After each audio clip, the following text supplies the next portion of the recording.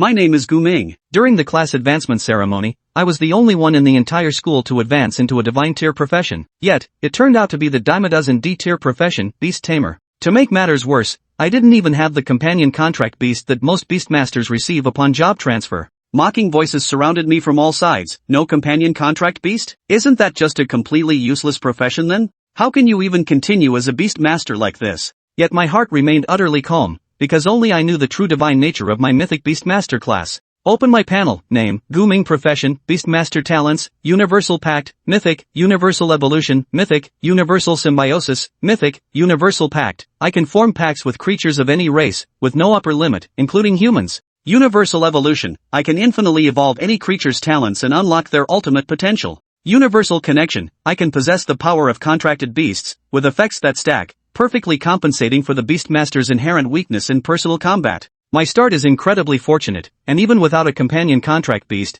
it's just a minor issue, I can find one on the spot. Teacher Wang announced that in 10 minutes, everyone would be organized to enter the artificial dungeon for practical combat. He saw me and immediately scolded. You don't even have a companion contract beast, yet you want to enter the dungeon? Are you going to hold everyone back? It will be ready soon. I have my own way, so you don't need to worry about it, teacher, I said calmly. My gaze fell on Su Yao, the school beauty of number 2 high school, an SSS-ranked burning sky archmage, a true powerhouse. Today, she finally surpassed the so-called perpetual runner-up in the job transition. Su Yao walked over and taunted smugly, not happy about it, huh? You, those without a companion contracted beast. Useless beast tamer. It's okay, you'll have it soon.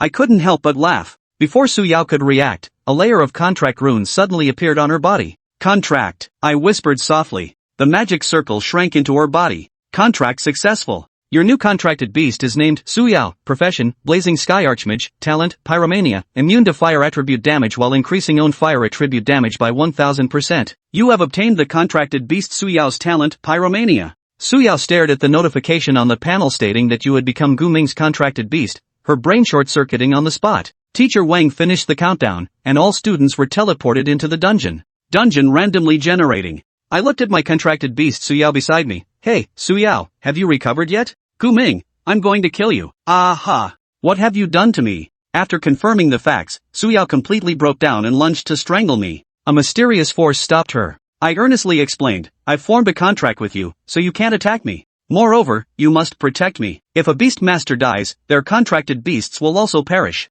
Su Yao was consumed with helpless rage but quickly regained his composure. Now is not the time to settle scores with you. I need to clear the dungeon first before anything else. Above the dungeon, a blood-red countdown was flashing. When the countdown reached 5, the broadcast sounded, this dungeon is titled, Forest of Mutated Slimes. The dungeon difficulty is comprehensively rated as, extremely difficult. Countless slimes of varying colors appeared. Su Yao was puzzled. What's there to be careful about with these slimes? They are different from normal slimes. They all have tentacle-like appendages on their bodies. This is the Forest of Mutated Slimes. I reminded her that the book specifically mentions that women being swarmed in large numbers could leave terrible psychological scars. Su Yao scoffed, I'm not afraid, burn them all. She released a fireball that vaporized a slime. Su Yao defeated a level 3 slime, you gain 6 EXP. I commanded, go forth, my contracted beast. Su Yao relied on the tenfold fire damage bonus from Pyrophilia, using the most basic fireball spell to eliminate large numbers of slimes, with the high temperatures instantly reducing vegetation to ashes. Su Yao has slain a level 4 slime. You gained 8 EXP. Su Yao has slain a level 9 slime. You gained 40 EXP.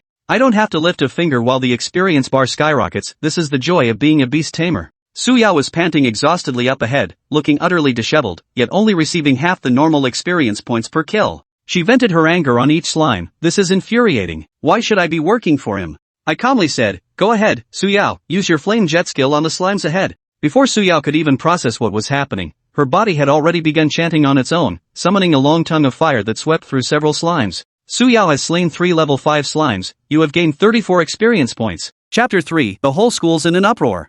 He contracted the school's most beautiful girl. Outside the instance, in front of the large screen on the number 2 high school playground.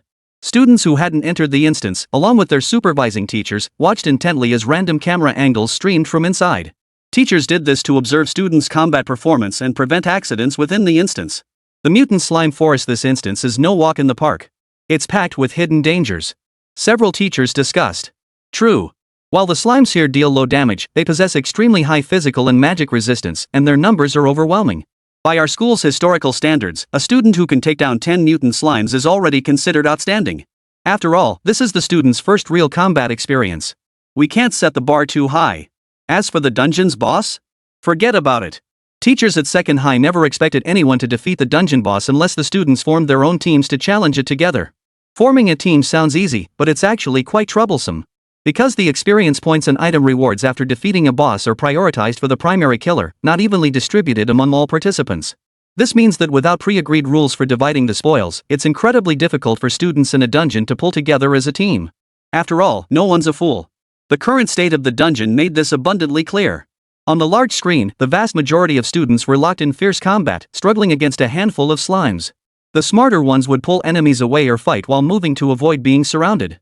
As for the less astute students, many were already on the verge of collapse, surrounded by slimes. Worse still. Hey, teleport that girl out immediately. Seeing the scene where a female archer was being entangled by a mass of slime tentacles, about to face something unsuitable for minors, a teacher immediately cried out in alarm. This was the mutated slime's signature attack: entanglement digestion. First digesting the victim's clothing, then slowly consuming their flesh. Fortunately, this was an artificial dungeon, and the unfortunate student was quickly teleported out. The moment she stepped out, she knelt on the ground, sobbing uncontrollably in terror, vowing never to touch a slime again. Sigh. This class really has bad luck, stumbling upon such a dungeon. The principal sighed helplessly.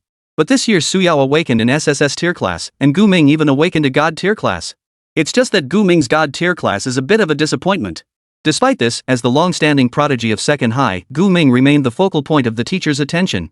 Even though his class had an unexpected twist: no companion contract beast, it didn't stop everyone from wanting to see his combat performance in the dungeon. Switch the feed to Gu Ming's side. Let me see what this God tier beast tamer is up to. The principal instructed the teacher in charge of the screen. The next second, the screen shifted to Gu Ming. He was strolling leisurely through the dungeon, his body emitting the faint glow that signaled experience points being gained. Not far ahead, Suyao stood like a fire god, vaporizing countless slimes like water.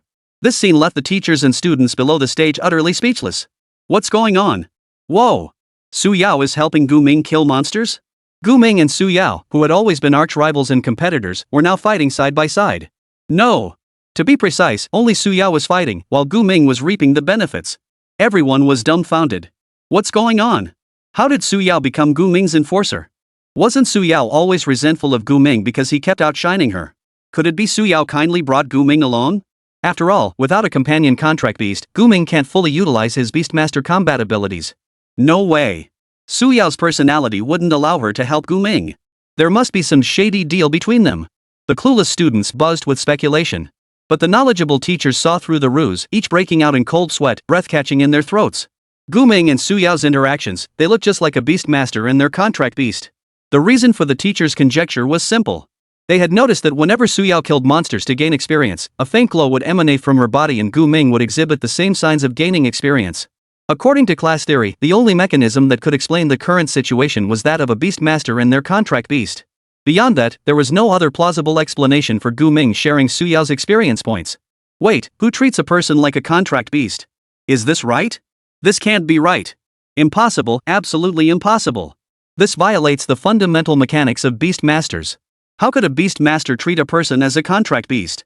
Many teachers were flustered, frantically flipping through books and searching online for explanations.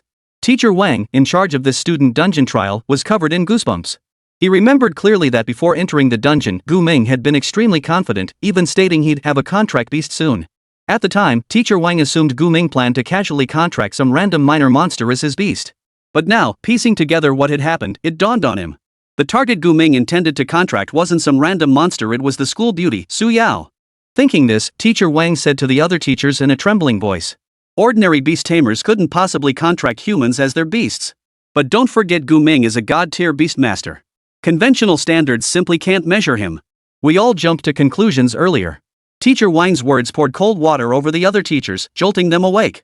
Indeed, how could the mechanics of a god-tier beastmaster be judged by the standards of ordinary beastmasters? Previously, the teachers had all believed that although Gu Ming had transferred to become a god-tier beastmaster, his prospects were bleak because he lacked the most crucial companion, a contract beast. But now it seemed. If Gu Ming could contract a human, especially one of the SSS-tier Burning Heaven Emperor class, it would be utterly terrifying. Compared to conventional contract beasts, humans clearly possess greater potential and are far easier to acquire. Holy crap! That's terrifying. No wonder Su Yao, Gu Ming's sworn rival, is now willingly grinding monsters for him. So Su Yao is actually Gu Ming's contracted beast now. A stunningly beautiful girl admired by thousands becoming a contract beast? What a bizarre turn of events. If that's the case, doesn't that make Gu Ming the strongest being in the current dungeon? The teachers' hearts sank, leaving them speechless. But the students who hadn't grasped the situation had different thoughts. Damn it, Gu Ming must have begged Su, the school beauty, to take him through the dungeon. What a shameless bastard. Sugar daddy leech. Wimp. So weak he has to suck up to girls to clear dungeons, huh? Su Xiaohua is too kind. She's actually willing to help Gu Ming farm monsters. Does she want to keep him as a kept man? So jealous. How come I never get to be protected by a super hot girl like that? Name, Su Yao. Class, Burning Sky Mage Emperor SSS rank. Talent, Fire Hunger. Level, LV7. Skills, Fireball LV2, Flame Breath LV2, Flame Siphon LV2, Lava Shield LV1. Master, Gu Ming. While Su Yao was fighting, Gu Ming had already checked her stats panel. Normally, personal panels could only be viewed by the owner themselves. However, as Su Yao's master, Gu Ming possessed the right to access her panel. Moreover, Gu Ming could even rename Su Yao's skills. For instance, her Flame Breath was previously called Flaming Tongue. This was his way of testing his Beastmaster privileges. Not bad. I'll reward you with extra chicken drumsticks after we clear this dungeon. Gu Ming said to Su Yao, who had just slain several slimes. He'd wanted to pat Su Yao on the head as encouragement, but she was covered in dirty ashes. He just couldn't bring himself to do it. Oomph, like I care about your chicken drumstick. I'm not your little dog. Su Yao's face flushed crimson, whether from exhaustion or embarrassment, she couldn't tell. But what she couldn't understand was why, after Gu Ming praised her, she felt a momentary surge of happiness. Was this also a trait of being a contract beast, really just like a puppy? Ugh, this is so annoying. The more Su Yao thought about it, the more unsettled she felt. To stop her mind wandering, she threw herself back into battle, activating her lava shield and unleashing skill after skill as she charged forward. Just as she was engulfed in a ring of flames, nearly incinerating all life around her, a sudden realization struck her. Why isn't he affected by the flames? And how does he have a lava shield too? And he can absorb excess nearby flames to convert them into MP points. These were clearly her own abilities. How could Gu Ming, a Beastmaster, possibly unleash these abilities? Noticing the shock on Su Yao's face, Gu Ming explained. These are your skills. As your master, I can share all your abilities. In fact, he could even evolve the shared Fire Hunger talent.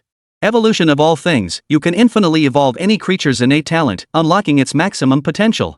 Chapter 4, Preparing to Steal the Boss. While reaping half the experience from Su Yao's monster kills, Gu Ming began strategizing his next moves. When he checked his skills earlier, he noticed that contract magic had entered cooldown, with 20 minutes remaining until its next use. I should be able to use contract magic one more time in this dungeon. Maybe I can scout for a new contract beast.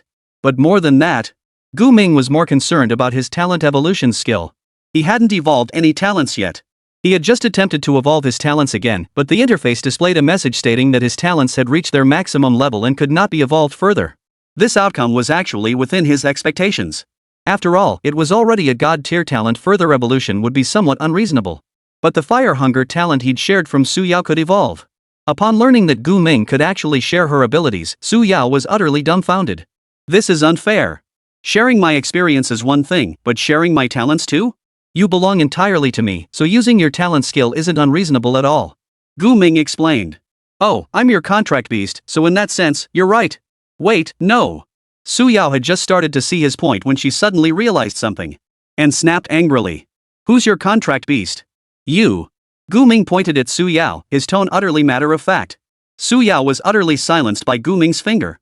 She felt drained of all strength, helpless as if fate had forced itself upon her. Stop spacing out. Look what I found. Gu Ming shook Su Yao's shoulder and pointed to a long trail on the forest floor. The trail was coated in slime fluid, stretching about 10 meters wide. It didn't take much thought to realize just how enormous the slime that created this trail must be. This must be the boss's trail, right? Su Yao tried to find the end of the trail, but realized it stretched at least 400 meters away, far beyond her sight. No doubt about it. This is the Slime King of the forest, the dungeon's boss. Gu Ming declared with certainty, then began following the trail. To secure the richest rewards in a dungeon, defeating the boss was undoubtedly the best strategy. We need to hurry. We can't let anyone else kill the boss. Right, though I don't believe anyone could snatch the boss from me. At the mention of boss stealing, Su Yao perked up. Su Yao defeated 4 level 6 mutant slimes. You gained 86 EXP. Su Yao defeated 1 large slime. You gained 104 EXP. Su Yao defeated 2 large mutant slimes. You gain 320 EXP. Your level has risen to 8. Skill proficiency increased. Along the trail of the Slime King, Su Yao could eliminate every slime within sight with a single fireball spell. After all, a 10-fold fire damage bonus from the fire craving talent was no joke. In any game, this would be considered a cheat level buff. Combined with the base damage inherent to her SSS tier class, those slow, bouncing slimes look like nothing more than jelly to her. Squishy as can be. Even when swarms of slimes extended their tentacles, they couldn't intimidate Su Yao in the slightest. And of course, they couldn't threaten Guming either. Guming reckoned at least half the slimes in the entire dungeon had been slaughtered by him and Su Yao, likely easing the pressure on other players. After all, many classmates who had been chased around by slimes were saved thanks to him. The traces are getting clearer, and the foul stench in the air is growing stronger. He glanced at the incredibly fresh slime fluid before him and warned Su Yao. Su Yao sniffed with her little nose, then immediately gagged and pinched her nose shut. What a disgusting smell. What on earth did that Slime King eat to grow so big? Probably the corpses of various creatures. Based on slime's consumption habits, the more they eat, the larger they grow. Gu Ming recalled the monster theory he had once studied. Slime creatures, though weak, possessed limitless growth potential. That's why so many novels choose slimes as protagonists. And right now, the strongest Slime King in this dungeon might be just around the corner. Hey, Su, the campus beauty. And, Gu Ming. Just as Gu Ming was about to continue searching for the boss with Su Yao, a male voice called out from nearby. Wang Tianhao. Gu Ming turned his head and recognized a familiar face. This guy was from another class, had decent grades, and had even advanced to an S-class profession Frost Mage. The situation at hand needed no explanation. Wang Tianhao was undoubtedly here to hunt the boss too, and had just happened upon them. What are you two doing together? Wang Tianhao eyed Su Yao, covered in grime, and Gu Ming, clean and sharp as if heading for a date. And was thoroughly puzzled. Even Su Yao, an SSS tier professional, looked so disheveled, yet Gu Ming seemed completely unscathed. This was too strange. Suddenly, it dawned on Wang Tianhao. Gu Ming, you're such a loser, living off a girl. ? Hearing Wang Tianhao's inexplicable remark, Gu Ming frowned slightly.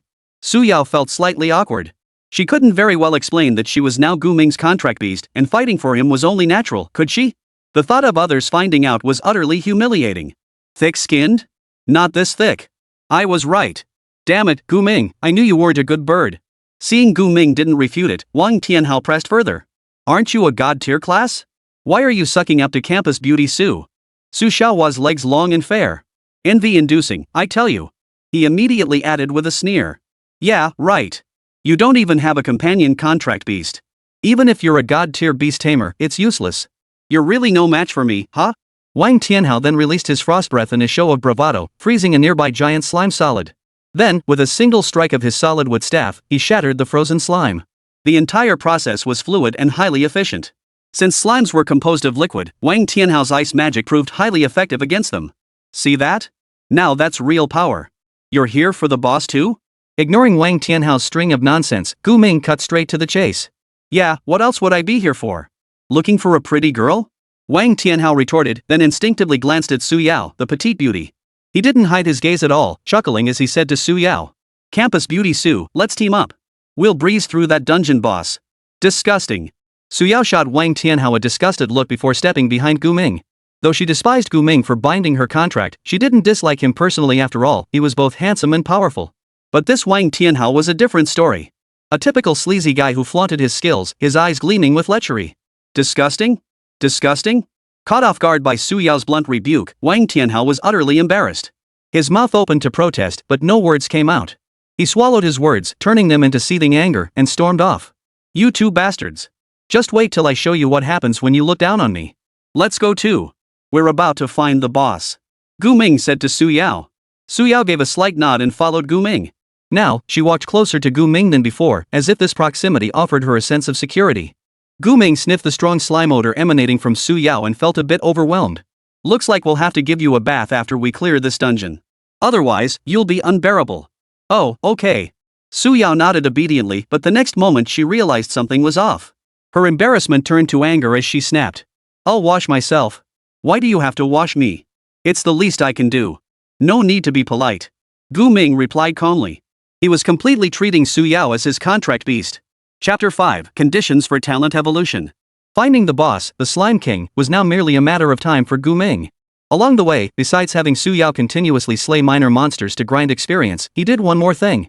Researching Su Yao's talent evolution. Do you wish to use your evolution skill on Suyao's talent Fire Hunger? Upon use, Fire Hunger will evolve into Flame Emperor. After talent evolution, Suyao will gain new skills and talent effects.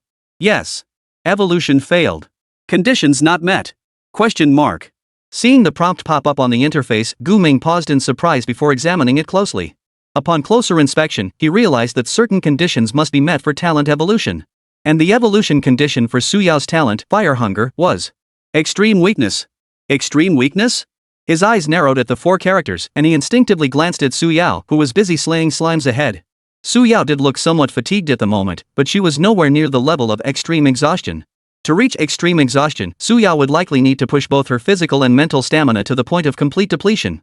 Clearly, these minor monsters she could one-shot weren't worthy of such exhaustion. Guess I'll just have to see what the dungeon boss is like. Hope it's not too weak. Guming silently mused to himself. After about 10 minutes, Suyao, who had been leading the way, suddenly stopped in her tracks. Her expression turned blank, as if she had seen something. Suddenly, she turned back and said to Guming with a hint of hesitation. The boss is right ahead. I've spotted it, but this boss is just... What? Guming stepped forward and followed Suyao's gaze. Instantly, he saw a slime as large as a small mountain, entirely pitch black. And atop this colossal slime sat a gleaming golden crown. There was no doubt about it, this was definitely the dungeon boss, the Slime King. From several dozen meters away, he checked the Slime King's stats panel. Slime King. Level 10. Abilities unknown. Weaknesses unknown. Level 10. And both its weaknesses and abilities are unknown. Guming checked his and Suyao's character panels again, noting that both had reached level 9. Suyao's fire magic skills now averaged level 3. At this level, taking down a level 10 boss shouldn't be too much of a problem. What strategy should we use? Suyao sought Guming's advice. Staring at the colossal Slime King without a hint of underestimation. Hearing Suyao proactively ask for his opinion, Guming couldn't help but smile and teased. Not bad, asking me for strategy. I thought you'd just charge in and start fighting. Damn you, Guming. You're making fun of me again. Teased by Guming, Suyao couldn't help but blush slightly. And though she didn't want to admit it, deep down she knew Guming was indeed a bit smarter than her. That was precisely why she'd sought his strategic advice before the fight. Hey, stop messing around. Just tell me how we're gonna play. Just charge straight in and start fighting. Guming calmly told Suyao as he watched the constantly writhing Slime King. Suyao froze at Guming's words. Before she could even protest, she saw a fireball already forming in his hand. Without another word, Guming unleashed a fireball spell, smashing it into the Slime King. In the next instant, the fireball vaporized a hole in the Slime King's bouncy, gelatinous body. The creature then sloshed and squelched its way toward Guming. Squish squish. The Slime King's body appeared soft and jelly-like, yet anything it passed over was instantly sucked into its body and rapidly digested. The crater left by the fireball had already completely healed, and its body had grown even larger. Watching the Slime King charge toward them like a small mountain, Suyao hurriedly began channeling her skill to launch an attack. Let's both stand back, draw the boss's aggro separately, and then... She called over her shoulder while casting her attack spell. But when she didn't hear Guming's immediate reply, she knew something was wrong. Turning her head, she saw Guming had already fled far away. And he'd even equipped the cowardly lava shield. Go for it. Fight on, my little fire dragon. Hiding behind a tree, Guming grinned and gave Suyao a thumbs up. Guming. You bastard, who's the little fire dragon? Suyao stomped her feet in fury, itching to charge over and kick Guming hard. Guming had clearly aggroed the boss, but when it actually came for him, he just ran off. What kind of teammate is that? Wait, no. She was the contract beast. As the Beastmaster, wasn't it Guming's job to stay out of the way? At this thought, Suyao was utterly speechless. Meanwhile, the crowd outside the dungeon at the academy was equally stunned by the scene. Because Guming had just attacked the boss with a fireball spell with such decisive and cool style. But no one could have imagined that the very next second, he'd abandoned Suyao and turned to run. Damn it, what kind of person does that? He's nothing but a pure, unadulterated team-selling bastard. Many students couldn't help but curse Guming under their breath. Guming didn't seem this unreliable before? Why did he suddenly betray his teammates now? I thought he was going to lead the charge, but instead he turned and ran. How could he abandon Suyao to face the boss alone? Oh my god. Everyone knew the boss in this school's artificial dungeon was impossible to take on alone. At least in the school's history, no one had ever soloed the boss. Even with a team, defeating the boss is as hard as climbing Mount Everest. After all, the very purpose of designing the artificial dungeon boss was to give the students a taste of their own medicine to let these newly transformed kids understand the boss's viciousness. So when Guming decisively attacked the Slime King, the entire school was stunned. But no one could have predicted that after drawing the boss's aggro, his first move was to run. This move left the teachers monitoring the back end speechless. Am I overthinking this? I thought this kid would pull off some flashy move. Unbelievable, absolutely unbelievable. Even if Su Yao is strong, Gu Ming can't just leave the boss for her to handle alone. Gu Ming never struck me as a backstabber before? Teachers, pay attention. If Su Yao is in danger, remember to teleport her back immediately. Got it. This dungeon boss is no pushover. I doubt even Su Yao can handle it alone. The teachers nodded in unison, their full attention fixed on the feed from Su Yao and Gu Ming's side. After all, at this stage, they couldn't spare a thought for how the other students were faring. After all, two newbies daring to take on an ultra-hard dungeon boss, this was a sight they might never see again. But then, the teachers suddenly noticed a student lurking furtively near the boss. Wang Tianhao? What's he doing hiding over there? Chapter 6, New Talent Flame Emperor. Skill, Explosive Inferno. Wang Tianhao stood not far from the boss, a smug smile on his face. He watched silently as Slime King drew aggro from Gu Ming and then attacked Su Yao. Who does this Gu Ming think he is? Making Su Yao take the front line like that. True, he's a beastmaster, what combat prowess could he possibly have? Wait, something's off. At that thought, his brow furrowed as he suddenly realized Gu Ming wasn't without combat prowess after all. Because when Gu Ming had drawn the Slime King's aggro just now, he had clearly conjured a fireball spell with his own hands. That fireball spell was identical to Su Yao's. Whoa!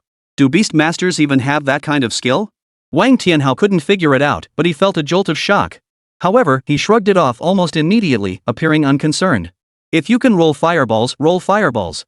Anyway, this boss won't die no matter how many fireballs you roll at it. Among all the students, only I, an S-rank ice mage, can take it down. Once that pair of lovers is done for, I'll rush out and snatch the boss. And while I'm at it, ha ha ha. After drawing the Slime King's aggro, Gu Ming charged straight towards Su Yao. Su Yao shed all emotion and immediately plunged into battle. She ran while continuously casting fireball and flame spray spells to attack the Slime King. However, she soon realized her attacks were having little effect on the Slime King. Or rather, even if she managed to severely wound it, the creature could simply roll around in the forest to instantly heal its wounds and even grow larger. This is way overpowered. Beads of sweat formed on Su Yao's forehead. She had no idea how many times she cast her spells, yet the Slime King seemed to have infinite health that simply wouldn't die. Honestly, she couldn't figure out how to kill this thing. Its regenerative abilities were simply too powerful. Unless it was instantly killed, any pause in the fight allowed it to instantly recover to peak condition. Meanwhile, the Slime King's attacks grew increasingly ferocious, as if it had entered a second phase. At first, it had merely lumbered back and forth with its massive body, but now, countless pitch-black tentacles erupted from its body, attempting to entangle Su Yao. If Su Yao hadn't continuously buffed herself with lava shield, she would have been caught by those tentacles long ago. But she couldn't keep up the MP forever. Once it ran out, she'd be in serious trouble. Gu Ming, think of something. Stop just watching, okay? Su Yao yelled at Gu Ming, her voice cracking slightly. Gu Ming stood 15 meters away, silently watching Su Yao being chased by the Slime King for several minutes. He responded to Su Yao. Don't stop. Keep attacking the boss with your skills. Huh? Why? Su Yao gasped for breath, utterly baffled by Gu Ming's words. Clearly, she had been attacking the Slime King with skills the entire time. But it hadn't done a damn thing. At this rate, the only outcome would be draining her stamina and MP until she couldn't even cast fireball anymore. Just listen to me. Gu Ming's tone was firm. He knew this was the best chance to meet the evolution requirements. If this Slime King didn't possess such formidable regenerative abilities, Su Yao would have taken it down in seconds. Facing any other level 10 boss, it would be nearly impossible to push Su Yao into an extremely weakened state. Therefore, he had to seize this opportunity. Worried Su Yao might not understand his actions, Gu Ming added. Don't worry, I've got this boss covered. I'm saving my ultimate move. Explaining the evolution skill to Su Yao would be too complicated, so Gu Ming kept it brief. Are you really sure? Su Yao hesitated for a split second, but the next moment, she obeyed Gu Ming and unleashed her full power once more. She knew Gu Ming was no fool. Otherwise, how could he have consistently outshone her all these years? Still, Su Yao couldn't fathom what ultimate move Gu Ming was holding back. What she didn't know was that even without a trump card, Gu Ming was utterly confident he could take down the Slime King. Outside the dungeon, the school faculty and students were equally baffled by Gu Ming's actions. Frowning deeply, they watched with growing frustration. Seriously, couldn't Gu Ming just team up with Su Yao to take down the boss? Yeah. Even if his damage isn't as high as Su Yao's, two people attacking together should be way more effective than just one. No idea what Gu Ming's thinking. Does this guy seriously plan to just leech off others to clear the dungeon? So much for being a god-tier beastmaster. Does he even function as one? Where's his divine beast contract? Poor Su Yao, having to be this guy's enforcer. You can say that again. I doubt even her burning heaven emperor class can take down this dungeon boss. Judging by the current situation, Suyao's damage output couldn't keep up with the Slime King's healing speed. The two remained locked in a stalemate. But everyone knew Suyao was human. Humans got tired and eventually ran out of MP. When that happens, even the Emperor of Burning Heaven will be doomed. It wasn't just the students, even the seasoned teachers couldn't make sense of the situation. While it's true that as a Beastmaster, Guming must prioritize his own safety and let his contract beast fight first. But watching this unfold, I haven't seen Guming use a single Beastmaster skill. By design, the Beastmaster profession comes with an initial skill called Blessing. Blessing is a support skill specifically for contract beasts, slightly enhancing their combat power. Yet Guming had never once cast Blessing upon Suyao. Could it be that Guming never actually made a contract with Suyao? Our previous assumptions were all wrong. No, that's highly unlikely. Teacher Wang shook his head, dismissing the other teacher's suggestion. He remained steadfast in his view. We can't judge him by the standards of ordinary Beastmasters. Guming is a god-tier Beastmaster. A god-tier profession offers us absolutely no reference point whatsoever. But one thing is certain, Guming definitely has his own agenda. Glancing at the other teachers, he asked, "Do you really think Guming, who's topped every exam for 3 consecutive years, is an idiot?" Whoa! The teachers exchanged uneasy glances. Indeed, in their eyes, Guming was the most outstanding student in the entire senior class, at least in theory. Therefore, Guming was absolutely not stupid. Yet some teachers couldn't help but sneer. He's just making Suyao waste her energy and MP attacking the boss. What's the point of that? Good theoretical scores don't translate to good practical results. I bet Guming is completely flustered. Right now, he has no clue what to do, but because he's cowardly and afraid of trouble, he's just hiding. Oof. Useless fool. Wait till Suyao can't run anymore, then let's see how he solo tanks the boss. In the dungeon interface, Suyao's movements had grown noticeably sluggish, a far cry from her initial agility. And the power of her cast spells was steadily weakening, now barely scratching the Slime King's surface. Realistically speaking, for a mage class, especially one without any item or equipment buff, Suyao managing to cast skills continuously for over 10 minutes was already incredibly impressive. Most ordinary mages simply didn't possess such terrifying MP reserves. But even the most abundant MP would eventually run dry. Huff. Sweat drenched Suyao's forehead. Her legs felt like they were filled with lead, making every step an agonizing struggle. She tried to conjure another fireball spell, but this time, no matter how hard she tried, it wouldn't come. It's over. My MP is completely depleted. Suyao shuddered violently, whirling to face Guming, who had remained motionless the entire time. Her voice was weak and strained as she cried out. "Guming, is your ultimate ready yet? I can't cast any spells anymore. I see it. Hold on for 10 more seconds." Seeing the moment was ripe, Guming immediately began attempting to evolve Suyao's talent. "Do you wish to use your evolution skill on Suyao's talent Fire Hunger?" Upon use, Fire Hunger will evolve into Flame Emperor. Yes. Suyao has met the evolution requirements. Evolution commencing. A magical formation suddenly appeared beneath Suyao's feet. The next second, a pillar of crimson flame engulfed her. Suyao was completely stunned. When she finally came to her senses, she saw the talent Fire Hunger vanish from her interface panel. Then, a talent she had never seen before, adorned with fiery effects, appeared. Flame Emperor. Talent, Flame Emperor, immune to fire damage, increases own fire damage by 3000%, learns new skills. New skill? Suyao immediately checked her skill bar. Sure enough, a new skill had appeared. Skill, Explosive Inferno. Isn't this a skill only possessed by bosses of at least level 80? Chapter 7, the ultimate move capable of wiping out an entire dungeon. Explosive Flames? Hell. Suyao remembered clearly she had seen this skill documented in some ancient text. But this skill didn't belong to a human mage, it belonged to a legendary boss called the Chimera. According to the records, when Chimera appeared back then, it nearly obliterated an entire city, one of its signature skills being Explosive Inferno. Generally, boss skills far surpassed human spells in power, so defeating a boss often required several human players of equal level working together. But what's going on now? Her innate talent had suddenly evolved into that of the Flame Emperor, granting her a boss-level skill. Regardless, Suyao was utterly exhausted and incapable of action. In her current state, she simply couldn't unleash that skill. Guming. Extremely weakened, Suyao instinctively looked toward Guming, only to see Guming slowly advancing toward the Slime King. Now, only Guming had the energy left to deal with the Slime King. But what was Guming doing? "You want to get up close and personal with the Slime King? You've done enough. Leave everything to me now." Guming turned back to Suyao, who was too exhausted to even stand. When Suyao's talent had just evolved, he had simultaneously gained a new talent, Flame Emperor, along with a new skill, Explosive Inferno. If, just minutes ago, he had been 70% certain he could take down the Slime King, now he was 100% confident. Wait, is this guy crazy? Wang Tianhao, who had been watching from a distance, was utterly baffled as he watched Gu Ming stride straight toward the Slime King. Gu Ming was a Beastmaster. Even if he was a god-tier class with significantly higher stats, what gave him the nerve to confront the Slime King head-on? Wasn't this just courting death? Even Su Yao had exhausted herself and failed to cripple the Slime King. Now Gu Ming was actually going to take it on himself to kill it. He's lost his mind. He must be insane. He's not a warrior class, he's just a weakling Beastmaster. It was common knowledge that Beastmasters themselves were extremely weak, barely stronger than ordinary people. Knowing this common knowledge, how dare Gu Ming attempt a one-on-one fight with the boss? Outside the instance, everyone stared intently at the large screen, watching Gu Ming steadily approach the Slime King. What is Gu Ming doing? He's trying to solo the boss? No way. That slime has insane regeneration, even SSS tier DPS can't take it down. I don't get it. I really don't get it. What has Gu Ming been doing the entire time? When Su Yao could still fight, he just stood by watching. Now that she's down, he suddenly wants to play the hero? Damn, even if you're trying to show off, this is taking it too far. This is pure suicide. The students watched as Gu Ming successfully drew the Slime King's aggro again, swallowing hard as tension gripped them. Gu Ming was probably the first Beastmaster daring enough to take on a boss solo.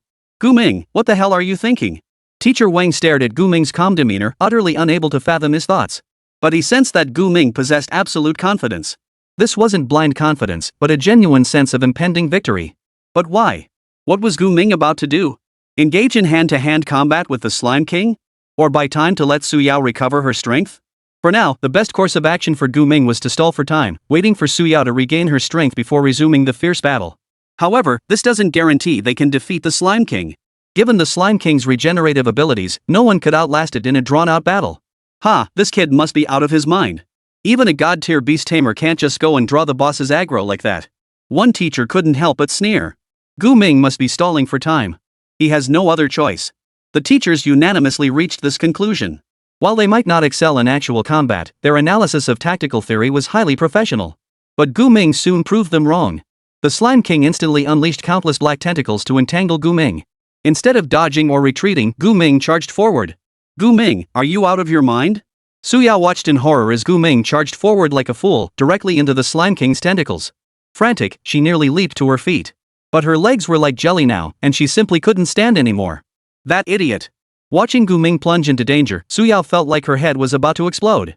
Yet Gu Ming, at that very moment, appeared as calm as if strolling through a garden. As tentacles coiled toward him, he instantly conjured a fireball. Instead of hurling it, he clutched it in his palm. The fireball remained in Gu Ming's hand, radiating terrifying heat that instantly vaporized the attacking tentacles. The Slime King trembled in fear upon seeing Gu Ming wield the fireball as a melee weapon. Perhaps its walnut-sized brain simply couldn't comprehend why Gu Ming would wield the fireball spell in such a manner. Squish squish. Even lacking intelligence, the Slime King instinctively retreated when its tentacles were nearly vaporized, seeking to devour plants to restore its body. But Gu Ming had no intention of giving it that chance. What kind of mage coward won't even engage in close combat? This class is meant to unleash ultimate spells right in your face. Gu Ming took a deep breath, held it, and in the next instant charged toward the Slime King's massive body. Driven by its instinct to devour, the Slime King opened its massive maw and swallowed Gu Ming whole. Su Yao watched Gu Ming get swallowed by the Slime King, her eyes widening as her brain instantly short-circuited. Pwa ha ha ha. Wang Tianhao, who had been hiding all along, couldn't hold back his laughter at the sight. What a idiot. Who in their right mind would voluntarily crawl into the Slime King's belly? After all, a slime's primary attack method was digesting its prey. And the Slime King was no exception. It went to great lengths to launch various attacks, all for the purpose of consuming its prey. But now, the Slime King didn't even need to bother. Gu Ming had jumped right in. This kid has truly lost his mind. I don't know how he wields fire magic, but he's practically walking into his own death. Teacher Wang covered his face in despair. What on earth had he been fantasizing about? That Gu Ming would pull off some flashy move and outmaneuver the Slime King? Granted, using fireball as melee combat showed some skill, but taking the Slime King's ultimate head-on was just. Teacher Wang sighed and addressed the other instructors. Forget it. Prepare the teleportation.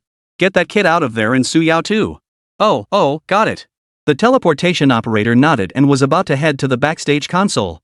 But the next second, Teacher Wang bellowed, halting him. Wait. Something's wrong. Something's terribly wrong. All the teachers stared at the screen in unison, their expressions utterly astonished, as if they'd seen a ghost. For on the screen, Gu Ming, who had just been swallowed into the Slime King's body, was suddenly surrounded by an eerie crimson magic array. Well-read teachers knew exactly what this array signified. A fire spell above level 80, with destructive power potent enough to obliterate the entire dungeon. Damn it! Why is he using such a terrifying skill? He's supposed to be a Beastmaster. Ha! Then, should we still teleport him out? Teleport him? Are you kidding me? If we teleport him out now, that spell will hit us right in the face. Do you want our entire second high team wiped out? Teacher Wang sucked in a sharp breath and immediately issued a new order. Quick!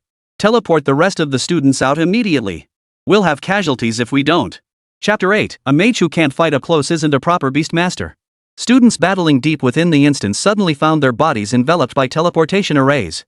And amid countless bewildered stares, they were transported one by one out of the dungeon and back to the school. Ha! I was just about to kill a mutated slime. Why did it teleport me back? The teleported students looked at each other in confusion, none understanding what had happened. Logically speaking, it wasn't time for them to be teleported out yet? Just as they were puzzling over it, they suddenly noticed something. The other students were all silent, their gazes fixed on the large screen in the schoolyard. Whoa, why is the screen still showing footage from the dungeon? Some of the newly teleported students looked up at the screen in curiosity. On the screen, a figure could still be seen. Upon closer inspection, it was none other than Gu Ming. Gu Ming soloing the boss and he got swallowed by the damn boss? Students who'd been fighting inside the dungeon and hadn't seen Gu Ming's situation were stunned.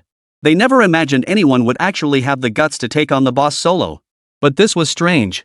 Gu Ming was clearly in the most dangerous situation right now, so why were they the ones teleported out? Is he about to unleash his ultimate move? A female student glued to the large screen murmured softly. Suddenly, an eerie crimson magic circle rapidly expanded from Gu Ming's body, engulfing the mountain-sized Slime King in less than 2 seconds. Even non-magic user students could tell this was clearly Gu Ming unleashing an immensely powerful skill. But weren't they all just newly transferred beginners? Shouldn't they only be able to cast basic skills? Why was he able to chant a major spell? This doesn't make sense. Identifying the power of a spell was actually quite simple. First, observe the complexity of the array. Second, gauge the caster's incantation duration. The spell Gu Ming was casting now featured an array so intricate it bordered on bizarre one not even documented in textbooks. It was clear this spell was no child's play. Gu Ming! Where's Gu Ming? Suddenly, Su Ya was also teleported out of the instance. She knelt on the ground, her eyes darting anxiously toward the large screen. There she saw Gu Ming chanting his skill inside the Slime King's body. At that single glance, she recognized the skill Gu Ming was unleashing. Explosive Blast. Hellfire.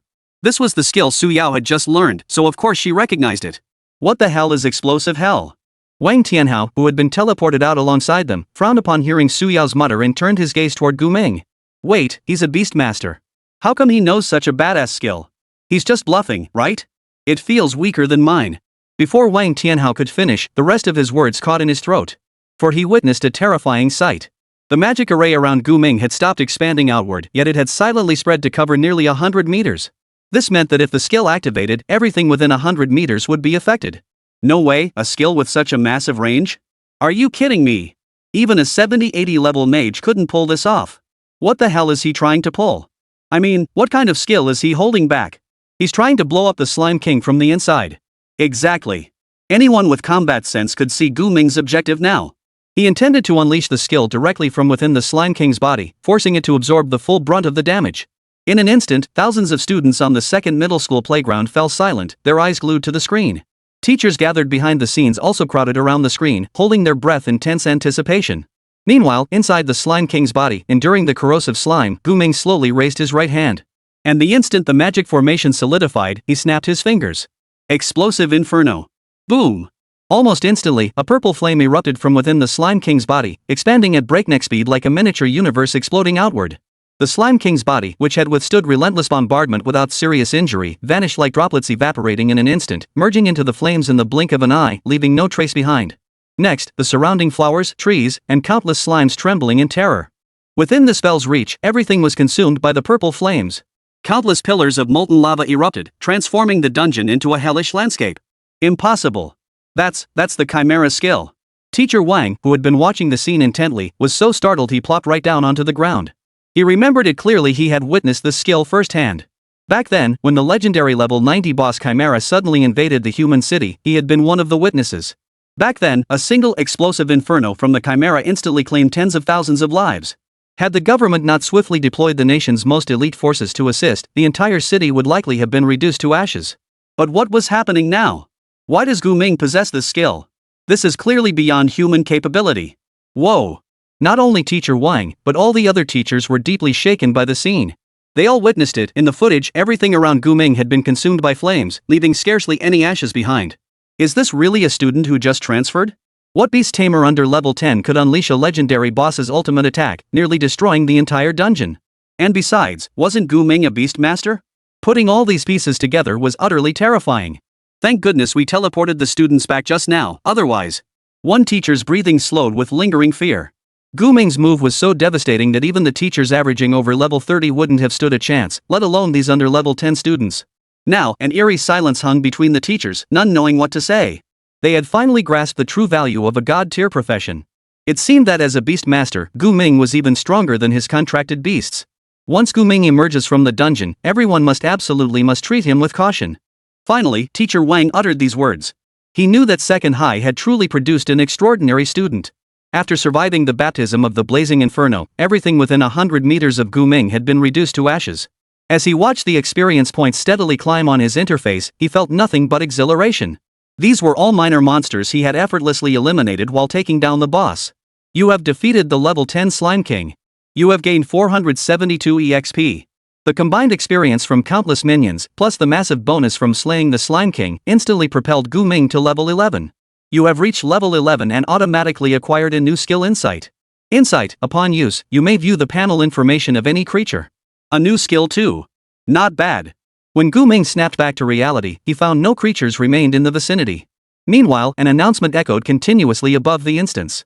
Student Guming has defeated the dungeon boss. Dungeon closing. 60 seconds remaining until forced teleportation. 60 seconds left. Guming took a deep breath. The sense of accomplishment from defeating the boss left him feeling unsettled for a long time. It was then that he suddenly noticed. What's that little thing still bouncing around? Chapter 9, The Contract Slime King. Amidst the ashes, Guming clearly saw a palm-sized black slime, bouncing frantically as it tried to escape. This slime looked like a drastically miniaturized version of the Slime King. Guming immediately reached out to grab it, simultaneously activating his newly acquired insight skill to examine the little slime's information. Slime King Boss Class. Race, Slime. Level 1. Innate ability, Devour can ingest and digest all manner of things, gradually transforming them into nourishment to fuel infinite growth. Skills, Charge LV1, Roll LV1, Digest LV1. Slime King? Huh, he's still alive? Upon seeing this information, Guming froze in disbelief. Logically, after enduring the baptism of the blazing inferno, the Slime King should have been impossible to survive. Not just a level 10 Slime King, even a more formidable boss would struggle to withstand an attack like internal explosion. Given the current situation, there was only one possible explanation. This Slime King possessed an excessively tenacious vitality. Before its demise, it had actually split off a smaller individual to prolong its life. Interesting. Quite interesting. Guming watched the bouncing, somewhat adorable Slime King before him and instantly became deeply intrigued. Based on his recent battle with the Slime King, its extraordinary regenerative abilities made it incredibly overpowered, even as a tank. It could be said that without his internal explosion attack, combined with the devastating damage from the Flaming Emperor and explosive Inferno Hell, defeating the Slime King would have been virtually impossible. In fact, no one in the entire dungeon could handle it. Devour. Judging by the description, this seems to be an ability that allows infinite growth. Guming couldn't help but wonder what effect this Devour talent would have after evolving. He attempted to use the talent evolution on the Slime King, but the next second, a prompt popped up on the interface. You have not contracted the Slime King. You cannot use the talent evolution skill on it. I almost forgot. Seeing the message, Guming stood up and immediately cast contract spell on the Slime King, intending to make it his contract beast. Unlike conventional beast tamers, he didn't need to consider the cost-effectiveness of the contract, as his contract technique incurred virtually no expense. And he didn't even need to worry about having too many contract beasts taking up slots. The bond of all things talent made it clear, Guming had no limit on the number of bonds he could form. If he wanted, he could contract every single minor monster he encountered. But that wouldn't accomplish much. He had no desire to become a mass-summoning beastmaster. After casting the contract spell, a magical array appeared on the level 1 Slime King. Within seconds, the entire contracting process was complete. You have successfully contracted the Slime King. Alright. However, after the successful contract, Guming waited a few seconds but didn't see the Slime King's innate skills synchronized to himself. After pondering for a few seconds, he shrugged it off. The Slime King's Devour ability was less a talent and more a slime trait.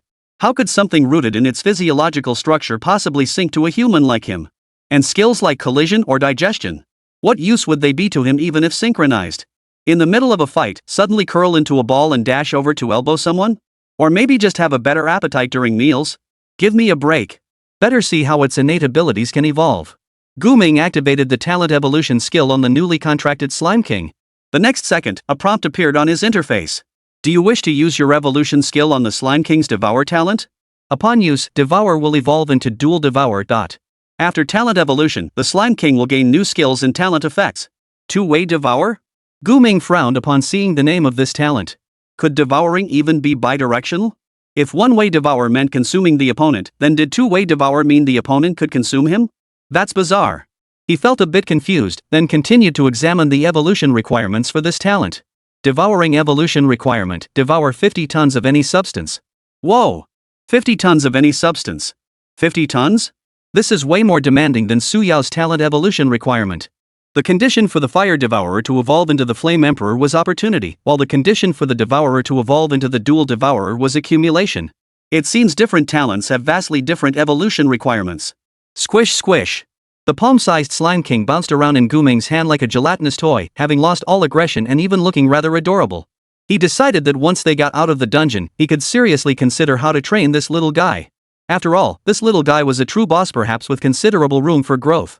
The 60-second teleportation countdown ended swiftly. As a beam of light enveloped Guming's entire body, he departed from the instance known as the Mutant Slime Forest. The playground of Second Middle School was unusually quiet at that moment. Thousands of students had witnessed an unforgettable scene on the giant screen. Guming, the sole survivor within the dungeon, unleashed an utterly terrifying and exaggerated fire spell, instantly defeating the boss that even Suyao couldn't overcome, incidentally giving the dungeon a thorough cleansing. Nearly every visible area was reduced to ashes under the baptism of the Inferno blast. Holy, holy.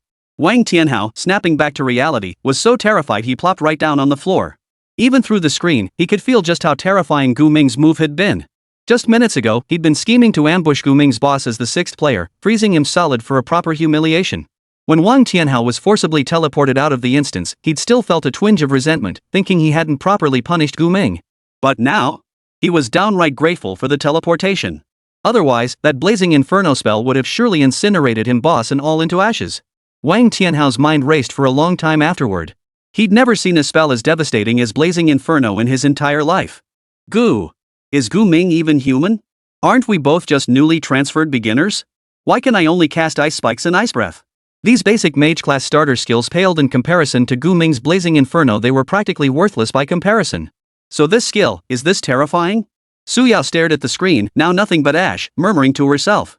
The moment she saw it, she recalled the legendary boss Chimera's ultimate attack described in lore, feeling nothing but sheer terror. What was even more terrifying was that Guming had actually unleashed it. Talent: Flame Emperor immune to fire damage, increases own fire damage by 3000%, unlocks new skills. Skills: Fireball LV3, Flamethrower LV3, Lava Shield LV2, Inferno Blast LV1. Suyao stared blankly at her newly updated talents and the explosive inferno in her skill bar, her mind buzzing incessantly. This meant she too could unleash such a terrifying skill as Inferno Blast. Though her current state of exhaustion from overusing skills had drained both her stamina and MP, making it impossible to cast even if she wanted to. But I feel stronger? A damage-boosting talent that had grown from 1000% to 3000% multiplier, coupled with Inferno Blast, a skill only legendary bosses could master. Suyao could scarcely believe she was still merely a newly transferred novice. A surge of exhilaration at her newfound power flooded her heart. But why? Surely it couldn't be because of some special bloodline that evolved her talents. Suyao wouldn't entertain such a foolish notion. She knew talents were fixed at the moment of class change.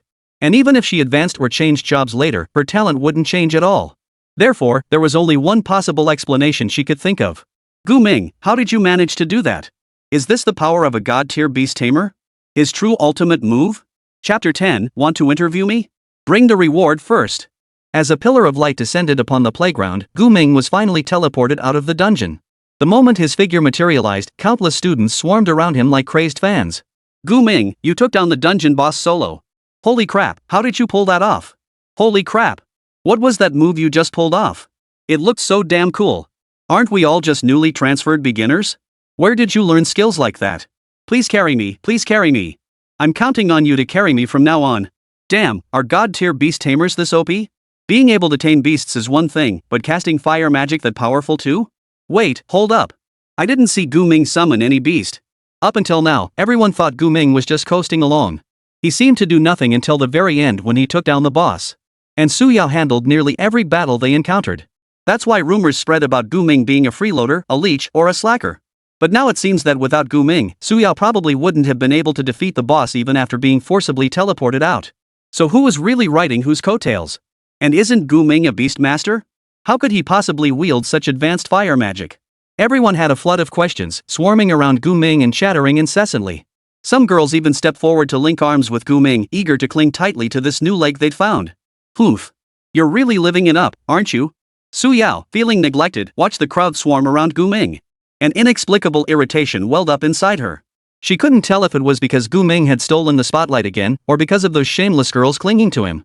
Now Su Yao wanted to approach Gu Ming, but she couldn't bring herself to do it. Yet at that very moment, Gu Ming, now the center of attention like a superstar, suddenly waved at her. Su Yao! Su Yao! Upon spotting Su Yao, Gu Ming waved at her while pushing through the crowd surrounding him, making his way toward her. Ha! Lost in her thoughts, Su Yao jolted awake at the sound of her name. Watching Gu Ming rush toward her with such determination, she felt inexplicably moved. Sure enough, Gu Ming hadn't forgotten about her, his contract beast, no, his comrade in arms. Su Yao felt a quiet thrill of satisfaction. But her moment of warmth didn't last long. It was instantly shattered by Gu Ming's next words. Hey, Su Yao, did you split the experience from killing that boss with me?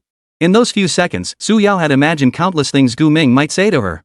Maybe he'd celebrate their victory, or express concern, or at the very least, say hello. But she never imagined Gu Ming would accuse her of stealing his experience. Su Yao, say something. Look at your level now. Did you take half my experience? Seeing Su Yao standing there blankly, her eyes vacant like a piece of wood, Gu Ming couldn't help but poke her shoulder with his finger. The next second, however, Su Yao exploded in rage. Her face flushed crimson as she pinned his head under her arm and roared. This is infuriating. Infuriating. Can't you speak like a human being? Cough cough, spit. You're out of your mind. Gu Ming felt one side of his face pressed against something soft and squishy, while his neck felt like it was being crushed. It was like bouncing back and forth between heaven and hell. Right? When did these two become so close? The students who had been about to surround Gu Ming instinctively stepped back when they saw Su Yao suddenly attack him. As the twin pride of second high and sworn enemies who couldn't stand each other, if these two started fighting, it was definitely not something others could get involved in. But strangely, their current behavior didn't look like a fight at all. Instead, it seemed more like playful roughhousing. It even carried a hint of flirtation. Recalling scenes from the dungeon where they'd fought together, though it was really just Su Yao doing all the work, the students couldn't help but let their imaginations run wild. This caused the girls who had intended to get closer to Gu Ming to instinctively take a few steps back. After all, they didn't have the guts to compete with Su Yao. After all, Su Yao wasn't just a newly promoted SSS tier Burning Heaven mage with formidable power. Her family background was also incredibly impressive. Rumor had it her father held a high-ranking position in the education bureau. Stop, hey. You two, stop fighting. Just as Su Yao was about to vent her anger on Gu Ming, several teachers rushed over and stopped her. Gu Ming had intended to teach Su Yao a lesson about basic contract beast etiquette, but upon seeing the teachers arrive, he could only shove her away and look up, asking, Teacher Wang, what's going on? Well, Teacher Wang, who was leading the group, paused for a moment before pushing his glasses up and forcing a calm smile. To be honest, he couldn't quite meet Gu Ming's gaze after all. Before the dungeon run, he'd called the kid ingrateful. At the time, he'd admittedly carried a hint of that teacher-student superiority complex. But now, the moment he saw Gu Ming, all he could picture was the scene of Gu Ming unleashing explosive inferno. In front of this guy, who would dare act like a teacher? Better keep your cool. Otherwise, if Gu Ming got too excited, he might just turn the entire faculty and student body of number 2 high into experience points. After a split-second pause, Teacher Wang finally addressed Gu Ming. Gu Ming, first, I'd like to congratulate you. Congratulations on successfully defeating the boss and clearing the dungeon. MHM. Gu Ming gave a slight nod, then extended a hand toward Teacher Wang with a subtle beckoning gesture, as if hinting at something. Mr. Wang didn't catch on immediately and asked, What do you mean? Reward. Isn't there an extra reward for the student who kills the boss? Gu Ming remembered clearly that the school definitely had this rule. He just didn't know what the reward actually entailed. But no matter what, that reward had to be his. Ha! Teacher Wang was taken aback by the question. After all, in all these years, Gu Ming was the first person to successfully defeat the boss and clear the stage. Before him, no one had ever received the reward. After blinking a few times, he finally snapped back to reality and nodded hurriedly. Right, there is a reward, but before that, I need to tell you something. Give me the reward first. Gu Ming continued beckoning Teacher Wang with his hand, his gaze unwaveringly firm, as if there was no room for negotiation. His thinking was simple: no matter what, he had to claim every reward he was entitled to. After all, wouldn't the post-match interviews have to wait until the gold medals were awarded? Well, that's not entirely up to me. You will definitely receive your reward, but we need to discuss it with the principal. Mr. Wang replied with a wry smile. Alright, let's go see the principal now. Gu Ming withdrew his hand and shot Su Yao a glance, signaling for her to follow him. Alright, come with me. The principal will definitely want to see you too. Teacher Wang nodded. Since he couldn't persuade Gu Ming otherwise, he decided to go along with his plan. He knew that given Gu Ming's recent performance, the principal was probably itching to meet him. Chapter 11, $1 Million Bonus arrives. Second high school, principal's office. Principal Zhang, I've brought Gu Ming over.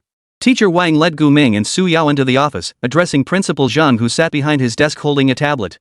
Gu Ming narrowed his eyes and saw footage of himself defeating the Slime King playing on Principal Zhang's tablet. Gu Ming? Gu Ming.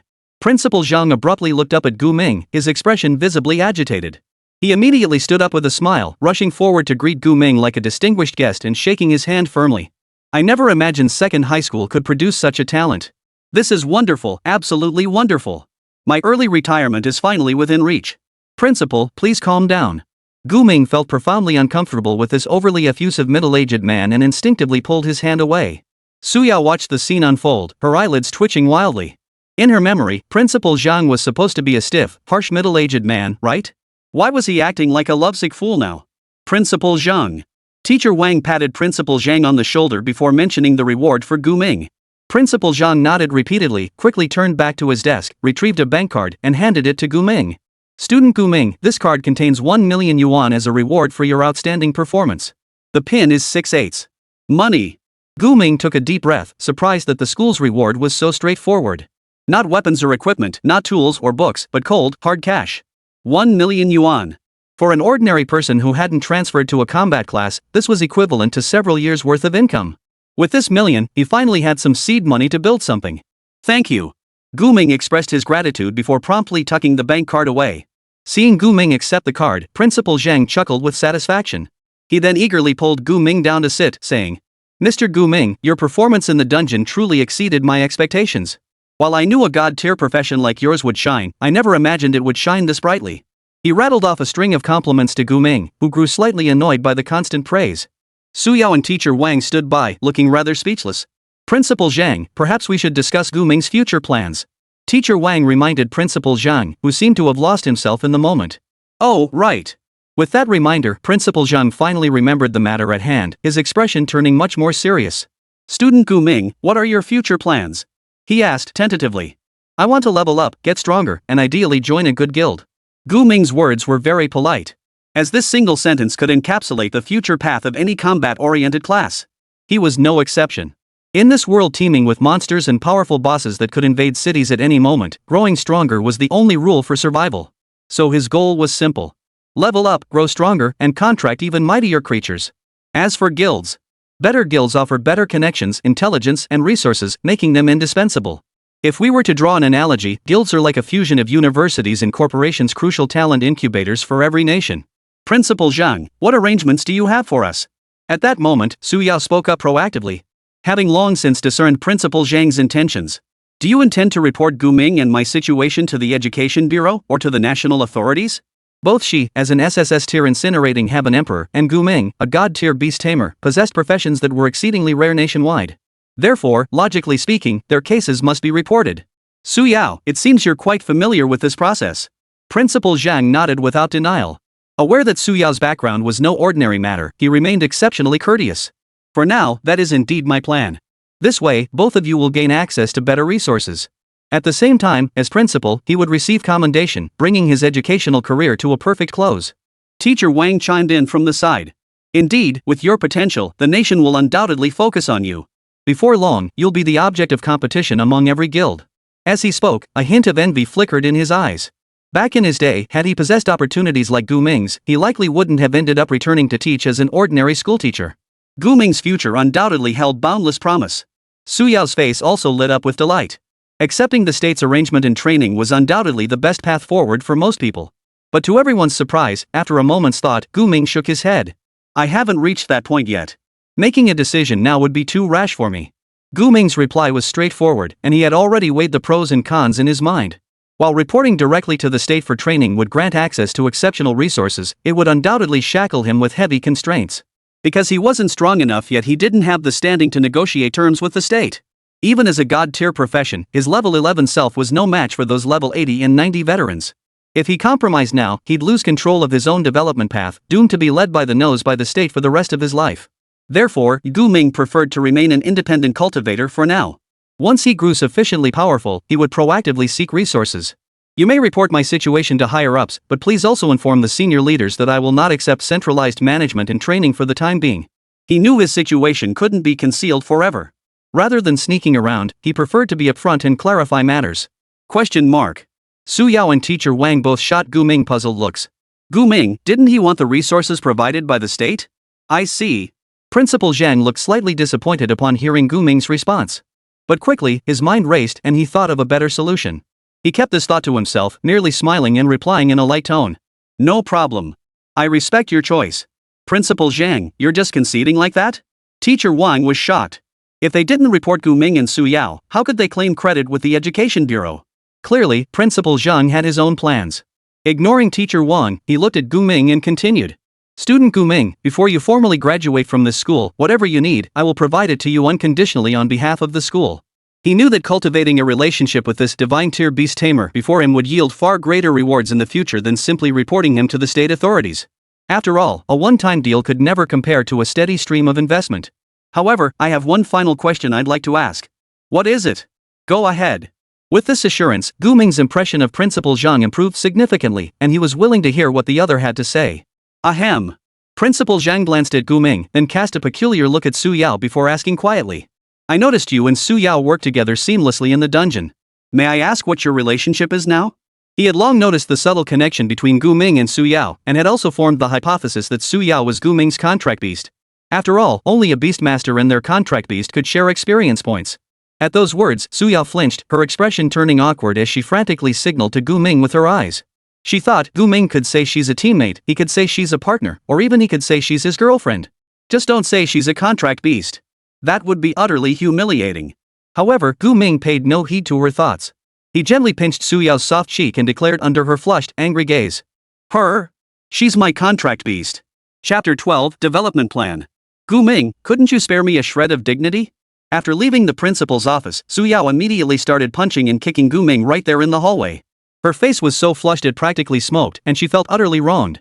Was it something you could just casually blurt out about Gu Ming being a contract beast? Just how clueless could he be? He didn't consider a girl's feelings at all. Alright, stop it. Faced with Su Yao's attack, Gu Ming's simple command instantly halted her. Because of the contract beast's mechanism, she obeyed every word Gu Ming said without question. Su Yao pouted in frustration, glaring up at Gu Ming's smiling face with her little fists clenched tight. What are we supposed to do now? At this point, she might as well accept her fate. Since things are what they are, let's just eat first. Gu Ming pulled out the bank card with a 1,000,000 yuan balance from his pocket, flicked it lightly with his index finger in front of Su Yao, and said with a smile. Come on, your host is inviting you to take a bath and then enjoy a feast. You're finally doing something human. Want me to help you wash later? No need. Thank you. Su Yao replied sternly. After showering in the school bathroom and changing into fresh clothes, Gu Ming took the clean, white, and fragrant Su Yao out for a big meal. The big meal you promised me is eating at the school cafeteria? Su Yao stared at the dishes she'd eaten countless times behind the display window, along with the kind and friendly auntie serving the food, her face wearing an unmistakably resentful expression. Yep. Help yourself. I'll swipe my card.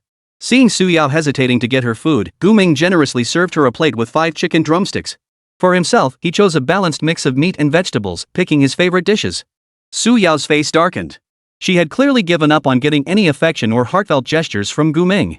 Clearly, Gu Ming genuinely treated her like a pet, even feeding her with such pure intent nothing but nutritious chicken drumsticks. Students passing by couldn't help but stare curiously at the pair, often lowering their heads to whisper among themselves. Did he finally win over campus belle Su? Gu Ming spoils her so much he gave her 5 big chicken legs in one go. You bet. Just now in the dungeon, Gu Ming bravely charged at the boss. His domineering way of protecting his wife was absolutely stunning.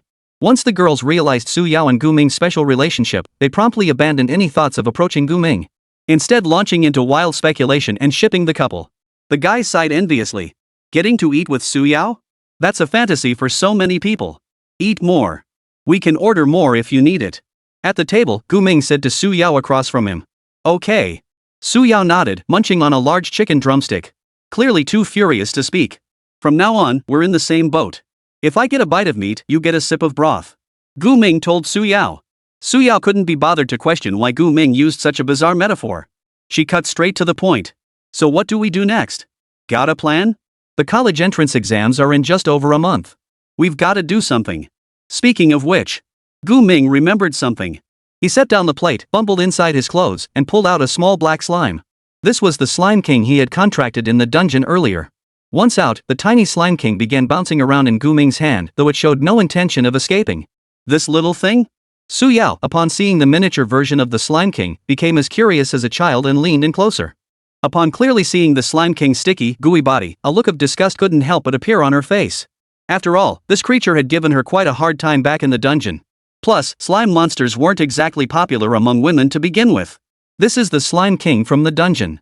I captured it, though it's only level 1 now. Gu Ming explained to Su Yao. Then, he picked up a chicken drumstick from Su Yao's plate and placed it in front of the Slime King. The Slime King instinctively moved closer upon seeing the drumstick, attempting to swallow it whole with its body. Surprisingly, after coating part of the drumstick in its slime, the meat actually began digesting at a visible speed. This instantly reminded Gu Ming of the dungeon scene that Slime King could digest even a tree trunk in an instant. Within mere seconds, the Slime King had devoured the entire drumstick, its body swelling to the size of a fist. What a rapid growth rate! Su Yao watched the entire process unfold, utterly astonished. No wonder the Slime King boss in the dungeon could grow so enormous. What would take an ordinary slime ages to digest, this thing could completely process in moments and with an incredibly high conversion rate. Truly worthy of the king rank slime. Next, I plan to evolve its innate talent first. You can evolve its innate abilities? Su Yao was somewhat shocked. But then she thought about it and understood. Since her own talent had evolved from Fire Hunger to Flame Emperor. Clearly, this was Gu Ming's handiwork. After Gu Ming's brief explanation, Su Yao finally understood the nature of his evolved talent ability. She marveled inwardly this talent skill was simply too godlike. Was this the true value of a god-tier beast tamer? However, what Gu Ming hadn't told her was that he possessed 3 such innate skills. A startling thought suddenly struck Su Yao, and she hurriedly asked Gu Ming. Can my talent evolve further? Yes. Gu Ming nodded slightly, re-examining Su Yao's innate talent, Flame Emperor. He saw that while the Flame Emperor could indeed evolve further into Blazing Calamity, the requirements for this evolution were rather demanding. To evolve your talent further, you must defeat a level 50 dungeon boss. 50 level? Su Yao frowned, her mouth gaping wide in shock. She checked her character panel and realized she was only level 11. To defeat a level 50 boss, she'd have to reach level 50 herself first. Leveling up inevitably became harder and harder for everyone. Leveling from 1 to 10 might take just 2 or 3 days, but climbing from 10 to 20 could take years. Let alone reaching level 50. That was practically a lifetime for most people. It seemed these evolution requirements were indeed quite harsh. Upon learning this, Su Yao felt a pang of disappointment. That's why I'm planning to evolve this little guy's talent first. Gu Ming cradled the noticeably larger Slime King in one hand as he addressed Su Yao. He looked up at Su Yao and said, "Don't go home tonight. Come straight to my place. Let's do something exciting." Exciting things? You? Su Yao swallowed hard at his suggestive words, her mind racing with imaginings. Meanwhile, Gu Ming had already formulated a plan in his mind. He intended to fulfill the evolution requirements for the Slime King talent within the next day. Devour 50 tons of any substance. Chapter 13, the plan begins. First, accept a commission. Many people have no concept of 50 tons, assuming it must be an enormous mass. But in reality, a single tree with a diameter of half a meter and a height of 10 meters already weighs over 1 ton. To fulfill the evolution requirements for the Slime King talent, all it takes is for it to devour 50 such trees. The problem is, you're still too small to digest such large volumes. At home, Gu Ming placed the Slime King, now about the size of 2 hands, on the table, quietly examining it. Finding 50 tons of material for it to consume was straightforward, but its current size clearly only allowed it to swallow small objects. Like a handful of flour, a chicken drumstick, or a potted plant. Gu Ming had already conducted a comparison. The Slime King's digestion speed for powdered items was noticeably faster than for solid ones. Its digestion of solids was visible to the naked eye, but powdered items vanished in an instant. This pattern mirrored the digestive mechanisms of most living creatures. Knock knock knock. Just as Gu Ming was casually feeding the Slime King some scrap paper, a knock sounded at his door. Hey, hey, hey! Is Gu Ming home? Su Yao's voice rang out from outside. Gu Ming got up and hurried over to open the door for Su Yao. The moment he opened the door, he saw Su Yao standing outside holding a large package. Su Yao's outfit was different from her usual school attire. She was dressed in what looked like mage gear, giving her a distinct little witch vibe. Who knew you were into cosplay? As soon as he saw Su Yao, Gu Ming couldn't resist teasing the girl. Ha! Su Yao froze for a moment, then glanced down at her brand new outfit. Instantly understanding Gu Ming's meaning, she huffed, pouting playfully. What cosplay? This is gear equipment that makes me stronger. A full set costs over $1 million. It's all green gear. To correct Gu Ming's misconception, Su Yao lifted the hem of her skirt, still warm with magic, and continued explaining. My dad heard I transferred to a 3S mage class and was so thrilled he immediately bought me this level 10 green quality gear set. Don't get the wrong idea. Oh, I see. Truthfully, Su Yao didn't need to explain at all. Gu Ming had only glanced at her interface panel to know exactly what she was wearing. As she said, this set was indeed green quality gear. Its primary bonuses were defense and a slight increase to MP capacity. Even though it was only green tier gear, its price was beyond what an ordinary family could afford. It was clear Su Yao's family was quite well off. For most families, the highest quality gear they could afford for their children was white. As for higher tiers like green, blue, purple, gold, or red, well, that's something the child would have to earn through their own efforts. Whether purchased from the market or obtained from dungeons, high-quality gear has always been the dream of countless adventurers. And what about this? What are you holding? Gu Ming pointed at the large bundle Su Yao was holding. Asked this, Su Yao's face flashed a hint of pride. She chuckled softly at Gu Ming and said, "Heh, this time you're riding on this lady's coattails, look."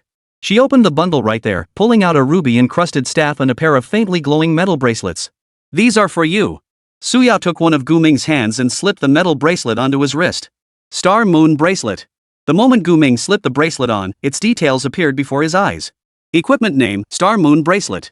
Equipment slot, wrist. Required level, 10. Quality, rare blue. Effects, increases wearer's MP by 10%, slightly boosts MP regeneration rate. Effects double under moonlight. Blue quality? Gu Ming was somewhat surprised he hadn't expected the bracelet Su Yao gave him to be blue quality. After all, blue quality gear like this never sold for less than $1 million on the market.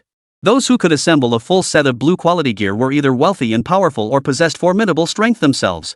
Clearly, Su Yao had gone to great lengths to procure this gear for him, a sign of genuine care and considerable generosity. Though it was most likely funded by her family. Pretty impressive, huh? Su Yao chuckled softly, her eyes fixed on Gu Ming like a puppy waiting for praise. It's good. Really good.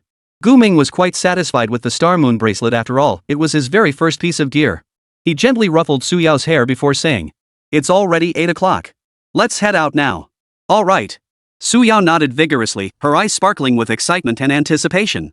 This was her first time venturing into the wilderness to hunt monsters since changing jobs. And on a moonless, windy night, no less.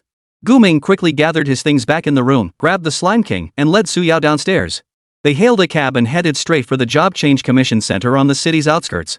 As the name implied, this place provided commission tasks for all kinds of job changers. Production-type job changers could find crafting tasks, support-type job changers could join combat teams, while combat-type job changers could find assignments like clearing wild area monsters or dungeon runs. Gu Ming intended to start here to see what jobs were available. After all, completing tasks meant earning money. Though his primary purpose for venturing out this time was to help the Slime King complete its innate evolution. Still, who wouldn't want to earn a little extra cash? Hello, you two look new around here. Is this your first time visiting? The receptionist at the counter inquired warmly. Yes, we're combat-type job changers. We're looking for some monster clearing quests to test our skills. Gu Ming replied. Su Yao stood behind him, peering around with childlike curiosity. No problem at all. We have plenty of beginner-friendly quests available. Please register first. The receptionist pulled out 2 registration forms and pens, handing them to the pair. They took the forms and began filling them out quickly. Just as he was about to finish, a slightly surprised voice came from beside Su Yao. Whoa! Young man, you're burning heaven Emperor class. It's not S rank, is it? Question mark. Su Yao and Gu Ming both looked up at the man who spoke. Dressed in a set of metallic light armor, a black longsword slung over his shoulder, clearly the image of a warrior-type profession. None of your damn business. Su Yao glared at him without mincing words. This guy was so rude. Whoa, you've got quite the temper. I didn't mean anything by it. The man chuckled awkwardly, then glanced at Gu Ming and muttered. I'm just genuinely curious, you two don't look that old. Still students, right? Why'd you decide to take on missions already? Chapter 14, never seen monster farming like this. Huh? Can't students take on commissions? Gu Ming retorted. He could see a hint of disdain in the man's eyes, so his tone lacked patience. Fortunately, the man had enough social awareness not to speak recklessly. Of course you can. Haha, usually newbies like you need an experienced player to guide you, right? What, you two plan to venture into the wilderness alone? Seeing that Gu Ming seemed to have a short fuse, the man's attitude softened considerably. Hey, buddy, aren't you a Beastmaster? Where's your contracted beast? Don't tell me it's this thing. He pointed at the Slime King sitting beside Gu Ming. The little thing looked outright laughable. What kind of Beastmaster would bring this thing into battle? Poo poo poo poo. The Slime King seemed to sense the man's hostility, bouncing toward him as if ready to charge. But being only 2 hands tall and a mere level 1, it couldn't possibly harm anyone. Hey, we don't even know you. Are you crazy? Shut up. Su Yao couldn't hold back any longer. After yelling this, she kicked the man squarely in the calf. Unfortunately, the man reacted quickly and dodged it. Hey, gentlemen use their mouths, not their fists. I'm not afraid to fight you. Sir, please don't disturb these two while they're registering, okay? At this point, the counter attendant couldn't stand by any longer and addressed the man as politely as possible. Fine, I'll go handle my business elsewhere. I won't bother you anymore. Seeing this, the man shrugged, abandoning his harassment of Gu Ming and Su Yao. He turned and headed to the self-service kiosk to check his assigned tasks. Miss, you're so kind. If you hadn't spoken up, I might have lost my temper. Su Yao shot the departing man a furious glance before turning to the counter attendant. The counter attendant smiled gently, took the registration forms filled out by both Gu Ming and Su Yao. After briefly glancing over their information, she spoke up. It seems this is your first time accepting commissions, and both of you are level 11. Therefore, I recommend you take on some D-rank commissions. D-rank quests were the simplest batch, typically involving clearing out low-level monsters under level 10 or gathering basic materials. They were low risk and very safe, but the rewards were pitifully small, generally meant for newcomers to practice on. The counter attendant picked up the tablet on the counter and displayed a batch of D-rank quests for Gu Ming and Su Yao. Gu Ming took the tablet and examined it closely. Clear level 4 corpse shell beetles in area B of the dark forest. Reward, 50 yuan per beetle. Eliminate level 10 giant burrowing rats roaming the city outskirts. Reward, 8,000 yuan. Collect low-grade metal ore from splintered rock mountain. Reward, 300 yuan per kilogram of ore. He swiped through the screen a few times, finding these D-level quests far too simple. The monsters to be killed were mostly below level 10. And the rewards were pitifully low. Given his and Su Yao's current strength, taking these quests would be a total waste. Excuse me, I'd like to see what C-rank commissions are available. Gu Ming returned the tablet to the counter attendant with a smile. C-rank quests. Are you sure? You're still newbies, you know. We're sure. Well, alright then. The counter attendant hesitated, but when she glanced at Su Yao standing behind Gu Ming, she pursed her lips. She pulled up the C-rank quests on the tablet and handed it to Gu Ming. Considering this young lady holds an advanced profession, otherwise I'd never let 2 newbies like you take on a C-rank commission. Yes, a high-tier profession. Setting aside Gu Ming the Beastmaster, Su Yao's title alone Emperor of Burning Heaven was proof enough that her strength was far from ordinary. She was most likely someone capable of fighting above her level. Otherwise, sending ordinary level 11 players to handle a C-rank commission would be nothing short of courting death. Thank you. Gu Ming took the tablet and continued browsing. After about 10 minutes of scanning, he finally spotted a promising commission. Clear monsters surrounding the Greenlight Lake water source area. Reward, 300 yuan per monster below level 10, 500 yuan per monster above level 10, 1000 yuan per monster above level 15. Mission Intelligence. Recently, Greenlight Lake, a vital water source for Linjiang City, has been overrun by a sudden influx of unknown monsters. This has significantly impacted citizens' lives. Monster levels range from 10 to 20, predominantly beast-type creatures. Precautions: these monsters are classified as an invasive species. Expert analysis suggests their appearance may signal a greater threat in the future, though further investigation is required. Additionally, do not enter Greenlight Lake itself. Be cautious of unknown dangerous monsters lurking within the lake. Recommended level, 15. Recommended party size, 6 players. What most intrigued Gu Ming about this mission was its lack of strict restrictions on the types of monsters to be cleared. Meaning any monster slain within the designated area could be exchanged for rewards. Undoubtedly, this was the ideal choice for Gu Ming if he wanted to grind monsters extensively for leveling up, while also providing ample prey for the Slime King. Moreover, its difficulty level wasn't too high. He and Su Yao could handle it easily. But the most crucial factor was the task's exceptional location. Greenlight Lake in the forest. Let me see. Su Yao peered over and skimmed the quest details. When she saw the suggested level and party size requirements, she froze in shock. Level 15, 6 people? Level 15, a 6-person party that was already a standard raid team. But they were only level 11, just the 2 of them. That gap was just too huge. While everyone has the freedom to accept commissions, I still suggest you. The counter attendant sighed helplessly with a wry smile. I suggest you avoid taking on such a difficult commission. Why not look at something else? She simply couldn't fathom why this handsome young beast tamer before her could be so utterly confident. Was it to show off in front of girls? That didn't seem right. He appeared very level-headed, not the type to risk himself just to show off. No need to look further. I'll take this one. Gu Ming returned the tablet and said calmly. This. The cashier hesitated, glancing at Su Yao as if seeking her opinion. After all, Su Yao and Gu Ming were together. Su Yao pondered for a moment before nodding. No problem. Go ahead and register this request for us. She couldn't fathom where Gu Ming's confidence came from, but she had a feeling he already had a perfect plan in mind. After all, Gu Ming was sharp as a tack. He always came up with strange yet remarkably effective solutions. Like back in the dungeon, even if Su Yao had 10 heads, she never would have figured out how to output data inside the Slime King's body. All right. Seeing both of them determined, the counter attendant nodded and promptly registered the commission for Su Yao and Gu Ming, handing them 2 task recorders. These task recorders were devices that tallied the number of kills made by the commissioned agents, facilitating the final settlement of their rewards. They would record the entire mission process in video format and transmit it in real time to the commission center. After securing the recorders for himself and Su Yao, Gu Ming stepped outside to wait for a bus bound for Greenlight Lake. Greenlight Lake lay at least 40 kilometers from the city's edge, making the regular shuttle bus the obvious best choice. Gu Ming, do you already have a plan in mind? While waiting for the bus, Su Yao stood beside Gu Ming and asked curiously. Yeah, this mission is our best option. If nothing goes wrong, we should be able to clear all the monsters in the Greenlight Lake area tonight. Gu Ming murmured to Su Yao as he gazed toward the direction the bus was approaching. Hearing this, Su Yao was taken aback. She knew the entire Greenlight Lake area spanned nearly 1,000,000 square meters. The monsters dwelling there numbered at least 10,000. Forget 10,000 monsters above level 10, even 10,000 pigs that only ate, the two of them couldn't clear them all in one night. But then Su Yao suddenly understood. She quickly said, "You plan to clear the entire map with Blast Hell?" "Of course not. We don't have the stamina or MP to spam that skill. Relying solely on it is impossible to clear the map." Gu Ming shot Su Yao a look reserved for idiots before flicking her forehead. Su Yao felt a bit put out, but her curiosity got the better of her. "Then what do you plan to do? Spit it out, stop teasing me." "The solution is simple." Gu Ming took a deep breath and whispered to Su Yao. "We just set it on fire. Burn the entire Greenlight Lake area to the ground." "Of course, that's only part of my plan." "What? That's not enough. You're a psychopath." Chapter 15, New Bodyguard? Su Yao was stunned. She couldn't keep up with Gu Ming's train of thought at all. She desperately wanted to know what else Gu Ming had planned besides setting fires, but he simply replied that she'd find out in due time. After waiting about 10 minutes, the bus heading to the Greenlight Lake area pulled up right in front of them.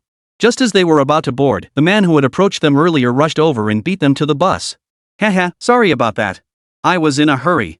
After boarding, the man flashed Gu Ming a smirk dripping with mockery. "Why is it always you? What do you want?" Su Yao's blood boiled at the sight of him. She reached for her wand, ready to blast him with a fireball. But just then, Gu Ming grabbed her wrist and shook his head. "Don't waste your energy on scum like him." "Oomph." Su Yao obediently followed Gu Ming's advice and proceeded to pay the fare as indicated on the ticket. But Gu Ming had already scanned the QR code and paid. "You're my contract beast, there's no reason for you to pay." Gu Ming murmured as he settled the 500 yuan fare for both of them. "Oh." Su Yao nodded silently, saying nothing more. But the man riding with them looked utterly shocked. "Holy, what kind of game are you two playing? Contract beast?" He had overheard Gu Ming's earlier words and was certain they were directed at Su Yao. This fresh-faced, gorgeous young beauty was this teenager's contract beast? None of your damn business. Su Yao shot the man a fierce glare, refusing to explain. She walked straight to the bus, found a seat, and sat down. Gu Ming was speechless. He quietly took the Slime King and sat down beside Su Yao. "Man, you really run into all kinds of people tonight." The man muttered under his breath, taking a seat not far from Gu Ming. It was nighttime, and the bus was nearly empty. Besides the three of them, only the driver and a woman who seemed to be bus staff remained. Gu Ming glanced up at the woman, about to analyze her profession. He suddenly realized, didn't he already possess the insight skill that allowed him to view a creature's panel? Insight. The moment he activated the skill, the woman's panel information appeared before Gu Ming. Name, Jiang Yanyan. Occupation, gunslinger. Level, 30. Talent, firearms mastery, proficient in all firearms, increases bullet damage by 100% and boosts explosive damage. Skills, lethal shot LV7, extreme dodge LV10, spinning sweep LV5. After reviewing Jiang Yanyan's stats panel, Gu Ming reached a conclusion. This woman was formidable, at least for them, who were still mere level 11 newbies. Even without factoring in equipment or item bonuses, her level and skill proficiency alone were sufficient for her to handle AB rank commissions solo. But why would such a formidable woman be on this bus heading to Greenlight Lake? All the areas the bus passed through had level caps no higher than 20, clearly unsuitable for Jiang Yanyan to undertake commissions or grind for experience. But soon, Gu Ming understood why. Hey there, handsome and pretty. Good evening. As soon as the bus started moving, Jiang Yanyan stood up and greeted Gu Ming and Su Yao with an enthusiastic smile. Why didn't you greet him? Is it because he's so rude? Gu Ming asked Jiang Yanyan, glancing at the man nearby. His question served two purposes, to embarrass the man and to prompt Jiang Yanyan to skip the pleasantries and get straight to the point. Hey, what's your problem, kid? Looking for trouble? The man immediately bristled at Gu Ming's remark. But the next second, he was sent scrambling back to his seat by a single glare from Jiang Yanyan. Handsome, you sure know how to ask questions. Of course I didn't greet this guy because I do know him. He takes this bus every night to handle his assignments. Jiang Yanyan continued smiling at Gu Ming. Gu Ming gave a slight nod, accepting the explanation. He also guessed what Jiang Yanyan was up to. Jiang Yanyan rose from her seat and enthusiastically moved to the seat in front of Gu Ming. Leaning over the seat, she looked at him closely. Hey, handsome guy, pretty lady, is this your first time taking on a commission? Coming to Greenlight Lake with level 20 monsters for your first quest? That's pretty bold of you. Before Su Yao could respond, she waved a finger in front of Gu Ming's face. As soon as one. Before she could finish, Gu Ming raised his hand to interrupt Jiang Yanyan, saying, Thanks, but we don't want that kind of service. Jiang Yanyan was dumbfounded. Did this handsome young man mistake her for a woman of the night? Well, technically speaking, she did work in a special profession. A rookie bodyguard. She hurriedly explained. Hey, handsome, what are you thinking? I provide bodyguard services, not that kind of service. That's exactly what I meant. Seems like you've got the wrong idea. Gu Ming shrugged. He'd heard that some high-level players would specifically target newbies, charging exorbitant fees to take them into wilderness zones for quests and leveling. Clearly, Jiang Yanyan was one such person, which was why she targeted him and Su Yao, two fresh faces. Jiang Yanyan felt awkward, but professional ethics pushed her to continue pitching. Ahem, just 1 million credits. Tonight, I'll be your protector. Your entire trip to Greenlight Lake will be worry-free. Gu Ming shook his head in refusal. Hiring bodyguards wasn't part of his plan. However, Su Yao was intrigued and immediately pulled out her phone to scan Jiang Yanyan for payment. It's fine, I'll cover it. I feel like we're leveling up by grinding monsters across tiers. We should have some protection. Before completing the payment, she made sure to ask Gu Ming for his opinion. If Gu Ming firmly objected, she wouldn't push it. Whatever you want. Gu Ming shrugged indifferently. He just thought Su Yao's family was way too rich, spending $1 million like it was nothing. But then again, such high-priced bodyguard services were undoubtedly tailored for the children of wealthy families. After all, an ordinary person might not even earn $1 million in a night doing D-level or C-level commissions.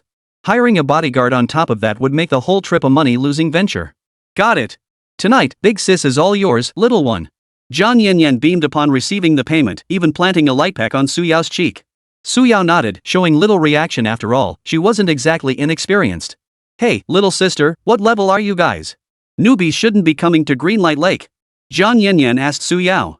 I'm level 11, and he's level 11 too. Su Yao answered honestly. Her straightforwardness made Gu Ming shake his head helplessly. Level 11? Jiang Yanyan was utterly astonished.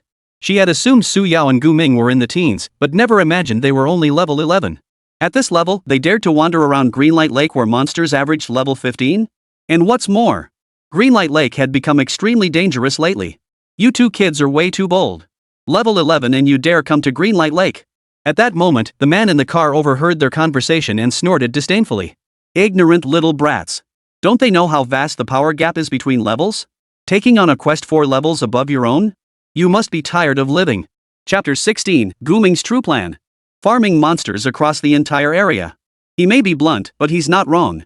Going to Greenlight Lake with just the two of you is indeed far too dangerous. Jiang Yanyan's expression turned serious. She couldn't believe such reckless children existed in this world.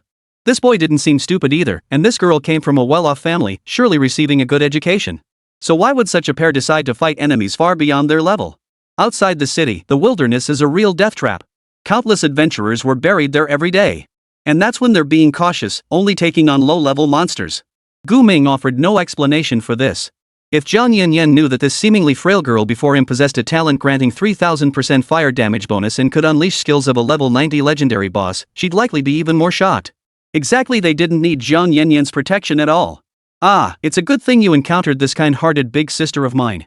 Jiang Yanyan sighed softly, her earlier smile returning. Don't worry. With me here, the monsters of Greenlight Lake won't harm you. The bus arrived at the Greenlight Lake area. Gu Ming, Su Yao, and Jiang Yan all got off the bus. The other man, however, seemed to be heading to a more remote area to handle a B rank commission. Come on, tell me what your assignments are. I'll guide you through them. Jiang Yanyan gazed at the pitch-black periphery of Greenlight Lake, dotted only with scattered artificial lights, as she addressed the pair. Just as Su Yao was about to explain the mission, Gu Ming pinched her chin, momentarily silencing her. Question mark. Jiang Yanyan narrowed her eyes slightly, studying the youth before her once more. This kid was way too cautious, wasn't he? He didn't seem like a greenhorn newbie at all, more like a seasoned veteran who'd been through the ringer. But adhering to the principle that the customer is always right, Jiang Yanyan had nothing more to say. You don't need to know all that. Just follow us and use our words. Gu Ming addressed Jiang Yanyan. At that moment, the star moon bracelet on his wrist glowed faintly, nourished by the moonlight. Jiang Yanyan instantly recognized the bracelet as blue-grade quality, suspecting Gu Ming's background was no ordinary one. Suppressing her irritation, she smiled and nodded. All right. Whatever you say. Gu Ming gave a slight nod, then released his grip on Su Yao's chin. Turning to the slightly aggrieved Su Yao, he said. Su Yao, I'm assigning you a task now. Okay, go ahead. The moment Su Yao heard the word task, she instantly shed her emotional state and grew serious. Before coming to Greenlight Lake, I researched the area. It spans roughly 1 million square meters, with forests covering most of the terrain. The overall shape of the area resembles a circle formed by forests encircling a central lake. Next, Su Yao, I need you to set fires along the entire outer perimeter of the area. Jiang Yanyan, who had been listening to Gu Ming's explanation with a playful attitude, was instantly dumbfounded. What the hell? Set fires along the entire perimeter? Su Yao, having known about Gu Ming's plan all along, didn't seem particularly surprised. But in Jiang Yanyan's eyes, Gu Ming was absolutely insane. You plan to burn the monsters in Greenlight Lake to death? That's reckless. Forget whether your MP can even sustain such a massive fire. How could forest fires possibly kill these monsters? Their average level is 15. They're not some lowly level 2 or 3 mobs. And most crucially, if the forests around Greenlight Lake were truly burned to the ground, the monsters dwelling there would scatter wildly, causing all sorts of unnecessary trouble in other areas. So Jiang Yanyan thought Gu Ming's arson plan was utterly ridiculous. This kid really has issues. I never said I wanted to burn them to death. Gu Ming glanced at the agitated Jiang Yanyan and said indifferently. He appeared completely unfazed, idly playing with the Slime King in his hand. Then what did you intend to do? Now both Su Yao and Jiang Yanyan were puzzled. Honestly, Su Yao had always assumed Gu Ming intended to use the spreading flames to eliminate the monsters in the area en masse. But now Gu Ming was saying he didn't intend to burn them to death. Su Yao, have you heard of the guerrilla tactic of gathering monsters? The guerrilla tactic of gathering monsters? Su Yao furrowed her brow slightly, her mind racing to recall relevant details. She recalled reading about it in a book but had only skimmed through it, retaining little detail. After all, this was extremely niche knowledge. Only military-grade teams would need to understand it. So it held little personal significance. But Su Yao never imagined that Gu Ming would even know about this kind of knowledge.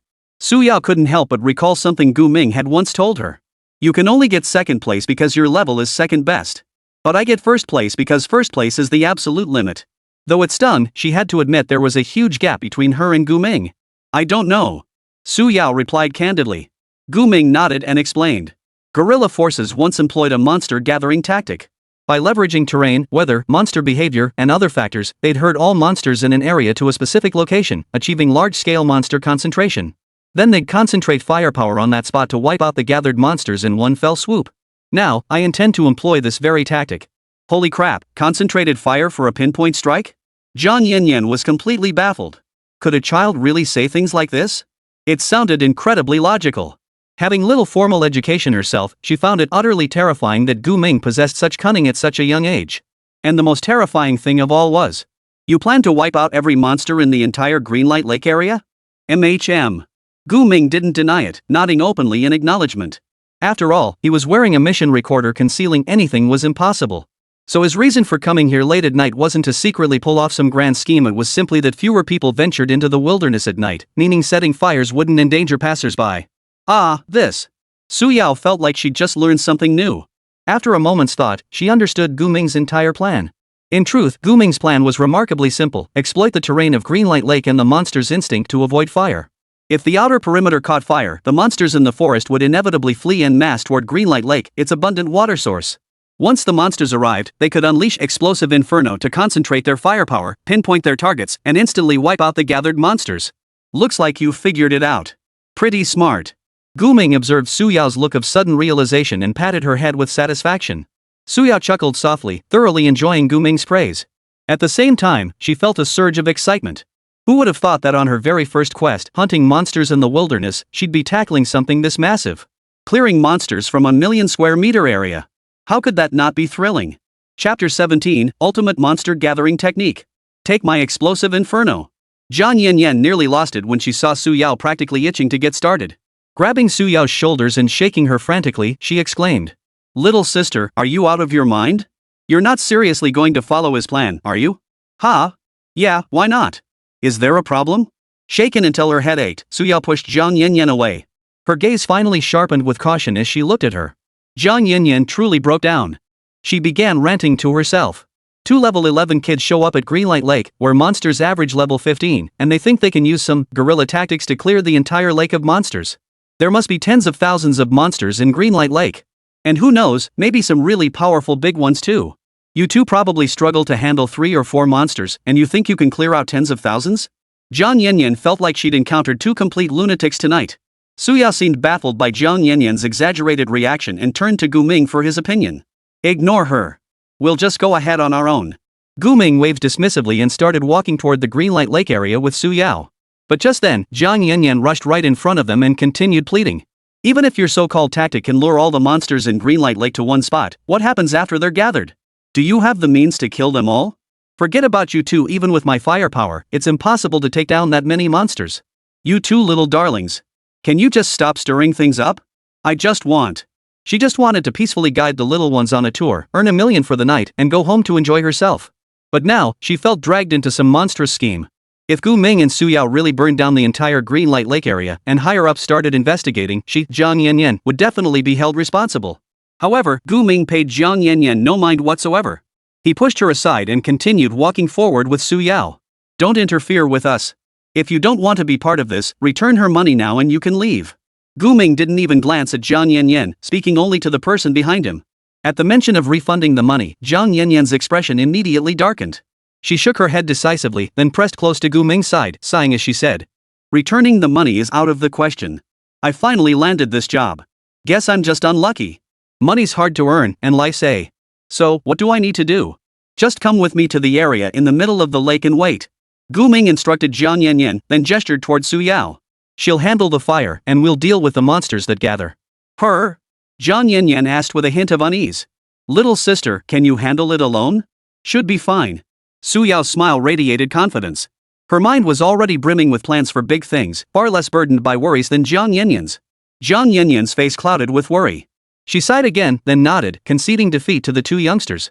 Soon, Su Yao began setting fires around the perimeter of Greenlight Lake as Gu Ming had instructed.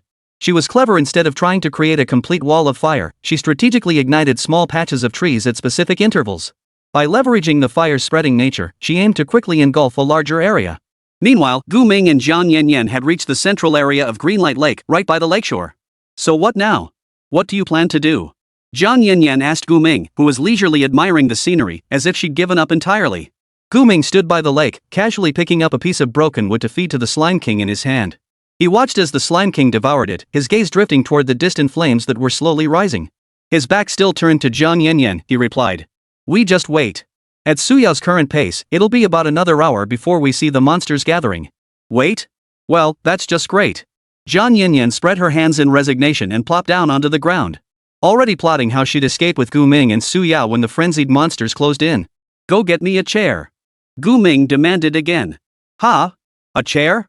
Out here in the middle of nowhere? Where am I supposed to steal a chair from? Jiang Yanyan frowned, studying Gu Ming once more. She couldn't figure it out. This guy looked smart and handsome, so why did he always say things that caught her off guard? Finding a chair in the wilderness? Was this also a crucial part of your plan? Find some dry wood and just cobble something together.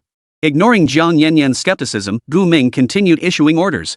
Jiang Yanyan sighed helplessly, looked up at the sky, patted her bottom, and stood up from the ground. She began searching for materials to make a chair for Gu Ming.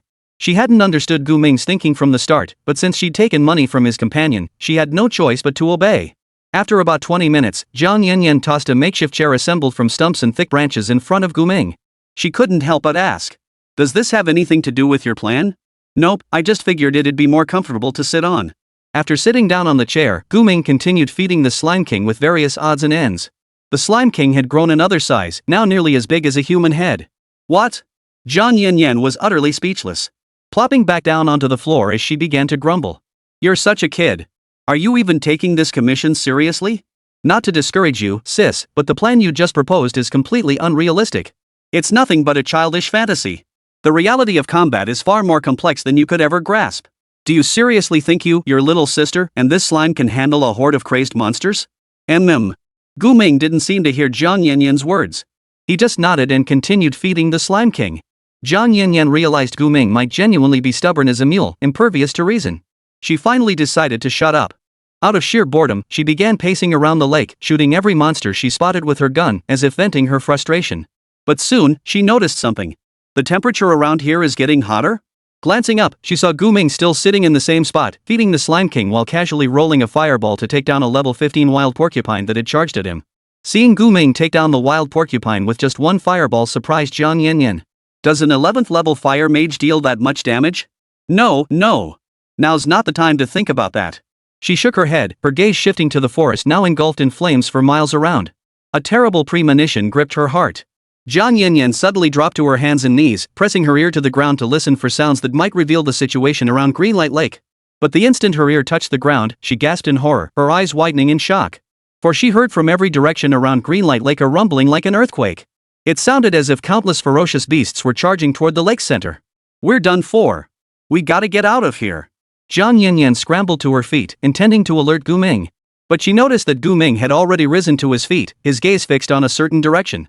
Within seconds, Su Yao's shouts came from the very spot he was watching. It's burning. Everything's burning. The monsters are here too. Sweat pouring down her face, Su Yao sprinted toward Gu Ming. Behind her, countless frenzied beast-type monsters were in hot pursuit. Not only that, but hordes of beast-type monsters were charging in from all other directions, as if intent on completely surrounding the lake's central area. Finally, they're here. The monsters are spawning. Gu Ming flickered his wrist and in the next instant, a bizarre crimson magic circle rapidly expanded outward from him. Explosive Inferno. Chapter 18, Ultimate Monster Clear. Light speed leveling. What, is that fire-type skill? It looks incredibly powerful. Jiang Yanyan stared blankly at the array Gu Ming had conjured, momentarily dumbfounded. Then she realized this wasn't the time for such thoughts. Whatever skill Gu Ming intended to unleash, her top priority was ensuring Su Yao's safety. Little sister, come here quickly. Jiang Yanyan dashed toward Su Yao, intending to shield her behind her back. But Su Yao shook her head, panting heavily as she cast a lava shield over Jiang Yanyan. This skill will protect you from fire damage for a while. Be careful. Su Yao instructed Jiang Yanyan before charging straight toward Gu Ming. Gu Ming expanded the magic circle to its maximum while removing the Star Moon bracelet from his wrist and handing it to Su Yao, who had just arrived. Without hesitation, Su Yao slipped the Star Moon bracelet onto her wrist. Having just cast fire spells in a wide arc, her stamina and MP were already depleted by more than half. She desperately needed a way to restore her magic power. The moment she slipped it on, she felt her MP begin to surge back rapidly. You take the other side. We'll try to handle a larger group of monsters at once. Gu Ming instructed Su Yao, then casually cast Beastmaster's blessing upon her, enhancing all her abilities. He needed Su Yao's assistance. The magic array beneath his feet had already expanded 100 meters, yet it still couldn't cover all the charging monsters. Su Yao, now radiating a faint golden glow, nodded. Ignoring Jiang Yan, whose jaw had dropped to the ground in shock, she sprinted to the opposite corner from Gu Ming. Raising her staff, she too began channeling Exploding Inferno. Exploding Inferno Hell. It was her first time unleashing this incredibly powerful skill, and her brain had already overclocked from sheer excitement. In an instant, two identical, eerie crimson magic circles began to spread, gradually covering most of the center of the Greenlight Lake. Countless charging monsters seemed to sense the danger, but with the spreading forest fire behind them, they had nowhere else to go. Jiang Yanyan felt a bit at a loss. She sensed that Gu Ming Su Yao was about to do something extraordinary. In her panic, she simply scooped the Slime King off the ground with one arm and began mowing down the gathering monsters. Despite Jiang Yanyan's level 30 status, her gunner class was only a B-rank profession, preventing her from instantly killing a level 15 to 20 monster in one shot. She needed 2 shots from the rifle she'd just retrieved to take down a single monster, and even then, she had to use the lethal shot skill to boost the damage. Under normal circumstances, someone of Jiang Yanyan's caliber could breeze through the Greenlight Lake area unimpeded, easily handling quests solo or leading a team. But unfortunately, there are just too many monsters now. 300, 500. No, 1,000? 2,000? Jiang Yanyan couldn't count how many monsters had gathered in the lake's central area. She could only sense that the situation seemed to be unfolding exactly as Gu Ming had planned. Monsters from the entire Greenlight Lake area had been drawn here. However, most of these monsters were already within the coverage of Gu Ming and Su Yao's magic array. Jiang Yanyan swallowed hard, clutching the Slime King tightly in her arms, wondering what kind of skill these two were about to unleash. A formation this vast. Could two level 11 newbies really cast something like this? Madmen, these two madmen. Do they really believe they can wipe out all these monsters? The next second, her curiosity was satisfied. First, from Guming's side, a purple flame exploded outward, rapidly expanding around him. With ferocious speed, it devoured countless monsters. Then, within the array's bounds, countless terrifying pillars of molten lava surged forth, finishing off the thick-skinned monsters that had somehow survived. Even those monsters that fled into the water couldn't resist the scorching heat of this hellish flame. It seemed as though the flames could ignite the lake water itself. Zhang Yanyan was utterly stunned. She had fought many bosses and witnessed powerful fire mages before. But the skill Guming unleashed before her eyes was simply too outrageous.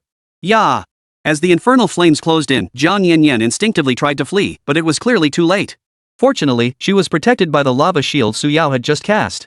Otherwise, she wouldn't have lasted even a second against such an attack. But it wasn't over yet. After unleashing his first skill, Guming immediately began repositioning himself, moving toward an area densely packed with monsters. There, he triggered another eerie crimson magic circle.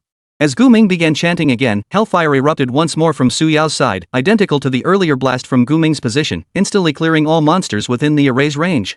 Su Yao mimicked Guming's tactics, repositioning after casting her own skill to maximize the next spell's monster-clearing potential. Watching the two of them wipe out thousands of monsters with a mere wave of their hands, Zhang Yanyan felt utterly dumbfounded.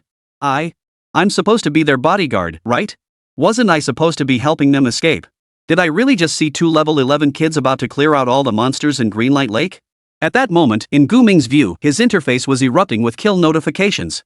You killed a level 15 wild porcupine. Gained 331 EXP. You defeated a level 17 boxing monkey, gaining 462 EXP. You have killed a level 20 cannibal bear. Gained 649 EXP. You have killed. Your level has increased to 11. Your level has increased to 12. Your level has increased to 13. Guming's experience points surged like wild grass. The experience gained from this single wipeout of hundreds of monsters was truly immense. Su Yao was experiencing the same phenomenon. She never imagined leveling up could be this effortless. While ordinary job changers grind for ages to earn experience, she'd gained it so quickly under Guming's plan. Keep going, blazing inferno. Level after level, Su Yao ignored her physical exhaustion, excitedly unleashing her ultimate skills. Meanwhile, at the Transferee Commission Service Center, a night shift worker, bored out of his mind, stared at the screens before him, already starting to yawn. His job was to sit here every day, monitoring the footage transmitted through the mission recorders, just in case something went wrong. Honestly, it was a cushy job, especially during the night shift. Few people ventured into the wilderness zones for commissions at night, and those who did were usually highly skilled and cautious, rarely encountering incidents. Moreover, the only two newbies heading to Greenlight Lake tonight were being led by a level 30 gunner, so there was even less chance of trouble. Looks like another uneventful night. Getting paid to sleep? Sweet as pie. The staff member let out a long yawn, succumbing to drowsiness as he leaned back in his chair and drifted off. Yet, through the haze, he sensed a light flashing relentlessly before his eyes, causing intense discomfort. What's going on? He opened his eyes groggily and saw the bizarre scenes displayed on two monitors. Both screens were flashing with bursts of flame. In the brief moments between the flames fading, he glimpsed a raging forest fire. His deep drowsiness vanished instantly. The staff member's eyes widened as he began pinpointing the location of the images. After a split-second analysis, he let out a sharp cry. This is bad. The Greenlight Lake area is on fire. The surrounding forests are burning, and the monsters are going berserk. 2 arsonists, no, 3. Chapter 19, Linjiang City is in an uproar. Who's setting fires and spawning monsters? Within the Linjiang City Security Bureau. As the department responsible for Linjiang City's daily security, the Security Bureau operates nearly 24/7 with lights on and personnel on duty. Today, Su Chang, a level 40 sword and shield warrior serving as the Bureau's deputy director, happened to be on duty. I'm telling you, the Su family has finally made something of itself. We produced an SSS tier magic user. Su Chang chattered excitedly to several subordinates on duty beside him. His face beamed with happiness and pride, completely oblivious to the remark. The Burning Sky Mage Emperor. Oh my, just listen to that name. It's a whole different league from my rank sword shield warrior. Now that's promising. I also heard my daughter took down the boss in second middle school's artificial dungeon. The teachers and principal were even more thrilled than I was when they told me. Indeed, Su Chang was Su Yao's father. And that afternoon, he learned of Su Yao's class change to the SSS-ranked Burning Heaven Mage and her victory over the boss in the artificial dungeon. As a father, he couldn't be more proud. Congratulations, Director Su. I bet within half a month, your daughter will be fiercely sought after by all the major guilds. Su Chang's subordinates flattered him one after another. They understood Su Chang's feelings all too well. An SSS tier profession. No matter whose family produced such a prodigy, it wouldn't be long before they embarked on a path of glory, with every conceivable luxury within easy reach. Especially for a family like Su Chang's, already blessed with political connections. If things went smoothly, leveraging Su Chang's network and Su Yao's SSS class profession, their family could easily gain greater prestige and influence in Linjiang City. No wonder Su Chang was so overjoyed. Of course I'm thrilled. As her father, haven't I lived all these years hoping my daughter would make something of herself? Su Chang laughed heartily. Then, whether addressing his subordinates or speaking to himself, he continued. Oh my daughter said tonight she's heading out of town with her classmates to level up. She mentioned taking on a few commissions to get some practice. I wonder what good news she'll bring me by morning. Oh no. Just then, someone rushed in frantically, looking as if they'd encountered a major problem. What's wrong? Don't startle me like that. What could possibly happen in the middle of the night?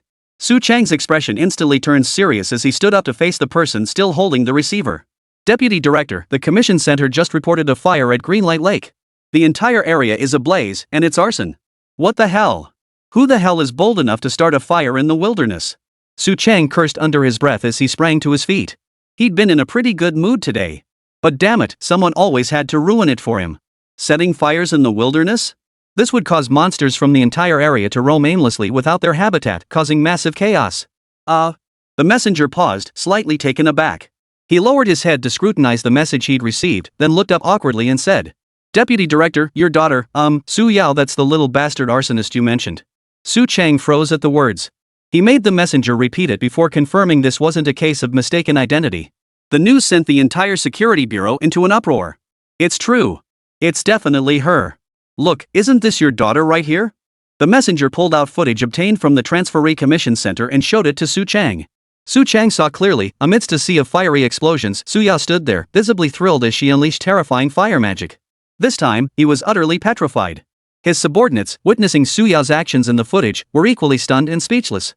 On one hand, they were stunned that Su Yao, the person the deputy director constantly praised as if she were a treasure, was actually setting fires in the wilderness late at night. On the other hand, they were stunned by just how brutally vicious this arson technique was. No wonder, an SSS tier professional. Just after changing jobs, she already possesses such formidable combat prowess. One subordinate attempted to ease Su Chang's awkwardness. After all, Su Chang was no stranger to high-stakes situations. He didn't freeze up over such a minor incident. He quickly regained his composure and reached a startling conclusion. Damn it! My daughter must have been corrupted by that little bastard classmate of hers. Assemble! Follow me out on patrol. I'm going to teach that little bastard who corrupted my daughter a harsh lesson. You dare take my precious daughter out to start fires?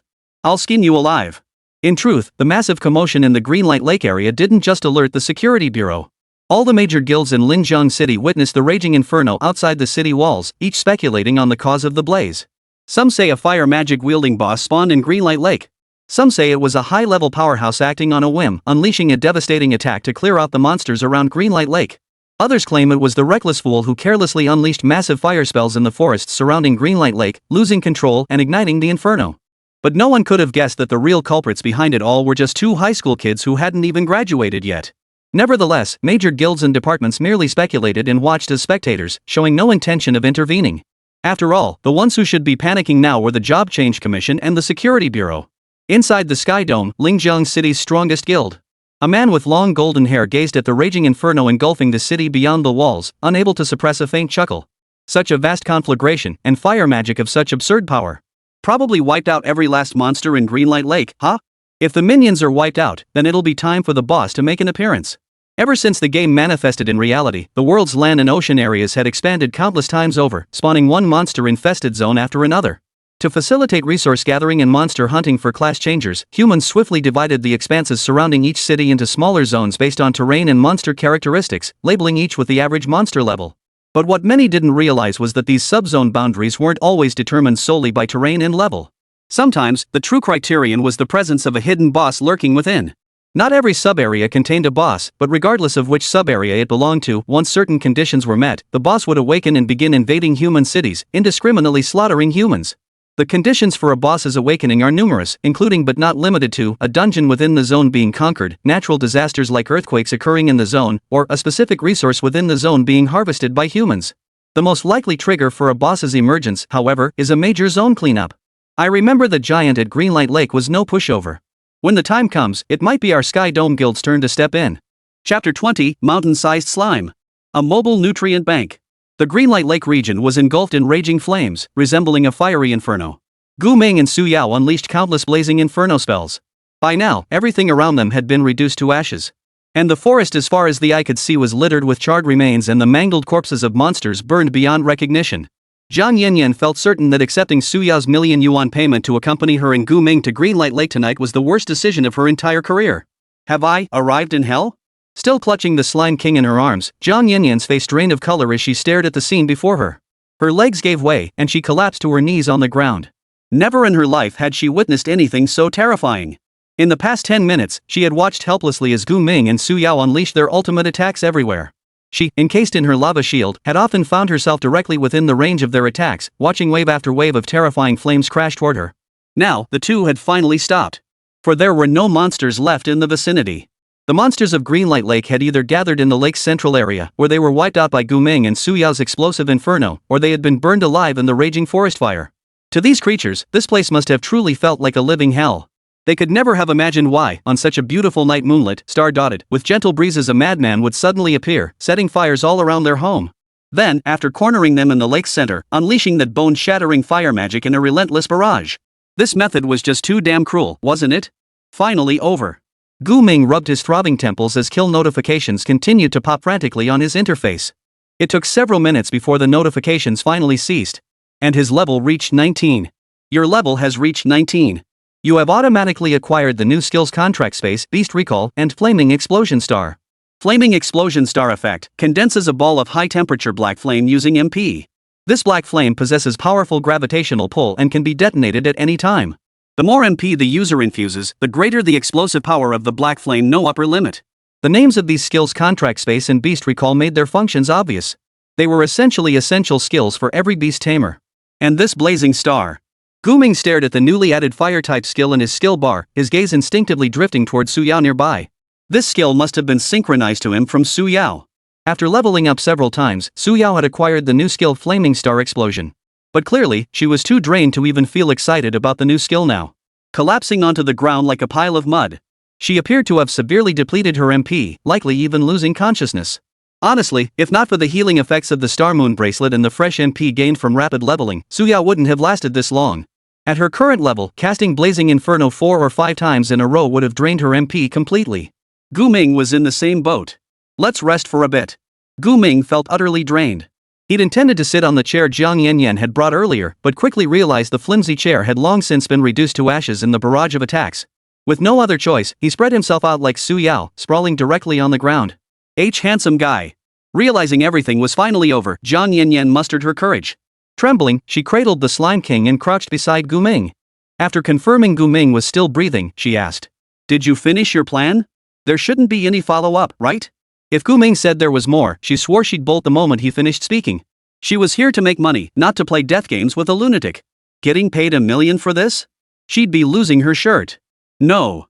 Gu Ming shook his head lightly, then his gaze fell upon his Slime King. The little creature was clutched tightly in Jiang Yanyan's arms, struggling relentlessly. But Jiang Yanyan's grip was too strong, it couldn't break free. Suddenly, an idea struck Gu Ming, and he opened the Slime King's interface. Slime King Boss Class. Race, Slime. Level, 17. Innate ability, Devour can ingest all objects, digest them internally, gradually converting them into nutrients to infinitely increase its own size. Skills, Charge LV1, Roll LV1, Digest LV3. Not a single new skill. Although the Slime King had absorbed the experience from his and Su Yao's kills, it hadn't acquired a single new skill. To be honest, this was exactly what Gu Ming had expected. After all, the slime's overly simple bodily structure made it impossible for it to learn any powerful skills. And even their innate abilities bash, roll, and digest couldn't strictly be considered skills. They're things every living creature can do. Fortunately, the Slime King's most unique trait lay not in its skills, but in its ability to grow through infinite consumption. Its status as a boss-level slime stemmed from its devouring capacity far surpassing that of ordinary slimes. Dinner's served. Go devour every last bit of ash in this entire area. Gu Ming took the Slime King from Jiang Yanyan's arms and tossed it like a ball onto a large pile of ashes. The next second, the Slime King's round body began devouring the ashes. The piles of ash, burned to an incredibly fine powder, were digested almost the moment they entered its body. In direct contrast, its body swelled at an absurdly rapid pace, accelerating like a snowball gathering momentum. Within a minute or two, the Slime King, once no larger than a human head, had grown nearly as big as an adult. Like an insatiable black hole, the Slime King ceaselessly devoured ash from every corner, digesting it to fuel its growth. No way. Is this still a slime? 10 minutes later, Jiang Yanyan stared at the Slime King, now as large as a house, feeling as if she were in a dream. Just moments ago, she could cradle it in her arms like a puppy. But now? This Slime King could swallow a dozen of her whole. Not enough. Keep eating until you satisfy the conditions for talent evolution. Gu Ming lay on the ground, incessantly commanding the Slime King to devour while monitoring whether its innate evolution conditions were met. 50 tons of matter. It should be enough in half an hour. After all, ashes burned to their finest powder were like sifted flour, allowing the Slime King to absorb them at maximum speed. This was also one of the reasons why Gu Ming came up with the idea of setting the forest ablaze. It must be said that this trip to Greenlight Lake not only earned him a massive amount of experience points but also allowed him to effortlessly help the Slime King achieve its innate evolution. He could even collect the quest reward afterward. As for how much he'd receive, Gu Ming couldn't estimate the exact amount, but it should be substantial after all. Nearly every monster in Greenlight Lake had met its demise according to his plan. What a disgusting blob. At that moment, Su Yao, who had been lying on the ground resting, finally noticed the ever-growing Slime King. Watching the slimy, constantly rolling, malicious Slime King, she couldn't muster even a shred of affection for it. After all, this creature had a notoriously bad reputation among female adventurers. But what could she do? Who knew what Gu Ming was thinking? He'd taken a liking to it. After about half an hour, having devoured a vast circle of ashes, the Slime King's size now surpassed even its dimensions within the dungeon. It was estimated to be at least 30 meters tall and 50 meters wide. At that moment, Gu Ming finally saw the Slime King's innate evolution condition had been met. He immediately activated the talent evolution skill on the Slime King. The next second, a brand new talent appeared on the interface. Bidirectional devouring can ingest and digest all manner of substances, gradually converting them into nourishment for its own growth, allowing its size to expand indefinitely. Simultaneously, it can dispense stored nutrients to other living beings, rapidly healing their wounds and restoring their stamina and MP. So that's what bidirectional devour means. In other words, the Slime King's true purpose was to serve as an on-demand nutrient reservoir? Chapter 21, Mobile Spring. The evolution of its innate ability also granted the Slime King 2 new skills. Healing LV1, Shapeshift Max. According to their descriptions, the former restores stamina and MP to any target, while the latter allows the Slime King to alter its form into any object. However, the composition of this object remains water-like slime, constrained by the physiological structure inherent to the slime species. Meanwhile, Gu Ming noticed that while his interface didn't display these two skills, it had instead synchronized a new talent, bidirectional devour. Seeing this, he furrowed his brow slightly, puzzled. I thought the innate abilities of slime creatures wouldn't sink to me.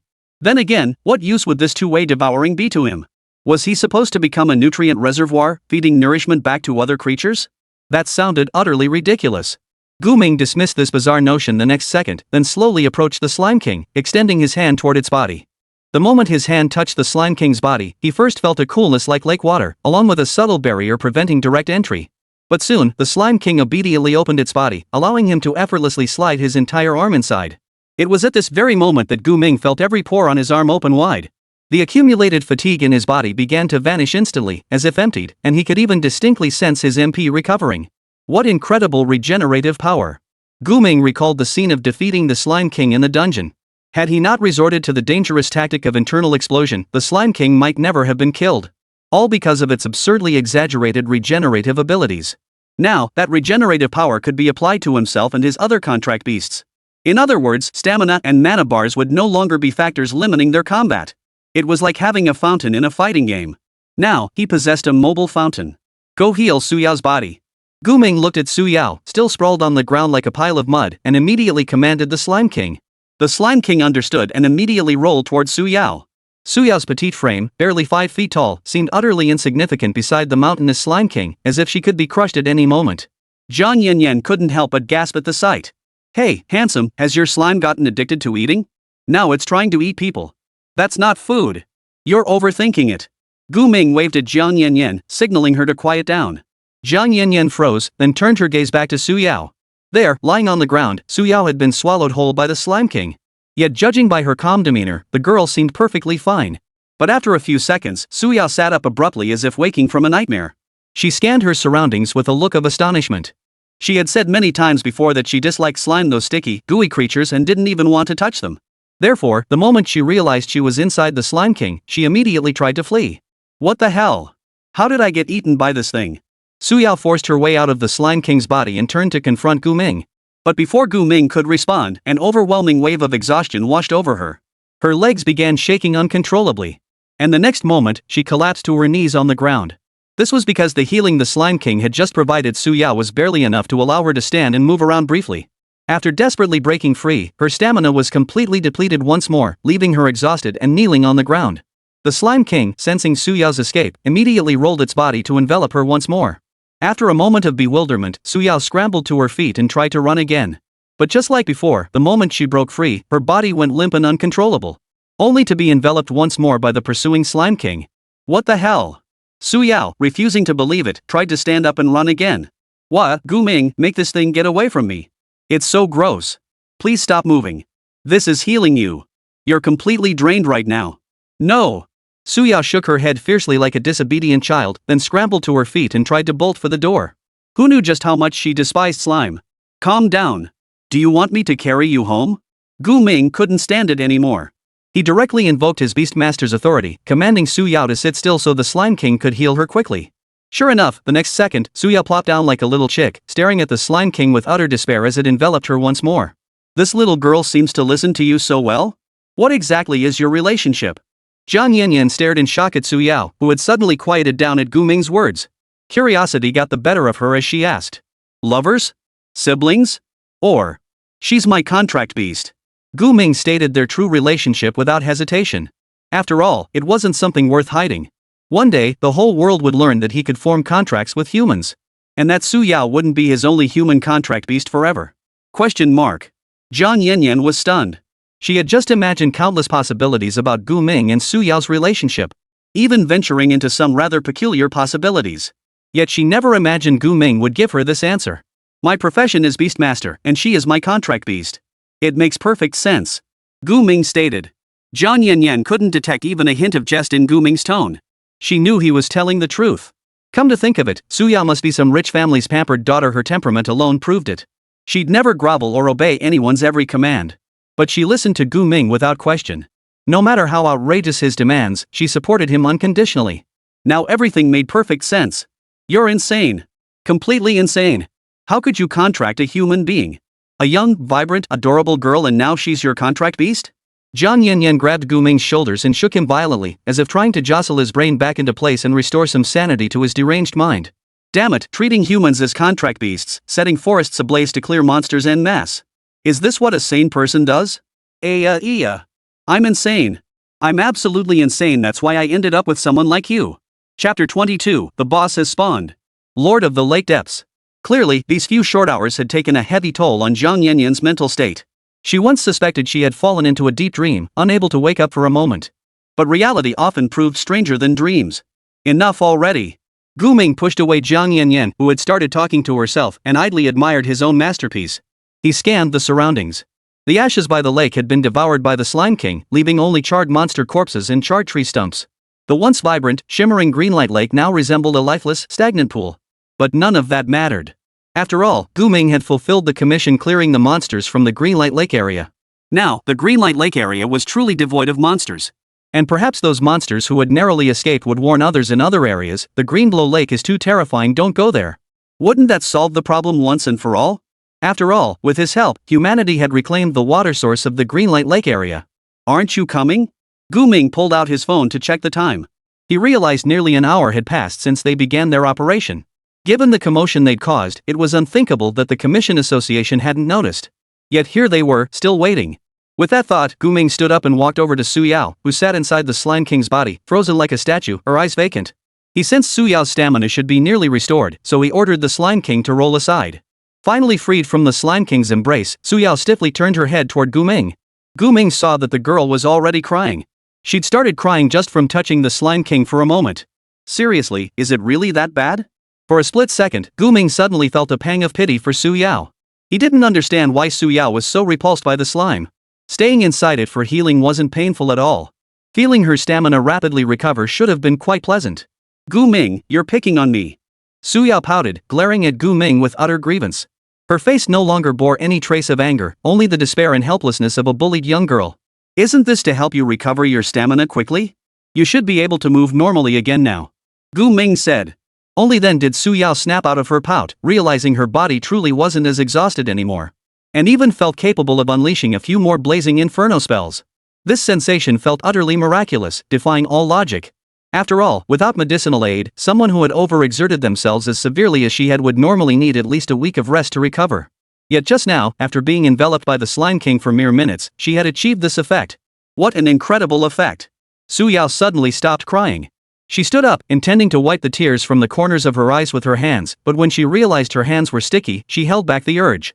Not only did we level up significantly by clearing monsters and gain new skills, but we also evolved the Slime King's innate ability.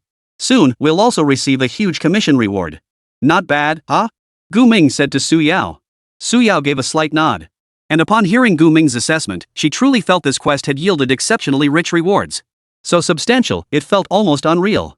Only now did she find the energy to check her interface. Name, Su Yao.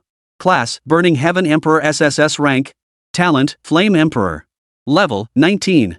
Skills, Fireball LV4, Flamethrower LV5, Flame Siphon LV2, Lava Shield LV1, Inferno Blast LV2, Starburst of Flames LV1. Master, Gu Ming. I'm level 19? Su Yao couldn't quite believe it. But upon reflection, it made perfect sense. After all, she and Gu Ming had just cleared nearly every monster in Greenlight Lake. The monster count was easily in the thousands, if not tens of thousands, and they were all around level 15 on average. That was more than enough to push her to level 19. Level 19. Level 19? And this was only her first day after changing jobs. She'd gone from level 5 to level 19 in a single day. If she told anyone about this, no one would believe her. To date, no one had ever heard of such an ascent rate. Even prodigies showered with boundless resources couldn't achieve this level. After all, clearing entire maps isn't something you can just dream up and accomplish. But Gu Ming had done it, and with just the two of them. Thinking about it, Su Yao felt the entire affair was utterly surreal. Her life trajectory seemed to have veered completely off course, leaving her breathless. Excitement? Joy? Shock? Su Yao couldn't quite put her finger on it. Now it's time for the finishing touches. Gu Ming's words snapped Su Yao out of her reverie. He knew that bringing Su Yao along today had been a major undertaking, and the follow-up work would certainly not be easy. But none of it was his responsibility. So what if he accidentally used a few extra skills during the commission? Fire magic accidentally scorched the entire area. That's perfectly normal, right? Besides, the monsters in the Greenlight Lake area had indeed been completely cleared out. Something's not right. At that moment, Zhang Yanyan ran over to Su Yao and Gu Ming, her eyes fixed on the restless lake surface as she addressed them. Something seems to be trying to break free from the lake. She had heard long ago that the boss of the Greenlight Lake area was likely hidden within the lake, never having revealed itself. What Gu Ming and Su Yao had just done was so reckless that it had made her forget this crucial detail. Now that she realized it, the situation had clearly become dangerous. The lake is one of the monster's habitats. It's only natural something lives in there. Gu Ming wasn't as tense as Zhang Yanyan. Instead, he crouched down and used the moonlight to scrutinize the lake's surface. Su Yao mimicked his posture and crouched down too, though she was merely hoping to spot some small fish or shrimp swimming about. Zhang Yanyan was speechless. She felt like a nanny stuck with two unruly kids. She wanted to discipline them but feared getting docked pay, yet holding back made her furious. But now, this truly wasn't a place to linger. Zhang Yanyan's danger sense told her something very dangerous was about to happen. We need to hurry. Yet before she could forcefully drag Gu Ming and Su Yao away, she witnessed an utterly horrifying sight. A creature with eyes as large as car headlights, covered in scales, and a head resembling a monstrous serpent, a hybrid of dragon and catfish, was slowly surfacing from the water. Gu Ming's pupils instantly contracted as the creature's interface panel appeared before his eyes. Lord of the Lake Depths Boss. Race, Mimic. Level, 35. Innate ability, Abyssal Pull automatically pulls objects within a 50-meter radius toward itself while submerged. Weakness, Unknown. Run for your lives. Damn it, a zone boss just spawned out of nowhere. Chapter 23, Heartbroken Old Dad. My daughter turned into a contract beast. Run? Su Yao was stunned by Gu Ming's sudden shout. She had certainly seen the monster gradually emerging from the lake, but her reaction was to draw her staff and prepare for battle rather than flee. This was likely because she'd gone on a killing spree against minor monsters earlier, giving her a delusional sense of invincibility as if she could take on any creature that crossed her path. But this wasn't just any monster, it was a zone boss, and a level 35 zone boss at that. If she didn't run fast, once she drew its aggro, there'd be no escaping. Run, little sister. You don't actually want to fight it, do you? Zhang Yanyan had intended to grab Su Yao and flee immediately, but just then, she saw Su Yao's form transform into a beam of light and merge with Gu Mingrong. Her brow furrowed as she realized this must be a Beastmaster's skill. It seemed even low-level Beastmasters could store their contract beasts within their Beastmaster's space. Similarly, Gu Ming instantly absorbed the colossal slime king into his Beastmaster's space before launching into a frantic sprint. It respawned this fast. Looks like we've really messed up this time. Gu Ming gritted his teeth as he fled for his life, his heart pounding wildly. He'd heard rumors that bosses were likely to spawn in every area, but never imagined he'd run into one himself. A level 35 boss. While taking on higher level monsters wasn't difficult for him and Su Yao. Damn it, but a gap of over 10 levels was another story. Among human class changers, a 5-level gap was a chasm. Sometimes this disparity was nearly impossible to bridge with external means. Even humans with mere C rank or B rank classes could sometimes overwhelm SSS rank class humans through sheer level advantage. So if that's how it is for humans, forget about bosses.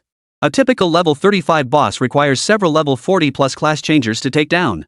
Even if Gu Ming possessed extraordinary abilities, he wouldn't dare confront such a monster head-on. And this Lord of the Lake Depths had an innate ability to pull enemies toward him. If he didn't run fast, he'd be trapped for good.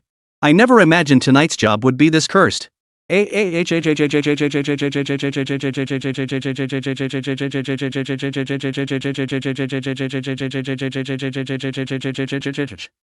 Yanyan frantically pulled at her hair in frustration as she sprinted away from the lake center. She'd taken this bodyguard job expecting easy money, never expecting to run into something like this. Mind you, the monsters of Greenlight Lake combined probably wouldn't be enough to challenge her, but this level 35 boss. It hasn't caught up yet. As Gu Ming ran, he glanced back over his shoulder. Only to see the Lord of the Lake Depths, whose head hadn't even surfaced yet, now half exposed above the water. Its blood-red eyes, as bright as headlights, were fixed intently on the direction of his escape. Can't let my guard down. Even after confirming the Lake Abyss Lord hadn't moved, Gu Ming didn't slow down, sprinting full speed toward the edge of the zone.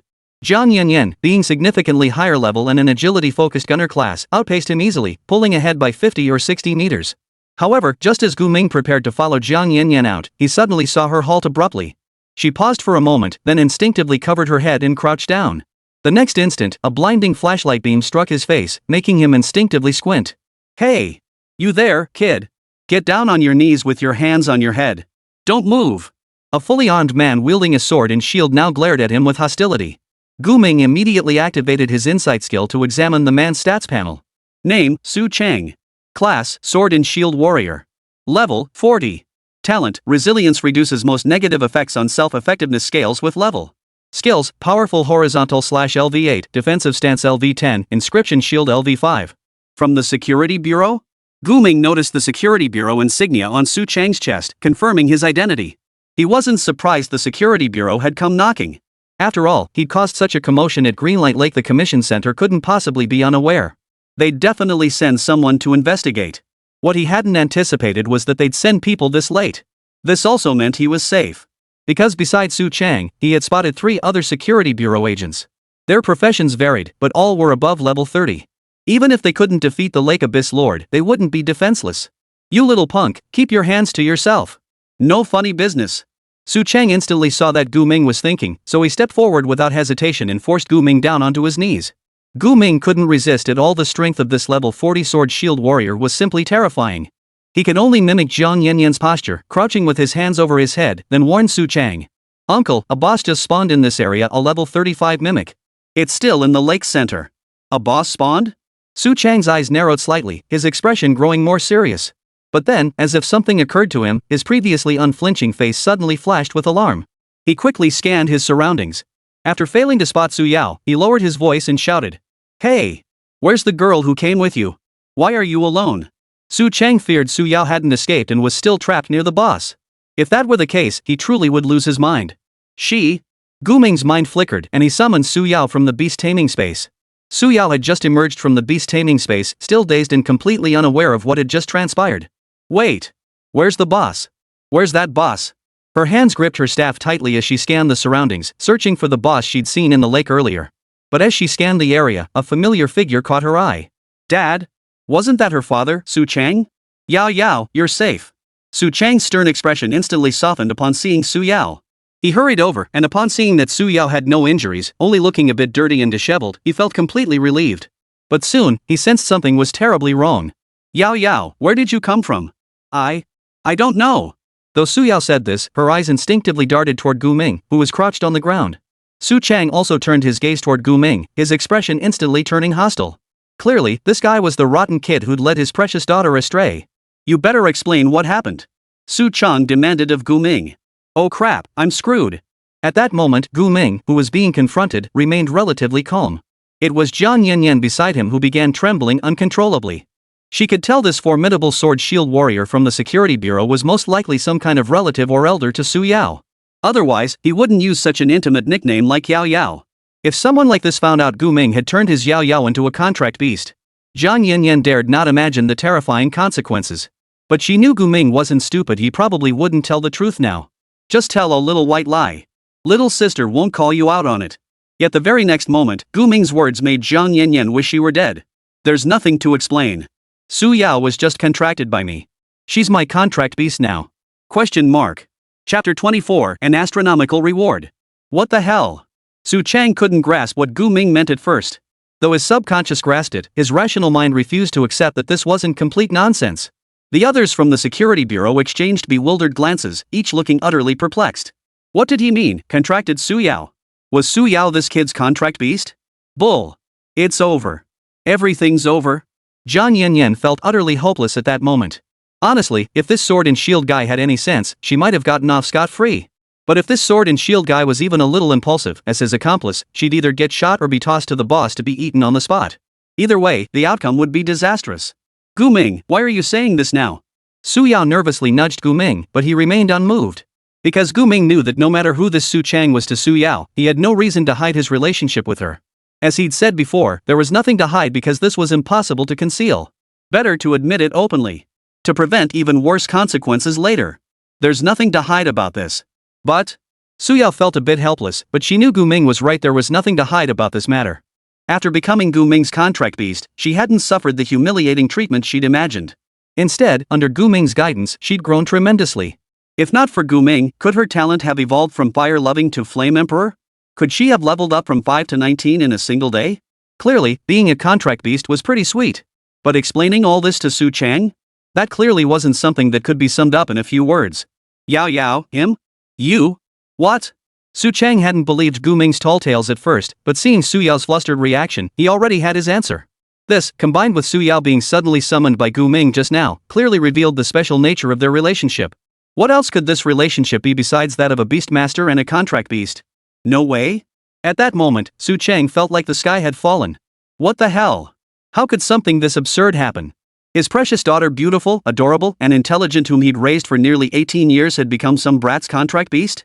Who could possibly understand an old father's feelings? Every old father hopes his daughter won't be snatched away by some brat, okay? Dad, it's not as simple as you think. Calm down. Seeing Su Chang's murderous glare directed at Gu Ming, Su Yao immediately stepped forward, blocking Gu Ming from view. She knew that if Su Chang wanted to, Gu Ming wouldn't have a chance of leaving the Greenlight Lake area alive. Calm down? Calm down? Su Chang's eyes widened in shock, his hands reaching out as if to tear Gu Ming apart. But Su Yao stood firmly in front of Gu Ming, preventing him from succeeding. Just then, one of his subordinates suddenly shouted. Director Su, movement. That boss seems to be stirring. What? Su Chang froze for a moment, then ignored Gu Ming entirely. He grabbed his flashlight and immediately shone it toward the center of the lake. Under the intense beam, he instantly spotted a massive creature, part dragon, part catfish, with a gaping maw, churning water as it advanced. The Lord of the Lake Depths. Level 35. Damn it, look at the mess you've gotten us into. Su Chang shot Gu Ming a fierce glare, but responsibility and reason forced him to regain his composure. He ordered his 3 subordinates. Wang and Song, stay here with me to cover our retreat. Li, take the rest back to the city. Yes, sir. The 3 subordinates sprang into action upon receiving their orders. The man called Shaoli pulled Jiang Yanyan up from where she was crouching on the ground, then beckoned to Gu Ming and Su Yao, signaling them to follow. Let's go. We can't handle this boss right now. Gu Ming said to Su Yao, then pulled her along to follow Shaoli. I want to stay and help my dad. Su Yao was worried about Su Chang. You can't help him. A level 35 boss is too dangerous for us. Gu Ming said. At that moment, Su Chang also turned back to Su Yao and said. This brat's right. I don't know how you two managed to turn Greenlight Lake into this mess, but a level 35 boss is way beyond what you can handle. He then addressed Gu Ming. Get Yao Yao out of here fast. I'll settle this with you later. Got it. Gu Ming nodded, then pulled Su Yao, her face etched with worry, along with Jiang Yanyan. Together, they climbed into an off-road vehicle driven by Shaoli.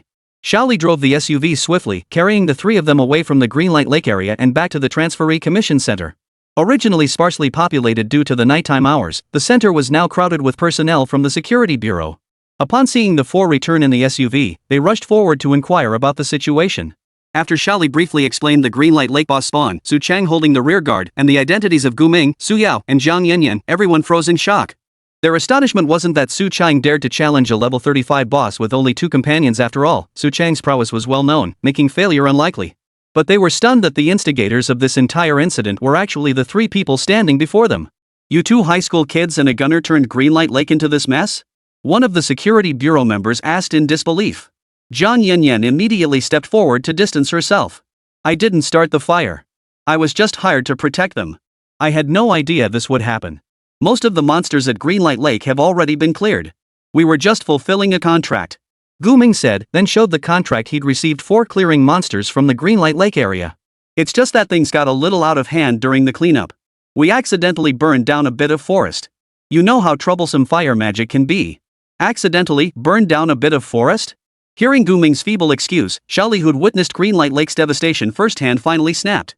Bro, there's barely a single intact tree left in the entire Greenlight Lake area. The monsters are almost wiped out too. Even the boss got spawned out. And you call that accidental?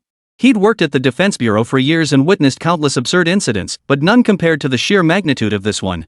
And the ones responsible for this mess were Gu Ming and Su Yao, 2 high school dropouts who had only just transferred to new positions as geniuses. Gu Ming nodded slightly, as if he truly believed it. Then, he turned his gaze toward the staff members standing eagerly at the entrance of the Job Change Commission Center and asked a question no one had anticipated. Excuse me, may I collect the reward for this commission now? Bro, you're still thinking about that measly commission fee? Wait. It's not just a little commission. If all the monsters in Greenlight Lake were cleared out, then based on the commission details, the reward Gu Ming could get would be astronomical. Chapter 25, Full Payment of Reward, but regarding your commission fee. The counter-attendant who had previously assisted Gu Ming and his companion was once again dragged out by Gu Ming. Finding her wasn't difficult, as there were only a handful of staff on duty at the Job Seekers Center this late at night. However, the counter-attendant looked extremely awkward and somewhat troubled. Having just learned the details of Gu Ming's mission execution, she knew he had essentially devastated the entire Greenlight Lake area, clearing out every monster in the region. Logically, the commission center should tally every monster eliminated by Gu Ming and issue him compensation based on their levels. But how exactly was she supposed to tally up an entire area? Typically, those undertaking this quest would clear a few or a dozen monsters in the Greenlight Lake area. Even the most capable teams would, at most, clear 100 monsters. Whether it's a few monsters or 100, that's at least something that can be counted. But with Gu Ming, it's safe to say the situation is incredibly complicated right now. This teenager's reckless actions have drawn the attention of the Security Bureau and even triggered a boss spawn in the Greenlight Lake area. Considering all this, the counter-attendant gave an apologetic smile and addressed Gu Ming in the gentlest tone she could manage. The compensation for your request could be substantial, so we need some time to process it. We won't be able to provide it immediately. I see. Gu Ming wasn't unreasonable. He understood his own situation and knew how the commission center operated. So he removed the task recorders from himself and Su Yao and tossed them to the counter-attendant. After receiving them, the clerk excused herself, citing statistical work, and quickly excused herself. They won't renege on the payment, will they? Su Yao leaned close to Gu Ming and whispered. She was much calmer now compared to when they were grinding monsters earlier, her thoughts gradually returning to rationality. The fact that the 2 of them had burned down the entire Greenlight Lake to farm monsters and even triggered the boss was indeed highly controversial. It was highly likely the commission center wouldn't honor the claim. Yet Gu Ming shook his head, his tone unwavering. That's highly unlikely. We followed the rules to the letter, so they have no reason to refuse. You followed the rules strictly? Come on, kid, how can you stay so calm saying that right now? Xiaoli finally couldn't take it anymore and blurted out his frustration. We just had an accident during the commission process. As Gu Ming spoke, he emphasized the word accidentally. His reasoning was simple: they hadn't harmed anyone, hadn't caused malicious destruction, they'd merely cleared out a large number of monsters using rather unconventional methods. Besides, the Job Change Center never explicitly banned using fire-type skills in the forest.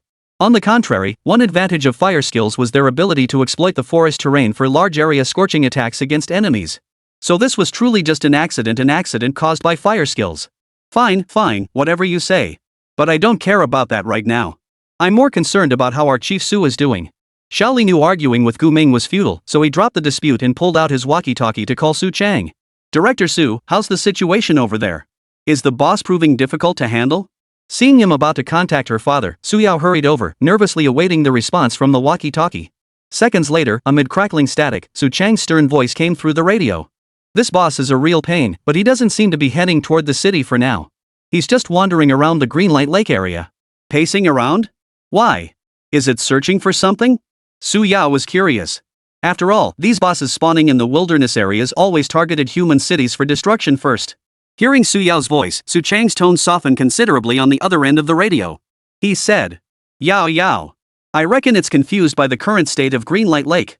This boss probably can't comprehend why it just woke up but can't find a single minion in its territory. It's probably trying to make sense of this situation using its own intelligence. To put Su Chang's words simply, it boils down to one thing. The boss's behavior logic is glitching. Typically, upon awakening, wild bosses immediately summon as many minions as possible within their territory before launching an invasion against human cities. Yet now, not a single minion remained in Greenlight Lake. All had been killed or driven away by the raging fires and the relentless, terrifying flames erupting from the lake's center. Before comprehending and addressing the current situation, the Lord of the Lake Depths would likely refrain from rash action. After hearing Su Chang's explanation, everyone looked at Gu Ming with disbelief, their eyes fixed on his calm expression. Well, Gu Ming's actions had not only thrown the Security Bureau and the Commission Center into confusion, but also left the boss of Greenlight Lake somewhat disoriented. Yao Yao, stay with our Security Bureau in a safe location. I'll be back shortly. With that, Su Chang ended the call, leaving the others staring at each other in silence. Handsome, you're something else. This is the first time I've seen a field boss get stuck in a glitch. Zhang Yanyan had appeared behind Gu Ming at some point, her tone heavy with astonishment. Gu Ming shrugged and said, it's not exactly a bug. Bosses at this level have developed some intelligence and are starting to be cautious about their surroundings. Thank goodness for that. Li from the Security Bureau let out a long sigh of relief, hands on his hips, staring straight at Gu Ming. Truthfully, by the book, he had no idea what fate awaited this arsonist youth. Give him a bonus? Award him a medal? After all, Gu Ming had cleared the monsters from the Greenlight Lake area, helping Linjiang City reclaim a vital water source. But by clearing the monsters too quickly, he'd suddenly triggered the area boss. This was something neither the Security Bureau nor the Commission Center could have anticipated.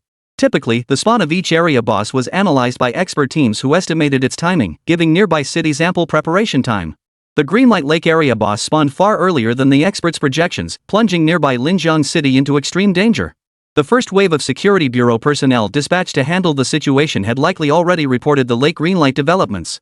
Meanwhile, guilds and armed factions across Linjiang City should be discussing countermeasures, strategizing which reinforcements to deploy to eliminate the boss. A level 35 wilderness boss isn't terrifying. Linjiang City's guilds, led by Skyward, have plenty of members above level 35 capable of eliminating it. But ensuring Linjiang City's security beyond mere elimination requires careful, long-term planning. Just as the Security Bureau members, led by Xiao Li, were busily launching follow-up operations, the counter-attendant who had just left rushed back in. Approaching Gu Ming and Su Yao, she said nervously, "Gentlemen, our manager says he can pay your commission for this assignment. But he said he wants to meet this young student." Me? Gu Ming pointed at himself. The counter clerk nodded slightly. Who is this manager you want to meet? Gu Ming asked again. The manager you wish to see is surnamed Lu. He serves as the steward of the Azure Sky Guild. Chapter 26, does a god-tier profession grant absolute power? A steward of the Azure Sky Guild? Hearing this title, Gu Ming frowned slightly. He knew that the Job Change Commission in Linjiang City was sponsored by several powerful guilds. Among the sponsors, the Sky Guild, undoubtedly the most powerful, was certainly one. Thus, it made perfect sense for someone from the Sky Guild to serve as manager there. However, the title of steward piqued Gu Ming's curiosity. Many guilds categorize their members by rank. Members with direct authority to manage guild affairs were typically called stewards. However, even among stewards, there are multiple tiers. The lowest rank, Junior Steward, holds a status nearly indistinguishable from ordinary guild members. While the highest rank, Chief Steward, held the greatest administrative authority within the guild, second only to the Guildmaster in signified power, surpassing that of the vast majority of members. If this person were the Chief Steward of Linjiang City's strongest guild, Sky, then they would be quite formidable, likely a powerhouse at level 60 or above. So, what rank of steward was this man surnamed Lu? Gu Ming wasn't one to keep questions bottled up. When something puzzled him, he usually voiced it. What level of steward is this person who wants to see me from the Sky Guild? I'm afraid I don't know. A lowly person like me wouldn't have access to such information. The counter-attendant gave an awkward yet polite smile before asking. All I can do is relay messages for Manager Lu. So what do you need? Gu Ming already had his answer. Just as he was about to respond, Su Yao tugged his pinky finger and whispered, "Why is this Lu fellow looking for you?" "Probably because he thinks I'm strong and wants to recruit me," Gu Ming replied. And it wasn't out of vanity, it was simply the truth. Lu must have noticed his activities in the Greenlight Lake area, which was why he wanted to meet him. But that doesn't really hold water either. Following this logic, someone surnamed Lu should have met Su Yao instead. After all, Su Yao was the one who started the fire, and her demonstrated combat prowess was comparable to his. Considering all this, Gu Ming had a more plausible theory. More likely, he just found it amusing curious to see what kind of person I am. Such frivolous reasoning? Su Yao found it hard to believe that someone of such potential significance would summon a complete stranger simply because he thought it would be fun. Yeah, most people are that frivolous, especially the powerful. They don't need any subtlety. In this world where everyone had undergone a career change, deep cunning was clearly less effective than a hard fist. If violence could solve everything, no one would bother thinking. So, what exactly are you implying? Seeing Gu Ming and Su Yao suddenly engage in conversation, the counter attendant hurriedly pressed for an answer again. But Gu Ming didn't answer immediately. Instead, he posed another question. If I don't meet with him, will you still pay us for this job? Of course. Mr. Lu's desire to meet you is a private matter and won't affect your commission payment. However, your payment may be delayed until tomorrow, given the substantial amount involved. Gu Ming nodded, then finally gave his direct response. Alright, in that case, I won't meet with him. I'll come back tomorrow to collect my payment. Well, alright. The counter clerk looked slightly surprised but said nothing more, turning to relay the message. Why not meet him? Su Yao asked curiously. In any normal person's mind, getting a chance to meet such a big shot should be something you jump at. Yet Gu Ming refused so decisively. Did Gu Ming not even consider expanding his social connections upward? Because I think it would be a hassle. Gu Ming replied. Fearing Su Yao might not grasp his meaning, he elaborated. I try to avoid anything unexpected, so it doesn't disrupt my regular plans. Oh. Su Yao nodded, seeming to grasp his meaning. Suddenly, she felt that the man before her was frighteningly composed. As if no matter what situation he faced, he could always make the most rational judgment. For over 2 years, this man had consistently outshone her. Su Yao had always believed the gap between her and Gu Ming was merely a few points on an exam paper. She thought that with a bit more luck or effort, she could bridge that gap. But now it seemed, her thinking had been rather naive. When it came to weighing the pros and cons of every situation, she simply couldn't compare to Gu Ming. Sigh. I guess I'm just cut out to be a military commander after all. Su Yao sighed deeply, murmuring to herself. What warrior? Aren't you my contract beast? Gu Ming teased Su Yao with a hint of mockery. You. Su Yao puffed out her cheeks, about to snap back, but the thought of Gu Ming's ability to issue commands to her instantly deflated her anger. She turned her face away and muttered. Fine, being a contract beast is fine. Fighting is fighting anyway, whether as a general or a beast. Makes no difference. That's the logic. Gu Ming chuckled, pleased with Su Yao's reaction. Just then, Xiaoli, who had been busy working with colleagues, suddenly exclaimed. Director Su, you're back. Everyone turned to look. There stood Su Chang, sword and shield in hand, accompanied by 2 subordinates. Their clothes were somewhat dirty, but no injuries were visible. It seemed the 3 had not engaged the Lord of the Lake Abyss. Dad, are you okay? Su Yao spotted Su Chang and immediately trotted over to ask. I'm fine. That strange fish didn't follow us out, so there's no trouble for now. Seeing Su Yao safe and sound, the tension in Su Chang's face instantly eased. He glanced at Gu Ming, who was waving gently from half a meter away, and his expression turned sour again. Get that brat over here. Wait inside for 2 minutes. We need to talk about what just happened. Oh. Su Yao nodded, knowing some things needed to be clarified. She took Gu Ming by the arm and led him to wait for Su Chang nearby. Su Chang gave his subordinates a few brief work instructions, the entire process taking less than a minute. Then, discarding the shield in his left hand, he walked toward the 2 of them, sword in hand. Standing before Gu Ming, he demanded coldly. Kid, you'd better give me a straight answer about what's going on here, or I won't let you walk away. Is this some kind of interrogation? Gu Ming asked. No. This is a private matter between you, me, and my daughter. Su Chang's expression was grim, as if he might strangle Gu Ming at any moment. Fine, then I won't have to lie. Gu Ming nodded slightly, his expression growing even calmer. But Su Chang frowned. What was this kid playing at? Would he really choose to lie about official business like giving a statement? Before Su Chang could dwell on it, Gu Ming recounted everything from his awakening as a god-tier beast tamer to his contract with Su Yao in meticulous detail. After hearing it all, Su Chang's entire expression changed. Or rather, the moment he learned Gu Ming possessed a god-tier profession, his composure shattered completely. So much so that he momentarily overlooked the fact that Su Yao had been contracted.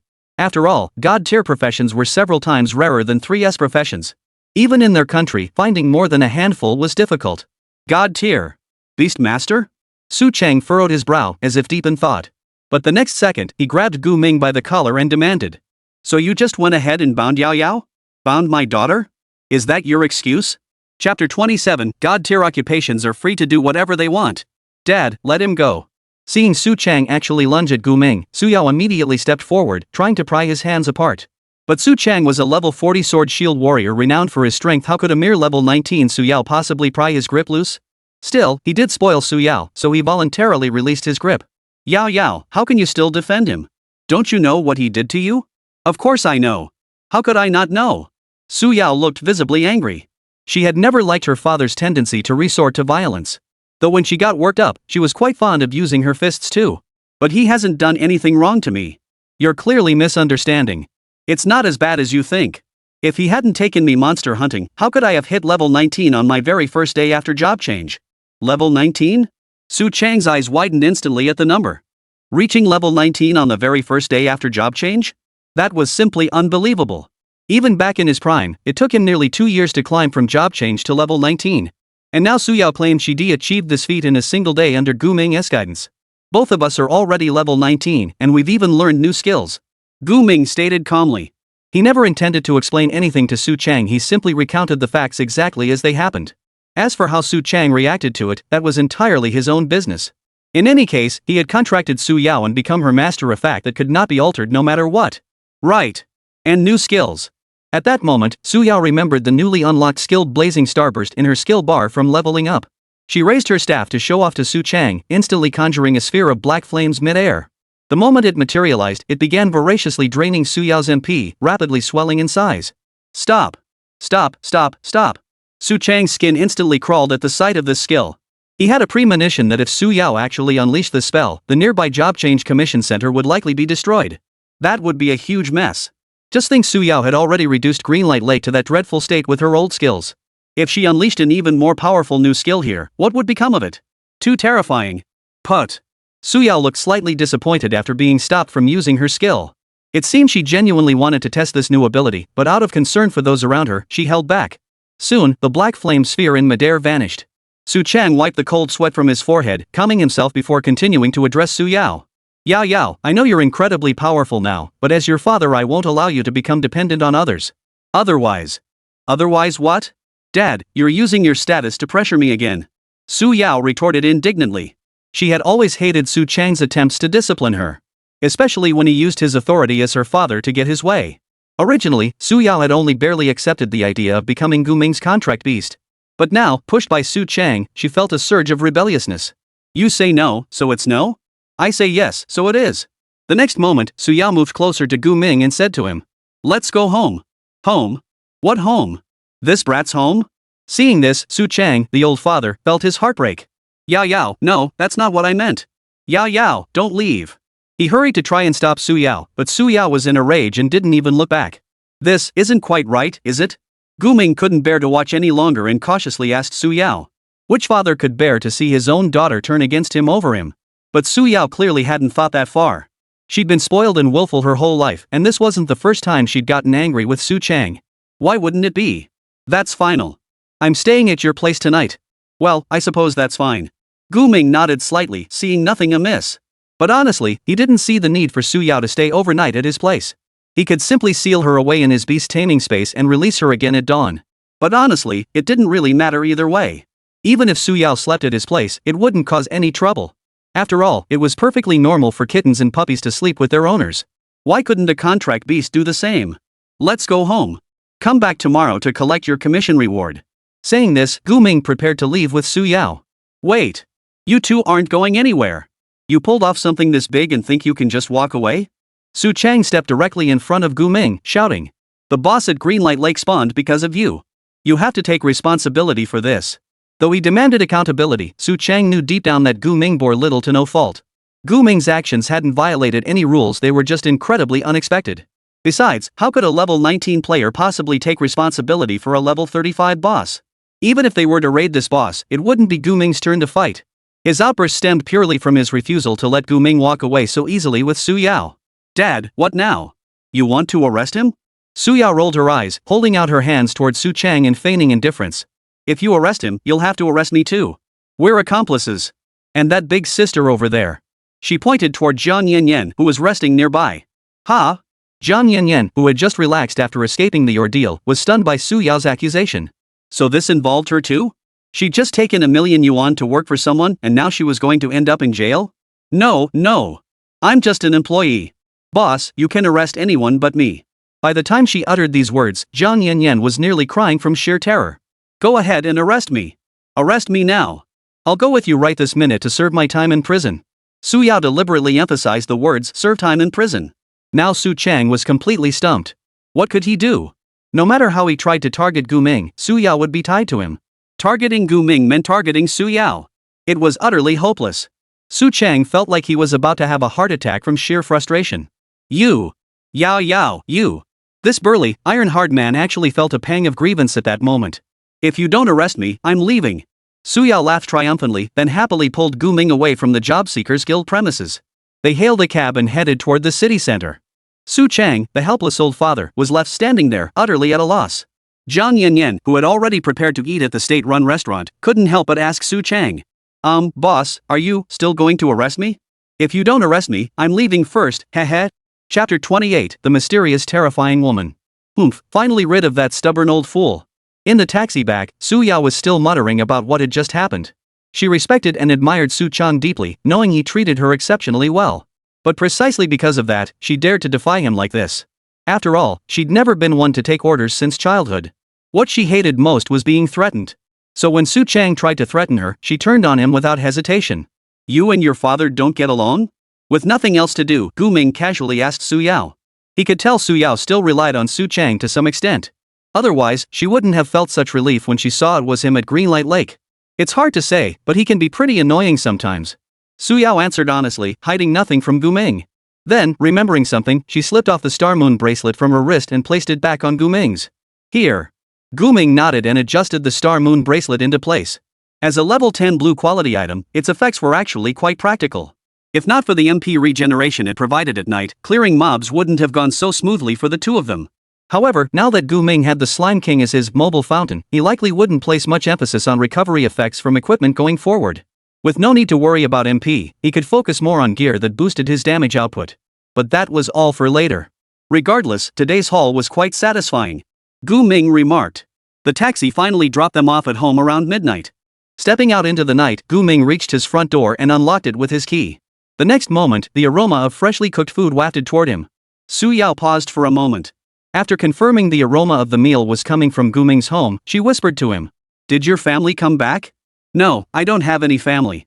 Ignoring Su Yao, who was dumbfounded by his answer, Gu Ming changed his shoes and walked into the house. Ha! You're an orph. Such an impolite remark naturally stayed unspoken. After a moment's thought, she followed Gu Ming inside, simultaneously searching for the source of the meal. Logically speaking, if Gu Ming had no family, how could someone be preparing a meal at this hour? A housekeeper? Given Gu Ming's personality, hiring a housekeeper was unthinkable. But soon, Su Yao saw the answer. Gu Ming, you're back. Out of the cramped kitchen emerged a woman in a simple dress, her face as exquisitely sculpted as a sculpture. A smile on her face, eyes slightly narrowed, holding a steaming plate of food as if she knew Gu Ming would be home at this hour. MHM. Gu Ming nodded without a word, sitting down at the table and starting to eat. Hello? Su Yao tentatively greeted the woman. The woman didn't seem surprised to see her. She merely tilted her head to study Su Yao for a moment before asking. Hungry? A little. Su Yao nodded. Then she watched as the woman turned and went back into the kitchen, presumably to fetch her some bowls and chopsticks. She felt inexplicably uneasy, sensing something off about this woman, though she couldn't quite put her finger on what it was. Is this your sister? She asked after sitting down across from Gu Ming. No. Gu Ming shook her head. Then, is she your neighbor? Su Yao asked again. No. Gu Ming shook his head again. Then who the hell is she?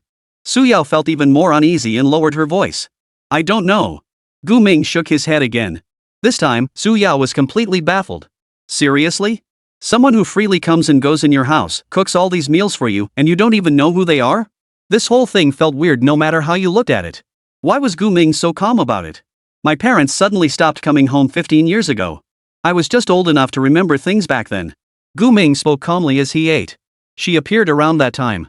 She cooked for me every day, took care of me, and sometimes even gave me pocket money. But she never said who she was, and as a child, I didn't know to ask. So even now, I can't be bothered to ask.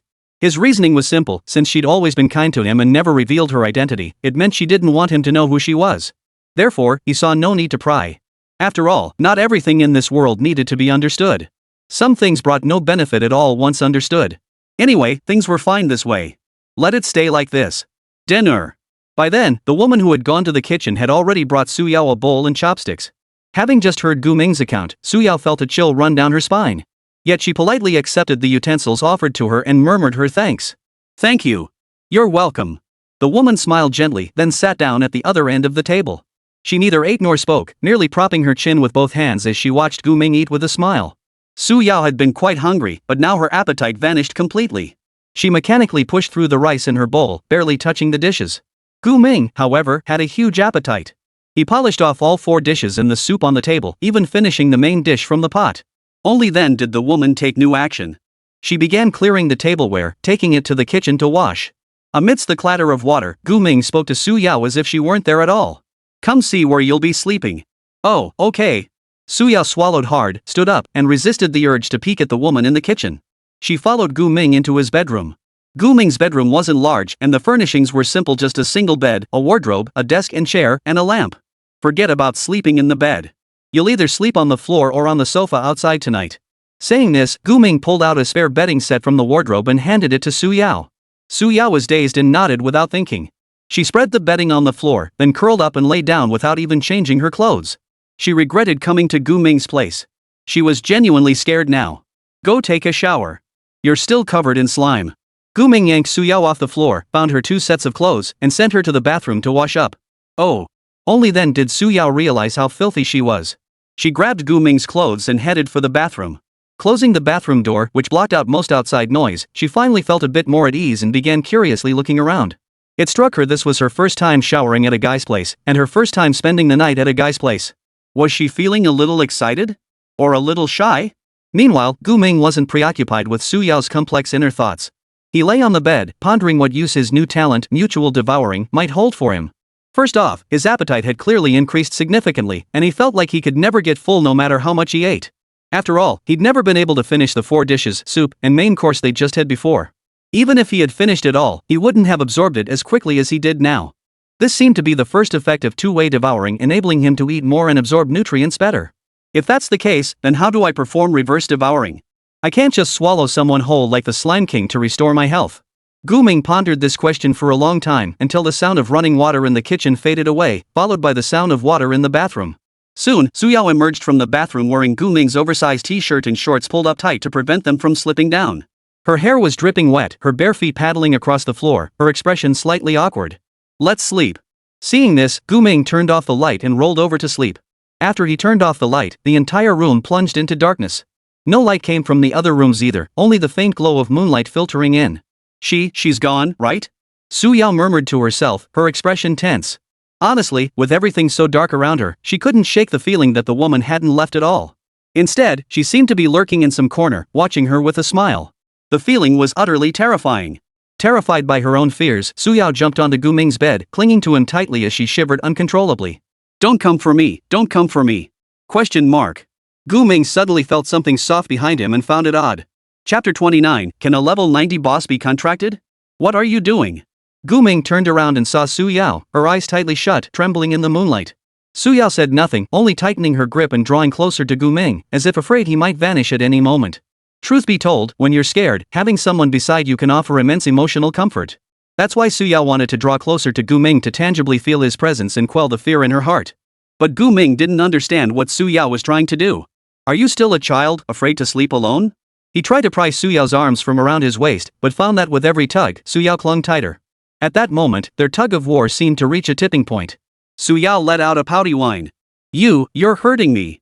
Please don't push me away, okay? This vulnerable side of her was something most boys couldn't resist.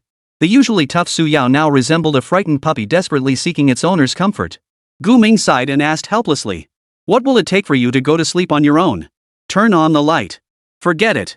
Gu Ming shook his head and ignored Su Yao. He hated sleeping with the lights on even more than being held. Seeing Gu Ming no longer pushing her away, Su Yao relaxed her grip. She pressed her body as close to him as possible, trying to stop her mind from wandering. If she slept alone, even in the same room as Gu Ming, terrifying images would constantly flash through her mind. Though the woman's appearance held no obvious terror, she still instilled a deep-seated dread within Su Yao. This dread felt primal, like an instinctive fear with no clear origin, yet it was undeniably real. Ignoring Su Yao clinging to him, Gu Ming soon drifted off to sleep. Su Yao gradually grew drowsy too, yet no matter how hard she tried, sleep wouldn't come. After staring blankly for an unknown length of time, her mind finally calmed. Only then did she shake off the fear and become aware of the gender difference between herself and Gu Ming. What was I doing just now? Clutching Gu Ming tightly, pressing her entire body against him? Su Yao had never done anything so bold before. She hadn't even hugged a girl like that. A faint blush spread across her cheeks. She instinctively tugged at the t-shirt she was wearing Gu Ming's and quietly moved a little further away from him. I should sleep in the living room. With that thought, she turned to gently slide off the bed. But the moment she turned, facing the bedroom window, she froze. There, standing outside the window, was the figure of that woman. Her face remained exquisitely delicate, clad in that same simple white dress. A gentle smile graced her lips as her eyes quietly watched the sleeping Gu Ming. But something was terribly wrong. How could she be outside the window? There was nothing but empty space beyond it. Su Yao felt her heart stop, holding her breath in terror. And in the next instant, something even more terrifying happened. A control panel suddenly appeared on the woman's face. Unknown boss. Race, unknown. Level, 90. There was a well-known fact: humans couldn't actively view other humans' panels. The only stats they can directly see are those of monsters. And the woman before them was not human, but a level 90 boss-class monster. Su Yao's breath caught in her throat, her entire body turning ice-cold. This meant that the gentle woman who had cared for Gu Ming since he was 3 years old was actually a level 90 boss? What did a level 90 boss even mean? Nation-wrecking, world-ending? In any case, the emergence of any level 90 boss would bring humanity to the brink of extinction. They were beings that bordered on godhood. Countless small nations have been destroyed by a single level 70 or level 80 boss. But a level 90 boss? 1,000 level 80 bosses bound together couldn't match its power. Ha. Su Yao thought perhaps she was too exhausted, her mind playing tricks on her. She reached out to shake Gu Ming awake behind her, wanting him to see what was happening.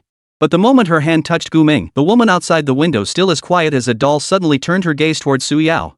In that instant, Su Yao's scalp prickled with dread. Only 2 words echoed in her mind: it's over. The woman raised a pale index finger to her lips, making a shushing gesture, then spoke slowly. Don't do anything unnecessary. Su Yao nodded instinctively. Whether from fear or something else, she withdrew the hand that had been about to shake Gu Ming awake and obediently returned to the bed, lying down with her back to the woman. She decided she'd better hold on to Gu Ming. Forget about shyness or reserve, at least this way. When that ghostly level 90 boss came to grab her, she could call out to Gu Ming for help in time. Another unknown span of time passed.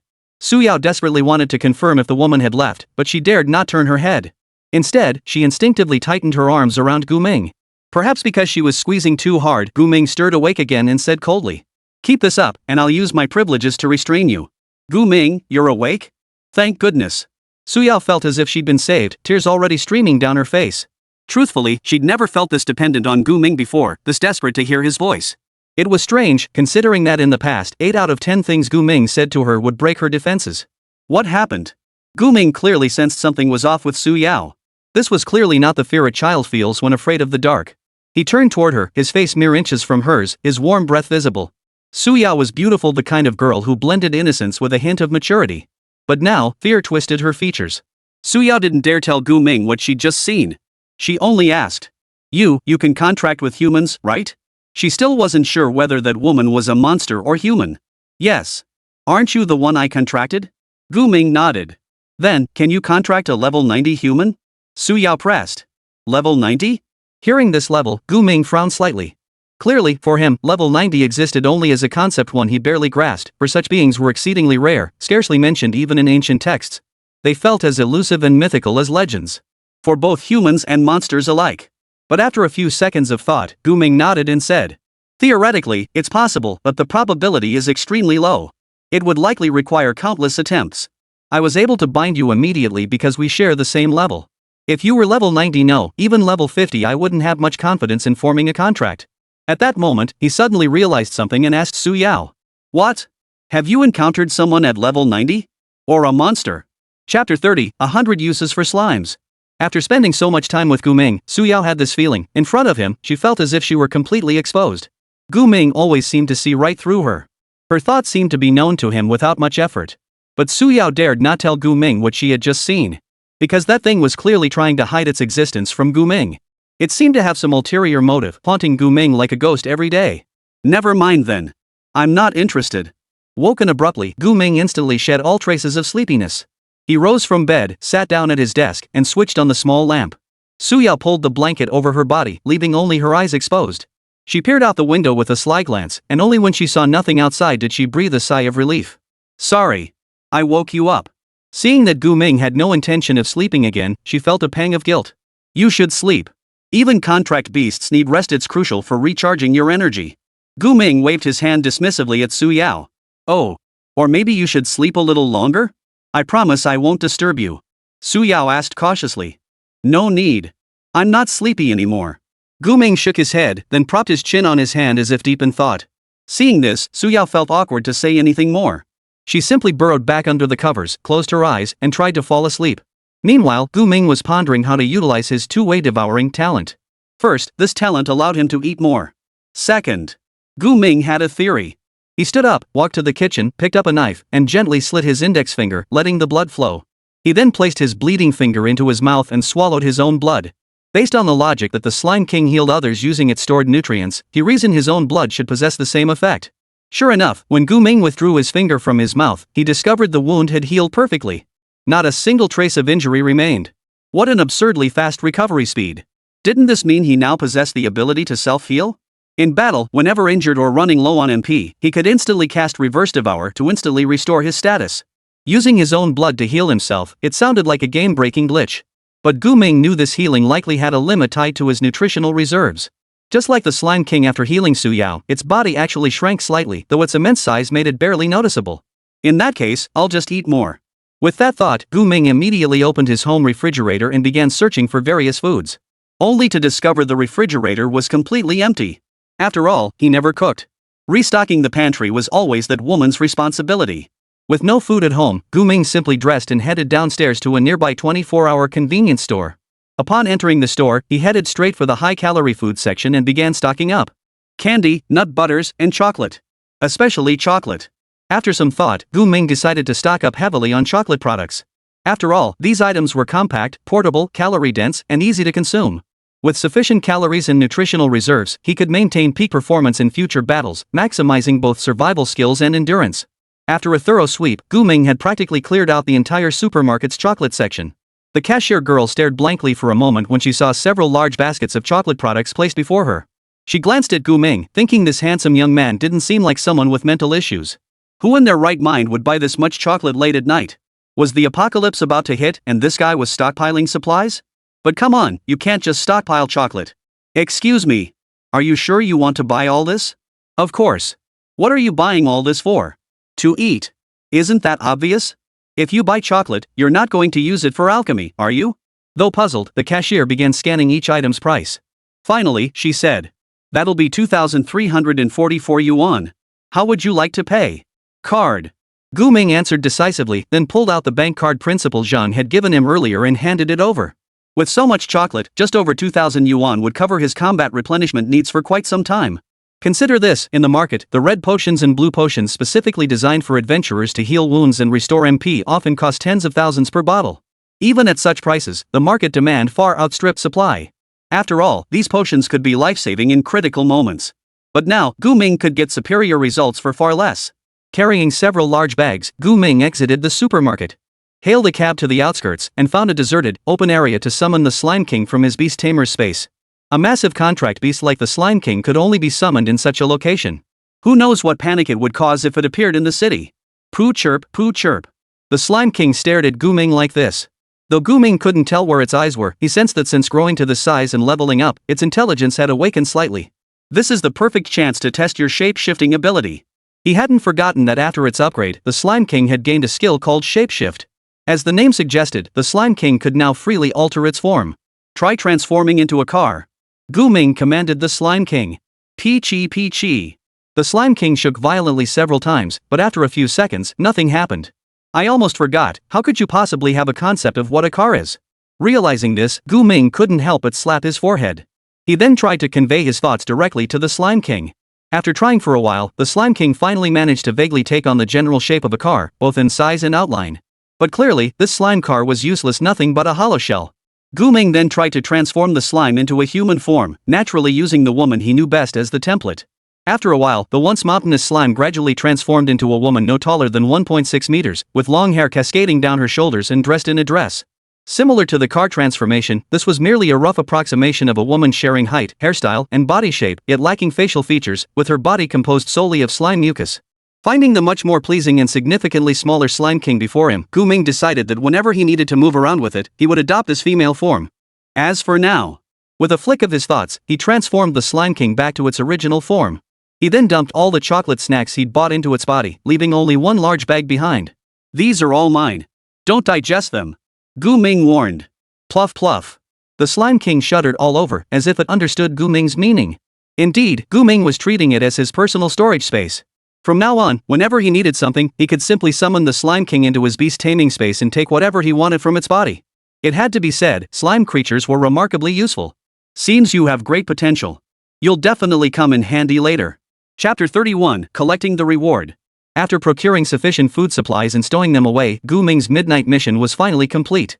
He glanced up at the sky and noticed the faint glow of dawn. After dawn, he had 2 tasks to attend to.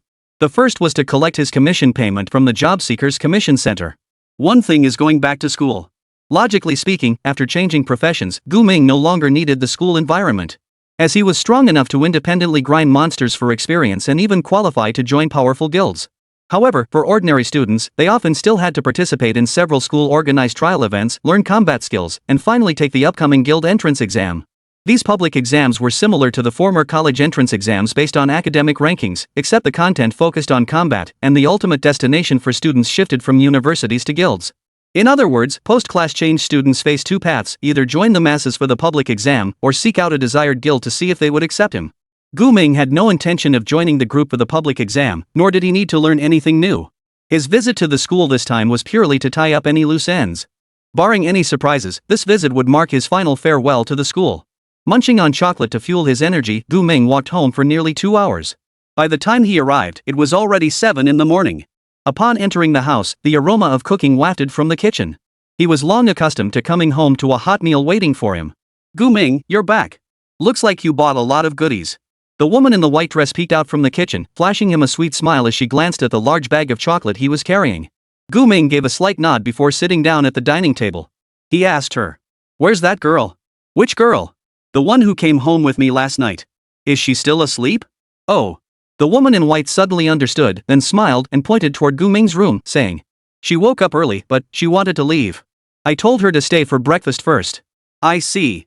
Gu Ming nodded, recalling Su Yao's strange behavior last night. She seemed terrified of the woman in white, though he couldn't fathom why. Yet the woman hadn't shown any signs of being threatening. Gu Ming got up and went into the room, where he found Su Yao curled up on the bed, wrapped tightly in the covers. The moment she saw him, Su Yao lit up as if she'd spotted a lifeline. "You're finally back. Where did you go? Why did you leave me here all alone?" When she had curled up to sleep on the bed, she hadn't even noticed Gu Ming had left. And once she realized it, she dared not move for fear the woman in white might suddenly appear, so she'd stayed curled up in bed all this time. But thankfully, Gu Ming had finally returned. "I went out to grab some food." Gu Ming tossed a whole chocolate bar into his mouth and began eating mechanically. Then you have to take me with you whenever you go out from now on." Su Yao's voice carried a hint of pleading. Hearing this, Gu Ming couldn't help but raise an eyebrow and said, "Since when did you become so clingy?" "I'm not being clingy. Ugh, it's hard to explain, but you're not allowed to leave me behind." Su Yao's cheeks flushed, but she no longer felt like getting angry. Soon, the woman in the white dress finished preparing the hearty breakfast. This time, however, she didn't wait for Gu Ming to finish eating. Instead, she left the house first, citing something to do as her reason. After she was gone, Su Yao finally relaxed a bit and began eating her breakfast little by little. Most of it, however, ended up in Gu Ming's stomach. "What are we doing today?" Su Yao asked Gu Ming after finishing her meal. "Go collect our payment, then swing by the school." After finishing his meal, Gu Ming pulled out another chocolate bar and started munching on it. And continued, "If everything's fine at school, I'll start looking into which guild to join." Guilds? At this point, Su Yao recalled last night's conversation. "What about the Azure Sky Guild? Didn't one of their stewards show interest in you yesterday?" "It's an option, but Sky's not my only choice," Gu Ming said. "Every guild has its unique strengths. Sky's overall capabilities are strong, but that doesn't mean it's necessarily the right fit for me." "All right." Su Yao nodded. After all, since yesterday, she'd been tied to Gu Ming. Even if Gu Ming were heading to outer space right now, she'd have to nod and agree. After tossing the used bowls and chopsticks into the sink, Gu Ming changed into fresh clothes and handed Su Yao his elementary school uniform. In his home, it seemed only this kind of clothing could be worn by Su Yao. As for the green quality gear with bonuses she'd worn yesterday, it hadn't been washed yet. It reeked and was unwearable. When Suyao learned the clothes she was wearing were Gu Ming's elementary school uniform, she felt a bit embarrassed at first. She murmured under her breath, complaining that Gu Ming was treating her like a little kid. It felt strangely embarrassing. Gu Ming replied half-jokingly. If you don't want to be a kid, just stay in my space like the Slime King. That way, you won't even need clothes. No clothes, just stay in the beast-taming space? Suyao's face turned dark then flushed red, like Guan Yu and Zhang Fei fused together.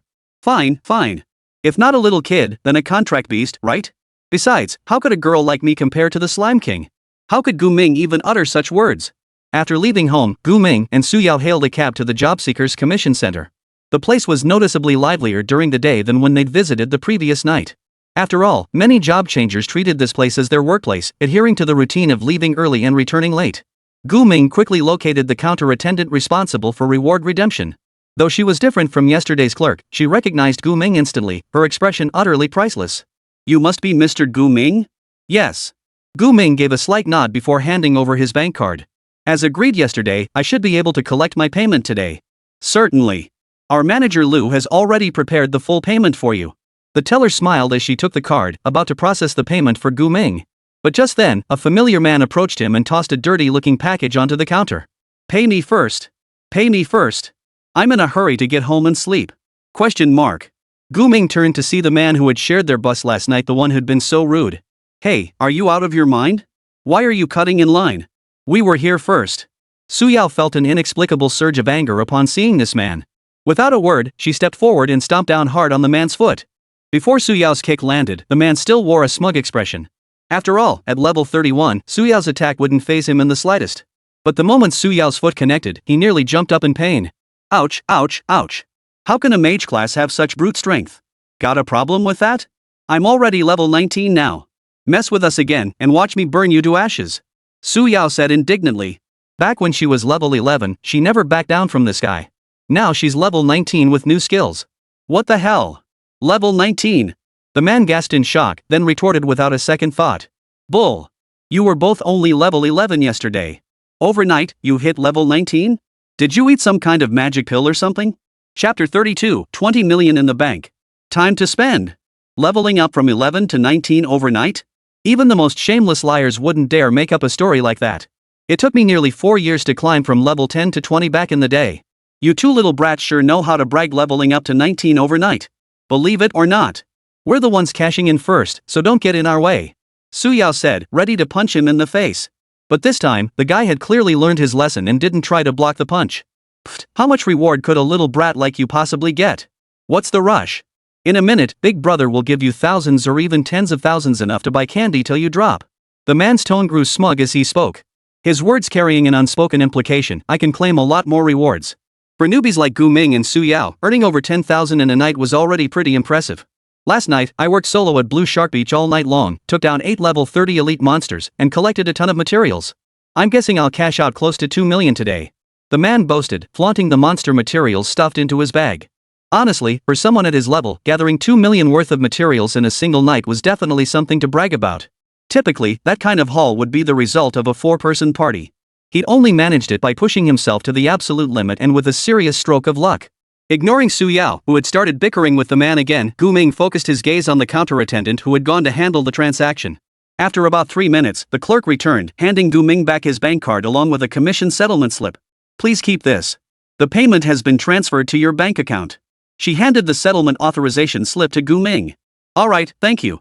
Gu Ming glanced at the settlement authorization slip, which stated that his commission for this assignment was 20 million yuan.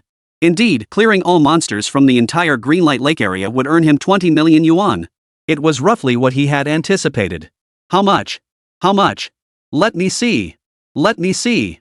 Suyao crowded close to Gu Ming like a child, peering curiously at the document in his hand. Ever since last night, she'd been dying to know how much they'd be paid for undertaking such a monumental task. When she saw the commission settlement slip displaying a reward starting with a 2 followed by a long string of zeros, she froze for a moment. 20 million? 20 million. In one night, she and Gu Ming had earned 20 million? What did 20 million even mean? Enough for an ordinary person to live comfortably for a lifetime. Enough for a job changer to buy a set of purple quality gear that'll last a lifetime. This is a colossal sum. We struck it rich? Suyao murmured softly. Indeed, she had struck it rich. Even someone like her, who'd never known financial hardship since childhood, understood what 20 million meant. Wait, you mean you made a few thousand? Let me see. The man couldn't shake his habit of prying into others' business. Stretching his neck to glance at Gu Ming's commission settlement slip. His eyes immediately locked onto that conspicuously large sum. The next second, he froze, rubbing his eyes in disbelief before double-checking. No mistake, even after double-checking, it was still 20 million. 20 million? Wait, did you guys buy up the entire Greenlight Lake area? His tone was filled with astonishment, yet he seemed to recall something. He immediately pulled out his phone and checked the day's news. On his way back from Blue Shark Beach, bored out of his mind, he'd seen a news story about Greenlight Lake. But at the time, he hadn't paid it any mind, swiping through his phone to look at pictures of beautiful women instead. Now, however, when he opened his phone to check Linjiang City News, he discovered that story about Greenlight Lake had surged to the top trending topic in the city. Last night, 2 adventurers successfully cleared the Greenlight Lake area using fire magic. Linjiang City is one step closer to reclaiming this vital water source. The article included an aerial view of the Green Glow Lake area. At a glance, it was a complete mess, with no trace of monsters left behind. 2 transferees? He glanced at Gu Ming and Su Yao, who had already stowed away their credentials and were striding away with nonchalance. A growing suspicion took root in his mind. Last night, it seemed only these 2 newbies had gone to Greenlight Lake.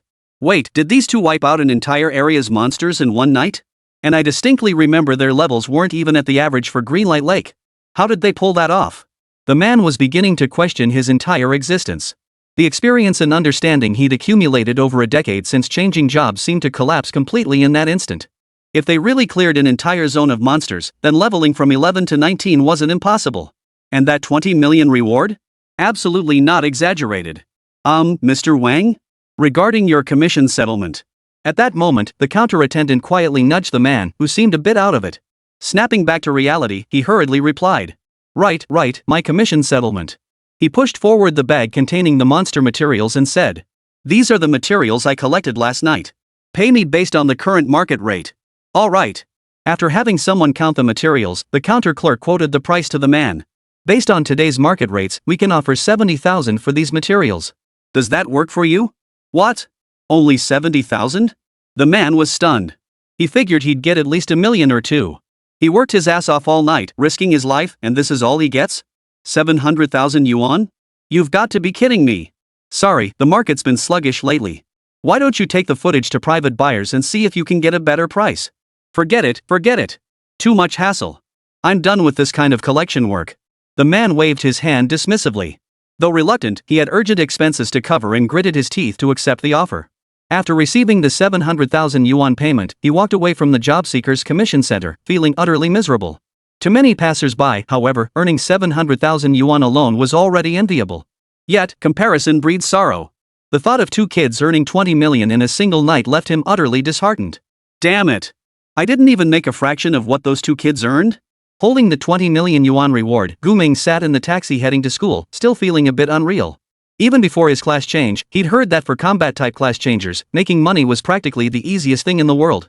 Many skilled combat-type job changers could earn in a single day what ordinary people couldn't earn in a lifetime. Now he saw it was true. 20 million. What should I do with 20 million?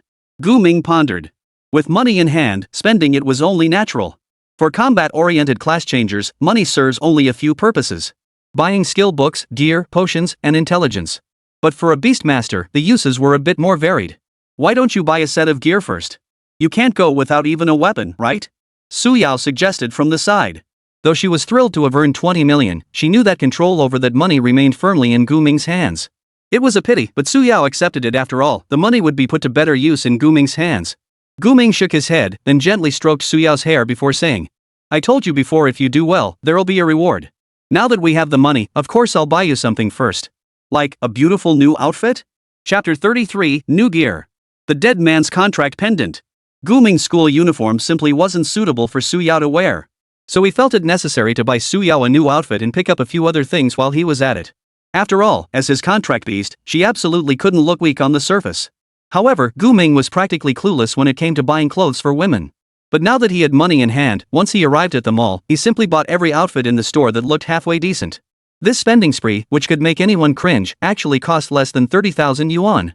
Compared to upgrading his own gear and items, this was practically nothing. Su Yao beamed with delight at the dazzling array of clothes. She picked out a simple knee-length pink dress and paired it with a loose light blue shirt. Together, they perfectly highlighted her youthful charm. What about the rest of the clothes? Where should I put them? Suyao asked Gu Ming happily, now dressed in her new outfit. Glancing at the bags of clothes she was carrying and feeling a bit wasteful. Was Gu Ming usually this extravagant? Or had he gone out of his way just for her? Put them in my personal storage space. Gu Ming replied, leading Suyao to a large open area. Personal storage space? When did you get a personal storage space? Suyao was utterly baffled. A personal storage space? That's not something just anyone can possess. Generally speaking, aside from exceptionally rare spatial skills, only even more precious items or equipment could grant such a space. Yet clearly, Gu Ming possessed neither spatial skills nor any related items. Gu Ming offered no explanation. Under Suyao's stunned gaze, he summoned the Slime King, tossed all the newly purchased clothes directly into its body, grabbed some chocolate, and swiftly returned it to the beast taming space. 666. Suyao's eyelids twitched violently.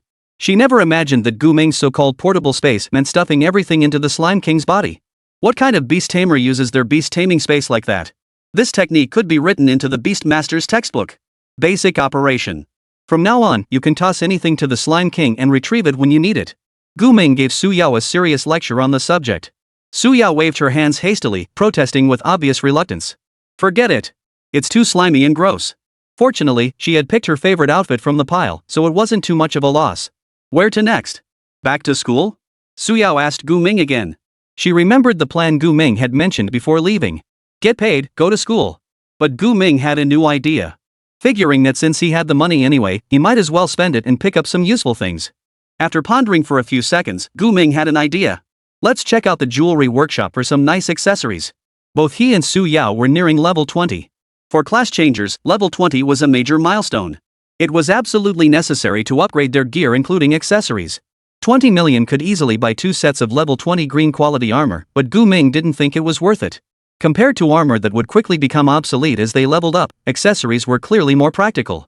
Take the level 10 blue quality accessory, the Star Moon bracelet, for example. Its effects were incredibly solid, boosting MP regeneration speed and increasing the maximum MP storage capacity. Such accessories can be used for a long time without issue, as their effects are rarely provided by standard gear.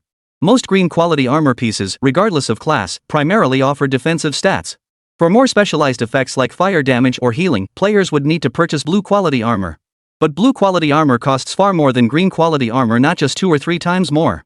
20 million might barely buy 2 sets, and those sets might become obsolete before long.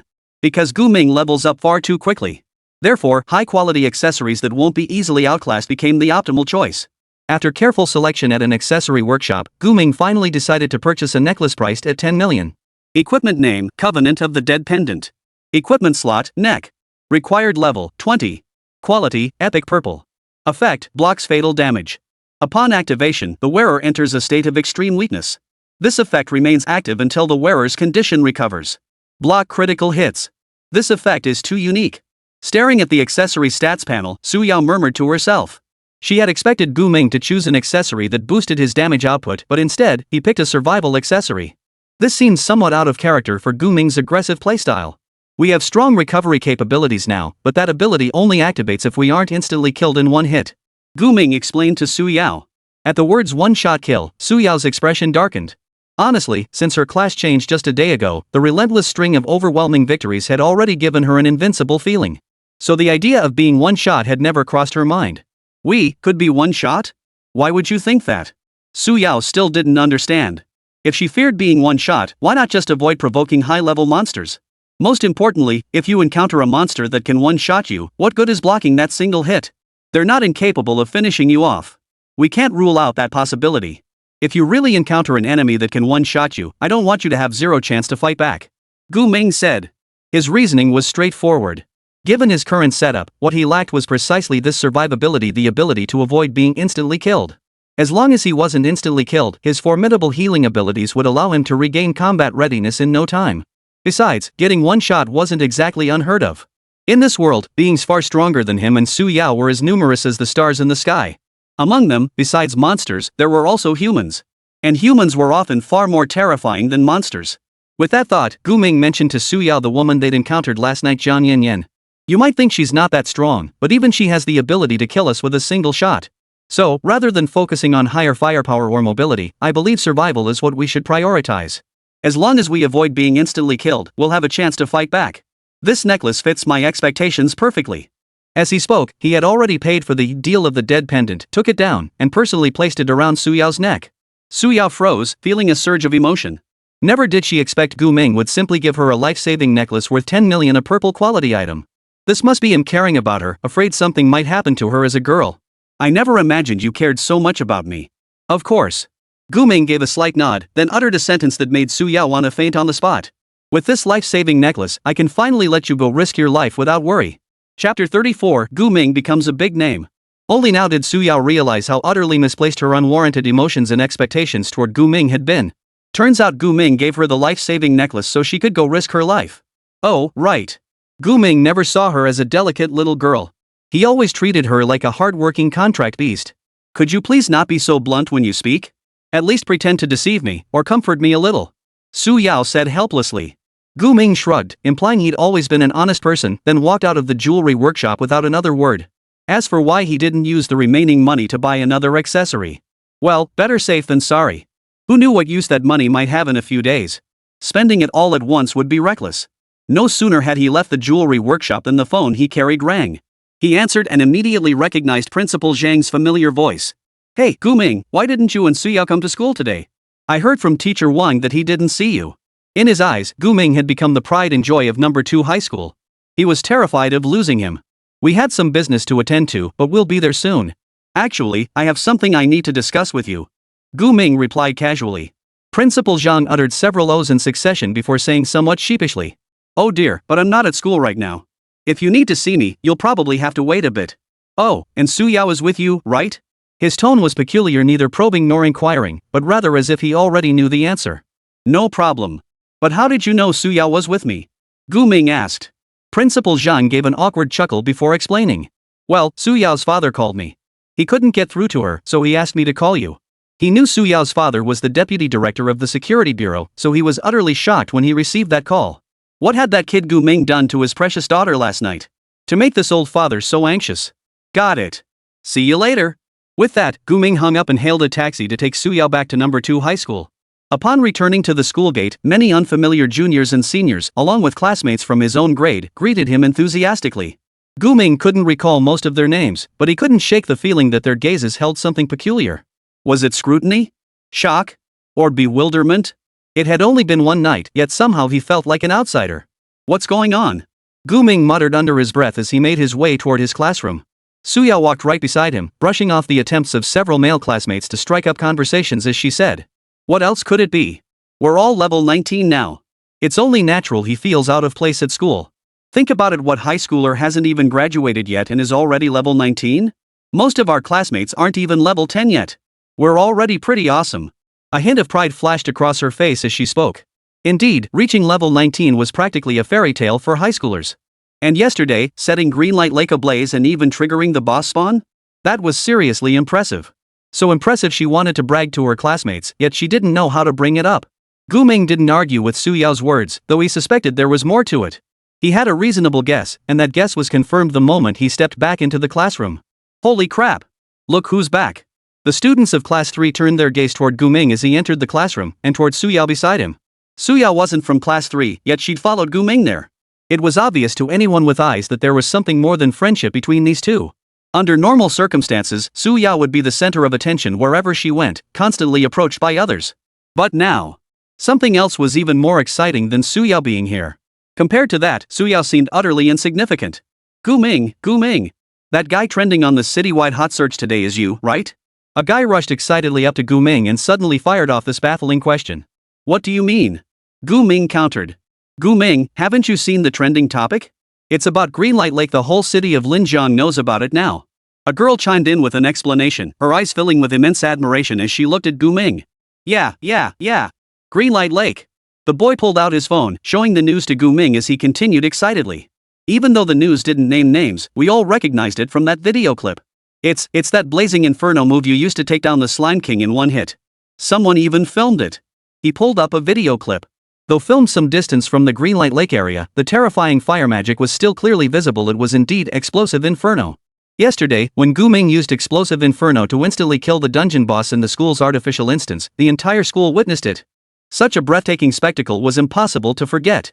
So when we saw this video in the news, we immediately thought of you. Gu-ming, it couldn't be anyone else. The boy's voice grew increasingly excited. So cool, so awesome. You guys cleared Greenlight Lake. We're still struggling with the artificial dungeon. So that's how it was. Understanding the reason, Gu-ming let out a relieved laugh. He hadn't expected his fame to spread so fast. Apparently everyone at school knew about his malicious burning of Greenlight Lake. No wonder so many students were giving him strange looks. Come to think of it, it made sense. After all, what high schooler could wipe out monsters across an entire area? And cause such a huge commotion? For the classmates who'd studied alongside Gu-ming for over 2 years, this was utterly astonishing. Gu-ming, I never thought you'd take on a quest on your very first day after changing jobs. You're crazy. And you went to the Greenlight Lake area? I just checked the monsters, they're average level 15. Level 15? Holy crap, that's twice my level. Students who had transferred to combat-oriented classes gaped in disbelief, fully aware that level 15 monsters were still far beyond their reach. After all, yesterday in the highest level 10 artificial dungeon, they'd been beaten to a pulp. But Gu-ming? He just went and mowed down level 15 monsters like weeds. Gu-ming, what's the deal here? We all want to know. And after grinding all those monsters, what level are you now? Can you tell us? Damn it, we were just guessing. I bet you're at least level 15 by now. Someone asked, then turned to Gu-ming with eager eyes. They were genuinely curious about Gu-ming's current level.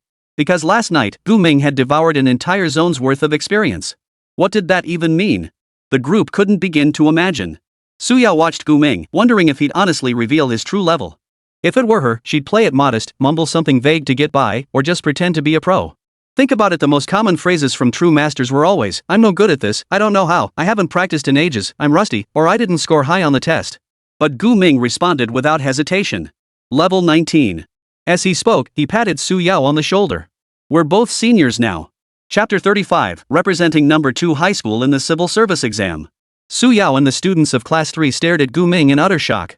Wait, weren't we supposed to at least pretend? You don't want to pretend, but I sure do. There's nothing to pretend about. Strength is strength, why pretend to be a pig? Forget it. A real tiger wouldn't dream of pretending to be a pig. Only others know how strong you are. Only brainless troublemakers will know to back down, and better resources will find their way to you. Level 19? Did I hear that right? Level 19. A boy muttered under his breath, hesitantly counting on his fingers. Level 19 meant. And not just one, but 2 level 19s. Weren't we all under level 10 yesterday? And now you two are already level 19? This answer clearly surpassed everyone's expectations. No one could have imagined that overnight, Gu-ming could reach such heights, especially while carrying Su Yao. They must be monsters. They've completely wiped out the Greenlight Lake area.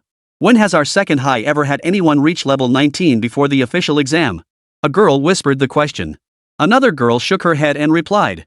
What are you thinking? That level is way too high. I remember our top graduate 2 years ago only reached level 13 when he graduated. Back then, I thought he was already amazing. Who knew Gu-ming would be even more incredible? My goodness, level 19? Reaching level 19 overnight. How many days until the civil service exam? Only 8 days left, right? If he can hit level 19 overnight, he'll be over level 20 by the exam. Damn it, taking the exam at over level 20? Is that even fair? That's practically going in to crush the competition. The exam is designed for students who just transferred jobs. By the day they take it, their average level is probably only around 10. If someone like Gu-ming, who's already level 20, shows up to take it too, what's the point of the exam then? Might as well all just lie down and take the punishment. But then again, Gu-ming was from second high, and more importantly, he was from their class 3. Even if he doesn't hang out with everyone normally, 3 years of class camaraderie still beats total strangers. This is crucial, it means Gu-ming could potentially carry the entire class through the exam. Many students immediately grasped this point and started fawning over Gu-ming. Brother Gu, you're our class 3's savior. On the day of the exam, we're all counting on you to carry us through. You absolutely must team up with us. With you on our team, we're not just aiming for top rankings in the city, we're going for national rankings. Maybe we could even take first place. Looking back at past exams, no one had ever been as exceptional as Gu-ming. As for why everyone tends to overlook Su Yao? Because even though Su Yao was dazzling, she couldn't shine next to Gu-ming. After all, who could compare to a man who, in his very first trial, instantly defeated the dungeon boss with that terrifying ultimate move? To the students of Class 3, Gu-ming was now practically a hero.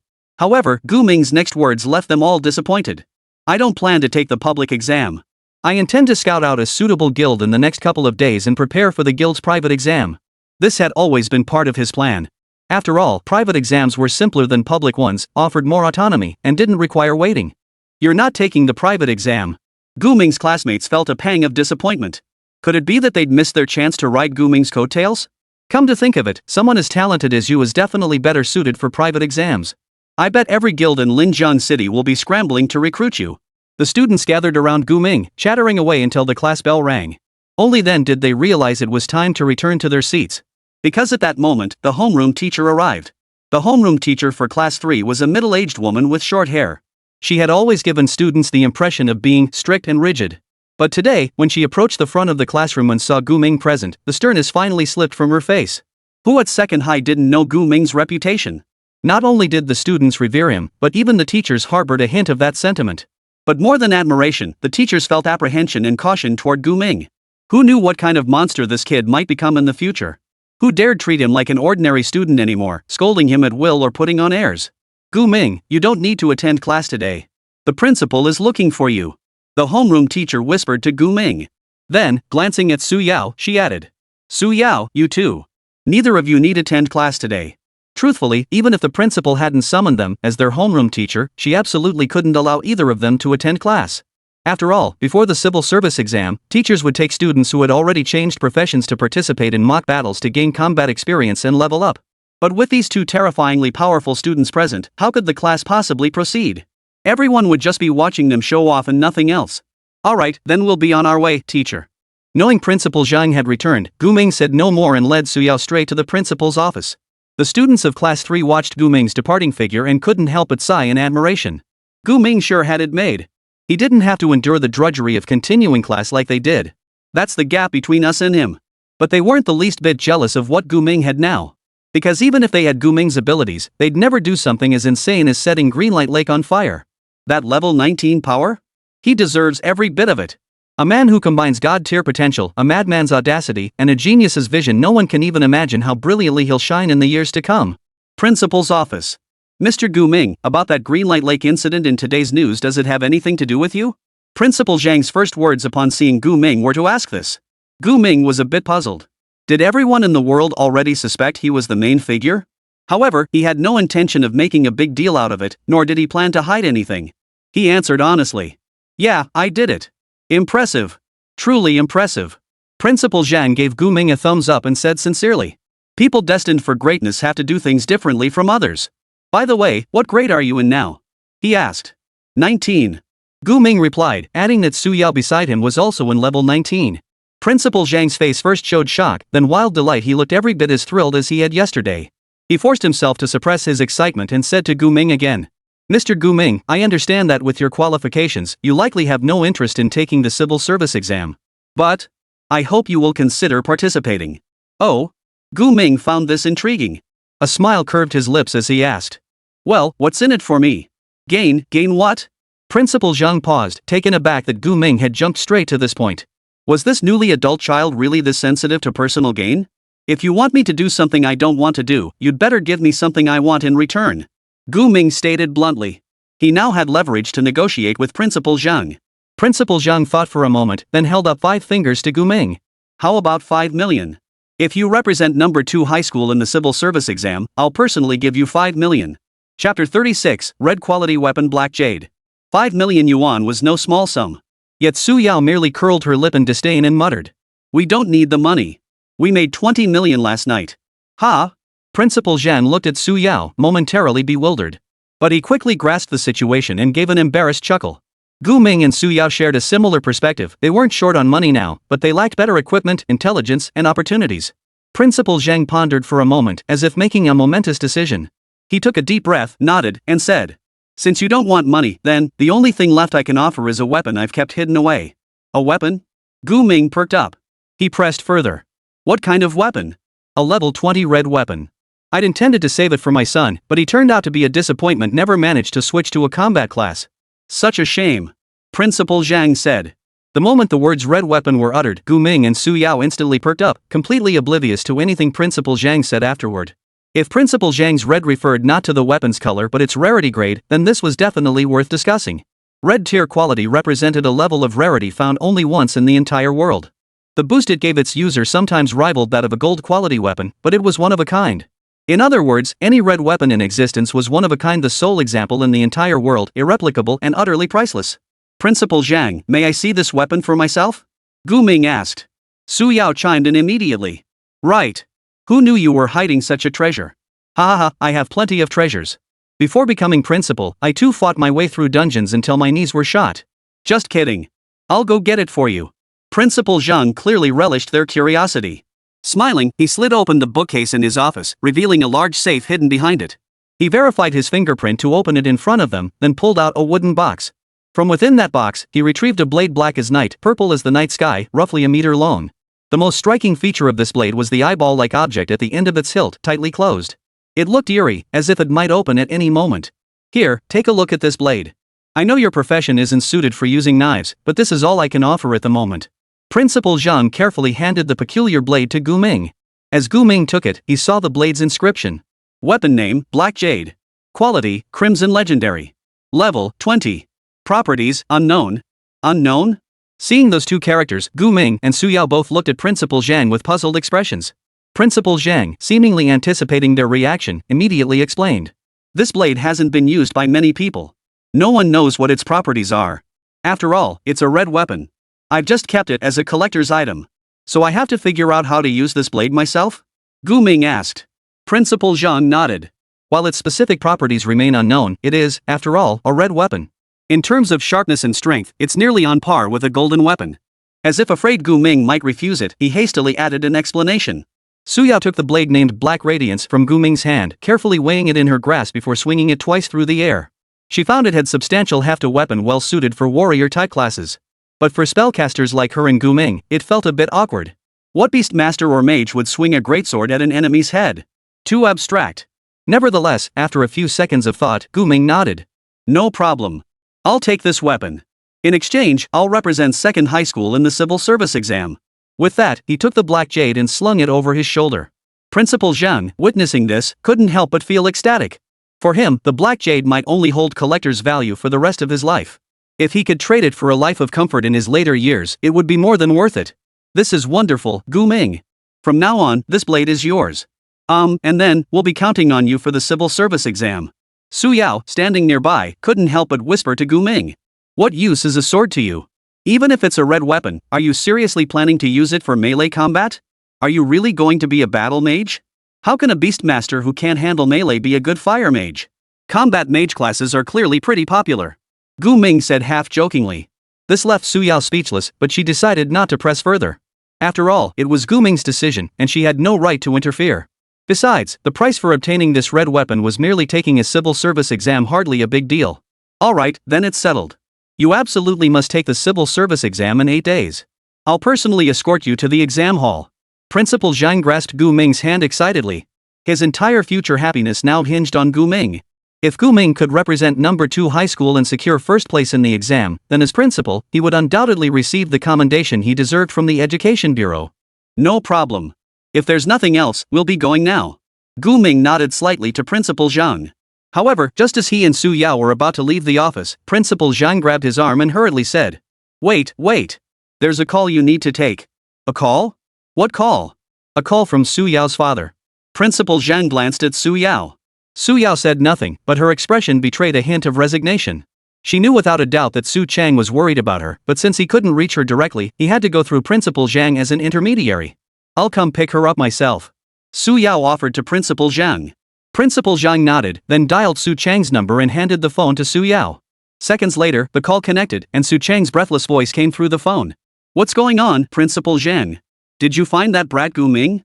Dad, it's me, Yao. Su Yao said, her tone tinged with guilt. After snapping at Su Chang yesterday, she had quickly regretted it, but her habit of sulking kept her from reaching out. Hearing Su Yao's voice, Su Chang's tone instantly softened, tinged with concern. Oh, Yao. Are you at school now? MHM. Su Yao had intended to exchange a few pleasantries with Su Chang to ease the tension, but Su Chang seemed preoccupied with something urgent, his tone growing anxious. Yao, I'm just relieved you're okay. I'm out working right now, don't go wandering around. Stay put at school or go home. What's going on? Su Yao asked urgently. Nothing serious, it's just that boss at Greenlight Lake. We're gathering people to take it down, but things got a bit messy. Su Chang tried to sound casual, but the next moment he emphasized again that Su Yao shouldn't wander off, assuring her that she and Gu Ming didn't need to worry about this level 35 boss. Before Su Yao could ask for more details, Su Chang hung up. It seemed the situation on his end was urgent. He doesn't want you to go. Are you still going? Gu Ming asked Su Yao, whose expression was complex and whose movements had paused. Su Yao remained silent, clearly torn inside. A level 35 boss, could she really get involved? I don't know. Su Yao shook her head. Then you're going. Gu Ming said. Although Su Chang kept insisting that he wasn't responsible for this Green Light Lake boss, ultimately, the boss had spawned because of him. He couldn't help but feel a little guilty. Besides, he hadn't experienced a real boss battle yet. This opportunity would let him see what one was really like. Lord of the Lake Depths. Level 35. I can't shake the feeling I've gotten myself into big trouble. Chapter 37, The Lord of the Lake Depths Campaign. During the car ride to the Green Light Lake area, Gu Ming ate chocolate almost non-stop. Yet his expression betrayed no enjoyment. It resembled a grueling workout, mechanical and painful. Su Yao watched him with puzzlement. I never knew you were such a chocolate lover before? As she spoke, she noticed traces of chocolate smeared around Gu Ming's mouth. Reaching out, she gently wiped it away with the heel of her palm, then curiously tasted it herself. She found it tasted like ordinary chocolate, rich and sweet. It seemed Gu Ming wasn't eating anything magical after all. Gu Ming briefly explained to Su Yao why he'd been devouring chocolate so voraciously. Su Yao finally understood. She'd almost forgotten that Gu Ming possessed the ability to contract with beasts. In other words, Gu Ming now possessed the same healing abilities as the Slime King. The difference was that as a human, Gu Ming couldn't swallow creatures whole to nourish them like the Slime King did. Instead, he had to let creatures consume him to provide sustenance. It sounded a bit gross and bizarre, but upon closer thought, it was utterly game-breaking. So, if you store enough energy now, you can heal yourself infinitely by bursting your blood whenever you're injured in the future? Among combat classes, skills that boost stats or deal damage through blood bursts are commonplace. But a situation like Gu Ming's where a blood burst actually restores health afterward is incredibly rare. Bleeding for healing. Who wouldn't be confused by that? It's not infinite. If my internal energy reserves are depleted, I probably won't be able to recover by drinking my own blood. This was precisely why Gu Ming constantly pushed his energy intake higher and consumed high-calorie foods. Given this innate ability, he had best utilize it to prevent a future shortage of blood. For him, survival capability was paramount. It determined whether he could fight opponents above his level and increase his margin for error. I see. Su Yao nodded slightly, seeming to grasp Gu Ming's meaning. To be honest, she felt a touch of envy toward Gu Ming. Compared to her, Gu Ming possessed far greater abilities and future potential. If Gu Ming chose to, he could contract countless creatures and synchronize their innate talents and skills onto himself. Seriously, was this even still considered a Beastmaster? A God-tier beast tamer. This is God-tier. Su Yao sighed. Gu Ming said nothing, merely continuing to eat his chocolate. He could sense that the energy stored within him now was enough to kill him several times over. The taxi pulled up at the Job Changer Commission Center. It stopped immediately because the area was swarming with people from the Security Bureau and various guilds. The situation looked extremely complicated. They seemed to be busy with some operation together. Gu Ming didn't intend to have the driver take him directly to the Green Light Lake area. He got out immediately and instructed Su Yao to carry Black Jade from the trunk. This red quality blade appeared to be in a state of slumber, its eye-like emblem on the hilt seemingly never having opened. Hey! You two friends here for the Green Light Lake expedition too? As Gu Ming and Su Yao stepped out and approached the Job Change Commission Center, a man in a shirt looking like a white-collar worker came forward. He asked, "If you're joining, register with me. Sign up?" Gu Ming furrowed his brow slightly. This was something he'd never heard of before. This is your first time encountering this, right? Well, it's just like accepting a commission task. You register first, then we settle the payment afterward. Each participant gets 500,000. The man in the shirt explained patiently. His demeanor reminded one of a salesperson desperate to hit their month-end quota, urgently trying to lure people into a deal. Gu Ming understood the situation and nodded. All right, we'll sign up. I'm Gu Ming, and she's Su Yao. He addressed the man in the shirt. All right, let me register you. Hold on while I check your information in the commission center. The man in the shirt pulled out his phone, tapped away rapidly, then suddenly froze. He looked up in shock and asked, "Your levels aren't even at 20 yet? Oh dear, that won't do. The boss in the Green Light Lake area is level 35. Going in like this is pure suicide." All right. Gu Ming shrugged, choosing not to argue with the man in the shirt. He intended to skip the registration step altogether and head straight to Green Light Lake. But just then, Su Yao stepped forward and said, "Sir, please don't underestimate us." Hey, it's not that I'm underestimating you, it's just that you're only level 19. Even if I let you join the raid, you wouldn't be able to contribute much and it'd be dangerous for you. The man in the shirt said as diplomatically as possible. But the implication was clear. You two noobs, don't go running off to get yourselves killed, okay? Well, did you know that Greenlight Lake got burned yesterday because of us? That boss spawned because of us too. Su Yao retorted. Not to boast, but to make him understand that she and Gu Ming weren't as weak as they appeared. The man in the shirt was stunned, nearly dropping his phone as he snapped back. What? You two are those reckless. He cut off his potentially offensive words, then his eyes darted around as he pondered for a few seconds before saying, Alright, you two do seem somewhat capable, and you're directly involved in this expedition. I'll register you. His decision to register them wasn't entirely because he believed they were strong enough to take on a level 35 boss, but because he thought these two were outright lunatics. If they were capable of setting Greenlight Lake ablaze just to farm monsters, who knew if they might suddenly snap and beat him senseless? At worst, he could just chalk it up to boosting his performance metrics. That's more like it. We're definitely not here to cause trouble. Su Yao nodded in satisfaction, shooting Gu Ming a triumphant smile. The man in the shirt quickly pointed them to a bus and said, You two can take that bus to Greenlight Lake. The details of the expedition will be explained to you by the people on board. Alright, thank you. Gu Ming nodded before leading Su Yao toward the bus. He boarded the bus alongside a group of people carrying various weapons and sporting all sorts of gear. He briefly scanned their levels and noticed none were below 30, most were seasoned veterans hovering between 30 and 35. With their sparse gear and somewhat inexperienced demeanor, Gu Ming and Su Yao felt a bit out of place among them. Honestly, the two of them looked more like they were on a spring outing than heading into a boss raid. But now, Gu Ming had a new question. Is such a massive operation really necessary just to take down a level 35 boss? Just as he pondered the reason, the bus filled to capacity and began to pull away. A woman seated next to the driver stood up and addressed everyone. Everyone, let me explain our roles for the upcoming operation. We are Category B combat personnel. We are not responsible for direct combat with the boss. Our sole responsibility is to wear down and clear the minions. Chapter 38, The Real Battlefield. Class B combatants? Gu Ming hadn't expected this boss raid to be so complicated, even categorizing participants into different types. To be fair, the security bureau was indeed professional. Instead of sending everyone headlong into the boss's face, they organized everyone to work together like this. This approach should make the boss hunt far more efficient. That said, he and Su Yao hadn't come here to be Class B combatants. The woman continued explaining the detailed tasks for everyone, but Gu Ming had stopped listening. Should we follow them? Su Yao leaned close to Gu Ming's ear and whispered. We'll see. Gu Ming replied. After we get off the bus, we'll observe the raid situation. If possible, I'd rather jump straight into the boss fight. I feel the same way. What's the point of clearing minions? We're not here to grind, after all. Su Yao chuckled. A rare moment where she and Gu Ming were on the same page. Hey, why is it always you two? Do you have to meddle in this too? Suddenly, a familiar voice rang out from the seats behind them. Su Yao turned around, leaning over the seat to look back. Her expression instantly fell. Sure enough, it was that rude man, the one she'd once stepped on.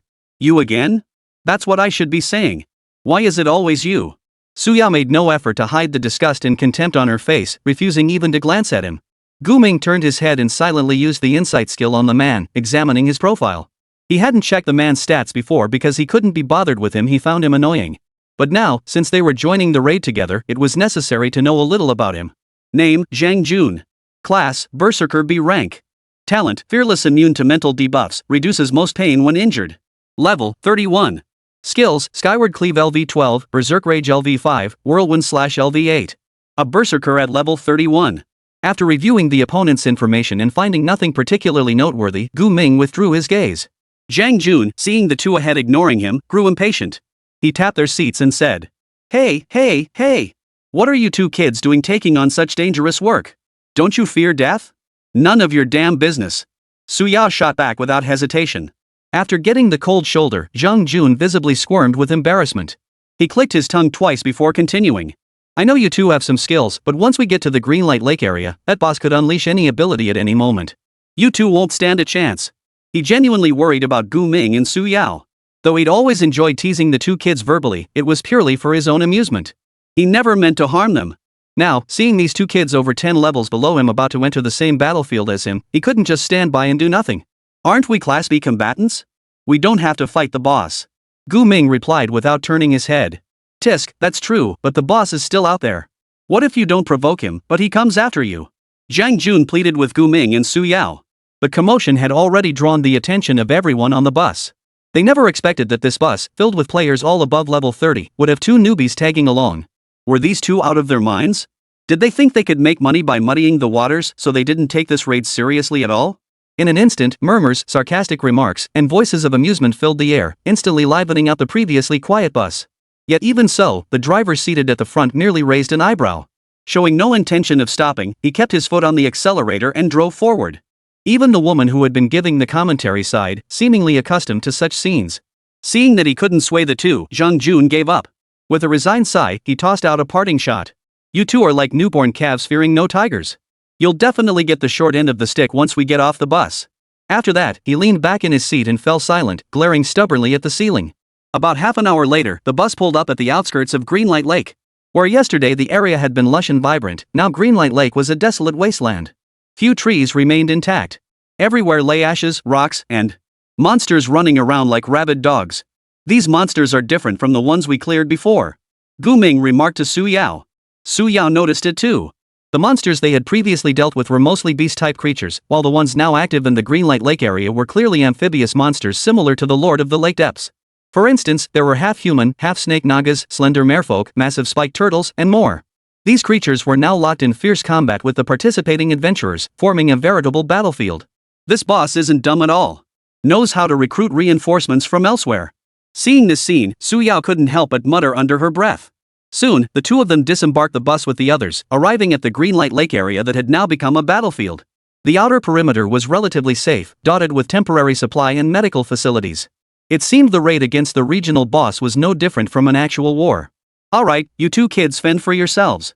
I'm off to fight, Zhang Jun said to Gu Ming and Su Yao, who were surveying the surroundings. With that, he hoisted his heavy sword and charged straight into the fray. Shortly after, the woman who had provided commentary on the bus approached Gu Ming and Su Yao. Are you two joining in? If not, you can just watch the action from the sidelines, she suggested, though her tone held no concern, just a matter-of-fact reminder. Alright, thanks for the heads up, Gu Ming replied, hoping to divert her attention away from him and Su Yao. Remember, this is a battlefield. Anyone could die. Don't treat it like a game, the woman said sternly. Then she pointed toward the center of the lake. In the distance, a massive, enraged figure could be seen furiously attacking its surroundings with a harpoon, sending waves crashing everywhere. Clearly, this was the Lord of the Lake Depths. See that? That's the boss we're here to defeat. You're too weak, you'll die easily at its hands. With that, the woman turned and walked away, leaving the two behind. A level 35 boss. That's beyond my expectations. Gu Ming watched the Lake Abyss Lord battling several opponents in the distance, feeling a surge of excitement. He peeled open a chocolate and popped it into his mouth before asking Su Yao. Aren't you curious if I can contract high-level creatures? I'm curious too. Now, it's time to give it a shot to contract that level 35 beast. You're going to make it your contract beast? Hearing Gu Ming's calm, resolute words, Su Yao was stunned. Chapter 39, Mages Love Up Close Combat. Under the rules governing ordinary beastmasters, contracting a boss was utterly impossible. If one could contract a boss, they would absolutely transcend the limitations of a mere D-rank profession. In this world, bosses of the same level far surpassed humans of the same rank, even SSS class professionals, by several orders of magnitude. Moreover, many of their skills defied all logic. Just look at the situation in the Greenlight Lake region now. A mere level 35 Lake Abyss Lord required such a massive campaign to subdue it. With countless powerhouses above level 35, even level 40, locked in a grueling battle against it. Imagine the sheer terror if someone were to contract such a boss. What kind of monstrosity would that be? Forget about other professions altogether. Su Yao understood this perfectly well. But what she understood even more clearly was that Gu Ming could actually contract a boss. Wasn't the Slime King the perfect proof? If it follows the rules, then since he can contract a level 10 boss, theoretically he should be able to contract even higher level bosses. Level 20, level 30. Level 90? Su Yao took a deep breath, glancing at the youth beside her who was striding toward the Greenlight Lake battlefield. Her heart was filled with both trepidation and intense anticipation. Honestly, she was dying to see what the Lord of the Lake Depths would look like after being contracted. How confident are you? Su Yao asked Gu Ming. Let me think. He said he'd think about it, but the next second, Gu Ming shook his head and admitted frankly. Not a single bit. After all, this boss is way above my level. I only have a 100% contract chance with creatures below or at my level. His reasoning was simple, he was just going to give it a shot. If this attempt succeeded, he wouldn't need to do anything else to grow stronger. He could simply roam the world, contracting bosses and absorbing their abilities. Before long, the two plunged deep into the Greenlight Lake battlefield. Looking around, thousands of monsters were locked in fierce combat with one transferee after another. Most adventurers had formed classic three-person squads. A warrior type class held the front line, a damage-dealing class constantly sought openings to attack, and a support class provided healing or applied buffs. This was the most common strategy for monster encounters, inefficient, but safe and reliable. That's why so many people thought yesterday's approach by Gu Ming and Su Yao clearing monsters purely with fire magic was utterly insane. No sane person would ever dream of such a tactic. But that was only possible because their damage output was high enough to instantly kill the monsters in Greenlight Lake with their skills. That's how they gained tens of thousands of experience points in one night, leveling up straight to 19. What should we do now? Su Yao gazed at the chaotic battlefield of Greenlight Lake, a look of bewilderment in her eyes. Having only become a transferee yesterday, she found herself thrust into such a formal boss raid today. The entire process unfolded too rapidly, leaving her no room to process her growth. Fortunately, she didn't need to think. As long as Gu Ming was by her side, he would handle everything that needed to be done next. All she had to do was follow his lead. The area is too crowded for area of effect skills like Explosive Inferno or Inferno Starburst. After observing the battlefield for a few seconds, Gu Ming arrived at an obvious strategy. Clear the surrounding minions first. Use standard skills for that. Conventional skills meant spells like Fireball and Flame Tongue, moderate damage, moderate range. Su Yao nodded. Since she hadn't brought her staff this time, she simply mimicked Gu Ming's earlier technique, conjuring fireballs with her bare hands. After all, a level 10 green quality staff offered minimal enhancement for her. It was even less flexible than her bare hands. Go on, little fire dragon. Gu Ming hoisted Heiyao onto his shoulder with one arm, patted Su Yao's shoulder with the other, and fixed his gaze on the nearest fishman monster currently locked in combat with another squad. Swamp Merfolk. Race, Fishman. Level, 23. Talent, Poison Infusion, 10% chance to poison target on hit. Weakness, Fire. Swamp Merfolk are fairly common monsters. To someone like Gu Ming, who'd studied countless texts, their stats were practically transparent. Su Yao instantly grasped Gu Ming's intent and without hesitation hurled a fireball at the face of the swamp fishman still engaged in combat with a small squad. Squeak, squeak, squeak. The moment the fireball touched the swamp fishman's skin, it instantly charred. The excruciating pain made it emit a shrill, piercing wail. What the hell? The three squad members, who had been focused on fighting this swamp fishman, were stunned. One man, shield raised in front, shot a displeased glance at Su Yao, who had hurled the fireball. And upon seeing Su Yao's youthful face and everyday attire, he barked without hesitation. Damn rookie. Don't you know the rules? Stealing another team's target is unheard of. Is stealing mobs some kind of glorious deed? Are you a little? Mid-rant, he realized Su Yao seemed to have completely ignored him. She had already formed another fireball in her hand and was charging straight at the swamp fishman. All three members of the team froze in shock. Before they could react, Su Yao slammed the fireball right onto the swamp fishman's head. Squeak! Squeak! Squeak! The swamp fishman likely never expected a mage to suddenly launch such a close-range attack. And its round, slimy head exploded in an instant from the point-blank fireball blast. Su Yao defeated a level 23 swamp fishman. You gained 1013 EXP. The experience gain notification immediately popped up on Gu Ming's side. A smile tugged at his lips. He hadn't expected Su Yao to pick up his tactics so quickly. Now she knew how to play a mage like a high-burst assassin. Not too shabby. Su Yao clapped her hands, casually wiping the fishman's blood from her face. She looked rather fierce. The three teammates who had been locked in fierce combat with the swamp fishman moments ago watched in stunned silence as Su Yao suddenly burst in and instantly took down their target. Their emotions were anything but simple. Under normal circumstances, if another team tried to steal their mob, they would have turned on them immediately. But clearly, the seemingly young girl before them was downright terrifying. Seriously, who taught her to play with fireballs like that? A squishy mage with zero gear, charging right up to the monster's face and spamming fireballs? The DPS in their own squad was also a fire mage, but he fought cautiously, carefully casting spells only after the warrior had stunned the monster, terrified it might break free and stab him. Yet this girl had chosen the most dangerous and most efficient approach. Honestly, facing someone capable of such recklessness, this ordinary trio wouldn't dare challenge her. You're dragging your feet. This is way too inefficient. Can't you just one-shot them? Su Yao addressed the trembling trio. Then her gaze shifted back to the other monsters on the battlefield as she murmured. I'd love to just unleash Blazing Inferno to clear the map. If I did that, this place would probably be clean in an hour. Chapter 40, Time to Clean House. Blazing Inferno. But such reckless behavior was far too dangerous. After all, the Greenlight Lake battlefield still teemed with other adventurers. She couldn't just order them all to retreat, nor could she cast lava shield on every single one of them. Let's take it step by step. Gu Ming shouldered Black Jade with one arm while holding chocolate in the other as he approached Su Yao. Su Yao nodded, then turned her gaze toward the very center of the battlefield, the location of Greenlight Lake. There, at the lakeshore, the half-fish, half-dragon boss known as the Lake Abyss Lord was locked in combat with 8 transfigured warriors. aggressive splashes erupting from its body as it swung a massive harpoon at the transfigured warrior, blocking its path. Now closer, Suyao could clearly see that one of these adventurers was Su Chang. That standard large shield and one-handed sword, along with the pitch-black armor covering his entire body. The fact that Su Chang, deputy director of the security bureau, had been drawn into battle meant this lord of the lake depths was truly a formidable foe. Suyao had always worried about Su Chang, especially now as she watched his less than 2-meter frame repeatedly raise his shield to block the Lake Abyss Lord's harpoons, each over 30 meters long. A level 40 sword shield warrior had the capability to withstand a level 35 boss's attacks, but that didn't guarantee absolute safety. Clear the minions first before we can help him.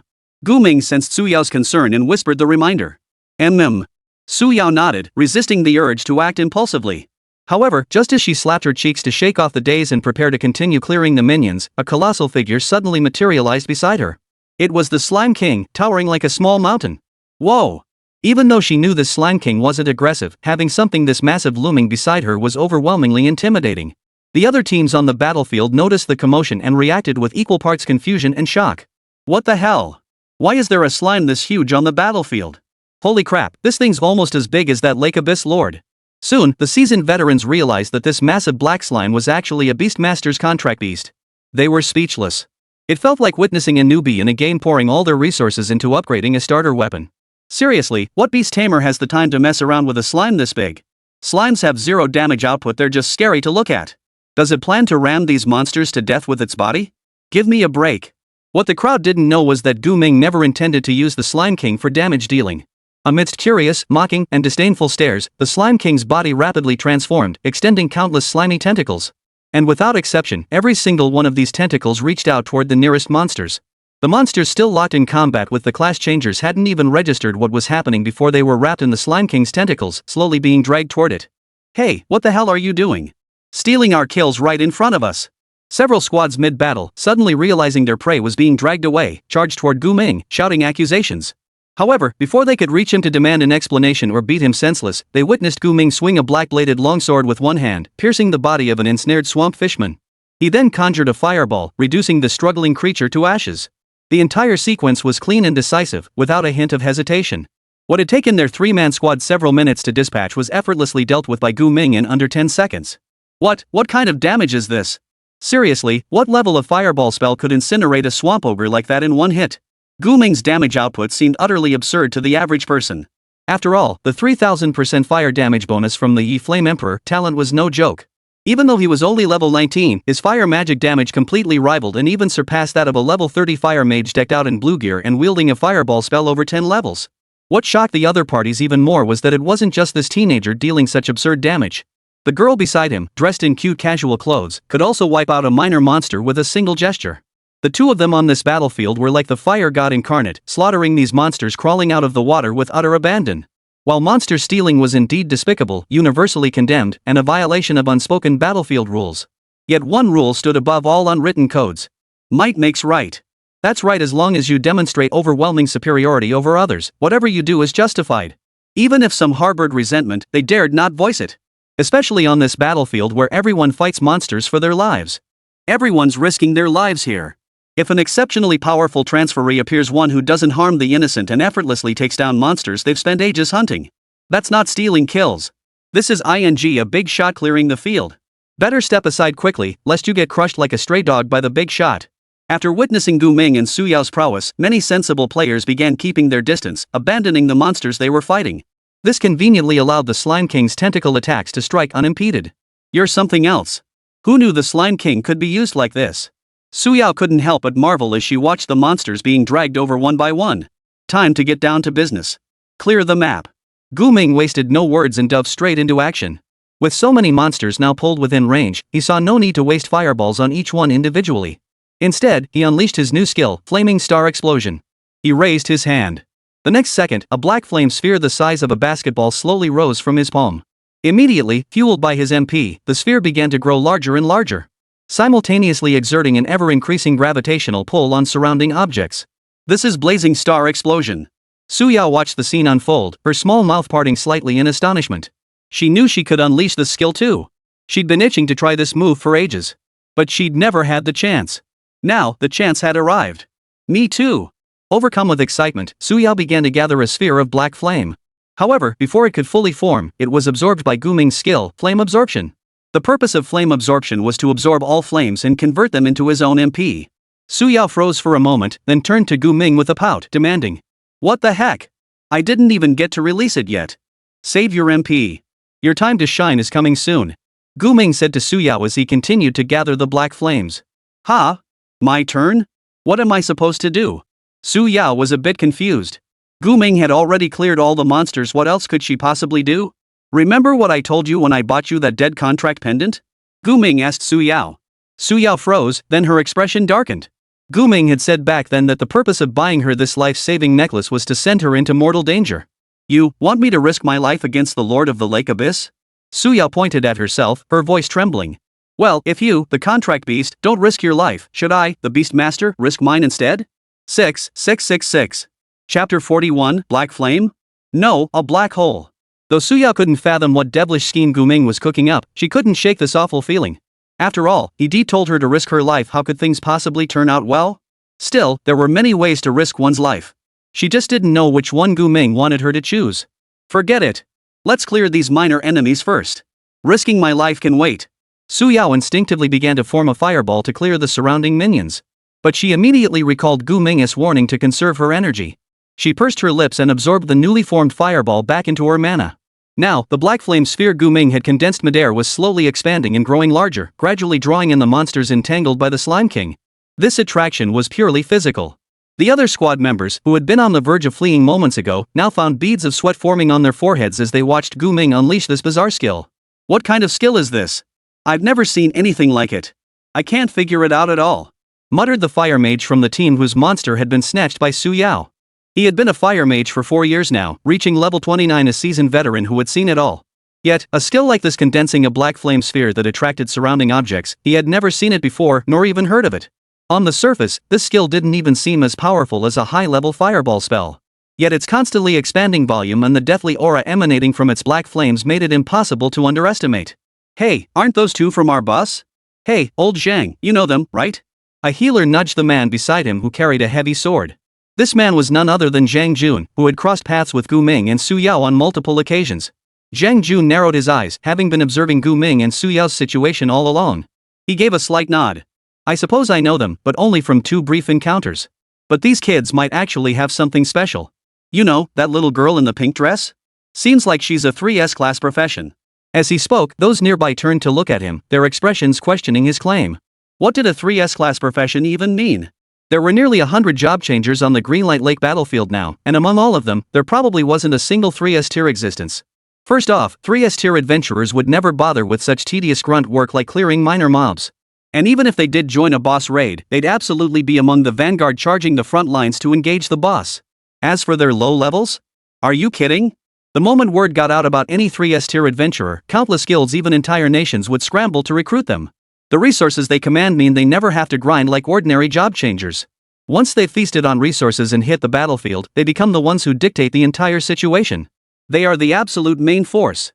On the current Greenlight Lake battlefield, the 8 main forces hunting the boss are almost entirely elite agents from the Security Bureau. Only 2 hail from guilds in Linjiang City.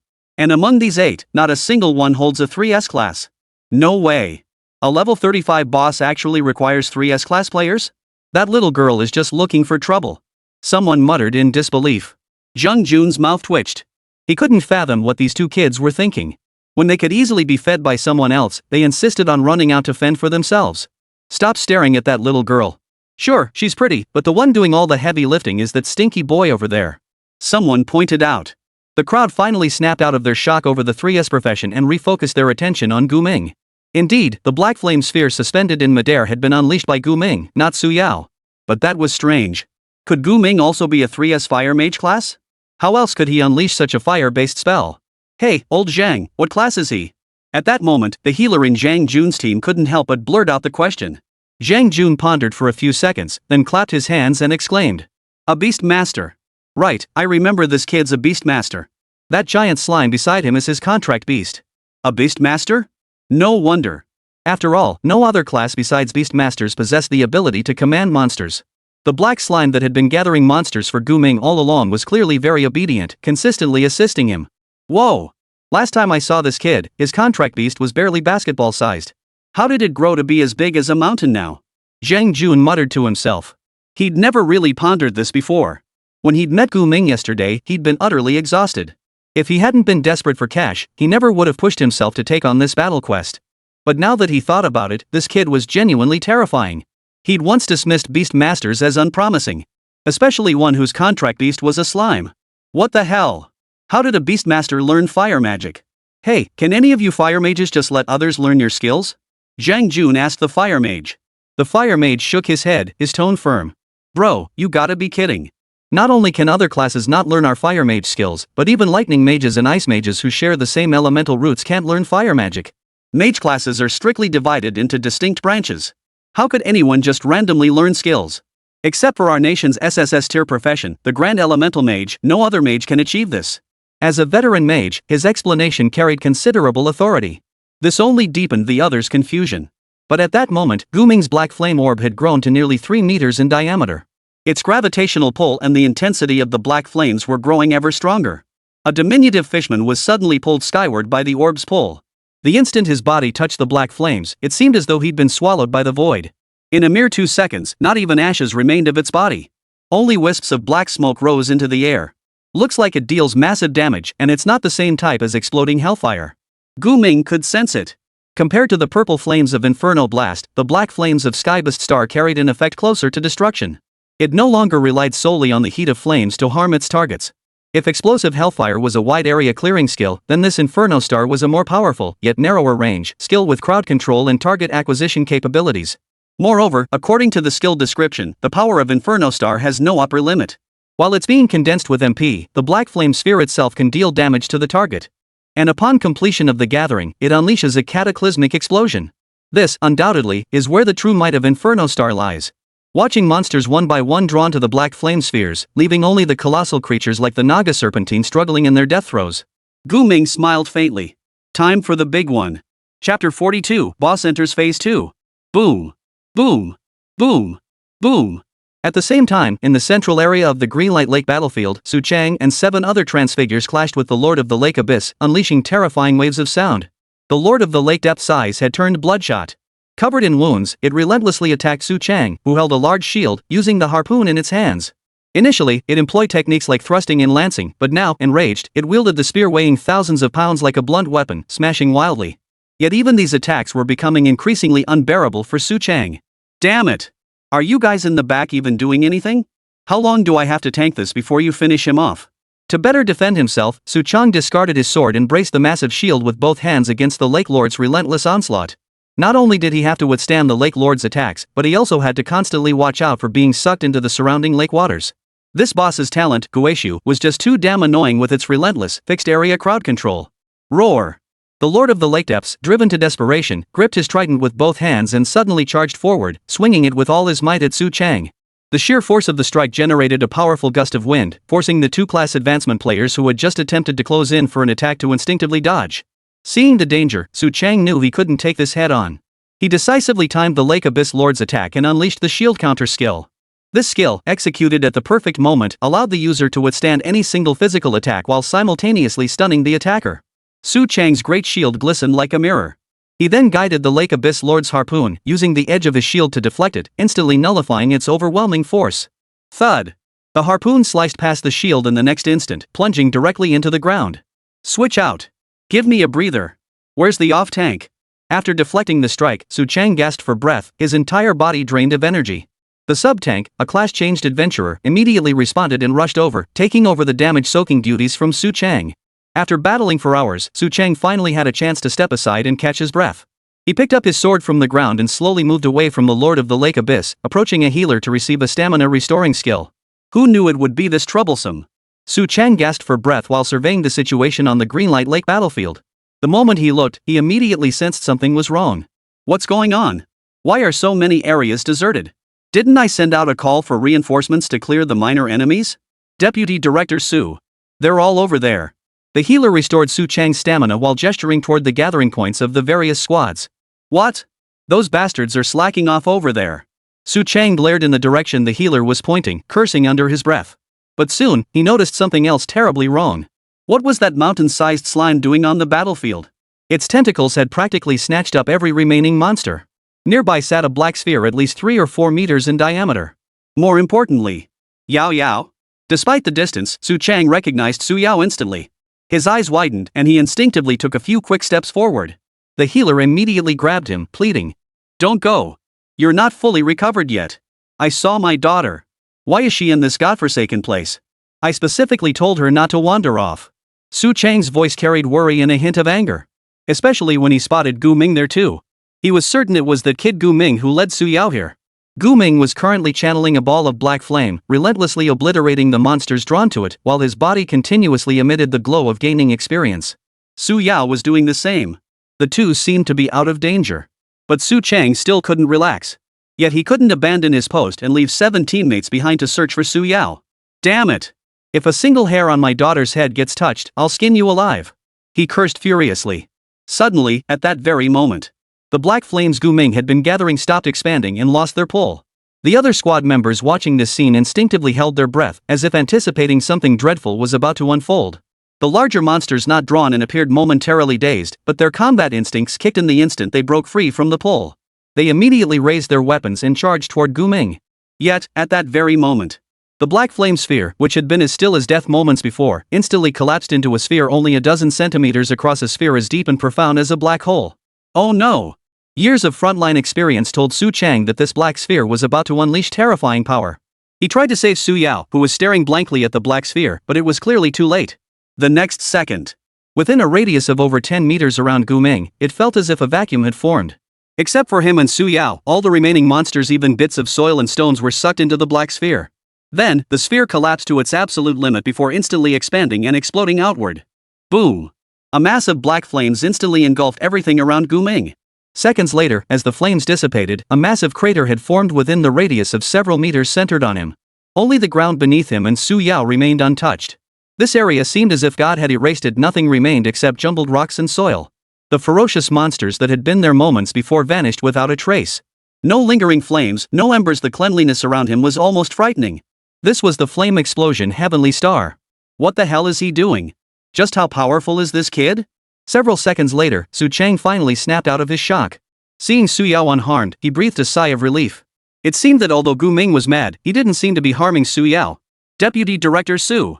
I can't hold on any longer. Are you ready yet? At that moment, the sub-T transferee who had been battling the Lord of the Lake Abyss for less than half an hour let out a wail. Coming. Su Chang knew he couldn't afford to break focus from the fight. After one last glance at Su Yao, he charged back toward the Lake Abyss Lord, shield and sword raised, resuming his role as the damage absorber. But then, he noticed something had changed about the Lord of the Lake Abyss. Was there really that much water splashing around that beast just now? Didn't I tell you to pull it toward the lake's edge? The Lake Abyss Lord's innate ability, Abyssal Void, relied on water sources to function. The more water present, the stronger its gravitational pull became. Su Chang, who had fought the Lord of the Lake depths almost from start to finish, could distinctly feel this suction had grown significantly stronger than before. If it grew any stronger, he wouldn't be able to maintain his normal defensive stance. Wait, it's not near the lake water. At that moment, one of the damage-dealing class members cried out. It's pulling the lake water toward itself. This is bad. At this warning, Su Chang's expression darkened as he bellowed to everyone. The boss has entered Phase 2. Everyone spread out. Phase 2? Gu Ming, who had nearly cleared all the minor enemies from the battlefield, also heard Su Chang shout. Glancing at his character, still stuck below level 20, he sighed. Looks like I'm just a bit short on experience. Guess I'll have to push through this boss to hit level 20. Chapter 43, risking everything on a single margin of error? Are you crazy? From a distance, Gu Ming had already noticed the changes occurring in the Lord of the Lake Abyss. Looks like it's entering its second phase. Some high-level bosses alter their combat tactics based on damage taken, unleash new skills, or evolve into new forms. All such phenomena are collectively termed entering a new phase. Generally speaking, each new phase of a boss brings even more terrifying destructive power and more exaggerated displays than the previous one. Now, as the Lord of the Lake Depths entered its second phase, it was surrounded by more splashing water and began continuously drawing water from the green glowing lake to envelop itself. This water became an unavoidable threat for the 8-class changers. I suspect its abyss talent has been enhanced. It now relies on a powerful, wide-area suction force that severely counters all melee-class adventurers. Melee-class adventurers. Su Yao narrowed her eyes and thought for a few seconds before feeling a pang of disappointment. Indeed, though she was a mage-type class, her two existing high-damage skills Explosive Inferno and Flaming Starburst both required close proximity to deal optimal damage. Both also required a significant casting time. The Lake Abyss Lord wasn't like the grunts they'd faced before. You couldn't distract it with the Slime King. In fact, its vast Guichu range made even kiting and positioning incredibly difficult. The biggest problem, however, lay in the level disparity. A difference of over 10 levels was more than enough for the Lake Abyss Lord to instantly obliterate them like roadkill. We have no chance against this boss. Su Yao, unusually, shared her thoughts with Gu Ming. But Gu Ming merely smiled faintly, gently patting Su Yao's head as if trying to restore her signal. Of course there's a way. To be honest, I wasn't confident before its second phase, but now. His gaze fixed intently on the Lake Abyss Lord, whose frenzied fury had forced all 8 adventurers to retreat far back, as if he were staring at a lamb awaiting slaughter. Su Yao blinked, still unable to fathom where Gu Ming's confidence stemmed from. Truthfully, before coming here, she hadn't been confident she could help defeat the Lake Abyss Lord at all. She'd only come out of concern for Su Chang wanting to see it. Yet now, Gu Ming radiated an unshakable conviction that he could take down the Lake Abyss Lord. Hey, you two okay? At that moment, Zhang Jun, who had long since taken cover with the rest of the squad far away, called out to Su Yao and Gu Ming. The two were standing atop a precariously swaying pillar of earth and rock, their surroundings reduced to utter chaos, nothing but a massive crater in sight. We're fine. Su Yao stood on tiptoe and waved at the others. But Gu Ming knew the others weren't worried about their safety. They were freaking scared they might pull off another big stunt. Given the sheer power of that blazing star explosion just now, it was hard not to be terrified. Upon receiving Su Yao's reassurance, the squads finally exhaled in relief and began moving freely again. Surveying the battlefield, a scene of utter devastation with only a few monsters remaining, they couldn't help but feel a chill run down their spines. Thank goodness we left early. Their skills are terrifying. A fire mage patted his chest, the tension finally easing from his face. Zhang Jun nodded in agreement, his expression complex as he remarked. What the hell was that black orb? I've never seen anything like it before. It felt like some kind of high-level skill. You bet. Someone analyzed. But we shouldn't dwell on it. With so many job changers in the world, it's only natural that some possess skills beyond the imagination of others. These special skills belong only to S rank and above job changers. Those of us below a rank can only possess common skills. It really is enviable. But that's just how it is. Though sub-S rank job changers could defeat S rank counterparts through higher levels, experience, or superior gear, their ceiling was inevitably far lower. Gu Ming led Su Yao out of the deep crater blasted by the Inferno Star, reaching a relatively flat area. When he saw the other squads converging toward them, he warned, "You'd better not get too close. Watch out for injuries." Injured? Zhang Jun swung his heavy sword, dispatching a lingering swamp fishman with ease, then looked at Gu Ming in confusion. You've already cleared most of the mobs. Just a few stragglers left, let us handle them. No. Gu Ming shook his head and said to Zhang Jun, You misunderstand. I'm not targeting these minions, I'm going after that big one. With that, he pointed toward the unapproachable Lord of the Lake Depths. The 8-person team tasked with defeating it was currently discussing their next tactics. But clearly, for a team centered around Su Chang, a melee tank, it was difficult to devise an effective strategy against the boss's innate abilities that countered Su Chang's playstyle. Perhaps the best strategy was to recruit new members, high damage ranged DPS classes, to take on the Lake Abyss Lord. However, replacing members was only a last resort after all. Hiring outside help came at a cost. Especially with the boss already in its second phase, finding suitable reinforcements would demand a hefty sum.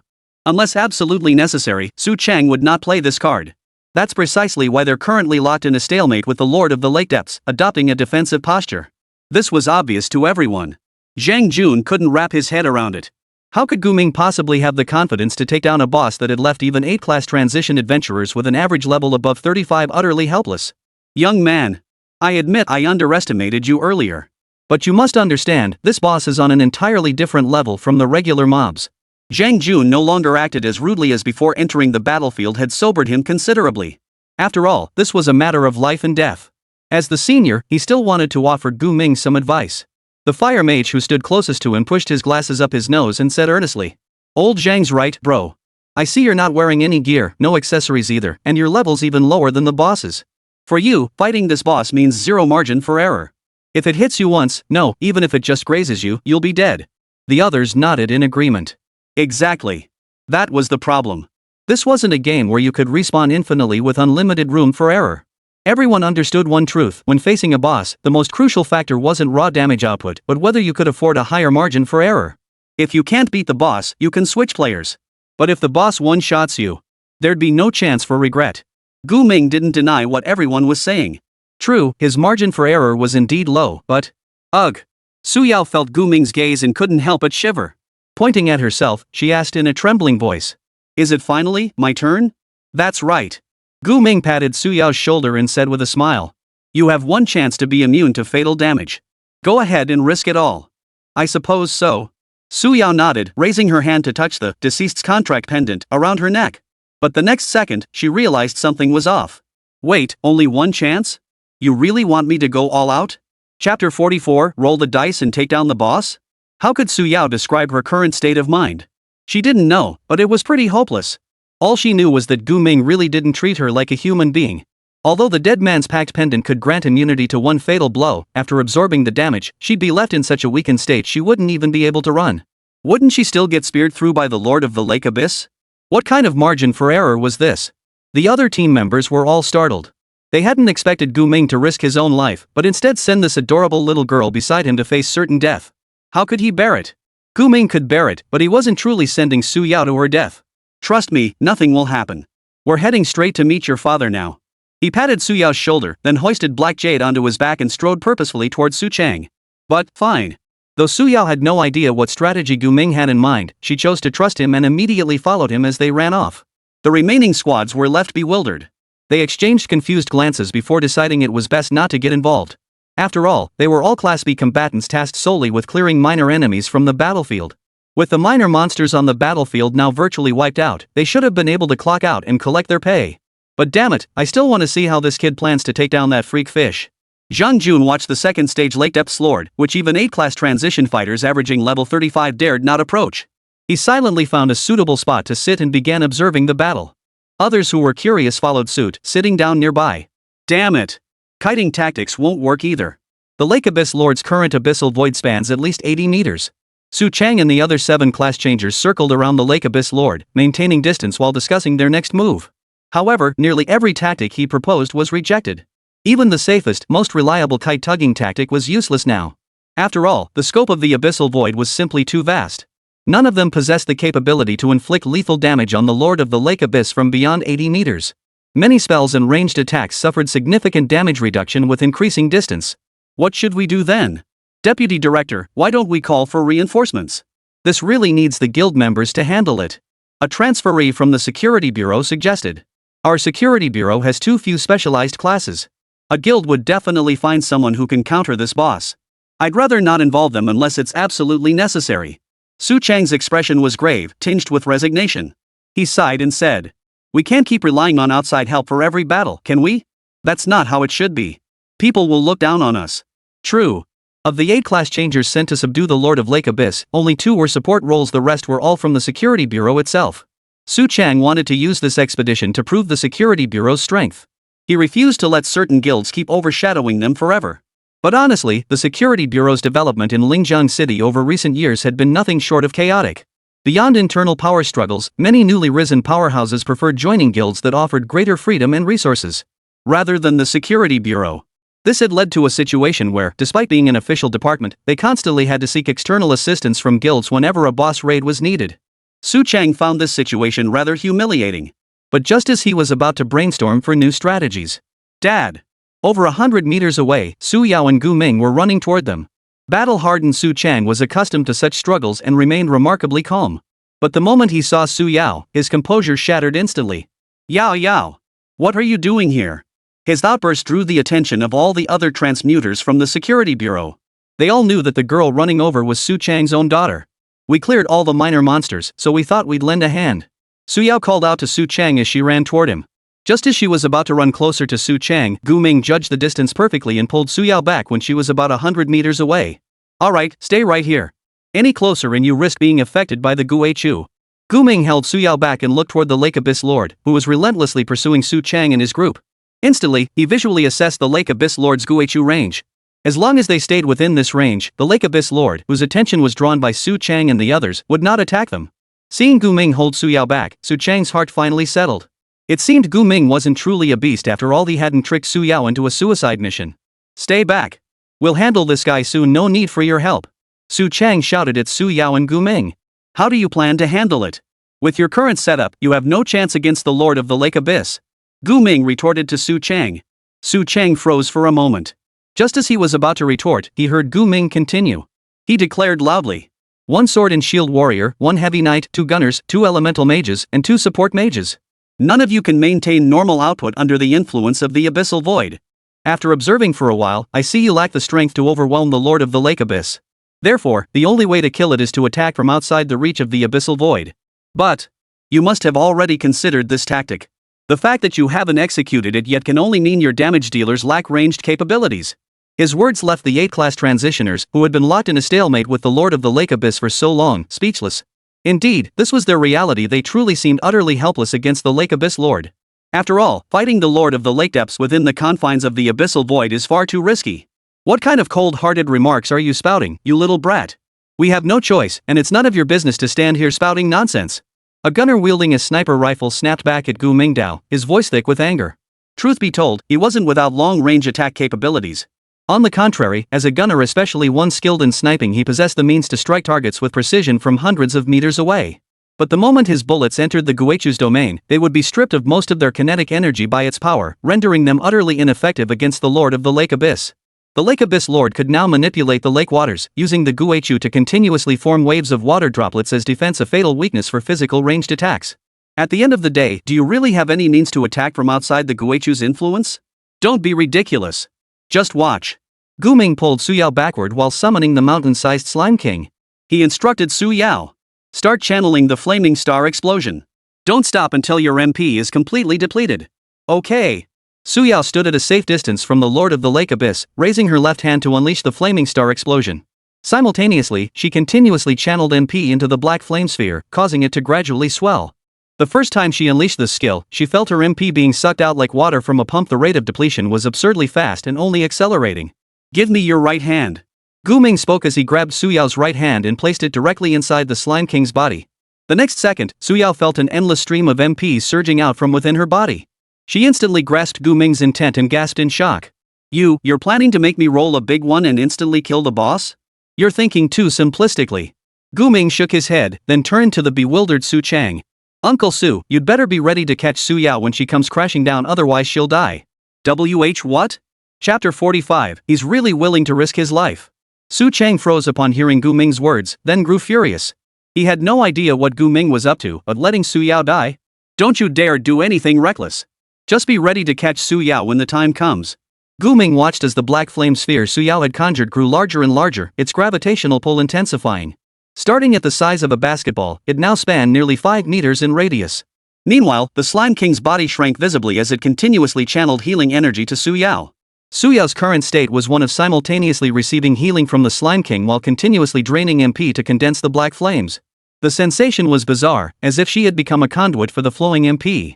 She had believed she could sustain this process indefinitely, allowing the black flame's power to eventually reach a level capable of instantly defeating the Lord of the Lake Depths. However, once the black flame reached a radius of about 7 meters large enough to begin tearing apart the earth, she felt her MP beginning to deplete rapidly. Indeed, the rate at which the Slime King replenished her MP could no longer keep pace with the demands of black flame condensation. At this rate, it wouldn't take more than a few seconds before Su Yao collapsed from MP depletion. It's about time. At that moment, Gu Ming placed his thumb in his mouth, decisively biting it until it bled. He then swiftly pressed his thumb against Su Yao's lips, letting the blood flow down her soft, moist lips and into her throat. Before Su Yao could comprehend Gu Ming's intent, a sweet, metallic taste flooded her mouth. The next instant, her depleted MP reserves surged back to full capacity. She stared at Gu Ming in shock, recalling his mutual consumption talent, similar to the Slime King's. But what shocked her even more was Gu Ming promptly commanded the Slime King to reshape itself, extending 2 tentacles to grab her. Then, like hurling a shot put, it flung her with tremendous force toward the Lord of the Lake Abyss. Simultaneously, the black flame orb connected to her MP transfer channel soared after her. No way. From standing on the ground to being hurled into the air, the entire sequence took less than 3 seconds, leaving Su Yao's mind blank. Then, she saw the Lord of the Lake Abyss closing in on her. That monstrous face, a grotesque fusion of fish and dragon, along with its blood-red eyes, radiated nothing but menace and death at every moment. Damn it! You little bastard, I should have killed you ages ago. Su Chang nearly lost his mind when he saw his daughter hurled through the air like a shot put by Gu Ming. He'd imagined countless ways Gu Ming could torment Su Yao, but never like this. Gu Ming truly didn't give a damn about Su Yao. He'd turned her into a human bomb, sending her hurtling toward the Lord of the Lake Abyss with that black flame that looked incredibly powerful. The other class changers stood frozen in place, silently watching Su Yao soar toward the Lake Abyss Lord, along with the black flame sphere trailing behind her MP. What the hell is this? Has he lost his mind? Does he think this will just carry the boss away? If this attack failed to take down the Lord of the Lake Abyss, Su Yao would likely face its furious counterattack. Su Chang gritted his teeth. He finally understood that Gu Ming's earlier warning, "You absolutely must catch Su Yao," hadn't been a joke at all. Indeed, if he failed to catch Su Yao in a moment, she would truly die. But the reality was far more optimistic. Gu Ming had merely exaggerated the consequences. After all, Su Yao still wore the life-saving necklace, and he could even coordinate with the Slime King to provide follow-up support for her. And with Su Chang, a level 40 sword and shield warrior, ready to catch her, it was unlikely anything would go wrong. "I think I'm going to die," being sucked into the abyss. Su Yao felt a helpless agony.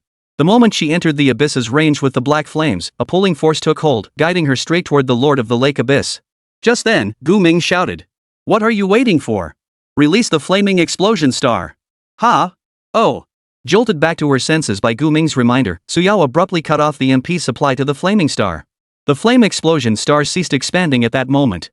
Its volume had reached a radius of 8 meters, nearly larger than the Lake Abyss Lord's head itself, its power unimaginable. The Lake Abyss Lord seemed to sense an unprecedented threat emanating from this black flame sphere. It tried to retreat immediately, but Guishu relentlessly pulled the sphere toward it. Yes, this was the flaw in Guishu. Without Su Yao's MP supply, the black flame sphere began to tremble strangely, as if it were about to collapse at any moment. "Uncle Su, what are you waiting for?" Gu Ming shouted at Su Chang. "Do I need you to remind me? I'm more anxious than you are." Su Chang gauged the distance between himself and Su Yao, observing her trajectory as she was pulled toward the Lord of the Lake Abyss while falling downward. Then, he discarded his large shield and switched to a smaller one, even shedding some of his gear for greater agility. Yao, don't be afraid. Your daddy's here." Su Chang planted his feet hard, kicking up a small crater in the ground before launching himself like a cannonball toward Su Yao midair. The Lord of the Lake Depths could not tolerate 2 intruders within the boundaries of the abyssal void in its eyes. This was tantamount to outright provocation. It immediately swung its harpoon, aiming a powerful strike at Su Yao. At that very moment, Su Chang activated shield counter in perfect timing. The Lake Abyss Lord's attack veered off course, causing it to briefly stiffen. After deflecting the attack, he caught Su Yao midair with pinpoint accuracy. Then, in a swift downward motion, he slammed her onto the ground. "Cover the deputy director. Lu, you take the front line." Seeing Su Chang retreating with Su Yao, the other transferees immediately sprang into action. Xiao Lu, the secondary tank, nodded and immediately stepped forward again, drawing the Lake Abyss Lord's attacks. Though his defenses weren't as formidable as Su Chang's, he could easily hold out for a minute. Therefore, compared to the Lake Abyss Lord's impending furious counterattack, what he feared more was that constantly trembling black flame sphere. That thing looked just like a black hole. The oppressive pressure was overwhelming. The deputy director's daughter is terrifying. She just transferred classes and already knows how to cast such high-level looking skills. Xiao Lu swallowed hard, but he didn't hesitate. He swiftly hurled a handful of throwing axes at the Lord of the Lake Abyss, aiming to draw its attention. Nice move. Su Chang seized the moment, safely escorting Su Yao as they sprinted out of the Lake Abyss Lord's domain. At that very moment, the black flame sphere, less than 20 meters from the Lord of the Lake Abyss, began to collapse. The black flame sphere, originally 8 meters in radius, instantly shrank before everyone's eyes into a barely visible black speck. But this state didn't last long. The next instant, the air around the tiny black dot warped violently.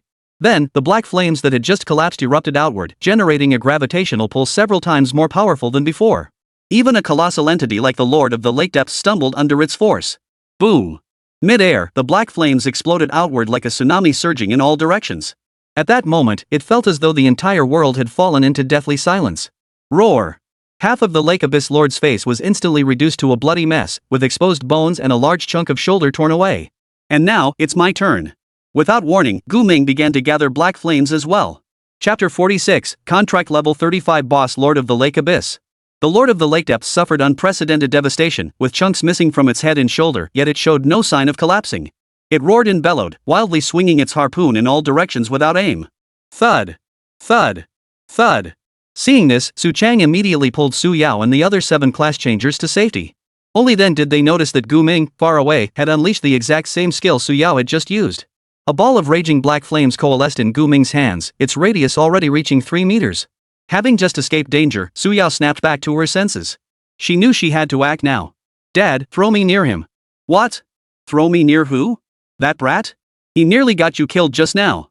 Su Chang frowned at Su Yao's words. Yet Su Yao's stance was unwavering. She repeated her earlier words. Leave me with him. This. Su Chang took a deep breath, unable to bring himself to toss Su Yao, whom he'd just rescued, out like an object. He decided to run and deliver Su Yao himself, at least that way it would be somewhat safer. However, the Lord of the bombarded lake depths had now recognized the danger of the black flame. And upon seeing the black flame, Gu Ming had conjured the very force that had nearly claimed its life. It charged toward Gu Ming without hesitation. Su Yao knew waiting for Su Chang to carry her wasn't an option. She had to resort to the crude but efficient method of being tossed. Hurry up and throw me over there. Quickly. Otherwise he'll be in trouble. He's going to risk his life for nothing. She shouted urgently at Su Chang, even trying to break free to run toward Gu Ming herself. Su Chang saw Gu Ming's dire situation. Though he didn't know what chance Su Yao had of saving him, he ultimately resolved to follow her instructions. However, just as he was about to toss Su Yao forward, Gu Ming, who had unleashed the flaming explosion star, raised his free left hand and snapped his fingers lightly. Recall. The instant the skill activated, Su Yao dissolved into blue fragments and vanished, reappearing instantly beside Gu Ming. Gu Ming certainly wouldn't pin all his hopes on Su Chang. He never factored uncontrollable variables into his plans. Su Yao was momentarily dazed upon being recalled, but the instant she saw Gu Ming, she swiftly removed the dead man's packed pendant from her own neck and placed it around his. Since Gu Ming insisted on going himself, this life-saving necklace was indispensable. She had to give it to him. Actually, I could still go up, Su Yao said to Gu Ming, who was facing the Lake Abyss Lord charging toward him in a rage, her tone tinged with concern. Gu Ming shook his head. I want to see if I can bind this boss, so I have to get close. If I'm too far away, the binding skill won't activate. Another hit should finish it off. I have to do this myself. If I fail this time, you must immediately go in and finish it off. As he spoke, he gripped Black Yao tighter in his left hand, pressing it close to his body while instructing the Slime King to continue replenishing Su Yao's MP. Su Yao nodded, understanding Gu Ming's plan. The next instant, the Slime King extended two tentacles. Just as it had done with Su Yao before, it grabbed Gu Ming and hurled him with all its might toward the Lord of the Lake Abyss. The Lake Abyss Lord's lantern-like eyes clearly revealed fear when it saw yet another human attempting to attack it using the same method. A boss, afraid of humans? Everyone witnessed this scene. Su Chang frowned, inwardly cursing Gu Ming for being inhuman. Not only did he treat Su Yao like trash, but he didn't even consider himself human.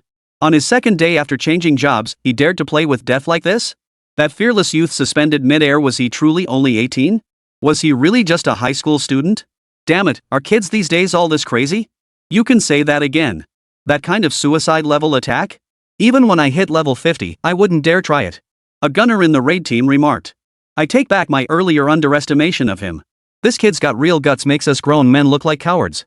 With that, he raised his sniper rifle, aimed at the Lake Lord's head already shattered by nearly half and fired. Then he cursed. Bang. Where you think you're looking, you little bastard? Your daddy's right here. Roar. Already in a frenzied rage, the Lake Abyss Lord now struggled between responding to the attack and eliminating Gu Ming, who was gathering black flames. The conflicting urges drove it to wildly spin its harpoon in a frenzied arc, seeking to obliterate every living thing within its reach. Clearly, it was now clinging to its last breath, driven by a desperate, all-or-nothing fury. Apart from the 8 high-level class changers led by Su Chang, along with Su Yao and Gu Ming, not a single soul on the entire Greenlight Lake battlefield dared to approach within 100 meters of the Lake Abyss Lord. Members of the distant squads on the periphery now felt goosebumps rising on their skin. Having witnessed the black flame collapse severely wound the Lake Abyss Lord moments ago, and now seeing Gu Ming preparing to unleash the same devastating technique once more. The battle is about to end. Zhang Jun's expression was grave. Years of combat experience allowed him to recognize the Lake Abyss Lord's dying state. Yet he still couldn't relax. That little girl managed to blast the boss point blank only because he was caught off guard. I never imagined they could deal such devastating damage. But now it's different. This boss clearly knows the power of that black flame, so he's definitely planning to kill whoever unleashed it. Which means that Stinker's situation is far more dangerous than the little girl's was just now.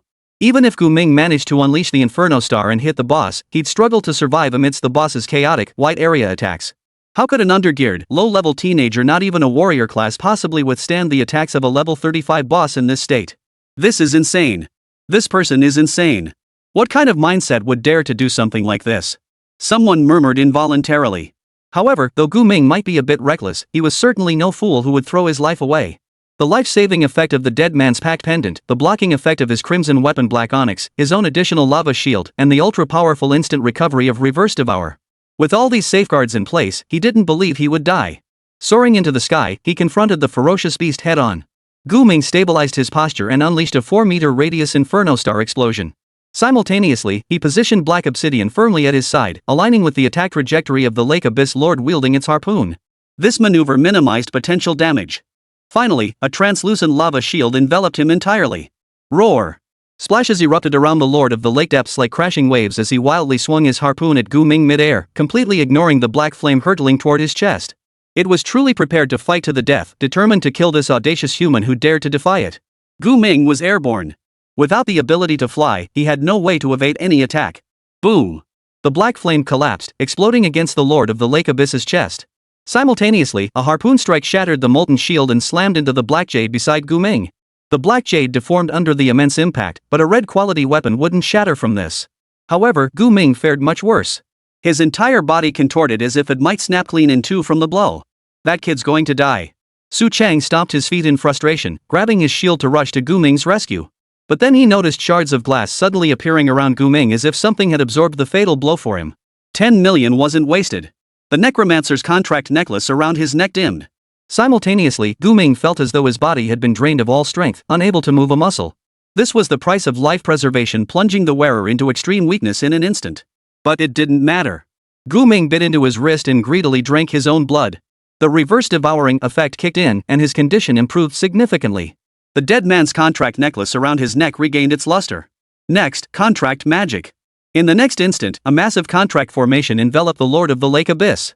Chapter 47, the contract succeeded? Something's not right. Contract with a boss? Su Chang's pupils dilated in shock. He recognized this array instantly. It was the unique contract formation used by Beastmasters. Clearly, Gu Ming hadn't been killed by the Lake Abyss Lord's attack. Instead, he was attempting to bind the Lake Abyss Lord into a contract. A level 19 Beastmaster contracting a level 35 boss? No matter how you looked at it, this seemed utterly improbable. Yet inexplicably, Su Chang felt Gu Ming might actually pull it off. No wonder he insisted on going himself. He was saving this move up. If Gu Ming truly succeeded in binding this boss, it wouldn't take long, perhaps even that very day, for his name to echo across the nation. After all, no one had ever managed to contract a boss in its full, unaltered state. And this boss was the Lake Depths Lord, a level 35 entity far surpassing Gu Ming's own level. Everyone witnessing this scene felt their scalps tingle. They were astonished by Gu Ming's audacity, but even more so by his audacious plan. If he's given more time to grow, who knows what kind of terrifying force he'll become. Xiao Lu from the expedition team bit his finger, his gaze fixed intently on Gu Ming as he attempted to contract the Lord of the Lake Depths. As a D-rank profession, few Beastmasters ever reached the pinnacle to become world-shaking legends. Its limitations were simply too great. Yet this youth attempting to contract a boss seemed poised to shatter the profession's limitations entirely. Honestly, if Beastmasters could contract bosses, this profession wouldn't be rated nearly D-class. At the very least, it would soar to S-tier status. But all this was mere speculation. No one knows whether Gu Ming will succeed in his contract. Only a 30% chance. That's far too low. When Gu Ming cast the contract spell on the Lord of the Lake Abyss, he saw the success rate was only 30%. Theoretically, he'd need 4 attempts to approach a 100% success rate, but that's just theoretical. After all, the logic that 30% multiplied by 4 equals more than 100% doesn't apply to probability. Even multiple 99% chances were fundamentally different from a guaranteed 100% probability. The contract spell's array enveloped the Lord of the Lake Abyss entirely, gradually contracting inward toward its body. Once the array fully retracted into its body, the contract would be successful. However, perhaps due to its massive size or the vast level disparity, the array contracted extremely slowly, nothing like the near-instantaneous contracts formed between Su Yao and the Slime King. Throughout this process, a gaping hole had opened in the Lake Abyss Lord's chest, its internal organs visibly damaged. Its head, shoulders, its entire being appeared precarious, as if it might collapse with a thud at any moment. And so it happened. The Lake Abyss Lord no longer had the strength to wield its harpoon. The weapon, likely weighing nearly 10,000 jin, slipped from its grasp. Its once blood-red eyes gradually lost their luster, and it didn't even attempt to attack Gu Ming again. Gu Ming, suspended mid-air, was about to plummet to the ground. Having no experience with high falls, his body was wildly unstable. He braced for another life-saving mechanism to kick in, but Su Chang had rushed over unnoticed and caught him securely. "I thought you'd just watch me fall to my death." Gu Ming, now safely in Su Chang's arms, looked up at the man's face, which was red with suppressed anger, and gave a wry smile. "Oomph. If not for all these people watching, I would have let you fall to your death." Su Chang snapped irritably. But it was clear he was just venting. Even if they had the deepest hatred, as a member of the security bureau, he couldn't stand by and let someone die. If Gu Ming were to die, it would have to be from a beating at Su Chang's hands. It's almost complete. After landing on the ground, Gu Ming watched the contract formation rapidly retreating into the main body of the Lake Abyss. Every soul on the battlefield held their breath, waiting in silence for the process to conclude. They were witnesses to the first human class changer ever contracting a boss.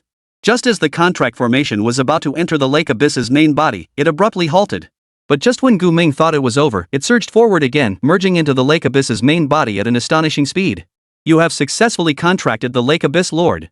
You have simultaneously acquired the innate talent, Abyssal Return. You have synchronized the skills Water Corrosion LV1, Whirlwind Strike LV1. It worked. Beyond these newly acquired abilities, Gu Ming clearly saw the words Lord of the Lake Abyss appear prominently in the contracted beasts section. But before he could celebrate, the Lord of the Lake Depths vanished from the list the very next second. Immediately after, the newly synchronized abilities vanished as well. Gu Ming frowned, lifting his gaze toward the Lord of the Lake Depths. In an instant, he understood what had happened.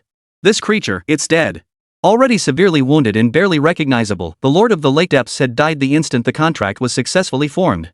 So, was this truly a successful contract? You have successfully defeated the Lord of the Lake Abyss. You have gained 28,000 EXP. Your level has risen to 20. You have automatically learned the new skill Demon Flame Imbuement.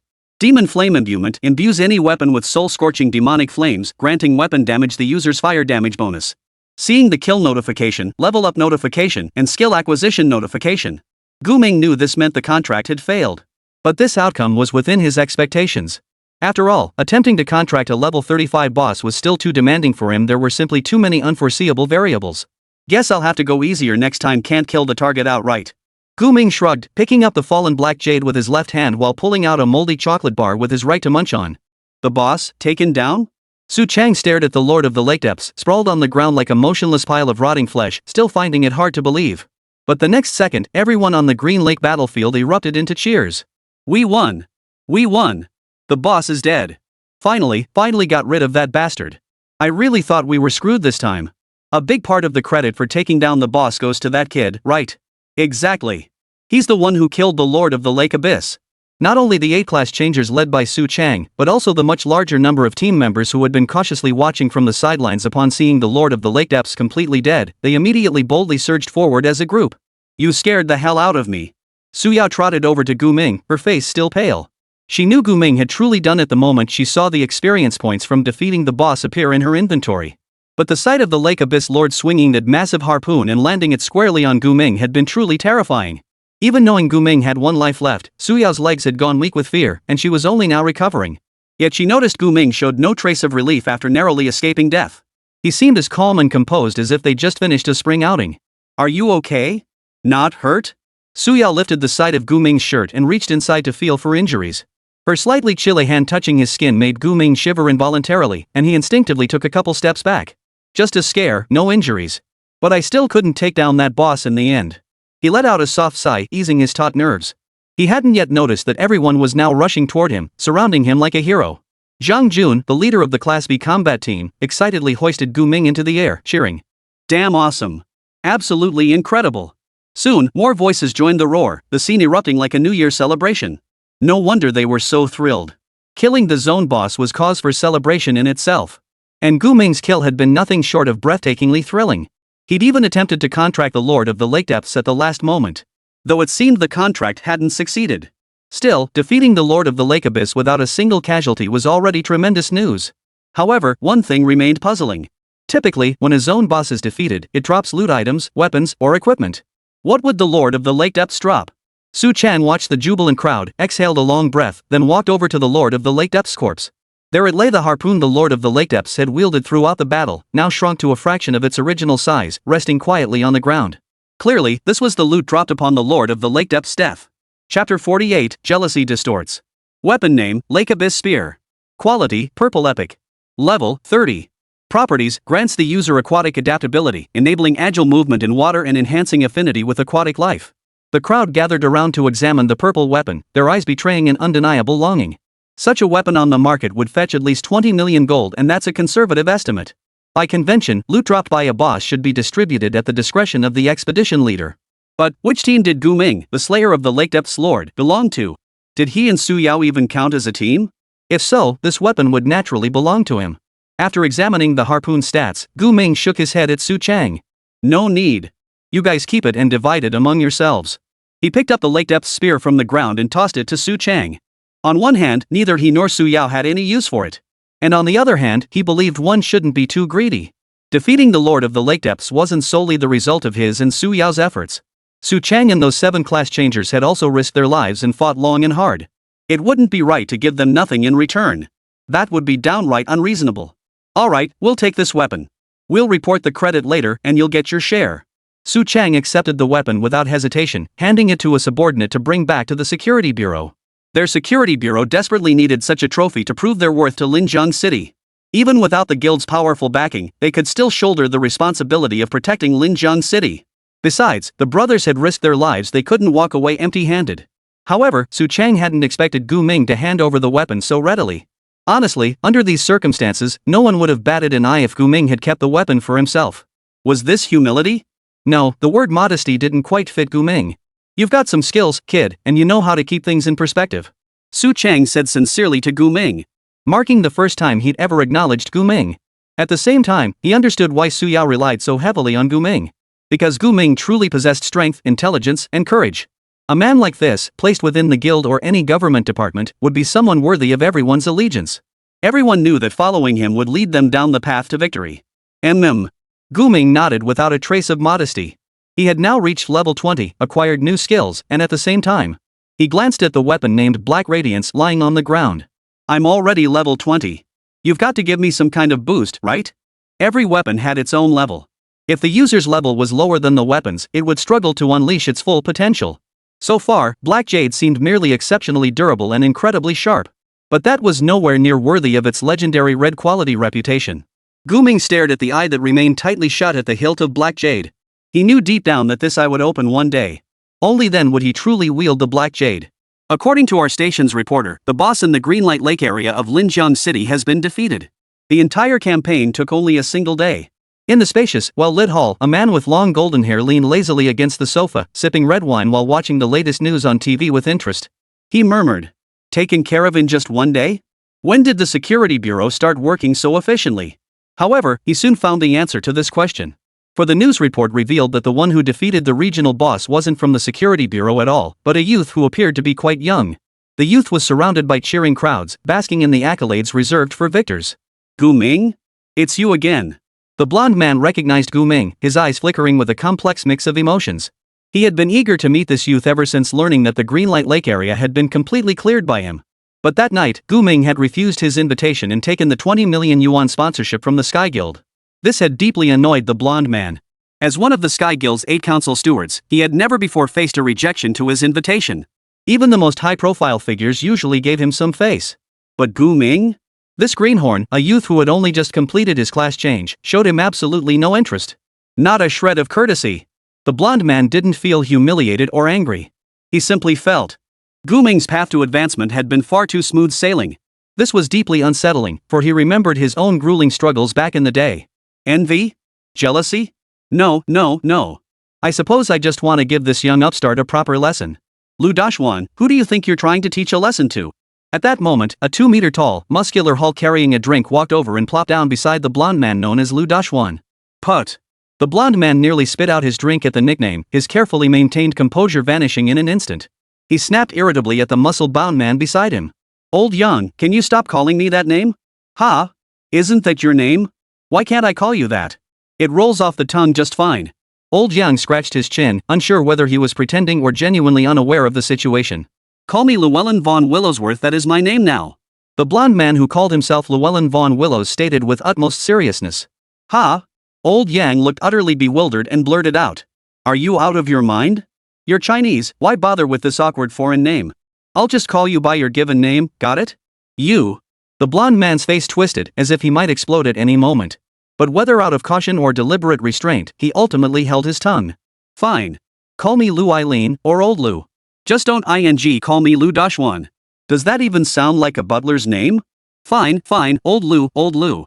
When are you going to stop acting like such a big shot? Old Yang nodded helplessly, shifting his attention from Lu Island to the television news. When he learned that the teenager who had slain the level 35 zone boss was actually still in high school, his eyes nearly popped out of his head. Holy? Is this even human? Level 19 taking on a level 35 boss? And he's a Beastmaster too. Back when I was level 19, I was lucky to take on a level 25 mob. This guy is beyond belief. Old Yang, one of the 8 council stewards of the Azure Sky alongside Louis Lin, found it utterly hard to believe such a feat could happen in reality. He knew how brutal the bosses spawning in the Greenlight Lake area were. Among bosses of the same level, the Lake Depths Lord definitely ranked in the upper middle tier. Yet despite that, the Lord of the Lake Depths had been taken down by a teenager far below its level. Who says otherwise? Louis Lin regained his calm elegance, took a sip of wine, and continued questioning old Yang. Our guild was in charge of setting the questions for the Linjiang City Civil Service exam this time, right? Ah, yes. I was even in charge of it. Figured I'd just slap together some random dungeon and call it a day. Old Yang nodded. Listen to me. Louis Lin turned to old Lu and asked. Didn't our guild get a new girl last year? The one who scored highest nationwide on the civil service exam and has the best talent? Oh, you mean Little Shen. Why bring her up now? Old Yang countered. Louis Lin smiled faintly and gave his answer. I want her to be the grand finale for this Linjiang City Civil Service exam. That way, we can showcase Sky's might while also shattering the little kids' illusions. What kind of crazy idea are you cooking up now? Those kids are only level 10 on average, and you want them to take on Little Shen, who's already level 30 with a 3S class? Old Yang thought Louis Lin had lost his mind. How could that be possible? Setting such a challenge was completely beyond the scope of the exam. The Little Shen he referred to as Shen Hanyan, a 3S tier cold sovereign, a heavy warrior class combining damage, control, and defense. Although Shen Hanyan was just a student last year, she reached level 30 in a single year, making her one of the most gifted among her peers. How could someone like her be the final exam question for today's public exam? Some kids have it too easy. I just want him to know there are many powerful beings in this world, and he's just the smallest one among them. Louis Lin was, of course, referring to Gu Ming. Isn't it our duty as adults to wake such arrogant children from their illusions? But I believe preserving children's dreams is what we should truly be responsible for. Old Yang's expression turned stern inwardly. He completely disagreed with Louis Lin's view. After a moment of silence, Louis Lin spread his hands and said, "Pfft, that's not up to you. After all, I'm the one handling the guild's finances. I do as I please." He grinned widely.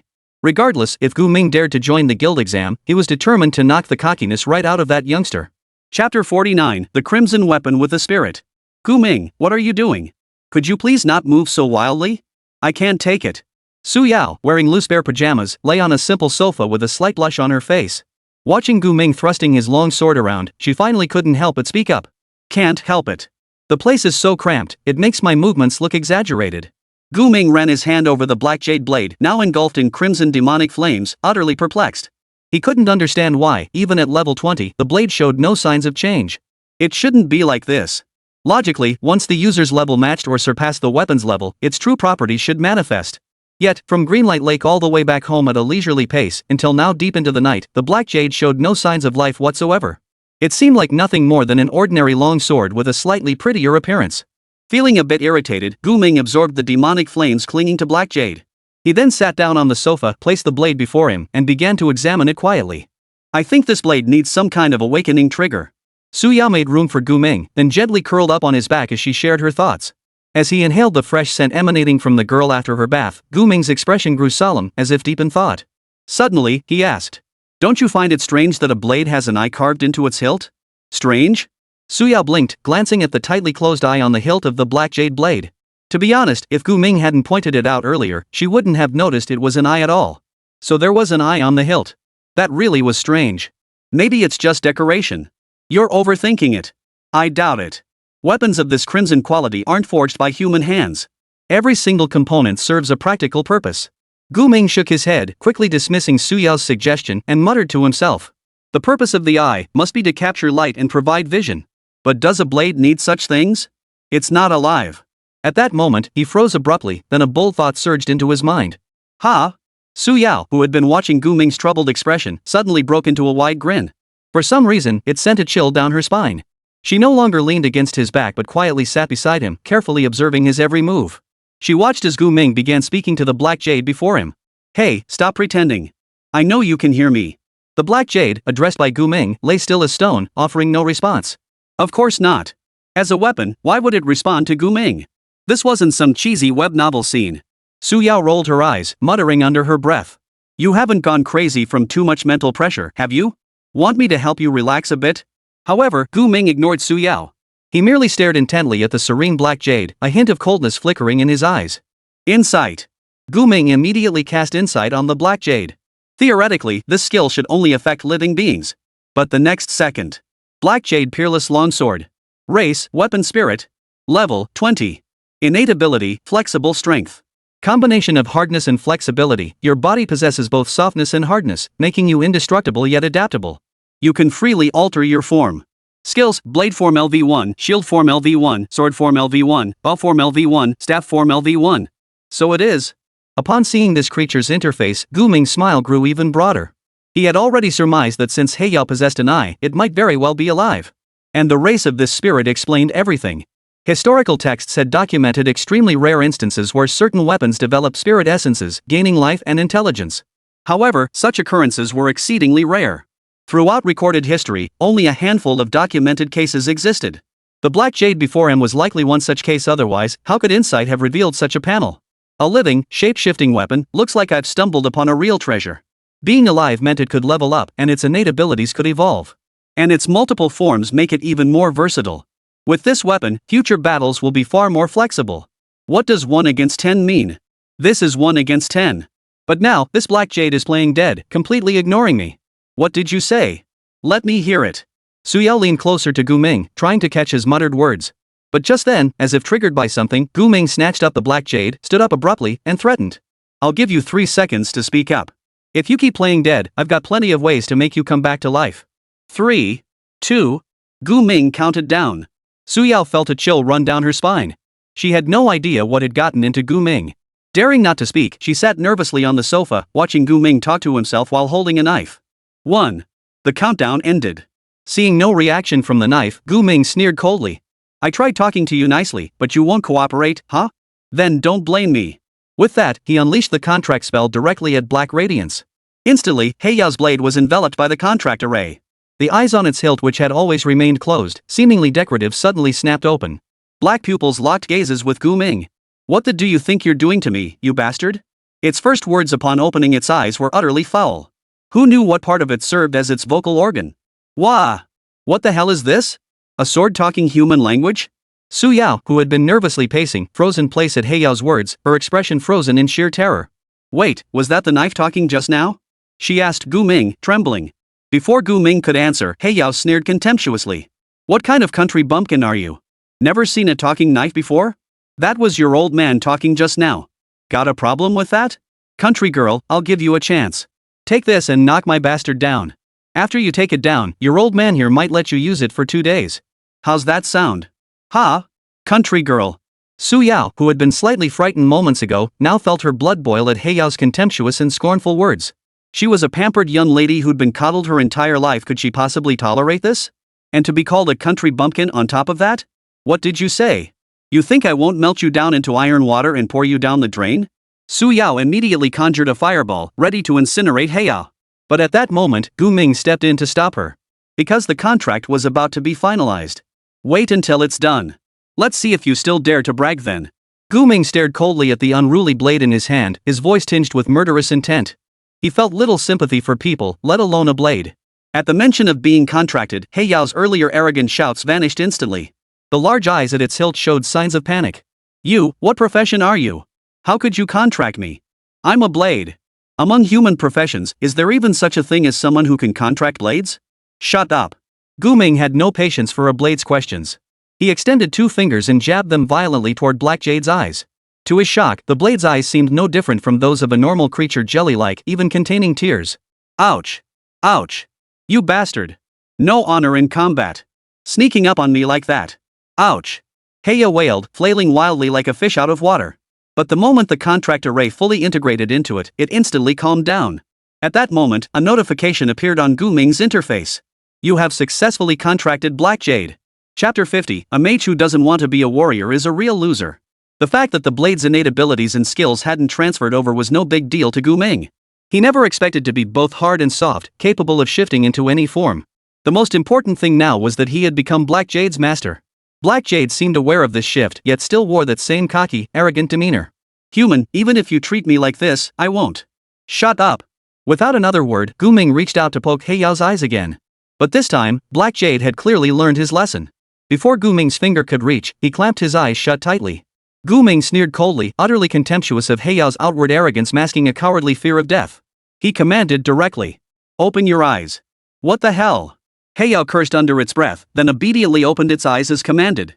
Only for Guming to jab his finger hard into its eye. This time, it actually made the creature cry. You're bullying me, wha? That's awful.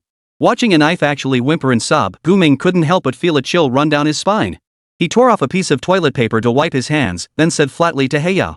From this moment on, I am your master. If I don't let you speak, you won't utter a word. Whatever I tell you to do, you will do. Is that clear? Yes, I'll obey you. Under Guming's intimidating pressure, the once unyielding Black Yao finally submitted. Its tear-filled eyes fixed on Guming, resembling a bullied young girl. No. That comparison was still a bit too revolting. Very good. Guming nodded, then grasped the black jade and slowly lifted it. Honestly, ever since this damn thing started talking, holding it felt different. Suya watched Guming subdue Black Jade in just a few moves, feeling both admiration and lingering fear. She recalled how poorly she'd behaved when Guming first contracted her, even threatening to attack him. It was hard to imagine what kind of punishment she would have faced if she'd truly been ungrateful, given Guming's temperament. He couldn't possibly gouge out this girl's eyes, could he? Suya muttered under her breath, shivering slightly. Now, Heiyao had been completely subdued by Guming. It had become exceptionally obedient, even anticipating Guming's intentions without him needing to speak, transforming into various weapon forms time and again. Swords, blades, shields, axes. Guming swung the weapons formed from Black Jade with no particular pattern, finding the experience utterly novel. At the same time, he examined the evolution requirements for Heiyao's innate talent, combining hardness and softness. After evolving, hardness and softness combined would be renamed body-splitting reconstruction. The evolution requirement was to sever a weapon that also housed a spirit. Body-shattering reconstruction. Just from the name alone, Guming could guess this was likely an advanced version of Black Jade's shape-shifting ability. The term reconstruction seemed to suggest that after evolving, its metamorphosis could transcend the boundaries of weapons, perhaps even defy established physical laws. But the evolution requirement was simply too harsh. Severing a weapon that houses a spirit. Consider this, fewer than 10 weapons known to harbor spirit essences exist in the world, and a significant portion of those aren't even within the country. Achieving this requirement would likely demand an incredibly lengthy process and god-tier luck. But does a more demanding evolution condition necessarily mean greater power afterward? Guming believed it should be so. Beside him, Suya watched the Black Jade's seemingly infinite transformations, covering her mouth in astonishment. She had never seen a weapon with such capabilities. Doesn't that mean anyone can wield it? Regardless of profession. Exactly. Finally, Guming fixed Black Radiance into its initial blade form and said to Suyao. But I still plan to use it for close combat. That's precisely the capability I'd been lacking. Unfortunately. He currently possessed no melee skills, talents, or even much experience wielding such weapons. Guming had only changed professions yesterday. Before that, he'd been in school. How could he possibly know how to wield a blade?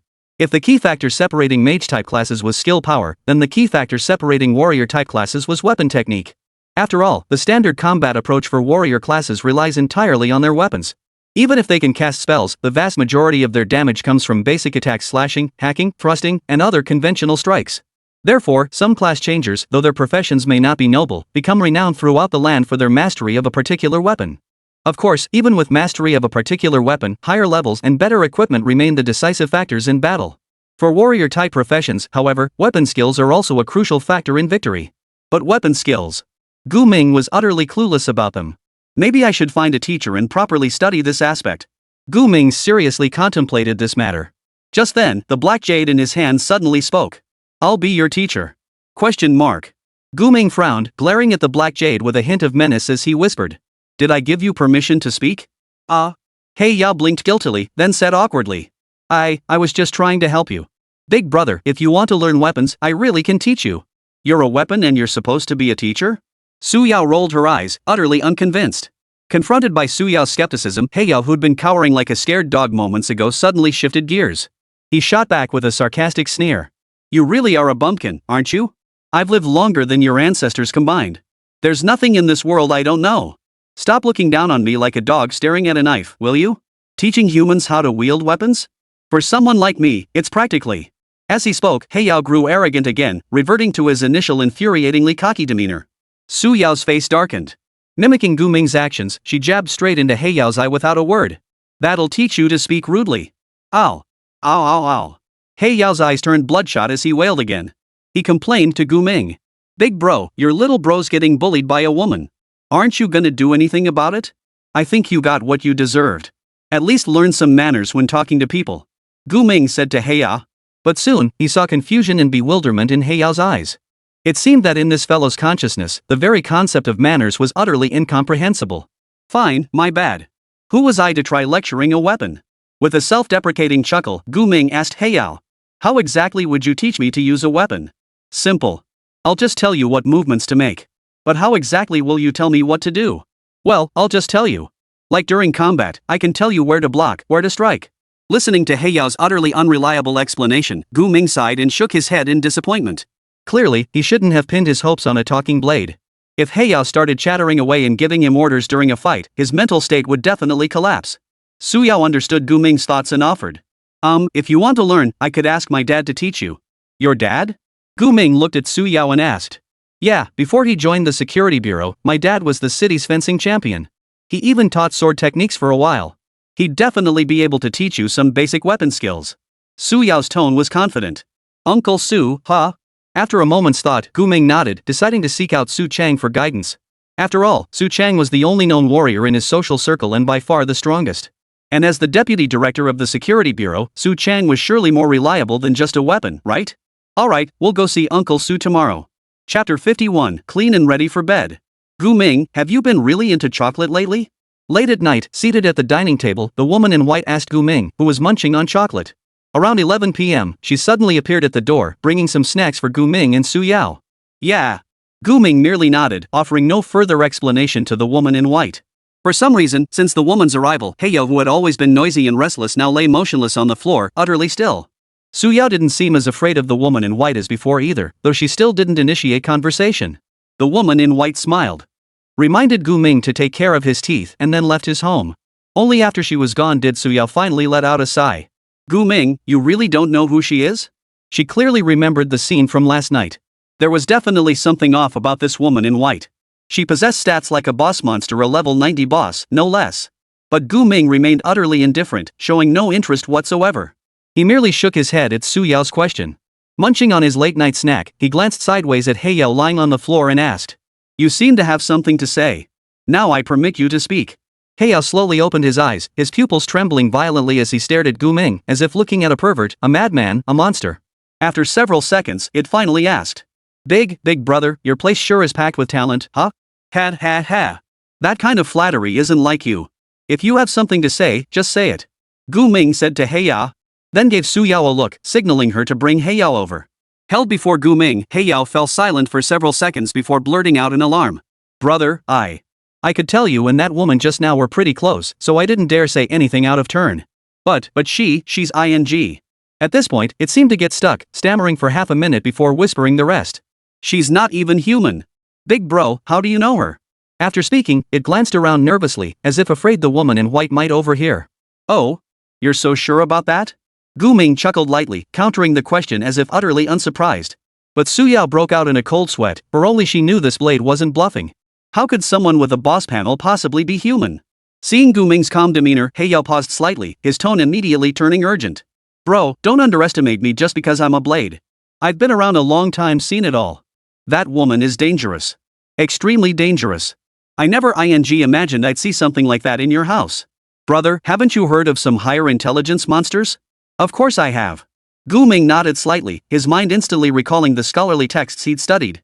He knew that in this world, a tiny fraction of monsters possessed intelligence rivaling humans. They could even recruit other intelligent monsters to form organizations, even entire nations. The record stated these monsters were extremely dangerous, typically ranked no lower than level 70, and capable of assuming human form to infiltrate society. Therefore, whenever such monsters appeared in the world, human class changers would spare no effort to eliminate them, lest they later orchestrate actions capable of destroying the world. They share a common name: pseudo-humans. What Heiyao meant was that the woman who had just delivered the late-night snack to Gu Ming was a pseudo-human. So what do you suggest? Gu Ming remained remarkably calm upon hearing Heiyao's words. Heiyao considered for a moment before suggesting. I don't have any suggestions. Once something like that has its sights set on you, running away won't do any good. Then that's that. Gu Ming chuckled softly, finished off all the food on the table, then stood up and stretched lazily. Su Yao and Heiyao couldn't understand why Gu Ming remained so calm after learning that imposters frequently appeared in their home. This man seemed almost too composed. Gu Ming entered the bathroom to wash up, as if preparing for bed. Brushing his teeth as he said to Su Yao. Get some rest early. We have to meet Uncle Su tomorrow. Oh, okay. Su Yao replied, setting down Heyo before rushing to the bathroom to brush her teeth too. She had already prepared herself for a long-term stay with Guming today, stocking up on daily necessities. And a folding bed. After the lights were turned off, Su Yao lay on the bed set up on the floor, feeling uneasy all over. Guming asked, "What's up? You're actually sleeping on your own tonight?" "Of course I dare. I'm not a child." Su Yao pouted playfully, rolled over, and turned her back to Guming, ready to fall asleep. Guming chuckled, closed his eyes, and drifted off. But just as his consciousness began to fade and he was about to drift off, he caught a faint whiff of lavender shampoo from behind. Then, the blanket covering him was gently lifted. Seconds later, the warmth beneath the covers intensified. A small hand rested lightly on his shoulder, accompanied by soft, gentle breathing. No need to guess it had to be Su Yao. Su Yao truly seemed unable to sleep alone. Although she felt terribly awkward sleeping next to Guming, she couldn't shake the uneasy, anxious feeling that came over her when she slept alone on the fold-out bed. "It's okay. I'll just get up a little earlier than him, and he won't notice," Su Yao murmured softly. Just as she closed her eyes, about to drift off peacefully, Guming, who had been facing away from her, suddenly spoke up. "You're acting all sneaky, like you're planning to assassinate me." Su Yao froze, immediately clutching her chest as she sat up, a blush of embarrassment spreading across her face. How could you pretend to be asleep like that? I was just about to fall asleep when you came to bother me, and now you're turning it around on me?" Guming tugged the blanket, pulling it completely over himself, then said to Su Yao, "It's fine. If you want to sleep in bed, go ahead. You took a shower today, so I don't think you're dirty." You think I'm dirty?" Su Yao felt a surge of inexplicable anger at Guming's words. She, the school beauty of second high, a girl raised on others' praise since childhood, was actually spoken to like this. She felt a surge of anger, as if her charm meant nothing to Guming. Guming looked at her not like he was looking at a girl, but more like he was looking at a cat or a dog, a pet or something. But then again, Su Yao was indeed Guming's contract beast, so his mindset was perfectly normal. A master might find their contract beast beautiful or adorable, but they'd never harbor those kinds of feelings. Otherwise, what difference would it make from birth? A contract beast is just a contract beast. I've been overthinking this all along.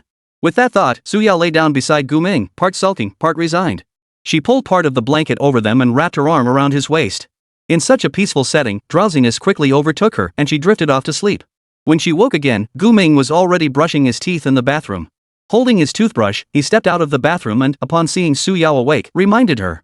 "No sleeping in today, we've got a lot to do." "Oh." Su Yao smoothed her hair, tugged at her pajama top whose buttons were nearly undone, and got out of bed. Chapter 52, Spirit-Infused Red Weapon plus Prodigy Youth, Guilds Go Crazy. After breakfast, Guming followed Su Yao out the door to hail a taxi and head to Su Chang's place. It happened to be Saturday, so Su Chang should be free. As soon as they got out of the taxi, just as Guming was about to ask where to find Su Chang, a man with a crew cut approached him. "Hey, bro. You're the guy from the news, right?" Facing this sudden stranger, Guming's expression turned wary as he asked. "What news?" This one right here." The man with the crew cut pulled out his phone and pulled up a news article from yesterday to show Guming. The headline read, "Prodigy defeats Lake Abyss Lord beyond his rank, defends city peace at all costs." Several photos were attached, all capturing different angles of Guming, black flames surging from his body as he leapt toward the Lake Abyss Lord. All this was fairly standard. The news copy simply portrayed him as an exceptionally gifted, righteous, and powerful youth, though it did claim he was only in his 20s yet dared challenge a level 35 boss. It must be said, the copywriter sure knows how to spin a yarn. Because Guming wasn't even level 20 at the time, he was only level 19. The reality was far more extraordinary than the news reports made it seem. Even so, he had become a household name. Unlike the controversial fame he gained from setting Greenlight Lake ablaze, this time the news about him was entirely positive. "You wanted to see me?" After getting the details, Guming asked the other person. Yeah, bro, I just wanted to ask, you haven't joined a guild yet, right? How about joining ours?" The man with the flat top asked excitedly. Before he could introduce himself, however, another woman approached from the roadside.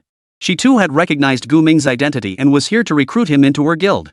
After all, Guming had become a major celebrity. Many guilds, learning he was still a free agent, were eager to recruit him but lacked his contact information. The man and woman approaching him now had simply stumbled upon him by sheer luck. The man and woman, desperate to recruit Guming for their respective guilds, had become so heated that they started arguing right there on the street, even threatening to duel. Though combat was prohibited in the city center, they could always find a secluded corner to settle their differences. Su Yao, clutching Heyo, felt awkward. She even thought Guming should wear a mask and sunglasses when going out. In Linjiang City, this young man had become a household name. "Sorry, I need to focus on my civil service exam. I can't join a guild right now." Gu Ming raised his hand, cutting off their argument, then gently pushed them aside and continued walking forward. You two should find someone else. Bye. Su Yao waved at them before hurrying to catch up with Gu Ming. Hearing Gu Ming's words, the two froze momentarily, glaring at each other in silence. Wait, taking the exam? He hasn't even graduated yet? The man with the crew cut finally processed the information. When he first saw the news, he knew Gu Ming was an exceptionally talented, battle-hardened prodigy. But he never imagined this genius hadn't even finished high school. The news hadn't mentioned any of this. I recall, just a few days ago, our city's high schools organized the job placement process for their third-year students. The woman's tone carried confusion and bewilderment. If that was the case, then hadn't Gu Ming only undergone his job change a few days ago? He'd only been a job changer for a few days, yet he'd slain the Lake Depths Lord, a level 35 monster? Does that even seem possible for a human? After all, even Linjiang City's greatest prodigy, a girl named Shen Hanyan, never achieved such an outrageous feat. At the very least, she hadn't accomplished anything major before graduating. Right now, Gu Ming isn't just the strongest among this year's graduating class, he might very well be the strongest in Linjiang City's history, or even the nation's history, among those graduating in the same year. As the saying goes, proximity brings advantage. How could the guilds of Linjiang City let such a talent slip through their fingers? He can genuinely take a guild to new heights all by himself. Hey! Bro, give me your contact info. The man with the flat-top haircut promptly gave chase. He felt that no matter what, he had to climb onto Gu Ming's high branch today. And even if he couldn't, just getting close would be worth it. Damn it! The woman, equally eager to recruit Gu Ming, darkened in expression and hurriedly demanded his contact info too. Just as the two approached Su Yao behind Gu Ming, the black jade statue she'd been clutching suddenly opened its eyes. With an intensely displeased tone, it barked. What the hell do you two lowlifes think you're doing? What the hell? Keep bothering me, and see if I don't chop you both to pieces. Damn it.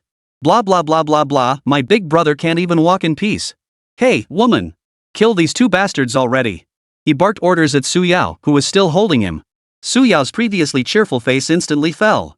Ignoring the two stunned passers-by, she raised her hand and jabbed straight into He Yao's eye. Who are you yapping at? Didn't I tell you not to speak in front of outsiders? Ow. Big bro, just watch your woman bully me. He Yao wailed in that grating voice again, even trying to call out to Gu Ming for help. But when it realized Gu Ming couldn't be bothered and Su Yao was about to strike again, it instantly fell silent. Sorry, folks. We've got things to do. Maybe we'll meet again someday. Su Yao said awkwardly to the pair, then waved and jogged to catch up with Gu Ming, who had already started walking away. If they lingered any longer, a crowd of onlookers would surely gather, and that would be a real hassle. The two stood frozen, staring at each other in silence. After a long moment, the man with the crew cut finally spoke. So that knife opened its eyes and spoke? It seemed to, yes. The woman nodded. She had never seen a weapon so alive before, but she had heard tales of such blades weapons inhabited by spirit entities, an exceedingly rare phenomenon. Those who wielded such weapons were almost destined for greatness, destined to lead an era. After all, the records show that those who wielded spirit-infused weapons were never ordinary individuals. I recall a steward from the Azure Sky Guild also wielding such a weapon. Who was it again? The woman murmured softly, closing her eyes to recall. Soon, she recalled. Ah, yes. The one with the long golden hair, the handsome-looking steward. His weapon. I think it was a gun. I heard he's already one of the strongest stewards in the Azure Sky Guild and wields considerable power. They say his rank profession is so formidable because of that gun. Is it really that exaggerated? The man with the flat top frowned slightly. It was the first time he'd heard of an A-rank profession among the Celestial Butlers, a group already teeming with powerhouses. But this also indirectly proved how immensely weapon spirits could enhance a person's power. But what class did Gu Ming belong to? They didn't know, but a teenager who had only transferred classes a couple of days ago and could already defeat a level 35 boss if he were to wield such a weapon spirit that bordered on being a game-breaking bug.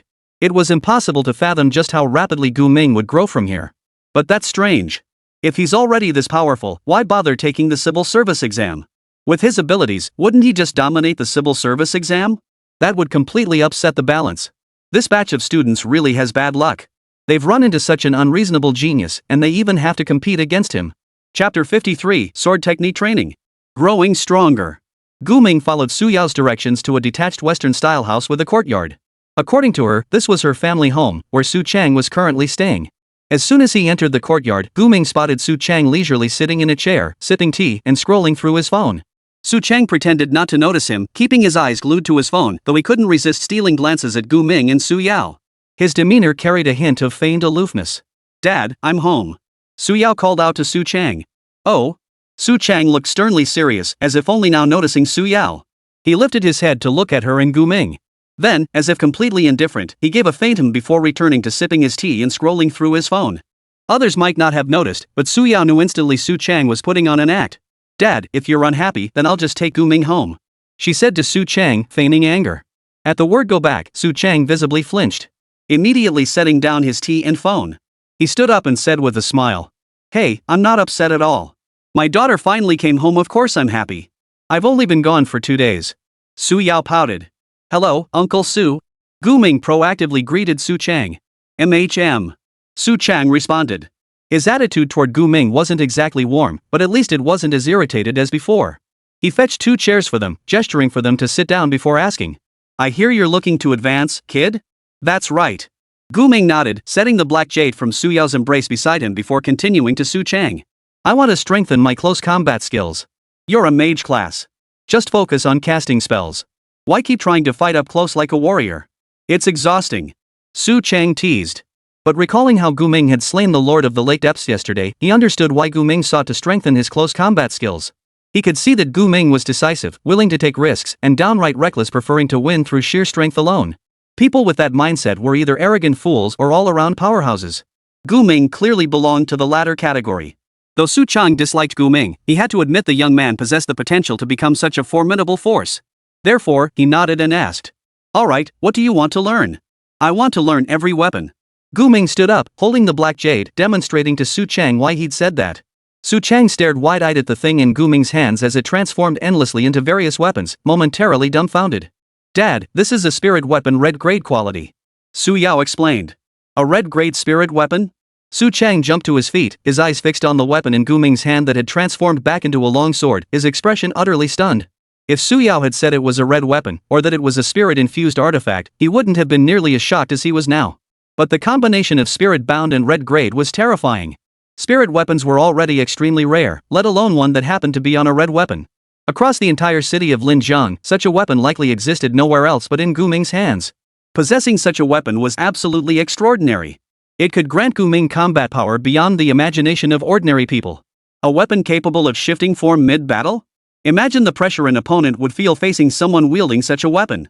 No wonder Gu Ming suddenly wanted to learn close combat techniques. "I understand." Su Chang wiped the cold sweat from his forehead, steadied his nerves, and said to Gu Ming, "While your weapon is incredibly versatile, I suggest you start by learning no more than 3 weapon types initially." 3 weapons? Upon hearing Su Chang's suggestion, Gu Ming gave a slight nod and began to ponder. After a dozen seconds, he arrived at his answer. "Sword, spear, shield. These 3 weapons, huh?" Su Chang pondered briefly before immediately expressing his approval. "A rational choice. Each weapon has its own strengths, and their advantages and disadvantages complement each other. If used skillfully, they can indeed give you a significant edge in combat. Why not choose the sword?" Su Yao couldn't help but ask Gu Ming curiously. In movies and comics, the protagonists always use swords. They just look so cool. True, but it's only cool in appearance. It's obvious if you think about it. Swords are fundamentally unsuited for combat, especially in battlefield melee or one-against-many situations. Their advantage only truly shines in one-on-one duels. Compared to other weapons, the only truly advantageous attack a sword can deliver is the thrust. No matter how extravagant a swordsman's technique may be, the most lethal move remains the thrust. As for those flashy, sweeping slashes? They're all feints, non-lethal. This presents a dilemma. If thrusting is the intended attack method, why choose a sword? Why not just pick a spear? After hearing Gu Ming's explanation, Su Yao suddenly understood, realizing just how correct Gu Ming's choice had been. Use a blade for close quarters slashing, a spear for mid-range thrusting, and a shield to create distance and block critical attacks. You've got some sense after all, kid. Su Chang grudgingly praised Gu Ming. Then he turned, fetched a sword, spear, and shield from a nearby storage area, and addressed Gu Ming. "Alright, let's start training now. I'll try to teach you the basics before your civil service exam. You're learning too." Gu Ming picked up a knife and turned to Su Yao. Su Yao paused for a split second before understanding Gu Ming's implication. She picked up a knife from the ground. After all, she was his contract beast. A significant portion of the fighting would inevitably fall to her, and close combat was unavoidable. Most importantly, she didn't want to fall too far behind Gu Ming. She couldn't just let Gu Ming keep improving while she sat around waiting to die, could she? Su Chang was delighted that Su Yao was willing to learn combat from him. He promptly fetched another set of weapons and began instructing both Su Yao and Gu Ming. Within moments of starting the lesson, he noticed both Su Yao and Gu Ming showed remarkable talent with melee weapons. Especially Gu Ming. The kid swung his blade straight for vital spots, showing no mercy whatsoever. If Su Chang hadn't been higher level and more skilled with weapons, he might have suffered at Gu Ming's hands. During the training, Gu Ming felt the sheer force of Su Chang's overwhelming power crushing down on him. A sensation he'd never experienced before. Not even when facing the Lord of the Lake Abyss. But this was only natural. After all, a 20-level gap was no joke. Especially since Su Chang specialized in strength-based combat. From dawn till dusk, day after day, Gu Ming's mastery of the blade grew increasingly refined. And he even discovered that the D-blade form, skill in Black Jade's skill bar had reached level 3. He could genuinely feel that Black Jade's blade form had grown sharper and more ferocious. At this rate, I'll be proficient with all 3 weapons before the civil service exam. Though Gu Ming felt little pressure about the civil service exam, he knew this wasn't a reason to rest on his laurels. He must grow stronger, ever stronger, to stand his ground in this perilous world. And this path to becoming stronger was far from over. Chapter 54, all preparations complete, tomorrow's civil service exam. Black Jade Peerless Longsword. Race, Weapon Spirit. Level, 20. Talent, Flexible Strength. Combining hardness and softness, your body possesses both flexibility and resilience, making you indestructible yet adaptable. You can freely alter your form. Skills, Blade Form LV5, Shield Form LV3, Spear Form LV5. On the 7th day, Gu Ming surveyed the levels of the 3 weapon forms sword, shield, and spear and smiled with satisfaction. Not only had he mastered the sword, spear, and shield, but he could now adapt seamlessly in combat. Damn it, next time I teach you anything, I'm charging tuition. This is bloody exhausting. Sweat-drenched Su Chang tossed aside his battered, dented longsword barely more than scrap metal now and plopped down onto the ground. His earlier remark wasn't meant to imply that Gu Ming was stupid or incapable of learning. On the contrary, he realized he had severely underestimated Gu Ming from the start. This kid picked things up incredibly fast. And he was exceptionally quick-witted. Honestly, it took Gu Ming less than 2 days to grasp the basic techniques of these 3 weapons. What had he been doing the rest of the time? He was constantly figuring out how to combine these 3 weapons to create intricate combos, precisely controlling attack ranges to achieve infinite suppression. What gave Su Chang the biggest headache was that weapon in Gu Ming's hands not only could it shift between weapon forms, but it could even alter the length and size of each form.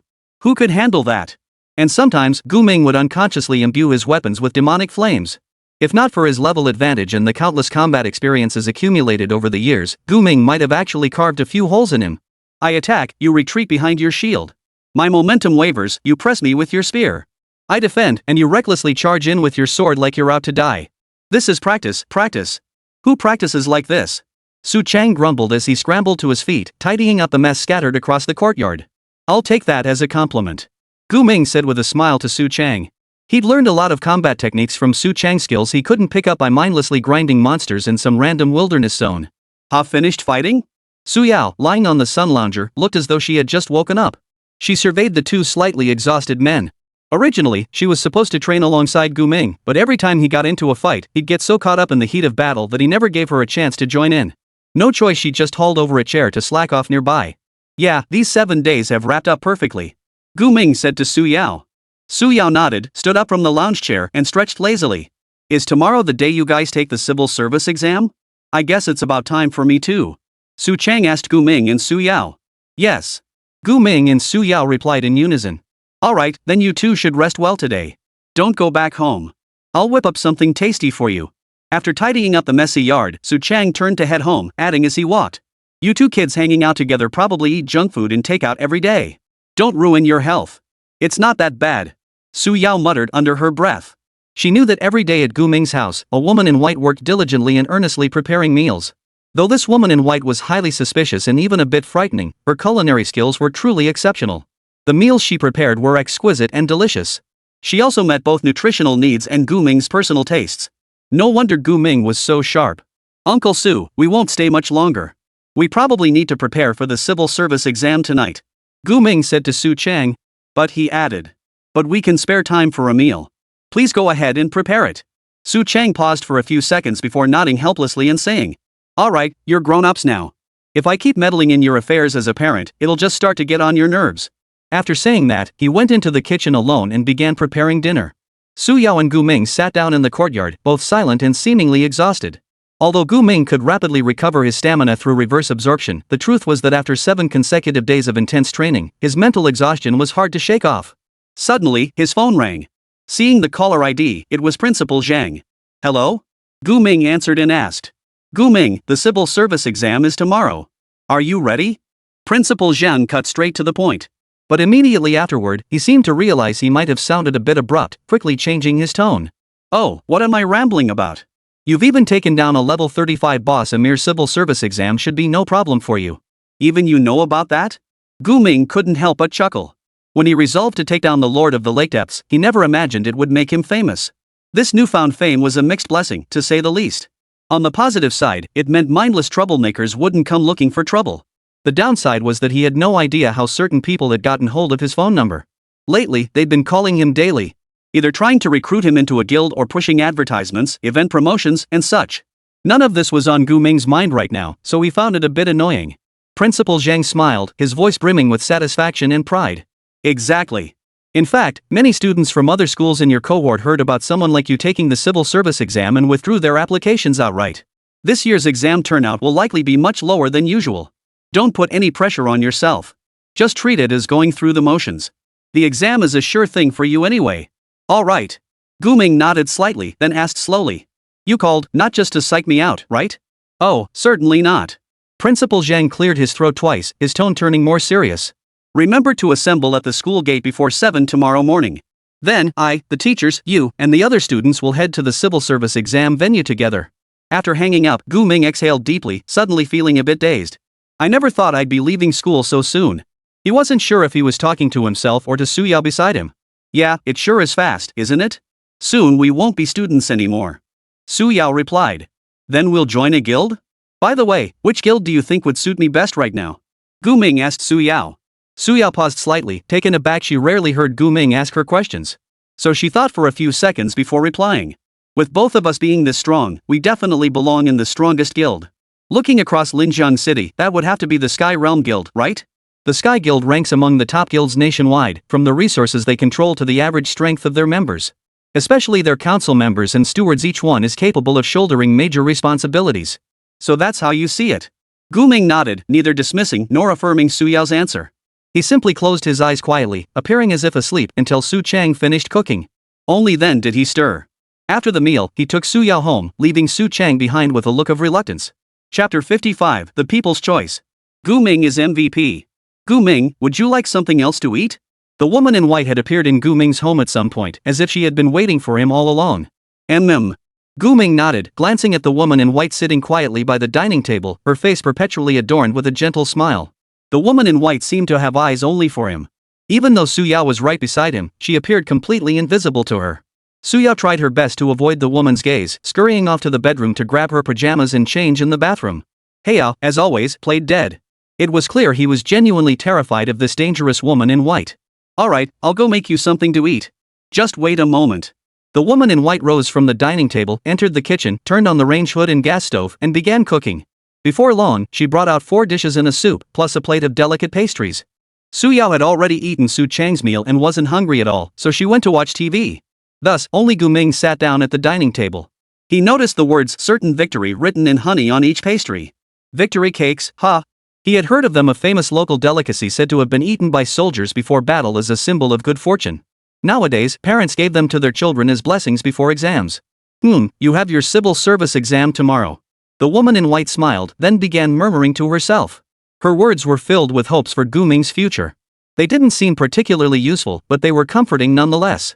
Gu Ming listened silently, saying nothing, until he had cleared the table of all the dishes and pastries.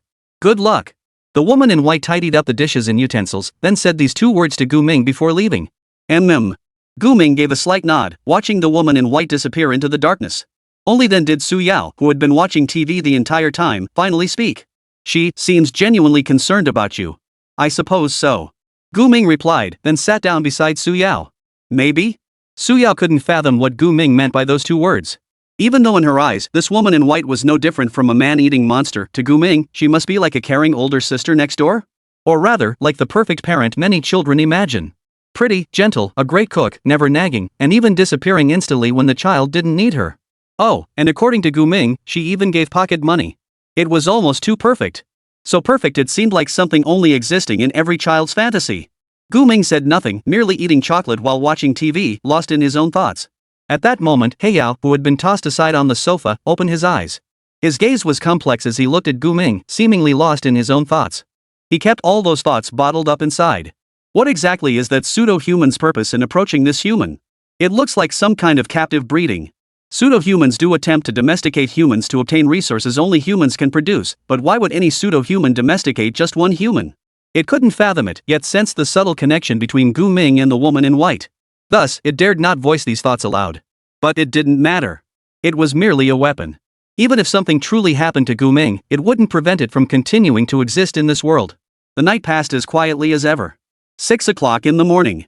Gu Ming and Su Yao were already dressed and ready to head to number 2 high school. The sky was just beginning to lighten when they arrived.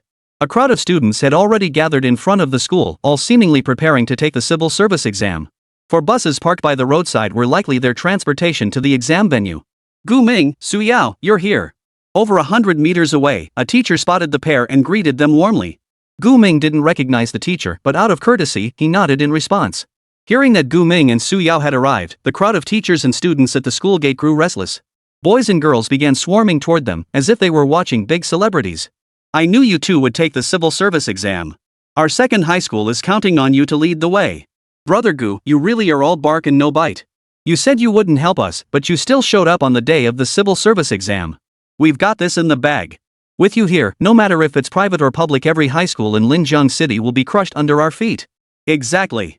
Second high can finally hold its head high and breathe easy. We're bound to ace this exam. Heh, who'd have thought our luck would be this good running into a big shot who can carry us all? The students chattered excitedly, crowding around Gu Ming and talking non-stop. This left the teachers, who had been planning to butter him up, feeling a bit awkward. After all, they couldn't exactly push and shove like the kids, showing their admiration so blatantly, could they? Alright, quiet down. Everyone get back to your buses and wait. Stop crowding around him, you're all grown adults acting like kids. Principal Zhang appeared out of nowhere, shooing the students away from Gu Ming. The students seemed reluctant, but they obediently boarded the bus one by one. Gu Ming did a quick headcount and realized there were nearly 120 students participating in the civil service exam, this time a relatively large number. After all, combat-type job changers were a rare breed in each class, maybe 10 out of every 40 students. Setting aside those whose futures had already been arranged by their families, having 120 students from the entire grade take the civil service exam was quite impressive. Principal Zhang. Gu Ming nodded and greeted Principal Zhang. Principal Zhang's face, which had just been stern, instantly softened. Smiling as he addressed Gu Ming and Su Yao. We've been waiting just for you two. Come on, get in the car.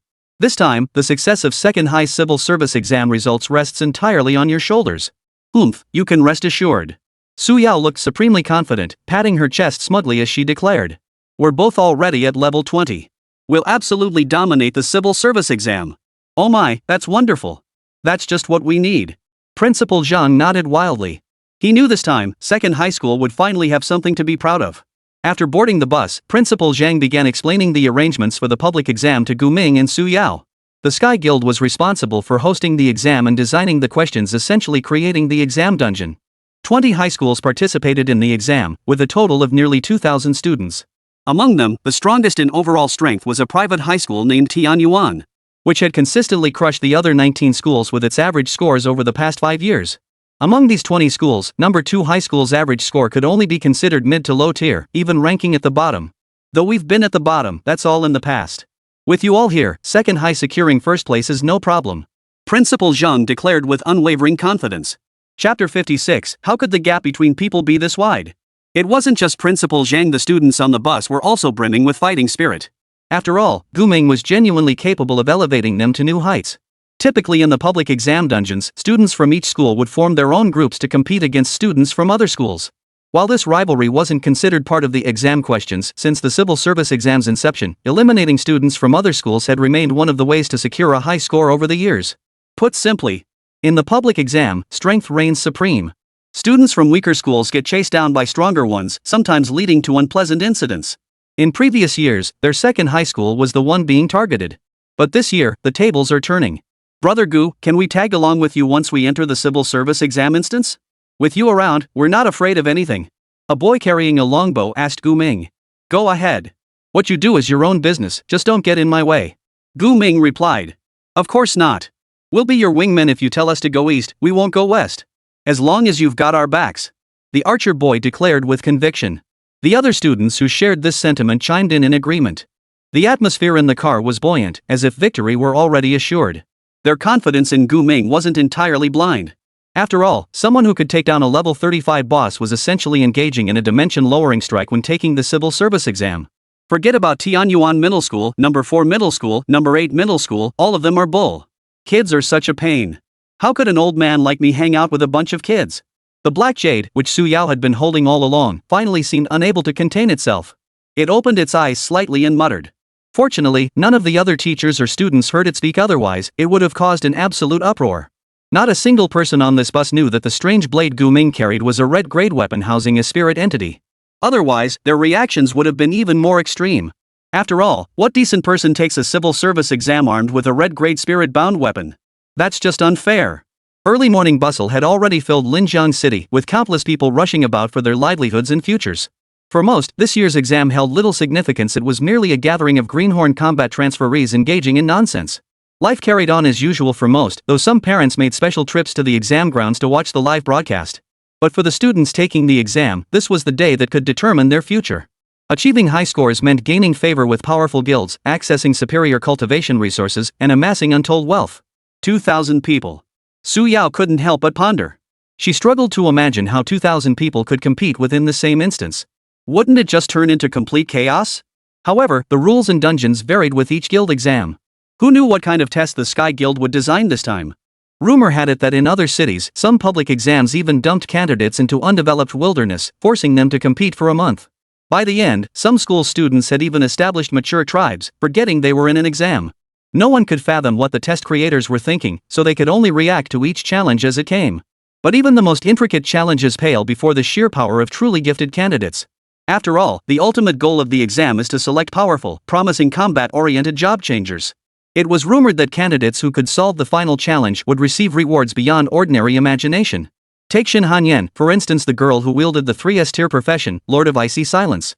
The year she took the exam, she achieved an unprecedented score in Linjiang City, crushing everyone from start to finish with her overwhelming power. In the end, she even single-handedly defeated the level 18 boss that served as the final challenge.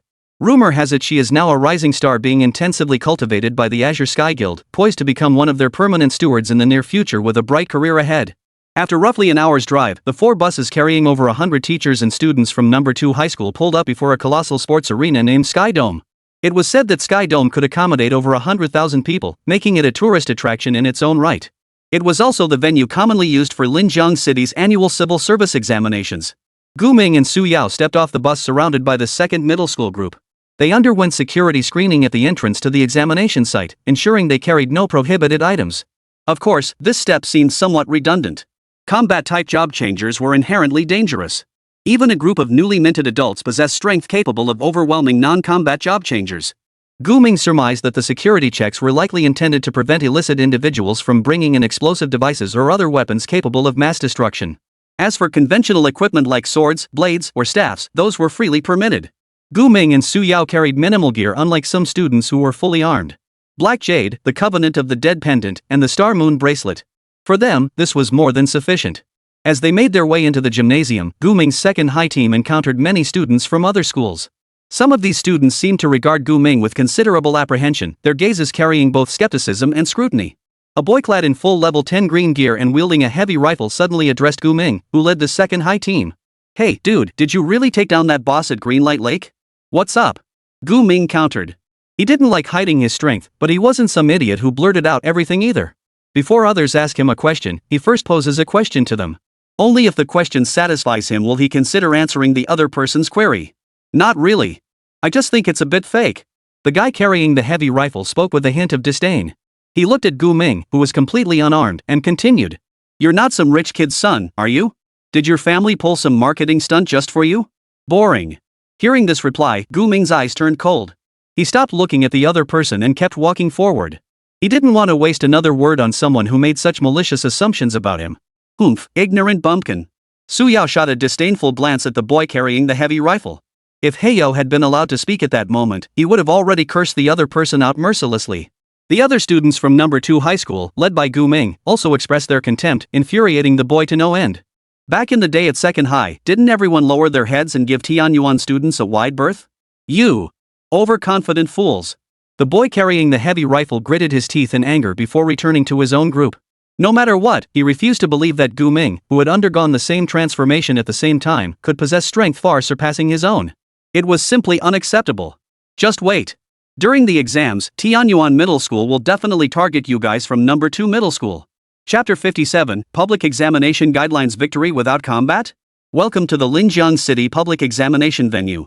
All candidates are requested to proceed to their designated examination areas and await the start of the test. Please maintain order and refrain from fighting or brawling during this period. This announcement echoed throughout the Sky Dome Stadium, while screens displayed each school's assigned venue alongside an array of advertisements. Seems the Sky Guild really knows how to make money, turning this public exam into a full-blown commercial spectacle. Let's go. We're in Hall 4.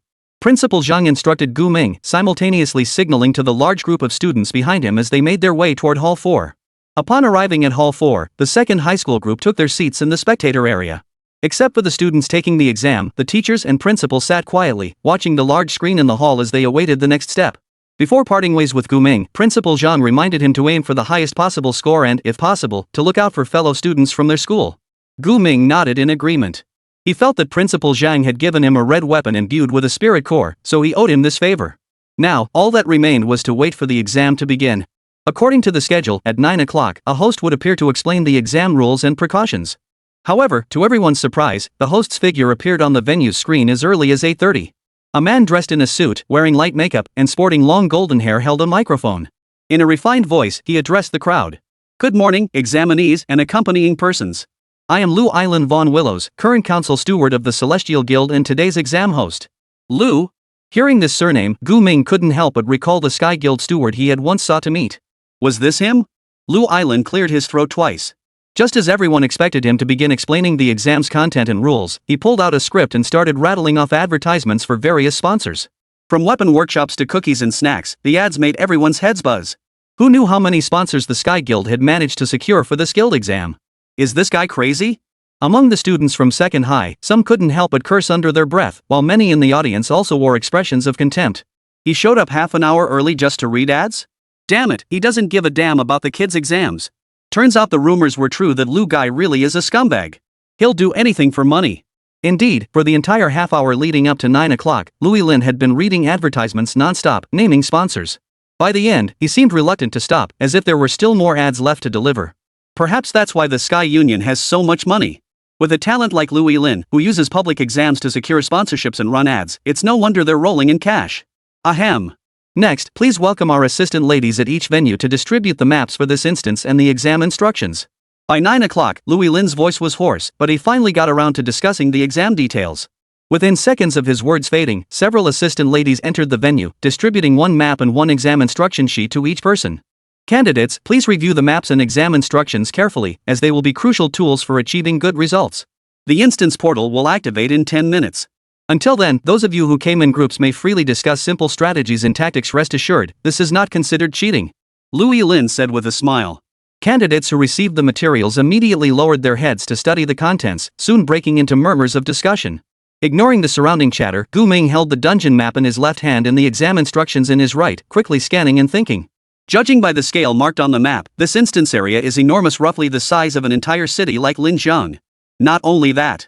The dungeon's terrain was also extremely complex, but it could be broadly divided into 9 sections based on direction. East, forest. Northeast, desert.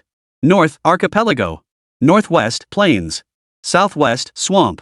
South, rainforest. Southeast, ruined city. West, canyon. The smallest area at the very center was a snow-capped mountain range. These 9 major regions cover nearly 10,000 square kilometers, truly staggering. Has the civil service exam ever featured a map this vast before? Gu Ming murmured to himself. He couldn't recall any previous exams featuring such a vast map. He couldn't fathom what purpose the organizers had in mind for creating such a complex and vast dungeon. Beyond marking the locations of the 9 major zones, the dungeon map also displayed the monsters and bosses that would appear in each area. Each zone had one boss, yet the central snow mountain zone was marked only with 3 question marks. After reviewing the map, Gu Ming began reading the exam instructions.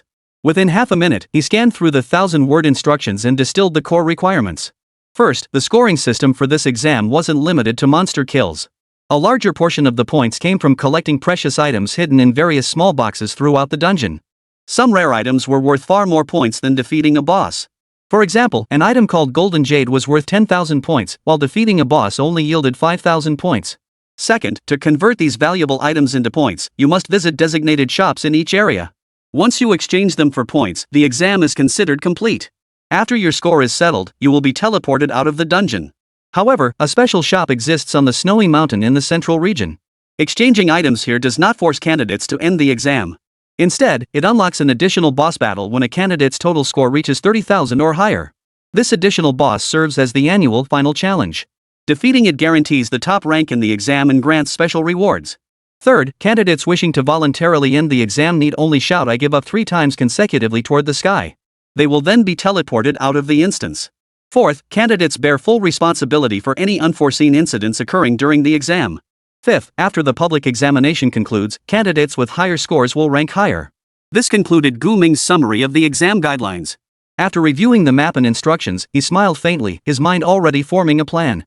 Meanwhile, Suya was still poring over the map and instructions.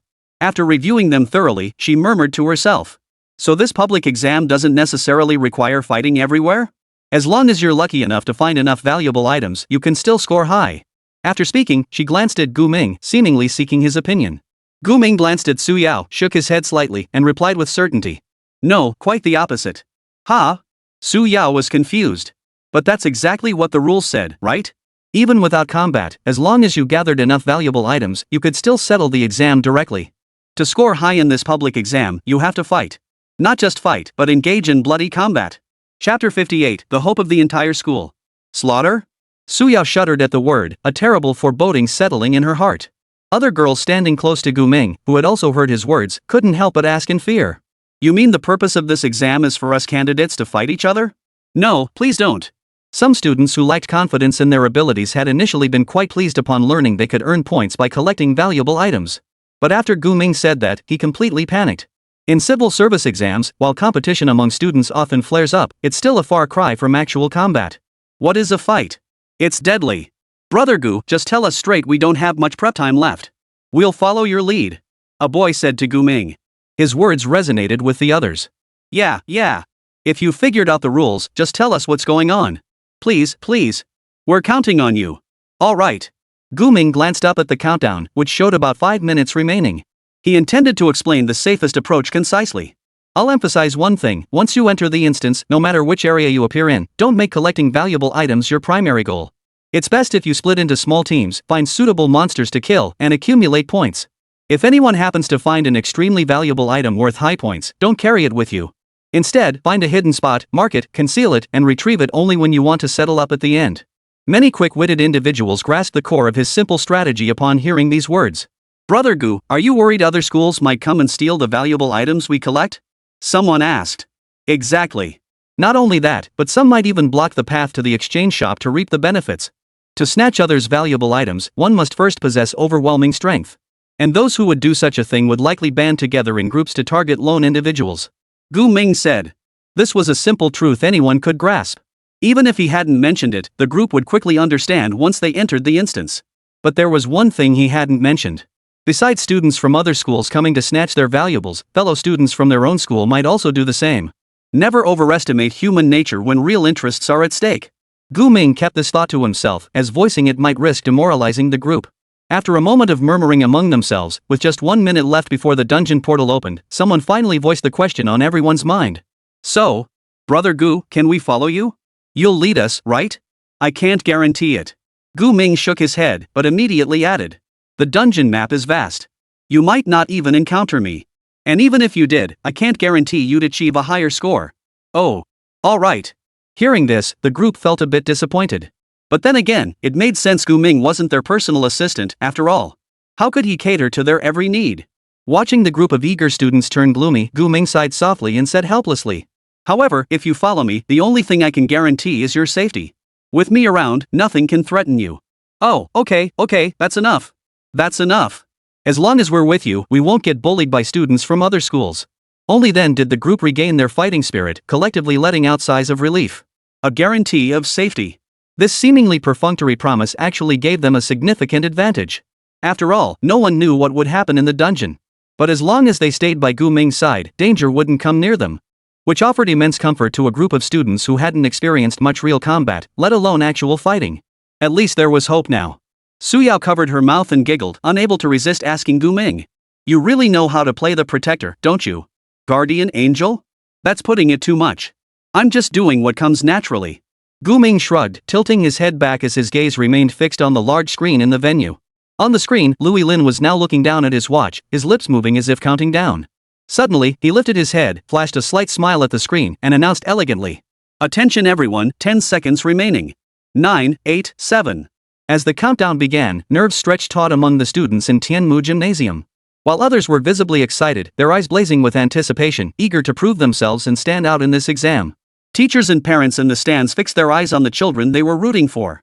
Spectators who'd come specifically for the spectacle whispered among themselves, speculating which candidate looked formidable and who was most likely to take first place. In Hall 4, students from No. 2 High School gripped their weapons tightly, preparing for the dungeon portal to open. Gu Ming, you absolutely must bring honor to our second high. Show those outsiders what we're made of. Principal Zhang, seated in the audience, clenched his fists, appearing even more tense than the candidates themselves. As the screen displayed the event time of 9 o'clock sharp, Louis Lin, who had been elegant and composed moments before, suddenly grew animated. All right. The hour is upon us. On behalf of the Sky Guild, the host of this public examination, I declare the 54th public examination of Linjiang City officially begins. Then, with a sinister chuckle, he murmured under his breath. Candidates, if you can't keep going, feel free to quit any time. But don't go dying on us. Something's off. Gu Ming furrowed his brow slightly, instinctively tightening his grip on the black jade.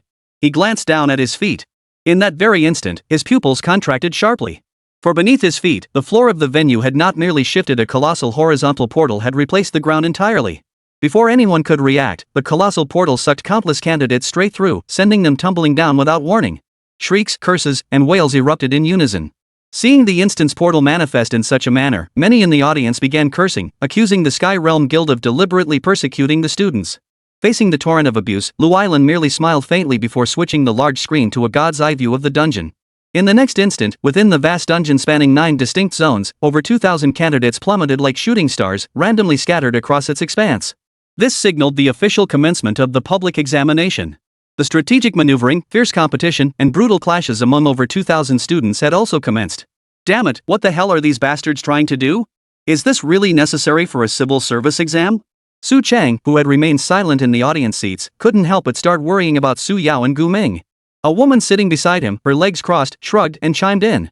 Who knows? The Sky Guild has always been pretty shady. Hey, uncle, is your kid taking the exam?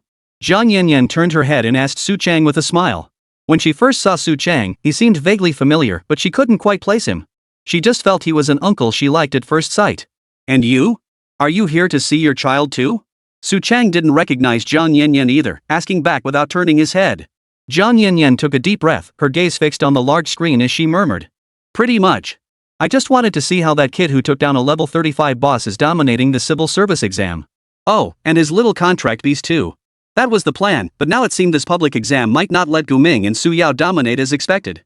Chapter 59, Black Radiance, Pierce Him. A light drizzle fell over the ruins of a modern city. Countless monsters of various shapes and sizes prowled the ruins, eyeing the sudden arrival of uninvited guests with menacing glances. The scene before them could be likened to a corpse overrun by scavengers. The southeastern city ruins, ha! Once he could see clearly, Gu Ming used Black Jade to brace himself against the muddy ground and slowly stood up. Scanning his surroundings and failing to spot Su Yao, he activated his Beast Summon recall skill. The next second, a bewildered Su Yao materialized beside him. It had to be said, this skill that ignored distance was incredibly useful. I almost forgot you could summon me. I thought I'd have to search for you like a headless fly. Su Yao visibly relaxed upon seeing Gu Ming. She immediately asked, what should we do next? The black jade in Gu Ming's hand seemed to finally reach its limit. It opened its eyes and shouted.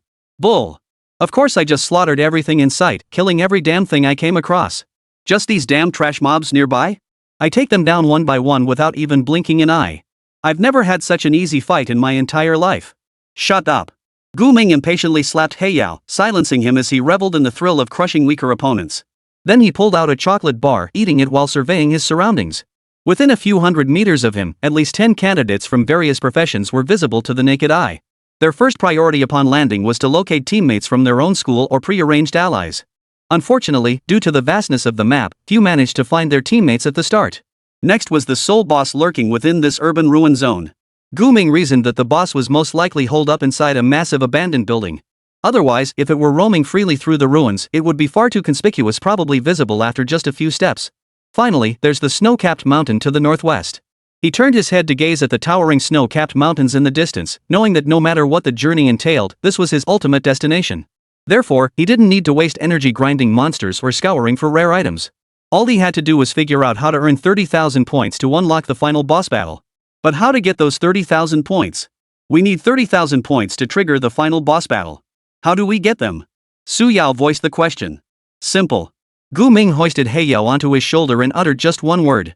Steal. Su Yao froze for a moment before instantly realizing what Gu Ming intended to do. So after all that warning everyone to be wary of looters, Gu Ming ended up playing that very role himself. This was so typical of Gu Ming. Simple, violent, efficient. But for now, others probably haven't stockpiled many valuable items either. We can explore the surroundings ourselves first.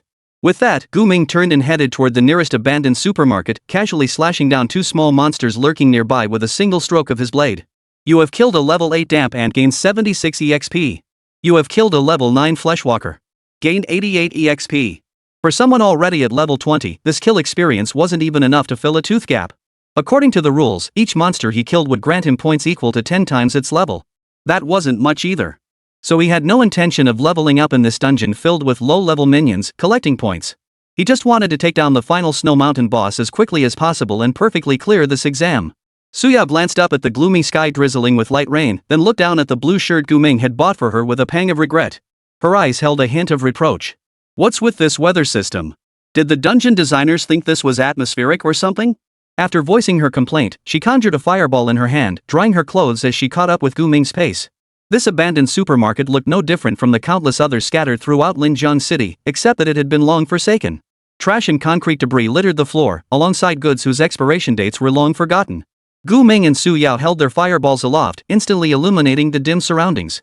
It was then that Gu Ming suddenly noticed a small box at the bottom of a shelf, seeming to emit a faint golden glow. Go see what that is. He instructed Su Yao, pointing to the box's location. Sure. Su Yao nodded and immediately went to the shelf, crouching down to reach for the box. But just then, she heard the faintest of footsteps. When she looked up and scanned her surroundings warily, she saw a blurry human silhouette slowly approaching her from about 2 meters away. The figure seemed to realize Su Yao had spotted him. In that instant, he abruptly drew a short knife and teleported behind her, pressing the blade against her pale, delicate neck.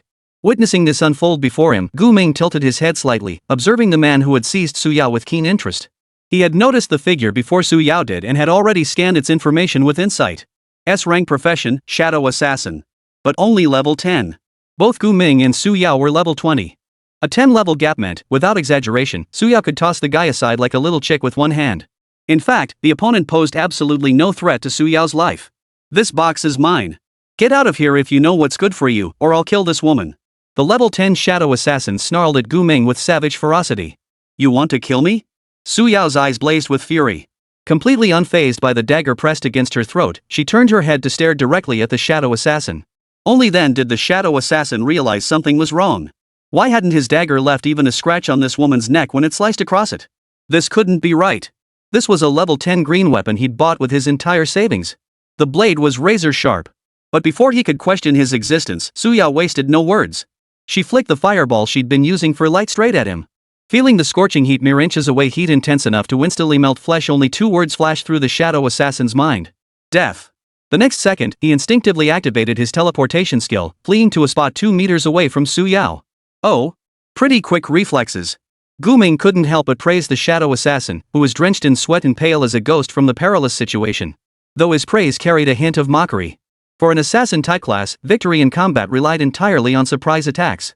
Now that the Shadow Assassin had been exposed and clearly sensed Su Yao's formidable power, only one path remained for him.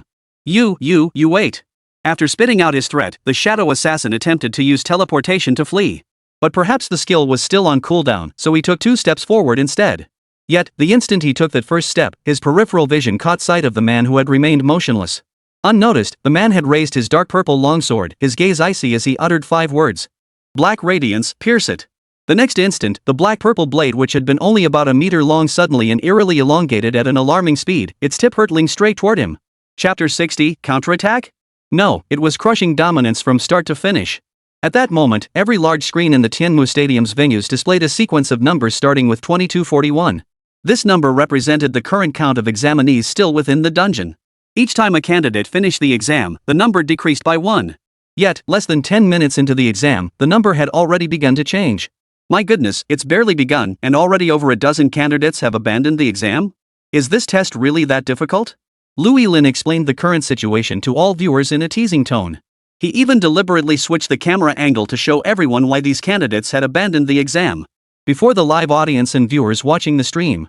Some candidates abandoned the exam after being surrounded by several monsters below level 10, others gave up due to environmental hazards. While others abandoned the test after being threatened by fellow candidates. It could only be said that every area of the instance was incredibly exciting, with each candidate employing their own methods to secure a higher score. Have these kids ever been in a fight? Getting scared out of their wits by a few pathetic zombies? Just go kill them. Zhang Yanyan couldn't help but shake her head in disbelief. She never imagined today's kids could be so fragile. It seemed some schools had simply sheltered these youngsters too much. Yet among these youngsters, a handful stood out as exceptionally ruthless, cunning, and brutal. On a beach in the Yu Archipelago region, where candidates fiercely clashed over a bronze box washed ashore by the sea. Suddenly, a candidate with astonishing speed emerged from nowhere, snatched the bronze box, and fled. Immediately becoming the target of the others' pursuit. After 5 minutes of being surrounded, he chose to surrender. To avoid being beaten to death, he voluntarily abandoned the exam. Seems the competition for valuable items is fierce across all zones. Louis Lin's voice brimmed with excitement as he elegantly smoothed his long hair and continued. Now let's see which lucky few encountered the most precious golden treasure box right from the start. The images on the large screen rapidly shifted. Until it settled on an abandoned supermarket. Inside the supermarket, a beautiful young girl wearing a blue shirt and pink dress crouched on the floor.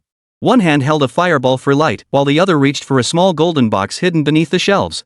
Yet clearly visible to everyone watching was a shadowy, translucent figure creeping toward her. Anyone could tell this creature meant no good. Yao Yao. Seeing this, Su Chang jumped to his feet in shock, completely ignoring the strange looks from other viewers. He stared intently at the big screen, as if he wanted to rush in and intervene. But then, as if something occurred to him, his tense expression vanished instantly, and he sank back into his seat. What's up with you, man? A nearby spectator couldn't help but ask. Nothing. I was overthinking it. Su Chang replied calmly, then shifted into a comfortable position, leaning back in his chair with a playful smile playing on his lips. What the hell was he fretting about? Was he afraid that Su Yao, a level 20 player, would get hurt by this bunch of level 10 nobodies? Setting Su Yao aside for now, was Gu Ming, who had been with her the entire time, blind? Given Gu Ming's temperament, if he sensed anyone harboring murderous intent toward him and Su Yao, he'd be in a generous mood if he didn't cripple them. That's your daughter, right? She's in a bit of danger right now. Someone warned Su Chang. Su Chang shook his head, saying nothing, and motioned for the person to keep watching. Sure enough, Su Yao found herself with a knife pressed against her throat. But in the next instant, the fireball in her hand slammed into the attacker without hesitation. Holy, that girl's got some guts. Someone exclaimed in shock. She dares to fight back with a knife at her throat? Isn't she afraid of dying? She looks so gentle and cute, but she's ruthless. That fireball hitting him in the face would probably cripple him. Damn it, I don't recall a fire mage's fireball spell being this powerful. That guy's face looked like it was about to melt. Some seasoned spectators in the crowd immediately spotted something off about the scene. Su Chang listened to the murmurs, a smirk spreading across his lips as his expression turned smug. He desperately wanted to tell them, hey, my daughter is just that strong. She's a 3S class burning sky mage emperor and she's already level 20. A level 23 S class? Just saying that would probably scare the crap out of this crowd. But what truly stunned the audience was the next scene. The screen locked onto the shadow assassin attempting to flee via teleportation. And just then, a dark purple longsword shot in from off-screen. Before those afraid of blood could even close their eyes, the blade sliced past the shadow assassin's waist, sending a spray of blood flying. Everyone knew that if that blade had been off by just a few centimeters, it would have been deadly. Impressive. Your weapon is quite interesting. Louis Lin was also watching Gu Ming's situation at that moment. And when he saw that the long blade in Gu Ming's hand could actually change its length, his eyes lit up instantly. Based on his experience, a weapon with such extraordinary capabilities would be at least purple grade. Of course, he didn't believe that wielding such a weapon qualified Gu Ming to unlock the final challenge. You truly are formidable. And that only makes me more eager to see you crushed, despairing, and unwilling to accept defeat. As he thought this, Louis Lin's smile twisted into something sinister. Inside the abandoned supermarket, Gu Ming used Black Jade to seal off the shadow assassin's only escape route, leaving no other direct escape route out of the supermarket. Is this necessary? Do you really intend to kill me? The shadow assassin was already terrified by the long blade that had just grazed his body. Never expecting the man who'd been watching the spectacle from the sidelines to strike with such ruthless ferocity. Even though the blade had struck the wall, what if it had missed by just a few centimeters? If I die, you'll be a murderer. You're threatening me even as death approaches? Guming stared coldly at the man while slowly pressing the blade against his throat. If the man didn't get the hint now, he wouldn't hesitate to slit his throat. As for becoming a murderer? Don't be ridiculous. Wasn't the exam notice clear enough? Anyone has the right to abandon the exam at any moment if they encounter danger. But if they refuse to quit despite facing danger, they'll have to bear the consequences themselves. You! How dare you put a knife to me? Suyao stepped in front of the shadow assassin and drove an elbow straight into his midsection. Put! The blow shattered the shadow assassin's translucent form, sending him crashing to his knees, clutching his stomach. He stared at Suyao in disbelief, utterly shocked that such a seemingly cute girl possessed such immense strength. After all, when he'd been observing Guming and Suyao earlier, he'd deliberately picked Suyao the soft target to pick on. I know you might have escape skills, so I'm not letting you get away. Guming shot Suyao a look, and she immediately understood, clamping down on the opponent's arm. I thought you'd just cripple one of his legs. Seeing Suyao's reaction, Guming sighed with slight disappointment. Ah, this. Suyao felt awkward, then steeled herself to cripple the man's leg as Guming demanded. But just then, the shadow assassin, who had been clinging to the hope of escape moments before, burst into tears. He knelt down, begging for mercy. No, boss. You're too ruthless. It's not worth it. I'm sorry, okay? It's just an exam, no need to kill someone over it. I'll give you back the gold box. I'll leave right now. He tried to scram, but Suyao pinned him down. One more move and I'll cripple you for real. She threatened, feigning ferocity. I won't move. So, big brother, big sister, what do you want? You can't torture me, right? I'm not that twisted. Guming stowed away the black jade and walked up to the shadow assassin, holding up 2 fingers. You have 2 choices. 1. Give up the exam now, so I won't regret not killing you later. 2. Option 2. I choose option 2. I can't just be eliminated with 0 points. The shadow assassin declared without hesitation. Option 2. Go elsewhere to collect valuable items. Return here in 2 hours and hand them over to me. Or, you can bring other candidates with valuable items here. I'll handle them accordingly. Guming's meaning was simple. Either you come deliver points to me yourself, or you get others to deliver points to me. Chapter 61, My Special Score Boosting Techniques. I'll do as you say. I'll follow your instructions. The shadow assassin replied without hesitation. Good. Guming nodded, signaling Suyao to release the shadow assassin. As the shadow assassin frantically tried to flee, he reminded him. Don't even think about running away. If you dare to bet that I won't kill you the next time we meet. I won't. The shadow assassin nodded like a chicken pecking at grain. If this were any other transcender, he'd have dismissed their words as utter nonsense. But this guy before him. Never mind how strong he truly was, what level he held, or how many hidden cards he kept up his sleeve. Just that extendable blade in his hand was terrifying enough. Who wants to be walking through a dungeon only to get impaled by that thing from a distance? How many meters could this blade extend? 10 meters? 100 meters? 1,000 meters? He dared not gamble. Truly dared not gamble. After all, this meant he didn't even have the option to give up on the exam. What rotten luck, why did I have to face such a formidable opponent right off the bat? The shadow assassin pounded his head in regret as he was let go. After that, Suyao hurriedly found the golden box and eagerly opened it. Only to find a diamond-encrusted dagger lying inside. She checked the item's details and discovered it was precisely the diamond dagger listed in the exam guidelines as worth 8,000 points. 8,000 points? We're so lucky. Suyao took the diamond dagger out of the box and said happily to Guming. Yeah, we really did get lucky. Guming nodded slightly, then walked over to Suyao and took the diamond dagger from her. Just as Suyao thought Guming was about to slip it into his pocket, he instead placed it back into the golden box and closed the lid. Aren't we taking this with us? Suyao asked in confusion. Not for now. We'll be staying in this area for another 2 hours, and this little gold box will earn us more points. Guming picked up the golden box and placed it slightly inside the entrance of the abandoned supermarket, near a corner. He casually covered it with some broken cement to create the illusion that the box had always been there. After finishing, he casually pulled a chair over and sat in the shadows behind the abandoned supermarket's cash register counter. Based on her understanding of Guming, Suyao instantly guessed what he was up to. Baiting. That's right, baiting. Whoever dared to pick up that golden box would be hooked. What would happen then? Of course, Guming would collect their toll. In other words, robbery. This strategy is simple and easy to conceive. But to ensure it doesn't backfire, one needs the strength to crush all the other candidates. Fortunately, Guming possesses it. As for why he didn't go around robbing people everywhere, it was probably because Gu Ming found it too inefficient, too conspicuous, and downright stupid. It had to be you. Suyao felt embarrassed, inwardly marveling at how Gu Ming always came up with these bizarre yet incredibly efficient solutions. But she couldn't help but worry. Aren't you afraid of being targeted by the other test takers if they figure out what you're doing? Why should I be afraid? Why would they target me? Gu Ming leaned back in his chair, nibbling on chocolate as he countered Suyao's question. Noticing Suyao's confusion, he casually replied. Even if they target me, I'll just take them all out. Take them all out. Cold sweat broke out on Suyao's forehead, but she had no doubt Gu Ming could unleash a blazing inferno right in the middle of a crowd. Gu Ming was absolutely capable of doing this. He wasn't joking. Come to think of it, their current abilities were so overwhelming compared to other candidates that they had nothing to fear from retaliation or targeting. As for what happens after the exam? Gu Ming probably couldn't care less. He was solely focused on achieving his immediate goal. At this realization, Suyao finally understood what Gu Ming had meant before the exam began.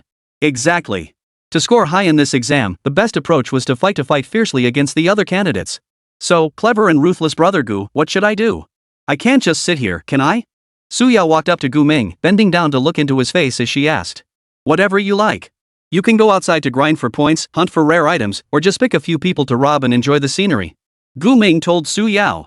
Anyway, do whatever you like, but be back within 2 hours because that's when we'll be heading to the next location. Okay, I'll be off then. Suyao nodded, then skipped out of the abandoned supermarket alone, leaving Gu Ming behind to fish by himself. Gu Ming sat there resting, eating chocolate while waiting for the lucky ones to take the bait. Less than half an hour later, a two-person squad took the bait. At first, they were thrilled to discover a wild golden box, shouting, "What a high drop rate! A legendary gold item," as they happily ran over.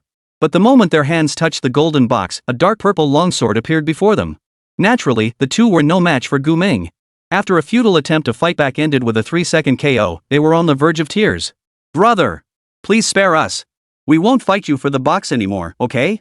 With incredibly good luck, they'd spent nearly an hour scavenging the city ruins and already found precious items worth 5,000 or 6,000 points, plus monsters worth another 2,000 points. They certainly didn't want to lose everything now. But clearly, they had underestimated the man before them. Gu Ming confiscated all their valuable items outright, then delivered a final ultimatum. If you want these things back, bring other candidates to me. Once each of you brings 3 people, I'll return these treasures. Wait, are you asking us to become your accomplices? The two looked utterly flustered. After all, deceiving others like this was downright unethical. Pretty much. But you can also choose to leave immediately. I'll keep these treasures, Gu Ming said, thoughtfully offering them a way to ease their guilt. You can tell others there's a golden box here, but it's guarded by someone you can't defeat alone. You need their strength to take it down. This explanation contained no lies whatsoever. It was utterly sincere and straightforward. Both men were stunned, inwardly marveling at the treacherous nature of human hearts. Yet, desperate to reclaim the precious items they'd painstakingly gathered, they agreed to Gu Ming's terms. With these two as the first to fall for it, it wasn't long before several others were hooked by the golden boxes and defeated by Gu Ming. Gu Ming treated them as he had the others before, confiscating all their valuable items, then promising they could reclaim them if each brought 3 new recruits. Thus, like a pyramid scheme, more and more candidates began scouring the city ruins to recruit people for Gu Ming. The treasures in his hands grew ever more abundant. By the time the candidates realized something was amiss 2 hours later, it was already too late. Outside the instance, many spectators fell silent upon witnessing Gu Ming's bait and switch scoring method. This despicable tactic, isn't it actually cheating? Chapter 62, Exhausting All Regional Resources. The candidates trapped by Gu Ming inside the instance might not yet realize what he'd done. But the spectators watching with wide eyes outside understood perfectly. Why aren't more candidates banding together to take him on? Could it be that dozens or even hundreds of people still can't beat him alone? This doesn't make sense. What's his deal? Some spectators unfamiliar with Gu Ming were baffled. They couldn't fathom how, in a civil service exam where candidates' abilities were so evenly matched, one person could single-handedly take down everyone else. You don't know him? Zhang Yanyan turned to the stunned spectator behind her and said with a light chuckle. Just check the news. Who was the person who defeated the Greenlight Lake boss the other day? What? The uninformed spectator immediately pulled out their phone to check the news after hearing Zhang Yanyan's words. Guided by her subtle hint, they quickly connected the prodigy featured in the news with the bandit who had robbed over 100 players in the dungeon. And sure enough, they looked exactly alike. Wait, someone like this snuck into the civil service exam? The guy who took down a level 35 boss is actually a high school senior? You've got to be kidding me. But if someone capable of killing a level 35 boss was among the examinees, then not only could he rob hundreds, he could even beat up every single other candidate. It was entirely possible. The moment this news broke, every venue in the Sky Dome erupted in chaos. Many parents who had been eagerly awaiting their children's results were now devastated. How could they possibly expect their under-level 10 children to compete against such a monstrously powerful freak? Moreover, judging by Guming's current performance, he's not only ridiculously powerful but also acts nothing like a high school student. What high schooler would turn an entire region's population into their personal labor force, forcing them to endlessly pay tribute and recruit new members until nearly every precious item in the area is collected? Most crucially, this exam isn't entirely safe. While candidates can abandon the test and leave the instance at any time, if someone like Guming exists, someone capable of instantly wiping out other candidates. Host. This is unfair. We refuse to accept such an exam. Suddenly, some parents began shouting at the large screen. Exactly. You're putting our children in danger. Why allow someone this powerful to be a candidate? Is this balanced? It's not balanced at all. Stop the exam. We demand it be stopped. Reschedule it for another day. More and more parents joined the chorus. After all, they couldn't bear to imagine their children facing danger during the civil service exam. What a troublesome bunch. Su Chang felt his ears buzzing from the clamor. As Deputy Director of Security, he knew full well how crucial the children's safety was. But this was merely an exam, and Guming was no bloodthirsty monster. If these newly transferred, greenhorn recruits couldn't even handle this level of danger, how would they ever face real dungeons and slay monsters in the future? How could they protect their families? Put simply, the purpose of the public exam was to screen out the strongest among the younger generation. True warriors would never retreat from a challenge. On the large screen, Louis Lin seemed to hear the murmurs of discontent from the gathered parents. His eyes narrowed. Whether he was observing the dungeon situation or contemplating how to handle the current scene remained unclear. This is not a violation, nor is it cheating. No rule states that exceptionally strong candidates are barred from taking the exam. After half a minute, he finally spoke slowly, his tone tinged with disdain and contempt. This is how the world works. You can never truly predict how powerful the people around you might be. If you feel threatened, blame your own weakness, not others' strength, like a useless piece of trash. Parents, do you want your children to become useless? Or perhaps you yourselves are already useless? As he finished, Louis Lin's expression turned utterly cold. Even his previously warm and refined gaze now held a hint of bloodlust. These words quickly reached the ears of every audience member in the entire venue. Parents who had been seething with rage moments before froze in place. Though their anger remained, what could they possibly do? Go backstage and find Louis Lin? Beat him up? Come on, that'd be suicide. As one of the 8 council stewards of the Azure Sky, Louis Lin's strength ranked among the elite in all of Linjiang City. At least 90% of the people present couldn't even withstand a single blow from him. Moreover, as Louis Lin had stated, Guming hadn't broken any rules. They were only berating Guming because they feared he might harm their children. But injuries, even deaths, were inherent risks in the public exam. Put simply, becoming a combat-type job changer means you're destined to live with death. Su Chang stared at the footage of Guming on the large screen. By now, Guming had amassed far more valuable items than any other candidate, meaning his potential score far exceeded theirs. While other candidates were still slaying monsters and grinding points in their assigned zones, fighting over a few bronze boxes, Guming's surroundings were already piled high with all manner of precious items. In reality, it was often precisely those with vision, resourcefulness, and strength who could secure more resources and enjoy benefits beyond the reach of others. This world has always been this way. No one can blame anyone else. Alright, everyone, please calm down. I know you're all feeling dissatisfied with the current state of the exam. Lu Island paused for a fraction of a second before uttering the word dissatisfied. But soon, a professional smile returned to his face as he addressed the crowd. But why are you so certain there isn't someone stronger than that youth in this exam? Why are you so certain that boy will have the last laugh? Why are you so certain that boy won't bow his proud head before someone stronger than him? Regardless of whether the others were certain or not. But Louis Lin was absolutely certain. He had a 10,000% certainty that Shen Hanyan, as the final challenge, would thoroughly whip Gu Ming into shape, shattering his illusions. As for what if Gu Ming didn't go to the snowy mountain region to challenge Shen Hanyan? That would prove Gu Ming was nothing but an unambitious failure, and Louis Lin would no longer give him a second glance. A being stronger than him. The audience exchanged bewildered glances, unable to fathom what kind of candidate could possibly surpass the youth named Gu Ming. Did such a person truly exist within the dungeon? Yet they knew Lu Ailin wasn't speaking idly. Perhaps someone truly capable of tempering Gu Ming's sharp edge did exist. With this thought, the parents who had been complaining moments ago resumed watching the candidates' performances in the dungeon with renewed focus, eager to see who this stronger being might be. Meanwhile, still holed up in the abandoned supermarket, Gu Ming was tallying the precious items he'd already secured. 78,000 points, 80,000 points. 110,000 points.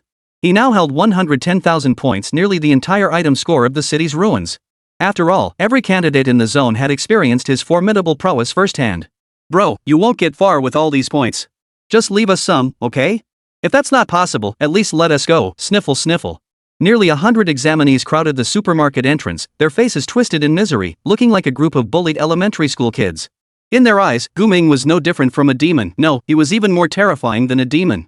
At least demons offered tempting deals when they wanted something done. But damn it, Guming was freeloading off all of them. And it seemed he didn't want to let them go either.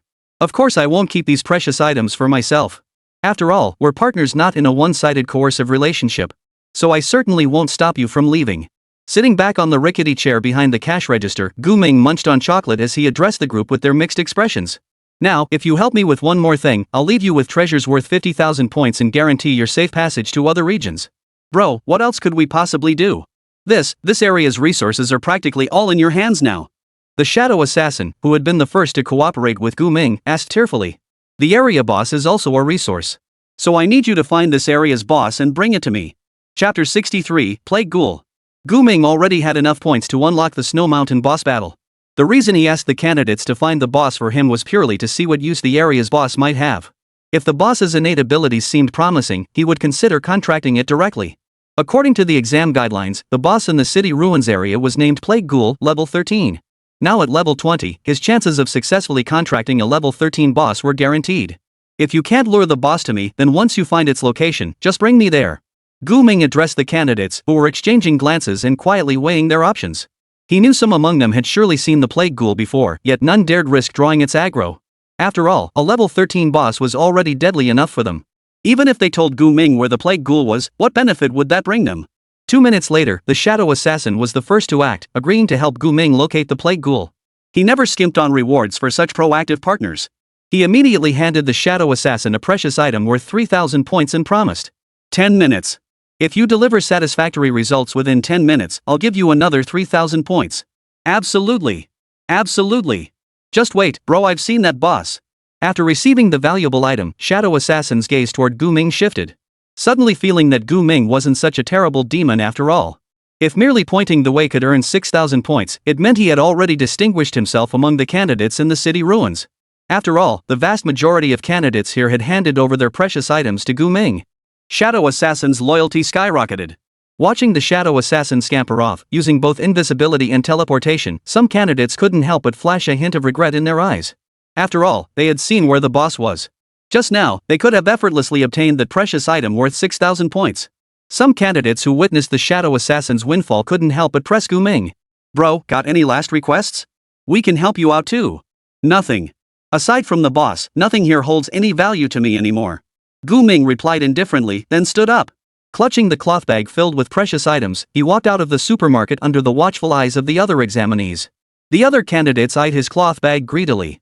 After all, it contained nearly an entire region's worth of valuable items. Whoever got their hands on it could easily rank among the top scorers, even if they didn't secure first place in the civil service exam. But just as they debated how to snatch, grab, or trick the bundle away, a massive black slime suddenly materialized on an empty patch of ground beside Guming. Holy crap, what a huge slime! Some candidates, already on edge due to the tense atmosphere, instantly felt the urge to flee upon seeing the slime towering at least 40 meters high. After all, even the weakest monsters could devour humans if they were big enough. But no one expected this enormous slime to be so friendly toward Guming. Squish squish! The Slime King wiggled its way closer to Guming. Gazing at the Slime King, now even more colossal after devouring the Lord of the Lake Depths, Guming felt an inexplicable sense of accomplishment. He then tossed the cloth bag filled with precious items directly into the Slime King's body, and even grabbed some chocolate to stuff into his pocket. Only after completing these tasks did he recall the Slime King. It was precisely at this moment that the candidates, who had just moments ago harbored covetous and scheming thoughts toward Guming, all became obedient. Truly obedient. Bro, what the hell is your class? I mean, how can you wield a blade, conjure fireballs, and have a monster as a companion all at once? No one had ever seen such a complex class combination. Before encountering Guming, everyone had assumed from news reports that he was a fire mage type class. Now, ask these candidates who'd only been job changing for less than a month who among them would dare harbor ill intentions toward a monster like Guming, a super triple class hybrid? This was terrifying. And the ability to directly store precious items in some private space? For this exam, it was practically a game-breaking glitch. Because once he did that, no matter how powerful someone was, no matter how many people there were, they'd never be able to snatch precious items from Guming's hands. In short, one word. The game was completely over for everyone. Beastmaster. Gu Ming calmly addressed the crowd before snapping his fingers once more into thin air. Snap. The next second, a girl appeared beside him, holding a fishing rod, her hand propping up her chin, looking utterly bored. Su Yao was momentarily dazed, seemingly unaware she'd been summoned back. She had been sitting by a lake in the distance, fishing for fun. But where was the lake? Where were the fish? Why was there only the rod left? Not only that, but Su Yao, still maintaining her previous sitting posture, hadn't noticed her surroundings. She plopped right onto the ground. Ouch! Ow ow ow. When she opened her eyes wide and saw the crowd of examinees around her, along with Gu Ming standing there holding the black jade, she suddenly felt something was off. Clearly, having gone off to fish elsewhere, she had no idea what had transpired here. After hearing everything from Gu Ming, Su Yao was stunned. You mean, you robbed an entire area of people? Don't put it so harshly. I did leave behind some valuable items. Have you ever seen a robber spare people's living expenses? Gu Ming stated it matter-of-factly. Hearing this, the other examinees nearly had black lines popping out of their faces. Oh, so you're actually a saint. We should thank you. Fine. Su Yao nodded, though she inwardly scoffed. Still, she secretly admired Gu Ming's efficiency. Compared to her. After parting ways with Gu Ming, she'd intended to grind monsters relentlessly for points. But when she realized it took over a dozen kills to earn less than 1,000 experience points, she grew bored. After all, it's easy to go from frugality to luxury, but hard to go from luxury back to frugality. After experiencing that screen-filling rush of experience points and lightning-fast leveling with Gu Ming, it was hard to adjust back to this slow grind. That's why Su Yao was bored out of her mind. She found a spot to fish, slacking off until now without accomplishing a single damn thing. I really am useless. Su Yao couldn't help but reflect. She was a bit afraid Gu Ming would blame her or look down on her. But now it seemed Gu Ming didn't really care about such things. Gu Ming appeared to be staring blankly in a certain direction. Following his gaze, the others scanned the horizon. Upon closer inspection, they spotted a shambling corpse covered in pus, charging toward them at full speed. Suddenly, someone cried out. That walker is the zone boss, the plague corpse ghost. The plague ghoul was currently chasing a translucent figure, periodically spewing corrosive, toxic pus at it. The shadow assassin sprinted while screaming. Help! Me! Ah! Holy! Are you kidding me? You're luring the boss into the crowd. Realizing what was about to happen, everyone scattered at lightning speed, each scrambling to find cover to avoid being gutted by the plague ghoul. Only Gu Ming, his expression unreadable, and Su Yao, her face twisted in disgust, remained frozen in place. Spotting Gu Ming, the shadow assassin clung to him like a lifeline, wailing. Bro! Save me! This thing is way too strong. Alright. Gu Ming nodded, taking a slow step forward while casting his insight skill on the plague ghoul. Chapter 64, Heading to the Core Zone. Hunt the final boss. Plague ghoul boss. Race, undead. Level, 13. Innate ability, toxic pus. Your blood becomes corrosively toxic. Skills. Upon seeing the plague ghoul's innate ability, Gu Ming's previously intrigued gaze instantly turned cold. He couldn't even be bothered to check what skills it possessed. After all, this talent was utterly useless. Blood with inherent toxicity? Couldn't it at least grant immunity to that toxicity? Combined with the plague ghoul's revolting appearance, Gu Ming decided it would be best to just eliminate it outright. However, before he could act, Su Yao stepped in front of him and gently took the black jade from his hand. Just as the shadow assassin was being chased to the point of near desperation, on the verge of being drenched in the plague ghoul's toxic pus, he wailed. Help me! Shut up! Inferno blade! Su Yao swept her hand across the blade of the black jade, instantly igniting it with scorching demonic flames. The suddenly dancing flames made the entire blade resemble a fire dragon breaking free from its chains, utterly dangerous. The next second, she lunged head-on at the plague ghoul ahead, casually kicking the fleeing shadow assassin aside in the process. Ouch! The shadow assassin rolled into the nearby ruins, but thanks to Su Yao's kick, he was now safe. He quickly followed the others into the shadows, eyes wide as he watched Su Yao, now less than half a meter away from the plague ghoul. As for his understanding of Su Yao's abilities, he only knew she was a formidable fire mage after all. Her fireballs could scorch people through the air. Apart from the shadow assassin, the other examinees present had no real grasp of Su Yao's true capabilities. To them, Su Yao appeared no different from themselves, perhaps a bit prettier, but otherwise just another ordinary candidate. But, would an ordinary candidate dare face a plague ghoul alone? Only the few candidates from second high school, like Su Yao, felt none of the others' apprehension at that moment. Wonder how Miss Su's grown. I seem to recall she always tagged along with Gu Ming. One remarked. Indeed, lately they'd only seen Gu Ming stealing the spotlight. As for Su Yao, they hadn't heard much about her, nor had she made any notable appearances. But one thing was certain, someone who could stay by Gu Ming's side all this time must be insanely powerful. Enchanting weapons with flames, is that Su Yao's class-specific skill? She really is different from ordinary fire mages. Typically, fire mages don't acquire such close combat skills early on. Even if they do, they're usually pretty useless. However, for Su Yao, the dancing flames upon the blade would undoubtedly become her lethal weapon against the plague ghouls. Roar! The plague ghoul instantly locked onto Su Yao. Standing over 2 meters tall with a massive frame, it opened its gaping maw and lunged toward her, radiating sheer pressure. Su Yao's face twisted with disgust, but determined to impress Gu Ming, she swung the black radiance blade toward the plague ghoul's head with deliberate precision. Disgusting. Die. In the next instant, the black jade, engulfed in scorching demonic flames, sliced through the plague ghoul's head as smoothly as cutting through silk. What did it feel like? As if the blade hadn't even touched its skin before the demonic flames melted the flesh away, leaving a smooth, seamless cut. The head that should have been severed now turned to charcoal, crumbling into fragments at the slightest touch of rain.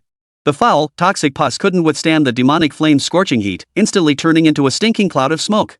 Instant kill, without a hint of hesitation. This was overwhelming power. Su Yao defeated a level 13 plague ghoul. You gained 896 EXP. Not bad. At least it knew to protect its master.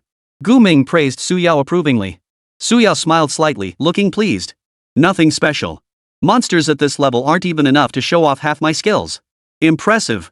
The shadow assassin, who had been kicked aside and was now hiding, watched in utter shock and envy as the girl effortlessly dispatched the boss monster that had just moments ago chased him relentlessly through the streets.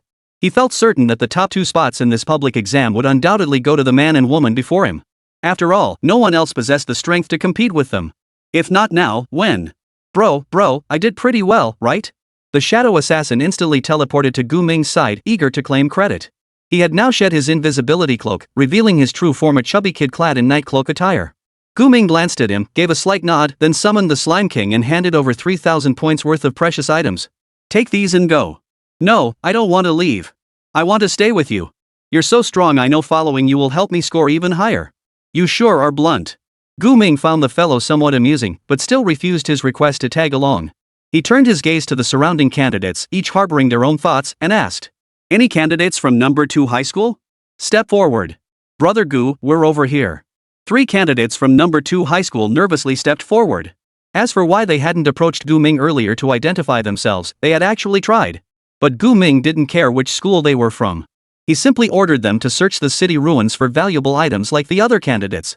They had no choice but to obey, assuming Gu Ming had abandoned them as fellow students. But now it seemed. "These are yours." Gu Ming selected nearly 10,000 points worth of valuable items and generously handed them over to the 3 classmates. "For us?" The 3 classmates stared at the precious items in their hands, momentarily unable to process it, but soon their hearts swelled with wild joy. 10,000 points. Even if they split it evenly, each of them would get 3,000 points. This was already quite impressive. After all, the civil service exam had only begun less than 3 hours ago. The valuable items they had collected previously didn't even add up to 10,000 points. "Thanks, Brother Gu." Each of them accepted their precious item before immediately scanning their surroundings. For they sensed the predatory stares of those around them. Indeed, everyone else was still empty-handed. Only they had obtained the valuable items bestowed by Gu Ming. The examinees knew they couldn't take on Gu Ming, but they could certainly take on these 3. The only reason they hadn't made a move yet was purely because Gu Ming was present. "Gu. Brother Gu. Let us follow you. I feel we're not exactly safe here." "No problem, but don't get too close to me." Gu Ming nodded. This was a promise he'd made to these classmates earlier, a way to honor their 3 years of friendship. With Gu Ming's permission, the 3 immediately breathed a sigh of relief, while the eyes of the other candidates, who had been watching them intently, fell with disappointment. But the next second, Gu Ming tossed the cloth bag filled with valuable items onto the ground and declared to everyone, "These are all yours. But I can't be bothered to divide them up. You sort it out yourselves." Question mark. The candidates froze, exchanging bewildered glances. Then, someone snapped out of it and charged straight for the bundle, eager to claim the points worth at least 30,000. Holy crap, all these valuable items are mine. But how could the other candidates just stand by and watch such a massive haul get snatched away? You're out of your mind. After all, securing these valuable items meant a high score was practically guaranteed. In an instant, the air filled with shouts, scrambling, and scuffles. The examinees instantly descended into chaos over the precious items. As the instigator, Gu Ming calmly recalled the Slime King. Accompanied by Su Yao and the 3 classmates, he strolled leisurely away from the city ruins. He knew it was time to clear this exam. The hidden boss of the snowy mountains. I hope it won't disappoint me. Chapter 65, The Grand Highway Robbery Gang. Outside the exam hall. Spectators watched Gu Ming amass 60,000 points in under 3 hours, utterly speechless. They understood that even if Gu Ming hadn't stolen other candidates' precious items, this exam held virtually no challenge for him. Gu Ming had simply employed the most efficient method: plunder. Moreover, across the entire dungeon's 9 regions, he wasn't the only one acquiring valuable items through such means. On the contrary, there were many like him. They either possessed formidable individual strength or operated in packs, prowling crowded areas and stripping anyone they encountered of all their valuable possessions. If resistance was met, the response was ruthless injury or even life-threatening violence. After amassing sufficient loot, these once united raiding groups would inevitably fracture over unequal spoils distribution, triggering fresh waves of violent conflict.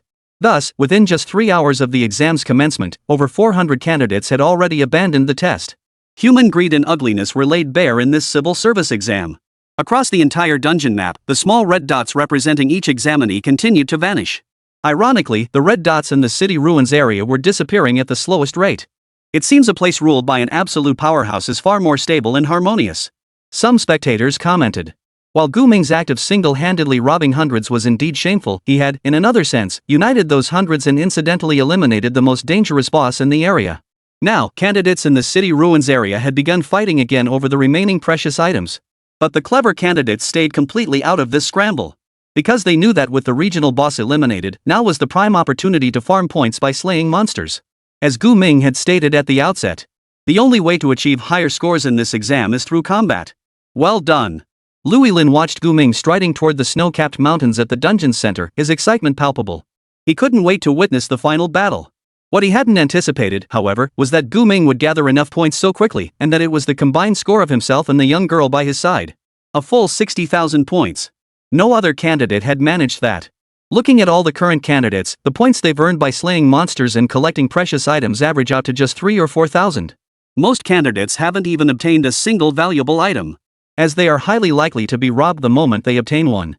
Only those with formidable strength and traveling in groups can collect valuable items with confidence in this dungeon. Just like that group of students from Tianyuan Middle School. Damn it, I thought Gu Ming was already ruthless enough, but these kids are even more ruthless than him. Su Chang cursed when he saw the footage from other zones. In every zone, Tianyuan High candidates had swiftly regrouped and launched sweeping operations against monsters, valuable items, and rival candidates. For candidates from other schools, encountering them meant only one fate. They were stripped of everything and forced to abandon the exam. It could be said that over half of the more than 400 who had abandoned the exam did so because they were threatened by this gang of bullies. They seemed to be following a plan, even slowly moving toward the snow-capped mountains, as if preparing for a grand showdown. It was hard to imagine what would happen when these hundreds of already formidable candidates joined forces. They would surely sweep through like locusts, eliminating all candidates in other regions. Jiang Yanyan frowned, swinging her legs back and forth as she murmured, "Are kids this mature nowadays? When I was their age, all I cared about was grinding monsters and leveling up. Who had time for all these schemes?" Compared to the kids from Tianyuan Middle School, she even found the wild ones like Gu Ming and Su Yao more endearing. Sure, they were wild, but one was adorable and generous, while the other was handsome and considerate. As for why Jiang Yanyan felt Gu Ming was considerate? Well, it was because before unleashing his ultimate move, he didn't forget to cast a shield on her that granted immunity to fire damage. This proved Gu Ming wasn't as cold-hearted as he appeared. He might actually be a kind-hearted young man. That's why Jiang Yanyan took a day off specifically to watch Gu Ming and Su Yao's exam. But watching the footage on the big screen, she suddenly noticed something. The Tianyuan Middle School gangs from the eastern and southern sectors seemed to be deliberately converging on the urban ruins area sandwiched between them. Not only that, but gangs from other Tianyuan Middle School regions were doing the same, two areas merging into one. What were they up to? A pre-arranged rendezvous? But why were only the eastern and southern Tianyuan Middle School gangs converging? And why were they all rushing toward the edge of the urban ruins zone leading to the snowy mountain region? Holy crap, are these kids planning to mug that cute guy and little girl? The thought sent a chill down Jiang Yanyan's spine. She had no idea how students from Tianyuan Middle School in these two distant areas were communicating, but it was clear their current direction was to ambush Gu Ming and Su Yao. Brother Long, do you think we can actually intercept those two? Within a group of 30 or 40 people, someone asked the boy carrying a heavy rifle, who seemed to be their leader. The boy called Brother Long, whose full name was Wang Shilong, was an S-ranked Dominator gunfighter at level 14. The candidates following him included both men and women, with varied professions, but their average level was no less than 10. After landing, they immediately began coordinating to converge and indiscriminately loot valuable items found by candidates across all zones. Ultimately, at the border between the city ruins and the snow-capped mountains, the two squads merged into one. Of course, I've already received the message relayed by the 5th ranked player in the southeast sector. Wang Shilong tossed a discarded communication stone in his hand. This communication stone functioned by bypassing distance to connect with one of its prepared counterparts, but the connection could only last 5 minutes at a time. Moreover, they were exorbitantly expensive. Even the most basic model cost at least 10,000 yuan. The sole reason for their exorbitant cost? There was no cell phone signal inside the dungeon. Tianyuan Academy, determined to ensure communication within the dungeon, had lavishly equipped every candidate with one, spending tens of millions. Old Five said that Gu Ming appeared in the southeast sector and just cleaned out the entire area. There were over a dozen of them, but they couldn't stand a chance against Gu Ming. They could only watch helplessly as the kid walked away with a huge haul of precious items. According to him, that kid had at least 100,000 points worth of valuable items on him. At this point, a savage grin spread across Wang Shilong's face as he addressed the others. Guys, this is a real fat fish. I just don't buy it. No matter how strong he is, how could he possibly withstand an ambush by 41 of us? Just wait until he's begging us on his knees for mercy. Chapter 66, An Unbreakable Team? The public exam dungeon spanned an enormous area, with the final challenge nestled in the central snow-capped mountains. Theoretically, every other zone had countless routes up the mountain. But in reality, under the deliberate design of the Sky Realm Guild, this mountain route was the only one. That is why Wang Shilong was confident enough to lead his gang to gamble on Gu Ming at the sole passageway from the ruins to the snowy mountain. Brother Long, what if he doesn't show up? Couldn't he just skip the showdown and end the exam with 100,000 points? After waiting over 10 minutes, another voice asked anxiously. Faced with this question, Zhang Shilong also grew slightly uneasy. This was indeed the choice most would make, but doing so offered no guarantee of securing first place. Because the exam guidelines explicitly stated, whoever defeated the boss on the snowy mountain would automatically become the top scorer, no matter what. If I were someone like Gu Ming, someone with real skill but nothing but arrogance, I'd definitely head for the snowy mountain. Wang Shilong declared with conviction. About 20 minutes later, an archer class changer with the farsight skill suddenly shouted. They're here. They're coming. How many? There are 5 of them. Besides Gu Ming and that woman, there are 3 others I don't recognize. 5, no problem. Fall back on our old tactic, form a battle line. At Wang Shilong's command, the group's class-specific members deployed according to their strengths. Tank and damage-dealing classes took the front and flanks, support classes followed behind, with ranged damage dealers bringing up the rear. Though simple, this formation leveraging their numerical superiority, individual strengths, and coordination swept through 2 zones without breaking a sweat. Honestly, if the enemy had only one person facing such a formation, even if they were 10 levels higher, it would be hard for them to gain an advantage. Come on, I've been waiting for you. Looks like there's someone in the distance, quite a few of them, maybe 30 or 40. Su Yao, who had been skipping along at the front, suddenly stopped and turned back to Gu Ming. They're probably highway robbers. Gu Ming replied. Hearing this, Su Yao and the 3 second high school candidates following behind him all froze in surprise. A few seconds later, Su Yao asked in shock. Does that mean we've run into our own kind? This remark about running into fellow bandits instantly silenced the already speechless trio of thugs. So now they were basically highway robbers too? Whatever. Gu Ming tapped Su Yao on the head with his black jade pendant, signaling her to keep moving forward. Su Yao gave a brief "oh" before resuming her brisk stride. The 3 trailing behind Gu Ming spoke timidly. Brother Gu, how did 30 or 40 people block our path? Should we just take a detour? Theoretically, forming such a large team during the civil service exam was extremely difficult. But once such a group emerged, it would become a nightmare for other candidates. After all, when everyone is still relatively inexperienced, sheer numbers often translate into an absolute advantage. You want me to take a detour? Hearing this, Gu Ming. Just stay out of my way. Whoosh. Suddenly, a fireball arced through the sky towards Su Yao ahead. Whether Su Yao hadn't reacted in time or simply didn't care, the fireball slammed directly into her body. Got it. My fireball actually hit from this far away. Further away, a boy shouted in surprise and delight, and the others with him cheered in unison. But before their excitement could last 2 seconds, Su Yao, completely unscathed, continued walking toward them, leaving them all stunned. Not only had Su Yao, who had taken the fireball head-on, suffered no injuries whatsoever, but her clothes remained spotless. The only change in her was the shift from ease to anger in her expression. So you're going to attack without a word? 2 fireballs instantly materialized in Su Yao's hands, each nearly 3 times larger than the ones hurled at her. Playing with fire against the burning heaven emperor, huh? The next instant, 2 massive fireballs over a meter in diameter shot from her hands, hurtling toward her opponent in straight, bullet-like trajectories. Wang Shilong, positioned at the very front of the formation, reacted with lightning speed. He raised his heavy spear taller than himself and used its shaft to block the incoming fireballs. The moment the fireballs struck the metal shaft and armor, signs of melting from the intense heat became apparent. Fortunately, a water mage in the formation reacted swiftly, immediately conjuring several water bubbles to dampen the fireball's power. The water mage was drenched in cold sweat, eyes wide. Water was supposed to counter fire, yet the moment his bubbles touched the fireballs, they evaporated at a visible speed. If he hadn't cast several more, they wouldn't have reduced the fireball's power at all. Damn it, that nearly scalded me to death. Wang Shilong nearly dropped his scorching heavy spear, but 2 healers immediately restored his health. It was hard to imagine what would have happened without his teammates' help. Those 2 fireballs alone could have taken him down. Was the guy firing fireballs even a student? Was he even human? But before Wang Shilong could catch his breath, he looked up to see a dark figure charging toward him, swinging a long blade down at his head. Recognizing the attacker, he gripped his heavy gun tighter and gritted out 2 words. "It's you!" Bang! He Yao's blow struck the heavy rifle like solid iron, halting his downward momentum.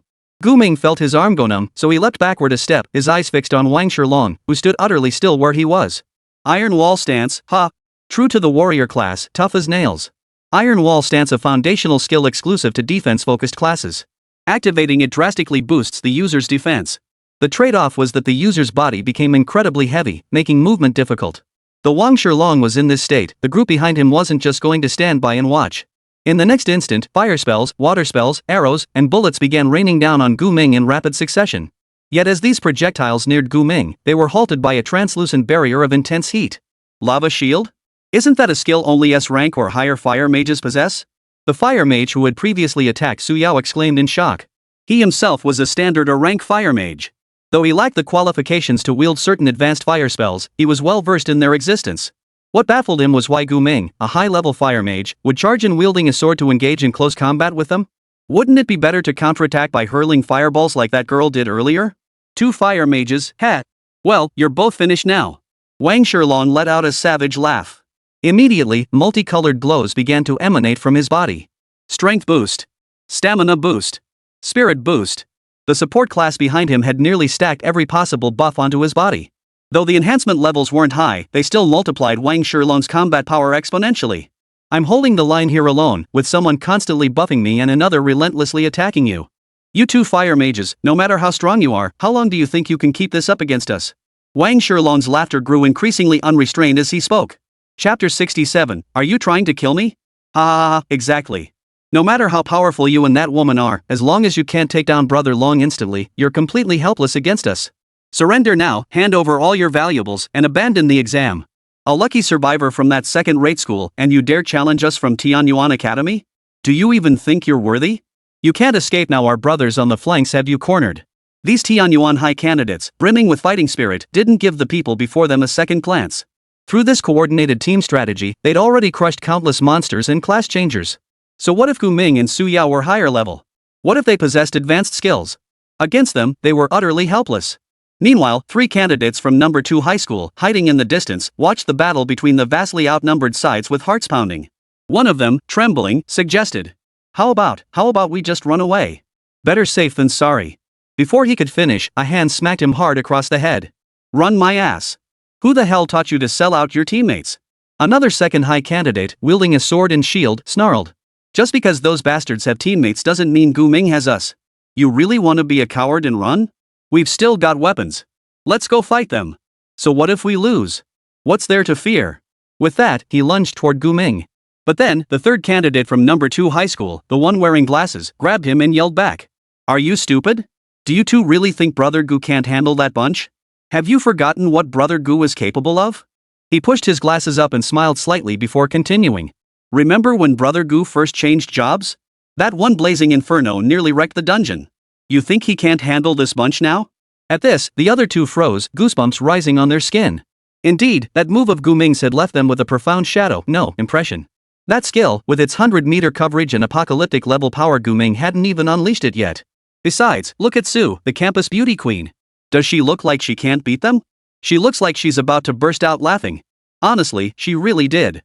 Standing behind Gu Ming, Su Yao seemed almost impatient, repeatedly conjuring and extinguishing fireballs in her hands. A closer look revealed she was waiting for Gu Ming's command. Gu Ming, shouldering Black Jade, looked at the supremely confident Wang Shilong before him and slowly asked, Are you going to kill me? ? The question instantly stunned Wang Shilong and the crowd behind him. Kill the other guy? Though they had previously threatened other examinees with killing them, it was merely to intimidate. Typically, candidates would surrender upon hearing such threats and abandon the exam. But what did Gu Ming mean now? If you want to live, hand over all the valuable items you've collected. Wang Shilong's voice had clearly lost its earlier confidence, for he sensed not a trace of fear or even panic from Gu Ming. Gu Ming tilted his head and pressed further. So if I don't hand them over, you'll kill me? That's right. I'll kill you, I absolutely will kill you. Wang Shilong was utterly enraged by Gu Ming's attitude, screaming hysterically. Hearing this, Gu Ming seemed satisfied with the answer. His expression relaxed as he transformed the black jade back into a dagger and tucked it into his pocket. Ignoring Wang Shilong and the other's fury, he strode straight toward the snow-capped mountains. He's trying to escape. Someone cried out in alarm. But at that moment, Su Yao, who had remained silent, spoke up. He doesn't need to run from the likes of you trash. He's simply leaving the fight to me. What? Before Wang Shilong could process the situation, he saw Su Yao raise one hand high. The next instant, an eerie crimson magic array expanded at an astonishing speed. Within mere seconds, it completely engulfed a 100-meter radius. It's finally happening. Who would have thought the university's top beauty would pull this move too? The bespectacled boy hiding in the distance leapt to his feet, his eyes burning with fervor as he stared at the crimson magic array mere inches away. The intricate patterns of this array were as exquisite as a work of art. Nothing like the crude, everyday magic one usually encountered. However, no one else was in the mood to admire it. Outside the exam hall, spectators who had assumed Gu Ming would fall to Tianyuan Academy now watched as the crimson array materialized beneath Su Yao's feet. Cold sweat instantly beaded on their foreheads. Non-magic users might not grasp its significance, but those in the know instantly recognized this crimson array had no place in a rookie public exam. Damn it, what kind of monster is this girl? How can she use that boss's skill? This isn't legendary fire magic that humans can master. Many years ago, when the level 80 boss Chimera invaded Linjiang City, it had used this very fire magic. The magic unleashed by such a disaster-level monster was something humanity could only dream of, never hope to achieve. Yet who could have imagined that in a public exam resembling children playing house, someone would actually wield it? So this is the trick you pulled back then. Even Louis Lin, usually cynical and wearing an expression that was both playful and elegant, couldn't stay calm at this moment. He had imagined Gu Ming mastering high-level fire magic, but never that the girl by his side could wield it too. What shocked him even more was how terrifyingly advanced this fire magic truly was. He'd seen peerless masters among fire mages before, but the performance of these two kids in the dungeon left him far more stunned. Suddenly, a dreadful thought struck Louis Lin. Xiao Shun, you can't be falling apart now. You should have swarmed me immediately to interrupt my spell. Su Yao glanced at the formation already taking shape beneath her feet, then lifted her head to stare coldly at the group before her. Her words jolted Wang Shilong and the others into realization. Right. The mage started chanting her ultimate spell. And they were just standing there watching. How utterly foolish. However, I suggest you avoid doing something even more foolish. I'll count to 3 those who don't back down. Su Yao took a deep breath, seemingly steeled in resolve, then spoke each word deliberately. Will. All. Die. She began counting down. 3.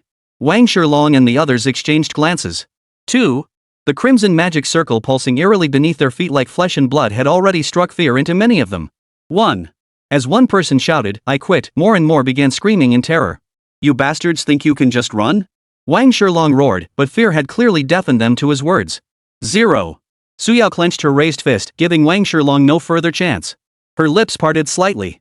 Explosive blaze hell. Chapter 68, You reap what you sow. When the hellish purple flames erupted before his eyes, Wang Shilong finally realized how laughable his previous thoughts had been.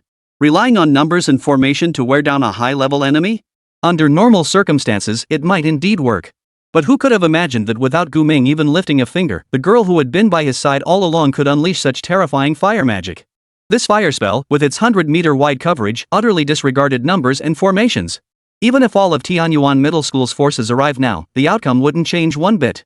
Until the very second he and his equipment were reduced to charcoal, Wang Shilong still couldn't comprehend how the enemy could be so powerful. But he never got the chance to learn the real answer because he was already dead.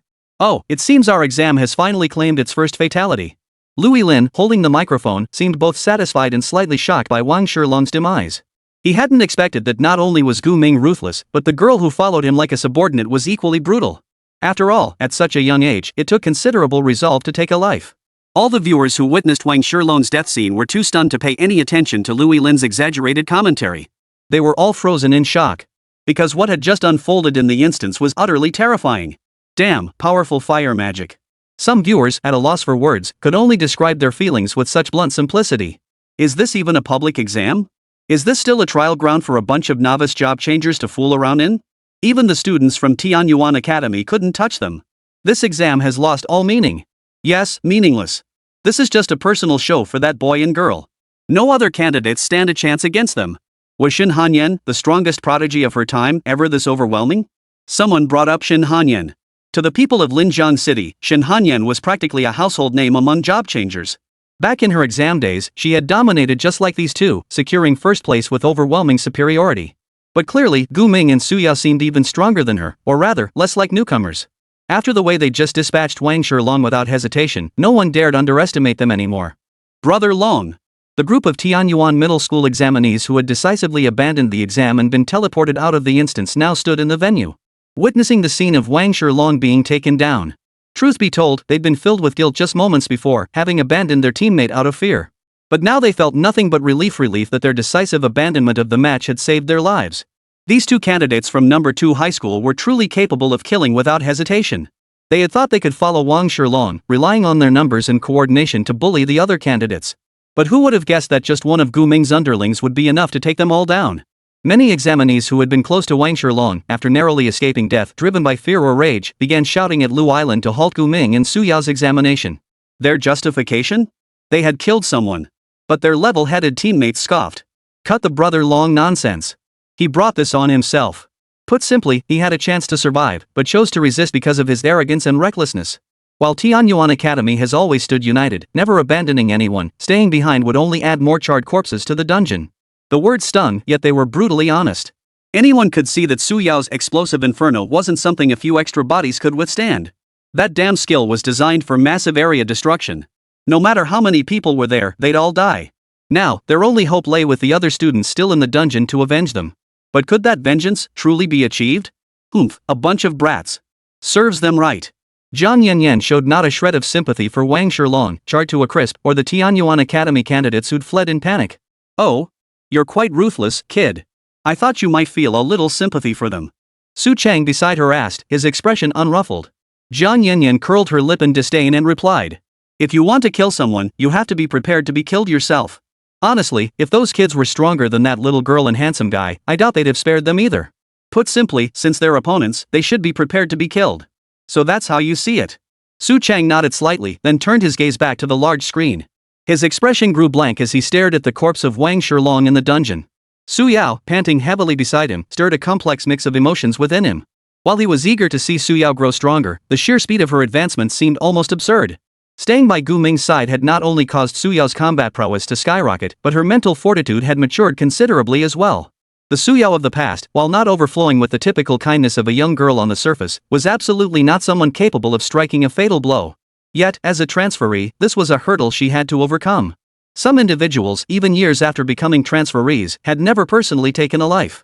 This hesitation made them soft-hearted in the brutal environments they faced, ultimately leading to their demise at the hands of others. To put it bluntly, the world's instability today isn't solely due to monsters running rampant everywhere.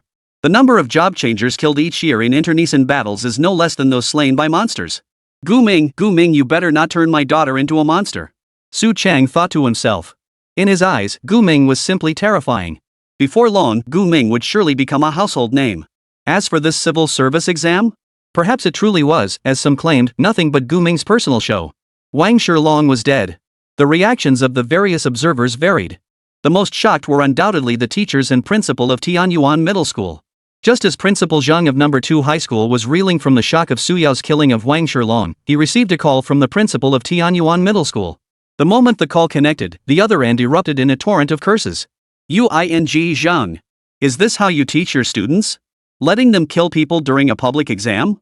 Stunned by the outburst, Principal Zhang scoffed dismissively before coldly retorting. What? Wasn't it your student who first threatened mine, making my student kill him? But this is too much. They're still just kids. Children? Hearing those words, Principal Zhang burst into laughter as if he'd heard the biggest joke in the world. Amidst the puzzled stares of others, he laughed for over 10 seconds before wiping the tears from the corners of his eyes and declaring angrily. Once they become job changers, they are no longer children. Even if we concede that they're a bunch of kids who need protecting. But you old bastard, have you ever spared my school's kids in any civil exam? No matter what, in my eyes, you all deserve it, damn it. Chapter 69, an NPC of SSS rank? Is it settled? Hiding in the distance, the bespectacled boy and the other 2 second-high candidates finally dared to open their eyes once the surrounding area fell silent. What had just happened was terrifying. Purple explosive flames and countless surging columns of molten lava. Honestly, just witnessing it filled them with a deathly despair. Who knows what Wang Shilong was thinking? He actually dared to stay and fight it head-on. Did he really think this level 80 boss's ultimate attack was a joke? Just a minute ago, over 30 Tianyuan Academy candidates had stood menacingly in their path, blocking the road. Now, not a single one remained. Even the very ground they had stood upon was now unrecognizable, scorched beyond recognition by the flames, leaving only scattered fragments of charred carbon. And a huge pile of scattered precious items. These valuable items hadn't vanished with Wang Shilong's death or the others abandoning the exam. Instead, they remained right where they were. So many valuable items. How many tens of thousands of points could these be worth? It seemed that all the precious items the Tianyuan Middle School group had looted from both zones were gathered here. If they could just get their hands on them and convert them into points, they'd definitely end up with an outstanding score. Yet the three of them could only watch enviously. After all, these spoils of war weren't theirs to claim. Su, the school beauty. Are you okay? The bespectacled boy looked at Su Yao, who stood frozen in place. I gave you a chance. Su Yao stared at Wang Shilong, now reduced to charred fragments, feeling no pity. She was merely dazed. This was her first time eliminating a transferee. To say she could calm down immediately would be a lie. After a dozen seconds passed, however, she felt much better and noticed the pile of precious items scattered on the ground. What do I do with all this stuff? Instead of making a rash decision, Su Yao called out to Gu Ming, who had walked several dozen meters ahead. Gu Ming paused, glanced back, then waved dismissively. Leave it. We've got enough points to challenge the final boss. Let those who need it take these things. Oh, okay. Su Yao nodded and glanced at the three classmates hiding behind her, leaving them with just one sentence. You guys take these valuable items. We're continuing on to the snowy mountains. Then she dashed toward Gu Ming. These precious items were indeed useless to her and Gu Ming now. After all, once they defeated the final boss, they would be the champions regardless of how many points the other candidates scored. But these treasures would be incredibly useful to the three classmates who had followed them all along. Thank you. Thank you. Upon hearing Su Yao's words, the bespectacled boy and the other two immediately rushed forward, scooping up the scattered valuable items and stowing them away. They hadn't expected Gu Ming to be so generous. No, perhaps it was that Gu Ming truly possessed a grand vision. In his eyes, these items were mere trifles. But these very petty trifles might just change the course of their lives. Sure enough, Gu Ming could truly lift them up. This was pure luck. Once they officially entered the snow-capped mountain region, everything around them turned into a vast expanse of white. Everything in sight was either snow or icicles of varying sizes. It all seemed to hint that the Snow Mountain's boss was some kind of ice-related monster. It's so quiet. Su Yao stayed close behind Gu Ming, carefully scanning her surroundings. She noticed that in this snowy mountain area, there seemed to be no low-level monsters present. After sharing this observation with Gu Ming, he simply replied indifferently. Perhaps the dungeon designers deemed them unnecessary. Or maybe the final boss on the snowy mountain is so powerful that the designers figured even without these mobs, it'd still be nearly impossible for test takers to defeat it. Or maybe, the designers just didn't want us grinding for points. His three speculations were off the cuff, not the result of careful deliberation. But one thing was certain, the boss on the snowy mountain was undoubtedly the most powerful in the entire dungeon, even overwhelmingly so compared to bosses in other areas. Before becoming a transferee, Gu Ming had watched footage of past public exams and seen their final questions. Suffice it to say, if this year's final challenge matched the difficulty of past ones, he'd feel no pressure whatsoever. After all, the final boss challenges he'd encountered before were merely higher in average level, but never exceeded 20 levels above his own. Gu Ming was confident he could take down such a boss. Yet, gazing at the distant mountaintop crowned by a colossal ice-carved circular structure, he couldn't shake an inexplicable sense of oppression. This sense of pressure felt even more pronounced than what he had experienced with the former Lord of the Lake Depths. What kind of boss could it be? I hope it has a decent talent. With that thought, Gu Ming quickened his pace once more, using his black glowing sword, now infused with demonic flames, to clear the obstructive snow ahead. Finally, after an hour, he brought Su Yao to the summit and saw what the ice-carved circular structure truly was. An ancient-looking arena. Hey, pretty lady, handsome guy, look over here. Just as Gu Ming was about to look for the special shop, a sweet, resonant voice called out from near the ice arena. You're here to challenge the final boss, right? Come to your sister. Gu Ming and Su Yao both turned their heads to look, and saw a woman in the snowy landscape. She wore a white strapless corset top with a red shawl draped over her shoulders, paired with a black miniskirt that revealed most of her white legs. She was bouncing and waving at them. So this is the NPC for the special shop? Gu Ming murmured before striding toward her. Su Yao felt this NPC looked vaguely familiar, and her voice sounded strangely recognizable, as if she'd encountered it frequently online. Have you collected 30,000 points yet? The woman asked with a smile as she saw Gu Ming and Su Yao approaching. Gu Ming nodded, then summoned the Slime King and retrieved the precious item worth at least 60,000 points. The woman witnessed this scene and couldn't help but cover her mouth with her exquisitely manicured hands, exclaiming dramatically. What a huge slime! Is this your contract beast? It looks incredibly powerful. That's right. Gu Ming tossed a large bag of precious items in front of the woman. These days, it's rare to find a beast tamer as skilled as you. To have gathered 30,000 points so quickly. The woman smiled sweetly before beginning to count the valuable items Gu Ming had brought. All this time, Su Yao had been observing the woman from the sidelines. If she weren't a girl, she'd probably be no different from those lecherous uncles ogling beauties on the street. Suddenly, as if remembering something, she asked in surprise. Sis, you're that idol singer? Lu Ningxia? Oh. The woman Su Yao called Lu Ningxia lifted her head, her expression betraying a hint of secret delight, though she maintained a calm facade. She stopped counting her precious belongings and instead patted her exposed, ample chest with her hand, declaring proudly. That's right, I am Lu Ningxia. An idol singer. Then, turning to Gu Ming, she remarked whether intentionally or not. And also a council steward of the Azure Sky Guild. Hearing this, Gu Ming raised an eyebrow slightly before immediately casting insight on Lu Ningxia. Name, Lu Ningxia. Class, Him Sage. Talent, enhances the effective chanting skills by 300%, with a scalable effective range. Additionally, reduces MP consumption for chanting skills by 50% and makes their effects stackable. An SSS tier class talent, looks powerful. He murmured. After a split-second pause, he immediately cast contract magic on Lu Ningxia. Lu Ningxia? Chapter 70, the final boss battle begins. When Lu Ningxia saw the contract array suddenly manifesting on her body, her mind froze for a split second. She then turned her stunned gaze toward the only Beastmaster present, Gu Ming. Only Gu Ming, as a Beastmaster, could wield contract magic. In an instant, confusion, panic, and rage surged through her. Su Yao was equally stunned. She knew Gu Ming would attempt to contract any powerful being he encountered, whether human or beast. But he'd been so decisive. Had he formed this plan the moment he learned Lu Ningxia's identity as a council steward of the Azure Sky Guild?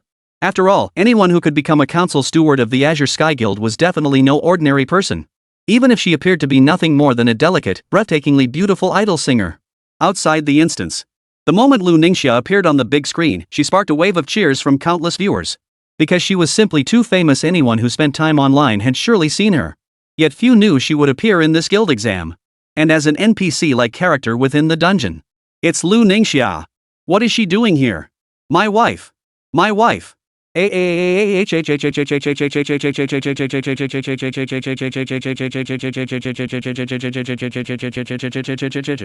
This batch of candidates is way too lucky. Getting to see Lu Ningxia in the dungeon.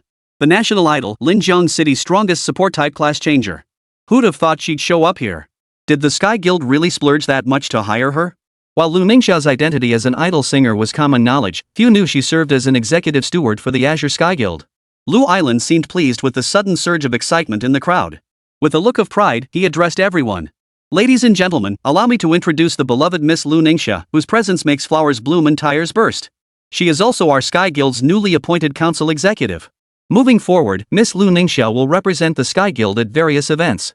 We also welcome everyone to make a wise choice like hers and join the Sky Guild. His words were drowned out by the roaring cheers of the crowd. Yet, mere seconds later, the venue fell into sudden silence. Lu Island's brow furrowed slightly as he snapped out of the frenzied atmosphere, his gaze returning to Lu Ningxia within the instance. That single glance froze him solid in place.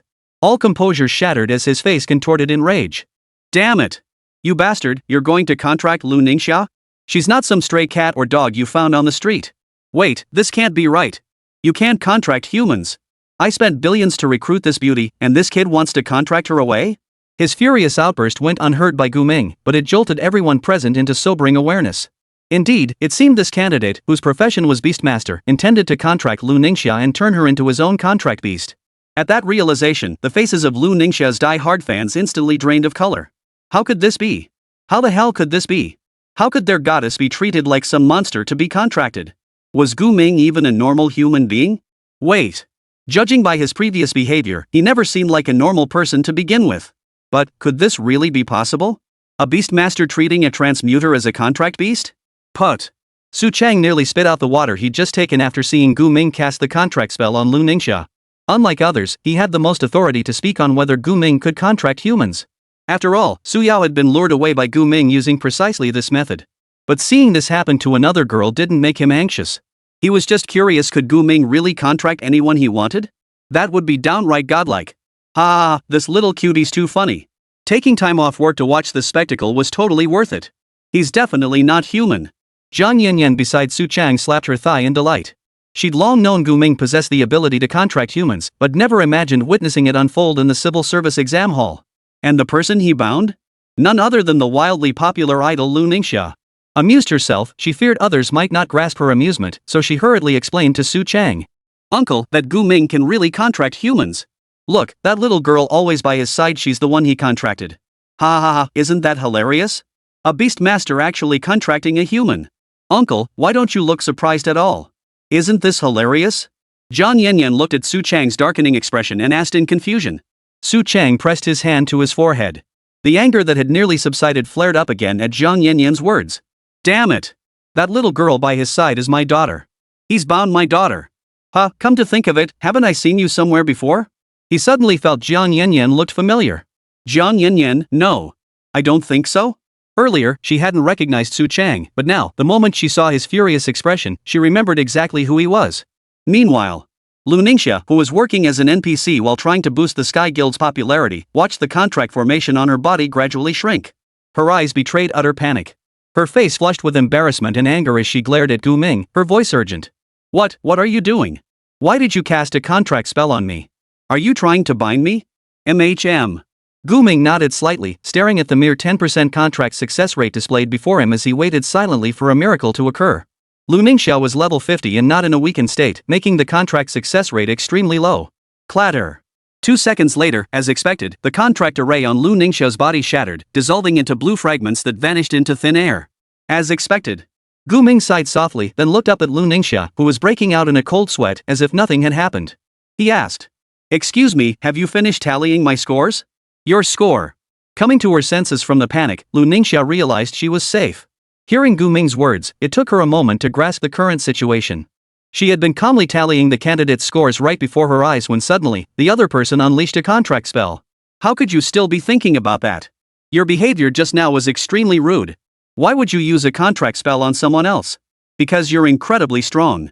Your class, the Him Sage, should be SSS tier. That's truly rare. Gu Ming stated earnestly. Determining someone's class rank was actually quite simple. Generally, S rank and above professions had 4 character names with strong descriptive elements. For example, the Sky Burning Magus and the Him Sage. And their lower tier counterparts below S rank include Fire Mage and Chanting Mage.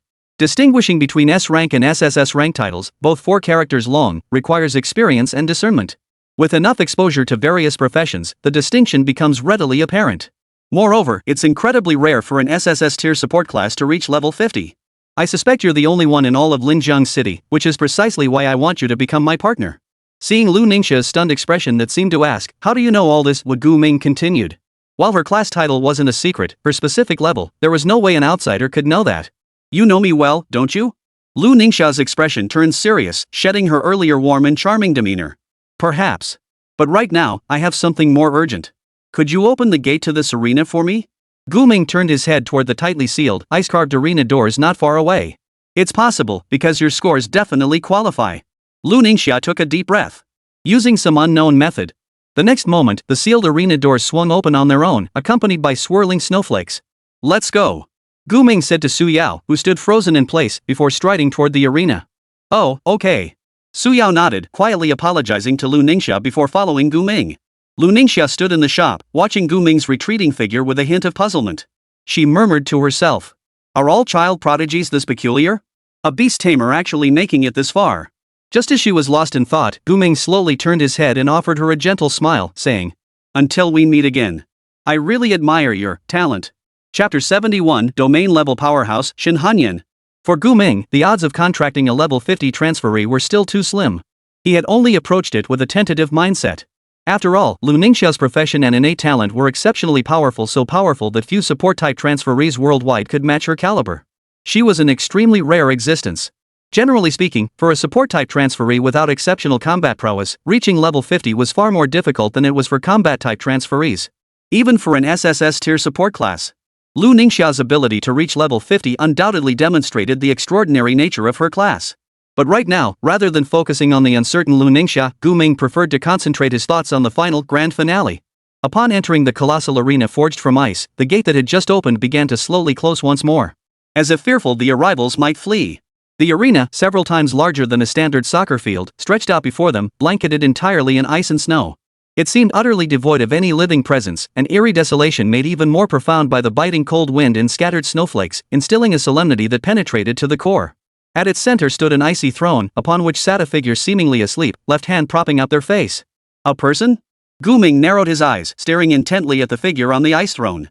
He hadn't expected the final challenge of this public examination to be not a powerful boss, but a person. Upon closer inspection, he murmured softly. A heavy sword, a heavy shield, and a full set of ice blue heavy armor. This is a heavily armored warrior. We're going to fight other class changers? Su Yao whispered from behind Guming. Her gaze fixed on the figure clad in heavy armor atop the frozen throne of form so imposing it defied gender. She felt an inexplicable tension rise within her. The oppressive aura emanating from them was overwhelming.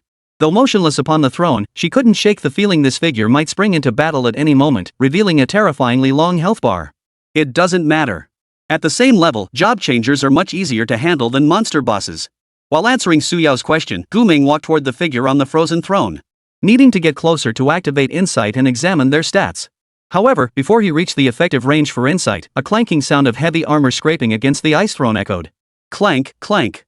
Then, as if awakening from slumber, the heavily armored figure lifted his gaze toward Guming, standing over 10 meters away, and slowly inquired. Are you the challenger who has come forward? Her voice was low and deep, sounding utterly genderless. You? Su Yao found this odd. Having completed 9 years of compulsory education, she could certainly understand such simple classical Chinese. But in this era of airplanes filling the skies and rockets flying everywhere, who in their right mind would still use classical Chinese to communicate? This sounded like some over-the-top, novel-obsessed teenager. How utterly embarrassing. That's right. Guming stepped forward. Now, he could also use insight. After activating insight, he clearly saw the other person's panel. Name, Shin Hanyan. Class, Lord of Cold Silence. Talent, Icy Heart when attacked, inflicts backlash on the attacker regardless of distance, reduces their movement speed by 50%, significantly boosts own defense, and grants immunity to most control effects. Level, 30. Skills, Iron Wall Stance LV7, Winter Sweep LV10, Shatter Ice Charge LV5, Ice Barrier LV5. Shin Hanyan? After reviewing the opponent's stats, Guming's expression shifted subtly. Su Yao, standing beside him, was startled by his whispered name. She quickly looked up and scrutinized the heavy armored warrior once more. Sure enough, she found the figure bore a striking resemblance 7 parts to Shin Hanyan, once hailed as the strongest genius in Linjiang. Because Shin Hanyan was precisely this kind of ice element heavy warrior. However, since the public examination, she had rarely appeared in public and many had no idea what she looked like now. Yet no one could have imagined Shin Hanyan would become the final challenge of this year's public exam. What level is she now? Su Yao whispered to Guming. Level 30. Guming replied. Level 3. 30? Hearing that level, Su Yao's jaw nearly hit the floor. Even Heiyao, who had remained silent in Guming's hand all along, couldn't help but let out a couple of tisk sounds. Its large eyes darted around before locking onto Shin Hanyan, as if trying to see right through her. Suddenly, it exclaimed. Bro, you're out of your mind. You can't beat this, she's got a freaking domain now. Ha? A domain? Su Yao's eyes widened in utter disbelief. Domain. She has a domain? Guming frowned and asked Heiyao. Heiyao replied with absolute certainty. Hell yeah. Damn it, I've been around for centuries, I know what I'm talking about. You wouldn't stand a chance against her, bro. Alright, I get it. I don't need you to tell me what to do. Guming silenced Heiyao while his mind began to calculate. As the top scholar at second high, he knew exactly what a domain meant to a transferee. It was essentially the watershed between transmuters. After reaching level 30, every transmutation practitioner had a chance to master a domain. However, for those below S rank, the probability was extremely low, virtually approaching 0, though not entirely impossible. For S rank and above, mastering a domain after level 30 was highly probable. The exact level at which it happened varied based on the individual's innate talent and experiences. Some might not master it until levels 50 or 60. Yet here, a prodigy like Shin Hanyan had mastered a domain at level 30. Such a feat is virtually unheard of anywhere in the world. As for the effects of a domain, it can only be said that each transferee's domain is unique and evolves over time, offering immense power-ups. Once activated, the transferee becomes as formidable as a boss entering its second phase. The domain Shin Hanyan wields now is most likely related to ice. What are you discussing? Are you afraid? Shin Hanyan murmured from her icy throne. In her eyes, the man and woman before her were utterly insignificant, failing to stir even a shred of her fighting spirit. After all, the job changers participating in the guild exam were, at most, only in their teens in terms of level. However, she had been warned by the guild steward that a young prodigy named Guming would be participating in this public examination. Shin Hanyan dismissed this with contempt, knowing that even the most gifted young prodigy would have to bow before her. At level 30, with her domain, she could crush them in the blink of an eye. She assumed these two must have realized the gap in strength, which was why they dared not advance. Yet, the very next second, Gu Ming stepped forward resolutely, his gaze piercing and his voice tinged with excitement as he asked, "Ready to fight, Shin Hanyan?" Chapter 72, Absolute Defense. It wasn't just Gu Ming and Su Yao who hadn't expected the final challenge to be a job changer instead of a boss. When the audience witnessed this scene, they collectively gasped in astonishment. This was the first time such a situation had ever occurred since the public examination began in Linjiang City. Louis Lin seemed to find this highly creative, proudly announcing to the crowd, "Ladies and gentlemen, you're seeing correctly. The final challenge of this civil service exam is a powerful transferee. And this transferee, those with keen eyes may have already recognized. She is none other than Shin Hanyan, the candidate who achieved unprecedented success in the civil service exam." Shin Hanyan? The moment Louis Lin uttered that name, every spectator in the venue gasped in shock. Who would have thought the Azure Sky Guild would bring last year's greatest prodigy to challenge this year's strongest talent? Shin Hanyan's performance back then had left a deep impression on everyone, as Linjiang City hadn't seen such a promising transferee in a very long time. However, when comparing Shin Hanyan to this year's Gu Ming, it was clear that Gu Ming had delivered a far more profound shock. After all, no matter how formidable Shin Hanyan was, she had never achieved the terrifying feat of defeating a level 35 boss before the official exam. But Shin Hanyan has had a full year to grow. Pitting someone like her against the final challenge of the guild exam seems a bit. The sharp-eyed had already picked up on this. Indeed, Shin Hanyan had developed over the past year, and her current strength was undoubtedly incomparable to her previous self. Under identical circumstances, no one doubted Gu Ming could defeat her. But now, the situation was fundamentally different. What exactly is the Sky Guild, who designed this exam, up to? Su Chang's expression darkened. The very thing he had feared had finally come to pass. It seemed this guild exam was indeed vastly different from previous ones.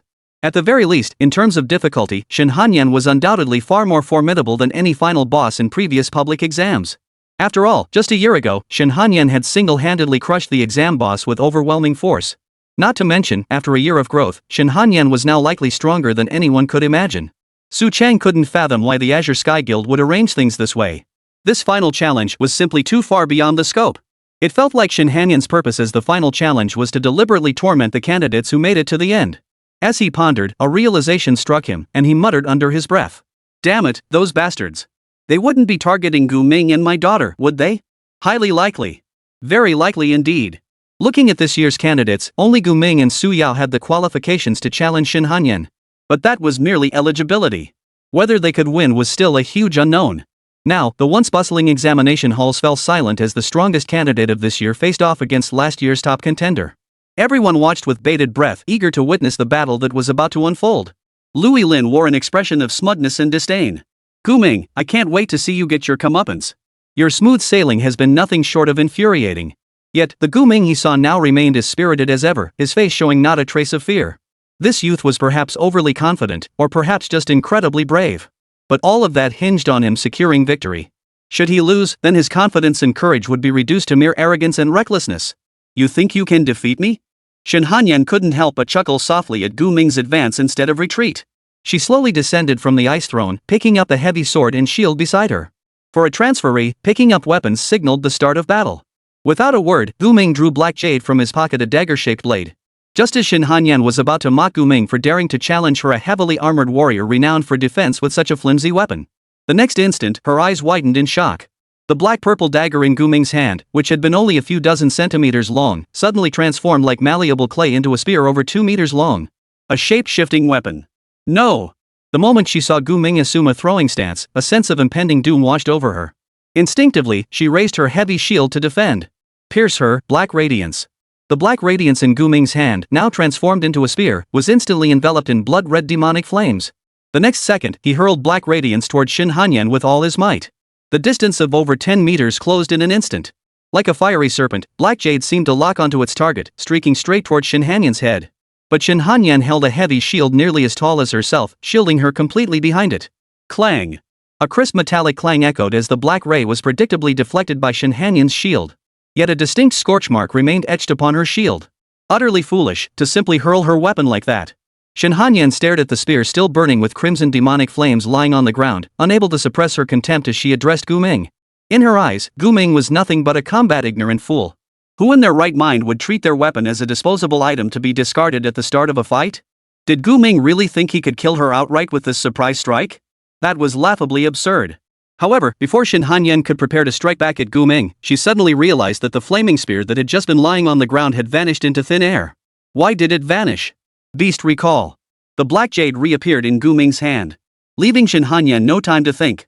He instantly transformed the black jade into a blade form, took 2 strides forward, and swung the blade, now infused with magical flames, straight at Shin Hanyan. Shin Hanyan hurriedly raised her shield to block Gu Ming's strike once more, but her mind was slightly unsettled. Even now, she still couldn't discern what class Gu Ming was, nor could she gauge his true capabilities. Fire magic, melee combat, and that bizarre weapon that could shift forms and return to Gu Ming's hand at will. Yet she overlooked one crucial fact. Gu Ming wasn't alone. Take a good look at your feet. Using the recoil from Shin Hanyan's heavy shield block, Gu Ming flipped backward and leapt away. Beneath their feet, a crimson magic array suddenly expanded outward. Explosive inferno hell. Su Yao, who had remained in the rear, wasn't just standing by idly. Gu Ming had already coordinated their tactics with her. If Gu Ming fought up front, she would watch the situation from the rear and unleash either explosive hellfire or the flaming star explosion. I almost forgot about this girl. She's a fire mage and an SSS tier 1 at that. Only an SSS tier fire mage could unleash such a wide area fire spell. Shin Hanyan sensed trouble immediately and activated her ice wall skill to prepare for defense. A massive ice wall several meters thick rapidly rose before her. If there was one flaw in her Lord of Coldness class, it was its lack of mobility. Against most attacks, she could only choose to endure them head-on. Purple flames from the depths of hell erupted violently from Su Yao, crashing like a ferocious beast against the ice wall before Shin Hanyan. With terrifying speed, they began to melt the wall. No! Shin Hanyan had thought blocking the purple flames would be enough. But what she never anticipated was that several columns of molten lava erupted from beneath her feet. In an instant, 3 columns of molten rock engulfed Shin Hanyan completely. Chapter 73, Surrender to Me. She can't escape. Su Yao watched the nearly all-encompassing, dead-angle-free lava columns and couldn't help but laugh triumphantly. It had to be said, the explosive inferno skill was utterly insane. 100-meter radius with no blind spots. How on earth could one possibly counter this? But she knew this strike alone wouldn't finish off Shin Hanyan. She could feel her body freezing from the inside out, her limbs growing sluggish and unresponsive. I forgot to mention her talent causes anyone who attacks her to suffer a cold backlash that slows their movement, while simultaneously boosting her own defenses significantly. Gu Ming reminded Su Yao. He flexed his noticeably stiffened body, feeling the trouble ahead. At the same time, he made up his mind he absolutely had to contract Shin Hanyan. After all, this talent called Frostheart was downright absurd in its defensive capabilities. It could be considered a top-tier defensive talent. Most crucially, if Lingxin was already this formidable now, it was hard to imagine how utterly unstoppable it would become after evolving. No way. Isn't this just a hard-shelled turtle with magic backlash? Hearing Gu Ming's description, Su Yao fully grasped how troublesome Shin Hanyan's talent was. This was her first encounter with an SSS tier class transferee. Could it be that in others' eyes, she also an SSS tier class was equally formidable? Su Yao's smile faded. She knew this might be the first real challenge she'd face since her class change. Explosive Inferno. A sphere of black flame coalesced in her hand. Simultaneously, Gu Ming summoned the Slime King to provide Su Yao with timely MP restoration. Having already suffered a setback once, Shin Hanyan wouldn't let Su Yao comfortably cast spells from the rear again. The ice wall blocking her path shattered with a crash. The next instant, Shin Hanyan, shield raised, charged toward Su Yao amidst bursting shards of ice. Shards of ice charge. Just as she charged toward Su Yao, Gu Ming stepped directly into her path. Shield form. Black radiance transformed into a massive shield taller than Gu Ming himself, colliding instantly with Shin Hanyan's heavy shield. Boom! Gu Ming felt as though he'd been struck by a train, his internal organs trembling violently. The moment he made contact with Shin Hanyan, his entire body was hurled backward like a cannonball. Before he could catch his breath, Shin Hanyan swung her heavy sword with one hand. It's not over yet. Winter's Sweep. A frost-shaped sword chi, accompanied by the heavy sword's unstoppable momentum, swept toward him. This strike was deadly. Su Yao, still gathering her flaming explosion heavenly star, panicked. She had never understood why Gu Ming wouldn't let her draw aggro up front, even though it was clearly dangerous. When they bought the dead man's contract pendant, Gu Ming had explicitly said it was an accessory prepared for her to risk her life more effectively in the future. But now? In the end, Gu Ming couldn't bear to let this girl charge ahead. He'd rather take the brunt of Shin Hanyan's potentially lethal attack himself. Yet before Su Yao's heart could overflow with gratitude for even a split second, darkness engulfed her vision. And in the next instant, Shin Hanyan appeared before her eyes, swinging a heavy sword at her. This feeling was all too familiar. Gu Ming had used Beast Recall on her. What? Shin Hanyan, who had expected this strike to land on Gu Ming, froze in shock upon seeing Su Yao suddenly appear before her, along with that black flame orb. She could see the panic on Su Yao's face. Su Yao was just as bewildered as she was. What the hell was going on? Yet, in the blink of an eye, it was too late to hold back. The powerful, ice-infused winter sweep struck Su Yao's unarmored body with brutal force. Shin Hanyan panicked at that very moment. She feared this strike might kill Su Yao outright. Crash! A shattering blast-like effect erupted across Su Yao's body. The dead man's packed pendant she wore successfully blocked the lethal blow. But immediately afterward came a wave of overwhelming weakness. Simultaneously, the black flame sphere, deprived of its MP supply, ceased expanding and rapidly collapsed, triggering a small yet intense explosion. Shin Hanyan reacted with lightning speed, immediately raising her shield to block. Yet, sensing the eerie black flame sphere's overwhelming gravitational pull and the explosion that seemed to devour everything, she instantly activated the ice barrier skill to add another layer of defense. Before the explosion of the flaming star could reach her, a layer of azure blue ice had solidified around her entire body, providing flawless protection. What she hadn't anticipated was that this seemingly absolute defense shattered like thin ice the very next second under the black flame sphere's explosion. Terrifying. My ice barrier couldn't even be destroyed in one hit by a level 40 boss. Though Shin Hanyan remained unharmed, she sensed a palpable threat to her very existence. The black flame sphere that had suddenly appeared alongside Su Yao and exploded mere inches from her face just now possessed truly staggering power. Was the charge time too short? This inferno star didn't deal much damage. After confirming Shin Hanyan was unharmed, Gu Ming immediately stabilized his stance and scooped up the weakened Su Yao, retreating backward. You really don't treat me like a human being. Carried in his arms, Su Yao gazed at Gu Ming with tears welling in her eyes, her heart utterly drained of any will to resist. Turns out, she was the one who had to take all the lethal hits the whole time. Gu Ming wasn't the slightest bit concerned for her, he'd purely used her as a human shield. What kind of Beastmaster uses beast recall like this? Gu Ming really had taken this skill to new heights. Forget it. I'm exhausted. I'll just accept my fate. You're stronger than I was back then. But if you keep fighting, you still won't stand a chance against me. Shin Hanyan whispered to the two from several meters away. She could tell that Su Yao's life-saving accessory had definitely kicked in just now. Otherwise, she wouldn't just be collapsed on the ground like this. Then she turned to Gu Ming and said, "Give up the exam. It's your only advantage." If Gu Ming and Su Yao withdrew on the spot, neither would suffer further harm. Shin Hanyan's strike had been sufficient to make them both realize the gap in their respective strengths. Any normal person would have given up by now.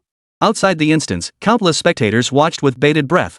They believed that if Gu Ming were a smart man, he should choose to give up. If we keep fighting, someone will get seriously hurt. Is that so? Gu Ming slid his palm with the black jade, feeding the blood to Su Yao in his arms while keeping his eyes fixed on Shin Hanyan. He didn't directly answer Shin Hanyan's question, but countered instead. We have the right to give up, but you shouldn't be allowed to surrender voluntarily. End the fight, right? Me? Shin Hanyan was momentarily stunned by the question. She had never considered this possibility. Because she never imagined she'd be pushed to the brink of surrender in this civil service exam filled with newcomers.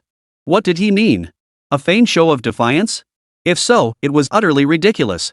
Of course not. Shin Hanyan replied earnestly. Then I can rest easy. Gu Ming exhaled deeply, then licked the blood from his palm. The next moment, the bleeding wound had already healed. At the same time, Su Yao, who had been utterly weakened moments before, staggered to her feet, her face regaining its earlier spirit. She seemed somewhat resigned, yet showed no sign of fearing the fight ahead. Gu Ming fixed his gaze on Shin Hanyan and spoke slowly. My contract magic has a cooldown period. I feared you might escape before I could bind you. Contract. Shin Hanyan didn't immediately grasp Gu Ming's meaning. My success rate for binding you is 40%. That means to achieve a theoretical successful binding, I need to cast the binding spell on you 3 times. As he spoke, Gu Ming raised his hand and made a fist toward Shin Hanyan. The next second, a contract formation appeared on Shin Hanyan's body. Only then did Shin Hanyan realize something was terribly wrong. Gu Ming raised the black jade in his hand once more, aiming it at Shin Hanyan, as if only now issuing his declaration of war. Now, begin. Kill me with all your might. Or submit to me. Chapter 74, A Despair-Inducing Battle. Contract magic? Shin Hanyan looked down at her body encased in heavy armor. When she saw the contract array beginning to contract, her mind went blank for a moment, followed by confusion and rage. This youth across from her could contract with a class changer? This was beyond absurd. But the other party clearly wasn't joking. If that contract array truly contracted into her body, she would become his contract beast. You're serious? Shin Hanyan's eyes flashed with murderous intent. She gripped her heavy sword tightly, her gaze fixed intently on Gu Ming. Exactly. Since you've already unleashed your killing move, I see no need to hold back either. Gu Ming reshaped the black jade into a blade form, standing atop the ice and snow. Yet he harbored no intention of attacking. For after clashing with Shin Hanyan just now, he was certain that if he took the initiative to attack, he'd have virtually no chance of gaining an advantage against a level 30 heavy warrior like her. After all, Shin Hanyan's innate talent, Frostheart, seemed practically designed for enduring blows. Whoever struck her would be hit with a full stack of debuffs while she applied defensive buffs to herself. That would be a terrible deal. Su Yao, begin channeling the flaming explosion star. Gu Ming commanded Su Yao. Su Yao, now fully recovered, nodded slightly and began channeling the flaming explosion star in place. While the Slime King transformed into a cocoon beside her, providing an endless supply of MP. Shin Hanyan studied the formation of the two humans and one beast before her mind already grasping Gu Ming's tactical plan. From this moment onward, offense and defense would shift roles. Gu Ming likely wouldn't initiate another attack. Anyone who knew the effects of Frostheart would find such a thought nearly impossible. She, however, must launch a fierce assault. Either cripple Gu Ming or kill Gu Ming. Don't blame me for not warning you. If you don't surrender willingly, even if I kill you, I won't face any consequences. Shin Hanyan had clearly grown serious at this point. She no longer spoke in awkward classical language, and the aura emanating from her grew significantly sharper. That statement was her final warning to Gu Ming and Su Yao. Fine. Gu Ming gave a slight nod. The next instant, he witnessed the contract formation on Shin Hanyan's body shatter like glass. Crash. Within 10 meters of Shin Hanyan, frenzied ice and snow began to swirl wildly, the temperature plummeting instantly. As if alive, the ice swiftly enveloped the heavy metal sword in her grasp, transforming it into an even heavier, colossal frost-covered blade.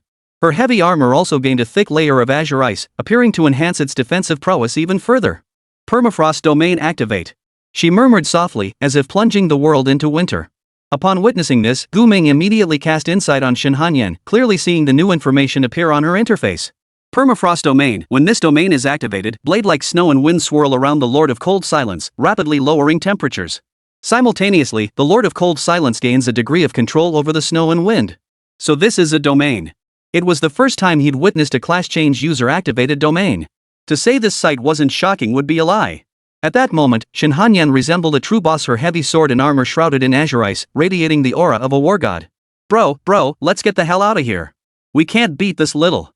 Even Heiyao, who prided himself on his experience, couldn't help but wail after witnessing Shin Hanyan's domain activation. He was genuinely scared. Because by all logic, a transferee who hadn't mastered a domain could never defeat one who had. The two weren't even on the same level of power. Su Yao's neck rolled back as her expression turned grim, continuously channeling the flaming explosion star. This time, I might actually be done for. She murmured, a flicker of fear stirring within her. But when she saw Gu Ming standing his ground without retreating, courage surged back into her. This man before her, as long as he didn't panic, it proved he possessed unwavering confidence in victory. All she needed to do was keep up and not fall behind. Meanwhile, at the arena gates, Lu Ningxia watched everything unfolding inside with quiet attention, observing the domain unfolding from Shin Hanyan's body. Her brows furrowed, her lower lip bitten, worry creeping into her thoughts. Are they really not afraid of dying? Little Shin has already unleashed her domain. This fight is completely unfair. Truthfully, even before the public exam, Lu Ningxia had learned that Shin Hanyan had been designated as the final challenge. And she had thought it utterly unreasonable. Who could possibly defeat Shin Hanyan, who had a full year of development, was level 30, and possessed a domain? Wasn't this just pure torment for the other candidates? However, despite her dissatisfaction with this arrangement, Lu Ningxia, as a newly appointed steward of the Sky Guild, lacked the authority to intervene, and neither did any other steward. After all, arrangements concerning commercial activities like this fell under the direct responsibility of Lu Yilin. Who knew what this strange blonde man was really thinking? Mr. Lu, must you make these two children suffer? It wasn't just about suffering pain. If Gu Ming and Su Yao didn't voluntarily withdraw from the exam, they might not even survive. When Shin Hanyan activated her domain, the spectators watching the exam erupted into a frenzy. The atmosphere in every section of the gymnasium reached a fever pitch. Parents who had come to support their own children, along with teachers from various schools, had all shifted their focus away from those they were supposed to be watching. Instead, all eyes were fixed on the youth who stood before a domain-level powerhouse without a hint of fear. Even though Gu Ming's actions had once drawn criticism from the crowd, when he stepped forward to face Shin Hanyan, the prodigy hailed as a once-in-a-century talent, no one wished to see him defeated. That's just how people are. When you're sailing smoothly, destined to win, everyone wants to see you fail and fall. But when you face an opponent who seems utterly unbeatable, everyone wants to see how you'll triumph.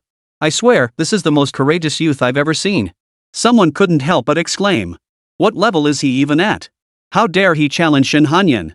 It's over, it's over. According to the exam rules, if these kids don't withdraw, Shin Hanyan can kill them. Has Gu Ming truly lost his mind?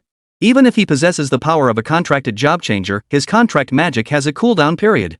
Everyone had heard Gu Ming's words clearly earlier. To successfully contract Shin Hanyan, he theoretically needed to cast the contract spell 3 times.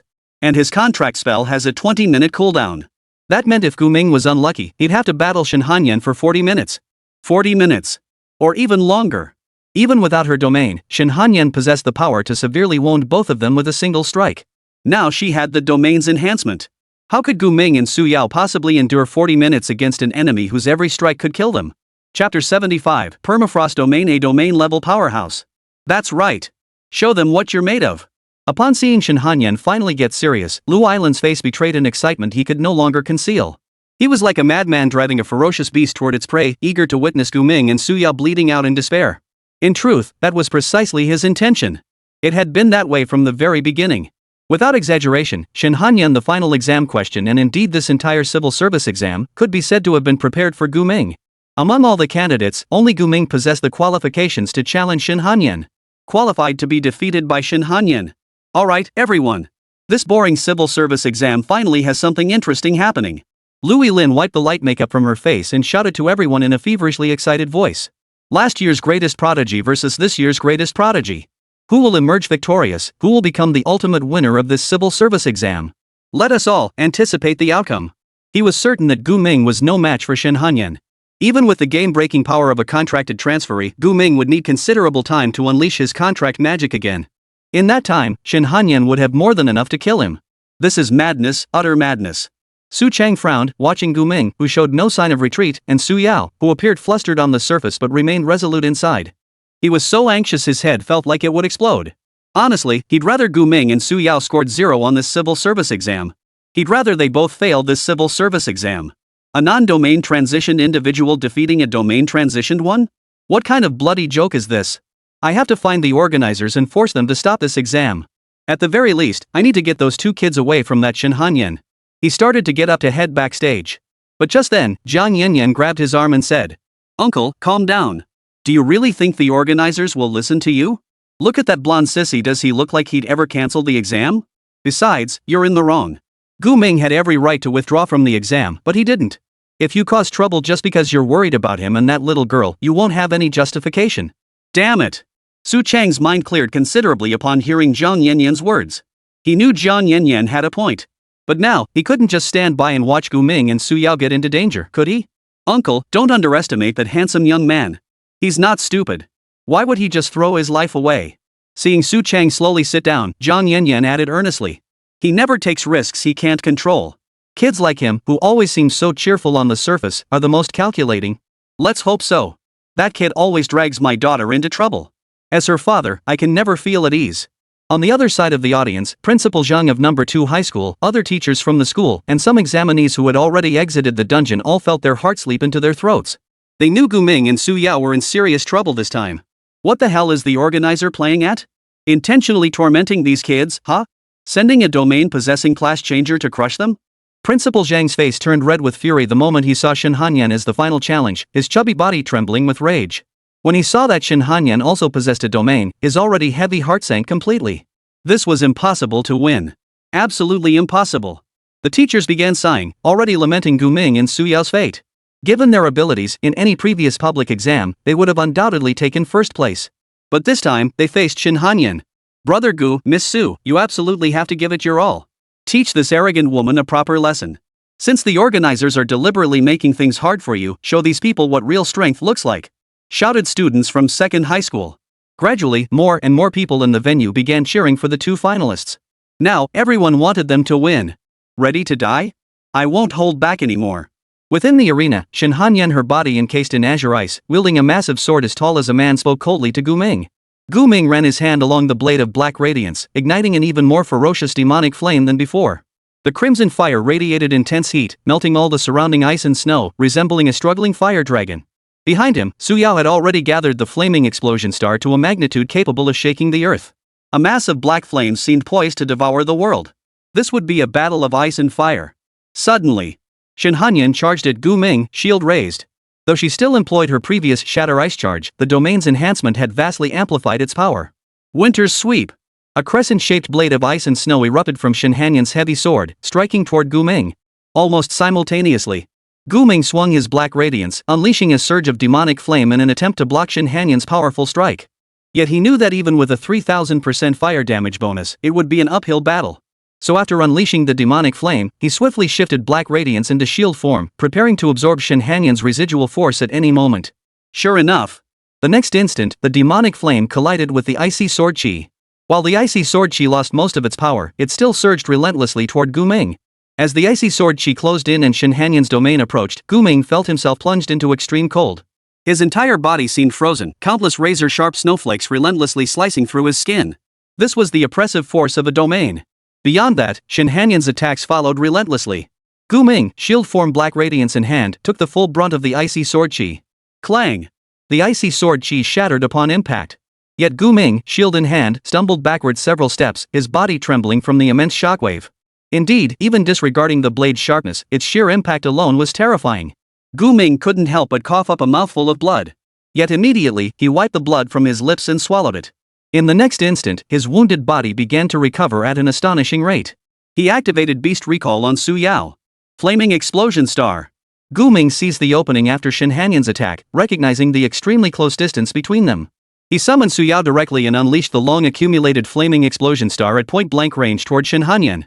When Shin Hanyan saw the black flame sphere before her significantly larger and more powerful than the last, she instinctively abandoned her attack and assumed a defensive stance. She was certain that without proper preparation to withstand this blow head-on, even she couldn't guarantee she wouldn't be injured. Chapter 76, Trying to show off but failing miserably must feel awful. Unbelievable. Shin Hanyan couldn't fathom why these two challengers could unleash such advanced skills. Flame Explosion Heaven Star? Exploding Hellfire? And even imbuing weapons with magical flames. Honestly, she considered herself a highly gifted class change user. Yet even she, upon reaching level 30, could only wield low to mid-tier skills like Ice Barrier and Ice Wall. Compared to the skills Gu Ming and Su Yao had just unleashed, those were practically child's play. The black flame orb named Flaming Starburst ceased expanding and swiftly entered a state of collapse. Shin Hanyan dared not let her guard down.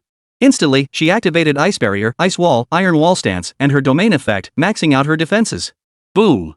Yet even so, she could distinctly feel the immense destructive force of the Flaming Star explosion. It felt like a black hole capable of tearing everything apart.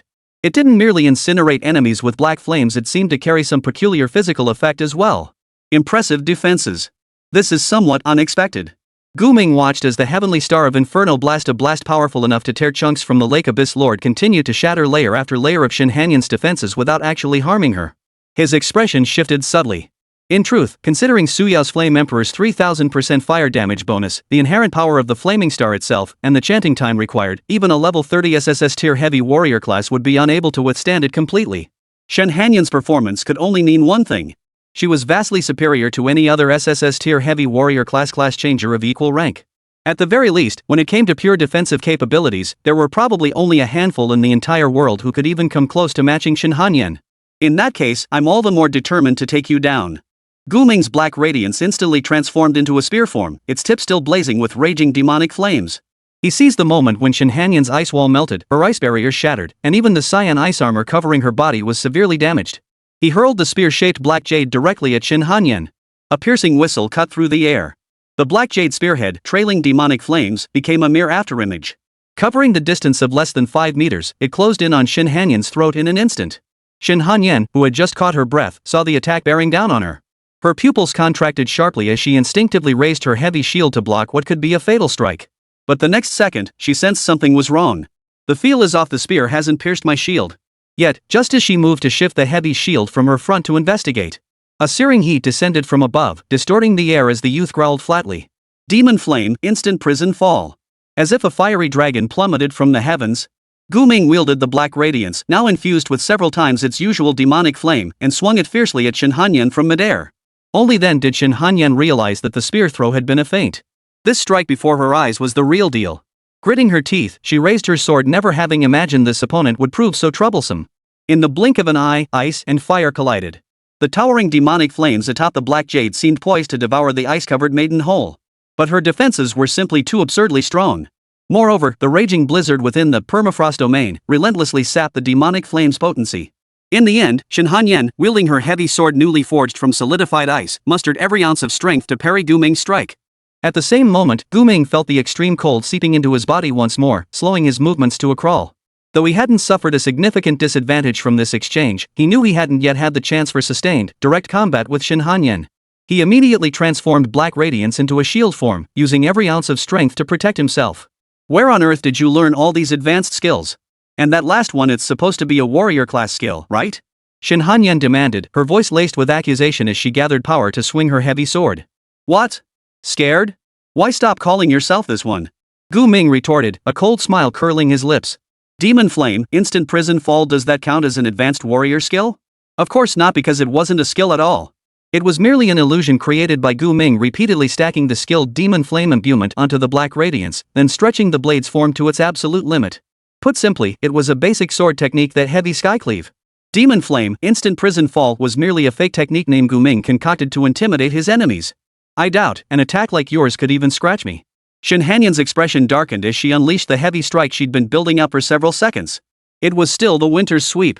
Still carrying that icy sword chi. However, compared to last time, Shin Hanyan's winter sweep was significantly more powerful this time.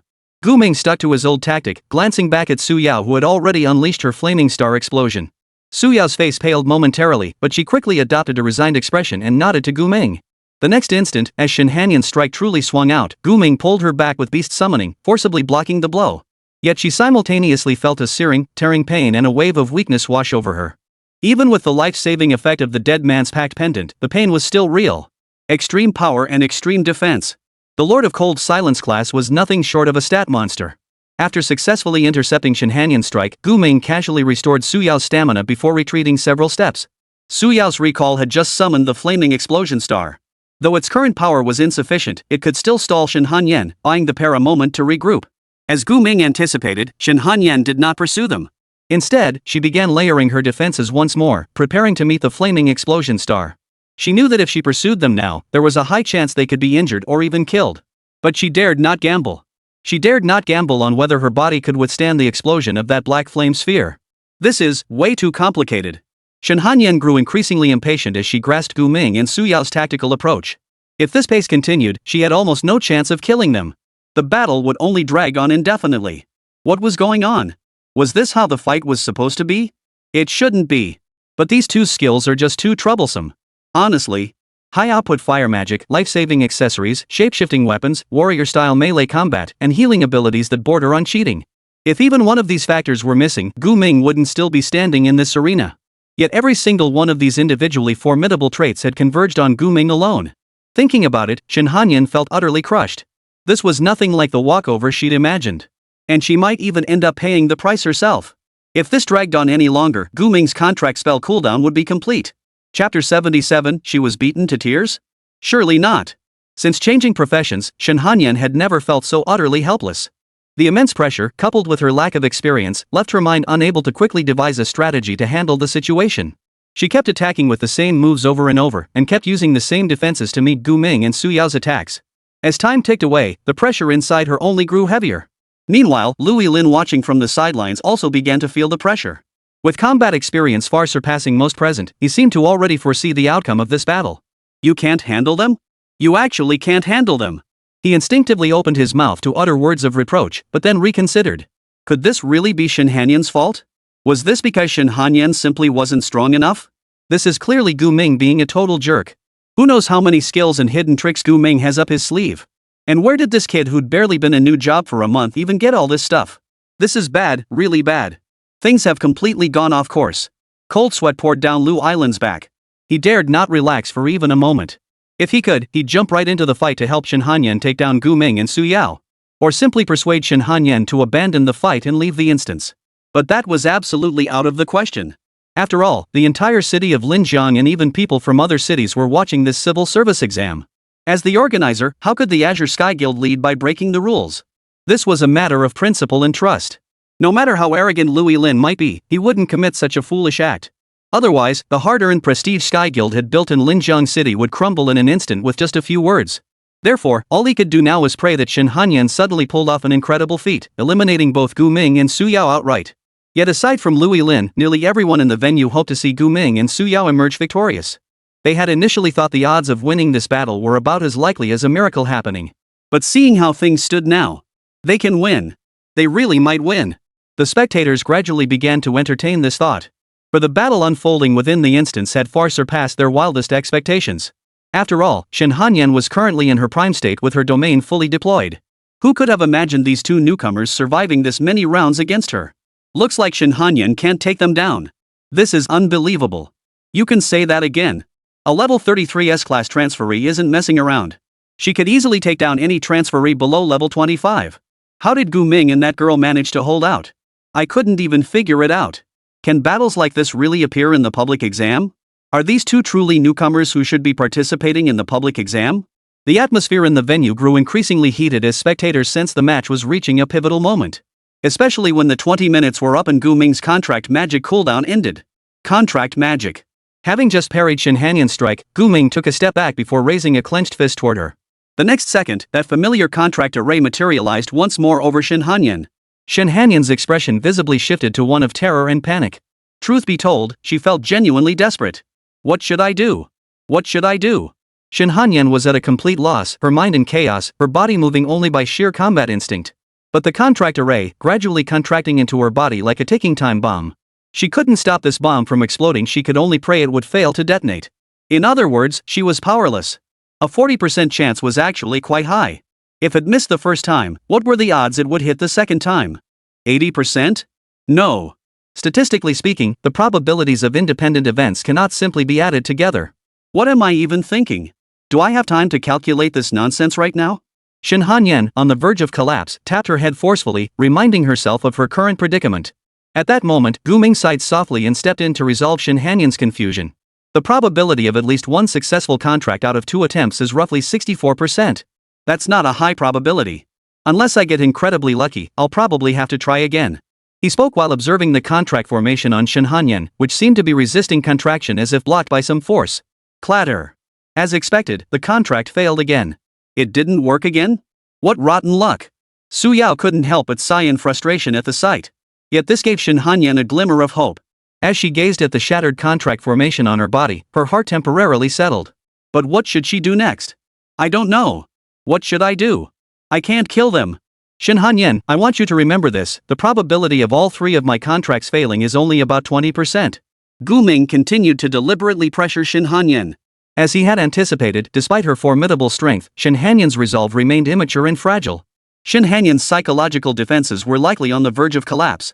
When a person's psychological defenses crumble, even if they possess extraordinary abilities, it becomes extremely difficult for them to perform normally. Shin, you can't give up. Lu Ningxia, hiding near the arena entrance, whispered encouragement to Shin Hanyan. Though Shin Hanyan couldn't hear her. As a public figure, she was adept at reading people. She could tell Shin Hanyan was in a terrible state, nearly on the verge of collapse. All she could do was silently cheer her on from afar. But if Shin Hanyan's condition continued to deteriorate like this, Gu Ming would truly win. Shin Hanyan felt physically exhausted, but her inner weariness was even greater. She launched another attack on Gu Ming, just as before, but her momentum was clearly nowhere near what it had been. She considered bypassing Gu Ming to attack Su Yao, who was chanting her spell. But that wouldn't have worked. Gu Ming could easily recall Su Yao back to his side before her attack reached her, leaving Shin Hanyan's strike to miss its mark. Thus, caught between these two obstacles, Shin Hanyan repeatedly attacked Gu Ming, wounding him, only to have to defend against the flaming star explosion herself. Only to witness Gu Ming and Su Yao fully restored to full health and full stamina. How could she possibly win? This was impossible. Wah. After failing yet again to kill Gu Ming, Shin Hanyan was utterly devastated. She collapsed to her knees on the ground, sobbing helplessly. The girl's sobs echoed within her heavy armor, sounding utterly strange to any outsider. Gu Ming was about to resume the fight in rhythm, but when he saw Shin Hanyan suddenly kneel on the ground and emit strange sounds, his mind froze for a split second. But his pause lasted only a fraction of a second before he casually conjured a fireball and hurled it toward Shin Hanyan's face. Unexpectedly, Shin Hanyan neither defended nor dodged this time. She took the fireball squarely on her face, and the force of the impact sent her sprawling backward onto the ground. Seemingly drained of all strength to resist, she lifted her hand to remove her goggles, revealing a face as beautiful as frost-covered snow beneath them, though her eyes were red from crying. She began wailing like a child. Wah. Bullying. That's so mean. Chapter 78, The Third Contract. Once Shin Hanyan began crying, it felt as though the entire world fell silent. All that could be heard was her sobbing, filled with grievance and unwillingness. Who could have imagined that this figure, once so domineering, clad in heavy armor, seated upon the ice throne like a queen, would suddenly abandon the fight and collapse onto the ground, weeping uncontrollably? What was going on? Trying to disrupt my rhythm? Gu Ming frowned, finding Shin Hanyan's behavior utterly bizarre. He didn't let his guard down, switching black radiance to spear mode and coating it with a layer of magic flame as he assumed a powerful throwing stance. Su Yao, seeing Shin Hanyan begin to cry, had already softened her heart and absorbed the flame explosion star she adjusted. But she never expected Gu Ming to still intend to attack Shin Hanyan. She rushed forward, grabbing Gu Ming's arm and urgently pleaded. No, no, no. She's crying already, and you still want to hit her? Maybe she's just trying to distract us. It's a dumb tactic, but it often works. Gu Ming eased his grip slightly but didn't lower the black jade in his hand. He kept his eyes fixed on Shin Hanyan, as if she might lunge at him at any moment. Su Yao was utterly speechless. She turned to look at Shin Hanyan lying on the ground, wallowing in self-pity and sobbing, with a hint of pity in her eyes. As a girl, she might possess just a tad more empathy than Gu Ming. She could clearly sense that Shin Hanyan's state right now was absolutely not an act.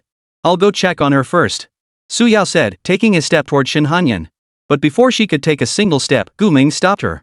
Forget it, I'll handle this. You stay back and provide support. Gu Ming switched Heiyao back to shield mode and walked toward Shin Hanyan himself. Cheater! You're cheating! How can you fight like this? Shin Hanyan cried, looking like a child bullied repeatedly by adults. The bitter cold around them caused her tears to freeze instantly, clinging to her face like icicles. She looked utterly pitiful. But Gu Ming paid her no mind. He walked up to Shin Hanyan with his shield raised, poked her leg with its tip, and asked, You're done fighting? Shin Hanyan nodded with a choked voice. The look in her eyes directed at Gu Ming still held anger, but more than that. A little girl's reproach? All right. Gu Ming kicked the heavy sword and shield, now stripped of their frosty sheen, aside. He then used the shield-shaped black jade as a stool, plopping down on the ground and pulling out a chocolate bar to eat. Though Shin Hanyan had abandoned the fight, that didn't mean he would abandon her. Once the cooldown on his contract magic ended in a few minutes, he'd still have to bind it to her. Su Yao watched the pair, lying on the ground crying while he sat beside her eating chocolate, looking as peculiar as could be. So she jogged over, crouched down in front of Shin Hanyan, and studied the coldly beautiful face beneath the heavy armor while gathering her thoughts. After several seconds of deliberation, all she could manage was, Are you okay? Shin Hanyan remained silent. She was fine. Could someone who was fine lie on the ground crying like that?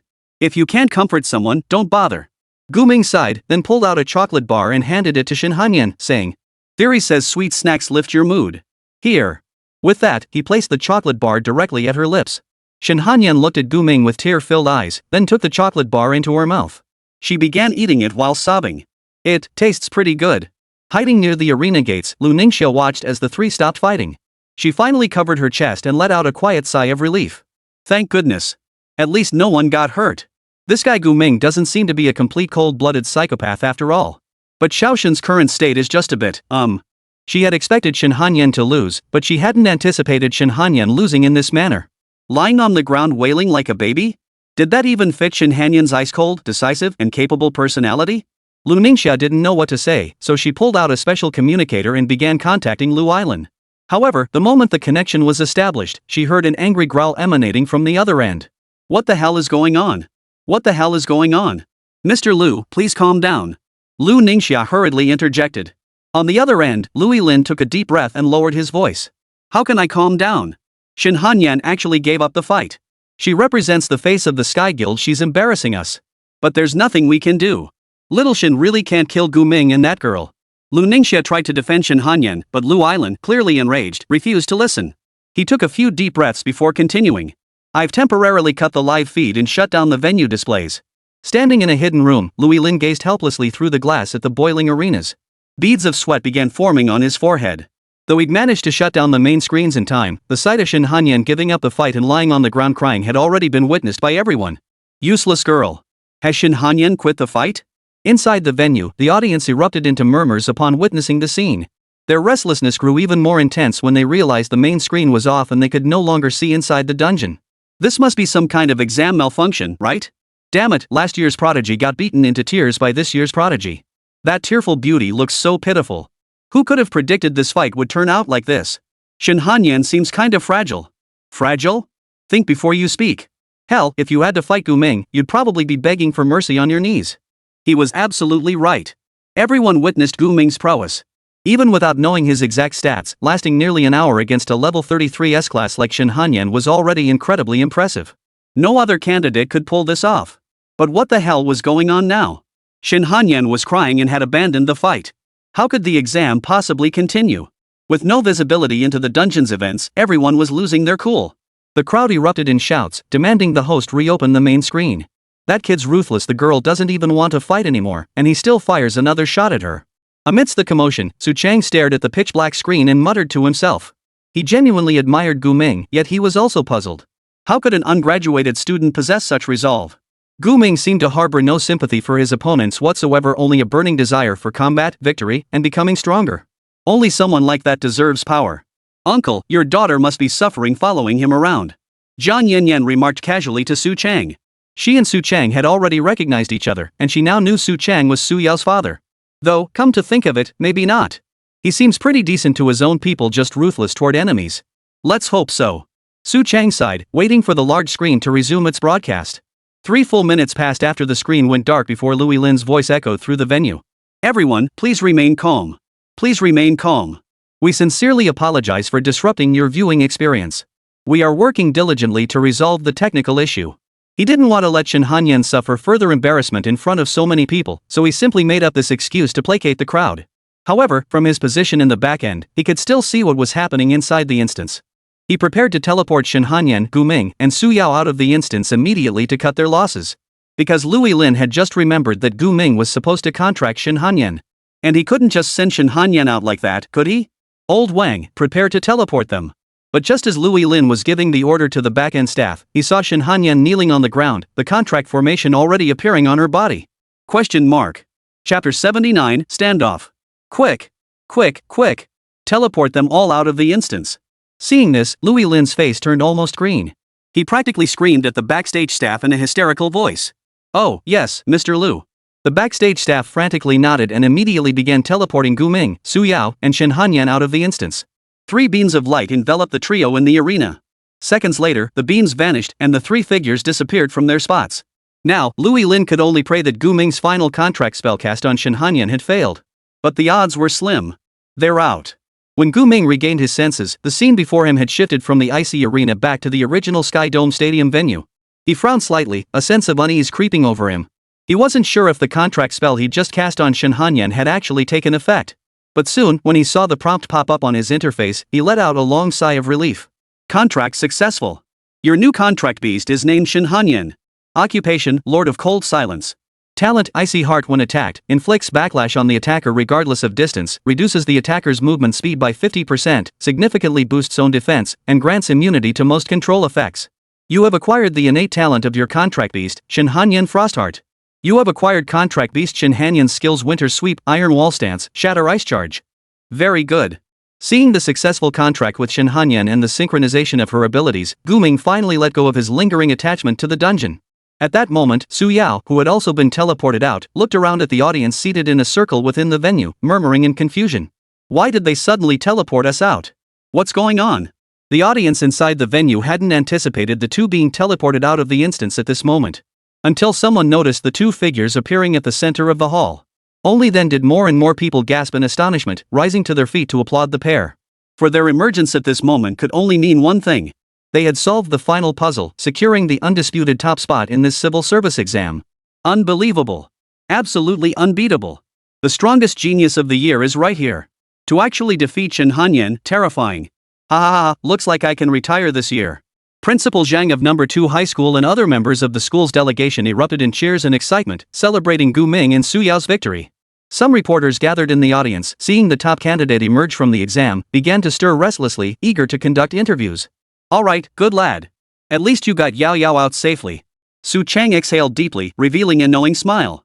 Zhang Yanyan raised an eyebrow, whether from delight or something else, no one could tell, then stood up and walked away without a word. Meanwhile, in the backstage room, Louis Lin was frantically searching for Shen Hanyan, who had been teleported out. When he arrived at the room where Shen Hanyan had been teleported out and saw her sitting on the sofa, he immediately suppressed his anger and asked. Xiao Shun, are you? I've been contracted. Gu Ming's final contract spell succeeded. Shen Hanyan spoke without waiting for Lu Elin's question, her expression utterly blank. Her expression betrayed neither joy nor sorrow, only a faint resignation and acceptance. Upon hearing Shen Hanyan's answer, Lu Elin could no longer contain his rage. He grabbed a vase and smashed it to pieces on the floor. Crash! His eyes widened as he stormed before Shen Hanyan, demanding, "Why did you give up the fight? How dare you just lie there crying? Do you realize how much you've disgraced the Sky Realm Guild?" Shen Hanyan slowly lifted her tear-streaked face to meet Lu Eilin's furious gaze. Her lips trembled for a long moment before she finally managed to utter, "I'm sorry." At this point, she had no intention of making excuses. Because among class changers, weakness was an original sin, and defeat meant you had no justification. No matter the reason, defeat was defeat. No one could blame anyone else. Lu Island felt his breathing grow heavy. He plopped down onto the ground, ruffling his carefully styled long hair as he began to mutter to himself. What a loss, what a loss. This time, I've really lost big. He felt terrible, for this outcome diverged so drastically from his expectations. Shouldn't Gu Ming have crumbled under Shin Hanyan's overwhelming power, revealing utter despair before slinking away in shame and abandoning the exam? But what was happening now? The tables had completely turned. The ones left humiliated were the Sky Realm Guild and himself, Louis Lin. Not only had he lost face, but he'd lost his dignity. Shin Hanyan had been contracted, damn it. Though the Beastmaster profession is trash, its binding spell makes any creature it takes effect on the Beastmaster's absolute private property. No one could fathom why Gu Ming could even bind a transferee, but now that it had happened, pondering the reasons was useless. Louis Lin's mind raced, calculating how to handle this situation and minimize the damage. Meanwhile, Shin Hanyan sat nearby, her expression desolate. Head bowed, it was unclear whether she was lost in thought or simply staring into space. The faint trace of the chocolate bar Gu Ming had given her still lingered at the corner of her mouth. Got it. As a businessman by nature, Louis Lin quickly devised a countermeasure. After instructing Shin Hanyan to stay in the room and not move, he tidied his appearance, returned to the host's position, and activated the large screen. What he did next was straightforward. He openly acknowledged that Gu Ming and Su Yao had achieved a tie for first place. He then delivered some polite, ceremonial remarks to steady everyone's emotions before resuming the civil service exam. After all, the exam was still ongoing, with many candidates still in the testing rooms. Then, under the pretext of reviewing the final results, he summoned Gu Ming and Su Yao to a private room. This time, upon learning Louis Lin wished to see him, Gu Ming did not refuse, for he too had matters he wished to discuss with Louis Lin. Inside a luxurious suite, Louis Lin sat elegantly with his legs crossed on the sofa. Upon seeing Gu Ming and Su Yao arrive, he poured them both glasses of red wine. I don't drink. Gu Ming pushed the glass away. Su Yao followed suit. Forgot you two are still students. My bad, sorry about that. Louis Lin chuckled, downing all 3 glasses of red wine on the table in one go. As he did so, he studied Gu Ming's micro-expressions, considering what opening line to use for the upcoming negotiation. But before he could speak, Gu Ming addressed him first, his tone accusatory. Manager Lu, have I offended you? Louis Lin froze slightly, his forced smile instantly freezing on his face. He slowly turned his head to stare intently at Gu Ming's face. In an instant, the room grew heavy with tension, thick with the smell of gunpowder. Chapter 80, the civil service exam is finally over. Stepping into a brand new world. Young man, what do you mean? I don't understand. After a second of silence, Louis Lin chose to play dumb, reverting to a nonchalant expression. But Gu Ming couldn't be bothered with small talk. He pressed on. I'm not an arrogant person, but I think the design of this civil service exam is utterly unreasonable. Transferees like Shin Hanyan are practically impossible for ordinary candidates to defeat. But you defeated her. Does that prove the exam's design is flawed? Louis Lin retorted. The fake smile on his face had faded considerably as he fixed his gaze on the youth before him, who was attempting to seize control of the conversation. Seeing Louis Lin still putting on airs, Gu Ming decided to lay it out plainly. Manager Lu, you're deliberately targeting me, trying to make me lose. But unfortunately for you, no matter what kind of battle it is, I have to win. By any means necessary. So you can stop wasting your energy on this.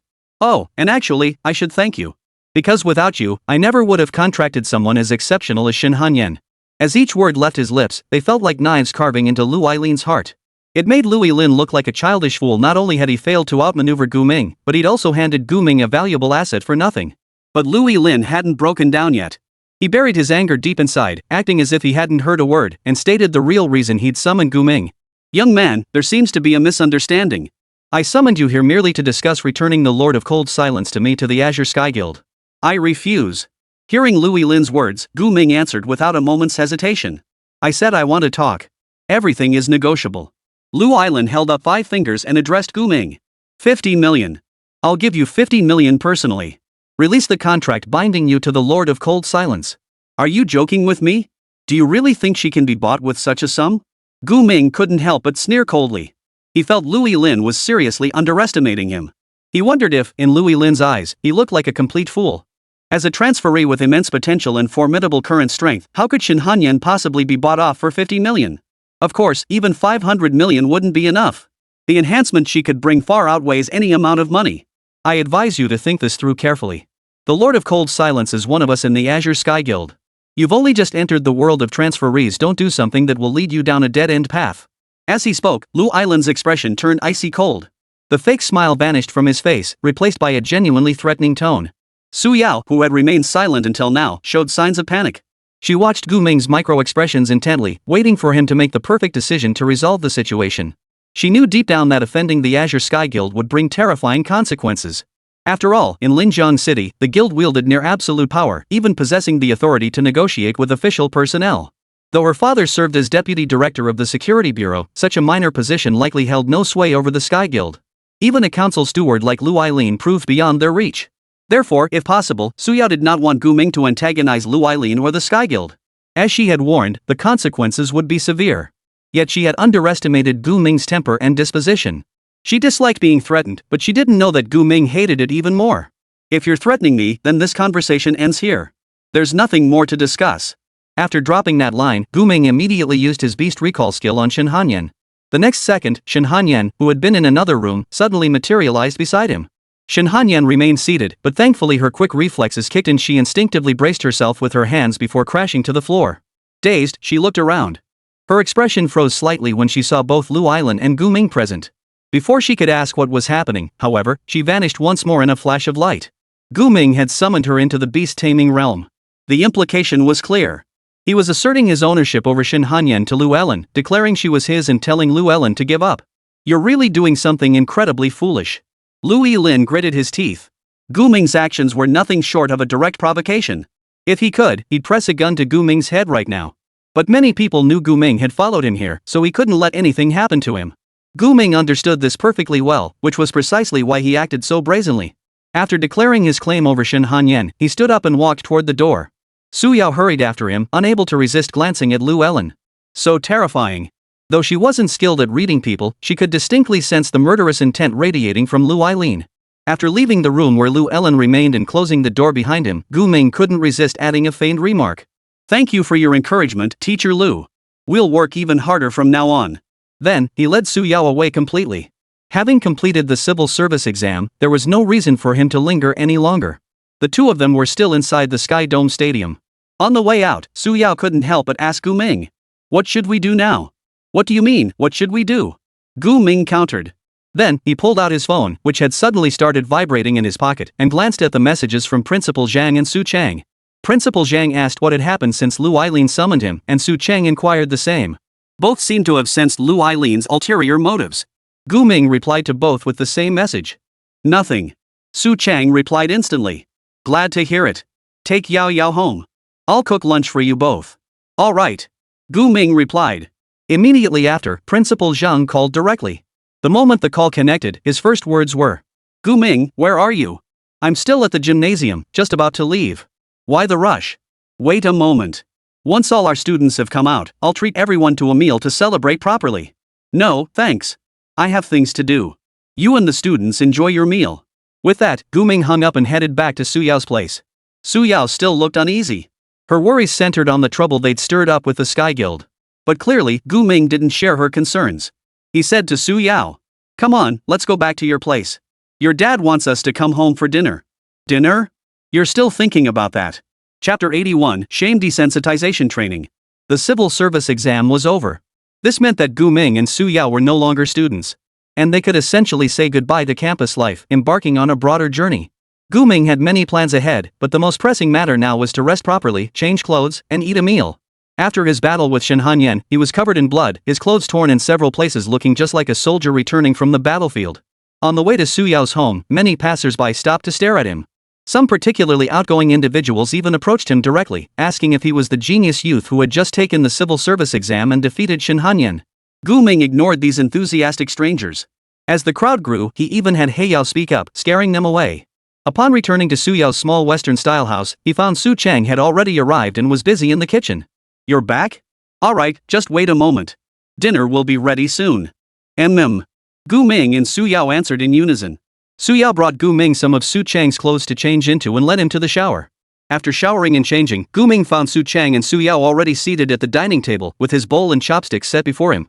Thank you for your trouble, Uncle Su. After saying this, he sat down beside Su Yao. You brat, if you stop getting my daughter into trouble, I wouldn't be so tired. Su Chang snapped at Gu Ming. Su Yao whispered to Gu Ming. I told my dad everything. She felt a twinge of guilt as she spoke, fearing Gu Ming might be angry. But to her surprise, Gu Ming merely nodded, as if he had anticipated this outcome all along. Su Chang watched the intimate pair with a slightly complicated expression, but finally spoke up. Gu Ming, you've got some nerve messing with those bastards from the Sky Guild. They started it. I never intended to have anything to do with them. Gu Ming replied calmly while eating. Su Chang gave a slight nod. He knew Gu Ming was right. Logically speaking, the Sky Guild had brought this trouble upon themselves. But this world often doesn't play by the rules. Especially those wielding absolute power to a certain extent, they operate above societal rules. But now they've set their sights on you. Things are going to get tough for you from here on out. Su Chang remarked. As a middle-aged man who had navigated the bureaucracy and guilds for years, he possessed a profound understanding of the treacherous nature of human hearts. But whether Gu Ming was a fearless young bull or genuinely bold and fearless, his face showed not a trace of worry. These bastards wield immense power, especially that Lu fellow. Word is that after he joined the Sky Guild, they've infiltrated nearly every industry in Linjiang City. You could say they've truly become all-powerful. You could say that. The Sky Guild not only possesses stronger class changers than other guilds in Linjiang City, but also holds more resources and wealth. If they set their sights on you, you'd better start thinking seriously about what to do. Su Chang said earnestly to Gu Ming.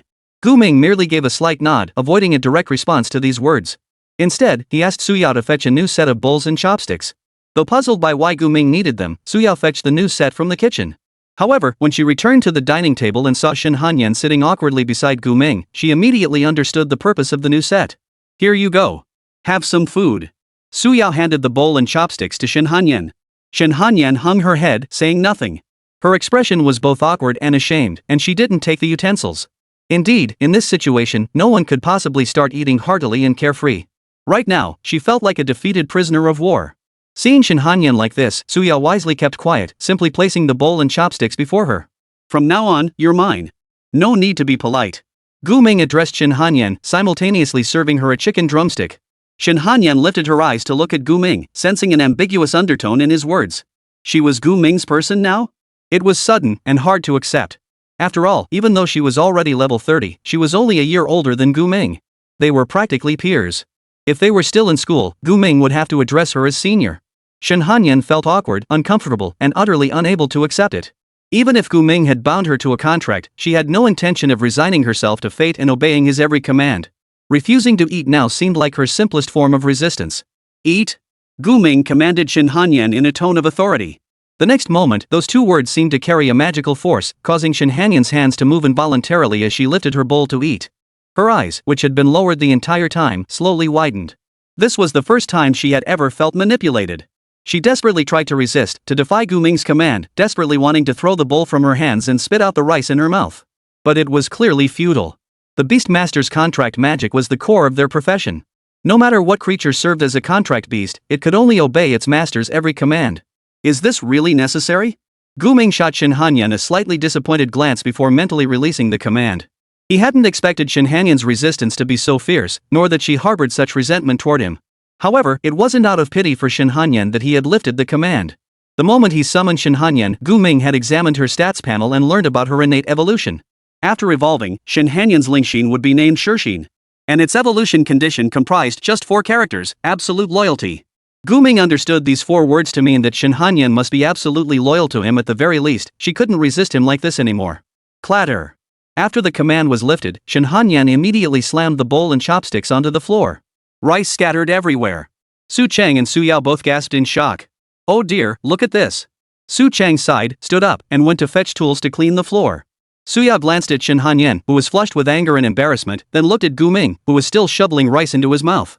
For a moment, she didn't know what to say. Honestly, given her temper, if anyone dared to slam bowls and chopsticks on her family's dining table, she'd have slapped them right then and there. But now she understood Shen Hanyan's situation. After all, she too had been bound by Gu Ming's contract back then. And when Gu Ming had bound her, he hadn't even bothered to ask. Shen Hanyan smashing her bowl now showed she'd calmed down considerably. Whereas Su Yao had wanted to kill Gu Ming outright back then. Sorry, I'll handle this myself. I'm sorry for the trouble. Shen Hanyan realized her earlier behavior had been impolite. She took the tools from Su Chang's hands and began cleaning the floor herself. Su Chang could tell Shen Hanyan was a well-mannered girl. Having shed her heavy armor and weapons to don civilian clothes, Shen Hanyan now resembled Su Yao's older sister in Su Chang's eyes.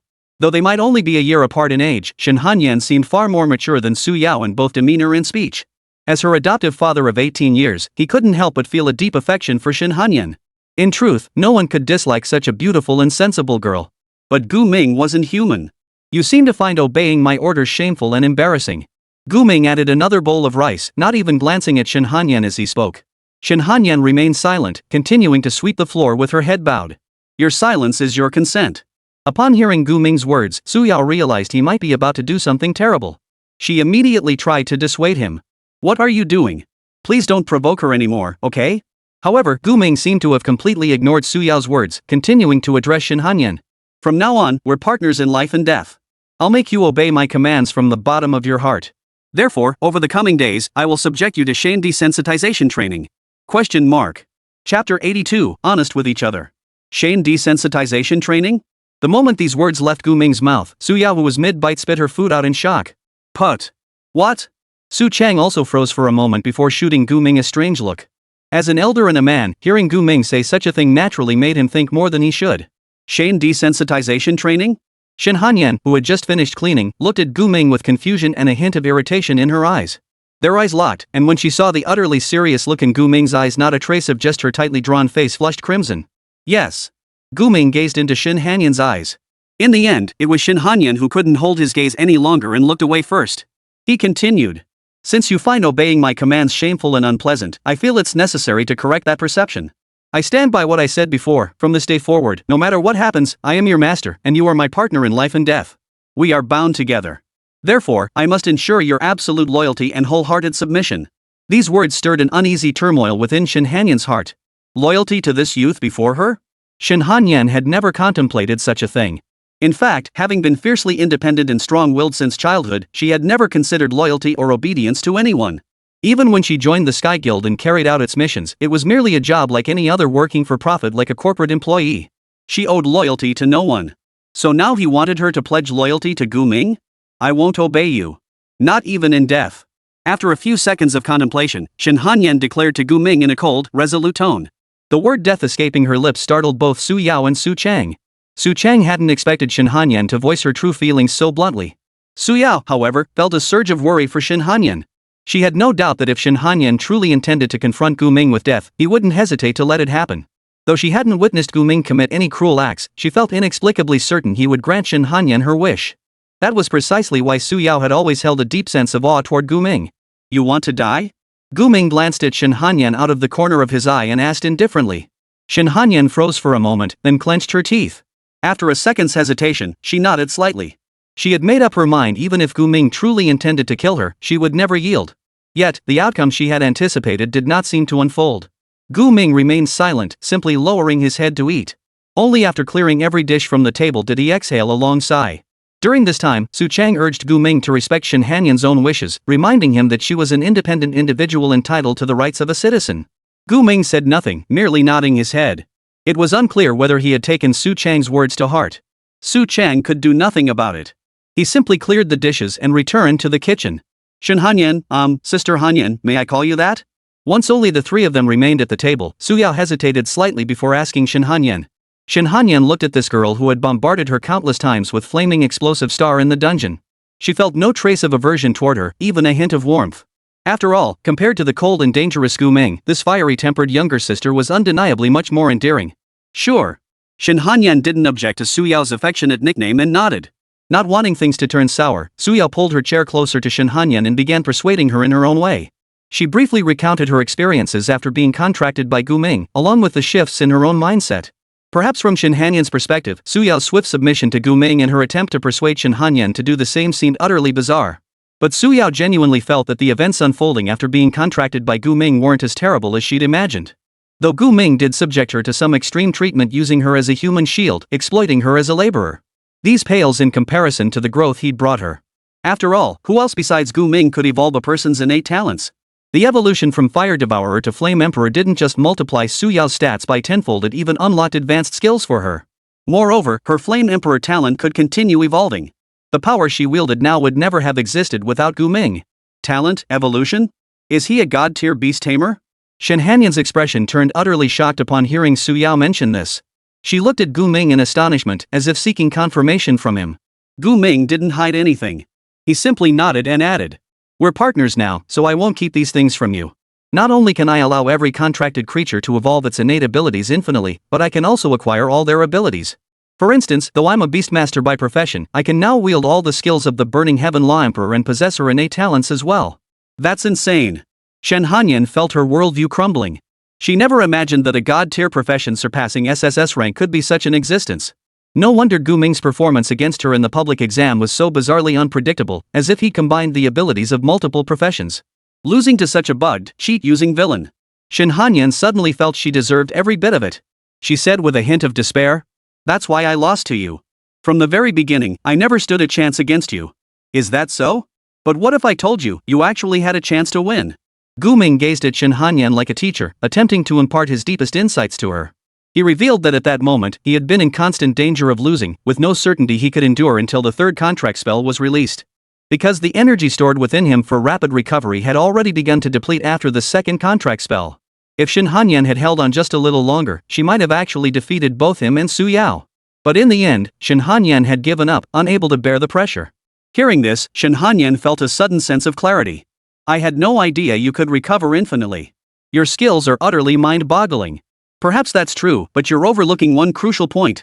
Gu Ming pointed at Su Yao and continued. She doesn't possess my level of regeneration. The reason she could continuously unleash advanced skills to wear you down was because of that black slime. I'd imagine that if you focused your attacks on my slime, I'd be in real trouble. After all, it's so massive I couldn't protect it the way I protect Su Yao. Most crucially, your ice-based skills are highly effective against slimes. So, ultimately, you had plenty of ways to win, but you chose to waste your energy fighting us like an idiot. You relied too heavily on your class's inherent power and your innate talent. That's why you couldn't defeat me, someone 10 levels below you. After all this, do you understand? Shen Hanyan remained silent. She felt the confidence she'd built over a year crumbling away after just a few sentences from Gu Ming. Chapter 83, I have a special method for desensitizing shame. What am I supposed to understand? That I'm an idiot? Shen Hanyan asked Gu Ming, then gave a self-deprecating chuckle. She truly felt like an idiot. Even with a 10-level advantage, domain enhancement, and gear buffs, she still couldn't defeat Gu Ming. What else could she be but an idiot? That's just one part of it. Gu Ming showed no intention of comforting Shen Hanyan, instead continuing. What you should understand most is that I am stronger than you, much stronger. So submitting to me is no shame, it will actually make you stronger. Let me be clear, your talent, Lingxin, has evolved into Shixin. But its evolution hinges on your absolute loyalty to me. With that, there was no longer any concealment between Gu Ming and Shen Hanyan. Or rather, he held nothing back from Shen Hanyan. He placed complete trust in her. This was the bearing of a true Beastmaster. While I can't be certain what effects Shixin will have, judging by the name, it will likely bring a qualitative change to your abilities, freeing you from being confined to an ice-type heavy warrior. Time Heart. The character time, could it mean it's related to mastering temporal abilities? Among all abilities available to class changers, time manipulation was practically a game-breaking power. Even the weakest skill that could influence time could make its user exceptionally powerful. As Shen Hanyan listened to Gu Ming's description, a faint stir of desire began to stir within her. The prospect of her talent evolving especially toward the time element was something countless class changers dreamed of. And now, this opportunity was right before her eyes. By pledging loyalty to Gu Ming, she could become even more powerful. This enticing prospect stirred even Su Yao beside her. She hurriedly asked Gu Ming, "What about me? What about me? What will my next talent evolution be? Could it surpass the realm of a fire mage? Your talent can evolve into Manhwa next, provided you defeat a level 50 dungeon boss. I mentioned this to you before." Gu Ming replied. "Manhwa, it still sounds like it's within the realm of fire." Su Yao felt a hint of disappointment. She yearned to experience abilities beyond the fire element, but such a request seemed rather extravagant. At that moment, Yao, who had been sitting quietly in the corner, couldn't help but ask. Big bro, what about me? Can my talent evolve too?" Your evolved talent is called body-rending reconstruction. The condition is to sever a weapon that also possesses a spirit. Gu Ming replied to Yao. Yao's eyes darted around excitedly before lighting up with delight. As if his once bleak and hopeless life had suddenly become filled with promise. Great. Big bro, I knew following you wouldn't be a bad deal. Now you can shut up. Oh. After learning that Gu Ming could evolve its innate abilities, Yao grew even more loyal and obsequious. Hearing a weapon speak sent a chill down Shen Hanyan's spine, but she said nothing, merely lost in her own thoughts. Should I obey Gu Ming's orders to become stronger? This felt like a transaction, making it difficult for him to truly pledge loyalty to Gu Ming. Gu Ming had long anticipated this, so he never intended for this matter to become a transaction. Alright, I've said all I need to say. Now it's time for action. Gu Ming rose from the table, bid farewell to Su Cheng, who had finished his chores in the kitchen, and prepared to leave with Su Yao and Shin Hanyan. Su Cheng sighed, knowing he could no longer interfere with Gu Ming's actions. He could only urge him to be careful. Shin Hanyan, though reluctant to be manipulated by Gu Ming or follow him, couldn't stay in someone else's home any longer. Thus, she left with Gu Ming and Su Yao. Su Yao, what kind of activities do you think would be suitable for shame desensitization? Gu Ming asked Su Yao as they stood on the street. Su Yao pondered for a moment, unsure how to answer Gu Ming. Truthfully, once she grasped the meaning of shame desensitization, the first utterly humiliating scenario that flashed through her mind was running naked through the streets. But she dared not voice the thought aloud. After all, Gu Ming might actually dare to make Shin Hanyan do something like that. Ever since she started sleeping with Gu Ming, she'd noticed he seemed to have some gaps in his understanding of relationships and morality. That woman in white who had always acted as a parental figure to Gu Ming seemed to have never taught him anything about these matters. Come to think of it, who could expect a pseudo-human monster to understand parenting? After carefully gauging Gu Ming's mindset, Su Yao reluctantly offered a suggestion that wasn't too outrageous or shameful. Maybe, wearing strange clothes in public? Would that be shameful enough? To her surprise, this full-of-holes suggestion was actually accepted by Gu Ming. Not a bad idea. Gu Ming nodded, then immediately turned to the flustered Shin Hanyan and said, "Then, I'm going to make you wear some strange clothes." What? What kind of strange clothes? What do you want me to do?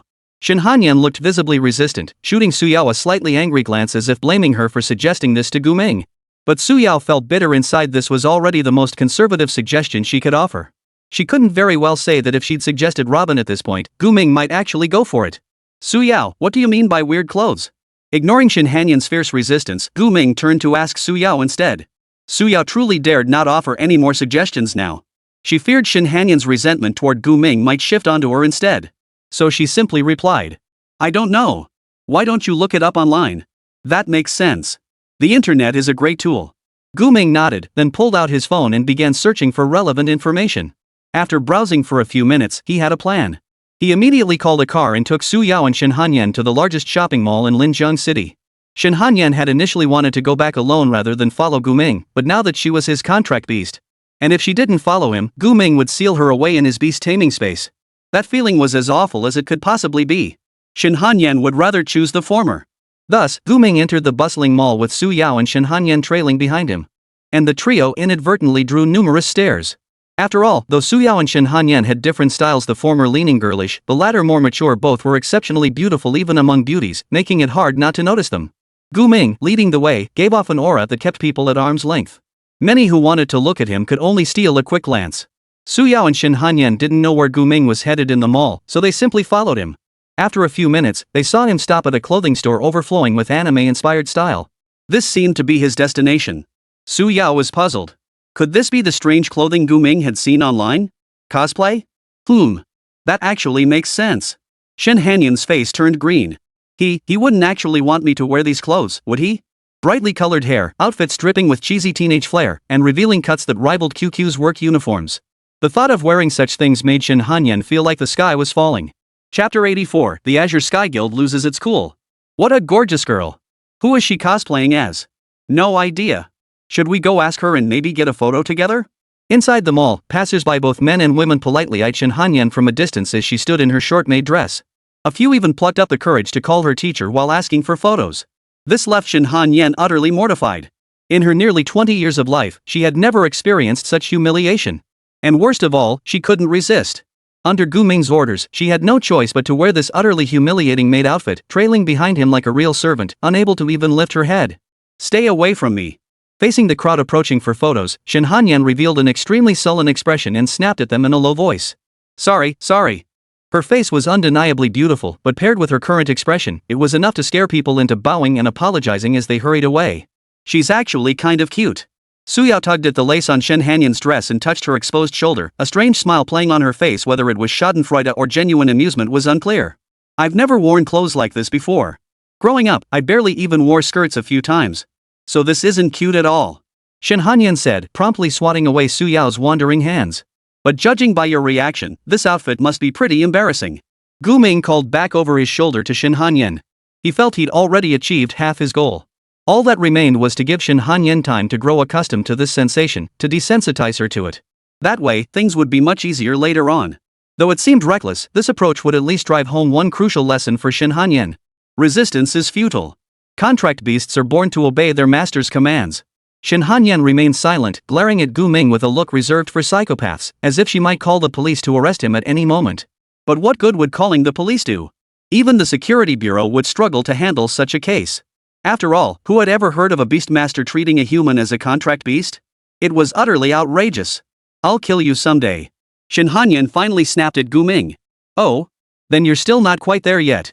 Gu Ming chuckled, then turned to Su Yao with a playful tone. This girl reacted way more dramatically than you did earlier, but she didn't kill me either. Besides, I've given you chances to kill me before. You just couldn't bring yourself to do it. Sigh. Su Yao sighed, too weary to bicker with Gu Ming anymore. Anyway, she had resigned herself to her fate now, thinking being a contract beast wasn't so bad after all. So she changed the subject and asked Gu Ming. So what are we doing next? Are we really going to take her shopping? That sounds pretty boring. Got any better ideas? Gu Ming countered. Now that the civil service exam was over, his next step, according to plan, was to find a suitable guild. But he wasn't in any rush about it, because he didn't need to look for one at all. Guilds from Linjiang City were already bombarding him with text messages, phone calls, and friend requests. He could easily go home and take his time choosing among them. As for Shin Hanyan, let's head home first. There's nothing to do today, just rest up. Yay! Rest. Su Yao looked thrilled when Gu Ming said they were going home. After all, during the battle with Shin Hanyan in the dungeon, she had been hovering near physical exhaustion the entire time. Even if her body wasn't weary, her spirit was on the verge of breaking. Shin Hanyan's reaction, however, was different. She hesitated before asking Gu Ming. Should I come back with you too? Yes. Gu Ming nodded slightly, then thought of something and said to the disappointed Shin Hanyan. But I'll give you time to handle your own affairs. If you have anything, just tell me, I can help you. When? Right now. All right. After receiving Gu Ming's promise, Shin Hanyan turned to leave. But as soon as she took a step, she looked down at her maid outfit. Was she supposed to return to the Sky Guild dressed like this? Absolutely not. She couldn't possibly show her face to the guild members like this. So Shin Hanyan asked again. Can I change out of this outfit now? No. Unless you need to rest, you must wear this for the next 3 days. Gu Ming's tone brooked no argument. Shin Hanyan gritted her teeth, but unable to defy Gu Ming, she could only nod and say to him. Then I'm heading back to the Skycliff Guild's base right now. No problem. I'll summon you back to my side at noon tomorrow. Gu Ming answered without hesitation, but then asked curiously. Aren't you going home first to tell your family about what happened today? I have no home, no family. Shin Hanyan trailed off, seemingly deciding it was pointless to share this with Gu Ming. Her face showed no sorrow over the matter, only a faint indifference. Being naturally solitary, she had little concept of home or family, for she had never possessed either. Thus, the Sky Guild was now the only place she could go, the only place she could rely on. Gu Ming didn't press further, simply letting Shin Hanyan leave on her own while he took Su Yao home. What a terrible day. Now alone again, Shin Hanyan bought a coat from a random street shop to cover herself, then walked toward the Sky Guild's largest base. The Sky Guild maintained numerous outposts across Linjiang City, but its largest headquarters occupied an entire building. Shin Hanyan pulled out her phone and sent a text to the Sky Guild's public number. After receiving a brief reply, she quickened her pace. In her mind, only the council stewards of the Sky Guild could resolve her current predicament. What she didn't know was that, at that very moment, an argument had erupted within the Sky Guild stronghold. In a spacious, well-lit, and exquisitely decorated living room, 2 men and 1 woman were engaged in a heated argument. Mr. Liu, what exactly should we do now? Are we just going to stand by and watch Xiao Shun become that man's possession? That's utterly irresponsible. Lu Ningxia confronted Lu Ailan loudly. Beside her, old Young, a burly man in a white vest, towering 2 heads above Lu Ningxia, echoed her words. Exactly, old Yang. I told you this was a bad idea. See? Now look what happened. What about Xiao Shun? The 2 men alternated between questioning and berating Lu Yilin, as if he were a defendant awaiting trial. Sitting on the sofa, his hand pressed against his forehead, Lu Yilin felt nothing but irritation. Yet he knew the fault lay squarely with him. He had never anticipated Shin Hanyan losing, much less that she would be directly contracted by Gu Ming. Enough, enough. Stop right there. Let me check my inbox. Using a flimsy excuse to silence them, Lu Yilin pulled out his phone and scanned his messages. And to his surprise, he found a message signed by Shin Hanyan. Shin Hanyan will be back soon. Once she returns, everything can be discussed. You two just calm down for now. Chapter 85, Worse Than Beasts. To the Sky Guild, Shin Hanyan was a promising new recruit. But not everyone paid her much attention. Therefore, now that trouble had arisen, only Lu Aileen, Lu Ningxia, and Old Yang were genuinely concerned. while the other council members, stewards, and even the guild master all seemed indifferent. As for the rank-and-file guild members, they might care about the situation, but to them, Shin Hanyan's safety wasn't a priority. They just wanted to feast on juicy gossip and hear entertaining scandals. Little Shin's back? That's great. Upon hearing the news of Shin Hanyan's return, Lu Ningxia appeared genuinely delighted. She murmured. Maybe that little guy isn't as scary as we thought. He might have already broken his contract with little Shin. Poof. You people in the entertainment industry, are your minds really that simple? Or do you think everyone out there is a kind-hearted saint? Seeing Lu Ningxia so delighted, Lu Island couldn't resist sneering. His words displeased Lu Ningxia, but old Yang remained silent. Because old Yang knew Lu Yilin was right. There weren't that many good people in this world, and even fewer selfless, kind-hearted actions. How could Gu Ming possibly dissolve his contract with Shin Hanyan? Ask yourself, if you had a level 33 S-class job transfer candidate and she was also an exceptionally beautiful girl, would you, as a fledgling Beastmaster, let her go? No way. Because you'd have absolutely no reason to do so. Lu Yilin and old Yang understood this truth well. That's why, upon learning Shin Hanyan was returning, they didn't celebrate prematurely. Then what should we do? Lu Ningxia asked weakly, feeling as deflated as a punctured balloon. She cared deeply for Shin Hanyan and couldn't bear to see her once promising future ruined like this. I have my own plan. Lu Yilin replied. Though his tone was decisive, it was clear to everyone that he wasn't entirely confident either. Old Yang and Lu Ningxia had little else to say. They each sat down on the sofa, waiting for Shin Hanyan while engaging in a half-hearted conversation. Their conversation, naturally, revolved around Gu Ming. Truth be told, they were much like Lu Island. None of them had anticipated Shin Hanyan losing. After all, Shin Hanyan was a level 30 player. How could she possibly lose to Gu Ming? Judging by Gu Ming's performance on the field, he was at least 8 levels below Shin Hanyan. In battles between other class changers, such a level gap would usually decide the outcome in 2 or 3 rounds. And Shin Hanyan even had a domain. I just don't get it. Is that kid a Beastmaster? But how could a Beastmaster perform like that? Lu Ningxia held her face, her pretty features clouded with confusion, though it wasn't clear who she was addressing. Old Yang stroked his stubble-covered chin, seemingly recalling Gu Ming and Shin Hanyan's battle. Oh, and there was also a girl named Su Yao in that fight. Beastmasters shouldn't possess combat prowess themselves, they rely entirely on their contract beasts. But Gu Ming's fighting strength was absurdly exaggerated. That giant slime was likely his companion contract beast, while that little girl was probably a transferee he contracted later. If I were to speculate. Drawing on years of experience, old Yang began piecing together the known information. Ultimately, he arrived at a conclusion. Perhaps Gu Ming can draw power from his contract beast, a capability no other Beastmaster possesses. Which means class over limit. Lu Yilin voiced the answer old Yang had hesitated to articulate. Class transcendence was an extremely rare occurrence among class changers, so uncommon that it could be counted on one hand globally. Typically, talents, skills, and abilities within the same class below S rank are nearly identical, at the very least not exceeding a certain scope. But when a class possesses talents and abilities absent in other classes of the same name, that is class transcendence. Those who achieve this transcendence often see their class ratings surpass even SSS rank, ascending to the absolute pinnacle of God tier. A God tier Beastmaster, huh? A God tier Beastmaster. Lu Yilin kept repeating this possible answer. If Gu Ming truly possessed God tier skills, then everything that had happened before would suddenly make perfect sense. But this meant the situation was spiraling out of control. Transitioners possessing God tier professions could be counted on one hand worldwide. Each one was a formidable presence, compelling even national governments to lower their stature and cultivate relations with them. Should any nation secure the protection of a God tier class transfer, its global standing would soar dramatically, or its hegemonic position would be further cemented. If the nation discovered that Gu Ming was a God tier Beastmaster. No, forget if it's inevitable. Then I'll be utterly powerless against him. That was Lu Yilin's final conclusion. With that thought, he leaned back on the sofa, feeling an unbearable weight in his chest that refused to lift, leaving him utterly miserable. The three sat in the living room, exchanging silent glances. Half an hour later, a figure clad in a coat appeared. It was Shin Hanyan.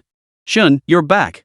Seeing Shin Hanyan return, Lu Ningxia rushed forward excitedly and embraced her tightly, like long-lost sisters reunited. Old Yang exhaled softly, watching the two embrace. Lu Ellen kept his face tilted upward, looking as if he might fall asleep. MHM. Shin Hanyan nodded. Lu Ningxia was, after all, a familiar face to her. Shin, what's with this outfit? It's not cold out. Why start wearing? Lu Ningxia immediately scrutinized Shin Hanyan. Shin Hanyan, noticing Lu Ningxia's gaze, instinctively tried to cover the maid outfit beneath her coat. But Lu Ningxia was no ordinary person. She grabbed Shin Hanyan's hand and pulled it away, then lifted part of Shin Hanyan's coat to reveal the hidden maid outfit underneath. Shin Hanyan tried to resist, but Lu Ningxia was incredibly strong. Even though she was a support class, her level advantage was undeniable. Ha! Lu Ningxia froze, then reached out to pinch Shin Hanyan's chest, feeling the softness as if to confirm the reality of what she was seeing. She had never seen Shin Hanyan wearing such a sexy and adorable outfit before. What are you doing? Startled, Shin Hanyan instinctively shoved Lu Ningxia away and stepped back, a faint blush spreading across her usually stern face. I'm sorry. I didn't mean to. Lu Ningxia quickly pressed her palms together in apology, then asked with concern and urgency. Xiao Shun, what's going on? Did that little brat do something bad to you? I knew it. Men everywhere are all the same. Shin Hanyan had only been led away by Gu Ming for a short while, yet she was already dressed like this. No one seeing this would think kindly of it.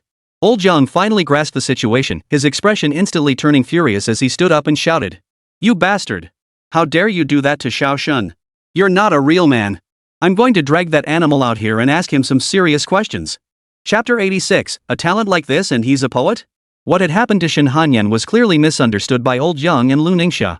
After listening to Shin Hanyan's flustered explanation, the two finally grasped the truth and calmed down somewhat. Alright, I thought this kid was the wolf in sheep's clothing type.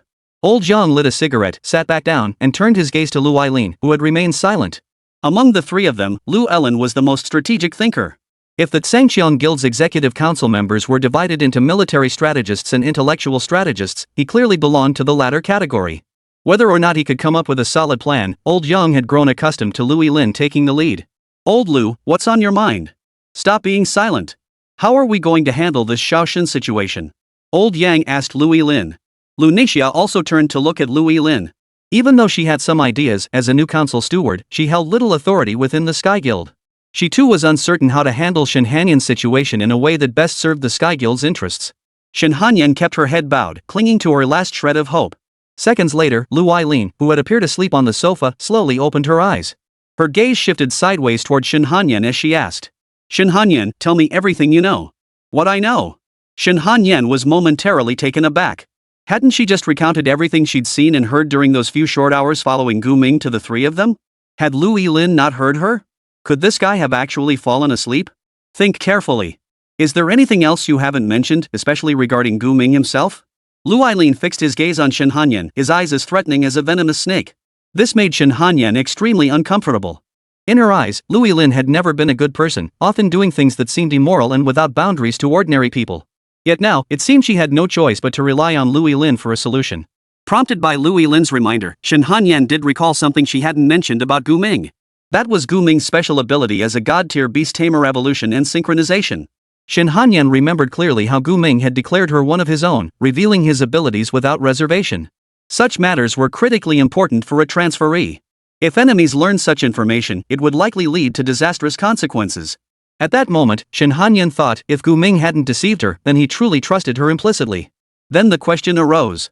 Should she betray Gu Ming? It wasn't quite betrayal, since betrayal only existed between true allies. Shin Hanyan, what are you hesitating about? Don't you want to speak up? Lu Eileen instantly noticed the shift in Shin Hanyan's expression and pressed her relentlessly. After a few seconds of hesitation, Shin Hanyan decided to tell a small lie, revealing only part of the information. He can synchronize the abilities of his contract beast, including its innate talents and skills. Upon hearing that Gu Ming could synchronize, the expressions of the three present were as shocked as they could be, filled with dread. However, Lu Eileen shook his head firmly, convinced there was more to the story. He knew Gu Ming was undoubtedly holding back information from Shin Hanyan. But even just this synchronization ability alone was a bit too much, wasn't it? Didn't that mean the more contract beasts Gu Ming had, the stronger he became? A contracted transferee gains the abilities of a transferee, and then... Lu Eileen recalled something, his expression turning grave as he muttered to himself. Then repeat the cycle: rapid, infinite growth. Continuously contract more powerful class changers to gain more talents. Meaning he now possesses at least 3 talents. His gaze shifted to Lu Ningxia and Shin Hanyan. Back in the dungeon, Gu Ming had attempted to contract Lu Ningxia but failed. At the time, everyone had dismissed it as nonsense. But when it happened to Shin Hanyan, they finally understood Gu Ming could genuinely contract class changers. This was utterly beyond anyone's comprehension. After all, no Beastmaster had ever managed to contract a transferee before. A Beastmaster, is this even a Beastmaster anymore? One possesses the talent of a fire mage, another that of a Beastmaster, and then there's little Shin's Lingxin talent. As Old Yang sorted through the chaos in his mind, cold sweat beaded on his forehead. Decades of established beliefs were crumbling before his eyes.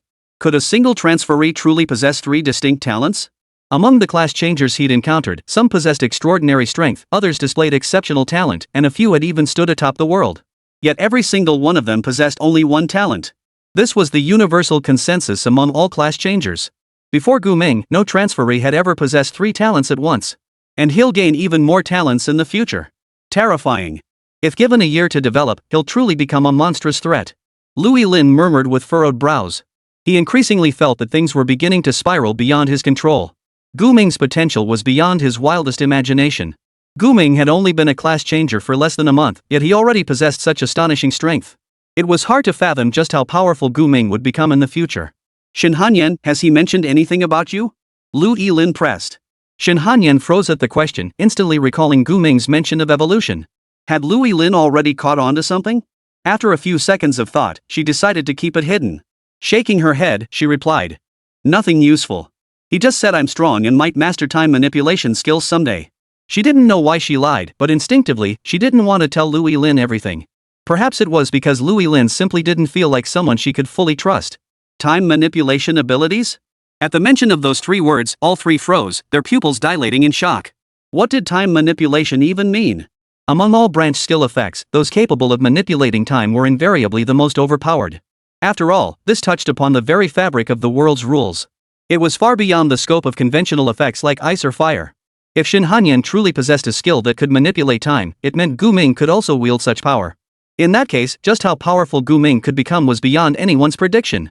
A beastmaster who can discern a contract beast's developmental path, that does make sense. Lu Island bit his finger, his expression complex and deeply troubled. He knew Shin Hanyan's current strength and potential inside out. After all, every member joining the Sky Guild had their information catalogued in the database. Truthfully, if Shin Hanyan could truly develop time manipulating skills in the future, it would be downright terrifying. Precisely because of this, Lu Yilin realized he couldn't make this decision alone. He couldn't make a decision with such far-reaching implications on his own, nor could he bear the weight of the consequences it entailed. Old Lu, are you planning to consult the guild leader? Old Jiang sensed Lu Yilin's thoughts and asked tentatively. Yes, I have no choice but to go to him. This matter has already exceeded my authority. Lu Yilin sighed, tilting his head back to rest against the sofa. The president. Lu Ningxia and Shin Hanyan exchanged glances. Neither had ever met the Sangqiang Guild's leader, knowing only that he was a man and incredibly powerful. Chapter 87, Unexpected Circumstances. Permafrost Domain, activate. At home, Gu Mingxin focused his mind. A domain roughly 10 meters in radius, whipping up biting winds and snow, unfolded from him. Its effect was nearly identical to when Shin Hanyan had used it before. The woman in white sitting at the dining table, witnessing this extraordinary sight, immediately clapped her hands in delight. So impressive. So impressive. That's a domain. My Gu Ming can already do this. Her eyes crinkled with a gentle smile, her voice brimming with genuine delight. Wah! But just then, a pained scream echoed from the bathroom. The next second, she opened the bathroom door, her body barely covered by a towel. She poked her head out, shivering violently, her hair frosted with ice crystals. Her face turned ashen when she saw the domain surrounding Gu Ming. Why did you activate your domain? I was taking a shower, and the water turned to ice instantly. I'm freezing to death. Oh, right. Gu Ming gave an awkward chuckle and immediately withdrew his domain.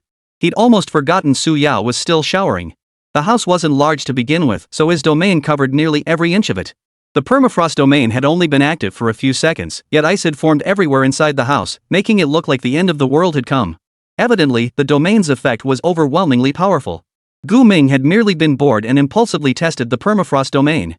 As he watched the glass of water freeze instantly on the table and then observed Su Yao returning to the bathroom to melt the ice with fireballs, a peculiar thought began to form in his mind. This domain, it'd be super handy for running a cold storage facility or selling frozen treats. It was unclear whether Gu Ming was just tossing the idea out casually or if he was serious. Yeah, we wouldn't even need air conditioning in summer. The woman in white smiled in agreement, brushing some ice shards from her hair as she spoke. This place is too small now. I want to move to a bigger house. Gu Ming suddenly changed the subject. His tone didn't sound like he was seeking her opinion, but rather just informing her of his plans. Yeah, the house is getting livelier and livelier. This tiny space just won't cut it. The woman in white continued to smile and agree with Gu Ming. As if she would support him unhesitatingly no matter what he said or planned to do. She asked. Should I go get some money? No need. I'm flush with cash lately. Gu Ming replied. His savings still amounted to over 10 million yuan. This sum was more than enough to buy a more spacious home. How wonderful, you've grown up. The woman in white gazed at Gu Ming, as if speaking to herself, her face radiating satisfaction. Then she stood up, walked to Guming, and studied him intently as if examining him. Guming stood there, letting her look at him like this, not feeling the slightest bit awkward. They stared at each other for over 10 seconds before the woman in white suddenly burst out laughing, as if she couldn't hold it in any longer. For some reason, Guming found himself laughing along with her. After the laughter subsided, the woman in white opened her arms and gently embraced Guming, whispering softly into his ear. "Hang in there. No matter what happens, I'll always be by your side. Okay." Guming nodded slightly, feeling the faint chill of her body temperature. Seconds later, the woman in white released him. After offering a few routine reminders as usual, she turned and left. In the small home, only Guming remained. And Su Yao, shivering in the bathroom. If one were to be strict about it, one could add Hey Yao to the count. "Big brother, just who the hell are you?" Only after confirming the woman in white had truly departed did Hey Yao, abandoned in the corner, slowly open his eyes and speak to Guming. If its former submission to Guming had been born of coercion, now it was a loyalty as unwavering as death. The reason was simple: Guming was powerful enough to be worthy of being its master. "What do you think?" Guming countered as he used fireballs to clear the ice shards from the room. Black Jade's eyes darted nervously before he finally replied awkwardly. "How should I know? I just think your life is too bizarre, big bro. Where in the world do pseudo-humans ever befriend humans?" The pseudo-human it referred to was, of course, the woman in white. At first, it had feared such bluntness might provoke Guming, but he seemed utterly unfazed. "This world is constantly full of surprises, isn't it?" Guming said. After a few seconds of silence, Heyo sighed helplessly. "True enough. I've lived for centuries, yet I've seen far too little." Then, as if remembering something, it asked. "But big brother, are you sure nothing bad will happen if you let that ice-cold girl go?" "We'll cross that bridge when we come to it. If trouble arises, we'll deal with it then. Worrying about it now is pointless." Guming replied with a carefree air. He was in a good mood today, so he didn't mind Heyao's words growing more frequent. Heiyao was once again stunned by Guming's unshakable composure. But he quickly let it go, saying to Guming, "Fine. Whatever you decide, big brother, I'll follow your lead." A wise choice. Guming nodded. In truth, his attitude remained consistent toward all three: Heiyao the artifact spirit, Su Yao the class changer, and Shin Hanyan. In his eyes, all three were his contract beasts, his companions, and the most trustworthy beings he knew. If one had to describe their relationship, it was like a community of shared destiny intertwined by mutual interests yet bound by far more complex ties. Soon, Su Yao emerged from the bathroom after her shower. Acting as if she were at home, she grabbed her phone, flopped onto the bed, and burrowed under the covers. "Ah, this warmth feels so good, so comfortable." Even from across the room, Guming could hear the relief in Su Yao's voice, like she'd finally found comfort after enduring hardship. After tidying the room, Guming sat alone on the sofa, sorting through his thoughts while nibbling on chocolate. An hour later, Su Yao emerged barefoot from the bedroom. Spotting Guming sitting listlessly on the sofa, she couldn't help but ask, "Aren't you going to sleep?" Startled out of his thoughts by the question, Guming snapped back to reality. Turning to Su Yao, he countered. "What? Can't sleep without me? What are you talking about? I'm not a child, why would I need you to sleep?" Su Yao pouted, but her voice trailed off as she spoke, her words losing conviction. Then, as if giving up, she flopped back onto the bed alone, muttering under her breath. "Without you, I'm much more comfortable lying here alone. The bed and the covers are all mine." Guming, seated on the sofa, smiled. Then, as before, he began to ponder certain matters. It wasn't until the next morning that he finally drifted off to sleep. When he woke up, the aroma of breakfast wafted from the kitchen and a small blanket covered him. Su Yao had sat down beside him at some point, idly watching television. "What time is it?" Guming asked as soon as he opened his eyes. Seeing Guming awake, Su Yao replied with a hint of annoyance. "You're awake? You slept for 20 years. It's the end of the world now, and we still have to go out scavenging for scraps later." Ignoring Su Yao's teasing, Guming lifted his head to glance at the time on the TV. It was already past 11:50. He remembered that at 12 o'clock, he would summon Shin Hanyan back to his side. The moment the clock on the TV struck 12, Guming immediately activated his beast summoning recall. But strangely, Shin Hanyan did not return to his side as expected. Chapter 88, Trouble Awaits. Guming tried using beast recall on Heiyao again. And just as he'd anticipated, Heiyao materialized in his hand the very next second. Yet despite his repeated attempts on Shin Hanyan, he had failed to achieve the desired result. The current situation could only mean one thing. Something had gone wrong with Shin Hanyan. What's going on? Is she in danger? Or trapped somewhere? Guming strained his mind, searching desperately for relevant information. Yet among the vast literature he'd studied, records on beast masters were scarce. There were scarcely any explanations of the beast recall mechanism, let alone documentation of a situation like this. Finally, after intense deliberation and extensive research, he arrived at a vague conclusion. Shin Hanyan was likely trapped within a spacer zone that blocked teleportation-type skills. Such spaces were exceedingly rare. Gu Ming had only encountered written accounts of them in various texts. It was said that creating such a space required the intervention of a class change user capable of wielding spatial skills. Imprisoning Shin Hanyan? Who would do such a thing? Could it be? When Shin Hanyan left yesterday, she had mentioned returning to the Sky Guild to handle some matters. Piecing this together with the current events, Gu Ming gradually began to see the pattern. For the first time, a look of anger flashed across his usually composed face. This just won't end. What's wrong? Su Yao sensed Gu Ming's emotional shift and turned to ask. Shin Hanyan's in trouble. She's most likely been imprisoned by certain members of the Sky Guild using some special means. Gu Ming replied. Hearing this, Su Yao froze for a few seconds, her expression shifting between shock and anger. He Yao, however, immediately cursed out loud. Dare to touch my big brother? You don't want to live anymore, huh? Big brother, let's go burn the hell out of that Sky Guild right now. Grab the men and send them down the coal mines and exile the women. Can you shut up for a second? This isn't some gang fight. Besides, do you even know how powerful the Sky Guild is? Su Yao slapped He Yao across the face, cutting off his terrifyingly ambitious plan. But to her surprise, Gu Ming nodded in agreement at that moment. Rough words, but true. Reasoning with them is useless. Only force will make them behave. With that, he simply said, let's go, standing up to take action. No, wait, have you lost your mind too? Su Yao grabbed Gu Ming by the arm, then looked him up and down. She was sure he must still be half asleep to actually agree with He Yao's ridiculous plan. Even if they wanted to teach the Azure Sky Guild a lesson and rescue Shin Hanyan, was this something you could just decide on a whim? The Sky Realm Guild's scale and strength were among the top in all of Linjiang City. Sending 2 level 20 Transcended to take them on? That was pure suicide. Gu Ming had witnessed it firsthand before. Just take that support type class changer, Lu Ningxia, from the Sky Guild.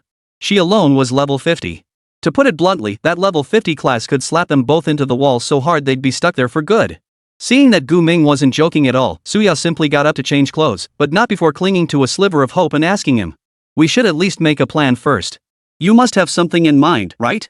No. This came too suddenly. I don't have a plan. Gu Ming watched Su Yao swiftly change clothes in the room as he replied indifferently. Meanwhile, the black jade in his hand sneered contemptuously, mockingly saying, You're such a know-it-all with your long hair and short sight. What the hell do you need a plan for crashing a party? Just show up when everyone's ready and get it done. If you're scared, just stay home and lie in bed. Who's scared? I just think we're being too reckless. At least play it safe first. Su Yao's temper flared at He Yao's taunt. She even donned her full set of level 10 gear, looking every bit ready for a fight. We have minimal intel, there's no way to make a proper plan. The best course is immediate action. Gu Ming said. But just as he was about to head out, his phone buzzed in his pocket. He answered to find an unfamiliar number from Linjiang City. Hello? Who is this? Is this Gu Ming? This is Lu Ningxia. It's urgent. A panicked female voice came through the line.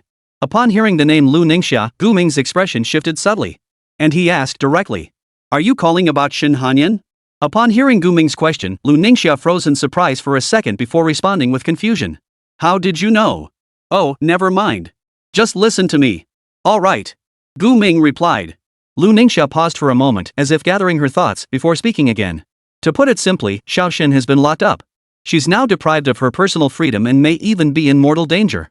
What do you mean? Hearing this, Gu Ming and Su Yao both felt their hearts sink instantly. What did she might be in mortal danger even mean? She's in danger, so why are you coming to me? Isn't it your Sky Realm Guild that imprisoned her? That's precisely why I need you. Yes, the Sky Guild is responsible for her detention, but I can't interfere with this matter, especially since the person who had her locked up is the guild leader. Lu Ningxia's tone grew urgent again, as if time were running out. Without waiting for Gu Ming to ask further, she immediately gave him an address, stating that Shin Hanyan was there. Gu Ming jotted down the address and asked his final question. How much time do I have? I don't know. The sooner the better, because Xiaoxin's situation is truly dangerous. I'm trying to figure something out too. Hurry over. With that, Lu Ningxia abruptly hung up the phone. Listening to the persistent beeps from his phone, Gu Ming furrowed his brow, his mind racing to assess Lu Ningxia's motives. As a council steward of the Azure Sky Guild, why would Lu Ningxia tip off an outsider like him? She wasn't some nobody. If she wanted to rescue Shin Hanyan, she certainly wouldn't have come to him. This could only mean one thing. Lu Ningxia hadn't just contacted him, he was merely one of the reinforcements she'd summoned. Should we trust her? Maybe she's trying to lure us in for a trap. Su Yao overheard their exchange and voiced her concern. It's possible, but we have no choice. We'll just have to improvise when the time comes. With that, Gu Ming transformed the black jade into a dagger shape, tucked it into his waistband, and pushed open the door to leave. Su Yao followed closely behind. However, just as they stepped outside and prepared to descend the stairs, they spotted 3 shadowy figures lurking nearby. All 3 were dressed in high-quality gear and carried weapons. Gu Ming immediately cast insight on them, revealing their average level to be around 30. The trio noticed Gu Ming and Su Yao at that moment, and exchanged glances, seemingly discussing their next move. But Gu Ming made his decision instantly, unleashing the permafrost domain. Chapter 89, Eliminating the threat at its roots only natural. Gu Ming didn't know the identities of these 3, but he could faintly sense a malevolent intent emanating from them. This hostility was enough to thrust him directly into combat mode. Seeing Gu Ming instantly activate his domain, Su Yao also sensed something was amiss. While preparing for battle, she hurriedly retreated outside the domain's range to avoid its effects. Damn it! How does he have a domain? Wasn't he just a level 20 rookie? What the hell are we fighting for? Run! The 3 men's faces instantly paled with panic upon seeing Gu Ming activate his domain. It felt like the blood in their veins had frozen solid. Clearly, the informant hadn't shared this crucial detail. Realizing something was terribly wrong, the trio immediately tried to make a hasty retreat. But Gu Ming gave them no chance to escape. He immediately unleashed the ice wall technique he'd synchronized from Shin Hanyan, blocking their escape route. Finding no way out, the trio drew their weapons, preparing to confront Gu Ming head-on. One of them, wielding a long sword, feigned composure and declared, "What the hell are we afraid of? He can't use those 2 skills inside this building. 3 of us against 1 mage in close combat? We can't win?" This remark instantly galvanized the other 2, who instantly adopted fighting stances, ready for a brutal showdown. Who said I'm a mage? Gu Ming's expression remained impassive as layers of frost crystallized on his black radiance blade. He then unleashed the very combo Shin Hanyan had once used against him. Shatter Ice Charge. Winter's Sweep. Shattered Ice Charge closed the distance, followed by a frosty sword chi capable of covering the entire hallway. Accompanied by a long blade of frost, he lunged at the 3 like a wolf. The trio scrambled into defensive stances to meet the biting assault. Clang! Blades clashed. Gu Ming's frost sword chi shattered into ice shards upon impact, while the sweeping black jade was simultaneously blocked by the trio. Though none of them held an S rank or higher profession rating, their level 30 stats spoke for themselves. Stat-wise, they were no match for Gu Ming. Ha! Damn it, I thought I was done for. Turns out your sword strike isn't all that either. The one wielding the one-handed sword was the most excited. Having endured countless battles, he knew Gu Ming's damage alone couldn't take all 3 of them down. After absorbing Gu Ming's combo just now, they hadn't even sustained injuries, only felt an intensified chill throughout their bodies. This was the effect of level suppression. The power of raw stats. Damn, it's freezing. The temperature in this domain must be below -40 or 50 degrees. We need to end this fight fast. The dagger-wielding transferee shivered uncontrollably. Funny, that's exactly what I was thinking. After executing a combo, Gu Ming stepped back, creating distance between himself and the 3 opponents. Seeing Gu Ming's confidence, the trio burst into laughter in unison. You're way too cocky, aren't you? Didn't you notice your attacks barely did anything to us just now? Is that all you've got? You think you can take us down? Dream on. Not far away, Su Yao frowned deeply, seething with anger inside. She desperately wanted to unleash a blazing star explosion right then and there, but she and Gu Ming were inside a residential building. If she unleashed that attack, everyone in the entire building would be in danger. No doubt, the 3 opponents had targeted this very vulnerability, choosing to attack them right here. Even if she wanted to help Gu Ming now, all she could do was toss a few fireballs or spit some flames. Yet against enemies averaging level 30, such tactics would barely scratch the surface. Unexpectedly, Gu Ming, standing with his sword drawn at the front, showed no sign of panic, as if victory were already assured. He simply declared, "Not cold enough." Before the 3 opponents could comprehend what was happening, he bit through his finger, swallowed a mouthful of blood, and replenished his MP to its peak. Simultaneously, the eternal frost domain he had unleashed grew even more potent, plunging temperatures within its bounds to new depths. Such temperatures posed a serious risk of shock to anyone exposed for too long. Damn it, I'm freezing my ass off. Let's go in together and end this fight. We can't drag this out any longer. The trio instantly realized something was amiss and simultaneously unleashed their skills, charging at Gu Ming. But the moment they closed in, they saw the icy blade in Gu Ming's hand suddenly burst into crimson demonic flames. The ice blade transformed into a fiery blade. In an instant, a wave of scorching heat swept over them, causing the surrounding sub-zero temperatures to skyrocket. The sudden shift from freezing cold to scorching heat left one of them dizzy and disoriented, as if his body were about to explode. Only then did one of them realize that Gu Ming had withdrawn his domain at some point. Now they faced an environment of extreme heat, the polar opposite of what they had just endured. The 3 who had prepared to attack Gu Ming together now felt utterly drained of strength. Their blood vessels dilated rapidly, as if death were imminent, and they could barely hold onto their weapons. Now, I have questions for you. Answer honestly if you don't want your blood vessels to burst and your organs to bleed out. After raising the demon flame black jade to continuously radiate intense heat around them, Guming didn't wait for any response before asking directly. First, who sent you? Get that blade away from me. My head is about to explode. One of them screamed in agony, clutching his head. I asked you to answer my questions, not to voice your opinions. Guming unleashed the eternal frost domain once more, transforming the scorching heat into bone-chilling cold. In less than a minute, 3 extreme temperature shifts drove the 3 men to wail as if they were going mad. They dared not defy Guming any longer and answered obediently. It was Manager Lu. Manager Lu sent us. He paid us a fortune to kill you. Very well. Guming nodded, confirming a suspicion in his mind. He asked again. Where is Shen Hanyan? We don't know. We genuinely don't know. The Lu family never told us anything about her. That's not the answer I wanted. Guming immediately prepared to retract the eternal frost domain and imbue black radiance with demonic flames. Seeing this, the man holding the dagger dropped to his knees and pleaded. Brother, big brother. This Shen Hanyan is from the Sky Guild. We're just hired hands, we have no right to know anything about her. We only saw her once. She seemed to be in agony, and she was wearing something like shackles or chains. That's all we know, honestly. Very well. Guming noted the statement before withdrawing the eternal frost domain and imbuing the black jade with demonic flames. As the environment shifted violently once more, the 3 panicked, wailing. What are you doing? We told you everything. Are you going to kill us now? Guming instantly ramped the demonic flame's temperature to its peak, then replied to the 3 with a blank expression. Killing and burning, cutting off the roots, it's only natural, isn't it? You came here to kill me. How could I possibly let you live to tell the tale? Chapter 90, Wrecking the Place. After enduring repeated cycles of extreme cold and heat, the pressure finally overwhelmed their blood vessels, causing them to burst. Though they bore no external wounds, blood pouring from their 7 orifices signaled death was near. What's going on? What's going on? Fighting outside this early in the morning? Just as Guming prepared to step forward and finish off the 3, an auntie wielding a spatula pushed open the door and emerged from the house. Oh my! Are these 3 young men still alive? Seeing the 3 lying unconscious on the ground, covered in blood, she showed a hint of surprise but no panic, as if she had seen such scenes countless times before. Indeed. In this world teeming with job changers, fights like this, even deaths, were nothing unusual. No one who saw it would scream or shout. Aunt Jung. Guming raised his hand in greeting. Aunt Jung turned her head. Recognizing Guming, she immediately asked. Little Gu, did you start this? Why are you fighting so early in the morning? They came looking for trouble. I had no choice. Guming answered Aunt Jiang while cleaning up the mess. Su Yao, standing behind him, couldn't just stand by idly and stepped in to help Guming. Alright then, Gu. Hey, and you too, young lady.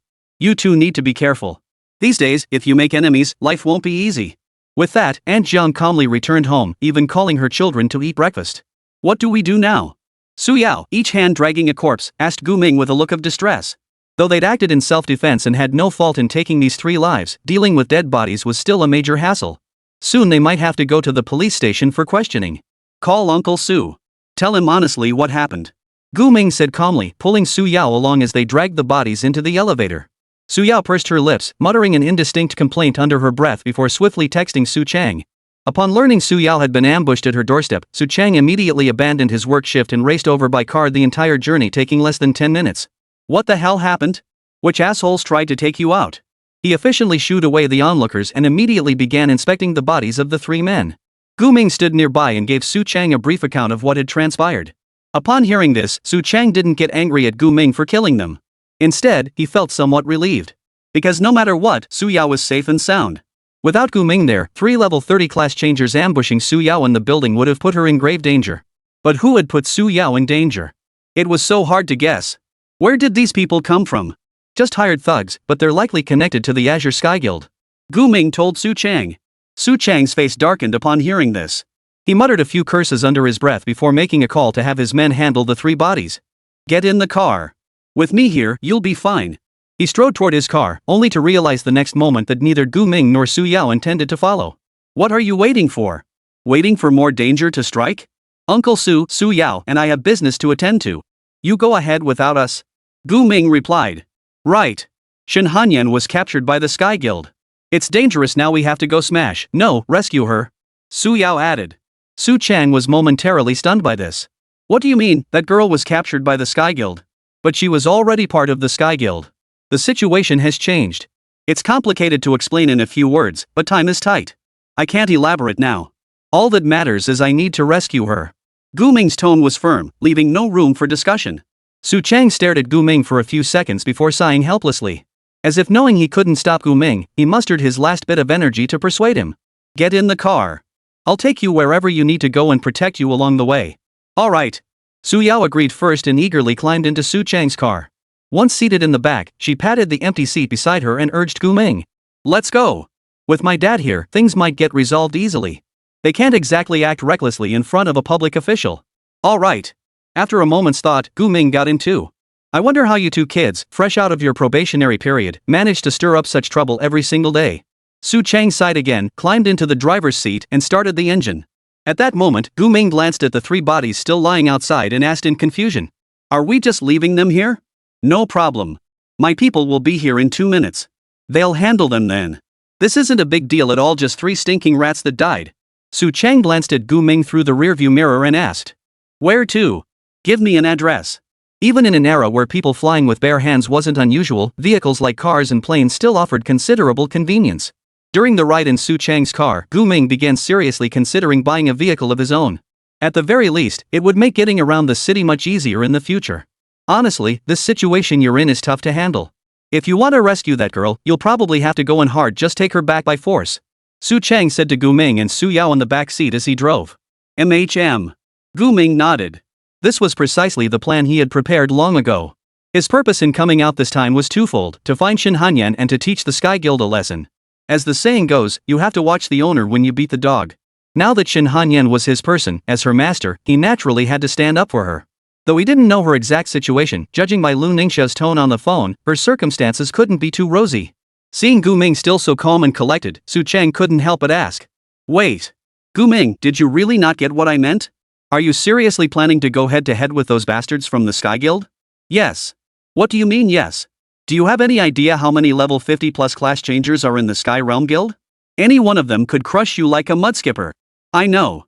Does that mean you're the only one who can save that girl if something happens to her? She has no parents. She has no other friends. Gu Ming closed his eyes and pondered for a few seconds before speaking slowly. She has no family, no friends. That's why only I can save her. Upon hearing this, Su Chang furrowed his brow slightly, his expression growing intensely complex as if he were mulling over Gu Ming's words. Shin Hanyan no friends, not even family? In other words, her only home seemed to be the Sky Guild. But what was the situation now? The Sky Guild had kidnapped her? The only one who could save her was Gu Ming, the very man who had treated her like an enemy just yesterday. This is just too dramatic. This is the place. Gu Ming pointed to a cafe named Golden Times. He cross-referenced the address Lu Ningxia had given him and confirmed this was where Shin Hanyan was being held. Su Yao, seeing they'd arrived, rolled up her sleeves and prepared for a showdown. Just as Heyo had said earlier, when it comes to crashing a party, all you need is to show up. Chapter 91, I'll stand up for you. My position makes it inconvenient for me to go with you, but I'll stay here and monitor the situation. If anything happens, I'll step in. Su Chang instructed Su Yao and Gu Ming as they prepared to exit the vehicle. The two nodded and jumped straight off the car, arriving before the Golden Times Cafe. The Golden Times Cafe before them featured a retro decor, reminiscent of a Western aristocratic retreat from 2 centuries ago. Through the glass, they could see a few scattered patrons inside, appearing no different from any ordinary coffee shop. Beep beep. Just as Gu Ming was about to take the next step, a pale hand suddenly landed on his shoulder. He whipped his head around in alarm, only to see a familiar, stunningly beautiful face. Lu Ningxia. Shoo, you're being too obvious. Compared to before, Lu Ningxia now wore oversized sunglasses, her long hair pulled into a ponytail, and her outfit was no longer eye-catching. She was wrapped up tightly from head to toe. Lu Ningxia. Su Yao recognized Lu Ningxia instantly and whispered her name softly. Behind her sunglasses, Lu Ningxia blinked a few times, puzzled. How did you recognize me? I disguised myself like this. Su Yao was at a loss for words. She didn't know how she'd recognized Lu Ningxia at a glance either. If she had to give a reason, it was simply that Lu Ningxia was too beautiful. Even with her disguise, it was hard to hide her face that was stunningly gorgeous. Do you have a plan? After confirming she was indeed Lu Ningxia, Gu Ming cut straight to the point. Well, I can't exactly let you guys crash the event, can I? Lu Ningxia smiled, but her expression turned serious the next moment. She pulled 2 pairs of sunglasses from her bag, handing one to Gu Ming and one to Su Yao. She began whispering instructions. You have no idea how famous you are right now. Half of Linjian City probably recognizes your faces, not to mention the Sky Guild members. If you walk in like this, you'll definitely be recognized. So this is what you give us? Gu Ming pushed up the sunglasses that covered half his face. The more he thought about it, the more suspicious wearing this thing seemed. What decent person would go out dressed like this? It practically screamed suspicious right on their faces. But Lu Ningxia declared with absolute certainty. Hey, handsome, questioning me? I've been a top star for years. My skills at hiding my identity are definitely top-notch. Fine. Gu Ming couldn't be bothered to argue with Lu Ningxia, since he hadn't planned on disguising himself anyway. Wearing these oversized sunglasses was just better than nothing. Where exactly is Shen Hanyan in this cafe? She's in one of the rooms down in the basement warehouse. Here, take these. Lu Ningxia reached into her small bag again, pulling out 2 ID badges bearing the Sky Guild emblem. She handed one to Gu Ming and one to Su Yao. Once you're inside, show these to the front desk. They'll direct you to the basement warehouse, but finding her will be up to you. Got it. Gu Ming and Su Yao nodded.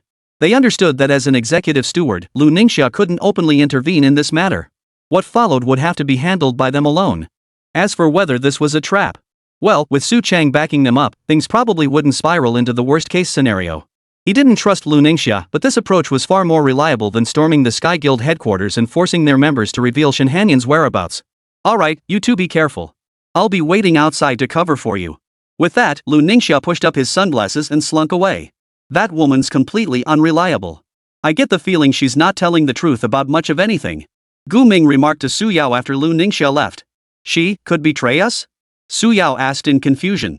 She didn't believe Lu Ningxia would deliberately harm them. Not that she thought Lu Ningxia was an upright or kind person, but she could sense a certain sincerity in her.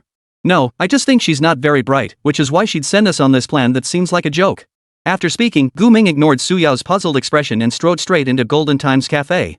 Su Yao sensed something was amiss, but without hesitation, she immediately followed Gu Ming inside. Just as Lu Ningxia had described.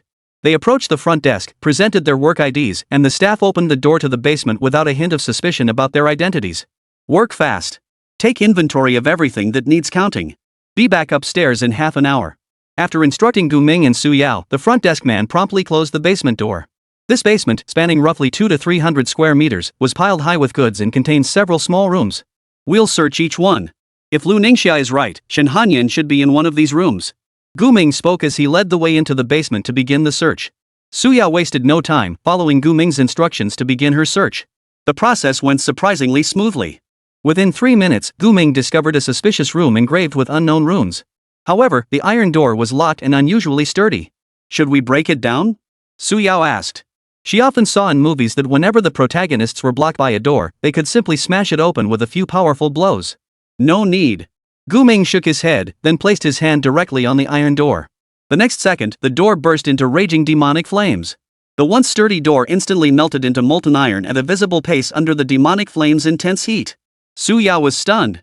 She never imagined the demon flame imbuement could be used this way. If demonic flame enhancement can be applied to weapons, then it can be applied to any object that could potentially serve as a weapon. Gu Ming explained to Su Yao. Su Yao nodded eagerly, jotting down Gu Ming's lesson points like a schoolgirl. She could never fathom just how many skill tricks Gu Ming had up his sleeve. Who's there? Just as the door melted away, a hoarse female voice echoed through the room. It was Shen Hanyan. Her voice was hoarse and weak, as if she had been crying for a long time, or had endured countless torments. It bore no resemblance to her previous cold and proud demeanor. Your master. Gu Ming spoke. It's me, Su Yao. We're here to rescue you. Su Yao said. WH? Shen Hanyan's voice trailed off. Her voice trailed off for over 10 seconds before resurfacing, tinged with urgency. Why did you come to rescue me? This is the Skycliff Guild's territory, extremely dangerous. They might have come precisely to. You're rambling. Gu Ming impatiently cut her off, then shoved the melting, tottering iron gate aside and strode into the dimly lit room. I'm not in the mood for lengthy explanations. I knew exactly what to expect here. By the light of the black flame, he immediately spotted Shen Hanyan in the corner, bound by strange chains.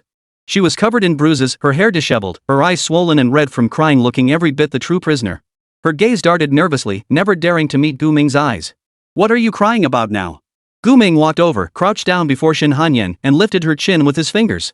Upon confirming her injuries, his expression darkened instantly. In the next instant, a molten lava shield materialized around her, and the chains binding her melted away in the demonic flames.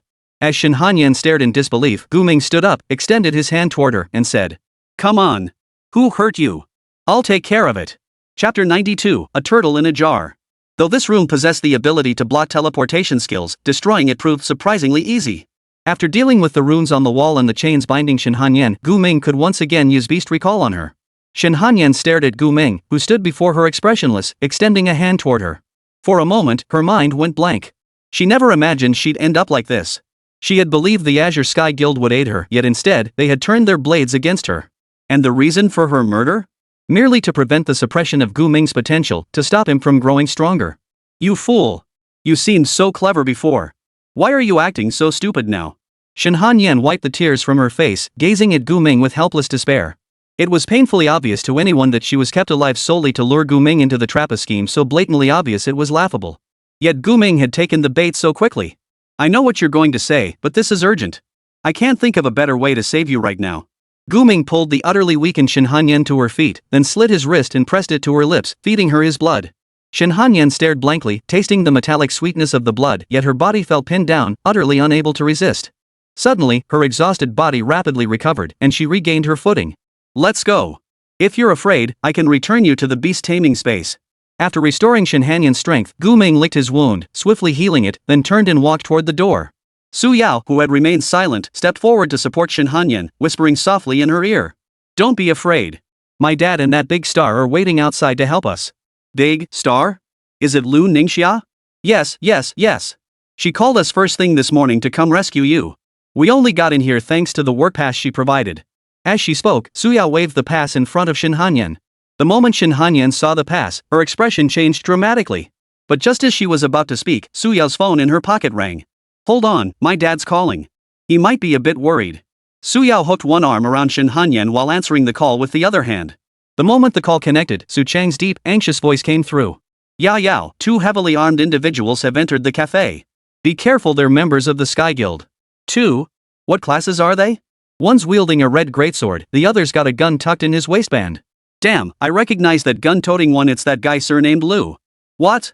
Su Yao's heart skipped a beat. How could Lu Yilin be here? He was a council steward of the Azure Sky Guild. If he was here, she and Gu Ming wouldn't be able to get Shin Hanyan out safely. At that moment, Shin Hanyan gently removed Su Yao's arm from her shoulder and reminded her. That guy wielding the heavy sword is Brother Yang, an S-rank professional, a sword master of the Overlord Sword Sect. His level is probably 55 or above. Like Lu Yilin, he's also a council steward. What? 2 council stewards. Upon hearing this, Su Yao felt as if the sky had fallen. She hurriedly pulled Shin Hanyan over to Gu Ming and relayed the news. Gu Ming seemed utterly unfazed, murmuring softly. I thought there'd be more. Looks like things aren't too bad after all. He had known all along. The smooth rescue of Shin Hanyan was most likely a trap set by the Azure Sky Guild, aiming to catch them like fish in a barrel. From the very first assassination attempt at home, he had understood that the Sky Guild's target had never been Shin Hanyan, it had always been him. Yet even so, he had come. Because this was never a choice. Faced with Gu Ming's reaction, Su Yao was utterly dumbfounded. She spoke in despair. You call this optimistic? We're about to fight 2 level 50 plus class changers. Aren't you afraid we'll get one shot the moment we step outside? She's not exaggerating. I've never fought Lu Yilin, so I don't know his true strength. But Yang Gu only needed 3 moves to defeat me. I couldn't even block his attacks. And even then, he wasn't fighting at full power. Shin Hanyan understood their predicament best. Facing 2 level 50 plus class changers meant their priority wasn't defeating them, but surviving the encounter. Yet after these words were spoken, Gu Ming seemed to have heard nothing at all. Instead, he posed a question to Shin Hanyan. Aren't you going to pledge your loyalty to me yet? Hey, now isn't the best time to bring that up. We should be figuring out how to get out of here. Su Yao whispered to Gu Ming. Then, she heard the sound of hurried footsteps approaching from outside the basement. Clearly, movement had begun within the seemingly tranquil cafe. On the still connected call, Su Chang also spoke solemnly. Right, don't panic yet. They don't seem to be moving immediately. Let's figure out how to get out first. For a moment, all 3 pairs of eyes seemed to converge on Gu Ming, awaiting his solution to break the deadlock. But Gu Ming sighed and offered a solution that left all 3 of them dumbfounded. How else are we supposed to get out? We walk out, of course. Are we supposed to tunnel through the ground or dig a hole somewhere else? With that, he led the way toward the basement exit. 6. Shin Hanyan was momentarily at a loss for words. She followed Gu Ming while asking Su Yao. Has he always been this reckless? Not reckless, more like boldness born of skill. Su Yao gave an awkward laugh, using that to excuse Gu Ming. By then, Gu Ming had reached the iron gate at the basement exit. The person standing outside the gate seemed to have noticed Gu Ming and immediately asked in a teasing tone. Hey, boss, finished counting the goods? Maybe you should double check. The voice was instantly recognizable to Gu Ming. Lu Yilin. Lu, what kind of grudge do you have against me? Why must you make things difficult for me? Ignoring Lu Yilin's taunt about a fish in a barrel, Gu Ming asked coldly. Don't put it so harshly. We're not sworn enemies. I'm just a cowardly businessman who values his life. Why would I want to fight someone to the death? Lu Yilin's tone remained mocking, as if he didn't take Gu Ming seriously at all. Then what do you mean? I don't mean anything. This is all my boss's idea. He wants your life. So, as his employee, I can only follow orders. Boss? Gu Ming pondered briefly, realizing the man Lu Yilin referred to was likely the leader of the Azure Sky Guild. But that's not right. He'd never even seen the other person, why would they want to kill him? But regardless, matters had reached this point, there was no better solution than fighting. Meet force with force, water with earth. Chapter 93, Silver Fire Sonata. Gu Ming's mind was filled with questions. But the only certainty now was that Lu Yilin outside the door truly intended to kill him. Give me the necklace. Gu Ming turned to Su Yao. Ha? Oh. Su Yao hesitated for half a second before immediately placing the death contract pendant from her neck onto Gu Ming.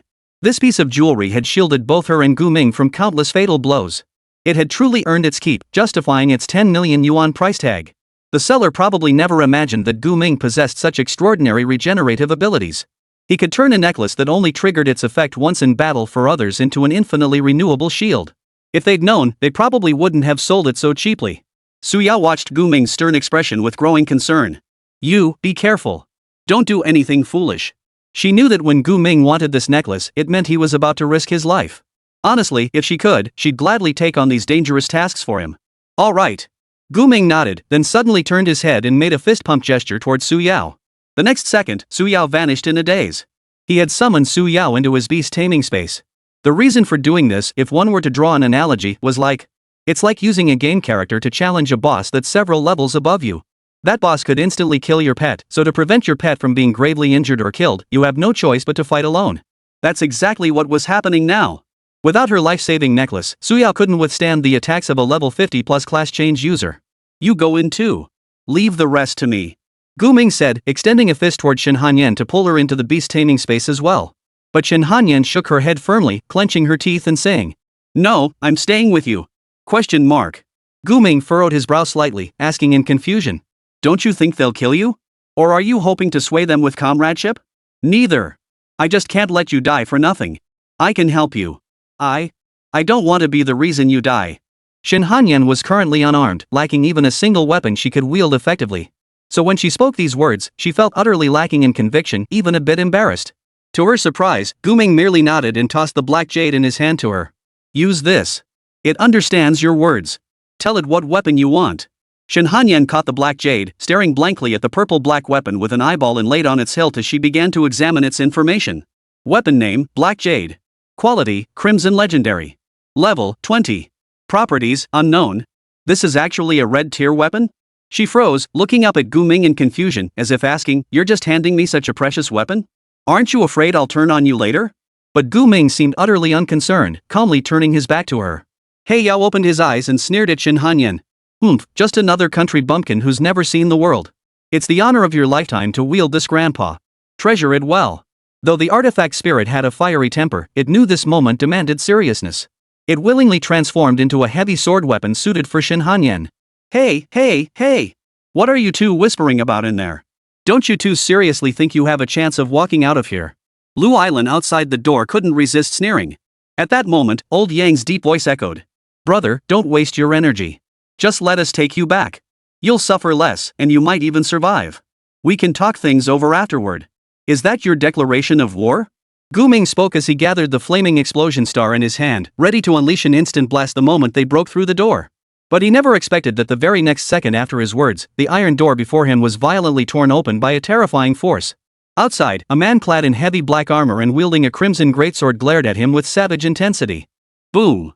Almost simultaneously, Gu Ming's flaming explosion star detonated, obliterating the surrounding walls as eerie black flames surged toward Old Yang and Lu Yilin. Yet faced with this sudden skill, neither even attempted to dodge, choosing instead to brace themselves against the full force of the blast. Is that all you've got? Lu Yilin took 2 steps back, brushed off the slight dirt on his clothes, and let a cold smile curve his lips. He eyed Gu Ming with the disdain one might reserve for a clown. Old Yang was even more dramatic. Standing rooted to the spot like a statue, seemingly untouched by the flaming star's blast, he merely regarded Gu Ming with an admiring gaze. Brother, you have immense potential more than anyone else. Given time to grow, in 10 years, no, perhaps only 5, you could stand at the pinnacle of all class changers. Old Yang slammed his heavy sword into the ground, his voice tinged with regret. But his tone shifted abruptly, growing ruthless and fierce. And that's precisely why you must die here. The next instant, he raised his heavy sword and swung it down toward Gu Ming with a force capable of shattering mountains. Clang! Just as the crimson blade descended upon Gu Ming, a dark purple sword suddenly collided with it, producing a thunderous metallic clang. Xiao Shun, you! Old Yang froze upon recognizing Shen Hanyan charging forward. He instantly retracted his attack and stepped back. Immediately after, he saw Shen Hanyan, standing beside Gu Ming, look at him with a disappointed gaze. Brother Yang, I never expected it to be you. Shen Hanyan said. Yet, not a shred of lingering camaraderie for her former colleague remained in her heart. In that instant, a piercing blizzard roared forth from her. Permafrost domain, activate. Instantly, the Azure Iceborn from the Eternal Frost domain coalesced like sentient spirits, forming layer upon layer of armor that encased her unprotected body. The heavy sword form of black radiance also transformed into a colossal ice blade. Yet even Shen Hanyan, whose power had caused everyone else in the cafe to flee in terror, seemed utterly harmless in the eyes of Old Yang and Lu Island, like a kitten throwing a tantrum. Sigh. Why bother? Standing directly within the Eternal Frost domain, Lu Ilin spread his hands in resignation before his expression hardened. He tossed the short-handled flintlock high into the air. He snapped his fingers lightly and murmured, Silver Fire Sonata, rise. Instantly, the flintlock rifle he'd tossed transformed into countless identical copies, automatically forming into a military-precise formation. This isn't a domain. Gu Ming frowned, instantly sensing something amiss. Exactly, this isn't a domain. What right do I have to possess a domain? Lu Ilin clapped lightly, but the next second, his expression twisted into madness. But it's enough to kill you. Countless flintlock black holes pointed their barrels at Gu Ming simultaneously. This is troublesome. Gu Ming's mind raced as he scrambled to devise a way out. But just then, a deafening car horn blared. Accompanied by the roar of engines, a sedan charged through the cafe door like a beast and crashed into Lu Ilin. Don't touch him! Su Chang roared from inside the car, flooring the accelerator. Chapter 94, One-on-One. Who the hell drove this car in here? Old Yang and Lu Ilin looked utterly horrified, instinctively darting to the side. Though the tiny car posed no real threat to them, no one was foolish enough to stand directly in its path. Boom! Uncle Su. Gu Ming watched in stunned silence as the compact car slammed into the wall beside him, already beginning to emit wisps of smoke. This was beyond his expectations. He'd anticipated Su Chang's help, but never imagined such a dramatic entrance. Damn it, I didn't think those two would actually lay a hand on you. Su Chang kicked open the car door and leaped out, landing beside Gu Ming. He glared at the stunned Old Yang and Lu Ilin, cursing under his breath. What a bunch of shameless jerks. Bullying the weak isn't done like this. Security Bureau? What business is it of yours to meddle in this? Lu Ilin recognized Su Chang first. As a seasoned veteran who'd been rolling in the mud of Linjiang City for years, he couldn't possibly not recognize the Security Bureau's second in command. But why would someone like him be here? This was getting complicated. You ask why I'm here? You're trying to kill a kid right here, how could I not intervene? Su Chang barked, his tone devoid of any courtesy. With no suitable weapon at hand, he simply ripped off the car door and used it as a shield. Old Yang, realizing the man was indeed the Security Bureau's second in command, suddenly looked panicked. What they were doing now was far from honorable. And now someone from the Security Bureau had shown up. While the Sky Guild had its own ways of handling illegal activities, breaking the law right in front of the Security Bureau was a whole different ballgame. For a moment, the cafe scene froze in a tense standoff. Gu Ming, Shen Hanyan, and Su Chang stood together, facing Lu Ilin and Old Yang head-on. Lu Ilin hadn't holstered his weapon. Judging by his stance, he clearly had no intention of letting this chance to take Gu Ming slip away. Today, he must die. Lu Ilin declared, then watched Su Chang's reaction. Then I must keep him alive. Su Chang responded without hesitation. Very well. Lu Ilin nodded. Suddenly, the hundreds of flintlock muskets surrounding him were once again aimed at Gu Ming, all chambering around. The next instant, golden flames erupted from the muzzles as countless black bullets streaked toward Gu Ming. Su Chang gritted his teeth, raising the barely adequate shield in his hands to block Lu Ilin's attack. But how could that be possible? He knew full well that even at peak condition and fully equipped, he would struggle to withstand an attack from someone of Lu Ilin's caliber. Yet retreat was never an option. Yet, at that very moment, Shen Hanyan, who had just absorbed Old Yang's strike, charged forward once more, determined to block this assault with her black jade. Her black jade transformed into a massive shield in response to the battle's urgency. Bang! Bang! Bang! Countless bullets struck the shield-shaped black jade, creating a torrential downpour of frequent clashes. The moment of contact sent Shin Hanyan reeling backward from the relentless barrage of bullets, slamming straight into a wall and embedding herself deep into it. This didn't look like being hit by bullets at all, it looked like being struck by cannon fire. Even more deadly, the assault showed no sign of stopping. It seemed determined to embed Shin Hanyan entirely into the basement's thick walls. Recall. Gu Ming's mind raced. The moment he realized what was happening, he immediately activated the Beast Recall command on Shin Hanyan. Only then did Shin Hanyan escape the attack that had brought her perilously close to death. When she was summoned back to Gu Ming's side, clutching the black jade, she was already coughing up blood in great gulps. Her legs gave way, and she collapsed to her knees on the ground. Cough, cough, cough. Little girl, can you still stand? Su Chang reacted even slower than Gu Ming, having just assumed he'd be the one taking Lu Island's shot. Yet the girl he was supposed to shield behind him had charged forward on her own, risking her life to take the hit for him. Su Chang's strength wasn't top tier in Linjiang City, yet even so, he could feel that if that shot had hit him, he truly would have died. Shin Hanyan tried to force herself to stand, but the next second, more blood gushed from her mouth. She could feel that few organs within her body remained intact. Yet even so, she still wanted to stand. She couldn't just die here like this. Just then, a hand gently rested on her shoulder. Good work. Leave the rest to me. Gu Ming took the black jade, still intact despite the barrage of fire, slit his palm, and fed Shin Hanyan a mouthful of his own blood. You? No. I can still. Shin Hanyan felt her body healing at an astonishing rate and tried to rise again. But Gu Ming didn't give her the chance. He grabbed her face covered in blood and dust, yet still exquisitely beautiful, and said in a tone that brooked no argument. I said, leave it to me. The next instant, Shin Hanyan's body obeyed the command, sitting obediently on the ground. She found it hard to believe Gu Ming intended to face what was coming alone. Why would anyone have the courage to advance alone when facing two fully equipped transcenders at least 30 levels higher than themselves? She couldn't understand. Su Chang didn't understand either. He growled at Gu Ming in a low voice. Gu Ming, calm down. Are you trying to be a hero? Didn't you see how powerful that Lu guy's attacks were just now? Yet Gu Ming seemed oblivious to Su Chang's shout. He shoved Su Chang aside and slowly walked toward Lu Island and Old Yang. Oh? You really are a smart one. Seeing Gu Ming step forward alone, Lu Ilin seemed to grasp his intent. He spread his hands and continued smiling. Our target has always been you alone. If you comply, no one else will get hurt. He thought the youth before him was about to bow his head in surrender. But strangely, he couldn't detect a trace of fear, retreat, or dread on the boy's face. His smile gradually faded. Suddenly, the youth raised his long sword horizontally, a faint smirk curling his lips. In a defiant tone, he challenged. You dare to fight one-on-one? Everyone inside and outside the cafe froze in shock. No one had expected Gu Ming to challenge them to a duel at this moment. Members of the Sky Guild standing outside gasped in disbelief. They felt Gu Ming was utterly unqualified to take on the Sky Guild's two senior council stewards in a one-on-one fight. They were equally baffled. What was Gu Ming trying to do? Was he seeking a heroic death? Or was it sheer stubbornness and refusal to accept defeat? Ha ha ha ha ha ha.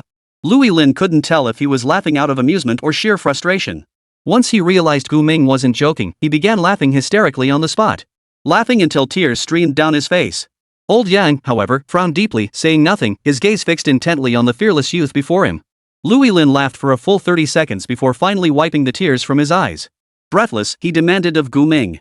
You want to fight us one-on-one? How dare you? Is admitting your defeat, your weakness, really that shameful to you? What? Are you afraid? Gu Ming sneered coldly, his gaze toward Lu Ilin brimming with contempt. That single glance shattered Lu Ilin's resolve. Chapter 95, Are you the reinforcements he sent? We don't dare. The smile vanished from Lu Ilin's face once more. His pupils contracted sharply as he glared at Gu Ming, his voice trembling. Rage and humiliation flooded his mind. How could he be so shamelessly provoked by a piece of trash? Old Zhang noticed Lu Ilin's agitated state and quickly patted his back to remind him. Old Lu, calm down. Don't lose your mind. As a longtime colleague, he knew exactly what Lu Ilin would be like once he lost control. By then, probably not many people present would walk away alive. Lu Ilin flung Old Yang's hand away, fixing Gu Ming with a venomous glare as he ground out through clenched teeth. Fine. I'll give you your chance. One-on-one, huh?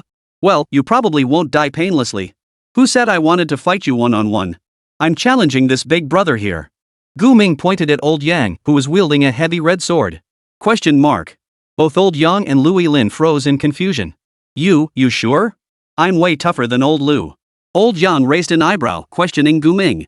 The others were equally baffled by Gu Ming's choice. Su Chang and Shin Hanyan could tell Old Yang wasn't exaggerating. A transferee like this, clad in top-tier gear and wielding a heavy sword, had virtually no class that could counter him at the same level. As a fellow heavy warrior like old Yang, Shin Hanyan knew this better than anyone. Yet Gu Ming had deliberately made this seemingly foolish choice. At that moment, Lui Lin erupted in fury. Pointing a gun at Gu Ming, he screamed hysterically. What's this? Are you scared? You don't dare fight me one-on-one? Scared? Why should I be scared of you? I just don't deem you worthy of a fight. As this brother said, he's stronger than you. You're too weak. Gu Ming continued to taunt him. Enough. Go cool off somewhere. Seeing Lui Lin about to lose control and start attacking indiscriminately, old Yang wasted no words. He grabbed Lui Lin by the back of his collar and hurled him out of the cafe with overwhelming force. In old Yang's grasp, Lui Lin was like a small rabbit, crashing through several walls in an instant before landing amidst a pile of broken bricks, unconscious or dazed. Gu Ming couldn't help but smile at the sight. Alright, now he truly had only one opponent left. While it was obvious old Yang was far stronger than Lui Lin, for Gu Ming, a gunman like Lui Lin who attacked so frequently and lethally was far trickier to deal with than a heavily armed warrior. Just moments ago, he had already checked old Yang's stats panel. Name, Yang Jinyue. Class, Overlord Sword Master. Talent, Breakthrough increases own strength by 100%, ignores light armor defense, attacks have a chance to bypass all defensive effects. Level, 56. Skills, Mountain Collapse /LV34, Counter Stance LV20, Overlord Power Charge LV29, Barbaric Rupture LV16. Honestly, this stat sheet is terrifying. Gu Ming now finally grasped the true caliber of the Skycliff Guild's elite class advanced warriors. But he was ready to face such a formidable opponent. Kid, I can tell you've got some tricks up your sleeve. But I hope you haven't underestimated me, thinking I'm some pushover. After tossing Lui Lin aside, old Yang strode forward with his heavy sword, his voice turning icy. In his eyes, Gu Ming had shown him a hint of contempt. This was the first time in his life that a weakling like Gu Ming had dared to challenge him to a duel. At least your temperament is better than that blonde freak's. Gu Ming looked up at old Yang, towering like a humanoid Gundam, and shrugged with a teasing smile. Old Yang was stung by the remark and couldn't help but agree. That's true. But the calm on his face lasted less than a second. Instantly, he hoisted the heavy red sword with one hand and asked Gu Ming. Need a countdown before we start the duel? No need. As Gu Ming spoke, his stance lowered, hoisting the black radiance onto his left shoulder as he entered combat mode. Alright, show me what you've got. Before the words had fully left his mouth, old Yang's heavy sword crashed down toward Gu Ming with the force of a mountain-splitting blow. Gu Ming swung Black Jade forward, attempting to deflect the force of the descending blade. But the moment Black Jade met the blade, the sheer force dozens, even hundreds of times greater than his own sent him staggering backward. He rolled instinctively to the side. Even so, he had only absorbed the weakest portion of the sword's force, and that was with the defensive boost from activating Frostheart. Gu Ming! Su Chang and Shin Hanyan cried out in unison, their voices filled with concern. They had anticipated Gu Ming's fragility, yet precisely because of that, they felt even more heartbroken for him. Clearly, both he a sword shield warrior and she an SSS tier heavy armor warrior were far more resilient than Gu Ming. Yet, it was precisely the most fragile Gu Ming who was charging into battle at the forefront. This was too strange, too unreasonable. Huff. Regaining his footing, Gu Ming had intended to seize the moment to cast contract magic on old Yang. But upon seeing the mere 0.5% success rate, he instantly abandoned the idea, instead biting his finger to restore some stamina. However, old Yang had already noticed his rapid recovery skill.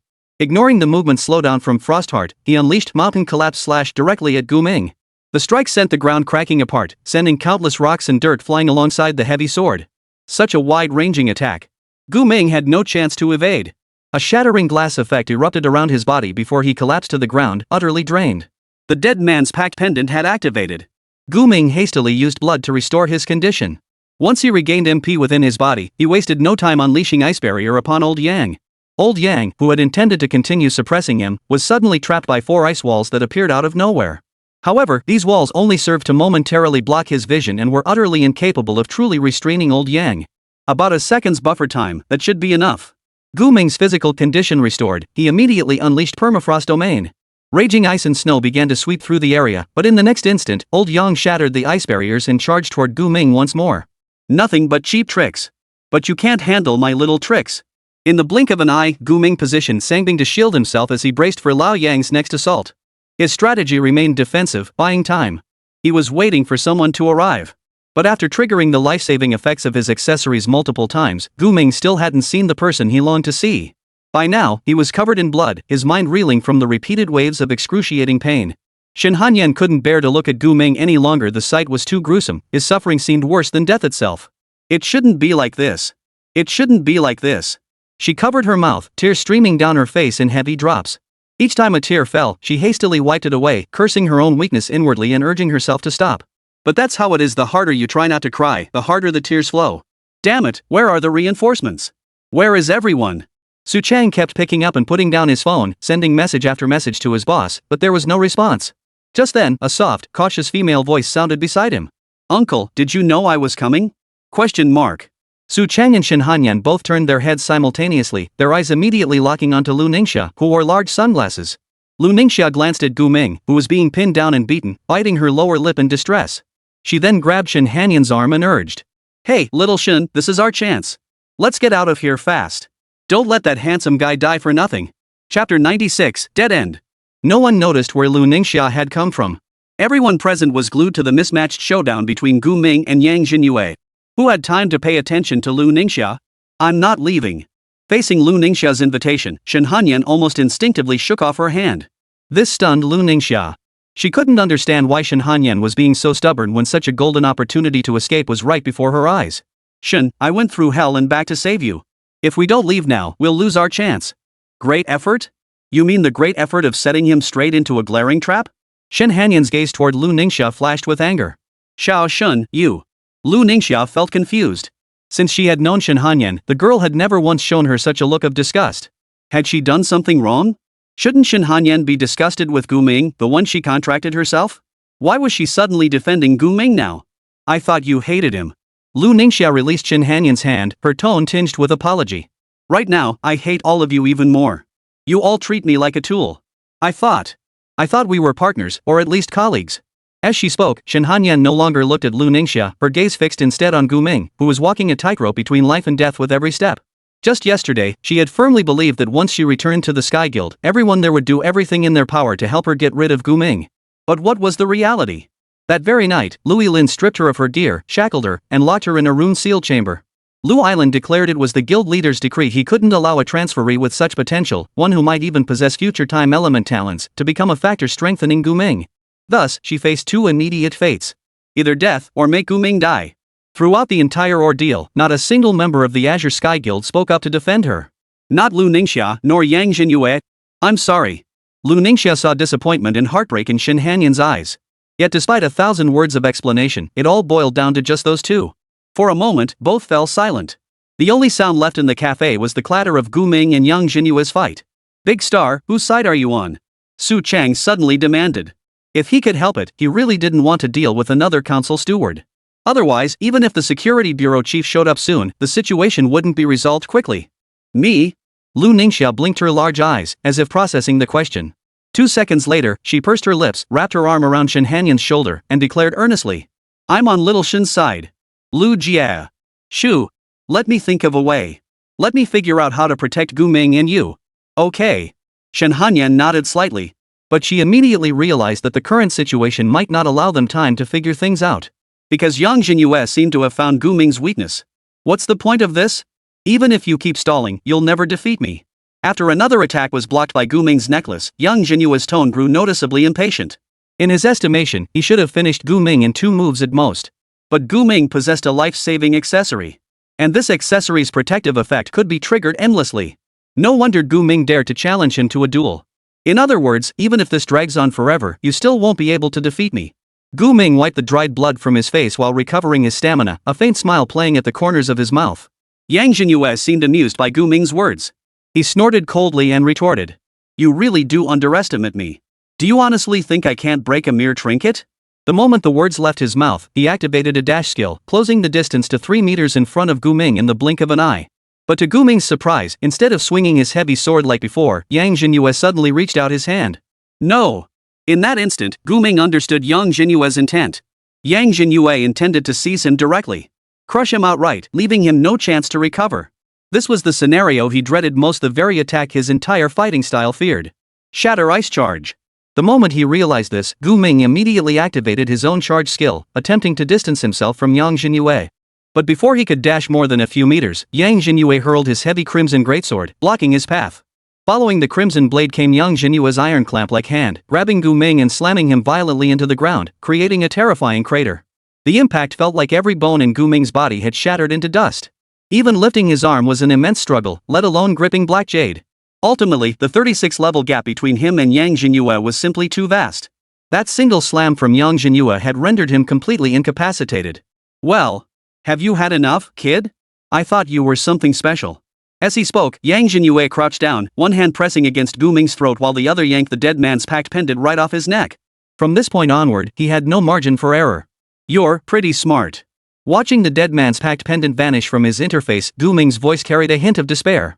He immediately coughed up 2 large mouthfuls of blood, swallowing it to restore his body, now as fragile as paper. Fortunately, it worked. He could feel his bones and internal organs beginning to mend. But this could only bring his consciousness back. Under Yang Jinhua's close-range suppression, he couldn't move an inch. Still talking tough when death's knocking at your door? Damn it, you're just like me when I was young, even more arrogant and stubborn than you are now. Yang Jinhua grinned widely, his grip not loosening an inch. It seemed another slight squeeze could snap Gu Ming's throat. After laughing for over 10 seconds, he sighed deeply, intending to deliver one final farewell to Gu Ming. Buddy, we've got no beef, but our boss wants you dead. I gotta do my job. Bastion burst. Just as Yang Jinhua was about to execute Gu Ming, Su Chang let out a roar from nearby. Then, wielding 2 car doors as shields and radiating golden light, Su Chang charged toward Yang Jinhua. This was his ultimate skill, Fortress Burst. One of his rare skills that combined offense and defense, allowing him to charge brutally at his target after charging up his defense. He had begun charging this power the moment Yang Jinhua seized Gu Ming. The sheer force of the collision caused Yang Jinhua, a level 56 warrior clad in heavy armor, to instinctively release Gu Ming. He scrambled to pick up his heavy sword and adopt a defensive stance. Boom, crash. The 2 car doors Su Chang used his shields bent and warped upon contact with Yang Jinhua's massive sword. As for Su Chang himself, he felt like he'd collided with a mountain. There was no way he could move forward any further. Even so, he pushed Yang Jinhua with all his might, bearing the unbearable force on his own body. This display startled Yang Jinhua, who had just been feeling a bit more at ease. And he exclaimed, "Bro, you're just a worker. Why risk your life like this? This kid isn't even your son. Get the hell out of here." Chapter 97, Time Talent. The world stops for me. Uncle, you're crazy. Lu Ningxia had just been wondering what big move Su Chang was holding back, when suddenly she saw him charging toward Yang Jinhua like a cannonball, wielding 2 broken car doors. How could a level 40 ranked sword shield warrior dare make such a reckless move when there was such a huge gap in level, class, and equipment? The reason was simple. Su Chang was protecting Gu Ming. To keep Gu Ming alive. But what good would that do? Yang Jinhua's expression grew increasingly irritated and exasperated. The next instant, he thrust his heavy sword forward with such force that Su Chang lost all control of his body. "I truly don't want to harm the innocent. Are you fools or just pretending?" he roared, raising his hand to cleave Su Chang's left arm clean off. Blood gushed forth in an instant. Su Chang slammed heavily into a wall, his throat emitting a low, agonized groan. He instinctively reached to cover the gaping wound, but such an action was clearly futile. Permafrost domain, activate. Fortunately, Shen Hanyan immediately activated her domain, using ice and snow to swiftly freeze the severed stump at Su Chang's shoulder, stopping the bleeding. Her eyes were filled with panic. Seeing Su Chang's pitiful state and then glancing at Gu Ming, still pinned to the ground, an overwhelming sense of despair washed over her. After Su Chang was knocked flying and had his arm severed, the entire world seemed to fall into deathly silence. Shen Hanyan couldn't bring herself to look again. Too many people had been injured or were about to die because of her today. Cough cough cough. Damn it, this is what dying feels like. It's absolutely awful. Su Chang muttered hoarsely, his face drained of color as he staunched the bleeding. Yet even so, he pushed himself up against the wall with his remaining good arm and looked at Shen Hanyan. "Little girl, your ice magic is pretty handy. Could you make me a one-handed sword and a shield? That damn car door just isn't cutting it. Damn, I almost forgot I only have one arm. Fine, just give me a shield." He touched the frost continuously forming at his severed arm, took a deep breath, as if preparing for a final farewell. "One regret in a lifetime is enough. This time, I won't let anyone die before me." With that, he raised the shield newly formed on his stump, gritted his teeth, and charged toward Yang Jinhua once more. Shen Hanyan fought back the urge to cry, desperately forging a grotesque greatsword from the blue ice. It seemed she too intended to fight Yang Jinhua to the death, just like Su Chang. "Shen, don't be rash. We need to get Gu Ming back first. Old Yang isn't holding him down anymore." Lu Ningxia's warning snapped Shen Hanyan out of her grief and regret. Sure enough, Shen Hanyan saw that old Yang had released his hold on Gu Ming, who lay motionless on the ground. His legs appeared broken, rendering him unable to move. Gritting her teeth, she sprinted toward Gu Ming, determined to pull him back from the brink of hell. Lu Ningxia sighed, no longer content to be just a screaming ornament. She began quietly casting various buffs on Shen Hanyan, rapidly boosting her defense, speed, and reflexes. "Xiao Shen, Lu Ningxia, you too." Such commotion naturally caught Yang Jinhua's attention. He knew Shin Hanyan and Lu Ningxia had switched sides. But he was in no state to care about that now. More accurately, his thoughts were in disarray and he didn't know what to do. Shin Hanyan choked back tears as she scooped up Gu Ming, whose legs were shattered, and immediately began running away from Yang Jinyue. But at that very moment, she distinctly felt Gu Ming's breathing grow weaker and weaker. You can heal yourself, can't you? Hurry up and fix yourself. She shouted at Gu Ming, her voice trembling. Yet he showed no response, only a helpless, bitter smile spreading across his face. Only now did Shin Hanyan recall something. Yesterday, Gu Ming had told her that the energy within him, which sustained him during battle, was nearly depleted. So, having already fought countless battles while relying on self-healing to replenish his dwindling reserves, he had likely burned himself out completely. The girl finally understood. Why did you have to die like this? Aren't you a selfish, self-centered freak, not even a contract girl? Say something, please. I beg you. Overwhelmed by grief and panic, she collapsed to her knees, her legs giving way beneath her. Her voice was almost a plea as she cried out. Are you trying to humiliate me again, Gu Ming? Didn't you say we were partners in life and death? Please don't die like this. Say something, please. Please. Notice, Shin Hanyan's talent has met the evolution requirements. Do you wish to use your evolution skill on Shin Hanyan's talent Frostheart? Upon use, Frostheart will evolve into Time Heart. Finally, she took the bait. Amidst endless drowsiness and bone-crushing agony, Gu Ming forced a smug smile onto his lips. He blinked, swallowing the blood hidden in his mouth, blood that could still be used for recovery, devouring himself to resist the deathly chill. He gazed at Shin Hanyan's tear-streaked face, then slowly raised his hand. With a gentle touch to her forehead, he murmured. Evolution, begin. Shin Hanyan has met the evolution requirements. Evolution commencing. In the next instant, the world lost all color, leaving only stark black and white. Everyone seemed frozen in place, motionless. Only Shin Hanyan continued to weep, unaware that a massive clock illusion had materialized above her. Its hands seemed to have lost all control, jumping wildly across the dial. Soon, the hands pointed to midnight, and the golden bell beneath began to violently resonate. As if it were about to shatter this monochrome world. A force emanating from the very fabric of reality surged from the golden bell into Shin Hanyan's body. Then she witnessed the Frost Heart talent in her panel's talent section dissolve like sand, replaced by the monochrome Time Heart. Talent, Time Heart immune to time effects, unlocks new time-related skills and domains. My talent evolved? Just as Shin Hanyan's mind froze from this sudden change, Gu Ming still clutched tightly in her arms, his form just moments ago black and white suddenly spoke. Turns out I didn't take those beatings for nothing. A time-based talent. This is going to be fun. Gu Ming's body regained its color, his injuries vanished without a trace, and even his torn clothes were seamlessly repaired. Ignoring Shin Hanyan, who had gone from devastation to utter bewilderment as she stared at him, he began examining the brand new skills and domain in his interface. Name, Gu Ming. Class, Beastmaster. Talents, Universal Pact, Universal Communion, Universal Evolution, Flame Emperor, Timeless Heart. Contract Beasts, Su Yao, Slime King, Shin Hanyan, Black Yao. Skills, Beastmaster's Blessing LV2, Contract Magic LVMAX. Explosive Inferno LV3, Blazing Starburst LV4. The final skills are Bullet Time LV1, Time Pause LV1, Time Acceleration LV1, Time Reversal LV1. And a new domain. Time Scar Domain. Chapter 98, Can't even beat someone 36 levels above you? Pure flight. The once serene and relaxing Golden Time Cafe now resembled a battlefield in ruins. Shin Hanyan stared blankly at Gu Ming, who staggered free from her embrace and wobbled as he tried to stand. Her eyes brimmed with disbelief. Her throat moved repeatedly, as if she wanted to speak, but only hoarse whispers escaped. In this world frozen in black and white, Gu Ming, the only figure retaining color, seemed to be the sole person left with meaning in her eyes. You're not dead? Almost. I'm dying. Gu Ming felt pain like his entire body was shattering, his limbs trembling as if about to collapse. Yet his expression remained unchanged, as confident and composed as ever. He turned to Shin Hanyan, whose eyes sparkled brightly, and grinned, asking, Ready to make a big splash? Shin Hanyan looked puzzled, unable to grasp the meaning behind Gu Ming's words. Yet this time, she nodded without hesitation. Blood-stained shame can only be repaid with blood. Let anyone who dares to humiliate us pay the price. Gu Ming's eyes suddenly flashed with furious coldness. The Sky Guild had made him suffer so many losses and endure so many beatings. This matter would never be easily forgotten. Now was the time for his counterattack. Snap. A crisp snap of fingers echoed through the monochrome world. Self-retrograde.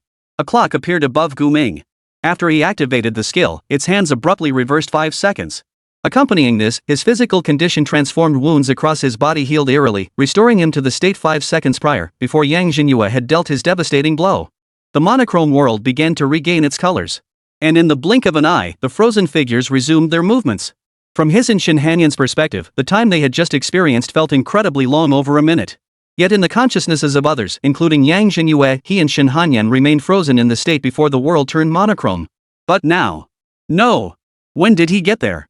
Yang Jinyue caught a terrifying sight out of the corner of his eye. Gu Ming, who had just been held by Shin Hanyan, had somehow risen to his feet and now stood mere half a meter away from him. This was impossible to miss. No matter how fast a person could move, it couldn't possibly be this quick. If this world were an animation, to Yang Jinyue, Gu Ming's movements seemed like several frames had been skipped. And what was even more terrifying was, the wounds on Gu Ming's body had healed once again.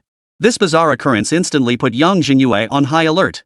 Ignoring Su Chang's advance, he took several strides backward and assumed a defensive stance for the first time. What the hell? Su Chang, who had been prepared to fight Yang Jinyue to the death, was utterly baffled by Yang's sudden retreat into defense. But when he followed Yang Jinyue's gaze, he too froze in shock. The next second brought an even greater shock. Gu Ming, who had been standing still moments ago, had somehow reappeared before Yang Jinyue. The black blade in his hand, now engulfed in demonic flames, swung down toward Yang Jinyue's head. Yang Jinyue's face drained of color. He felt as though his neck was about to be melted away. By the time he reacted, Gu Ming's blade had already struck. He instantly dodged to a safe distance, touching the charred, throbbing wound on his neck while staring at Gu Ming with eyes wide as if he'd seen a ghost. Damn it, what the hell? How could he be that fast? I didn't even see him move. In this one-sided battle against Gu Ming, Yang Jinyue had suffered his first real injury. This sent his mind into utter chaos. Tell me, Gu Ming asked, lifting the demon flame black jade and turning his head slowly. Can I kill you? Gu Ming, gripping the black flame black jade, slowly turned his head and posed this question to Yang Jinyue. Then, dragging the black jade across the ground, leaving crimson flames in its wake, he walked toward Yang Jinyue. Yang Jinyue, who had been relentlessly pressing Gu Ming with fierce attacks, suddenly adopted a defensive stance and began slowly retreating. What just happened? I don't get it. Lu Ningxia blinked rapidly, her gaze darting back and forth between Gu Ming and Yang Jinyue. Utterly bewildered. To her eyes, Gu Ming seemed like a completely different person. Just a moment ago, he'd been on the brink of death, both legs shattered, seemingly stripped of all means to fight back. Now he was launching a counterattack against Yang Jinyue? Wait, what about Shin Hanyan? She saw Shin Hanyan had already reached Su Chang's side, hoisting the severely injured man onto her back as she made her way toward them. Xiao Shun. What the hell happened to Gu Ming? This feels so weird, so off. It's hard to explain. Just take care of Uncle for now. Shin Hanyan's voice still trembled with emotion, as if she hadn't fully recovered from Gu Ming's apparent death. Lu Ningxia nodded and moved to help support Su Chang. Su Chang waved his lone remaining hand, panting heavily as he feigned nonchalance. I'm not going to die yet. It's Gu Ming. He looked at Gu Ming, whose aura had returned with renewed vigor, his face filled with confusion. At that moment, Gu Ming also turned his gaze toward them and asked Shin Hanyan. What do you plan to do? Shin Hanyan pressed her lips together lightly. Her expression shifted from hesitation to resolve in an instant. Fierce ice and snow swirled around her once more as a heavy Sangbing sword materialized in her grasp. A rare smile touched her shattered face. Of course I'll fight for you, my master. Crash! Ice and snow surged like ferocious beasts, engulfing the surroundings as a piercing icy sword she struck toward Yang Jinyue. Simultaneously, Gu Ming, who had been several meters away moments before, instantly materialized beside Yang Jinyue, the demonic flame-infused black radiance blade mere millimeters from his throat. Ice and fire roared, like the opening scene of an epic drama. Caught in a pincer attack, Yang Jinyue could only dodge and defend as best he could. He sensed that he could no longer slaughter Gu Ming and Shin Hanyan as easily as butchering chickens. The situation took a sudden turn for the worse. He found himself inexplicably pinned like fish on a cutting board, utterly unable to fight back. Yet no matter how Yang Jinyue dodged or guarded, Gu Ming could press the demon flame black jade against his throat in the blink of an eye. While such strikes weren't instantly fatal, another dozen or so hits would surely sever his head. Damn it! What the hell is going on? How the hell is he moving this fast? The once confident and composed Yang Jinyue now looked frantic and helpless, resembling a greenhorn soldier thrown onto the battlefield. He could only endure the relentless attacks from Gu Ming and Shin Hanyan, utterly unable to fight back. Just as he found himself in dire straits, Lu Eileen, whom he had tossed aside into the rubble moments before, muttered as he sat up. Ugh! Old Yang, you really went for it. Having just regained consciousness from the brutal blow, his first thought was to check if Gu Ming had been torn apart by Yang Jinyue. But when he saw Yang Jinyue being beaten down by Gu Ming and Shin Hanyan in the cafe, he was stunned. What? Old Yang, you're kidding me? Getting beaten up despite level and gear advantages? Holy! Chapter 99, A Spectacular Revenge. The troublesome bastards awake. Hearing Lu Eilin's curses, Gu Ming paused his assault on Yang Jinyue. He leapt back 2 steps and turned to face Lu Eilin, who was rubbing his head as he struggled to his feet nearby. Old Lu, you've got no clue what it's like. Come at me if you think you can. Damn it, I've never fought such a ridiculous battle in my life. Lu Yulin's earlier tirade instantly made Yang Jinyue's old face flush with embarrassment. But what could he do?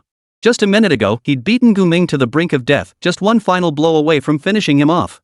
But who knew that in the next second, Gu Ming would suddenly go berserk, moving with unnerving speed, and start overwhelming him. Now Yang Jinyue had no clue what Gu Ming had up his sleeve, so he dared not let his guard down. He could only defend while searching for an opening. Flying is flying. Damn it, I'm still the one in control. Lu Yulin cursed again, then grabbed his flintlock rifle and aimed it squarely at Gu Ming's head. Without hesitation, he pulled the trigger. A crimson bullet, traveling several times faster than a normal round, erupted from the muzzle, streaking toward its target. Originally, this bullet would have pierced Gu Ming's skull in mere fractions of a second. Yet as it neared Gu Ming, it suddenly slowed as if entering cinematic slow motion, visibly decelerating before the naked eye. Whoosh, bang. Only then did the bullet's sonic boom echo belatedly.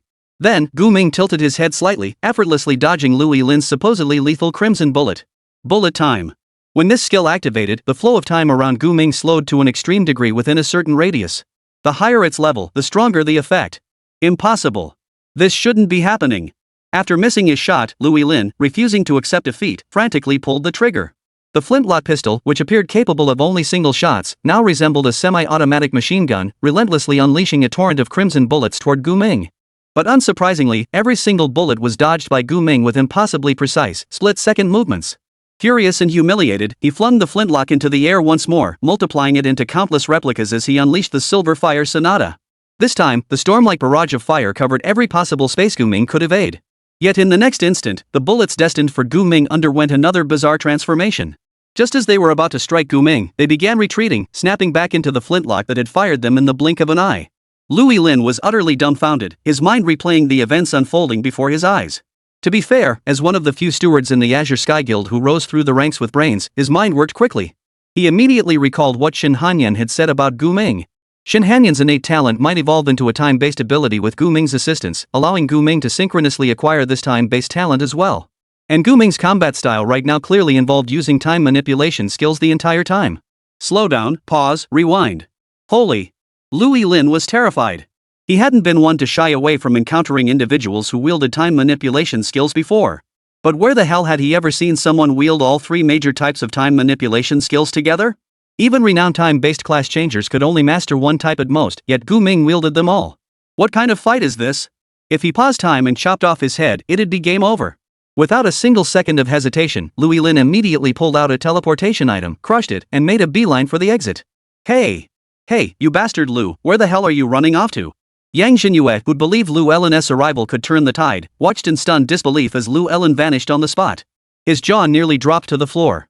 Lu Yulin had a teleportation item to escape, but what the hell about him? Where the hell was he supposed to run? He ran? That's just like his sneaky style. Shin Hanyan couldn't help but mutter under her breath as she watched Lu Yulin flee. Out of habit, she hadn't yet used her newly unlocked skills and domain. Otherwise, she absolutely wouldn't have let Lu Yulin get away. Then she turned to Yang Jinyue, who was clutching his neck in confusion, and coldly asked Gu Ming. Master, should we kill him? Let me think. Gu Ming eyed Yang Jinyue, who was in full defensive posture, his heavy armor covering his entire body with the gaze of a predator sizing up its prey. A second later, he made his decision. We can't kill him. He's holed up like a turtle right now. With our current damage output, we won't be able to break through his armor anytime soon. Then, should we just leave it? Shin Hanyan, who had just gotten fired up, looked a bit disappointed. But she truly had no solution against Yang Jinyue. Killing a class transition player over 20 levels above her was no easy feat. Gu Ming smiled faintly, turning his gaze away from Yang Jinyue. He walked over to Shin Hanyan, patted her shoulder, and said, "Of course we can't just leave it at that." Then, right in front of Yang Jinyue, the other Sky Realm Guild members gathered nearby, and the onlookers, he began plotting aloud. "Today, I'm going to wipe out every Sky Realm Guild stronghold in Linjiang City." The words sent shockwaves through the entire Sky Realm Guild. You dare!" Yang Jinyue exclaimed. "What? You think you can stop me?" Gu Ming turned to Yang Jinyue, his tone dripping with defiance. The next instant, he vanished from his spot. Shin Hanyan's face froze in shock, but she clenched her teeth and vanished from her spot as well. What followed was a catastrophe for Linjiang City, comparable to a boss invasion. Except the sole victim of this calamity was the Sky Guild. To the uninitiated, Sky Realm Guild's bases seemed haunted, one after another imploding from internal black flames or collapsing due to freezing pipes, sewers, equipment, and walls. Wails of terror echoed everywhere. Some lucky few caught glimpses of the perpetrators causing the destruction, but before they could make out who it was, the figures vanished on the spot, as if they'd been hallucinating. My building.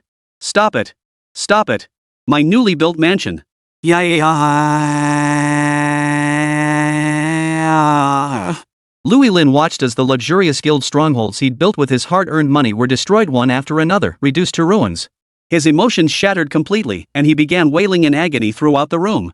Destroyed, all destroyed, my real estate, my empire. He could only watch helplessly as these tragedies unfolded, utterly powerless, much like the suffering protagonists in those Japanese romance films. Driven by utter despair, he finally reached out to others for help. Hey, boss. Did you see the news? That bastard Gu Ming wiped out all our bases. If you don't step in now, we'll all be sleeping on the streets tonight. Boss. Come back. Come back and take that brat down. A time-type class changer? None of us can handle him. Chapter 100, Aftermath. Lingjiang City People's Hospital. Su Chang awoke in a spacious hospital room, feeling as though his entire body was restrained. He couldn't move a muscle except for his head. Uncle. Director Su. The moment he stirred, the two figures sitting quietly nearby jumped to their feet in alarm.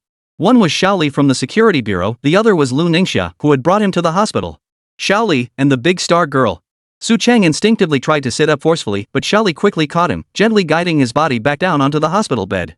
Director Su, you mustn't move around. You've just had surgery and need to rest for a while. That's right, old man.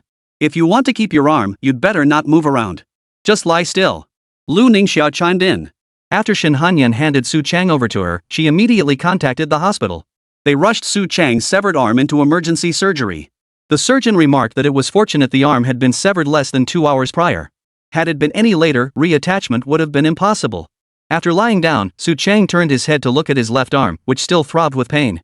Unable to contain his feelings, he sighed. It feels like a dream. Then, suddenly remembering something, he turned to look at Lu Ningxia and asked. Hey, big star girl, what's the latest?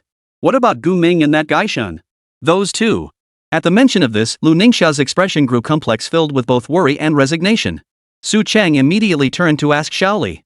And you, kid? I was nearly killed out there alone. Why did it take you so long to come to my aid? And where the hell did the old chief disappear to? He said they hadn't come for ages, but in reality, the battle where he, Gu Ming, and Shin Hanyan were ambushed by the Sky Guild had lasted less than an hour.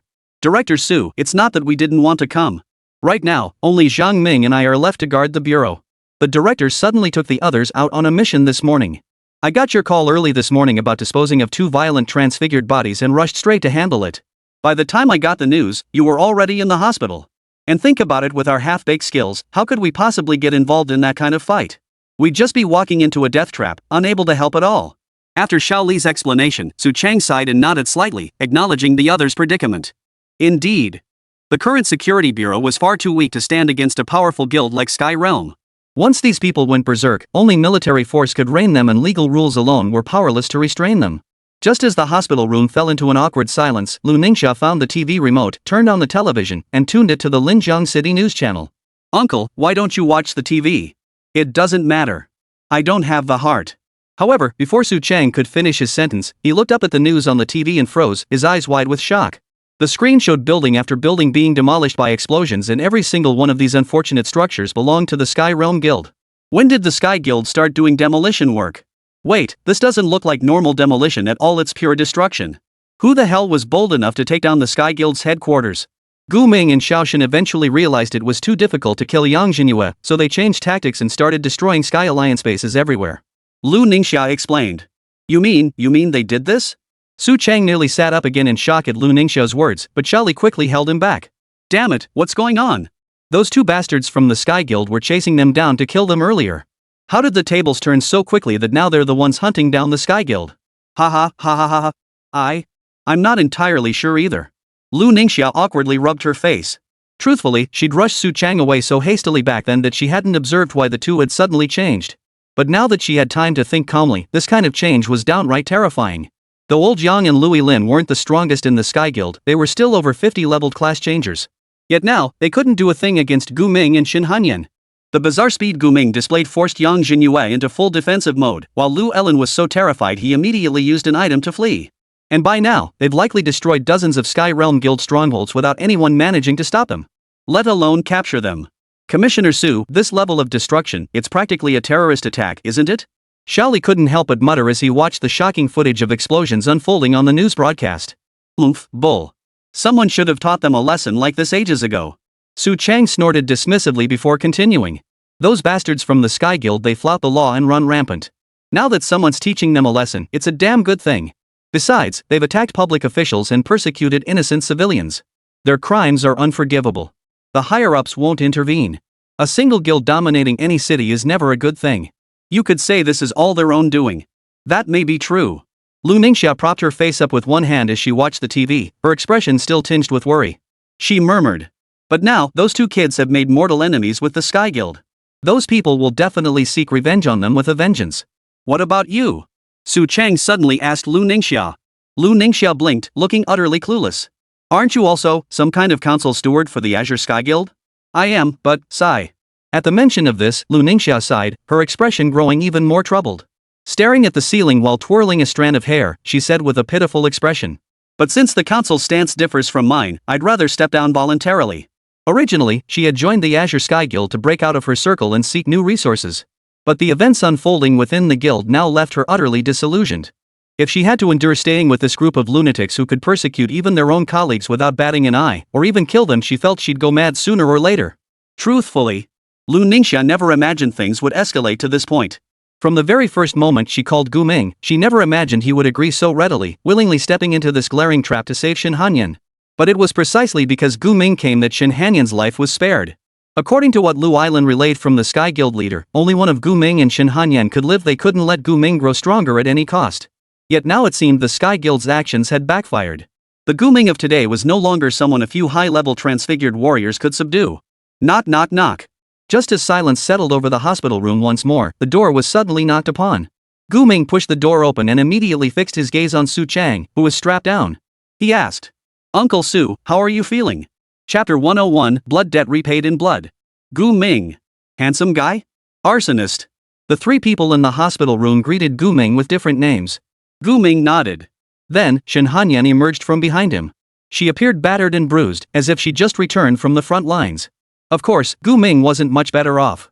Having just endured countless demolition operations, how could they possibly look presentable?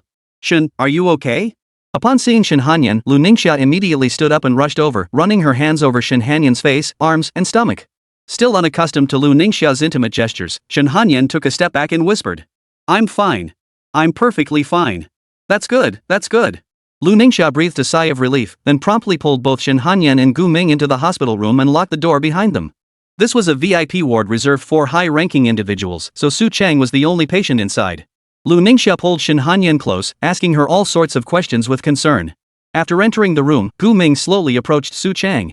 After briefly examining his injuries, he knew Su Chang's arm could likely be saved. With a month or two of recovery and some healing magic to aid the process, he should regain full mobility. However, he could significantly shorten that process now. What are you planning to do? Su Chang sensed Gu Ming had something on his mind and asked. Just stay still. Gu Ming attempted to accelerate Su Chang's perception of time. Su Chang felt the world around him flicker, and immediately a strange sensation spread through his body as if every cell in his being had suddenly become hyperactive. He could even distinctly feel his wounds healing. However, the process lasted only a few seconds before ending. Gu Ming halted the acceleration of Su Chang's time, realizing it was reckless to use this skill for healing injuries. No one knew what aftereffects might arise from exposing someone to time erosion. These three newly unlocked time manipulation skills were far more complex than their surface mechanics suggested. Until he fully understood them, Gu Ming decided it was best to exercise caution. "Sorry," Gu Ming said. "Why, sorry?" Su Chang sensed that the earlier awkwardness might be related to Gu Ming, but he couldn't quite figure out what had happened. Gu Ming offered no explanation. He planned to keep his newly acquired time manipulation abilities under wraps for now. After all, they were exceptionally rare skills, and the information advantage they provided might prove useful later. Nothing. We're safe now. With that, he released Su Yao, who had been confined in the beast taming space for quite some time. Su Yao was dazed for a few seconds after being released. But the moment she saw Gu Ming, her expression instantly turned angry and aggrieved. She immediately lunged at him, pounding and hitting him like a child, her voice trembling. "Are you out of your mind? How dare you? Do you look down on me? Why did you lock me in that damn space?" At that moment, her rage felt more like fear pushed to its absolute limit. The instant Gu Ming took the deceased contract pendant and locked her away, she knew he intended to face two level 50 plus transcended alone. In her eyes, this was no different from suicide. Throughout her confinement in the beast-taming space, Suyao's consciousness remained hazy, yet her mind relentlessly replayed visions of Gu Ming being killed in countless ways. She was utterly terrified that the next time she saw Gu Ming, all that would remain was a cold, lifeless corpse. Now, Suyao seemed to be venting her fear, but more than that, she was desperately trying to confirm that Gu Ming was truly okay. Why, am I useless now? Can't I help anymore? Yao, it's okay. Everything's fine now. We're all safe. Seeing Suyao losing control, Su Chang immediately spoke up. He even struggled to sit up, but a sudden, searing pain in his left arm sent a cold sweat running down his back. Suyao turned her head and only then realized the person lying in the hospital bed was Su Chang. Dad, you? She examined Su Chang's injuries, noticing the blood seeping through the bandages on his left arm had already soaked through. Anyone could tell Su Chang was badly injured. Seeing panic rising in Suyao's expression, Su Chang immediately forced a grimace through the agony and grinned. I'm fine, just a few scrapes, huh? What happened to my dad's arm? Ignoring Su Chang's feigned composure, Suyao turned to ask Xiaoli, who worked alongside Su Chang at the security bureau. Caught off guard by the question, Xiaoli was suddenly at a loss. He had planned to quietly stay out of it. Director Su, he. Just as he was about to follow Su Chang's lead and give Suyao a vague brush off, Gu Ming spoke up. Uncle Su's left arm was severed by that man, Yang Jingyue. The entire arm completely severed. We've all suffered greatly because of this. The words hung heavy in the air, silencing everyone. Su Chang closed his eyes in despair, cursing Gu Ming under his breath for his loose tongue. Could this be told to Suyao so bluntly? Given her temperament, she would definitely do something impulsive upon learning this. Sure enough. The next second, Suyao's entire face darkened. She glanced at Su Chang on the hospital bed, the battered Gu Ming and Shin Hanyan, and the helpless expression on Lu Ningxia's face. She knew they must have endured an unimaginably brutal battle. Yet here she stood, an outsider. Not a single scratch on her body, her clothes spotless. This made her feel utterly humiliated, as if she were nothing but a useless piece of trash. This was precisely why Su Chang had never dared tell Suyao about his severed arm. Having watched Suyao grow up, he knew she was teetering on the edge of collapse. But then, Gu Ming suddenly grabbed Suyao's face and lifted it up, forcing her tear-filled eyes to meet his own. His tone was stern. I'm telling you this not to make you blame yourself, nor to provoke a tantrum. But... Suyao tried to shake off Gu Ming's hand, but he tightened his grip, cutting her off as he continued. I'm telling you this so you understand, we now have enemies we can never coexist with, a hatred so deep that only crushing them completely will bring peace. Me, you, and her. As he spoke, Gu Ming pulled Shin Hanyan closer, forcing both her and Suyao to look at him before continuing. We are one entity. We rise and fall together. Whoever harms any one of us harms us all. A blood debt must be repaid with blood. Do you understand? In his eyes, he and the Azure Sky Guild were locked in a bitter, irreconcilable feud. That's why he wanted Suyao and Shin Hanyan to understand this. Suyao, who had been on the verge of erupting, nodded blankly after hearing Gu Ming's words, as if she finally grasped the meaning. Having endured the entire battle, Shin Hanyan grasped Gu Ming's words with even greater depth. Since the Sky Guild had used her as bait for killing, as nothing more than a tool, she would make them pay the price. The destruction of dozens of Sky Realm Guild bases alongside Gu Ming was merely the beginning of her vengeance. But as the saying goes, hatred begets only more hatred. At this moment, the Sky Guild's hatred toward Gu Ming and his group had reached its peak. A man who had just watched his small 3-room apartment within the stronghold get blown to smithereens, now facing homelessness, was grinding his teeth to dust. Gu Ming, just you wait. Today I'll slaughter you. I'll go to your own home and slaughter you with my own hands. So what if you have some time manipulation skills? I'm a time manipulator too. Chapter 102, the one you shouldn't provoke. Tap tap tap. In the cramped kitchen, a woman in a white dress stood at the cutting board, rhythmically chopping a bloody half-rib into smaller pieces with a cleaver. Her strokes seemed effortless, yet each precise cut cleanly severed the tough bones. The only flaw was the blood splattering from the knife, which occasionally landed on her face. Knock knock knock. Just as she was about to add the chopped ribs to the pot, a knock sounded at the door. A guest has arrived. The woman in white murmured, wiping the blood from her face with a finger as pale as bone. She placed it in her mouth and sucked it clean, then took the blood-stained cleaver, her lips stretching into a gentle smile as she stepped out of the kitchen.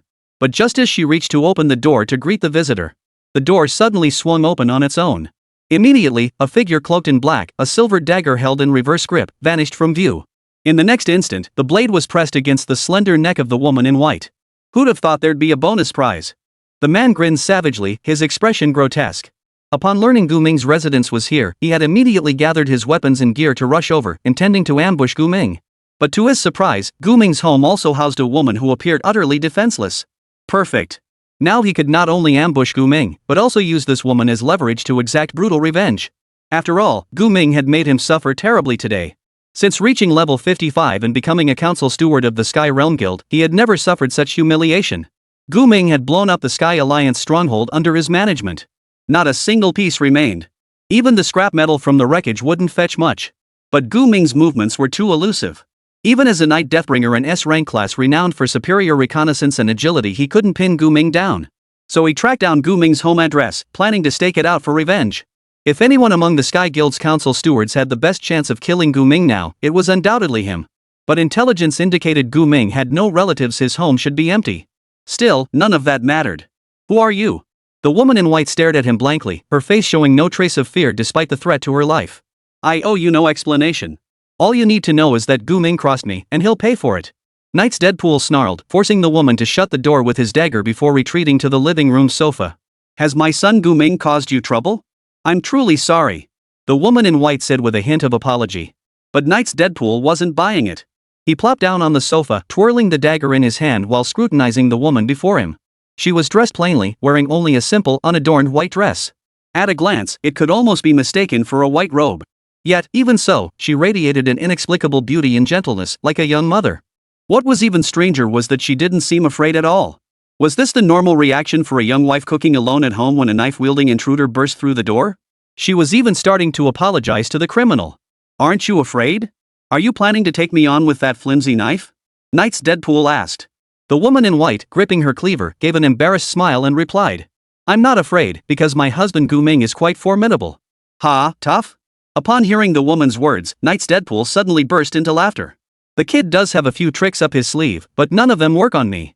From Louis Lin, he'd learned that Gu Ming seemed to have acquired time manipulation skills, which explained his unpredictable actions that left everyone helpless. But as the Knight Deadpool, he alone had a solution. The best way to deal with someone possessing time manipulation abilities is to find another individual with the same skill set. And as it happens, I am that person. Knight's Death Dealer muttered to himself, his tone brimming with confidence. He had already figured out that the woman in white staying at Gu Ming's house was most likely a nanny or similar role, possessing absolutely no combat ability. And there was no way she could understand a word he was saying. Are you planning to harm our Gu Ming? The woman in white asked. What? Scared? Scared won't save you. He must die today. If you don't cooperate, you'll die too. Knight's death servant snarled menacingly at the woman in white. Then go ahead and die yourself. The woman in white said. What? Knight's Deathbringer seemed to have misheard the woman's words, his face clouded with hesitation and confusion. But before he could press further, the woman slowly opened her eyes, which had been narrowed into slits, revealing blood-red pupils. With a gentle flick of her wrist, a crimson spike erupted from beneath him, piercing him from head to toe. Splash! Blood spattered everywhere. You are. Knight's Deadpool was utterly dumbfounded. He had only sensed a fraction of a second of her killing intent before the crimson spike pierced him, leaving him immobilized. His eyes widened in disbelief as he stared at the woman before him, her face adorned with a gentle smile, her eyes blood red, displaying a level 90 boss panel. His expression gradually filled with endless terror. A monster. This ING thing is a monster. It's not human at all. Level 90? Why would someone have a level 90 humanoid boss in their home? Now, he couldn't move a muscle, couldn't even activate his skills? Damn it. God damn it. Hush, be quiet.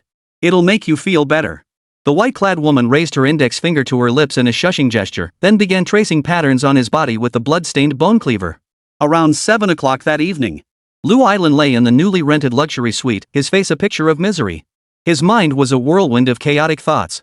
He never dreamed that today, he and Yang Jinyue, 2 level 50+ class change users, would be forced into a desperate retreat by Gu Ming. Even the Skycliff Guild's assets had been largely destroyed by Gu Ming, and they hadn't been able to stop him at all. This was utterly humiliating.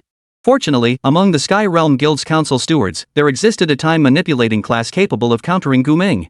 Knight's Death Servant, codenamed Coffin. A transferee who could assassinate enemies by briefly halting time. Damn, come to think of it, how long has it been? Still no word from him? Louis Lin pulled out his phone, about to send a message to Knight's Death Dealer, when a call from his subordinate interrupted him. Manager Lu, it's bad. It's really bad. The moment he answered, a voice filled with terror and panic burst through the line. What else could possibly go wrong? Today's events have already been bad enough. Louis Lin said with a resigned shrug, as if he'd long since grown immune to bad news. Hurry back to headquarters. Lord Coffin, he's back? His corpse has returned. Chapter 103, time for a new place.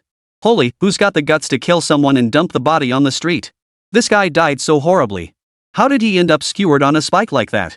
It looks painful just to look at. There's not a single spot on him that's intact. Hey, wait, he seems to be twitching. Is he still alive? We should call an ambulance. Why are we getting involved? That guy's clearly from the Sky Guild. Let them deal with their own mess.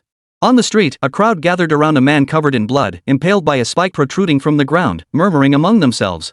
Just then, Louis Lin, his blonde hair disheveled, pushed through the crowd with several subordinates in tow, approaching the corpse. One of his men exclaimed in horror. Manager Lou, please look. This is horrifying. Louis Lin narrowed his eyes, scrutinizing the familiar face above the spikes before murmuring softly. Coffin? The next moment, the coffin, which looked utterly incapable of life, struggled to turn its head. Two empty sockets where eyes should have been stared at Louis Lin, and a wretched, mournful whimper began to rise from its throat. What happened? How did you end up looking like this? Louis Lin asked, reaching out to help but unsure how to intervene. The coffin strained to force out 3 words. Let me die. You won't die. I'll go get the best healer right now. Louis Lin pulled out his phone and turned to call for help. But the next second, he heard a sound like flesh hitting the ground. And the crowd erupted in screams. Louis Lin abruptly turned back toward the coffin. When he saw the scene before him, his pupils contracted sharply, and his entire body began to shake violently with fear. The spikes that had pierced the coffin were gone. Without the spike's support, the coffin instantly collapsed into a pile of flesh and bones scattered across the floor, utterly silent. The sheer grotesque horror of it made even Louis Lin, who was no stranger to corpses, retch uncontrollably. His voice trembling, he muttered to himself. I can't. I absolutely cannot have anything to do with Gu Ming anymore. Otherwise we'll all die. We'll all die. Boss, do you even realize how close we came to dying because of you? Gu Ming, you're back? The woman in white, holding a spatula, peered out from the kitchen and called to Gu Ming. The clean, tidy one-bedroom apartment was filled with the aroma of cooking. Gu Ming gave a slight nod, then walked ahead into the living room alone. He sat down on the sofa and pulled out a chocolate bar to eat. Su Yao and Shin Hanyan followed closely behind him. Compared to Su Yao, Shin Hanyan, visiting Gu Ming's home for the first time, appeared slightly more reserved. Hello, sorry to bother you. Shin Hanyan addressed the woman in white who had only half her body visible from the kitchen. The woman in white smiled and nodded before returning to her tasks in the kitchen. I'm exhausted finally, I can relax properly. Time for a shower. Su Yao flung off her gear and tossed it onto the sofa before dashing toward the bathroom, leaving Shin Hanyan standing alone by the doorway, unsure what to do. Close the door. Sit wherever you like. Gu Ming said to Shin Hanyan, shifting his body slightly from side to side as if uncomfortable in his seat. Okay. Shin Hanyan nodded and slowly walked to the other end of the sofa to sit down. She looked down at the brand new clothes she wore, feeling a mix of quiet delight and slight embarrassment. This outfit had been picked out for her by Su Yao, with Gu Ming footing the bill. After all, her clothes had been ruined beyond repair during the fierce battle earlier. Sitting on the sofa, Shin Hanyan looked around the unfamiliar home like a child visiting relatives, occasionally glancing at Gu Ming. What's wrong? Feeling unwell? Would you like something to eat? Gu Ming said, pulling out a chocolate bar and offering it to Shin Hanyan. Thank you. Shin Hanyan accepted the chocolate, opened the wrapper with her eyes downcast, and placed it in her mouth. The chocolate tasted sweet and rich, its flavor soothing and relaxing. You're welcome. This place is your home now. Gu Ming said. Shin Hanyan froze in surprise for a moment before nodding. She murmured softly. My home? I have a home now? Dinner's ready. At that moment, the woman in white called out from the kitchen. Gu Ming eagerly stood up and headed toward the dining table. After sitting down, he noticed Shin Hanyan hadn't joined them and said, Let's eat. No need to wait for Su Yao. We'll save some for her. Oh, okay. Shin Hanyan rose and approached the table. After hesitating for a moment among the 4 chairs surrounding it, she chose the one opposite Gu Ming. I made a lot of spare ribs today, so make sure to eat plenty. As the woman in white filled the table with one sumptuous dish after another, the dinner commenced. As before, the woman in white simply sat at the table, smiling at Gu Ming without touching her chopsticks. Gu Ming, however, wolfed down his food, desperately replenishing the energy his body had been lacking. Shin Hanyan remained reserved, only picking at the dish closest to her, eating small bites one after another. Eat up, eat up. At that moment, Su Yao, freshly bathed and dressed in a loose t-shirt and shorts, hurried over. She plopped down beside Gu Ming and began eating without a word, acting as if she were right at home. Though she'd been a bit apprehensive about eating the white-clad woman's food earlier, truth be told, it smelled so delicious it made her forget all the messy complications. The modest dining table was now packed with 4 people. Things suddenly got lively, didn't they? The woman in white smiled, her gaze turning gently toward the newcomer, Shin Hanyan. Shin Hanyan didn't know what to say and could only offer an awkward smile. Gu Ming nodded, then remembered something and asked the woman in white. Did anyone come to visit today? His suspicion stemmed entirely from the sofa feeling unusually uncomfortable today, as if someone unfamiliar had sat on it. Though such a conclusion might sound far-fetched, Guming had sat on this sofa for over a decade. In a way, he was familiar with it to a degree most people couldn't imagine. Yes, a rather unfriendly child. But I sent him home. The woman in white replied calmly. Guming nodded upon hearing this, satisfied that nothing serious had happened, and returned to preparing the meal. After everyone had eaten for a while, only Guming remained to clean up the mess. He piled the bones into small mountains on the table, leaving not a single grain of rice or drop of soup from the dishes behind. When Shin Hanyan saw Guming put down his bowl and chopsticks, she stood up to clear the table herself. But the woman in white smiled and gently pressed her hand down, saying, "It's alright, I'll take care of it. You all just rest. I can help wash the dishes." In Shin Hanyan's view, if someone cooked, others should handle the cleanup afterward. Having one person both cook and clean, that seemed a bit inconsiderate. But the woman in white didn't answer her, she just silently gathered the bowls and chopsticks by herself. Seeing Shin Hanyan seemed a bit awkward, Suyao stepped forward, took her hand, and said, "Oh, come on, no need to be so formal. Let's go, we'll rest on the sofa." Then she turned to Guming, who had already started watching TV, and asked, "Oh, right. Where will Sister Shin sleep tonight? The place is small, so anywhere is fine. If all else fails, we can squeeze onto one bed." Guming said, "Squeeze into one bed?" Shin Hanyan blinked, then looked at Suyao with disbelief. Suyao gave an embarrassed smile, a smile that seemed to convey some hidden message. "Yeah, everyone sleeps together. This house only has one bed. And it's haunted." But she kept that part to herself, afraid of scaring the newcomer. Guming nonchalantly munched on chocolate while addressing both Shin Hanyan and Suyao. "This place is a bit small for us, but no worries, tomorrow we'll go pick out a bigger apartment. We'll just make do tonight." Chapter 104, Call Me Master. Ultimately, since there was only one bed for the entire family, Shin Hanyan chose to sleep on the living room sofa. And Suyao, unlike her usual generous self, opted to bring out her own folding bed to keep Shin Hanyan company. Early the next morning, perhaps because they hadn't slept well, both woke up early and went about their own business. When Guming woke up and stepped out of his room, he saw Shin Hanyan cleaning the living room with intense focus. If you ignored her coldly beautiful face, she might actually look like a maid. "Do you enjoy housework?" Guming asked Shin Hanyan while brushing his teeth. Shin Hanyan paused her sweeping, lifting her head cautiously to look at Guming, as if she thought he might be angry. At some point, she had begun to treat Guming with a certain reverence, no longer as disrespectfully as before.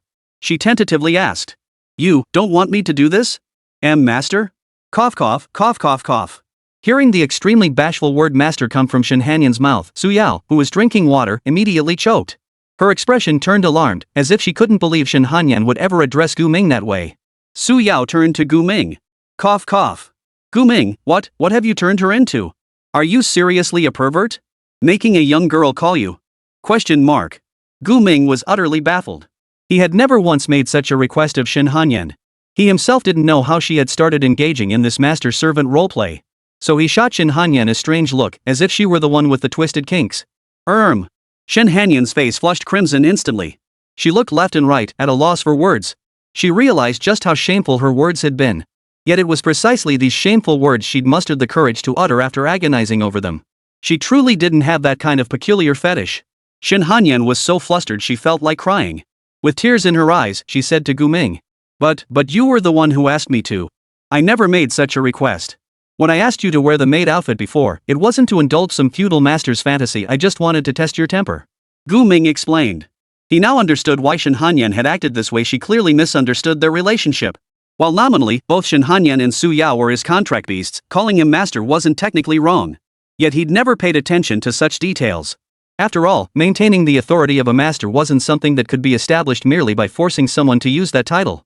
After hearing Guming's words, Shin Hanyan blinked, quickly reviewing the events between them in her mind. She realized Guming had indeed never once requested she call him master. It had all been her own preconceived notion. She deconvinced herself that calling him master was now her duty. The realization made Shin Hanyan blush so fiercely she nearly fainted on the spot. She was incredibly thin-skinned.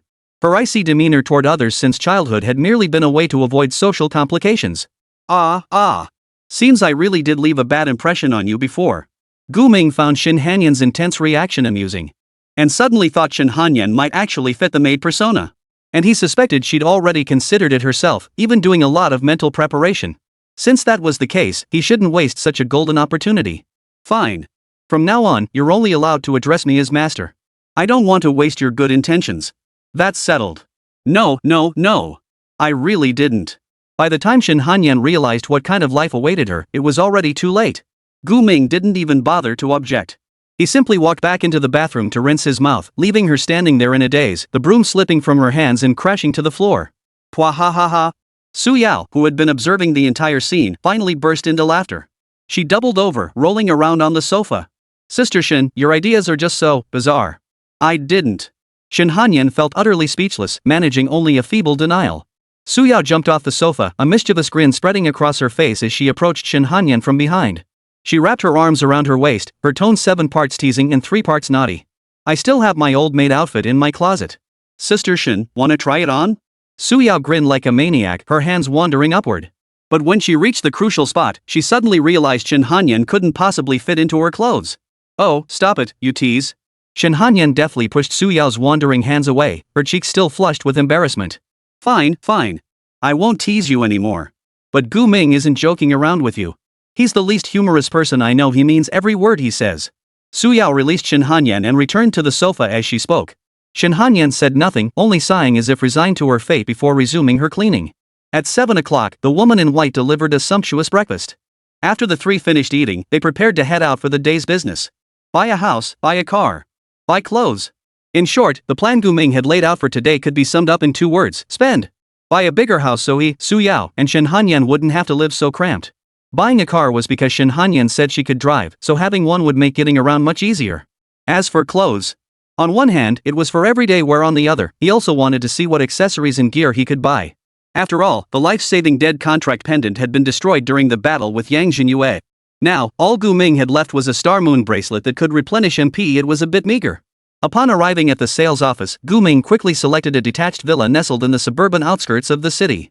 This location would be convenient for him to venture into the wilderness anytime to grind monsters and tackle dungeons. Compared to downtown properties, the villa wasn't expensive, just over 3 million including furniture and services. This price was entirely thanks to Su Yao's negotiation skills. The salesperson at the office initially assumed the 3 young people were naive, deep-pocketed customers ripe for exploitation. They planned to inflate the price to maximize their commission. And indeed, aside from Su Yao, Gu Ming and Shin Hanyan knew little about such matters. Fortunately, Su Yao sensed something was off and called out the salesperson's scheme to inflate the price, negotiating the entire villa down from 5 million to just over 3 million. After all, she was a bona fide privileged offspring who'd seen the world. Her own family owned a suburban villa.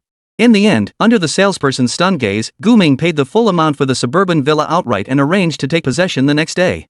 When it comes to shopping, you've got to rely on me. Come on, let's go pick out a nice car next. Su Yao was feeling triumphant over her success. And Gu Ming went along with her, letting her take the lead in selecting a suitable vehicle for their travels.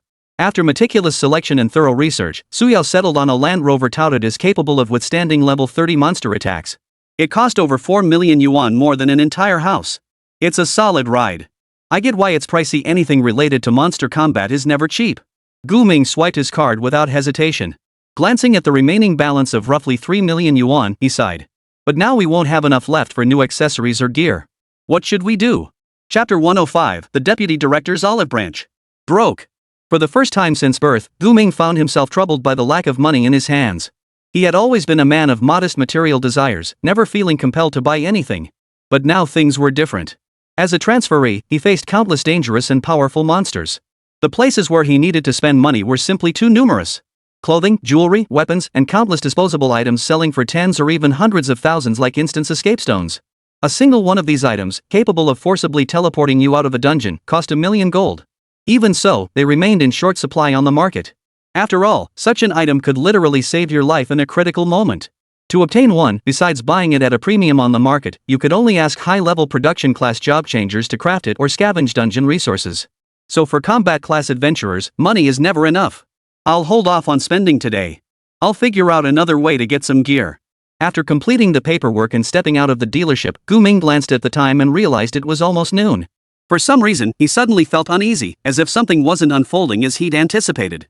Gu Ming asked Su Yao and Shin Hanyan, "Aren't we being a bit too idle? Yesterday, he and Shin Hanyan had pulled off such a major operation. How come today, the entire Linjiang city seemed to be going about its business as if nothing had happened? Shouldn't the Sky Realm Guild be livid after seeing dozens of their bases blown up? Shouldn't they be scrambling for a chance to ambush and take revenge? Instead, the Sky Realm Guild seemed to have vanished into thin air. Not a single ripple had been stirred. What do you mean? Su Yao didn't immediately grasp what Gu Ming was referring to. But Shen Hanyan nodded solemnly. It's a bit too quiet. Given manager Lu's temperament, he should be sending men to hunt us down all over the city by now. Having spent a year at the Sky Guild, she knew all too well Louis Lin's vindictive nature. Though he put on a show of being generous and magnanimous, those who knew him well understood just how petty he truly was. If one had to describe him, Lu Island was the type who'd say hello, 3Q with a smile while cursing FKYOU under his breath, utterly devious. Where there's smoke, there's fire. Gu Ming sensed something was off and decided to find a place that was both safe and could provide more information. And that place was Su Chang's hospital room.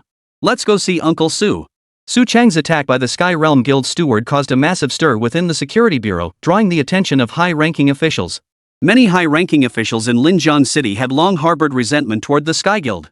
The guild wielded immense influence in the city, and any move against them risked triggering uncontrollable consequences. But now, they had dared to attack a public official. This was simply intolerable. Consequently, higher authorities swiftly dispatched a level 60 transcendent to protect the hospitalized Su Chang and deliver a small warning to the Sky Guild. Gu Ming, Su Yao, and Shen Hanyan. A man clad in a red and white plaid shirt, glasses perched on his nose, and a thick novel clutched in his hands leaned against the doorway of Su Chang's hospital room, sizing up the three new arrivals. You know us? Gu Ming asked, sizing up the man in return. Of course. You're all famous, especially you. The plaid-shirted man smiled at Gu Ming, then put away his novel and extended his hand, speaking politely. Hello, my name is Zhang Lan. I'm with the Capital Security Bureau. Hearing the words Capital Security Bureau, Gu Ming paused slightly before extending his own hand to shake the man who introduced himself as Zhang Lan. Hello, I'm Gu Ming. You're with the Capital Security Bureau? Su Yao's tone was filled with surprise. Gu Ming and Shen Hanyan might not have much familiarity with the Capital Security Bureau, but she knew it all too well. If one were to rank all armed organizations in the country, the Capital Defense Bureau would undoubtedly be among the top 5. It was the bureau with the most elite operatives. You could even call it the top dog among all security bureaus. Typically, Capital Security Bureau operatives never ventured to other cities. Their presence signaled an exceptionally grave situation demanding their direct intervention. Clearly, Zhang Lan was here to resolve the trouble in Linjiang City. Yes, and I suppose I'm half a colleague of your father's at the very least. We both work for the Security Bureau. Zhang Lan smiled at Su Yao, his expression warm and approachable, lacking any trace of the typical high-ranking official's air. Su Yao nodded, but she knew deep down that the man before her held a rank far superior to Su Chang's. Even as an ordinary member of the Capital Security Bureau, he was absolutely incomparable to a minor deputy director of another city's security bureau. Even the bureau chiefs had to treat him with utmost courtesy. Then, Zhang Lan turned his attention back to Gu Ming and remarked with genuine interest. I've heard about your situation. Honestly, if I hadn't seen those building ruins with my own eyes today, I'd find it hard to believe that a rookie who just passed the civil service exam could cause such a stir. So you all know what happened? Gu Ming asked, curious about the fallout from his demolition of the Skyward Guild's stronghold. We have a general idea, but the authorities are deliberately downplaying the incident. I expect it won't take more than a couple of days before everyone forgets about it. Additionally, we'll be taking measures to prevent the Sky Guild from launching further actions. Zhang Lan said. Hearing this, Gu Ming finally understood why the Sky Alliance had suddenly gone quiet. Just then, Su Chang's voice echoed through the hospital room. Yao Yao, Gu Ming, are you two out there? Ah, yes, we're chatting with this gentleman. Su Yao responded immediately. Zhang Lan chuckled softly, then stepped aside to open the door behind her. She said to the three of them. Heh, alright then, you two go on in. Deputy Director Su must be missing you. We'll catch up another time. Alright. Gu Ming nodded and led the way into the hospital room. Seeing Su Chang still lying in the hospital bed, he noticed the man looked much better than before. You guys are here? Why rush in during mealtime? Don't tell me you're here to piggyback on my meal. Su Chang couldn't suppress a smile upon seeing the three arrive together, cracking a joke. You're the one who brought it up. Now you've reminded us it is time to eat. Gu Ming pulled up a chair and sat beside Su Chang's bed. Su Chang laughed heartily, thinking Gu Ming was being damn impolite, then instructed the new nurse to fetch 3 meals. This meal, of course, was all provided by the public sector, not a penny spent. As the three ate, Su Chang sighed, his eyes fixed on Gu Ming. After a long moment, he asked an unexpected question. Gu Ming, wanna join the Security Bureau? Chapter 106, Joining the Security Bureau. Eating government rations. Me? Gu Ming set down the empty lunchbox he'd just finished and looked at Su Chang in confusion. Su Yao and Shen Hanyan, who hadn't finished eating yet, also froze, their expressions a mix of surprise and confusion. Su Chang, why was he suddenly trying to recruit Gu Ming? Yes, you. Do you want to join the Security Bureau? Su Chang's tone was serious, without a hint of jest. Why bring this up now? Did something happen? Gu Ming instinctively sensed something was off with Su Chang and asked. Su Chang let out a heavy sigh before sharing the latest news he'd received that very morning with Gu Ming. In short, the security bureau was facing a personnel shortage. Moreover, the person who was removed was the bureau chief. He was unexpectedly trapped in a dungeon while on a mission. What? Dad, your boss is gone? Su Yao asked in astonishment. She never imagined she'd hear such news. Though she didn't know much about this director, Su Chang mentioned having only met him a few times. Such a prominent figure shouldn't just suddenly pass away, right? Not necessarily, but his situation is critical. It's unlikely he'll make it back. Su Chang sighed heavily again. Their security bureau was already understaffed and underfunded. Now, with the deputy director incapacitated in the hospital and the director in grave danger, only a group of people unable to shoulder the burden remained to keep the bureau functioning. What about the others who went on the mission with the director? I recall someone mentioning yesterday that quite a few people were deployed this time. Gu Ming asked. Most have returned. They all have teleportation stones, but the director is trapped somewhere where teleportation is impossible. That's why I think he probably won't make it back. Su Chang lifted his head and closed his eyes, sinking into endless anxiety.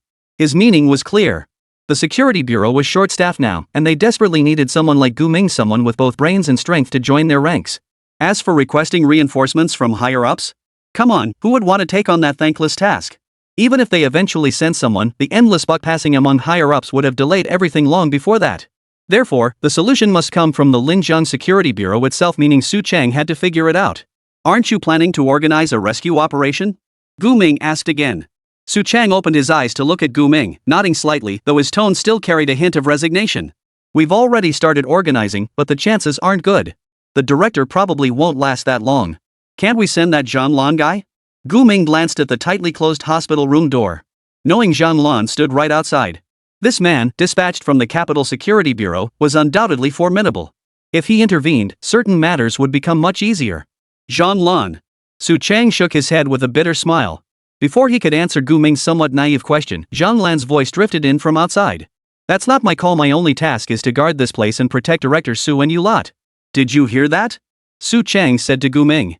Gu Ming furrowed his brow, surprised by the indifference between security bureaus. Could the Capital Security Bureau really stand by and watch a bureau chief die in the dungeon without lifting a finger? That seemed utterly unreasonable. In Gu Ming's view, public officials represented the face of the national government. If they were plunged into danger due to their duties, the entire nation bore responsibility for them. How could they be ignored? Yet his thinking was still too idealistic, too naive.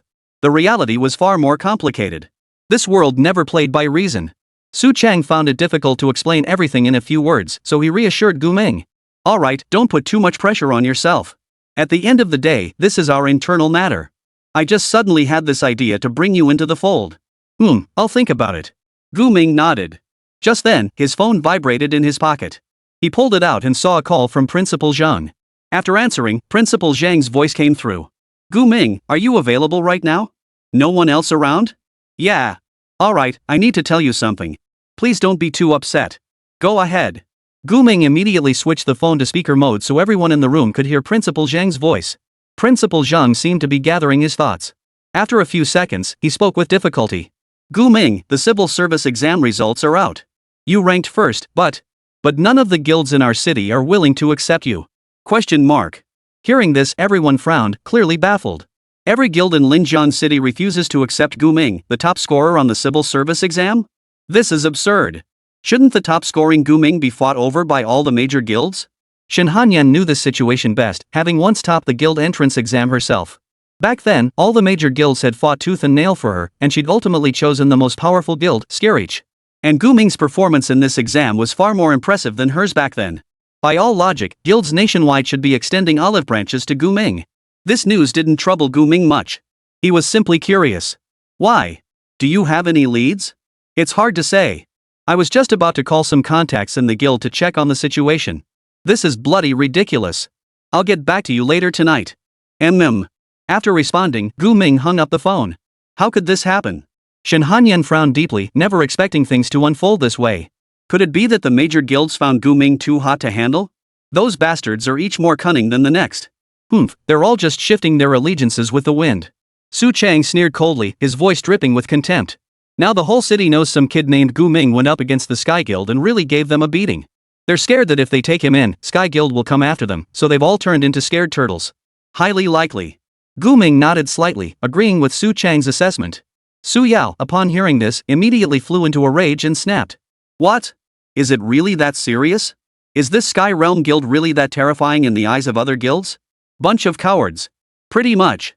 The top-tier experts in Linjiang City are mostly gathered in the Sky Guild. Though their guild leader is as elusive as a dragon, his level is likely beyond Lu Shi's. Most importantly, the Sky Guild now controls nearly all the vital resources in Linjiang City. Shen Hanyan said, marking the first time she'd spoken so much in front of everyone at once. Having spent a year within the Sky Guild, her words carried considerable weight. So, Master, well, it'll be tough for you to make a name for yourself in Linjiang City now. After speaking, she observed Gu Ming's reaction. Gu Ming closed his eyes, folded his arms, and pondered for a moment before speaking. Well, that works out perfectly. Uncle Su, I'll join the security bureau. This government's salary sounds pretty decent. Chapter 107, starting as deputy director. Though unexpected, congratulations. You're now part of the Linjiang City Security Bureau. Xiaoli, holding out a contract, offered his hand to Gu Ming with a wry smile. MHM. Gu Ming nodded and shook hands with Xiaoli. After agreeing to Su Chang's request to join the security bureau, Su Chang immediately called Xiaoli, who brought the contract to the hospital room and handled everything in one go. It was clear Su Chang genuinely hoped Gu Ming would shine within the security bureau. The Linjiang Security Bureau, now facing the dual vacancies of director and deputy director, urgently needed someone who could hold their own and be trusted. Gu Ming fit all the criteria perfectly. Beyond him, Su Chang couldn't think of anyone else. Congratulations. You're officially part of the workforce now. Su Yao clapped her hands in delight. In her eyes, Gu Ming, who was usually too bold and reckless, joining an organization like the Security Bureau was a very good thing. At the very least, he'd be under supervision. Perhaps he wouldn't be as arrogant as before. However, Su Chang's next words made Su Yao's smile freeze abruptly. Alright, starting now, Xiao Gu will take my place and temporarily serve as deputy director of the Security Bureau. The term, well, it'll last until my injuries are fully healed. Su Chang solemnly patted Gu Ming's shoulder as he spoke. Gu Ming nodded without hesitation, seemingly unfazed by this major responsibility. From now on, I'm Director Gu. He declared. Ha! Faced with this sudden promotion, Su Yao nearly jumped out of her skin. What the hell? Gu Ming was suddenly a deputy director? Director Su, are you serious? Xiaoli stared in disbelief at Gu Ming, who had joined the security bureau less than 10 seconds ago. After a moment of stunned silence, he looked like he was about to cry. He had no idea what Su Chang was thinking. Even if the bureau was short-staffed, surely they wouldn't just plop a kid fresh out of school like Gu Ming into the deputy director position? Even as a temporary replacement, this was hard to swallow. Is this even reasonable? Compared to Su Yao and Xiaoli, Shen Hanyan's reaction wasn't as intense, but her face was equally puzzled. But, strange as it was, a promotion should be cause for celebration for anyone, right? Congratulations. Shen Hanyan said. Gu Ming smiled, then turned his gaze towards Su Chang, his eyes seeming to pierce right through him. He had likely guessed Su Chang's ulterior motives, so he asked directly. So, with the real director absent, shouldn't I, as the acting deputy director, handle some troublesome matters now? You kid, you're not dumb at all. Su Chang stared at Gu Ming's knowing smile and couldn't help but sigh deeply. He'd intended to use a trick to outmaneuver Gu Ming, but hadn't expected Gu Ming to already know exactly what he was thinking. But since Gu Ming remained so calm after learning the truth, Su Chang no longer worried about him backing out. Su Chang straightened his posture, his expression turning serious. The director is trapped in the dungeon. As deputy director, your top priority is to lead a rescue mission. Before Gu Ming could react, Xiaoli instantly lost his composure. Director Su, are you serious? I admit Gu Ming is capable and resourceful, but you can't possibly entrust this critical mission to someone with zero experience leading a raid team. Of course I'm serious. I believe he can handle it. At the very least, he's the most promising candidate I can think of to rescue old Huang. But? No buts. Do you want to watch your chief die in the dungeon? Every second we hesitate, he could be dying in there. That statement shut Xiaoli up completely. Yes, no matter what, the security bureau needed a leader now, someone capable of leading the team back into the dungeon to rescue the director. Compared to the rest of them, Gu Ming, who had emerged victorious from multiple life or death situations, was undoubtedly the best choice for that role. The most crucial point. There was no time left. Absolutely none. How many combat-ready agents does the security bureau have left? Gu Ming asked Xiaoli. With Su Chang hospitalized with severe injuries, Xiaoli was likely the person on site most familiar with the security bureau's current situation. Including me, we have 9 people left. 1 is a healer, and the remaining 8 are combat-oriented classes. The average level is around 30. Xiaoli replied to Gu Ming. He didn't fully trust Gu Ming yet, but he trusted Su Chang, so he was willing to share the personnel details with Gu Ming. After finishing, Xiaoli asked curiously. When do you plan to act? The sooner the better, today at the earliest, tomorrow morning at the latest. Right now, I need to understand the dungeon details and the specific team composition as quickly as possible. Gu Ming delivered the entire statement with remarkable precision, as if the words had been rehearsed in his mind. Xiao Li and Su Chang stared blankly at the teenager who had instantly shifted into high gear, their hearts filled with both astonishment and admiration. Perhaps some people were simply born to lead. No one could predict how far Gu Ming's arrangements would take things. But the most crucial trait for a leader isn't intelligence or foresight, it's decisiveness. Of course, this must be grounded in a sense of responsibility capable of bearing all consequences. Yes. I'll escort you back to the security bureau immediately and provide the information you require. Xiao Li instinctively snapped to attention, his tone growing more respectful. In his eyes, Gu Ming's image had shifted considerably. He was no longer the mad arsonist and demolition maniac, but the deputy director capable of rescuing the director from mortal peril. Why so sudden? I just don't feel this is quite right. Su Yao murmured to Shin Hanyan. Shin Hanyan gave a helpless smile. When has he ever been safe? If he were the cautious type, would he have brought you here to challenge me while you're 15 levels below me? Would he still fight a level 56 transcender alone? So, she wasn't the least bit surprised by Gu Ming's current actions. Su Yao listened and realized she had a point. Ever since Gu Ming had taken her to level up quickly by setting fires, she should have known he was never one to seek a quiet life. He seemed to deliberately place himself in perilous situations, seeking high rewards through high-risk actions. Makes sense. Anyway, we'll just follow him. Su Yao chuckled softly and climbed into the car driven by Xiao Li alongside Gu Ming. The trio soon arrived at the Linjiang City Security Bureau, where they spotted 5 people seated in an office. They raised their hands to greet Xiao Li, but their attention immediately shifted to Gu Ming, Su Yao, and Shin Hanyan. Let me introduce you. Xiao Li pushed Gu Ming forward before the group, his tone earnest. This is our new colleague. He will temporarily fill the role of deputy director while Director Su is hospitalized. What did you say? Chapter 108, got a problem? Step up and face me. No sooner had Xiao Li finished speaking than a man wearing small sunglasses slammed his hand on the table and stood up, his face filled with bewilderment and confusion. Him? Him as deputy director? What kind of joke is this? I'm not amused at all. Yeah, I know him. Gu Ming, right? That kid who aced this year's civil service exam. But suddenly making him deputy director? That's a bit abrupt, don't you think? The others, having regained their composure, chimed in agreement. Their spirits were already low due to the chief being trapped and the deputy chief seriously injured. Now, having some capable but wet behind the ears kid take over the deputy chief position? It was utterly ridiculous. The Linjiang Security Bureau might not be powerful, it was practically on its last legs, but this was taking things too far. Not a single person in the Security Bureau office was convinced by this proposal. This is Director Su's decision. Little Li looked flustered and helpless. Fearing Gu Ming wouldn't command respect from these veterans. Though appointed by Su Chang himself, that didn't guarantee they'd actually heed his orders. Some people misunderstood the nature of officialdom in the workplace, believing that simply occupying a position meant subordinates would automatically obey. But the reality was quite the opposite. The very reason someone occupies that position is precisely because those below are willing to follow him. It's like being an emperor. If your claim to the throne is illegitimate and you can't command respect, countless people will be waiting to pull you down at any moment. So it was. Su Yao pressed her hand to her forehead. Though she had long anticipated this outcome, she still had no idea how to help Gu Ming break through this impasse. Su Yao, did your father truly say such things? Is Deputy Director Su really planning to have this Gu Ming take his place? Someone asked Su Yao. Yes, my father said it himself. With the real top leader absent from the bureau now, my father is the de facto leader. He holds the highest command authority. What more proof do you need? Though Su Yao understood why everyone was resentful, she still chose to stand by Gu Ming and speak for him. Having occasionally interacted with the Security Bureau, she understood how fiercely independent these people were, forged in the crucible of danger. Getting them to obey a parachuted-in commander clearly wasn't something that could be resolved with a few words. So now it's up to Gu Ming to handle the situation. How exactly should he handle this to win over the crowd and quickly establish his authority? I know you all have grievances. Gu Ming remained unflustered by the collective resentment. He walked forward at a measured pace, glanced at the nameplates on each desk, then sat directly at the seat belonging to Su Chang. This move instantly ignited the others' anger. Even Xiao Li grew tense. Deliberately sitting in the deputy director's seat, how was that any different from a show of defiance? It was as if Gu Ming feared they might approve of him too much. Has he always been this arrogant? Xiao Li timidly asked Su Yao. Su Yao shrugged, saying nothing. She simply walked over to Gu Ming, lifted her leg, and sat on the desk in front of him, using her actions to declare her stance. Shin Hanyan followed suit, standing silently behind Gu Ming. What the hell do you think you're doing, kid? Do you seriously believe you have the right to sit in this seat? The man in the small sunglasses roared. He lunged toward Gu Ming, ready for a fight, but the man beside him grabbed him firmly and urged. Chao Jian, hold your horses.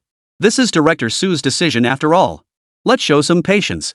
He seems to have something to say. Fine. I'll see what he has to say. After being calmed down, the man called Chao Jian viciously pulled off his sunglasses, revealing a mangled eyeball hidden beneath. That single eye was the very reason he carried himself with such conviction. He had once risked his life for the Bureau. So naturally, he had every right to be dissatisfied with the new leadership. Time is tight. As far as I know, the director is still trapped in the dungeon.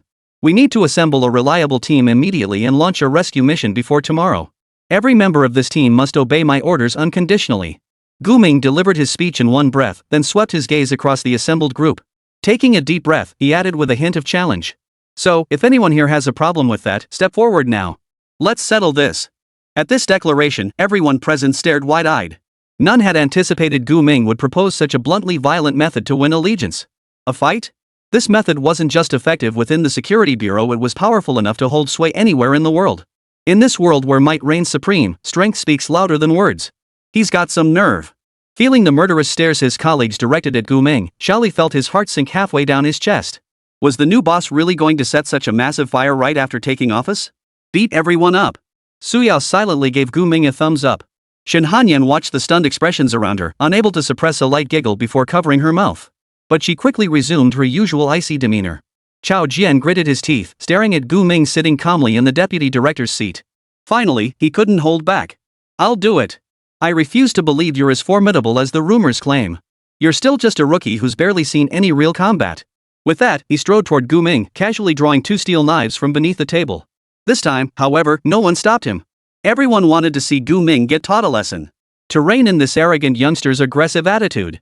Within the Security Bureau, Chao Jian, a level 33 dual blade specialist, was second only to the deputy director and director in terms of combat prowess. The Security Bureau's office wasn't particularly spacious. Chao Jian stood between 2 desks, 3 meters away from Gu Ming, holding 2 gleaming steel blades. Pointing one at Gu Ming, he spoke. What? Need me to find you a fight, Wah? Before he could finish the sentence, however, he felt his body suddenly lose its balance. The next instant, his cheek slammed hard against the floor. Simultaneously, the 2 steel blades in his hands vanished without a trace. Thud. The loud thud of a face hitting the floor echoed through the room. No one had time to react to what had just happened. Did Chao Jian just fall flat on his face? Impossible. Brother Chao wouldn't make such a stupid mistake. Xiaoli dismissed the thought immediately. The others couldn't make heads or tails of it either. Including Chao Jian himself, who had just experienced it. Chao Jian's eyes widened as he felt the icy sting on his cheek. His mind was a complete blur. When exactly did he? Looking up, Gu Ming was still seated in his original spot, as if he hadn't moved at all. But that was strange. Who had suddenly attacked him? Do you need me to give you another chance? Gu Ming leaned casually on the table, his tone calm as he addressed Chao Jian. Chao Jian scrambled to his feet, his expression visibly more panicked than before. But he still managed to say, I wasn't ready just now. I gave you time to prepare. Gu Ming shot Shen Hanyan a glance. And in the next instant, Shen Hanyan tossed the 2 steel knives she'd been carrying behind her back onto the ground before Chao Jian. Clang! Chao Jian stared in shock at the steel blades lying before him and the girl who had just tossed them, utterly bewildered as to when she had acted. He picked up the knives again, his nerves even more taut than before, constantly on guard for attacks from any direction. I'll count down from 5. Gu Ming held up his fingers and began counting down from 5. However, as he reached 3, Chao Jian, seeking to catch him off guard, charged straight at Gu Ming and unleashed his skill. Cross slash. 2 steel blades flashed with icy light, slashing straight for Gu Ming's throat. This time, Chao Jian didn't stumble. His attack was about to connect with Gu Ming. But just as he thought he'd succeeded, time slowed down. Chapter 109, Selecting Teammates. Bullet time. In Gu Ming's vision, everything before his eyes entered slow motion. If not for the faint traces of movement still visible, it might as well have been complete stasis. Having used it only a few times, he still couldn't determine the exact multiplier of bullet time. But now it seemed. This multiplier is seriously insane.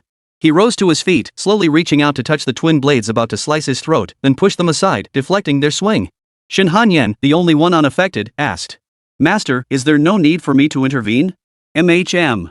This gives me a chance to experience the effects of my new skill more fully. After speaking, Gu Ming silently began to feel out the various mechanics of bullet time.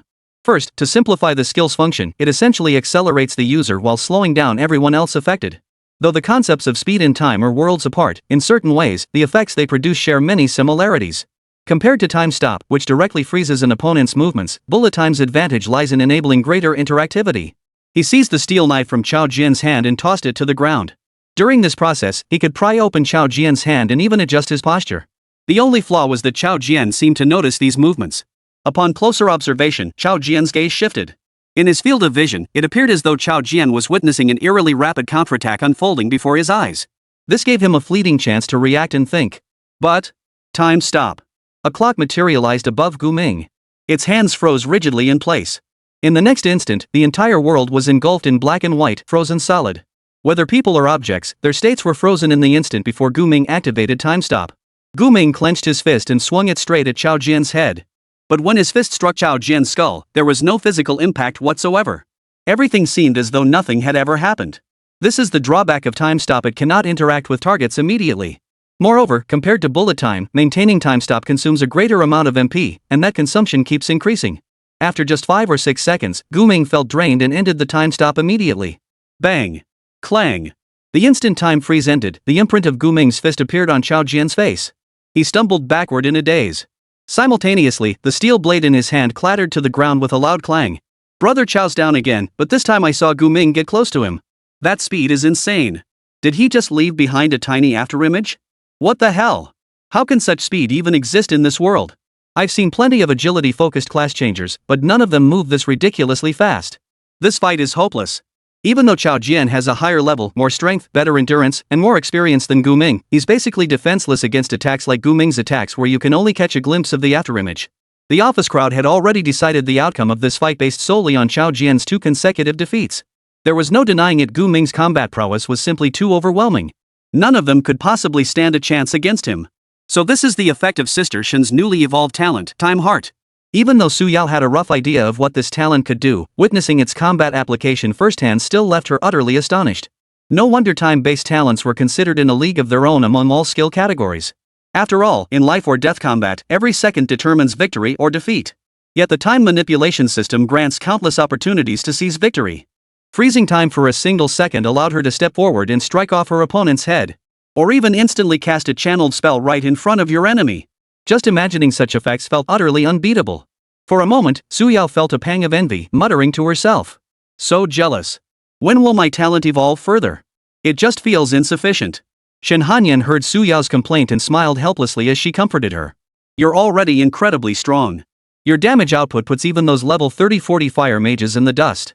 I've suffered quite a bit at your hands, you know. Well, that's true. But whatever.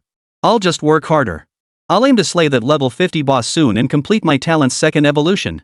Su Yao's mindset shifted rapidly, instantly casting aside her earlier frustration as she resumed observing everyone's attitude toward Gu Ming.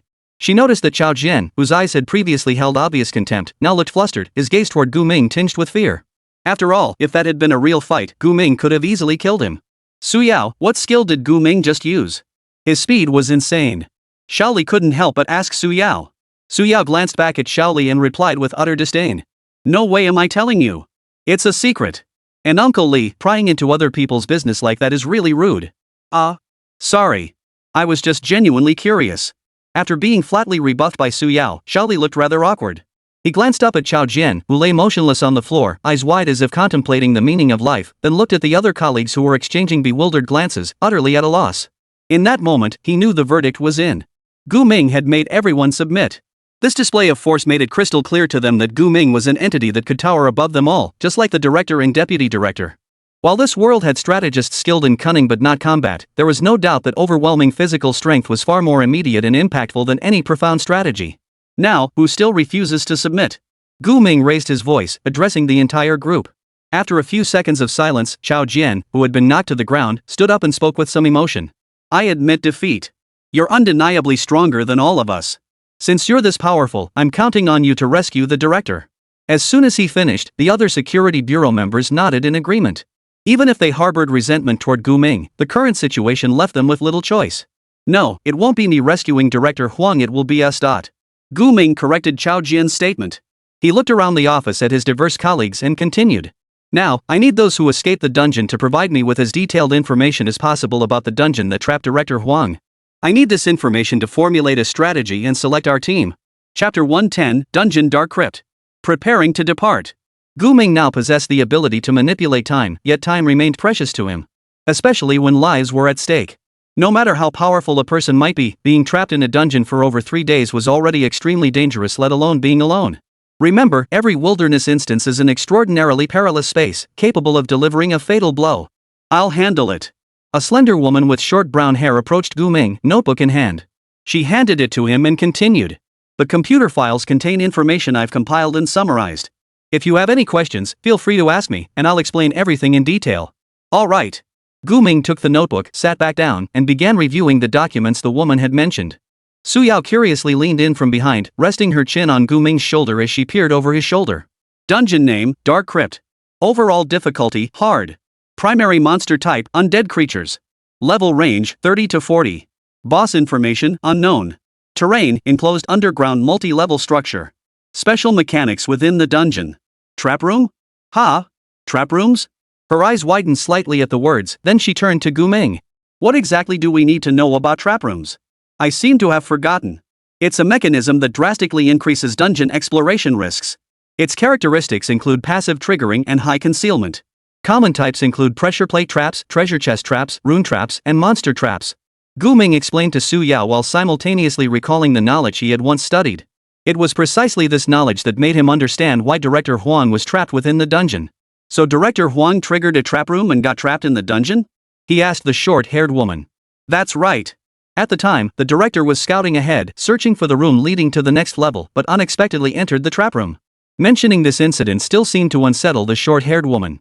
Her expression telling Gu Ming that the situation must have been utterly hopeless for her and the others. Before this, we had no idea this dungeon even contained trap rooms. We really got unlucky. Triggering a trap room for the first time, only to encounter a mechanism that restricts teleportation. Damn it! If we'd known, we would have been more careful. Otherwise, the director wouldn't have been trapped inside. Chao Jian clenched his fists in regret. As he recounted the specifics of what had happened. Gu Ming listened, his brow furrowing as he realized this instance called the Dark Tomb seemed far more challenging than he'd anticipated. After Director Huang was trapped in the room, a horde of undead creatures suddenly appeared out of nowhere and began pursuing the group. It seemed like the trap room had triggered some kind of chain reaction, making their situation increasingly dangerous. Left with no other choice, Chao Jian decided to have everyone escape the instance first to ensure their safety, then figure out a way to return and rescue Director Huang. This approach seemed ruthless, but compared to everyone perishing together inside, it minimized losses. At least they still had a chance to try again. After his initial fury subsided, Chao Jian was overcome by profound despair. Who knew the dungeon was so damn treacherous? When our team first went in to gather intel, they never even suspected there was a trap room. Dying in a fair fight against monsters would be one thing, but to perish because of such dirty tricks? It's utterly pathetic. Self-pity won't help. Let's prepare properly instead. Give me a few minutes to think. Gu Ming cut Chao Jian off. Having reviewed all known intel on the Dark Crypt dungeon, he now had a rough plan of action. The next step was selecting members for the next raid. Gu Ming studied the panels that appeared before each player when he activated his insight skill, deep in thought. As expected, among the current members of the Security Bureau, Chao Jian was the highest level at 33, a dual-wielding blade. The rest were mostly 3 or 4 levels lower, and none possessed an S-class profession. Compared to the Sky Guild's advanced class players like Yang Jinyue and Lu Island, the Linjiang Security Bureau's lineup was undeniably weak. Fortunately, their class composition was relatively balanced. They had warriors, mages, and marksmen for damage output, healers for support, and shield axe wielders who could serve as secondary tanks. Gu Ming had even encountered several of them during the Lake Abyss Lord campaign. Dual Blade Fighter, Water Mage, Healer, and Shield Axe User U3 will join me on this rescue mission. After a minute of thought, he announced the final team composition. Those whose class names were called stepped forward, their faces still showing confusion. How did you know our classes? Did Deputy Director Su tell you beforehand? Curb your curiosity, Fan Miao. Now is not the time for questions. Gu Ming addressed the water mage named Fan Miao. Fan Miao instantly fell silent, nodding without daring to say another word. Facing someone who seemed to know him inside out, he felt a sense of unease akin to being outplayed online. Seeing this, the others also decided against asking any more questions and continued to follow Gu Ming's instructions. Chen Shaoling. Here. The short-haired woman who had handed Gu Ming the notebook responded. She was the only support class in the Security Bureau, a healer. You're in charge of procuring supplies for this dungeon run. Under feasible conditions, prioritize acquiring as much food as possible. Gu Ming instructed Chen Shaoling. Chen Shaoling nodded eagerly and immediately sprang into action. But soon, she found herself puzzled.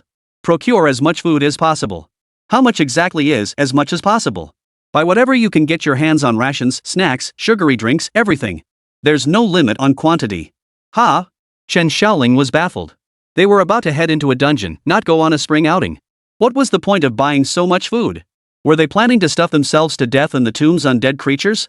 But just as she was about to ask, Gu Ming's earlier words flashed through her mind. She immediately suppressed her curiosity, nodded, and left to prepare accordingly. What about us? Chao Jian and the other three asked. Prepare gear focused on survival, bring your weapons, and report back to the security bureau within an hour. We're heading into the dungeon before sunset. Gu Ming replied. Got it. We'll follow your lead. The four immediately sprang into action. Time was of the essence. Commissioner Huang's life hung by a thread.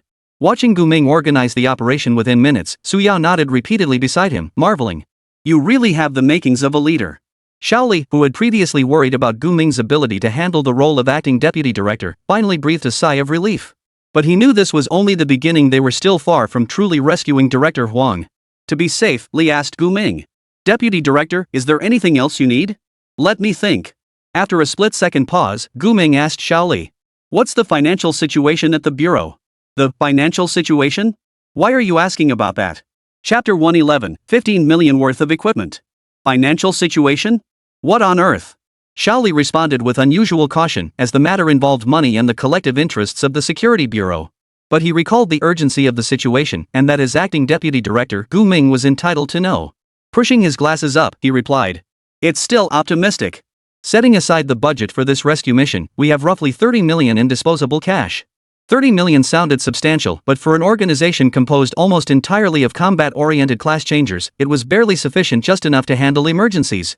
For instance, procuring supplies for their next dungeon run alone would consume nearly 10 million. Alright, I'll take 15 million. Gu Ming stated bluntly, without the slightest pretense, loud enough for everyone in the office to hear. No way. You just took over and now you want to take half the security bureau's budget? That's way too much. Xiaoli panicked and quickly asked. What do you need all that money for? You're not planning to abscond with the funds today, are you? What are you thinking? I just need this money to buy some gear. You can't expect us to run dungeons in our regular uniforms, can you? Gu Ming pulled Shen Hanyan and Su Yao closer, speaking with righteous indignation. Xiaoli glanced at the three, who were indeed completely unarmed. He realized Gu Ming's request for the funds was indeed necessary. After a moment's struggle, he reluctantly wrote Gu Ming a check for 15 million. Gu Ming promptly pocketed the substantial sum without hesitation, then turned to lead Su Yao and Shen Hanyan out of the security bureau to purchase gear. It always comes down to you. Su Yao sighed with a hint of resignation. She had been puzzled earlier. How could Gu Ming, a man who never got up early without a profit and always pursued high returns, suddenly show such enthusiasm for taking on the security bureau's mess? But now, witnessing him secure 15 million yuan within half an hour of arriving at the security bureau, she finally grasped a tiny fraction of the truth. Indeed, Gu Ming was Gu Ming. Whatever he did, he pursued profit to the extreme. 15 million yuan can buy some decent equipment, and there'd even be money left over. What should we do with the surplus? Shen Hanyan asked. Spend it all, of course. Spending 15 million on gear for me and your team? Not exactly a challenge. Purchasing gear, weapons, and accessories, these three categories were absolute money pits. Back then, Gu Ming had shelled out 10 million just to acquire a life-saving dead man's pact pendant. Now, unless he could find another accessory as perfectly suited to him as the dead man's pact pendant, he'd have to settle for defensive gear instead. And then 15 million would genuinely be insufficient. Upon arriving at the equipment workshop in Linjiang City, Gu Ming selected 2 sets of gear, a total of 5 million worth of level 20 green quality light warrior gear, and a 10 million set of level 30 green quality heavy warrior gear. At first, Su Yao couldn't understand why Gu Ming would buy 2 sets of light warrior gear when both she and Gu Ming should be better suited for the lighter, bonus-enhanced mage equipment. However, Gu Ming explained the reason in one sentence. The Dark Tomb we're heading to has monsters averaging level 30 or higher. Aren't you worried they'll suddenly focus fire and one-shot you? That's right, they were heading into a dungeon rated for level 30 plus. Having constantly fought above her level, Su Yao had nearly forgotten she was still a level 20 newbie. For a typical level 20 class change player, tackling a dungeon 5 levels above their own was already extremely dangerous. Now they were attempting to tackle a dungeon over 10 levels above their own, even 20 levels higher. Therefore, survival preparation was essential. Compared to mage gear that prioritized utility over defense, warrior equipment clearly offered far better protection. The thought sent a shiver down Su Yao's spine. Her voice thick with worry, she turned to Gu Ming. This is making me feel strangely nervous. Why do we always have to take on such dangerous tasks? The greater the danger, the greater the reward. Besides, this level of risk is still within our tolerance range. Gu Ming replied. I'll protect you both. If any danger arises, just let me take the front line. Shen Hanyan donned the heavy armor she'd just purchased and approached Gu Ming and Su Yao with a serious expression. Clad in her silver-white heavy armor, she looked utterly formidable. Just standing there, she radiated a sense of reassurance and security. This was the true value of a heavy armor warrior. The most representative stat-focused class among all professions. As a level 30, 3S tier heavy warrior whose talents had undergone one evolution, Shen Hanyan was confident she could safeguard Gu Ming and Su Yao within the dungeon. Sister Shen, it's so great to have you here. Otherwise, I'd be the one suffering. Before, Gu Ming used me like a cannonball. Moved by Shen Hanyan's words, Su Yao instinctively reached out to hug her. But the moment her hand touched not Shen Hanyan's soft body, but the cold, heavy armor instead, the thought vanished instantly. Used like a cannonball? Shen Hanyan's muffled voice echoed from beneath the heavy armor. She couldn't fathom the scene Su Yao described. Using someone as a cannonball? That sounded awful. But she didn't doubt for a second that Gu Ming could do something like that to a cute girl. Perhaps in Gu Ming's eyes, once you're on the battlefield, there's no distinction between men and women, young and old. At this thought, Shen Hanyan's previously calm heart began to pound uncontrollably, her mind racing with scenarios of how Gu Ming might use her. That would probably be quite thrilling. In less than 2 hours, the security bureau personnel dispatched by Gu Ming to prepare their respective tasks had all returned to headquarters. Outside the building, a truckload of supplies procured by Qin Shaoling still stood parked. Just as the group was about to complain to Gu Ming about how difficult it would be to carry all these supplies into the dungeon, they watched in astonishment as Gu Ming summoned a black slime large enough to fill the entire street. He stored all the supplies inside this slime. Except for the dungeon escape stones and communication stones each person carried, every single supply was stored by Gu Ming into the beast taming space using this unimaginably convenient method. This is even more useful than the finest storage rings. Qin Shaoling watched as the supplies that should have required an extra vehicle were effortlessly stowed away by Gu Ming, her eyes brimming with astonishment. She hadn't expected Gu Ming to summon such a massive slime, let alone that it could be used for storage. Only then did everyone realize that Gu Ming's actual profession was a beast tamer. But this Beastmaster seemed utterly extraordinary. He was nothing like the frail, useless D-rank profession most people imagined. Alright, time is tight. We're leaving now. Gu Ming didn't give them time to continue their astonishment. He jumped into an SUV first and took the passenger seat. Chapter 112, You've never seen the Black Hand before? 2 SUVs bearing Security Bureau insignia raced toward the city's outskirts under the fading sunlight, pushing the absolute limit of safe speed. The entrance to the Dark Tomb instance lay in an area called the Death Swamp, roughly 130 kilometers from the edge of Linjiang City. Due to the complex terrain along the way, even in an off-road vehicle, the journey took 2 hours. After an hour and a half of driving, Su Yao finally couldn't stand the boredom and loneliness any longer. She stirred slightly, leaning her head toward Gu Ming in the front passenger seat. Her large eyes scanned the surroundings, though it was unclear whether she was looking at Gu Ming or the scenery ahead. Su Yao, that's dangerous. The road here isn't smooth. Qin Shaoling, seated beside Su Yao, couldn't help but warn her. It's fine. I'm already at level 20. Even if we crash, I won't get seriously hurt. Su Yao shrugged indifferently, then whispered softly into Gu Ming's ear. We went through all this trouble to rescue someone. You didn't just do it to freeload 3 sets of gear, did you? She added, waving the light armor made of metal and leather on her arm. Of course not. The gear was just a side benefit. Gu Ming didn't shy away from explaining to Su Yao, even though Qin Shaoling was sitting in the same car. On one hand, we haven't had any real dungeon combat experience yet, so this rescue mission gave us a chance to practice. On the other hand, the Security Bureau could be a solid platform for my development. Even if its resources aren't as robust as some guilds, it at least has the backing of the state, something guilds simply can't offer. There are also some more complicated factors, but I'm afraid you wouldn't understand, so I won't waste my breath explaining. I'm not some dumb kid, how could I not understand? Hearing Gu Ming take a little jab at her in the end, Su Yao pouted in displeasure before settling back into the rear seat and muttering under her breath. Though compared to you, I might actually be a bit of a dumbass. Still, despite the slight, Gu Ming's words had given her a sense of reassurance. She understood he'd likely chosen the best possible solution under the circumstances. Su Yao, don't worry.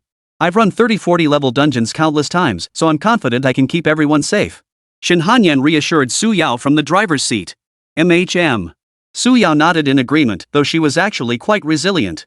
She didn't need reassurance in this situation. Shen Hanyan was just being considerate. Thank goodness you're here. Without you, my colleagues and I wouldn't dare re-enter that dungeon alone. We'd have to spend money hiring help. Qin Shaoling said with a smile, though it carried a hint of bitterness. Gu Ming listened and asked in confusion. I don't quite understand. We're an official department, so why have we fallen into this state? We don't even have a few decent strong players. It's actually quite simple. Qin Shaoling sighed and continued. Because Linjiang City doesn't need us.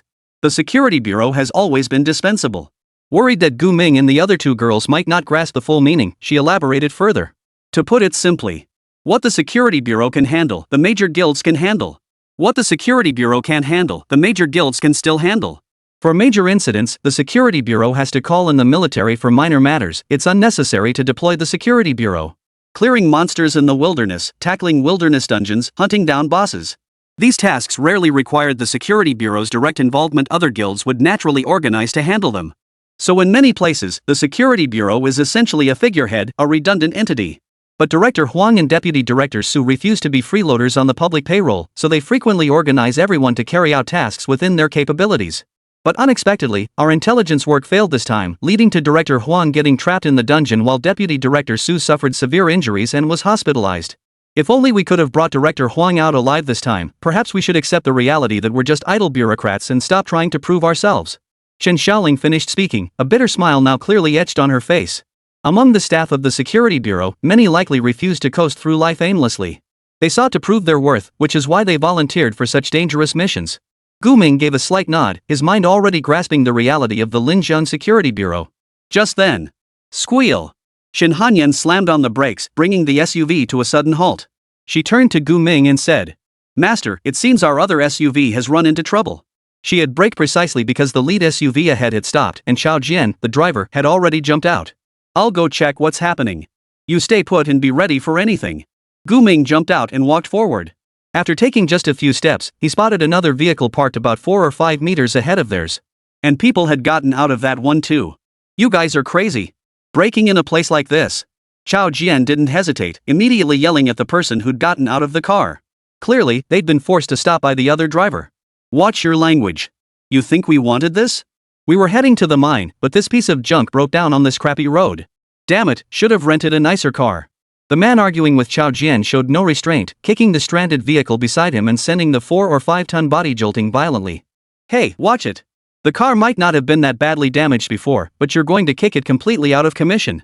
A woman's voice rang out sharply, scolding the man kicking the car. Just then, Gu Ming noticed the woman speaking. She seemed vaguely familiar. "It's you? Jian Yanyan." He recognized her. Wasn't this the very Jian Yanyan who had taken $1 million from Su Yao and accompanied him and Su Yao to burn Greenlight Lake? He never expected to run into her here. "Someone knows me. You're... Hey, handsome." After Gu Ming called her name, Jian Yanyan turned and locked eyes with him, recognizing him instantly. She had been deeply impressed by Gu Ming and rather taken with his personality, which is why she recognized him instantly. Amidst the puzzled stares of those around her, Jiang Yanyan, rifle slung over her shoulder, jogged over to Gu Ming with a smile. Grabbing his hand and shaking it playfully, she asked, "Handsome guy, what are you doing here? This late at night, you're not planning to? Another arson scheme?" This time, she absolutely wouldn't be tagging along. She didn't want to end up with a nervous breakdown. The man who just argued with Xiao Jian seemed unable to stomach the scene any longer. He couldn't help but ask, "Hey, Jian Yanyan, you know this group?" "I only know him. We had some business dealings before." Jian Yanyan replied, then glanced at the 2 SUVs bearing Security Bureau insignia behind Gu Ming, along with the heavily armed personnel inside. Her expression froze slightly. "We're here on an urgent mission. Please move your vehicles out of the way." Gu Ming noticed the change in Jiang Yanyan's expression and stated bluntly, "Oh, of course, of course. Officials come first, right? You go ahead." Jiang Yanyan hastily agreed, frantically signaling the men behind her to move the vehicles. "Tisk, forget it. I'm not wasting my breath arguing with you lot." The man spat contemptuously on the ground, then proceeded to lift the car with his bare hands in full view of everyone, clearing the narrow path barely wide enough for a single vehicle. A short drive further along this path would lead to the deadly swamp region. "Thanks." Seeing the vehicle move aside, Gu Ming instructed Xiao Jian to return and drive the car back. Without another word, he climbed back into the vehicle. Both SUVs restarted their engines and drove toward the death swamp under the watchful eyes of the other group. "Jiang Yanyan, we didn't have to let them pass. And judging by their appearance, they're probably heading to that dark tomb too. We shouldn't have let them get ahead of us," the man said to Jiang Yanyan after watching the 2 SUVs drive away. The others in the group chimed in agreement. Yeah. We finally found a suitable undead creature dungeon. What if they snatch it from us?" Rolling her eyes at their complaints, Jiang Yanyan snapped. "Hey, are you guys playing dumb? Did you recognize who just spoke to me? Gu Ming. It was Gu Ming. Haven't you guys been online or watched TV lately? You dare mess with him? If you wanna die, don't drag me down with you."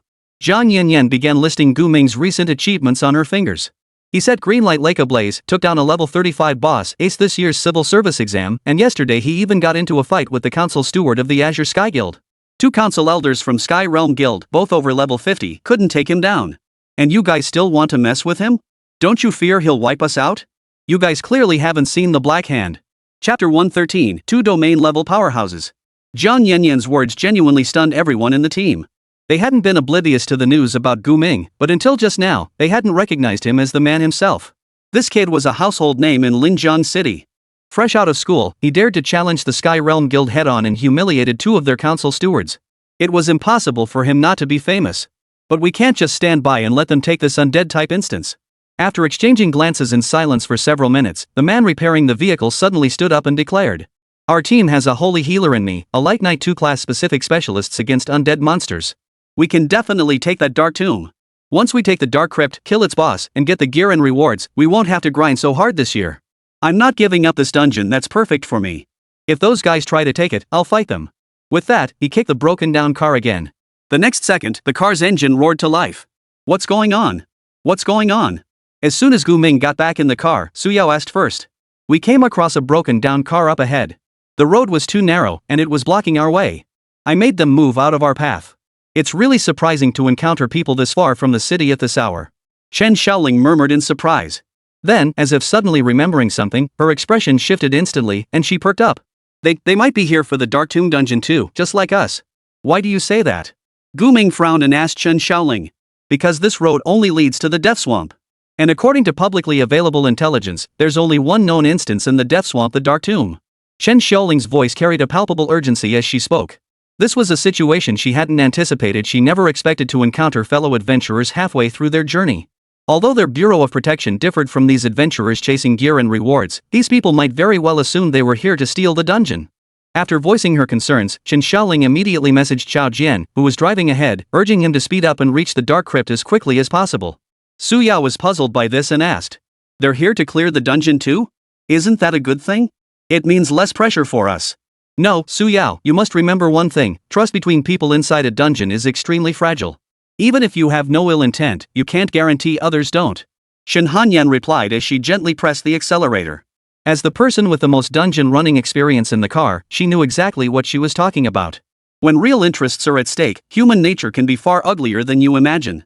Sometimes, a single blue quality weapon is enough to make a group of people fight to the death. Shen Hanyan's voice had never trembled with such intensity as it did now. Clearly, she had witnessed such situations countless times before. Gu Ming remained silent beside her, yet understood Shen Hanyan's words all too well. Su Yao looked utterly incredulous, replaying Shen Hanyan's words over and over in her mind. A blue-quality weapon, worth fighting to the death? Surely not. She murmured, feeling Shen Hanyan was overreacting. Couldn't the teams entering the dungeon just agree on loot distribution beforehand? Mutual benefit and cooperation seemed like a far better option. As if reading Su Yao's thoughts, Gu Ming spoke up. It's not just gear, weapons, skill books, or items, it's experience too. Because of our special relationship, we can share experience synchronously. But for others, in a dungeon, you only gain experience from monsters you kill yourself. So, when it comes to a boss containing massive experience points, even within a single party, it's difficult to allocate the kill rights. Inevitably, someone will deliberately let their teammates die to secure the final blow on the boss. Gu Ming's explanation sounded far more convincing to Su Yao than Shen Hanyan's. If even he said so, this dungeon run probably wouldn't go as smoothly as they'd hoped. The group they encountered earlier on the road would likely harbor ulterior motives toward them. After searching back and forth through the Death Swamp for over half an hour, they finally found a rock cave entrance covered by a black, translucent portal. A crude sign had been placed here, bearing 3 lines of text. Dungeon, Dark Crypt. Monster level, 30 to 40. Monster type, undead. Special mechanics, none. Damn it, seeing this sign pisses me off. Whoever posted this crappy dungeon info got Huang Bureau stuck in that trap room. After getting out of the car, Chao Jian kicked the sign hard, burying it deep in the swamp. Save your rage for the skeletons inside. These things aren't easy to deal with. The water mage in the party patted Chao Jian on the shoulder and stood before the dungeon portal. Ready? Gu Ming asked the others. Including him, their party numbered 7. Besides Su Yao and Shen Hanyan, the other 4 were a shield axe wielder, a dual blade fighter, a water mage, and a healer. Yeah, we're ready. Everyone nodded. Clad in silver-white heavy armor, Shen Hanyan led the way at Gu Ming's signal, stepping straight into the dungeon portal and vanishing from sight. The rest followed in single file.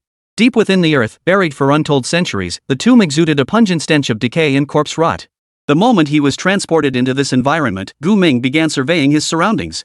Dimly lit, wide corridors, faintly glowing green torches, and the ubiquitous sight of skeletons and corpses, accompanied by low, hoarse whines echoing from somewhere unknown. This was unmistakably the standard habitat of undead creatures. This stinks. Su Yao pinched her nose the moment she entered, unable to withstand the foul stench. Shin Hanyan, with her wealth of experience, remained relatively composed, while the others, having been here once before, didn't make much of a fuss either. This is the first level. The third level is where Chief Huang was trapped. I'll lead the way. The shield axe wielder stepped forward. No need. You just point the way. Let her lead. Gu Ming called out to the shield axe user, then positioned Shin Hanyan at the very front of the group, maintaining a 5-meter distance from the others. Shin Hanyan seemed to have done this kind of work many times before, effortlessly activating the permafrost domain. The next moment, ice and snow howled, making the already gloomy and frigid tomb even more bone-chilling. She strode forward fearlessly across the frozen ice. She can create domains. Chao Jian's pupils flinched slightly upon witnessing the domain unfolding from Shin Hanyan. A pang of resentment welled up within him. For as an A-rank professional, he likely would never possess a domain in his lifetime. Those who had achieved domain-level transformations were beings he could only dream of reaching. Yet what shocked him even more? The next instant, a pale golden domain centered around Gu Ming unfolded, filled with floating, shattered clocks. You have a domain too? The Time Walker's domain. Chapter 114, Time Scar Domain Forecasting the Future. Time Scar Domain. Upon activation, the user can peer through temporal fissures to glimpse fleeting glimpses of the past and future within the domain. Yeah, I haven't used this domain much yet, but its effect should roughly boost our survival rate. Gu Ming addressed the others. Su Yao's lips parted slightly as she stared in astonishment at this pale golden, entirely new domain she'd never seen before, her eyes brimming with envy. Unfortunately, she was only level 20. To possess a domain, she needed at least 10 more levels. For now, she could only envy Gu Ming and Shin Hanyan. But then she thought about it. Gu Ming, who was the same level as her, now possessed 2 domains. If she told anyone, they'd never believe it. After all, every class changer was supposed to have only one domain. There had never been any records of a class changer possessing multiple domains. You're only level 20? How could you possibly have a domain at that level? Chao Jian asked again, disbelief evident in his voice. Gu Ming followed Shin Hanyan under the dim light, casually making up an excuse. Maybe I got lucky. Lucky? You've got a great sense of humor. Shen Shaoling gave an awkward laugh, clearly detecting the dismissiveness in Gu Ming's tone. But neither she nor the others pressed further, knowing it would be rude, even offensive.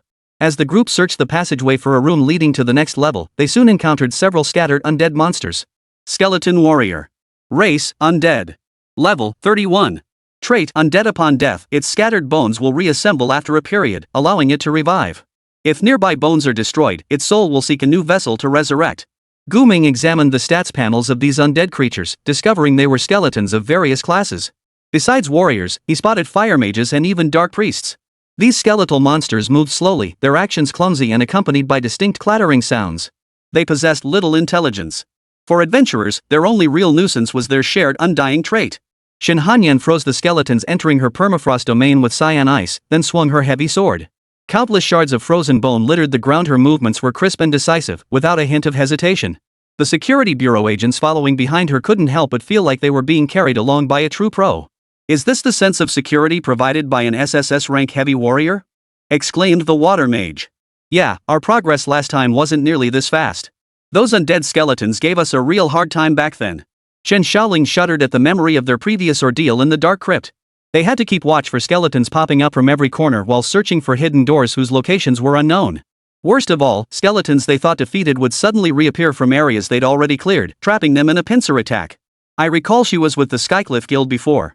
She was last year's top-ranked public exam candidate, a genius girl the likes of which Linjiang City sees once in a century. Chao Jin murmured to himself, watching Shin Hanyan slice through monsters ahead like cutting vegetables. This girl, who had only been developing her skills for a year, already possessed such formidable strength that she could lead their entire group through a dungeon rated as difficult. Yet, he wasn't particularly surprised by this. What truly astonished him was why such an already immensely powerful girl would follow Gu Ming around like a servant. Before recognizing Shin Hanyan, he'd assumed she was either a bodyguard hired by Gu Ming or some maid kept around for some twisted amusement. Perhaps this revealed only one thing. Gu Ming was vastly more powerful than Shin Hanyan. Just from the domain he had deployed, it wasn't hard to come to that conclusion. Forgive my boldness, but I'm curious, what exactly does your domain do? Finally, Chao Jian couldn't resist asking Gu Ming. Gu Ming seemed oblivious to Chao Jian's question, continuing forward without a flicker of response. Chao Jian assumed Gu Ming had no intention of answering and reluctantly dropped the matter. At that moment, within Guming's field of vision, every person except himself had split into two afterimages, one black, one white. At first, he didn't understand what these afterimages meant, but after walking for a while, he realized that the two afterimages represented the past and the future. The black afterimage was the past, the white afterimage was the future. The time scar domain, true to its effect, was revealing the past and future of every living being within its reach to its user. As for what point in the future or past it displayed, Guming was still carefully gauging these two limits. However, just as he silently counted in his mind, using the distance the group had traveled and the distance the afterimages had moved to gauge the limits, he suddenly saw a withered, corpse-like hand afterimage violently extend from a wall on his right. Immediately, the phantom of Qin Shaoling, who had been hugging the wall, jumped in fright at the sight of this arm. The phantoms of the others reacted in turn. About 5 meters ahead. Qin Shaoling, move away from the wall now. A hand will attack you there. Guming called out to Qin Shaoling, who was still hugging the wall and about to be struck by the corpse hand. Okay. Qin Shaoling nodded and immediately obeyed, moving away from the wall and closer to Guming. In that instant, within Guming's vision, the phantoms of everyone present shifted again. It seemed his recent actions had altered the course of events that should have unfolded, thereby changing the future as well. But the corpse hand within the wall remained an unalterable fact. Did you see any danger over there? Qin Shaoling stared at the wall she had just brushed against, finding nothing unusual, and could only ask Guming. Guming hummed in acknowledgement. Suyao blinked, unable to discern where the hand Guming referred to was located. The shield axe wielder with the strongest defense aside from Shin Hanyan now moved closer to the wall, cautiously yet somewhat incredulously examining the seemingly ordinary moss-covered surface ahead. Suddenly, splash! A pitch-black corpse hand violently tore through the wall, reaching out to grab his head. Holy! The shield axe wielder was startled by the protruding corpse hand and swiftly raised his steel axe to chop it off. There's more. Guming whispered a warning, then swiftly drew black radiance in its blade form, infused it with demonic flames, and thrust it into the wall. Boom! The fragile wall shattered instantly. A corpse hidden within screamed as it burned to ashes. You have slain a level 30 withered corpse, gaining 2105 EXP. That's all the experience? Guming brushed the filth off black jade, his tone tinged with disgust. The shield axe wielder, still shaken from the scare, stared at the slain undead and blurted out. There really was a ghostly thing. How did you spot it? The others were equally astonished. Who knew Guming had such a keen sense of danger? It's complicated to explain, but right now we should focus on this. Guming wasted no words, pointing to the wall he'd just kicked. Behind it, a new space had clearly appeared. Chapter 115, Attention. Time is about to accelerate. Just over 2,000 experience points is a bit low, but considering all three of us have it. Huh? What? There's more space behind this? Su Yao, who had been calculating, immediately shifted her attention to the newly revealed space behind the collapsed wall upon hearing Guming's words. The space was dimly lit, revealing only faint greenish lights flickering on the walls. Its exact size remained unclear. Shin Hanyan, who was ahead, noticed the commotion behind her and walked back. She deactivated her domain and stood beside Guming, awaiting his next instructions. Damn it, this place is ing hell. These little bastards pop up everywhere. Chao Jian kicked a wall tile in frustration, gripping his dual blades tightly as he stared into the unknown space ahead. He turned to Qin Shaoling and asked, "Did we pass through here last time? Can we get to the next level from this side?" "No. I don't think so. It probably won't work. The direction and location are way off." Qin Shaoling answered both of Chao Jian's questions at once. But just as they hesitated over whether to investigate further, triggered a trap. "Everyone, watch out for the monster tide." Guming spoke up. In his line of sight, countless fragmented, grotesque corpses began crawling up from the dim space ahead. Monster tide? Where's the monster? As Chao Jian asked, he instinctively sensed something amiss in the space ahead. He reached for the flashlight hanging at his waist, determined to investigate. The beam of light swept forward, and he finally saw clearly. In a room roughly 200 or 300 square meters in size, a dense mass of walking corpses lay sprawled everywhere. No! Just as he tried to retreat, a corpse's hand suddenly grabbed his calf. Immediately, hundreds of other zombies rose to their feet as if responding to a command. Seeing this, the water mage immediately unleashed his water magic. Torrent! A powerful torrent erupted from his staff, instantly flinging the undead that had seized Chao Jian away. Thanks! That thing was disgusting. Chao Jian took a step back. Don't thank me just yet. Trouble's coming soon. The water mage stared at the increasingly chaotic scene ahead, his voice trembling despite his feigned composure. The next second. Roar! A chorus of low growls erupted from countless undead monsters as a tidal wave of corpses surged forward. Instinctively, the group sought suitable positions to engage, only to realize there was nowhere to flee within the narrow, unbroken passageway. If they were to fight the undead tide, they wouldn't even have a chance to retreat, only a head-on clash awaited. The shield axe warrior raised his shield and stood his ground.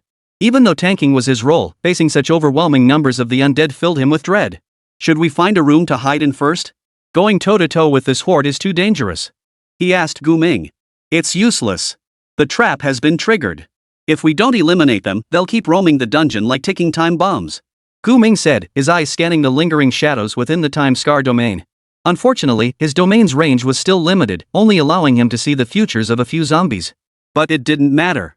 He'd already resolved to eliminate this horde. Shen Hanyan charged straight through the zombie tide. Beast blessing. Understood, master. Shen Hanyan's voice echoed from within her armor. Then, single-handedly hoisting her heavy shield, she unleashed Shatter Ice Charge without hesitation, plunging directly into the zombie tide. Her immense strength should have propelled her over 10 meters forward, but the sheer resistance from the tightly packed, jostling corpses proved overwhelming. She halted after merely 3 meters. Yet in doing so, she carved a clear, icy path through the horde. The undead that had occupied that space were all knocked flying elsewhere. How reckless. Who charges straight into a horde of monsters when facing a wave attack? The shield axe user was stunned. In all his years as a tank, he'd never seen such a tactic. Shouldn't she be fighting while retreating? Now Shen Hanyan was deep within the horde, surrounded by the undead. Even with her formidable defense, she couldn't withstand such overwhelming numbers. Sometimes, a horde of minions could be deadlier than a boss. Water Mage, keep casting water spells. Flood this room, soak every undead creature, and keep the floor saturated, Gu Ming commanded. Got it. The Water Mage responded immediately, chanting the spell without question. Raging Torrent. Water surged toward the undead tide like a burst dam, flowing through Shen Hanyan and gradually spreading deeper into the chamber. However, the floodwaters inflicted little tangible harm on the undead. Water magic served primarily as a means of control, its lethality severely limited. Just as everyone assumed Gu Ming intended to use water magic to buy time, he vanished from his spot, along with Su Yao. Instead, a molten lava shield had materialized around them, seemingly out of nowhere. Just as everyone was stunned, Gu Ming and Su Yao reappeared beside Shen Hanyan, plunging into the zombie tide. Countless water-soaked undead creatures lunged at them, claws and fangs bared. Ha! Su Yao barely had time to react before she saw a horde of hideously ugly zombies. She had clearly been outside just a second ago?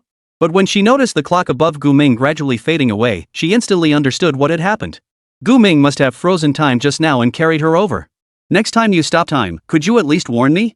I need some mental preparation, Su Yao complained to Gu Ming, her face darkening. Begin condensing the flaming explosion star. Ignoring Su Yao's plea, Gu Ming issued his command instead. With a flick of his wrist, he also deployed Ice Barrier, temporarily separating himself, Su Yao, and Shen Hanyan from the zombie horde. Fine, fine. Su Yao didn't waste words. She knew Gu Ming was about to clear another wave of monsters, so she immediately began condensing the flaming explosion star. But just as she channeled magic into the black flame sphere, cracks began appearing in the ice barrier Gu Ming had just erected. In less than 2 seconds, countless zombie hands broke through the ice, reaching out to grab her. Shen Hanyan, brace yourself. And activate your domain full power. As the ice barrier shattered, Gu Ming grabbed Shen Hanyan's shoulder with one hand and pulled her upward with a sudden surge of strength, lifting them both into the air. I saw the frozen afterimage of the corpse tide. The next instant, the golden glow of his time scar domain faded, replaced by a violent blizzard. Shen Hanyan nodded, activating her permafrost domain almost simultaneously with Gu Ming. The ice and snow instantly plunged the surrounding temperature by dozens of degrees. Under the dual effects of the eternal frost domains, the corpse tide, which had just been drenched by the raging torrent, transformed into a vast expanse of ice sculptures in the blink of an eye. They're frozen! The water mage exclaimed excitedly. Only upon witnessing the ice and snow erupting did he realize Gu Ming had intended to combine water and ice to freeze the corpse tide. Hard controlling this horde of monsters. The once terrifying, overwhelming horde of hundreds of walking corpses was now utterly immobilized. Quick, clear them now! Chao Jian bellowed, charging forward first and cleaving an icy corpse in two with his twin blades. Taking them out one by one is too slow, Gu Ming remarked. Then, turning to Su Yao as she focused on channeling the flaming explosion star, he gently placed a hand on her shoulder and warned. Be careful, your time is about to accelerate. Question mark. Chapter 116, the third layer of the Dark Tomb. What time acceleration, %? Before Su Yao could finish her sentence, her voice began to distort and fade. She could distinctly feel her MP draining from her body at an accelerated rate, pouring into the black flame sphere. In Gu Ming's line of sight, her entire body seemed to be twitching uncontrollably, with the most noticeable change being her breathing rate. This was the effect of time acceleration. Enough. Gu Ming stopped using the acceleration spell on Su Yao after just a few seconds, as the power of the flaming explosion star was already sufficient to clear all the zombies in the room. He could see that even the farthest zombie's afterimage had shattered into a mass of broken ice shards. Time froze once more across the entire world. When the black and white haze faded, Guming had already returned to the group, carrying Su Yao in one arm and Shin Hanyin in the other. Holy crap! You really are like a ghost vanishing and reappearing in an instant. Chao Jian exclaimed in shock upon seeing Gu Ming appear beside him. His entire focus had been on the rapidly expanding black flame sphere, and he hadn't noticed when Gu Ming had vanished. It seemed as though in the blink of an eye, Gu Ming had teleported back with the others, leaving only the dangerously pulsating black flame sphere behind to collapse. The others were startled as well. The water mage remained relatively composed. He glanced at the corpses frozen solid by the icy blue light and asked Gu Ming, "Is this sufficient?" "Yeah, pretty much. Freezing them and applying another skill ensures they're dead for good. They won't be able to resurrect via their undead traits anytime soon," Gu Ming replied. The next instant, the black flame sphere which had completely collapsed into a single point suddenly expanded. It released extreme heat and gravitational force, even more intense than the surrounding frigid cold, instantly shredding the frozen undead corpses, melting them away completely. Boom! After a deafening roar and blinding flash, hundreds of undead creatures vanished without a trace in the blink of an eye. Only scattered puddles and shattered stone bricks remained on the ground. You have slain a level 33 withered undead, gaining 2,588 EXP. You have defeated a level 32 withered undead, gaining. Countless experience gain notifications flashed across Gu Ming, Shin Hanyin, and Su Yao's interfaces. Each player gained roughly 300,000 EXP from this monster wipe. Among them, Gu Ming and Su Yao instantly leveled up to level 22 with this newly acquired experience. Next time we encounter traps like this, we can deliberately trigger them. They're pretty good for grinding monsters. Gu Ming was thoroughly satisfied with this discovery. Indeed, grinding monsters in dungeons proved far more efficient than doing so in the wild. The more dangerous the dungeon, the denser the monster spawns. Su Yao nodded vigorously. That wave of clearing monsters had truly been a thrill to kill. Ever since joining Gu Ming, killing monsters one by one no longer satisfied her. She needed to take them down in groups. Exactly. This dungeon is amazing. If these monsters could respawn, wouldn't we be able to kill them repeatedly for experience? Su Yao exclaimed excitedly. Nothing that good exists. Undead creatures only grant experience on the first kill. Once they respawn, attacking them is just a waste of effort. Shin Hanyan couldn't help but sigh at Su Yao's innocent cuteness as she offered a gentle reminder. If undead creatures could truly be farmed for experience, humans wouldn't need to go through the trouble of hunting monsters everywhere. They could just build a monster farming tower using undead creatures. Ah, you're right. Su Yao felt a pang of disappointment. Still, this dungeon is packed with monsters. We can use this chance to grind like crazy. Maybe I'll even level up, though finding traps to step on is more about luck, Shin Hanyan said. Hey, is that really a good idea? The others watched in shock as the trio seriously debated stepping on traps to farm monsters, finding the whole thing rather bizarre. When they first entered the dark tomb, they hadn't known about the trap room mechanism. Whenever they encountered a group of monsters, they'd run if they could, only fighting if escape was impossible. Yet these three were treating the dungeon's deadly traps as a bonus to farm. Come to think of it, for them, this is essentially a monster farming perk. The water mage sighed. Chen Shaoling finally couldn't hold back any longer and reminded them. Everyone, haven't we forgotten why we came here? We still need to rescue Chief Huang. Oh, right. With that reminder, Gu Ming's thoughts on grinding monsters finally came to a halt. Right, they needed to find the trapped Chief Huang first. Let's keep going. Next floor. I'll lead the way. Shin Hanyan nodded and once again took the lead. This time, however, Gu Ming told her she didn't need to advance so cautiously. What they needed now was to find Director Huang as quickly as possible. They couldn't afford any more delays along the way. Soon, the group found the staircase leading to the second level, arriving at the second floor of the dark tomb.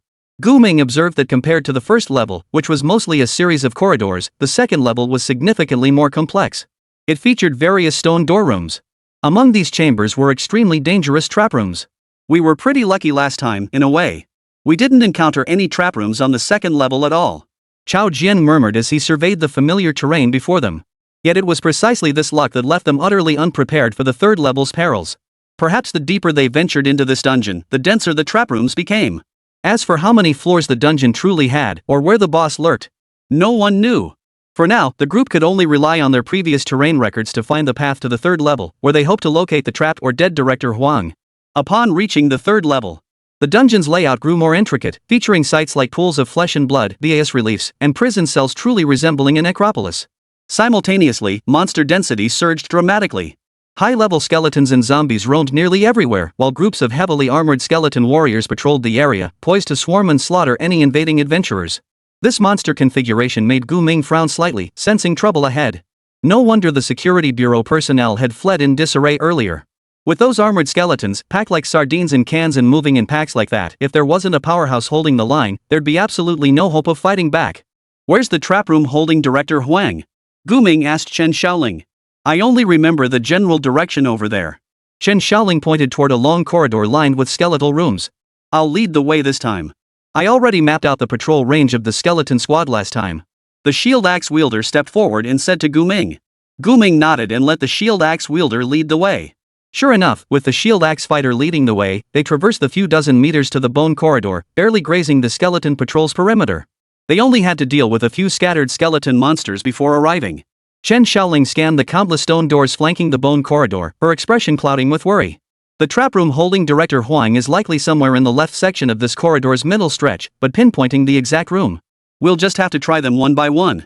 Chapter 117, the boss was right beside me. We've finally reached this point. Chao Jian's expression grew grave as he gripped his steel blade tightly, placing his hand upon one of the stone doors. Gu Ming also prepared to use his own method to locate the room trapping Chief Huang. But just then, he noticed something amiss with the fragmented shadows within the Time Scar realm.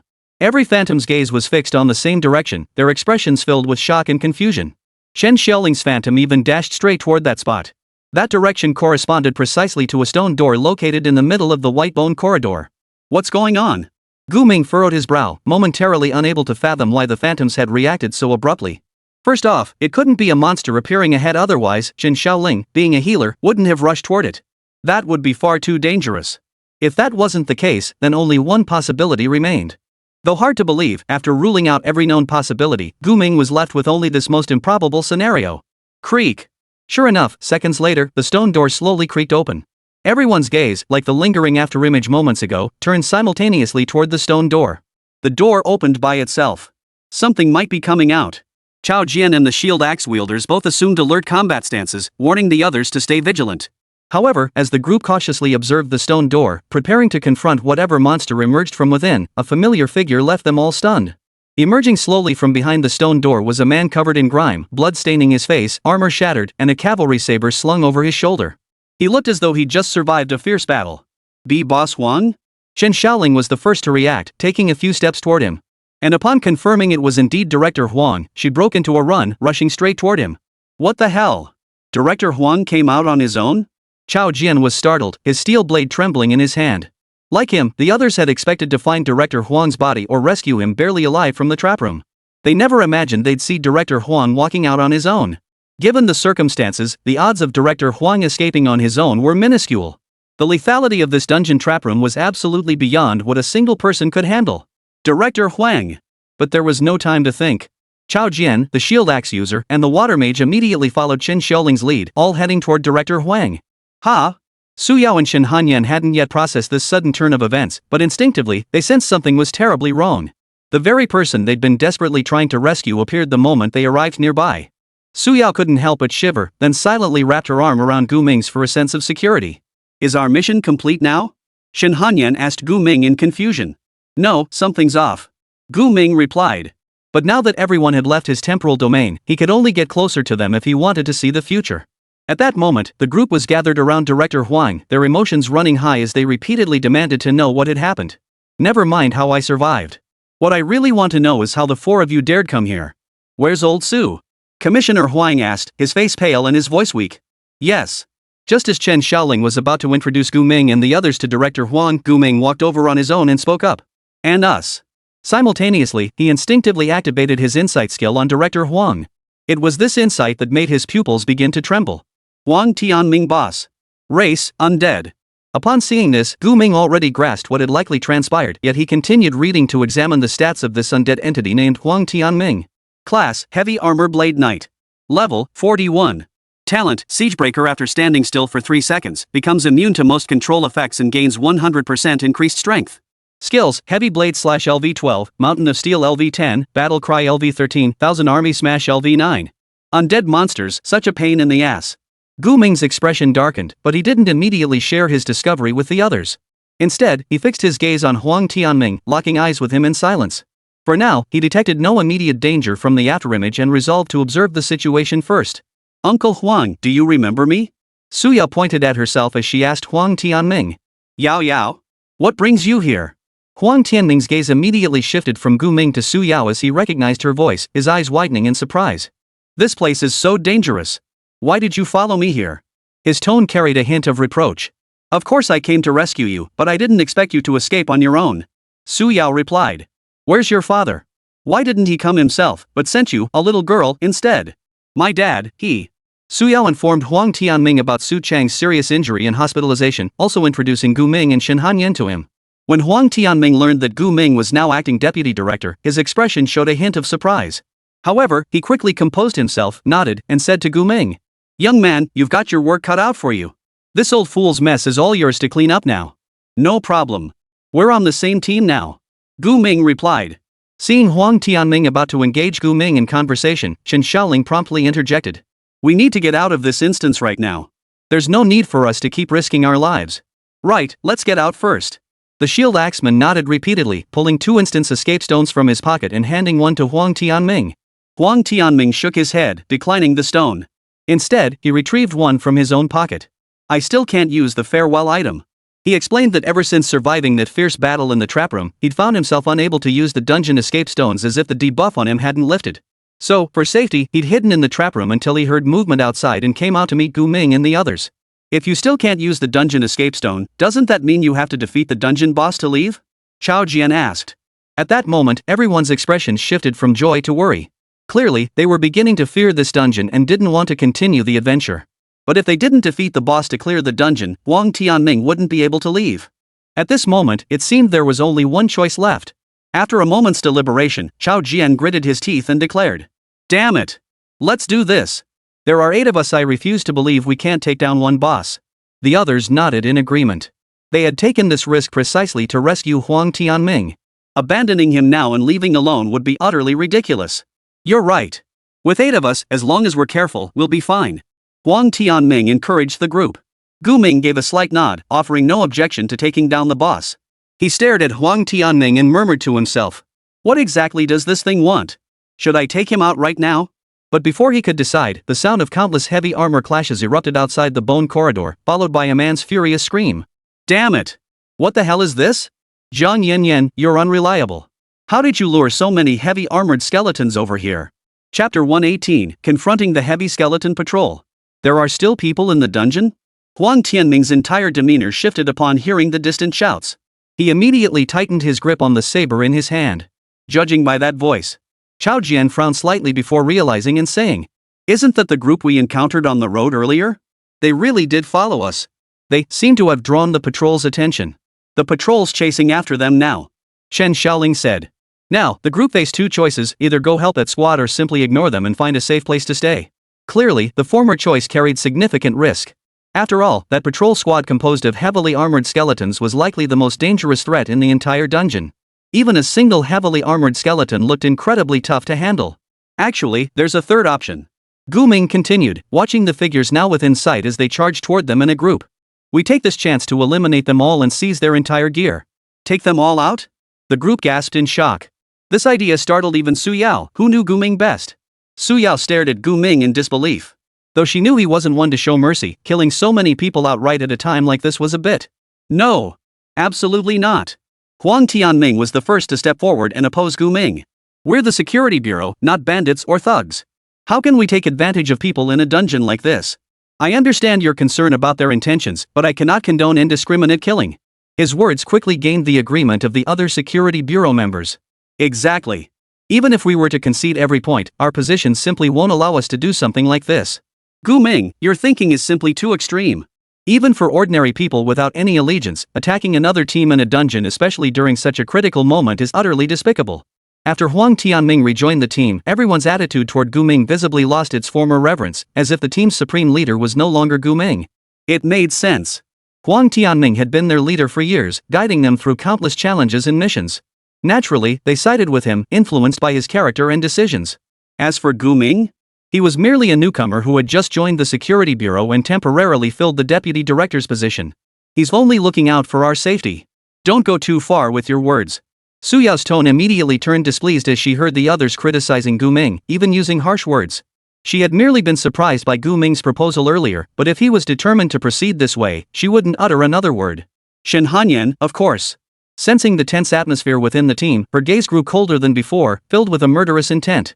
She was ready to fight at any moment. To her, the only allies in this entire group were Gu Ming and Su Yao.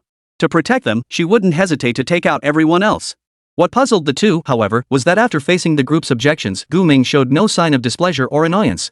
Instead, he glanced at Jiang Yanyan's group drawing ever closer and the patrol team charging toward them like a fleet of chariots. He turned to Huang Tianming and asked, "So what do we do now? Director Huang, what do you say? We don't have much time left to decide. What else could we do? Of course we go help." With that, Huang Tianming swung his cavalry saber first, bellowing at Jiang Yanyan's group charging toward them. "Friends over there, don't panic. Let's take down these monsters together. Please. Please help us." Jiang Yanyan, leading the charge, responded before whispering something to her teammates. They slowed their retreat and began forming a defensive line. Their group consisted of 6 members, with clearly identifiable classes including Paladin, Holy Healer, Gunner, and Sword and Shield Warrior. This class composition was highly effective against undead creatures. Their retreat had been purely due to the overwhelming number of heavily armored skeletons in the patrol. Even with their class advantages, the situation had become perilous. In an instant, Huang Tianming charged forward first, blocking the pursuit of one of the heavily armored skeletons from the patrol. Seeing this, Qin Shaoling immediately cast buffs and healing spells on Huang Tianming. While dual-wielding swordsman Chao Jian supported Huang Tianming's stationary defense by exploiting his agility advantage to launch relentless attacks from the flank. The water mage and shield axeman remained on standby, ready to respond to any unexpected developments. Meanwhile, Jiang Yanyan's team, relieved of some pressure, launched their own counterattack against the patrol. In an instant, a barrage of sacred skills erupted, flooding the gloomy, terrifying dark tomb with sudden brightness. What should we do? Su Yao watched the 11 fighters and 10 heavily armored skeletons locked in combat, her voice tinged with urgency as she turned to Gu Ming. "If it were me, I'd wait until they finish fighting or one side is on the verge of collapse before intervening. That way, we can gain the most advantage with the least effort." Shen Hanyan shared her thoughts. Having experienced countless dungeons, she naturally possessed extensive expertise. "We should join the fight. Hold nothing back, just take out this patrol squad as quickly as possible," Gu Ming instructed Shen Hanyan and Su Yao. The moment the words left his mouth, he vanished from the spot. Shen Hanyan sensed Gu Ming had just used time stop, but instead of rushing into battle, she turned to Su Yao with concern. "Stay back. These monsters pack a serious punch. Watch your back." "Okay, I got it. You be careful too, Sister Shen," Su Yao replied. The next second, Shen Hanyan vanished from her spot as well. When Su Yao blinked again, Shen Hanyan had already unleashed her permafrost domain, charging straight into the monster horde. She stood alone, facing off against 3 heavily armored skeletons. Unwilling to be outdone, Su Yao immediately began conjuring fireballs with limited area of effect damage to support her, while also applying lava shields to everyone lacking fire resistance. Bang! Bang! Gu Ming swung his blade-shaped black obsidian, now imbued with magical flames, slashing fiercely at the armor of one heavily armored skeleton, producing a loud metallic clang. These skeleton monsters, clad head to toe in heavy armor, possessed defenses nearly indistinguishable from solid steel. Even a single one posed a formidable challenge for a dungeon running party, easily qualifying as an elite monster. However, empowered by the demonic flames, Gu Ming's blades tore gaping holes through the armor of a heavily armored skeleton after just a few strikes. He then plunged his hand through the gap in the skeleton's armor, using time acceleration to briefly condense a flame explosion star. Boom! In the next instant, the seemingly indestructible heavy armor skeleton was utterly destroyed from within, leaving only a shell of hard armor and bone dust. Not far away, Jiang Yanyan, providing rifle support with her holy blessed weapon, couldn't help but praise Gu Ming after witnessing him eliminate the heavily armored skeleton so effortlessly. "Hey, handsome. Haven't seen you in a few days, and you've gotten even better. You've improved quite a bit yourself." Gu Ming withdrew the hand that had just triggered the internal explosion, turned to Jiang Yanyan, and sneered. "Haven't seen you in a few days, and now you've ditched swindling newbies for cash in the car to tag along on dungeon runs instead. And you even dared to tail me." Chapter 119, Hostage Exchange. "Ha?" Jiang Yanyan was startled by Gu Ming's sudden shift in tone, laced with murderous intent. She expected a friendly exchange, or at least a normal greeting. After all, they were practically inseparable. But apparently, she wasn't as important as she'd imagined. In Gu Ming's eyes, she seemed to have become an enemy with ulterior motives. "Hey, handsome. Don't get the wrong idea, I don't have any ulterior motives toward you. How could I dare?" Jiang Yanyan feared Gu Ming might launch into a heartfelt tirade at any moment, so she frantically explained. "Oh? Then what exactly are you two up to? Just coincidentally following the same route as us, or waiting for the right moment to reap the benefits?" Gu Ming instantly appeared before Jiang Yanyan, yanking her out of the fray and staring into her eyes as he demanded. Well. Jiang Yanyan was at a loss for words. Because Gu Ming was absolutely right, that was exactly their team's strategy. Before entering the dungeon, they'd planned to secretly trail Gu Ming's group. Once their team weakened or suffered casualties, they'd strike like vultures. This was a common tactic among competing teams in dungeons. Some even found entering the dungeon too troublesome, so they'd wait outside for the first group to emerge and then loot their rewards. But the one thing Jiang Yanyan wasn't lying about was, she genuinely had no ulterior motives toward Gu Ming. It was all the result of minority following majority within the group. The other 6 members all believed this approach maximized their gains. Enough. You don't need to explain further, and I'm not interested in listening. I'll just remind you of one thing. Gu Ming kept his gaze locked on Jiang Yanyan's eyes, enunciating each word deliberately. You'll die. Die. Jiang Yanyan was startled by Gu Ming's intense tone. She quickly wrenched her hand free from his grasp, panic spreading across her face. She even felt an urge to point the rifle in her hands at Gu Ming's head. For she knew this youth before her was absolutely not joking. Hey! What are you doing to Jiang Yanyan, you brat? At a time like this, you're trying to start infighting?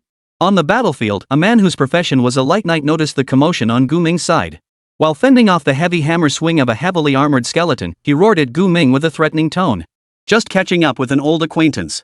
Gu Ming tore his gaze away from Jiang Yanyan. The next instant, he plunged back into the fray, using the same technique to obliterate the heavy skeleton that had been pinning down the light knight. The paladin watched in utter shock as the heavy skeleton, a foe that had proven so formidable even to him, a holy knight, was dispatched by Gu Ming in under 30 seconds. You've got some skills. Gu Ming, right? The hostility in his gaze toward Gu Ming diminished slightly, replaced by a hint of awe. Indeed, a youth who could command such caution from a seasoned veteran like Jiang Yanyan was no mere pretender. What's your name? Gu Ming countered. Song Si. Song Si answered. After stating his name, he immediately clashed with a heavily armored skeleton once more, his body constantly erupting with holy light. In truth, he didn't need to reveal his name. Gu Ming had already scanned his stats panel moments ago. Level 39 Light Knight, average skill proficiency of 15, plus a talent that reduces damage from undead monsters. It was clear that this man named Song Si was undoubtedly the backbone and core member of the entire team. Without an S-class changer like him, who held a natural advantage against undead monsters, this squad likely wouldn't have dared to challenge the Dark Crypt.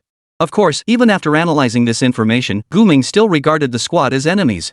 Since you lot enjoy fighting undead so much, I'll grant your wish shortly. About 20 minutes later, both squads' 13 members in total finally eliminated the pursuing patrol and the nearby undead monsters that had been drawn to the fight. They suffered no casualties, though each member looked utterly exhausted. Damn it, these tin cans are the most annoying. High attack, high defense, they're pure torture. Huang Tianming planted his saber on the ground and crouched down, panting heavily as he caught his breath. The ground around him was littered with skeletal remains and shattered armor, hacked to pieces. Song Si used his one-handed sword and shield, imbued with the holy effect, to crush every skeleton that still had a chance to resurrect into fine dust. Thanks to the holy effect, the crushed skeletons dissolved into fine dust, vanishing into thin air, their souls utterly annihilated. After wrapping up the battle, the group sat together, looking like comrades in arms who'd fought side by side for years. Thank you all. Without your help, we would have been in serious trouble. Song Si addressed the Security Bureau agents, his tone devoid of any trace of insincerity. Yes. We're truly grateful for your help. We didn't realize the patrol team's alert zone was so extensive, which is why we accidentally drew them in. Jiang Yanyan added apologetically, her gaze drifting unconsciously toward Gu Ming, seated some distance away. She was deeply troubled by what Gu Ming had meant when he warned her earlier, "You'll die." She suspected Gu Ming probably didn't intend to kill them, otherwise such a warning would be entirely unnecessary. Things were bound to get more complicated far beyond anything she could have imagined. Bro, I ran into your teammates on the way, but I didn't see you. When did you get to the dungeon? Song Si asked Huang Tianming. A question that had been nagging at him. The man before him, wielding a saber and fighting with extraordinary ferocity, seemed to have materialized out of thin air within the dungeon. Huang Tianming didn't hide anything, openly recounting how he'd been trapped and how the group had come to rescue him. This news left Song Si and his teammates utterly stunned. You fell into a trap room and were trapped in the dungeon for nearly a whole day? Yeah. If I hadn't been careful enough, my people would have only found my corpse. Huang Tianming sighed. Only then did Jiang Yanyan realize why Gu Ming and the others had left in such a hurry. It was to rescue someone. But for someone like Huang Tianming to survive 24 hours alone in the dungeon unscathed was incredibly rare and incredibly lucky. After a few words exchanged, the atmosphere between the two teams warmed considerably. Everyone seemed to have forgotten their original objectives. Just then, however, Gu Ming suddenly stood up and asked, "What do we do next?" Su Yao glanced at Gu Ming beside her. This was the first time she'd ever heard Gu Ming say something like that. Usually, it was others who said such things to Gu Ming. Gu Ming's question abruptly snapped everyone out of their post-battle euphoria. What do we do next? Huang Tianming murmured thoughtfully, simultaneously explaining to Song Si and the others that he couldn't use teleportation items. So, the only way out is to take down this dungeon's boss. Alright, that's exactly what we meant, take down the dungeon boss. Song Si declared. At that moment, Gu Ming raised a highly sensitive question. Why should we trust your group that followed us here? Why should we trust you won't betray us for personal gain? The words hung in the air, and everyone fell silent. Though none voiced it, no one present was a fool.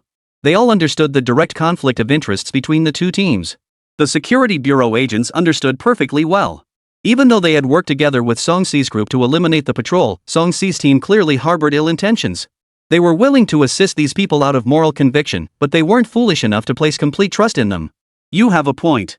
Song Si was the first to break the silence. He glanced at Gu Ming and asked, "So what do you suggest? How can we build mutual trust?" It's simple. Gu Ming scanned the group and delivered the answer he'd long prepared. We just need to give each other a hostage. Chapter 120, the strategy continues. Exchange hostages? Everyone was stunned by Gu Ming's proposal. But upon reflection, exchanging hostages was indeed a solid way to ensure cooperation. If both sides could cooperate smoothly, then these so-called hostages would essentially be members of their own team sent to fight on the other side, unlikely to suffer any harm. Of course, this ideal outcome hinged entirely on successful cooperation. If things went wrong, the two hostages would likely suffer. By binding our interests together, the probability of successful cooperation will increase significantly. Gu Ming explained. But at that moment, Chao Jian immediately objected. Easy for you to say. Are you going to be their hostage? Hey, stop stirring up trouble on purpose. Can't we discuss this calmly? Su Yao detected the hostility toward Gu Ming in Chao Jian's tone and her voice grew angry. Gu Ming, however, nodded without hesitation and agreed to the request. Of course I can. I'll be the hostage. He looked innocently at Song Si as he spoke. Song Si hastily waved his hands in refusal. No way. Having him as a hostage is completely pointless. We couldn't control him at all. He had witnessed Gu Ming's abilities firsthand. During their previous battle, Gu Ming had vanished and reappeared in the same spot multiple times, leaving no trace for anyone to detect. How could someone with such bizarre speed be a hostage? This felt like he was setting them up. Song Si instantly realized this was all part of Gu Ming's premeditated plan. A blatant, open scheme. The brilliance of a broad daylight scheme lies in this. You know someone is setting you up, yet you have no way to counter it. You can only walk right into the trap. I think the hostage exchange proposal as sounded maximizes the security of our cooperation. But before proceeding, could we have a moment to consult our team? Just 10 minutes would suffice. Zhang Yanyan addressed Gu Ming. In her eyes, Gu Ming was the sole core figure within this security bureau team. However, Gu Ming knew that at this moment, the others trusted Huang Tianming more than him. So he turned to Huang Tianming and said, "Commissioner Huang, what do you think?" Huang Tianming furrowed his brow, pondered for a moment, then nodded under everyone's gaze.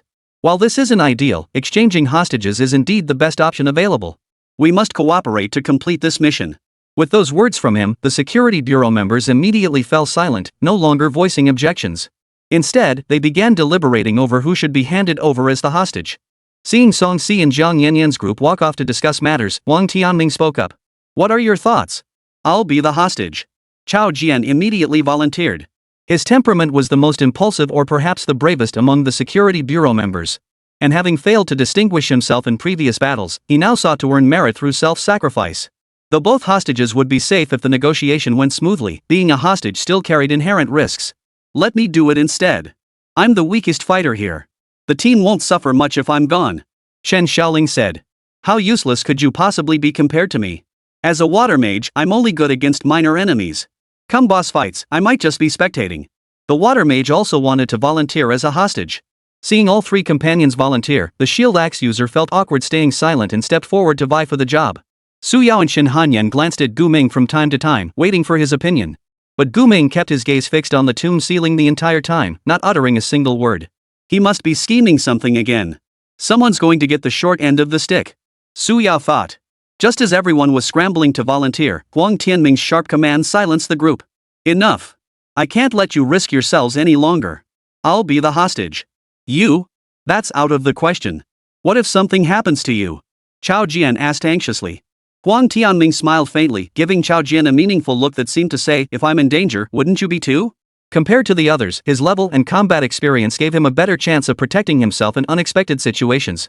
I've been in this dungeon for over a day and haven't died yet. Do you really think those little brats could hurt me? Huang Tianming said.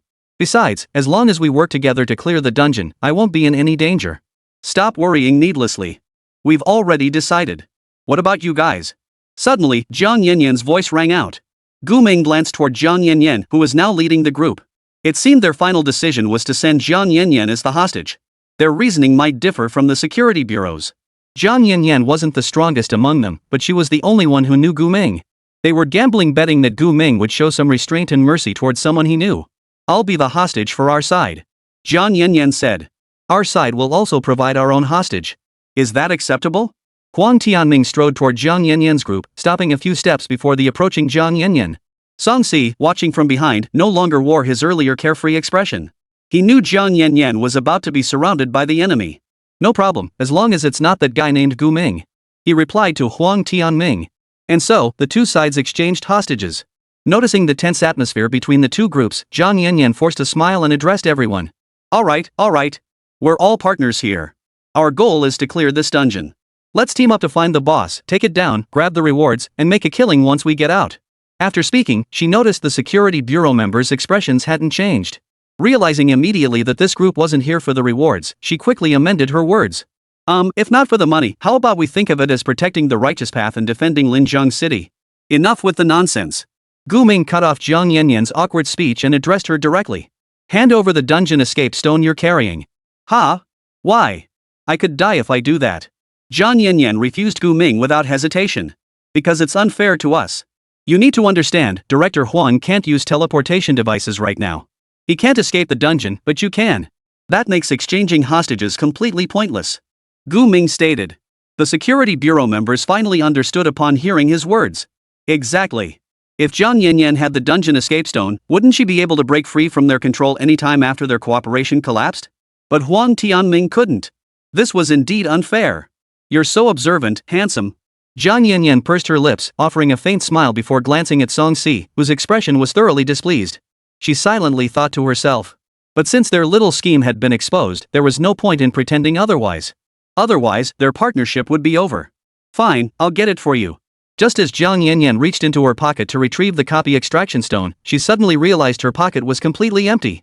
When she instinctively looked up at Gu Ming, she saw that the duplicate extraction stone that had been in her pocket was now in his hand. She had no idea when it had happened. When? Sorry, I'm a bit impatient by nature. Gu Ming chuckled at Jiang Yanyan before handing the dungeon escape stone to Shen Hanyan for safekeeping. Alright, now both sides can finally proceed with confidence to locate the boss room and tackle the dungeon. Chapter 121, A Shocking Discovery. After exchanging hostages, the two squads finally set off again, beginning their search through the dark crypt.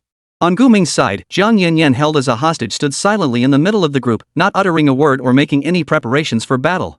This wasn't because she was deliberately sulking or giving up. She had realized this team didn't need her combat strength at all. Shen Hanyan, leading the way, deployed her permafrost domain, single-handedly shouldering the most dangerous scouting and combat duties. No matter what monsters they encountered ahead, she could effortlessly hold them off while her teammates behind her finished them off. Witnessing this scene confirmed to Jiang Yanyan just how wise her earlier decision had been to avoid conflict with them. Honestly, even if Gu Ming's team seemed to have a bunch of weaklings from the security bureau, just Gu Ming and Shen Hanyan alone were enough to give their season 6-person squad a run for their money. And besides, even Su Yao, who'd been keeping a low profile all along, was no pushover. This is trouble. All we can do now is hope Song Si doesn't let us down. Jiang Yanyan thought to herself. After Huang Tianming led the security bureau team into the dark tomb, they had only reached the 3rd level. As for the location of the boss room and whether there were further levels below, that all depended on Gu Ming leading his team to explore inch by inch. There are numerous trap rooms here. How do you plan to proceed? Jiang Yanyan, who had remained silent until now, finally spoke up. The team had already explored nearly every area on the 3rd level, leaving only the dangerous stone door rooms unexamined. Song Si's team had also converged with them due to the same predicament, clearly unwilling to risk physical exploration of the traps either. I don't know. These trap rooms are unpredictable and treacherous. I've already suffered enough. Huang Tianming said. For fairness, let's take turns sending people to explore the rooms. Any number of people will do. Gu Ming addressed both teams. After a moment's consideration, everyone nodded in agreement. They had to explore the room, otherwise, they'd never find the path to the next level in the boss room. Who goes first? Song Si asked sternly, as if unwilling to concede even the slightest advantage. Gu Ming didn't argue over this point. He silently pushed open the unexplored stone door before him, activated time stop, entered the pitch black room devoid of any light, casually scanned the area, and returned to his original spot before anyone could react. He addressed Song Si. This is a trap room. I've already checked it out. You're pulling our leg. You didn't move at all. Song Si felt thoroughly tricked and roared at Gu Ming. To him and the others, Gu Ming truly seemed rooted to the spot. Inside are 6 archer skeletons, 8 warrior skeletons, and 2 fire mage skeletons. If you don't believe me, go take a look yourself. Gu Ming said casually. This statement ignited Song Si's temper. He immediately summoned the holy healer from their party and together they plunged into the pitch black chamber. Then, after about 10 minutes, he and the holy healer emerged looking utterly disheveled, covered in bone fragments. Damn it, you really went in? Why did I only see you standing there? Song Si's tone clearly showed he was now convinced by Gu Ming. The others now understood Gu Ming possessed a method to explore without taking damage. With this skill, the difficulty of the dark tomb would be significantly reduced for him.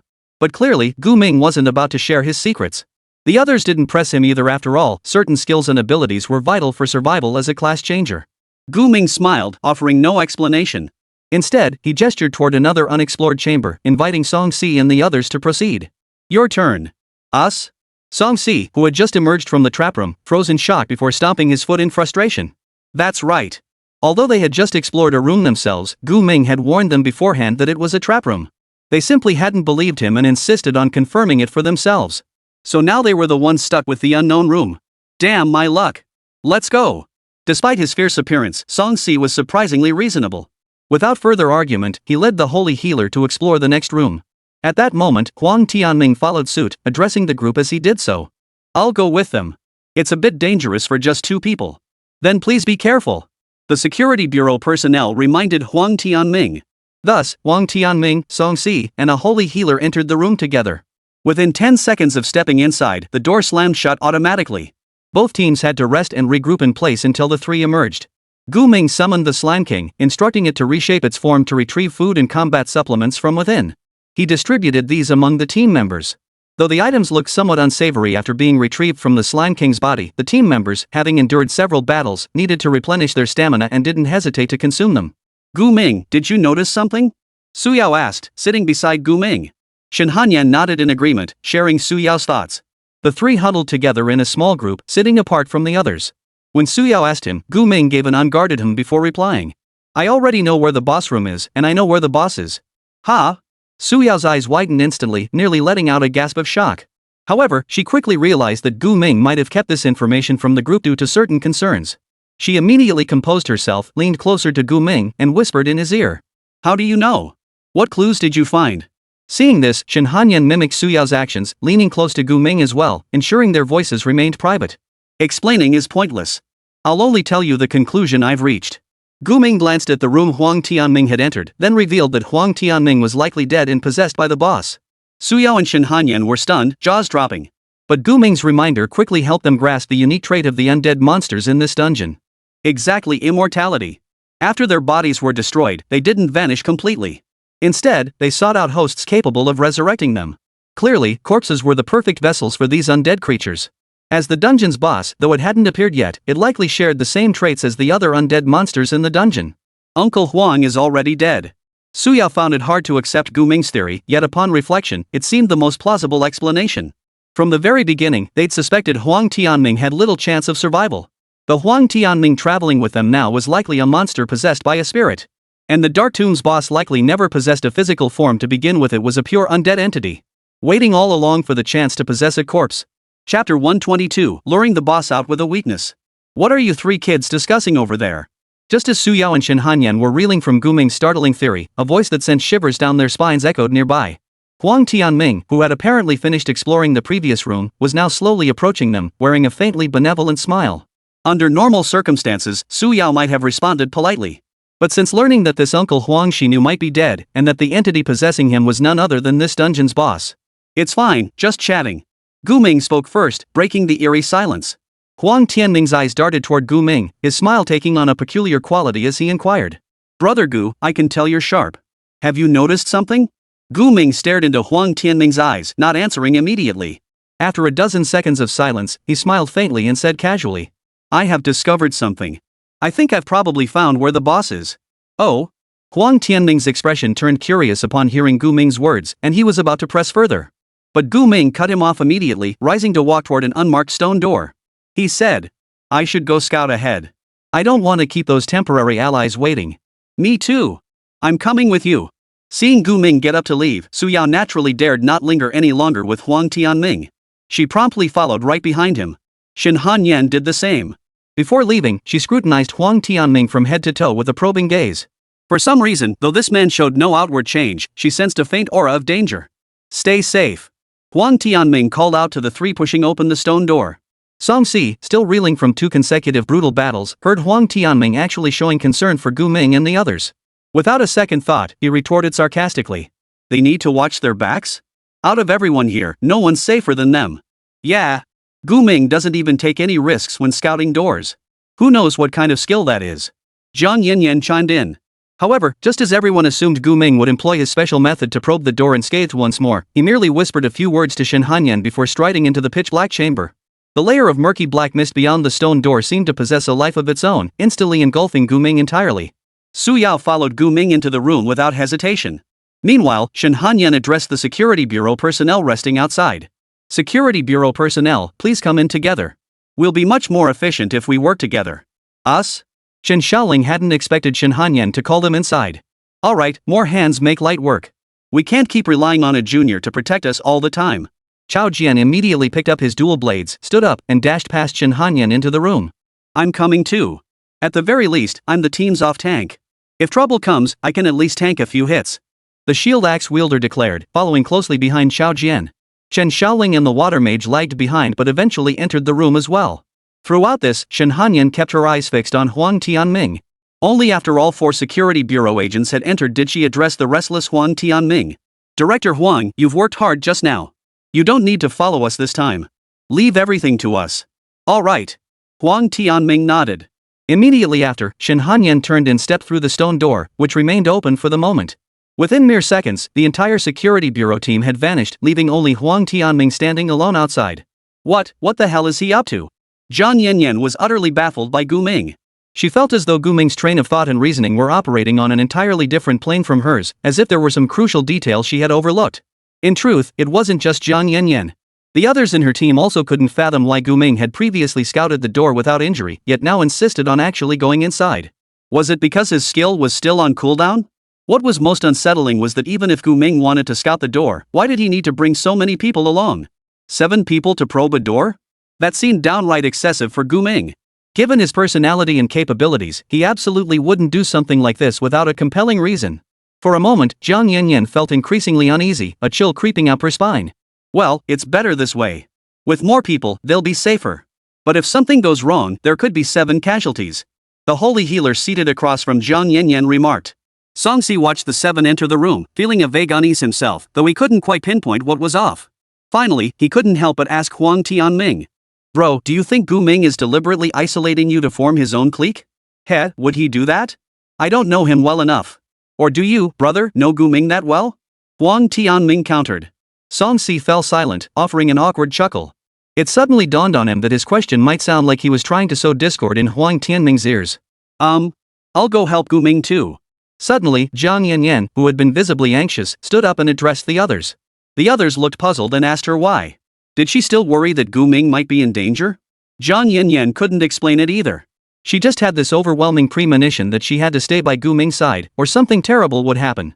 So, without bothering to come up with an excuse for everyone, she hurriedly dashed into the room before the stone door closed completely.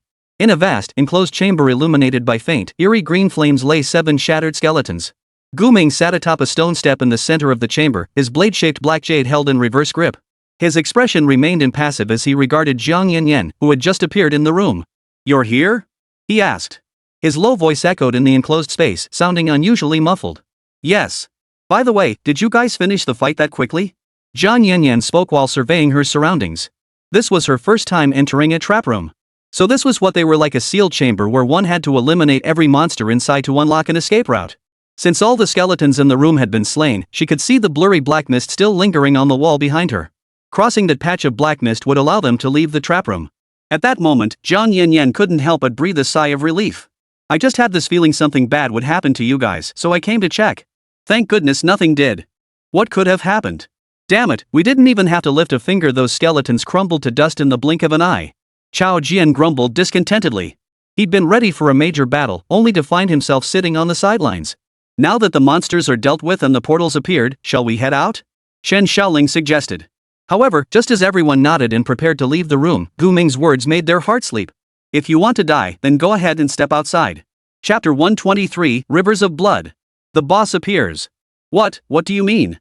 Chao Jian, who had just taken a step, slowly retracted it, staring at Gu Ming in shock. Didn't you hear me? Let me repeat, if you leave now, you will die. Gu Ming's tone grew even more stern. No one could mistake this for a joke. You mean danger lies outside? But Director Huang is still out there. Why didn't we bring him in? We can't just abandon him. Shen Xiaoling looked frantic, already starting to rush toward the exit. Gu Ming merely watched her coldly, making no move to stop her. The shield axe handler grabbed Shen Xiaoling by the arm and urgently pleaded. Sis Xiaoling, don't be impulsive. Let's hear what else Gu Ming has to say first. He wouldn't deliberately harm us. But Shen Xiaoling tried to protest, but then she saw Gu Ming's icy expression again. Instantly, she realized this wasn't the time for her to act impulsively. She wasn't particularly clever, nor was she a skilled fighter, she was just a healer. Even if there really was danger outside, what could she do? Swing her short staff at a monster's head? Handsome guy, you really figured something out. Hurry up and tell me. Zhang Yanyan scurried over to Gu Ming, who was sitting on the steps, plopping down right beside him. She wrapped her arm around his in an intimate gesture, pleading with him. Hey, you woman, what's with the lack of decency? Leave him alone, okay? Su Yao, seeing Zhang Yanyan's behavior, immediately grew displeased and stepped forward to pull her away from Gu Ming. Zhang Yanyan was reluctant, but she knew better than to provoke anyone from Gu Ming's team right now. After all, she was on Song Si's side. Alright. Little sister, no need to get jealous. I didn't mean to, I swear. I'm just desperate to save my own skin. She released Gu Ming and moved to sit farther away, then turned to Su Yao with a feigned playful tone. Su Yao felt a flicker of embarrassment at Zhang Yanyan's words, but she knew this wasn't the time for blushing. She plopped down and waited quietly for Gu Ming to speak. Seeing that everyone seemed ready to listen, Gu Ming finally shared his discoveries and theories. When they learned Huang Tianming might already be dead, and that the entity possessing him was a dungeon boss, their faces instantly drained of color. Zhang Yanyan looked as if she'd seen a ghost, hugging her knees as her body began to tremble. She knew that if Gu Ming's theory was correct, their dungeon run was doomed. Especially for Song Si and the others still with Huang Tianming. Although their team possessed numerous countermeasures against undead monsters, the people outside had no idea Huang Tianming was the boss. We're done for, truly done for. How could there be such a hellish boss? Zhang Yanyan began muttering to herself as if possessed, as if recalling some terrible memory. I've heard from friends that dungeons with monsters capable of disguising themselves as allies see death rates skyrocket at least tenfold. Very few teams ever leave intact after facing such creatures. Generally, if you know there are disguised monsters in a dungeon, the best choice is to bail out immediately. But now, she looked despairingly at the portal leading outside. What should she do? Should she leave now to tell Song Sigoming about the situation? I advise you not to even think about going out to send a message. It'll only make things more complicated. Gu Ming instantly saw through Zhang Yanyan's thoughts and warned her. Do you really think they'll believe your words, or mine? Even if they did, do you honestly believe that monster disguised among us would ever admit he's the boss? What if he doesn't? What then? Will you all just gang up and kill him? His barrage of questions not only dashed Zhang Yanyan's hopes but also blocked every escape route for the others. Exactly. Even if they went out now and identified Huang Tianming as dead, with the undead entity possessing his body, they couldn't actually kill Huang Tianming. The reason was simple. What if Gu Ming's hypothesis was wrong?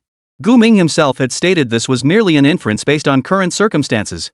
So, you're doing this to lure that thing into revealing its true nature, right? At the cost of Song Si and the other four's lives. The water mage was the first to grasp Gu Ming's true intent and sought confirmation. Yes, we have no other choice. This is a deadlock. To break it, we must send someone to probe, but... Gu Ming paused here, slowly lifting his head to gaze at the teleportation portal exiting the room. But I never said they had to die. I only need them as bait to lure out the boss. In every instance, the boss's sole purpose is to kill every adventurer who dares to enter. If my hunch is correct, he won't pass up this chance to strike. Zhang Yanyan, how long do you think your teammates can hold out against a level 41 boss? He asked Zhang Yanyan. Zhang Yanyan blinked, thought for a moment, and gave a conservative answer. If it comes down to a direct confrontation, they won't just last long, they'll have a chance to take down the boss. But if they're ambushed, it's hard to say. The only one in our team with decent survival skills is Song Si. Let's hope he survives long enough to hold out for 5 minutes. Gu Ming spoke, glancing at the clock visible only to himself, Shen Hanyan, and Su Yao, calculating the time that had passed. After hearing Gu Ming's reasoning and thoughts, the 4 members of the security bureau all fell into silence, each wearing a different expression. It was likely too much for them to accept that the director Huang they'd risked their lives to rescue was merely a vessel possessed by an undead entity. The real director Huang had perished long ago in the booby-trapped room. Damn it, damn it, damn it. Chao Jian flew into a rage, swinging his steel blade at the stone wall of the room to vent his fury. The others felt equally distressed. They had followed and respected Huang Tianming all this time. Was he to be used as a weapon by monsters to harm them even after death? It was too ironic, too dark. Time's up. As the clock's hands flickered once more, Gu Ming rose to his feet, gripping the black jade. Shen Hanyan had long prepared for battle. She instantly activated her domain, crystallized the azure ice, and strode toward the portal. Let me go! Chao Jian roared, leaping into the portal before Shen Hanyan could, vanishing instantly. Brother Chao! Seeing Chao Jian had gone out, the shield axe wielders hurried to follow. They desperately wanted to see what was happening outside, whether everything unfolded as Gu Ming had predicted, and Huang Tianming would indeed unleash a massacre after they left. Yet at the same time, they silently prayed that Gu Ming's words would not come true. Master, take my hand and stay close. Shen Hanyan showed little reaction to the 2 men's recklessness. She simply turned her back to Gu Ming and extended her hand. I'll take it. I'll take it. I need protection more than he does. Suyao snatched Shen Hanyan's hand, clutching a fireball in hers as she pressed close to Shen Hanyan. All right. Shen Hanyan gave a resigned smile, exchanged a glance with Gu Ming, and stepped into the portal. Gu Ming followed closely behind. Zhang Yanyan and the remaining 2 followed Gu Ming through the portal. At that moment, Zhang Yanyan desperately wished Gu Ming weren't so clever, so adept at predicting everything. But when she emerged from the portal back to where they had been, seeing the 4 blood-soaked corpses on the ground and Huang Tianming grinning savagely as he choked Song Si with one hand, her legs nearly buckled beneath her, threatening to collapse to her knees. Chapter 124, The Boss Battle Begins. Run, run. Song Si, with his throat clamped in Huang Tianming's single hand, was like a helpless lamb, barely able to muster the strength to struggle. Even so, he strained to shout at Zhang Yanyan. Oh, Gu Ming, and the rest of you are out too? Only then did Huang Tianming seem to notice the figures emerging from behind the stone door. He turned his head, his terrifying, ferocious grin fading as he feigned surprise, addressing Gu Ming. Are you still planning to keep up the act? Gu Ming asked coldly. The other security bureau agents stared at this thing before them, merely Huang Tianming's shell, not the man himself, their eyes filled with both terror and rage. They never imagined it would turn out exactly as Gu Ming had said. Huang Tianming was long dead. The Huang Tianming before them was nothing but a monster possessed by a spirit. What are you talking about? Huang Tianming choked Song Si, still trying to feign ignorance with his words. But the next second, Shen Hanyan suddenly appeared before him, shoving him aside with her Tsangding heavy shield. Huang stumbled several steps to the side. Meanwhile, Gu Ming had already rescued the captured Song Si and tossed him back to Zhang Yanyan's side. The consecutive use of time stop by the 2 had completely caught Huang Tianming off guard. After stumbling, Huang Tianming's eyes widened in disbelief as he stared at Shen Hanyan, who had just shoved him. The hypocrisy on his face gradually faded, revealing his true monstrous nature. His body, which had appeared normal moments before, began to rapidly rot. Exposed white bones, still coated in blood and flesh, were visible, along with countless wounds sliced open by sharp blades. An eerie black mist began to seep out. Ha ha ha ha, living one, when did you discover me? Huang Tianming asked Gu Ming, his voice twisted into a sickening cackle. Seeing he'd abandoned all pretense, everyone instantly entered combat readiness. The black jade in Gu Ming's hand ignited with crimson demonic flames. The next instant, he accelerated his own time, charging toward Huang Tianming at breakneck speed as he coldly declared. I can't be bothered explaining to a monster like you. You're not worthy of understanding. Gak gak gak gak. Huang Tianming cackled savagely, swinging his horse-slaying sword with brutal force toward Gu Ming's flickering silhouette. His saber measured 2 meters in length, its blade's attack range far exceeding that of Gu Ming's black jade blade form. However, Gu Ming had already activated his time scar domain. Through the afterimages, he saw every move Huang Tianming would make within the next 4 seconds. The blow missed. Gu Ming's black jade transformed into a spear form, its demonic flame-tipped spearhead driving straight for Huang Tianming's throat. Swish! Huang Tianming's unprotected throat was instantly pierced by Gu Ming's thrust. Yet he did not collapse like a normal being. Instead, black blood flowed from his mouth as he reached out and clutched the spear-shaped black jade with all his strength. Your reflexes are quick, but your strength is too weak to kill this body of mine. Huang Tianming sneered with contempt. His actions thus far suggested he held Gu Ming in utter contempt. What will you do now? Cling to your weapon and wait to be cut down, or leave empty-handed? Gu Ming said nothing, releasing the black jade and retreating backward. The next instant, before Huang Tianming could even register shock at Gu Ming's decisive abandonment of his weapon. Bang! Zhang Yanyan swiftly raised her rifle and fired a holy spirit bullet straight into Huang Tianming's head. The bullet pierced his head armor, blowing half his skull apart. Thick black smoke began billowing from the mangled flesh. Immediately after, Chao Jian charged forward with his sword, roaring. It's not over yet. Brother Chao, I'm the off-tank. Don't rush in. The shield axe user barely registered Chao Jian vanishing from his spot before Chao Jian was already locked in combat with Huang Tianming. He hesitated, unsure whether to follow suit. But joining now would disrupt Chao Jian's rhythm. After all, conventional combat strategy dictated that when facing a standard-sized monster, only one person should engage head-on while the others scouted for openings. But clearly, Chao Jian had no time for such bold tactics now. All he wanted was to vent his rage. What a troublesome bunch of strangers.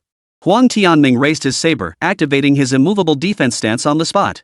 Both his defense and attack power surged dramatically, while a dark aura began to swirl around the blade of his saber. Chao Jian sensed trouble. His countless battles alongside Huang Tianming told him this. Huang was gathering power, preparing to unleash a devastating heavy strike. In his immovable mountain state, Huang Tianming's combat power nearly doubled. And Chao Jian was only level 33. If he took this blow, it would essentially be game over. The horse-slaying sword was about to descend. Just then. Water Dragon Blast. The water mage unleashed his spell upon Huang Tianming.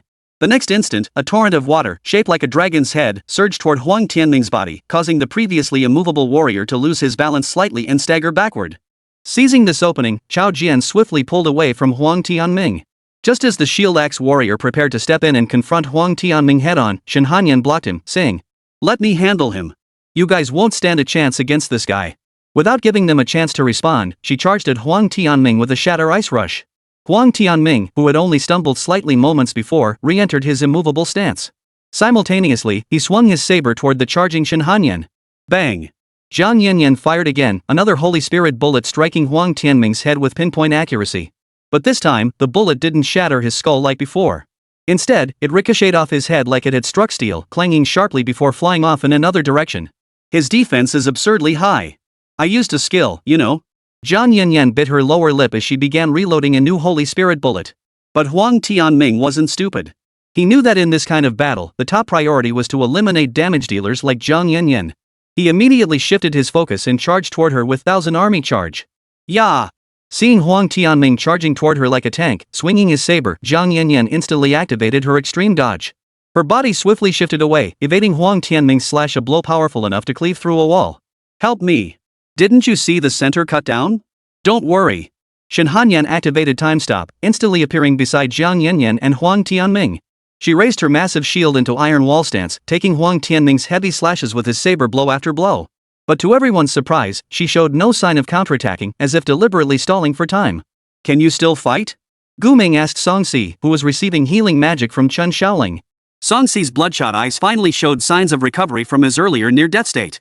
With great effort, he picked up his fallen weapon and shield, stood up, and declared, I can, damn it. I'll slaughter this beast with my own hands. Avenge my comrades. His voice, filled with boundless rage, nearly turned into a roar, like a wounded beast that refused to yield. You can't kill him. He's merely inhabiting a vessel now. Chapter 125, Undead Will. Hey, where's Su Yao? Where the hell did she go? Just then, Chen Shaoling, having finished her healing spell, suddenly noticed Su Yao was nowhere nearby and hadn't joined the fight against Huang Tianming. She had clearly seen Shen Hanyan pulling Su Yao out from behind the stone door just moments ago. How could she have disappeared in just a few minutes? She has her own mission. You don't need to concern yourself with her. Just focus on your own tasks. Guming said to Chen Shaoling. Chen Shaoling felt dazed. In such a short time, she had experienced too many unexpected events. It was difficult for her to process anything particularly complex right now. She could only nod and watch the battle between Shen Hanyan and Huang Tianming with bated breath. Recall. Just as Huang Tianming was wildly hacking at Shen Hanyan like a madman, Guming activated the beast recall on the black jade dagger embedded in his throat, pulling it back into his hand. A gaping hole instantly appeared in his throat, spurting blood in spurts, and his head seemed ready to fall off. Crack crack.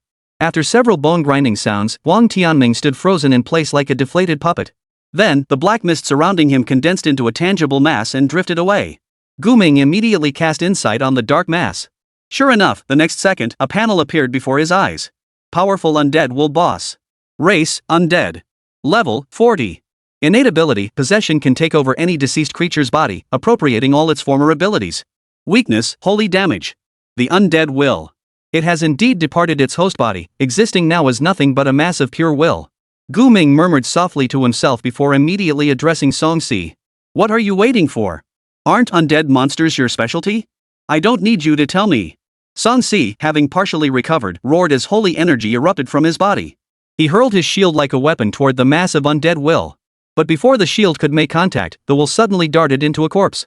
The shield missed its mark, crashing into a stone wall instead. Fifth brother. Song Si shouted, for the undead will had entered the body of their fallen holy healer. Is this thing never going to stop? How can it keep happening over and over? Are we supposed to destroy all our fallen comrades' bodies?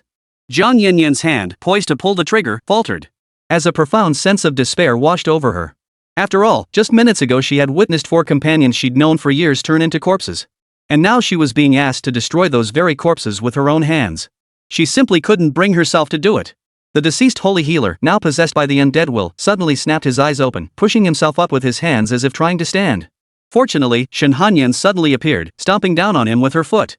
She said coldly, I didn't give you permission to move. Immediately, a wall of ice rose, trapping the saint healer beneath her foot. The holy healer's physical constitution was clearly inferior to Huang Tianming's, so the undead will couldn't harness power beyond what this body could provide. However, being unable to move did not mean he was powerless. His eyes turned pure black, emanating dark energy. With a slight twitch of his fingers, he released a cloud of black mist that dispersed into the air. The next instant, the floor echoed with the grating sounds of bones grinding together and the clanging of armor colliding. An undead army has been summoned by it and is closing in on us from all directions. Gu Ming announced to everyone. He estimated the number of monsters in the army by the sounds and the lingering shadows within his domain. He knew the undead will had likely summoned every single mob in the entire instance. Hundreds? Thousands? Either way, it was no small number. If such a horde of undead monsters closed in, Gu Ming and Shen Hanyan might be fine, but the others were another story. The injured Song Si, the non-aggressive water mage and Shen Xiaoling, the slow-moving shield axeman, Chao Jian and Jiang Yanyan with their high attack but low defense, lacking any area of effect damage. The group braced themselves, eyes darting nervously around as they braced for the monster's onslaught. Despair washed over many faces as they struggled to find a way out. After all, the most troublesome aspect of boss fights was always the minions tagging along to harass. And now, a swarm of countless minions was about to harass them. What do we do? What do we do? Should we use the dungeon escape stone? The shield axe wielder looked at Gu Ming with a panicked expression, urgently seeking his advice. Now, Gu Ming had once again become their leader. Everyone else waited for his command. Whether to fight or retreat all hinged on his single word. But Gu Ming's next brief statement sent a chill down everyone's spine. You won't need it. Have you forgotten what happened when you passed through that black mist portal and entered the trap room? What? The water mage, disbelieving, pulled the instance escape stone from his pocket, intending to crush it for use.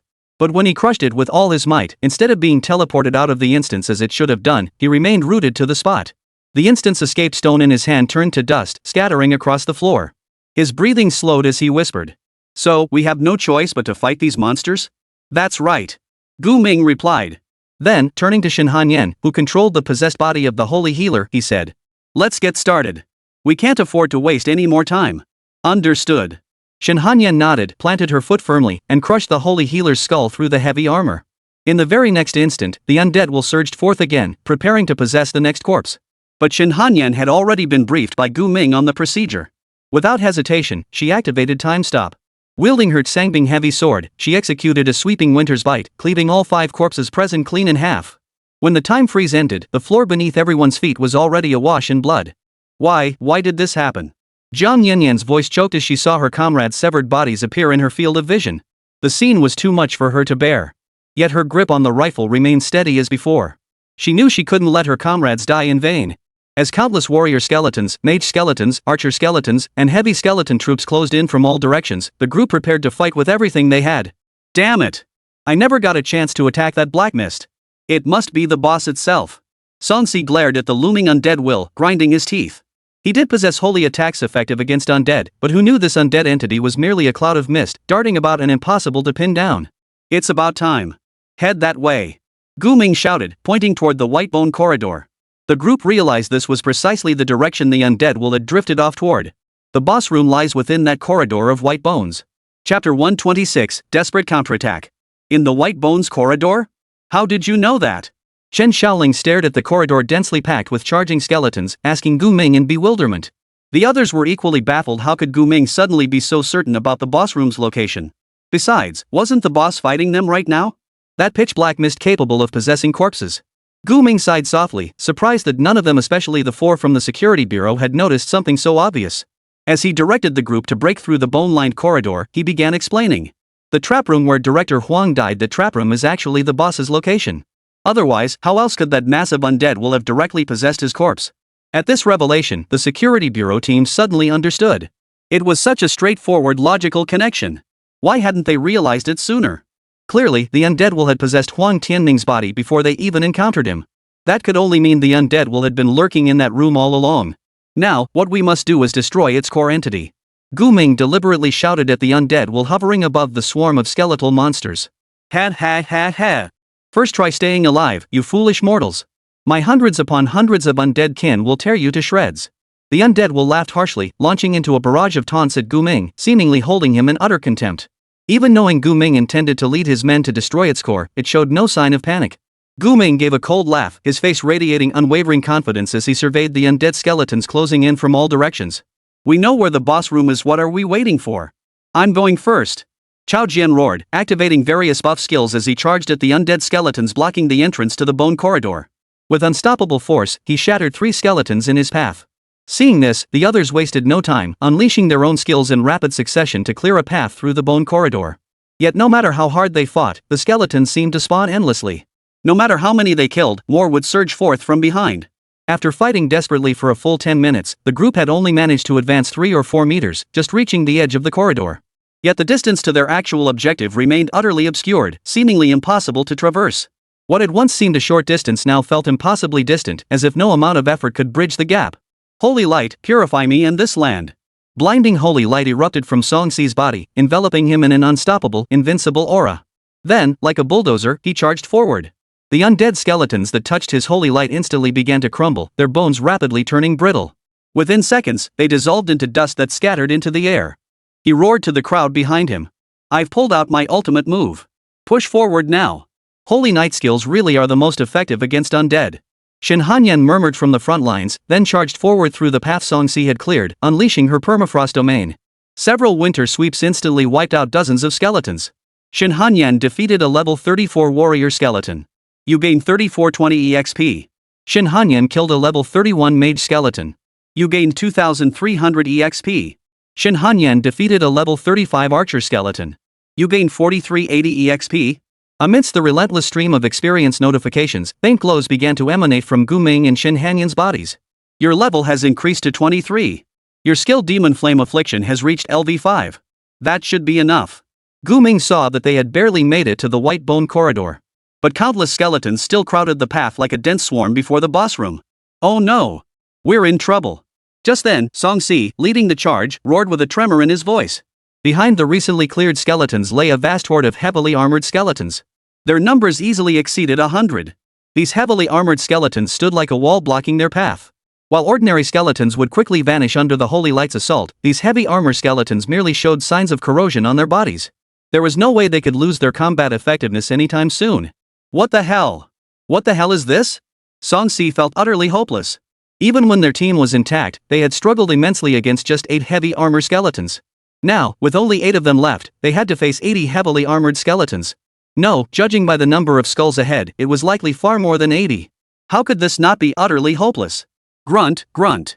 The clanging of heavy armor against bone echoed like death knells in their ears.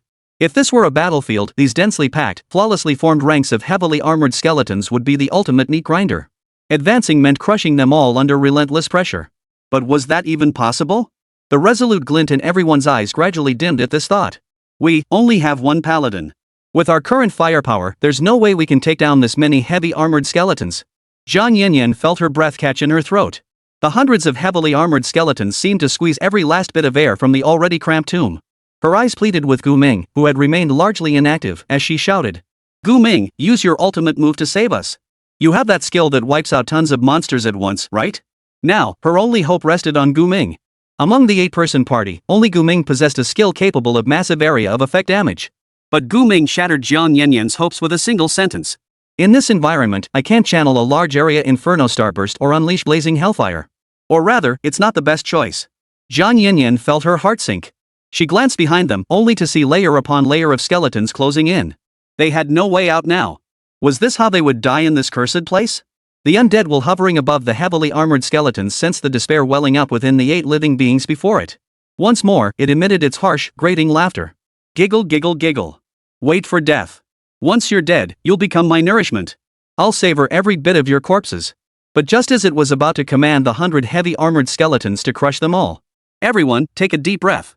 Gu Ming roared, a rare display of intensity. Startled, the group had no time to question his intent as they all took deep breaths of the tomb's murky air. The next second, a colossal slime engulfed nearly half the bone-lined corridor, along with the skeletons crammed within it. Chapter 127, Level Up, Level Up, Level Up. The bone corridor's terrain was rather narrow, barely 5 meters wide, making it utterly unsuitable for unleashing area of effect skills. But it was precisely this environment that gave Gu Ming a new idea. Use the Slime King to devour and digest every single skeleton. Already the size of a small mountain, the summoned Slime King instantly filled nearly half the corridor, devouring countless undead skeletons. At the same time, it swallowed Gu Ming and the others whole. Woo, mmm. The moment they drew in a deep breath, their bodies were suddenly enveloped in thick, viscous slime. And faintly, they could make out a jumble of random things within the slime. Girls' clothing, large bags upon large bags of chocolate, and all sorts of dungeon supplies. Mum. The security bureau members struggled to maintain their balance within the slime, planting their feet firmly on the ground as they watched helplessly as the advancing horde of heavy armor skeletons closed in. These heavy armored skeletons possessed no intelligence, advancing solely by the undead will's command, so oblivious they didn't even notice their bodies being digested by the slime. The slime seeped through their armor, coating their skeletal frames and digesting every inch of bone without mercy. Simultaneously, as it digested and absorbed, the Slime King's form grew larger and larger, capable of devouring ever more heavily armored skeletons. The undead will, now within the Slime King's body, seemed to be rapidly processing what had just happened. How the hell did such a colossal slime suddenly appear in this dungeon? And it even boiled its heavy skeleton army into a giant bone broth and drank it. Watching some of the heavy armored skeletons gradually slow down as their bones were digested, some even collapsing to their knees, the group finally understood Gu Ming's strategy. To be honest, they'd imagined Gu Ming suddenly going all out, unleashing some miraculous ultimate move to wipe out the threat in one fell swoop. But they never expected him to break the stalemate with this method. The Slime King's digestion speed was slow. Under normal combat conditions, this would hardly qualify as an offensive tactic. But here, their confined space forced the monsters into a panicked, sheep-like huddle with no room to maneuver. Even the frontline heavy armor skeletons, weighed down by thick slime, struggled to advance a single step. Now, these heavily armored skeletons that had just filled everyone with despair were about to transform into scattered armor in the most absurd manner. Brilliant! Absolutely brilliant!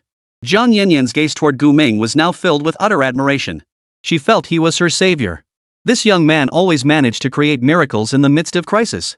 The group, who had been on the brink of despair moments ago, watched as the heavily armored skeletons fell one by one, and the chaotic, frantic will of the undead scattered wildly. Hope returned to their eyes. But soon, the water mage realized something. He could harness the reverse thrust of water magic to propel his body upward toward the ceiling of the bone corridor, then leap over the countless heavy armor skeletons and reach the boss room. Whoa! Realizing this, the water mage immediately reached out to Chao Jian and Song Si. Without waiting for their reaction, he grabbed both of them and charged upward, propelling them over the heads of the heavy armor skeletons. Seeing the water mage's maneuver, Gu Ming remembered something too. He instantly commanded the Slime King Yan to generate several tentacles within his body, using them to grab the others and fling them forward. Song Si realized the tentacles wrapped around him were hurling him straight toward the undead will. Instantly, he felt the blood within him boil. The suppressed rage and helpless frustration from witnessing his comrade's death surged to the surface. Holy light flashes, holy light protects, barrier of light, sacrifice. A cascade of skills flowed from him like a river. He felt an endless surge of power filling his body, completely unlike his previous state of weakness. After maxing out his stats with every available skill, he discarded his offhand shield, gripped his longsword with both hands, and roared with frenzied intensity. Dawnbreaker! Even submerged in the viscous slime, everyone could hear Song Si's furious roar. Having witnessed 4 comrades perish at the hands of that black mist, he had long since abandoned any desire to survive. Now, his mind held only one thought: vengeance for the fallen.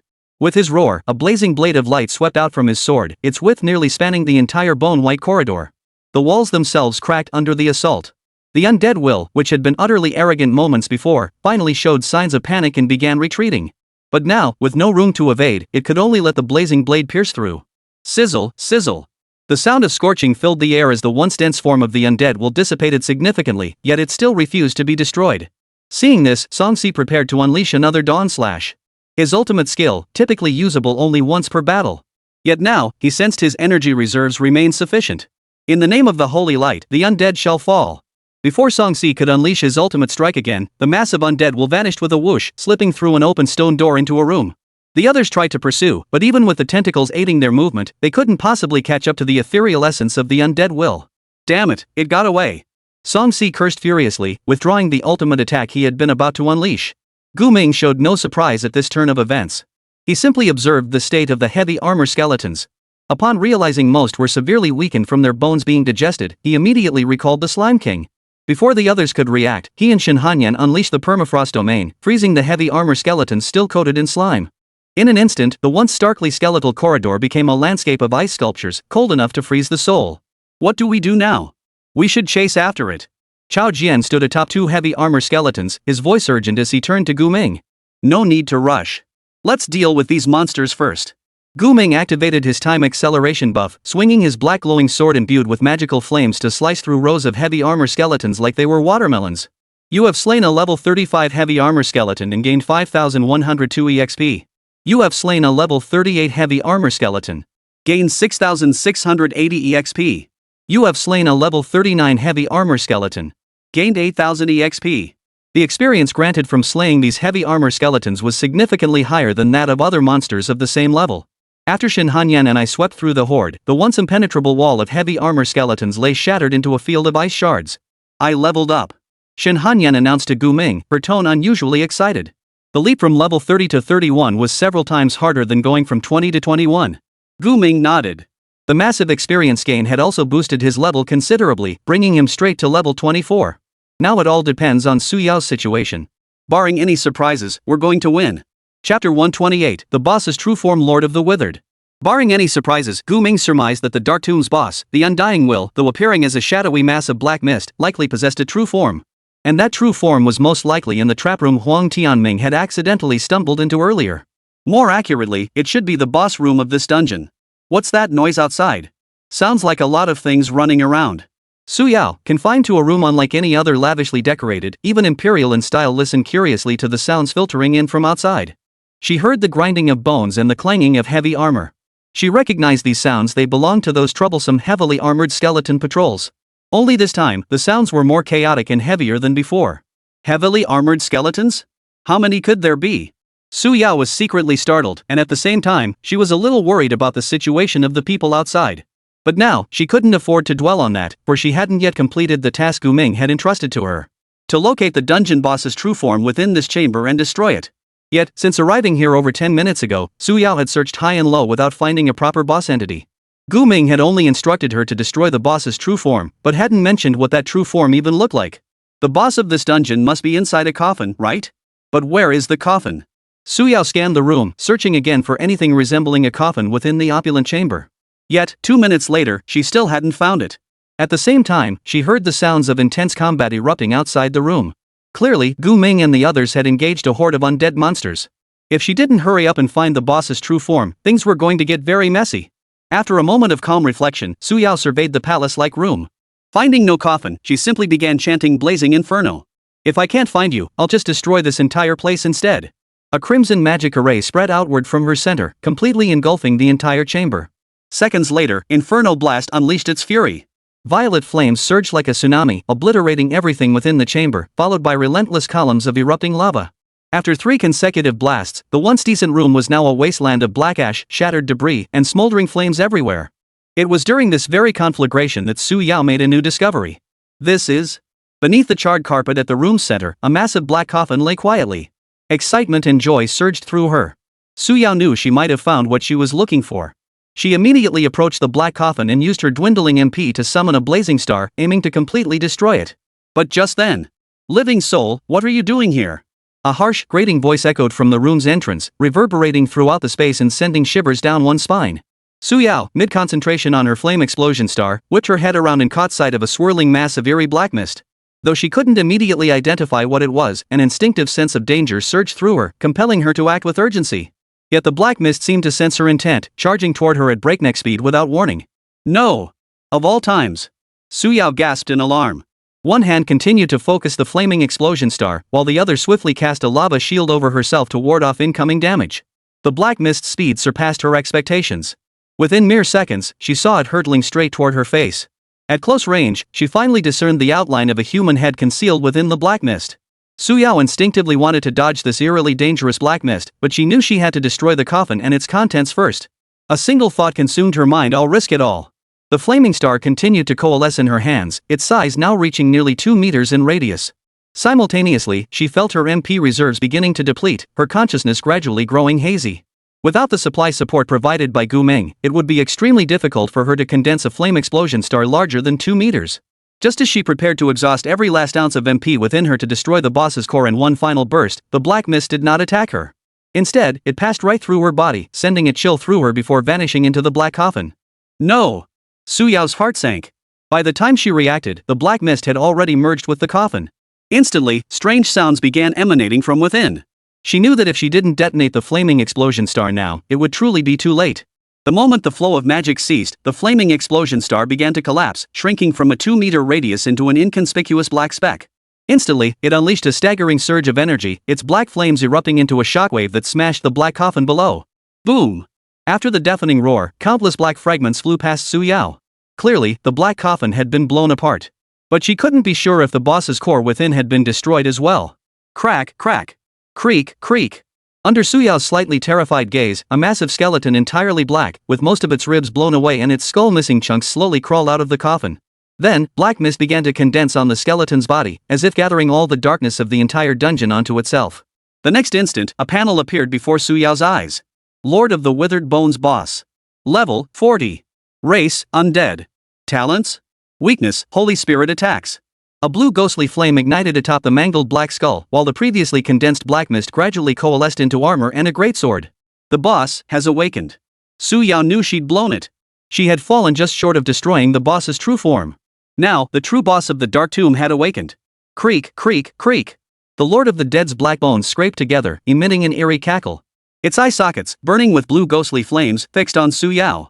The skeletal hand slowly raised the greatsword in its grasp, poised to deliver a crushing blow. But at that very moment, the world plunged into black and white. When Su Yao finally regained her senses, she immediately spotted Gu Ming standing beside her.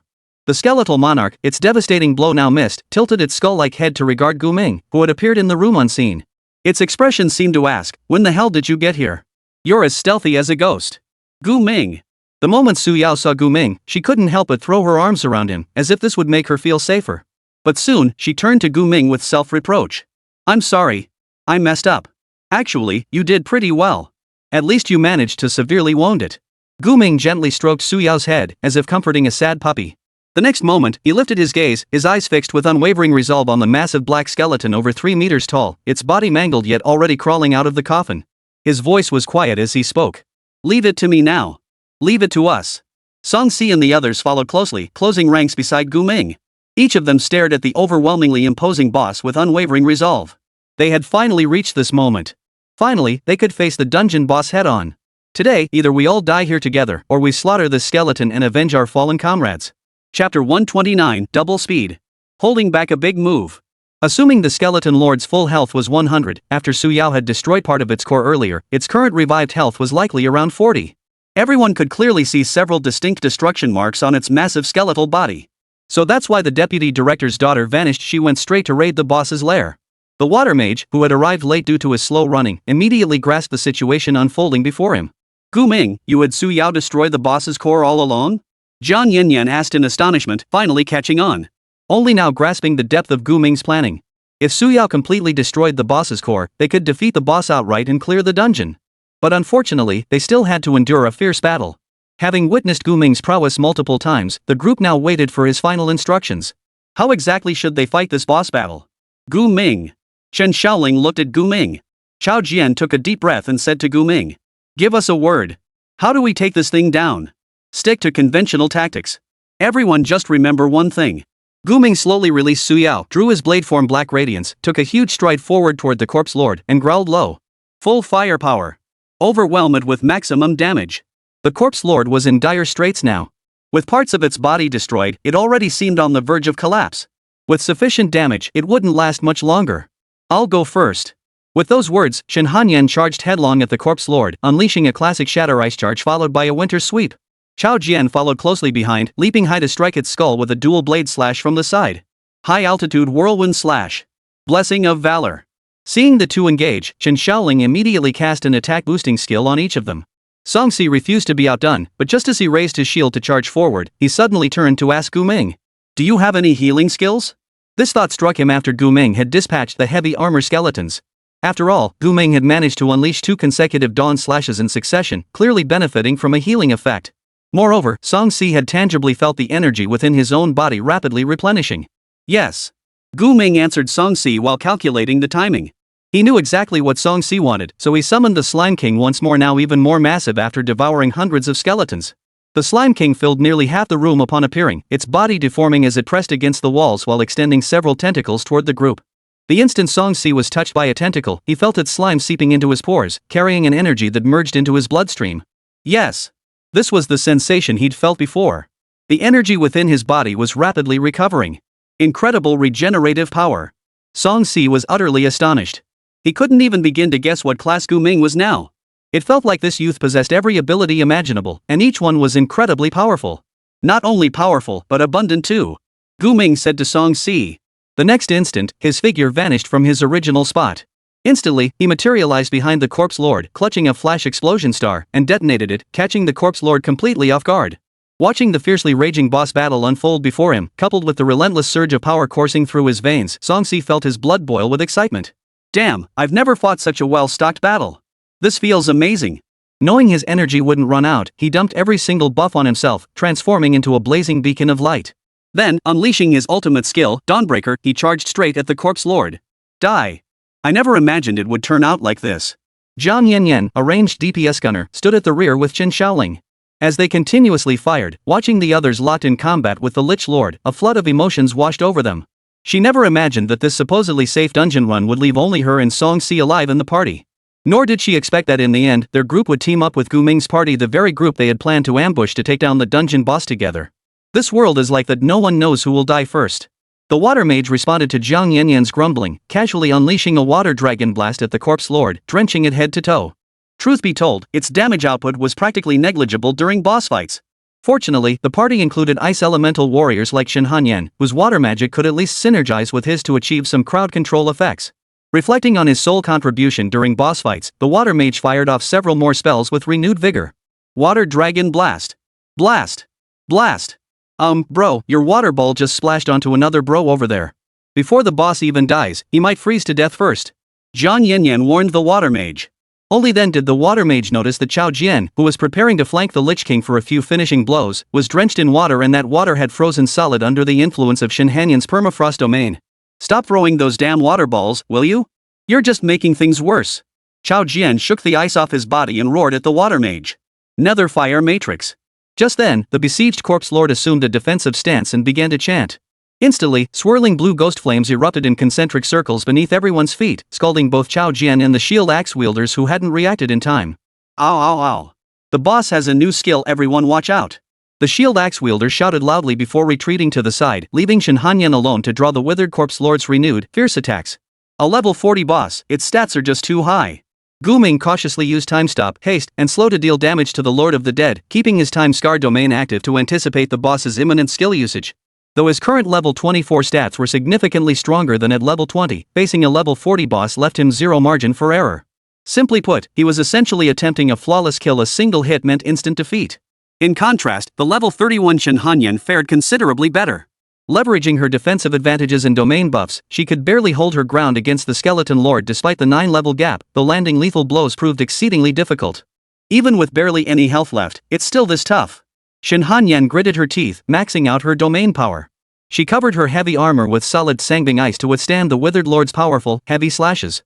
Ha ha ha ha. Not enough. Utterly insufficient. You think such attacks could slay this king? The Lich Lord roared with laughter. Within just a few minutes of combat, it had already discerned that this group of humans posed no genuine threat to its existence. Su Yao, fall back. We're reverting to the old tactic. Gu Ming used his time stop to step back, then shouted to Su Yao. Su Yao nodded, instantly understanding Gu Ming's intent. Since their current firepower was insufficient, they'd save up for a big one. Gu Ming addressed the others. Hold the boss back just 30 seconds. With that, he vanished from his spot in the next instant, pulling Shen Hanyan along with him to Su Yao's side. Leave it to me. Songsi responded immediately, taking Shen Hanyan's position, casting a holy shield on himself, and braced to endure the Lich King's attacks. What should I do? Shen Hanyan asked Gu Ming. We'll double Su Yao's speed effect and have her focus on forming the flaming explosion star. Gu Ming instructed, then had the Slime King extend 2 tentacles to wrap around Su Yao, providing additional healing effects. Double? Su Yao felt a surge of fear. She had experienced time acceleration before. It felt utterly bizarre. Could she handle double that? However, Gu Ming had no intention of preparing Su Yao mentally.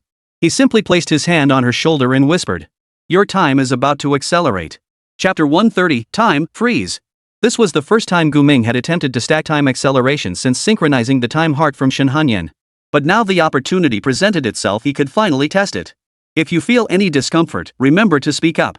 I'll stop immediately. Gu Ming reminded Su Yao one last time. Before Su Yao could respond, he activated time acceleration on her. Seeing this, Shen Hanyan also unleashed her own, still somewhat clumsy, version of time acceleration. In an instant, Su Yao felt her blood boil, her MP surging through her body at an unbelievable speed. The sensation wasn't exactly painful, but it was profoundly strange, like being adrift in space where gravity and time itself had become chaotic. She'd never experienced it firsthand, but whatever it was, it certainly didn't feel like Earth. #%. Bearing this sensation, Su Yao unleashed the flaming explosion star. In an instant, her MP poured into the newly formed black flame sphere at an absurdly rapid pace.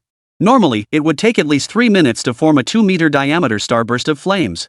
Yet now, the black flame sphere expanded so rapidly that she felt it could reach the 2-meter radius in just 5 seconds.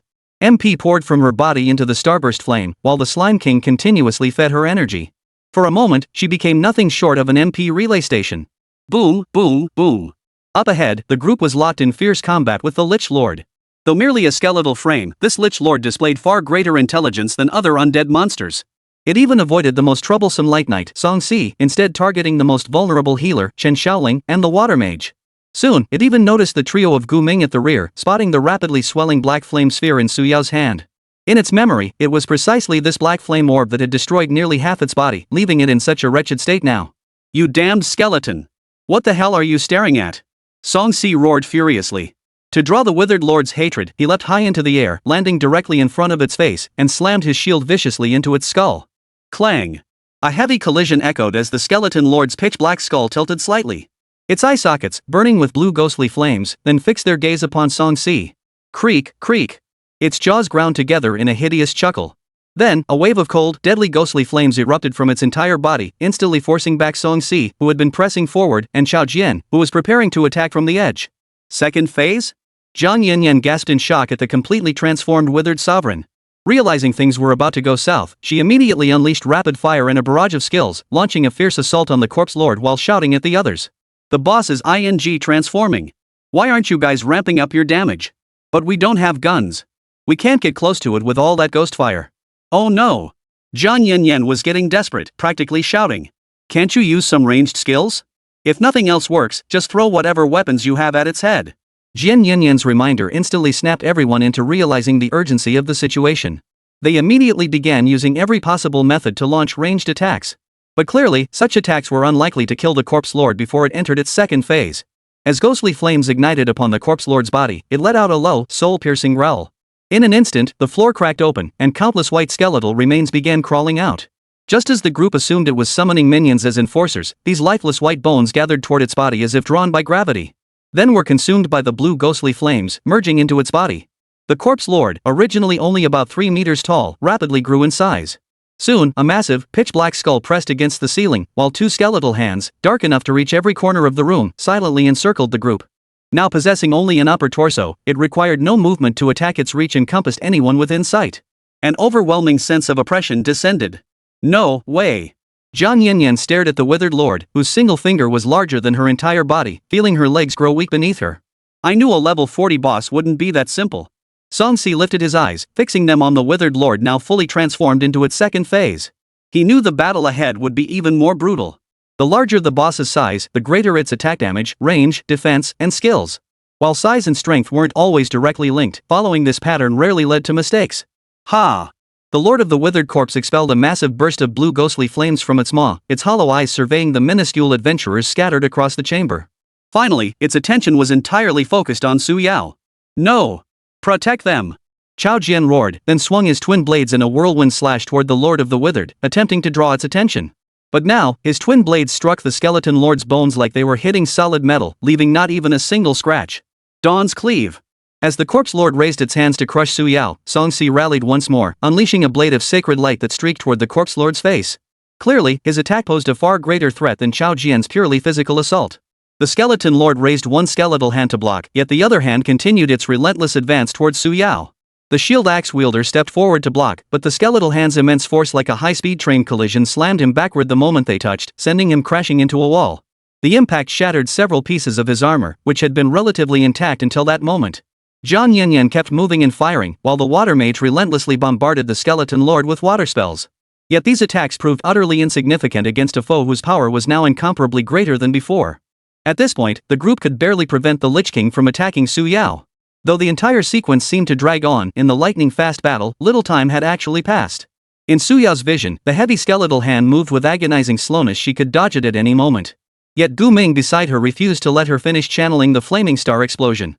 Thus, she had no choice but to forcefully suppress the fear of death in her heart, gritting her teeth to endure the negative effects of time acceleration on her body as she channeled MP into the black flame sphere.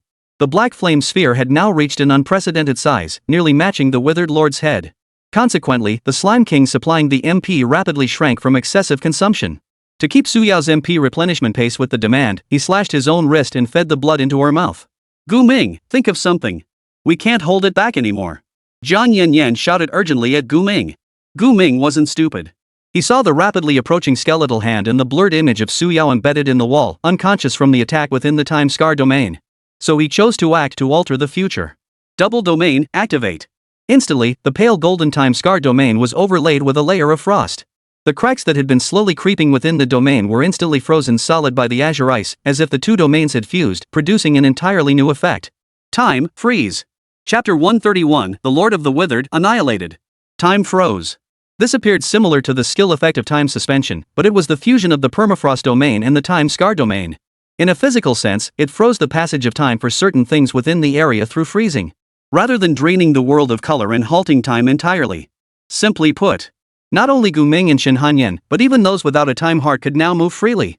Whoosh!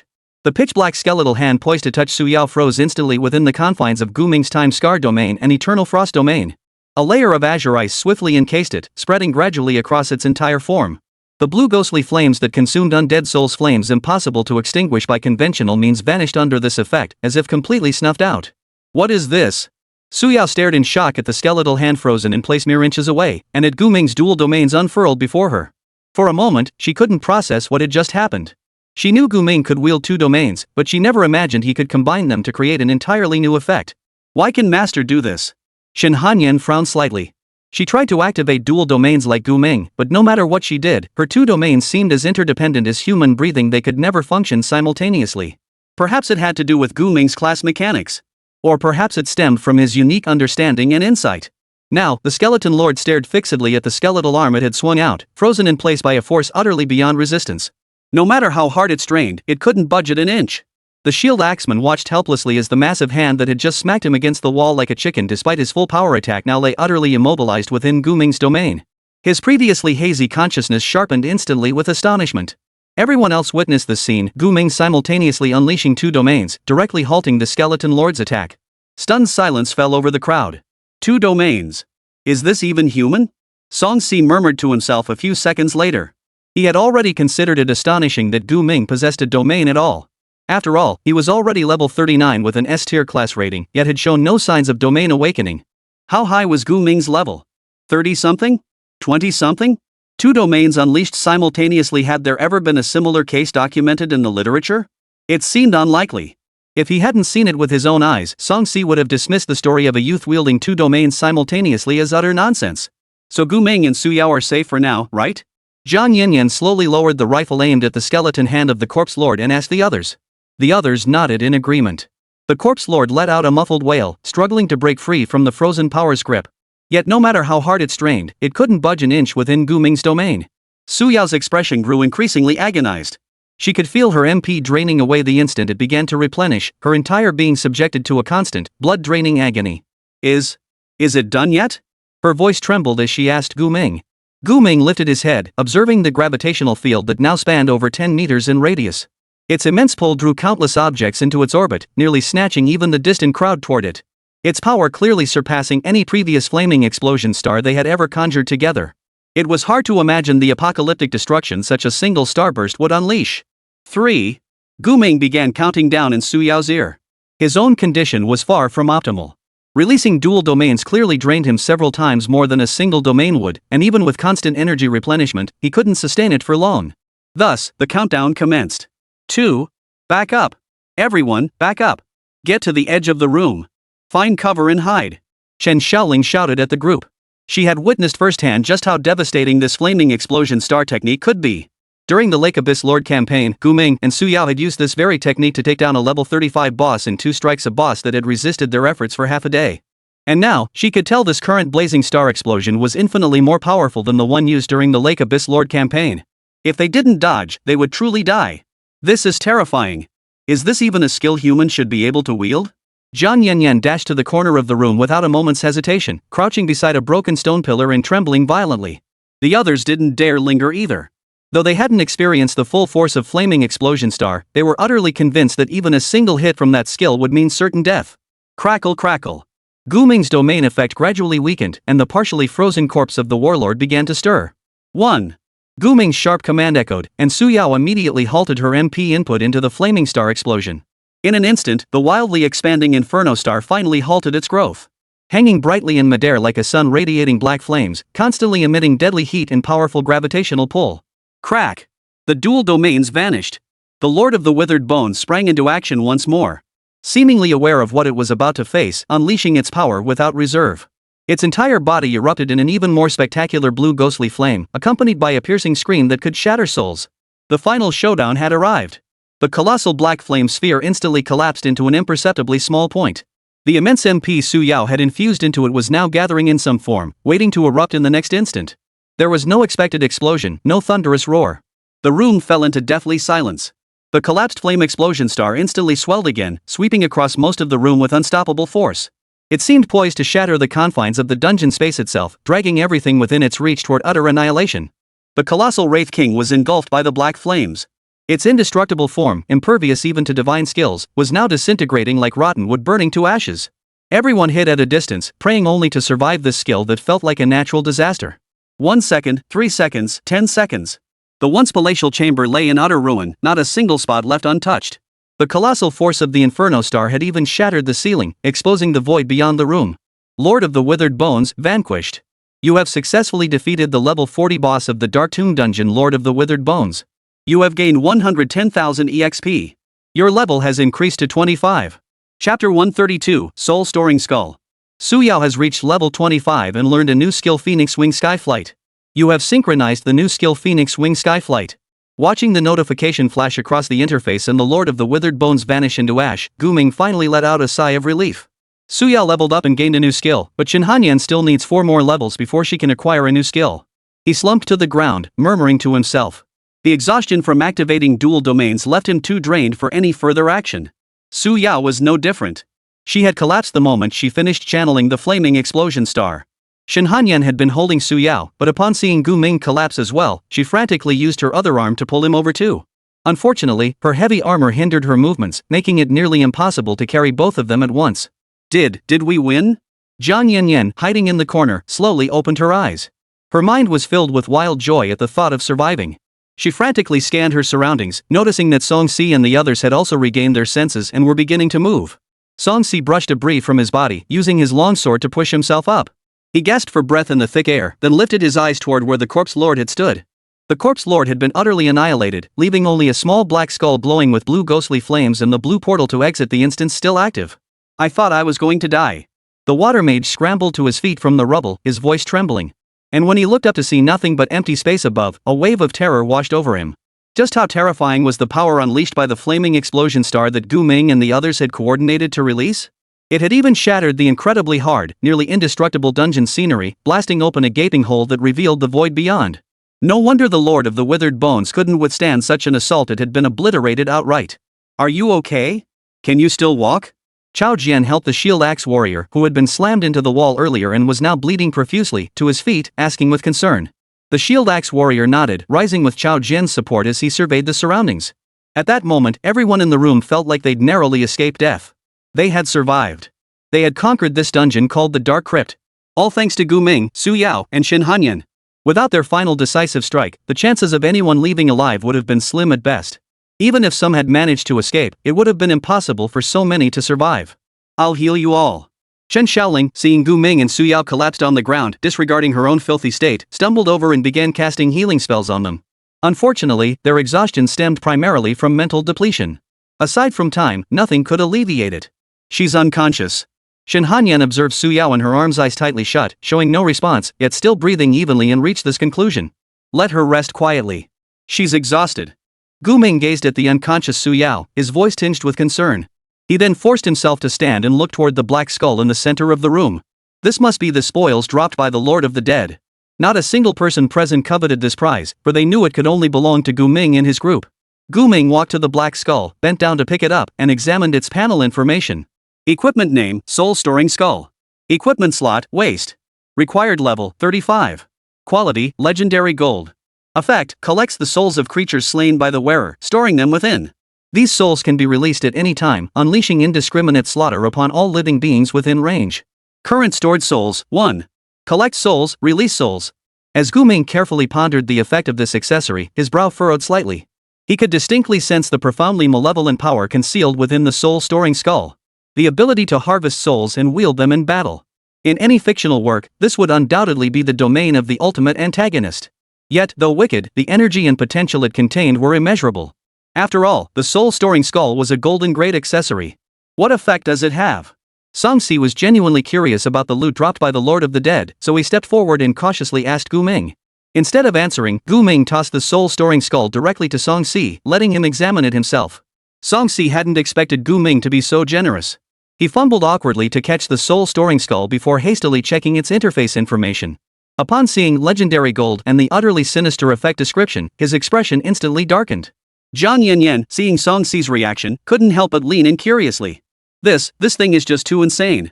She had only glanced at the soul-storing skull's effects before letting out a startled cry. Chao Jian couldn't help but roll his eyes and teased. What's all the fuss about? Does this thing jump up and bite people or something? No. It's a golden accessory, and it's the infinite growth type. Zhang Yanyan tried to explain to Chao Jian, but she quickly realized it was pointless. Turning to Gu Ming instead, she declared. This thing is priceless on the market. Once it hits circulation, countless people will go crazy trying to get their hands on it. Especially among class changers who deal with souls like necromancers, spirit mediums, and all sorts of sorcerer-type class changers. They'd probably dream of owning an accessory like this. It's practically made just for them. I see. Gu Ming replied, taking the soul-storing skull from Zhang Yanyan's hands. Fully aware of its function and rarity. Hearing Zhang Yanyan's excited shouts, everyone immediately gathered around, their eyes fixed on the soul-storing skull in Gu Ming's hand. Selling this thing would probably set us up for life, right? The water mage asked tentatively. I don't plan to sell it. I'm keeping it for myself.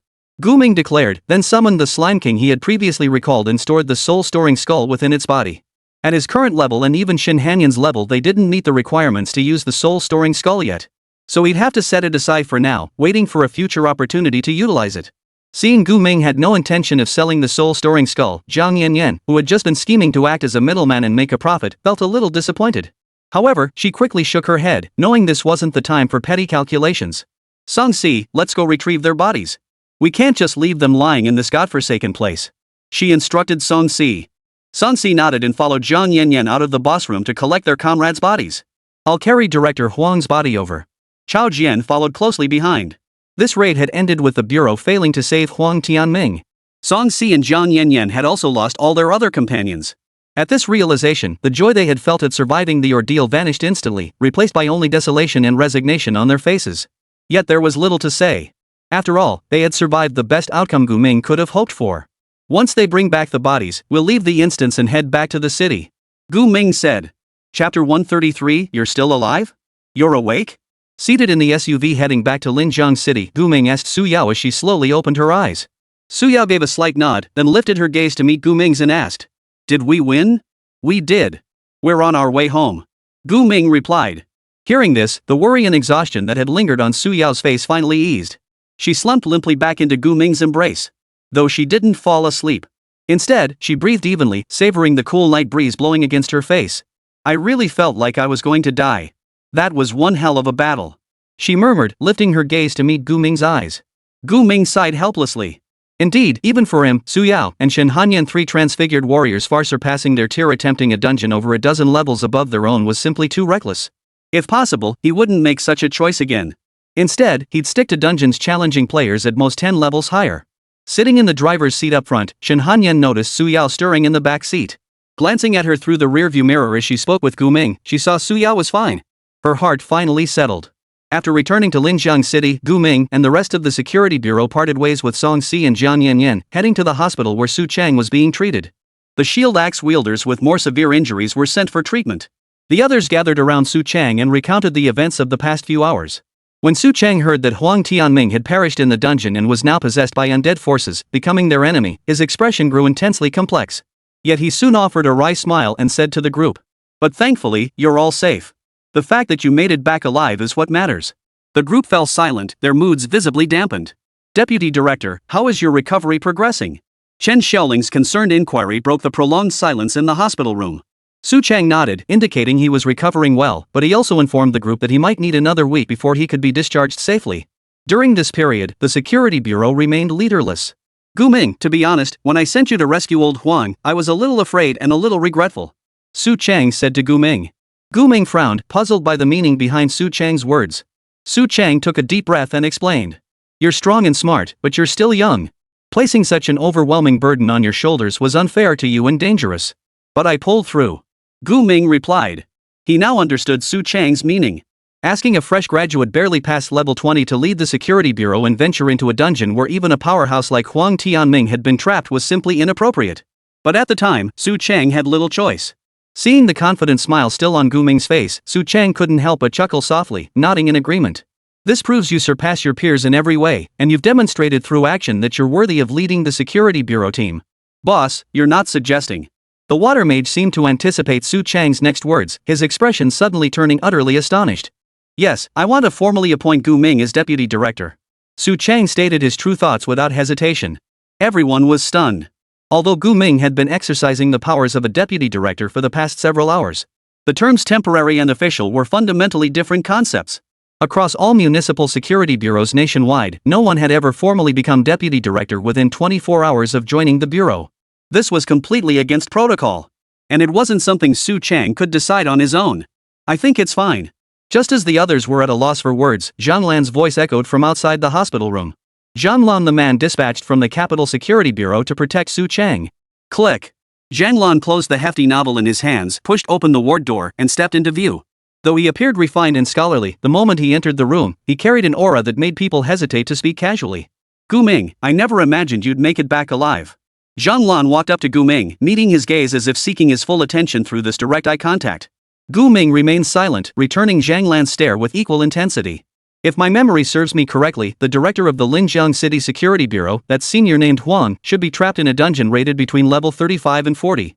"And what level are you? In your teens? 20s? Or higher?" Zhang Lan pressed Gu Ming. "But no matter your level, you shouldn't be able to survive a dungeon above level 35. "But you did it. And you brought back so many." He glanced at the other three from the security bureau, pausing for a few seconds to choose his words carefully before saying diplomatically. "So many, not exactly the sharpest tools in the shed." "What exactly are you implying? Are you looking down on us?" Chao Jian finally couldn't tolerate Zhang Lan's condescending, dismissive attitude any longer and roared angrily. "Sorry, I meant no offense. I was just expressing my surprise." Zhang Lan apologized sheepishly to Chao Jian, his composure unshaken by the other man's fury. He then turned his attention back to Gu Ming and said sincerely, "So what I mean is, Gu Ming, you're truly formidable. And you possess more potential than anyone I've ever encountered." Gradually, his tone took on a strangely excited edge. "Can you tell me how you did it? How did you manage to lead a team to kill the boss and survive the dungeon while being over 10 levels below them?" No comment. Gu Ming refused Zhang Lan without hesitation. He wouldn't deliberately play dumb, but he also wouldn't broadcast his secrets like a fool. Zhang Lan froze for 2 seconds, then his expression darkened instantly. He nodded helplessly. "Fine. But to be honest, I still think you're the right choice for deputy director of the Linjiang City Security Bureau. The reason is exactly as I said before, you're incredibly strong. But will the higher-ups approve?" Su Yao couldn't help but ask. "Of course they will, little sister. No one would object to a capable person taking the position." Zhang Lan smiled at Su Yao before turning to leave the hospital room, adding over his shoulder, "I'll report this matter to the higher-ups." Deputy Director Gu, make sure to compile the mission report for submission. His tone made it sound as though Gu Ming's promotion to deputy director was already a done deal. After Zhang Lan departed, Su Chang surveyed the room once more, taking in the varied expressions of those present. His tone turned serious as he asked, "What about you all? Any objections?" "None." Chao Jian gave Su Chang an immediate affirmative response. Shui Fashi and Shen Xiaoling glanced at him with slight surprise, seemingly not expecting such a decisive answer. After all, when the Security Bureau learned that Gu Ming had been appointed acting deputy director, Chao Jian had been the most vocal and resistant. Yet now, Chao Jian. Why are you looking at me? Are you dissatisfied? Feeling awkward under their stares, Chao Jian quickly added. Well, I'm impressed. I've never seen anyone this badass in my life taking down a level 40 raid boss at just level 20 something. Bro, let me ask you something. Sorry, this'll be the last time I call you bro after this, I'll have to address you as deputy director. What I want to know is, why are you so damn awesome? Chapter 134, Shocking Black Jade for a Century. Why you so dio? Under normal circumstances, such a question might carry a hint of provocation. But right now, Chao Jian genuinely just wanted to ask, why is Gu Ming so badass?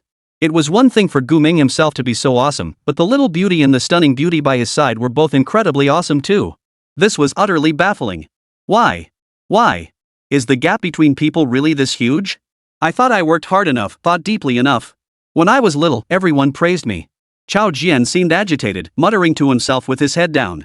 Chen Xiaoling couldn't help but laugh out loud at his exaggerated display. Gu Ming scratched his head in confusion, unable to fathom why Chao Jian had suddenly transformed into a different person, becoming so visibly agitated. He'd always assumed this guy disliked him intensely, fitting the stereotype of a troublemaker. Chao Jian, stop overthinking it. There are plenty of people cooler than you out there. Why are you making such a big deal out of this? The water mage teased. His words seemed to click something for Chao Jian. He immediately stopped his muttering, sighed helplessly, and seemed to resign himself to his fate. That's right. There were plenty of people stronger than him in the world. He didn't need to fume over encountering a supremely talented youngster. After all, that's just how the world worked, he'd just have to get used to it. Alright. You've all worked hard. It's the middle of the night, you should get some rest. Su Chang said with a smile to the group. He then assured them he would handle the arrangements for Huang Tianming's funeral, telling everyone to go home and rest for now. Though he sensed much remained to be done, the hour was indeed late. After enduring the high-intensity combat of the dungeon, everyone was utterly exhausted. Then, Dad, you stay here and focus on recovering. Be careful, okay? Before leaving, Su Yao couldn't help but offer a concerned reminder to Su Chang. Since the new apartment they'd booked earlier that day wasn't ready yet, and the three of them felt cramped in Gu Ming's small home, Su Yao suggested they rest at her place instead. After all, Su Chang was staying at the hospital, so the three of them staying there wouldn't be a problem. Gu Ming had no objections, nor did Shin Hanyan. After returning to Su Yao's small Western-style house, Su Yao and Shin Hanyan went to change clothes and take showers. Gu Ming, meanwhile, immediately shed his gear, pulled out the dagger-shaped black jade, tossed it onto the table, then curled up on the sofa and began munching on a chocolate bar. After half a day of silence, Black Jade finally opened its eyes and asked Gu Ming, "Brother, what's it like to activate two domains simultaneously?" "Oh? You're curious." Hearing Black Jade speak, Gu Ming didn't react with annoyance like before. After all, Black Jade wasn't as loud and crude as he had been initially. So he decided to give Heyo a proper answer. "Curious? Of course I am. I wouldn't be a spirit core if I wasn't. Damn it, I've lived for hundreds of years, and this is the first time I've ever seen someone wield two domains." Heyo's previously calm tone instantly turned excited. As a spirit, its age and experience were undeniably immense. In its own words, it had seen it all. Yet even this world-weary spirit was rendered speechless by the sight of Gu Ming simultaneously wielding two domains and then fusing them to create an entirely new effect. And its astonishment was even more exaggerated than that of the others who witnessed the same event. Because none of them had lived as long as it had.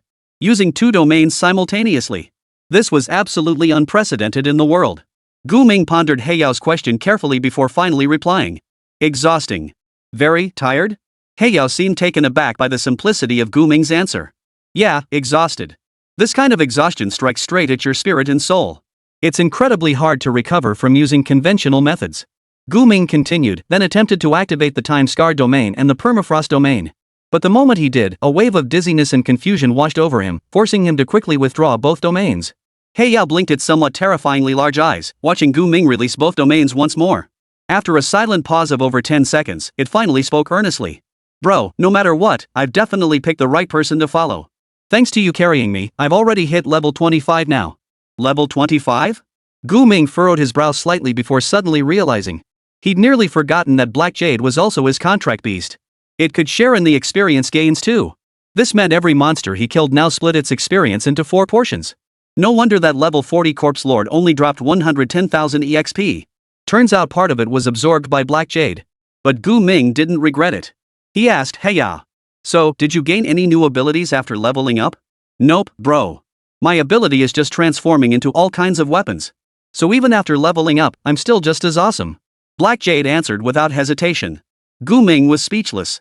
So this thing was basically a gobbling beast? And the kind that just gobbles without growing. Seeing the look in Gu Ming's eyes that suggested he might be treated like scrap metal, Heyo immediately scrambled to explain. "Big bro. Big bro. Big bro. Big bro. I definitely changed after upgrading. Even if I didn't gain new abilities, my sharpness and weight absolutely increased and my range of transformation expanded." "Really?" Gu Ming picked up Heyo, now in dagger form, and transformed it into a blade. He weighed it in his hand and found it had indeed grown significantly heavier, its blade glow also more pronounced. This was good news. It seemed a key feature of spirit-infused weapons was that their strength increased with level, eliminating the need for users to replace their weapons after leveling up. As for the deformation range, Gu Ming stepped outside onto the open ground, holding the Black Jade aloft. He aimed it toward the sky and murmured softly, "Pierce him, Black Jade." The next instant, the blade's tip shot forward like an arrow released from a bowstring, extending at least 15 meters. It surpassed the height of Su Yao's house. That was the absolute limit of its current deformation. Gu Ming recalled that at level 20, Black Jade could only extend about 12 meters. He hadn't expected that advancing just 5 levels would yield such a significant improvement. This meant Black Glow could become an even more formidable weapon in the future. At this rate of growth, perhaps another 10 levels would unlock even more versatile applications for Black Jade. "Not bad. You're actually useful." With that thought, Gu Ming praised Black Jade. Yes. I'm incredibly useful. Big brother, please don't ever abandon me." Black Jade howled excitedly, overcome with emotion. Gu Ming grew slightly irritated by the noise and snapped at it to shut up before returning to Su Yao's home and settling back onto the sofa. At that moment, Su Yao emerged from the bathroom wrapped in the family's standard bath towel, humming a tune as she dried her hair. Shen Hanyan followed behind her, looking somewhat stiff. Clearly, bathing in this unfamiliar environment made her feel a bit awkward. Especially when she noticed Gu Ming sitting on the living room sofa, staring intently at her. What is it?" Shen Hanyan's face flushed slightly as she cautiously asked Gu Ming. Though she hadn't had deep interactions with men, she understood certain things adults should know. Ever since being contracted by Gu Ming, she'd fantasized about him losing control and doing things beyond mere comradeship. Now, being stared at like this, all those messy images she had pushed to the back of her mind resurfaced. Seeing Gu Ming remain silent, Shen Hanyan hesitantly called out, "Master?" Chapter 135, Future Plans. "You still have foam in your hair." Just as Shen Hanyan was lost in thought, staring at Gu Ming, his words snapped her back to reality. "Ha?" Shen Hanyan froze for a moment, instinctively raising her hand to touch her hair. Sure enough, she felt a small clump of unwashed foam and quickly rubbed it out. "Get some rest. You've worked hard today," Gu Ming said to Shen Hanyan before heading into the bathroom himself. "Okay." Shen Hanyan nodded, watching Gu Ming close the bathroom door. Her heartbeat still quickened slightly. She didn't know why she felt so sensitive, always unable to stop overthinking. Could it be because of the contract? Do a beastmaster's contracted beasts inexplicably grow fonder of their master? She couldn't help but ask herself silently. But regardless, in her 19 years of life, she had encountered countless people. Among them, only Gu Ming treated her as a true partner, even risking his life to protect her when danger struck. This reminded Shen Hanyan of the scene at Golden Times. Despite being only level 21, Gu Ming had dared to confront Yang Jinyue, who was over 30 levels above him. Given Yang Jinyue's true strength, he could have easily one-shot Gu Ming without a second thought. Yet Gu Ming charged forward without hesitation. Could this be Gu Ming deliberately trying to win me over through his actions, making me willingly serve him? Shen Hanyan had considered this possibility, yet she knew that even if it were true, the fact remained, Gu Ming risked his life for her to protect her, the cold silence lord who should have been standing on the front lines. This is the only one willing to stand up and protect me. Ding ding ding. So hungry, so hungry, so hungry. After showering, Su Yao rummaged through the fridge but found nothing appealing. Holding an empty bowl and chopsticks, she sat at the dining table, banging her bowl like a child and shouting into thin air. Shen Hanyan snapped out of her reverie and thoughtfully reminded Su Yao. "Su Yao, banging your bowl on the table is very impolite." "I know, but I'll tap if I want to. Just letting off some steam, that's all," Su Yao said to Shen Hanyan with a playful grin. Hearing this, Shen Hanyan gave a helpless smile before agreeing to get Su Yao something to eat. Among the three of them, Su Yao, Gu Ming, and herself, she was probably the only one who could cook. Tap tap tap. Shin Hanyan quickly whipped up a few dishes using leftover ingredients from the fridge. By the time Gu Ming emerged from the bathroom, 3 plates of food were already laid out on the table. You know how to cook? Gu Ming asked Shin Hanyan as he looked at the 3 dishes on the table, which looked and smelled reasonably good. A little. I've been living on my own since I was very young, so I had to learn to cook for myself. Shin Hanyan replied with a smile, her tone gentle and reserved. She added. The main dish will take another 10 minutes or so. If you're hungry, help yourselves to the dishes first. Sure thing, sure thing. Let's dig in. Su Yao happily picked up a few slices of meat and began eating them in big bites. Ever since waking up, she'd been radiating pure joy and excitement, completely unlike the others who seemed lost and dejected. Gu Ming sat down beside Su Yao and began serving himself as well. Shin Hanyan sat across from them, keeping an eye on the rice steaming on the stove while occasionally glancing at Gu Ming and Su Yao eating. Watching the smiling Su Yao and the silent Gu Ming steadily eating his meal, she suddenly let out a soft, inexplicable chuckle. What was this feeling? She couldn't put it into words. She had never before felt such a strong desire for time to freeze in this very moment. Was this happiness? Shin Hanyan, what are your thoughts moving forward? Gu Ming suddenly asked Shin Hanyan. Me? Caught off guard by Gu Ming's question, Shin Hanyan froze for a few seconds. After a moment's thought, she shook her head and replied. I'm not sure. What exactly do you mean? Life plans. I'm curious about your own thoughts. Gu Ming explained to Shin Hanyan, then added. You entered the world of job changers before I did, so you must have deeper thoughts about this world. Don't hold back, just say whatever comes to mind. Why didn't you ask me? You've never once asked what I think. Su Yao grumbled resentfully from the side. Gu Ming gave her a knowing smile, and she instantly fell silent. After a minute of contemplation, Shin Hanyan spoke slowly. Before meeting you, my thoughts were simple: stay within the Azure Sky Guild, leverage its resources to grow stronger, and nothing more. And after you became stronger? Gu Ming pressed. This question caught Shin Hanyan off guard. She hadn't really thought about what to do after becoming stronger. After all, she'd been indoctrinated since childhood with the notion that only by becoming stronger could one survive in this world. Whenever an opportunity arose, one should relentlessly level up, acquire the best gear, and wield the most powerful skills. Growing stronger. I suppose it's for survival. After a moment, Shin Hanyan offered her answer. Gu Ming nodded slightly, then set down his chopsticks and shared his thoughts. I believe the act of becoming stronger is its own purpose, just like living. It requires no justification. If you start looking for reasons, the path to becoming stronger will inevitably reach an end. Therefore, the purpose of becoming stronger is to become even stronger. The statement seemed illogical, yet both Shin Hanyan and Su Yao grasped its meaning. Their future plans, in essence, were to find every possible way to grow stronger with no end in sight. But I'm not here to discuss such abstract questions with you. What I'm more interested in is how the Linjiang City Security Bureau should develop in the future. Gu Ming posed the question again. He had now been personally appointed by Su Chang as the Bureau's deputy director. Even if higher-ups hadn't formally approved his rapid promotion, he remained the de facto head of the Bureau during Su Chang's hospitalization. How should we develop to secure better resources? You're already the deputy director, master. Let me think. After hearing Gu Ming's words, Shin Hanyan fell into deep thought once more. She didn't fully grasp the Security Bureau's structure, only knowing its primary duty was safeguarding urban peace.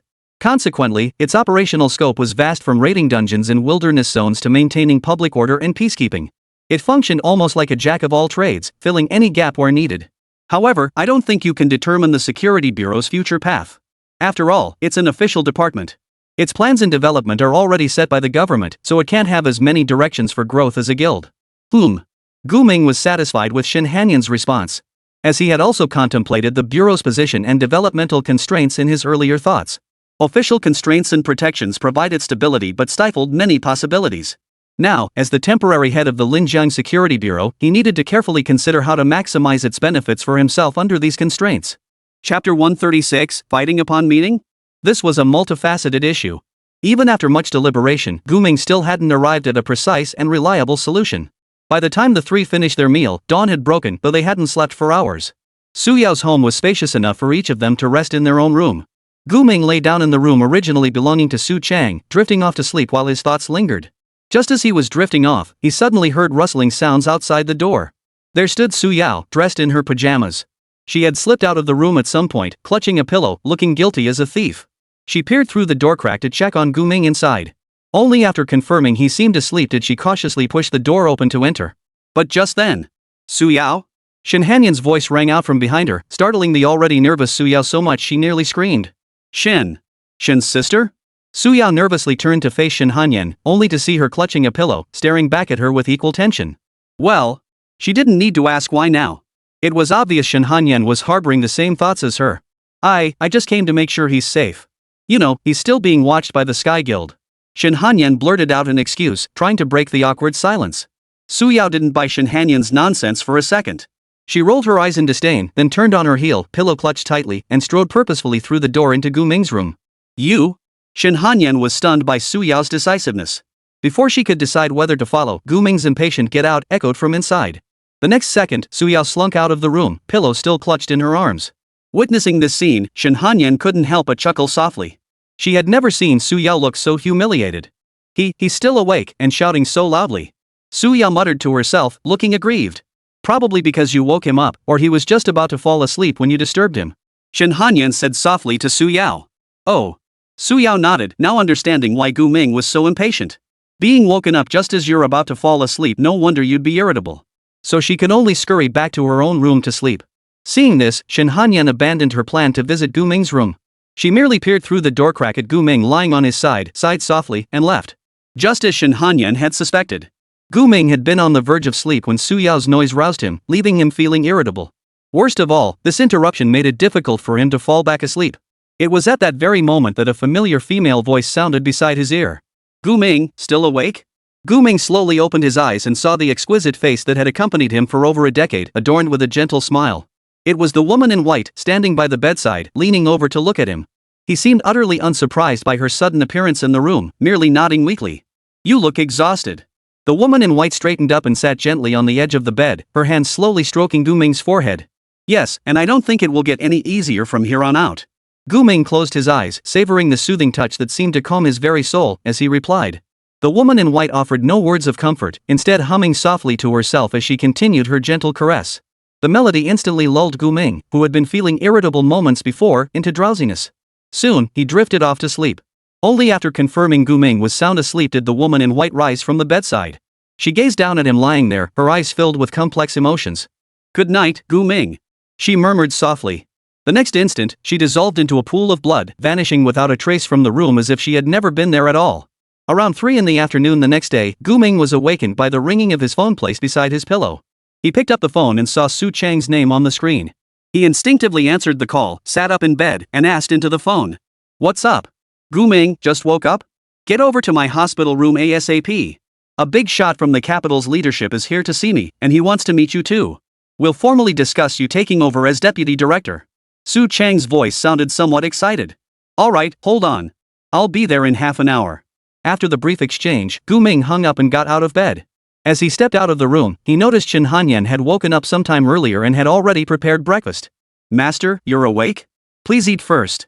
Shin Hanyan, who had been staring blankly at the table full of food, spoke up upon hearing Gu Ming's footsteps as he exited. I'll eat on the way. We need to go to the hospital now.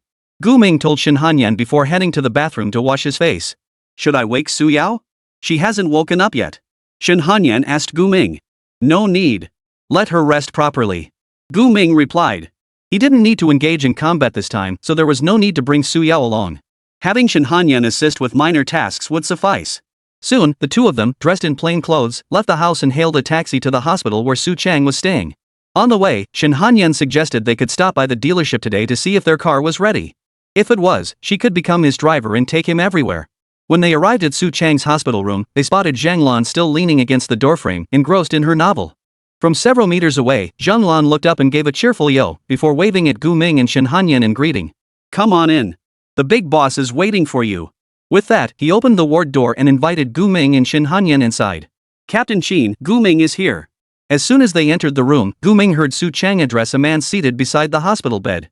The man addressed as Captain Qin, seated beside the bed, had graying hair, a beard, and pronounced wrinkles on his face.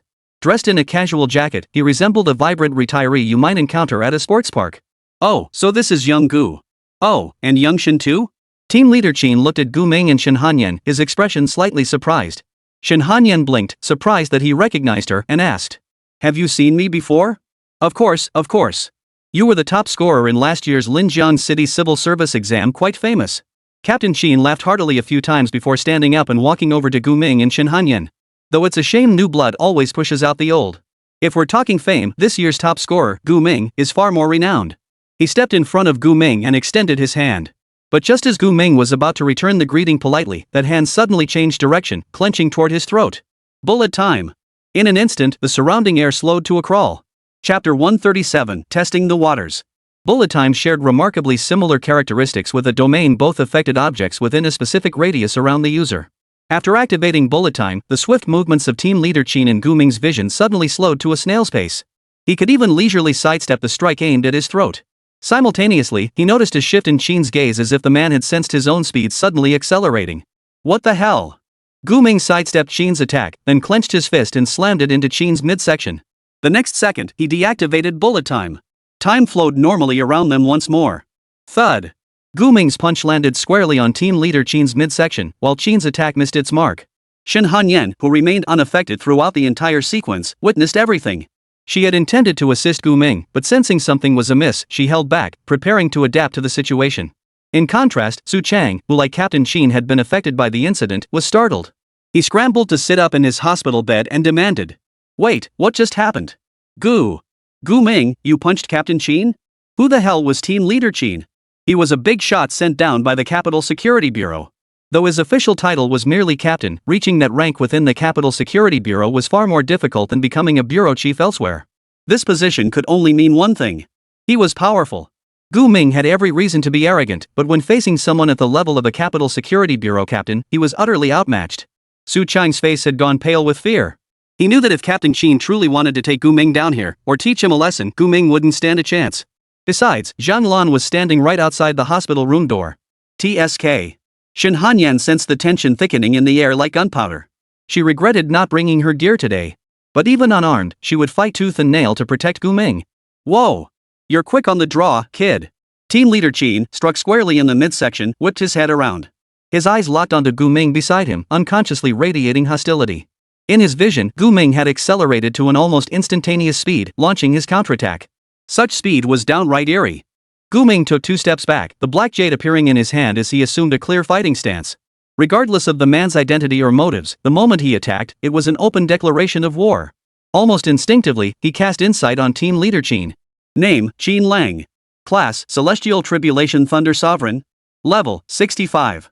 Talent, Thundervein can harness thunderous power to enhance all attributes, absorb thunder energy for rapid MP recovery, and increase lightning damage by 200%. Upon seeing this, Gu Ming's expression turned grim. Level 65, an SSS tier profession. Are all the squad leaders at the Capital Defense Bureau this terrifying? If I'd been hit just now, I'd be dead or crippled for sure. Hold on, calm down. Su Chang watched the two men whose tension was about to boil over and quickly stepped in to mediate. He was genuinely afraid Qin Lang would beat Gu Ming to a pulp. They stared each other down like this for over 10 seconds, neither speaking nor moving. Suddenly, Qin Lang's body relaxed and he burst into laughter, leaving Gu Ming and Shen Hanyan, who had been prepared for a fight to the death, utterly bewildered. What do you mean? Gu Ming asked coldly. Nothing.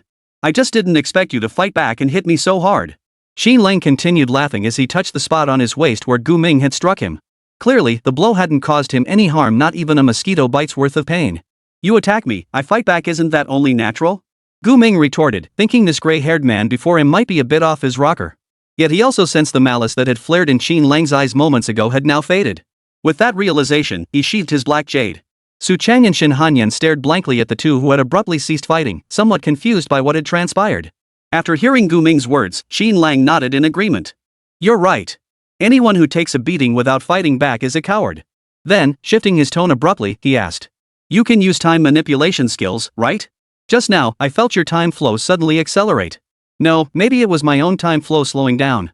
Question mark. Gu Ming didn't answer the question. His time manipulation abilities, innate talents, and domain were highly sensitive information, something he'd never disclosed to a stranger he'd just met. But what surprised him was that Qin Lang had actually noticed the change in time flow just now. Was this the experience of a high-level class change user? Or mere intuition? Seeing Gu Ming's silence, Qin Lang didn't press further. Instead, he extended his hand toward Gu Ming once more. Gu Ming eyed the man before him warily, a man who radiated danger at every turn, and chose not to shake his hand again. In the blink of an eye, though, he saw Qin Lang take his hand proactively, smiling as he said, My apologies for the earlier offense, young man. Don't hold it against this old codger. After all, we'll be colleagues from now on. There'll be plenty of opportunities for collaboration and exchange. We can't afford to sour our relationship. Gu Ming studied Qin Lang, who now appeared entirely without malice. After a split second of consideration, he nodded cautiously. All right. He remembered why Su Chang had called him here, to discuss his appointment as deputy director with the senior leader from the Capital Security Bureau. Su, my friend, this young man you recommended is truly exceptional, bold, ambitious, spirited, and capable. After releasing Gu Ming's hand, Xin Lang returned to Su Chang's bedside. Pouring 2 fresh cups of water from the thermos, he addressed Su Chang. Captain Xin, you really gave me a fright just now. Su Chang was still a bit shaken. I was just testing him. After all, with rumors about a young man like Gu being so outrageous, I couldn't believe he was truly that capable without seeing it for myself. Xin Lang laughed heartily as before, gesturing for Gu Ming and Shen Hanyan to sit down and handing them 2 cups of water. Seeing the tension ease and realizing it had all been a misunderstanding, Gu Ming and Shen Hanyan finally relaxed. Killing a level 35 boss, defeating last year's civil service exam champion, turning the Sky Realm Guild upside down, and yesterday, he even led the Linjiang City Security Bureau into a level 40 dungeon to rescue Huang Tianming. Even if it was just his body, it's still a major achievement. Xin Lang rattled off Gu Ming's exploits as if listing cherished treasures, speaking as though he knew every detail of Gu Ming's life. Gu Ming felt a tinge of discomfort at being so thoroughly known, but he understood these deeds couldn't be hidden. With just a bit of insider knowledge, anyone could easily uncover them. Captain Xin, what do you mean? Su Chang asked Xin Lang tentatively. Xin Lang slapped his thigh and answered without hesitation. I think young Gu is more than qualified to be deputy director. I'll make the decision right here and now. After we handle old Huang's funeral arrangements today, I'll arrange for Xiao Gu to officially take office. Chapter 138, Taking Command in Crisis. Huang Tianming's funeral was arranged with great formality and propriety, drawing a substantial crowd. Among the attendees were his family members, colleagues from various regional security bureaus, and several prominent figures from Linjiang City. As the head of Linjiang City's security bureau, he might not have been a prominent figure in everyday life, but he was still a high-ranking official. Gu Ming recognized few faces at the funeral. Aside from the delegation from the Linjiang Security Bureau, nearly everyone else was a stranger to them. Yet among these unfamiliar faces, many approached him proactively, introducing themselves and attempting to strike up conversations. Once everyone who was expected to attend had arrived, the funeral, which should have been a solemn memorial for the deceased, began to take on the atmosphere of a social gathering. Apart from the delegation from the Linjiang City Security Bureau, few seemed genuinely grieved by Huang Tianming's death. It was as if his passing were an inevitable occurrence. Gu Ming. No, I should call you Deputy Director Gu now. Chao Jian had appeared beside Gu Ming at some point and addressed him. Call me whatever you like, but I only hope you'll treat this Deputy Director with respect from now on and refrain from any reckless actions. Gu Ming replied coolly. Hearing Gu Ming's stern, slightly cold reply, Chao Jian gave a helpless smile. His initial resistance toward Gu Ming had long since faded. After fighting side by side through life and death battles in the dungeon, Gu Ming had become one of his own in Chao Jian's eyes. Besides, Gu Ming was now officially his superior. I'll follow your lead from now on. While Director Su was away, you're our boss. Chao Jian said frankly, then gave Gu Ming a light pat on the shoulder before turning to leave. Other security bureau members also came over to speak with Gu Ming, but their interactions were limited to brief greetings without delving into deeper conversation. By around noon, as the various segments concluded, the crowd at the funeral began to thin. By 2 or 3 o'clock, the funeral proceedings drew to a close. After solemnly speaking with Huang Tianming's family for a while, Xin Lang found Gu Ming and handed him 2 identical contracts. Sign these contracts, and you'll officially assume the position of deputy director, he told Gu Ming. Gu Ming skimmed through the contracts, found no issues, and promptly signed his name. The contract mainly outlined standard duties, benefits, and compensation, nothing requiring much scrutiny. Anything else? Not really. The higher-ups delegated the appointment authority to me, and I can't be bothered with any inauguration ceremony. I imagine you younger folks would find it a hassle too, Xin Lang said. He called Gu Ming and the other members of the Linjiang City Security Bureau back to Su Chang's hospital room, stating he wanted everyone to gather and get reacquainted. Congratulations, you're now the deputy director. The Security Bureau members offered their polite congratulations to Gu Ming. Gu Ming scanned the room. Besides Shen Hanyan, Su Chang, and Xin Lang, there were 13 others present. These 13 individuals constituted the entire current staffing of the Linjiang City Security Bureau. Their average level hovered around 30+, with most professions being A class or B class. From now on, Gu Ming would be their leader, the second in command of the Linjiang Security Bureau. Gu, is there anything you'd like to say to everyone? Xin Lang asked Gu Ming.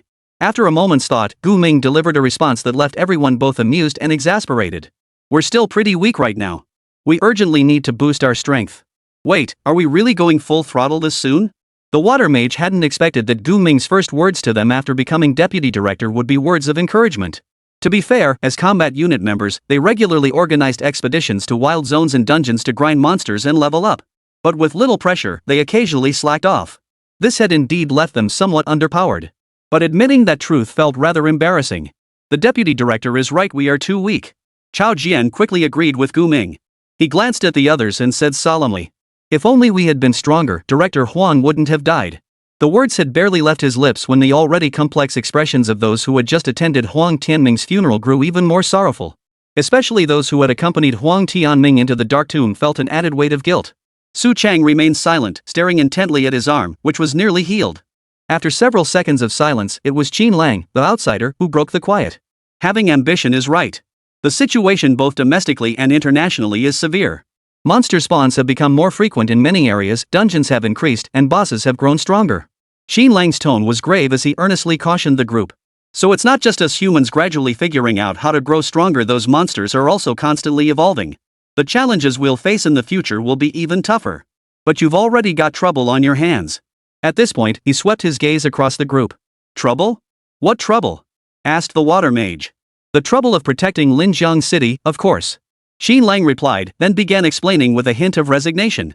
The Sky Guild of Linjiang City has been severely weakened by Xiaogu's recent actions. They've practically stopped venturing out to clear monsters in the wild zones and dungeons. Moreover, their financial support for the Transferee Commission Center has been drastically reduced. This has led to a surge in wild zone monsters and dungeons not being cleared in a timely manner. If dungeon clearance continues to be delayed across all regions, monsters will escape and pose a significant threat to the city's safety. According to prior investigations and research, the source of monsters worldwide stems from dungeons that have remained unconquered for extended periods.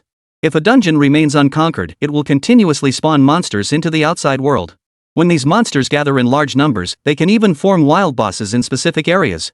This demands that human adventurers devote substantial effort to clearing dungeons, lest the entire world be overrun by the monsters escaping from them. Currently, Linjiang City faces precisely this peril. The Azure Sky Guild has entered a semi-retired state, operating with extreme discretion. Consequently, wild monsters have proliferated around Linjiang City, and the dungeons lie neglected. Qin Lang's message was clear. Everyone, you're about to get busy. Figure out how to solve this problem. Us? No way. Just us dozen or so people are supposed to handle something this massive? The water mage's head was spinning. It was true that their security bureau was responsible for this area, but damn it, they'd barely managed to clear one dungeon a month before. That kind of efficiency was utterly inadequate for Linjiang City's current situation. And to make matters worse, Wang Tianming was dead. Su Chang was hospitalized. As the security bureau members grasped the gravity of the situation, their expressions turned grim. Gu Ming frowned slightly, feeling the situation was indeed tricky. How could a mere dozen or so members of the security bureau possibly handle the hundreds, even thousands, of dungeons spanning hundreds of thousands of square kilometers around Linjiang City, not to mention the millions upon millions of wild monsters? This was nothing short of a crisis mission for him. Are there any restrictions? Gu Ming asked Qin Lang. Qin Lang paused, then shook his head once he grasped Gu Ming's meaning. No restrictions. But you won't have any outside support either. The only thing the authorities care about is seeing those monsters eliminated no matter what means you use. Alright, that's fine. I'll lead everyone to complete this mission. Gu Ming felt confident now. Any means necessary, huh? That opens up a lot of possibilities. Chapter 139, Meeting Lu Ningxia. Clearing monsters and dungeons in the wild areas surrounding Linjiang City. A task of this scale was never meant to be accomplished solely by the Security Bureau's forces from the start. What Gu Ming needed to solve wasn't how to lead the Security Bureau team to clear the wild areas and dungeons faster, but how to use certain methods to restore the Linjiang City Transferee Commission Center to normal operation. Then mobilize every transferee in Linjiang City to complete this mission together. Individual capabilities had their limits. To accomplish something on a city-wide scale, one had to think from the city's perspective. Gu Ming already had a rough plan in mind, but at this moment, no one else knew about it. Seeing Gu Ming agree to Qin Lang's proposal without much hesitation, Su Chang immediately sensed trouble brewing. He cautiously inquired. Gu Ming, you're not planning to wipe out every single wild zone around Linjiang City like you did before, are you? He remembered clearly how Gu Ming, back when he was only in his teens, had taken Su Yao and burned the entire Greenlight Lake area to the ground, even triggering the appearance of the lake's boss, the Lord of the Lake Depths. That insane act had nearly scared the living daylights out of him. So if Gu Ming dared do that back then at just over 10 levels, imagine what he could do now several times stronger and commanding the Defense Bureau. Who knows what outrageous things he might pull off now? Su Chang's words left everyone momentarily speechless, unsure what he meant. But Gu Ming understood Su Chang's concerns and replied. No, such crude methods are only suitable for clearing lower level zones. Besides, triggering a zone boss could easily put Linjiang City in grave danger. Most importantly, it's a band-aid solution. Merely clearing the wild zones won't eliminate the threats generated by the dungeons in each area. His explanation eased Su Chang's worries. After hearing this, Qin Lang found himself intrigued by Gu Ming's reasoning. Wondering how Gu Ming intended to lead a mere dozen or so members of the security bureau, most of whom weren't particularly strong, to accomplish this seemingly impossible task. Gu, why don't you share your plan? If feasible, I might be able to lend a hand. Qin Lang addressed Gu Ming. The rest of the security bureau nodded in agreement, eager to hear Gu Ming's plan. However, Gu Ming did not reveal his thoughts. Instead, he posed a question to Qin Lang. Let me confirm this with you once more. As long as I don't violate principles or damage the official image, I can use any means necessary to accomplish this mission, correct? You? Qin Lang, faced with this question again, couldn't help but grow wary. He couldn't fathom what Gu Ming was scheming. But at this moment, he could indeed give Gu Ming a clear answer. Yes. In truth, principles and image are irrelevant. The authorities care only about Linjiang City's security. You should act according to the situation. Play it by ear. Such words might seem irresponsible, but when spoken by a superior, they carried significant weight. Because its deeper meaning was this: the boss will clean up your mess, so just go ahead and do it. As long as you meet the operational standards, even if you resort to some unsavory methods, the boss will turn a blind eye. Even if you provoke someone you shouldn't have, the boss will step in to mediate for you. Gu Ming wanted precisely this seemingly irresponsible statement from Qin Lang. Very good. Gu Ming laughed aloud, ready to unleash the fiery passion of a newly appointed official. Around 3 or 4 in the afternoon, Qin Lang left Su Chang's hospital room, departed Linjiang City, and headed back to the capital. Zhang Lan remained in Linjiang City to protect Su Chang during his hospitalization. Meanwhile, the security bureau personnel temporarily returned to their respective posts and resumed their duties. They had asked Gu Ming several times what to do next, what actions they should take, but Gu Ming only told them to focus on their regular duties. This response left them feeling uneasy yet helpless. After all, Gu Ming was now their superior. As employees, their only recourse was to obey orders. Master, Su Yao has woken up. She messaged me asking where we are. On the way back, Shen Hanyan reported to Gu Ming. Tell her we're fine and we'll be back soon. If she's hungry, she should grab something to eat without waiting for us. Gu Ming replied before heading to the dealership where he'd purchased his car. Just moments ago, the dealership had called to inform him the car was ready, license plates installed, all paperwork completed, awaiting his arrival. With the car in hand, their movements around Linjiang City became much more convenient. Should we head back now? Shen Hanyan drove the brand new SUV worth over 2 million yuan through the streets of Linjiang City, carrying Gu Ming and asking for his opinion. No, there's one more thing we need to do. Gu Ming shook his head, then suddenly asked a question that left Shen Hanyan completely baffled. Do you have Lu Ningxia's contact information? Or do you know where she lives? I can't get through to the phone number she used to contact me. Lu Ningxia? The name coming from Gu Ming's mouth momentarily threw Shen Hanyan off balance, but she still answered earnestly. I don't know where she lives, but I have her contact info. She messaged me just the day before yesterday. Then could you ask her if I could meet with her? Gu Ming said to Shen Hanyan. Sure. Shen Hanyan knew Gu Ming must have his reasons for this sudden request, so she didn't pry. After pulling over, she dialed Lu Ningxia's number. The phone rang for a long time before finally connecting. The next second, Lu Ningxia's delighted voice came through. Xiao Shun. You finally reached out to me. Are you not mad at me anymore? That's great. Should we meet up and go together? Lu Jia, I didn't initiate this call. Shen Hanyan cut off the excited Lu Ningxia, then repeated like a broken record, her voice devoid of emotion. No, Gu Ming wants to contact you. He wants to ask if you can meet with him. Gu Ming? Lu Ningxia, who had been bursting with excitement moments ago, suddenly wilted like a deflated balloon upon hearing Gu Ming's name from Shen Hanyan. All her energy and spirit vanished. Why is he looking for me? Could it be he hasn't given up yet and wants to contract me? I don't want that. Shen Hanyan didn't know how to respond to Lu Ningxia's outburst, so she turned to Gu Ming for help. Gu Ming took the phone and stated directly. Relax, I won't contract you for now. For now? So you still want to contract me? Gu Ming, we don't exactly have a grudge, do we? Lu Ningxia's tone carried a hint of pleading. Clearly terrified that Gu Ming would bind her. I just want to meet you. I won't do anything to you. Gu Ming continued. Lu Ningxia hesitated, cautiously asking. What do you need from me? Couldn't we just talk this over on the phone? Why does it have to be in person? She fired off 3 questions in rapid succession. But Gu Ming's reply was just one sentence. I want to talk to you about the Sky Guild. Chapter 140, you really think I won't kill you? Upon hearing the word Sky Guild, Lu Ningxia fell silent for a few seconds on the other end of the line, seemingly deep in thought. Soon, the deliberately emotional tone in her voice cooled as she asked Gu Ming. Where would you like to meet? I don't mind. It's up to you. You're a public figure, you know better than I do about these things. Gu Ming replied. After another brief pause, Lu Ningxia told Gu Ming. Meet me at the Crown Hotel. Just mention my name when you arrive. With that, she hung up. Gu Ming returned the phone to Shin Hanyan. Shin Hanyan took it back and asked Gu Ming. Are you going? Since the phone had been on speaker mode, she had heard Lu Ningxia's words clearly. Yeah, let's go now. The Crown Hotel was one of the most luxurious establishments in Linjiang City, catering exclusively to prominent figures. Ordinary citizens weren't even allowed near it. In other words, enjoying the Crown Hotel services was, to some extent, a sign of one's social status. After Shin Hanyan drove Gu Ming to the Crown Hotel entrance, the two security guards wearing sunglasses at the gate stared at them intently, seemingly assessing their identities. Upon realizing they weren't regular guests, the guards addressed them bluntly. No parking here. You two, mind your step. If you wish to enter the hotel, please present your reservation confirmation. What reservation confirmation? Lu Ningxia told us to come. You can ask her for that stuff. Gu Ming shot back just as bluntly. Lu? The two security guards stiffened, their expressions shifting dramatically. Their earlier slight arrogance vanished instantly. One of them stepped forward promptly, asking with great politeness. In that case, no reservation is needed. However, parking here is indeed difficult. May I take your keys? I'll park your car for you. They hadn't even confirmed Gu Ming's relationship with Lu Ningxia. Merely hearing her name caused their attitude to do a complete 180. Alright, thank you for your trouble. Come on, let's go find Lu Ningxia. Gu Ming and Shin Hanyan stepped out of the car, leaving it with the security guard. Gu Ming couldn't help but marvel at the weight Lu Ningxia's name carried.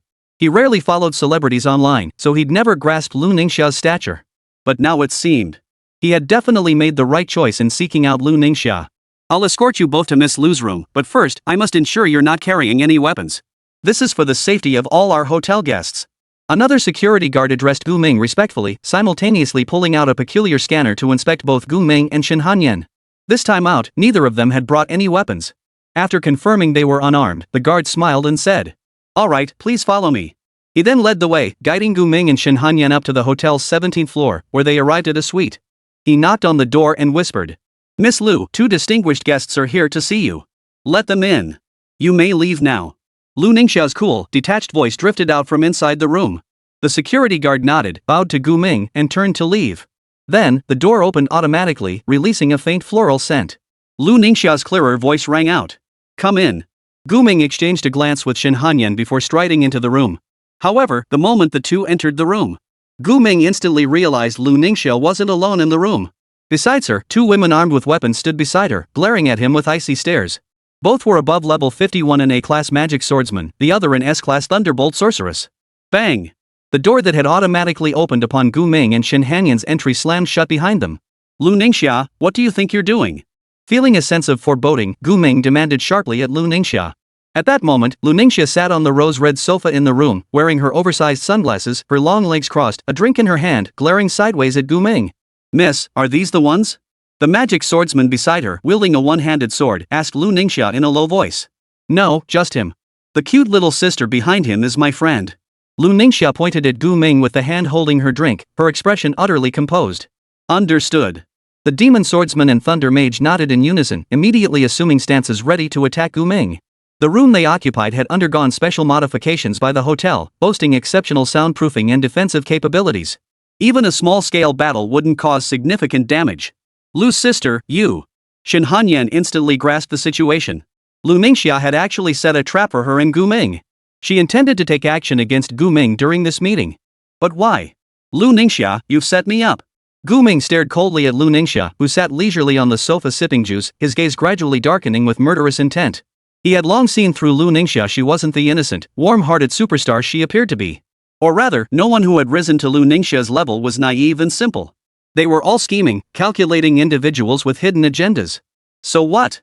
Lu Ningxia swung her long, slender leg, her toes curled around the stiletto heel, as if taunting Gu Ming.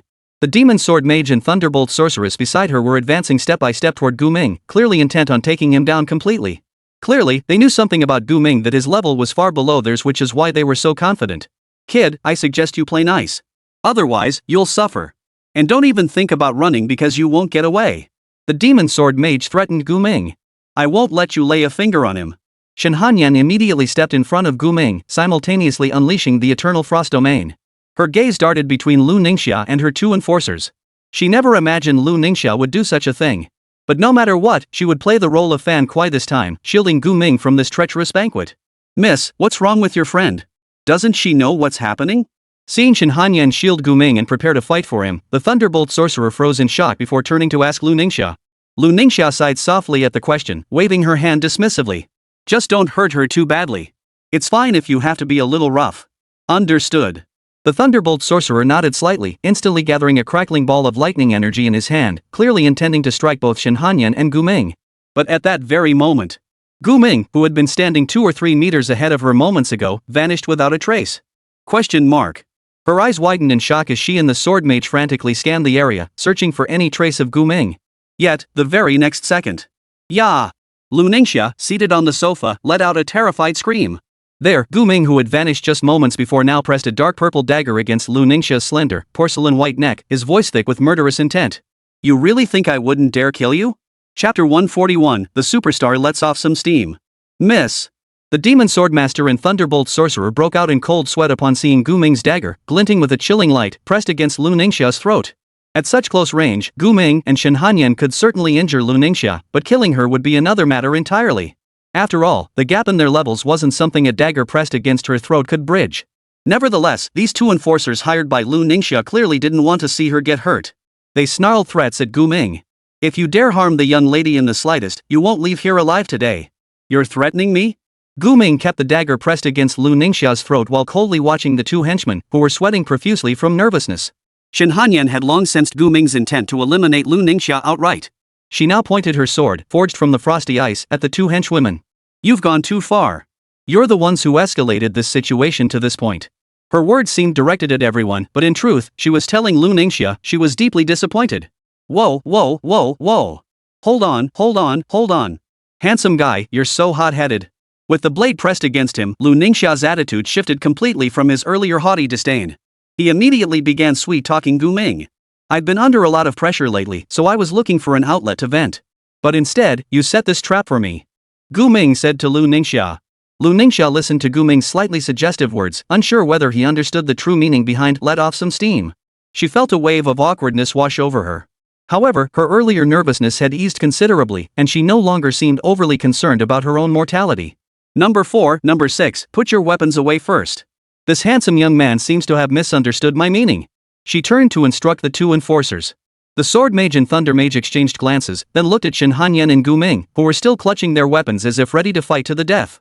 Though their expressions betrayed hesitation, they obeyed Lu Ningxia and sheathed their weapons. What? Scared now? Think it's time to talk properly? Gu Ming's tone carried a hint of sarcasm, yet he made no move to lower his dagger. He genuinely intended to kill Lu Ningxia. If she made any further move that displeased him, he would drive the blade straight through her throat. Regardless of her identity, stance, or motives, in his eyes, any enemy deserved death. I'm not exactly scared. Handsome boy, you don't think a knife could kill me, do you? Lu Ningxia's expression grew increasingly calm and composed. Before Gu Ming could grasp where her confidence came from, her form shattered instantly, dissolving into blue fragments that vanished. The next second, she materialized unscathed behind Shen Hanyan. Question mark. Gu Ming froze, instantly realizing Lu Ningxia must possess some sort of teleportation accessory or skill. No wonder she'd been so calm. However, this was useless against someone who could pause time for several seconds. If he could press the dagger against Lu Ningxia's throat once, he could do it countless times. But next time, it wouldn't be mere intimidation. But just as Gu Ming was about to repeat his trick. My darling Shen, you finally came to see me.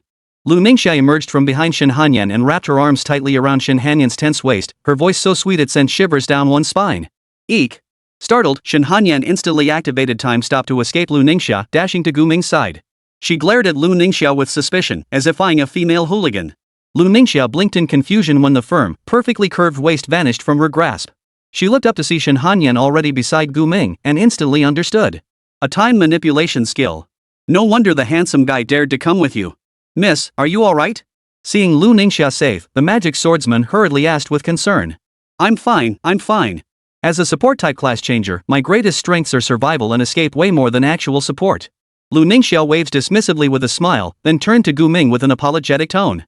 Sorry, handsome. I probably scared you. I just wanted to gauge your reaction. Test my reaction? Gu Ming narrowed his eyes and asked. My attitude about killing you? Hey, you brat, don't get too cocky. The lady was just giving you a chance. Do you really think someone like you deserves to meet her? The demon swordsman barked at Gu Ming without restraint. Hey, no need to be so harsh. Let's sit down first, sit down and talk properly. Lu Ningxia awkwardly reminded the demon swordsman before taking the initiative to sit back down on the sofa. She crossed her legs again, resuming her initial relaxed posture. Seeing that the other party, though still baffled, had genuinely dropped their hostility, Gu Ming sat down as well. Shen Hanyan, the Darkblade, and the Thunderclap Sorcerer each took up positions as bodyguards behind their respective allies. Handsome, you mentioned the Azure Sky Guild during our phone call. I figured out your purpose back then. I wanted to see your attitude, whether you're willing to fight to the death for this. Lu Ningxia addressed Gu Ming, her tone noticeably more serious. Gu Ming couldn't understand why these big shots were so obsessed with testing others' attitudes and why they always chose such inappropriate methods to do it. Was this some test of obedience from superiors to subordinates? Or was it simply the arrogance of those accustomed to looking down on others? I'm not wasting my breath on small talk. I did come for matters concerning the Sky Guild, so I need to know your current position. Are you still serving as a council steward for the Sky Guild? Gu Ming asked Lu Ningxia. Yes. Lu Ningxia gave a slight nod and explained. Though I'd rather not be involved with this guild anymore, I've already signed a contract with them. I have to stay on their roster for at least another year. So it seems you're not siding with the Sky Guild. In that case, we can continue our discussion. Gu Ming then briefly outlined the current operational issues at the Transferee Commission Center in Linjiang City, caused by the Sky Guild's inaction. He proposed collaborating with Lu Ningxia, leveraging her reputation and funding to restore the center's normal operations. So you want me to drum up sponsors? I do that kind of work all the time. Lu Ningxia swung her leg, her hand tapping her chin as she pondered Gu Ming's proposal. Then she shrugged, spread her hands helplessly, and said, but that would mean cutting into the Sky Guild's turf and openly opposing them. You know, they're only semi-retired, not dead. Before long, they'll resume controlling Linjiang City, defending Linjiang City, just like before. No, they won't get the chance. Gu Ming retorted immediately, his expression unusually stern. Lu Ningxia froze for a moment, then looked at Gu Ming in disbelief. What do you mean? I mean the authorities intend to wipe out this guild completely. They won't last more than a few days. Chapter 142, the superstar wants to make it official with me. Even though Lu Ningxia no longer stood with the Sky Guild, that didn't mean she was willing to risk antagonizing such a massive guild by teaming up with Gu Ming to carve up the most vital slice of Linjiang City's economic pie, the Transferee Commission Center. It could be said that the efficiency of a city's Transferee Commission Center directly determined its vitality and foundation. It wasn't merely an intermediary for assigning quests to transferees, it also served to cultivate stronger transferees and safeguard the city through a system of mutual benefit. Gu Ming's plan to seize control of Linjiang City's Jobseeker Commissioning Center and to kick out the Sky Guild, its long-standing largest shareholder, was utterly insane. Lu Ningxia absolutely could not get involved in such a reckless scheme. Gu Ming had anticipated this resistance, but he held a trump card to persuade Lu Ningxia. His greatest trump card? Official endorsement. Official? Lu Ningxia seemed afraid of misunderstanding Gu Ming's meaning, so she cautiously confirmed. You mean, that kind of official? She pointed toward the ceiling, seeking confirmation from Gu Ming whether this official referred to the nation's highest governing body. If that were the case, things would escalate far beyond her imagination. That's correct. Gu Ming nodded, his tone unwavering. It's them who want to wipe out the Azure Sky Guild. So by working with me, you're effectively working with the authorities. At this point, the sword mage couldn't listen any longer and snapped back. You're talking nonsense. Do you really think our young mistress would risk everything to join your ship of fools based on just 2 sentences? Do you even know the consequences of antagonizing those lunatics in the Sky Guild? How powerful their council stewards are, how deeply rooted they are in the market. You have absolutely no idea. Her words trailed off abruptly as she suddenly realized the youth she was confronting seemed to understand the consequences of opposing the Sky Guild better than anyone else. Gu Ming, the youth who dared destroy the Sky Guild's most formidable stronghold, forcing its partial retreat. The one who clashed with 3 of their council elders, rumored to have even slain one of them. The demon swordmaster's face drained of color, speechless. For if she were in his shoes, she would never dare to single-handedly oppose the Sky Guild, let alone openly confront them. The youth before her was nothing short of a complete madman. She actually dared to discuss risks and benefits with a madman? Ridiculous. Absolutely ridiculous. Ignoring the cold sweat pouring down the demon swordsman's face, Gu Ming continued addressing Lu Ningxia. Haven't you noticed the Sky Guild has stopped retaliating against me? Do you know why they dare not continue? Could it be because the authorities have intervened? Lu Ningxia asked. Exactly. Gu Ming nodded. Though he wasn't entirely sure if the Capital Defense Bureau had shielded him from the Sky Guild, he was indeed safe now, a plausible excuse to intimidate Lu Ningxia. Besides, the authorities had never declared their intent to wipe out the Sky Guild. Right now, he was merely wearing the official's hat to pull a fast one on Lu Ningxia. Shen Hanyan recognized Gu Ming's lie to Lu Ningxia. She was stunned that he dared to use the immense power of the authorities as leverage. For a moment, she too thought Gu Ming had gone completely mad. If even the slightest slip-up occurred, the situation would be impossible to salvage. Gu Ming continued to intimidate Lu Ningxia. And you, as you said, you're still nominally a council steward of the Sky Guild. Think about it, when the authorities come to settle accounts with the Sky Guild in the future, what do you think will happen to you? This question stunned Lu Ningxia into silence. Lu Ningxia suddenly grasped the gravity of the situation. Indeed, she was still one of the nominal council stewards of the Sky Guild. If everything Gu Ming said was true, and the authorities were determined to wipe out the Sky Guild, then the guild's demise was only a matter of time. At that point, the core members of the Sky Guild, including her fellow council stewards, would inevitably face reckoning. After all, the authorities wouldn't care about Lu Ningxia's personal stance. Their approach had always been to kill 100 rather than let one slip through. TSK. Lu Ningxia bit her lower lip lightly, her expression growing more grim than ever before. She had clearly fallen completely into Gu Ming's rhythm. She began to worry, to feel fear. She refused to let years of effort go to waste. Her status, reputation, wealth, power, and future prospects. But Lu Ningxia was no novice in the cutthroat world of politics. She wouldn't be intimidated by a few words from Gu Ming. She feigned composure and asked, I still can't trust you. If the authorities want to wipe out the Sky Guild, why send you? It doesn't make sense. You're powerful, but you can't shoulder such a huge responsibility. What if I told you I'm merely a pawn in this game?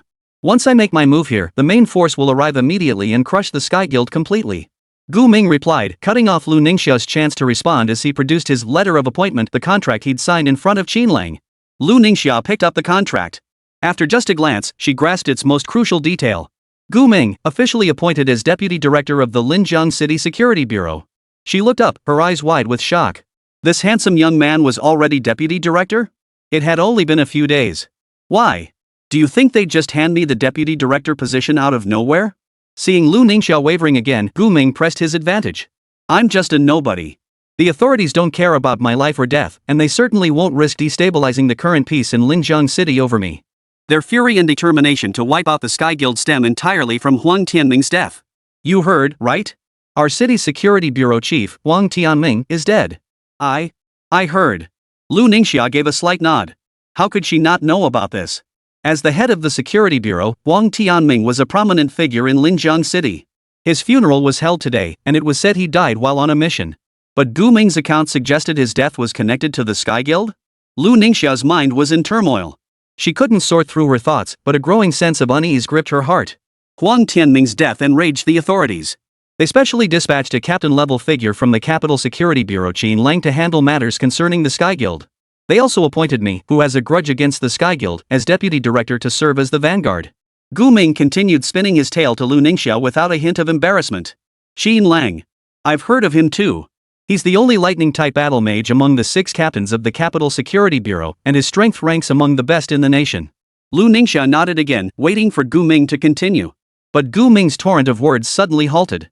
He merely stared into Lu Ningxia's eyes. Truthfully, Lu Ningxia was already completely swayed. All she needed now was one sentence from Gu Ming.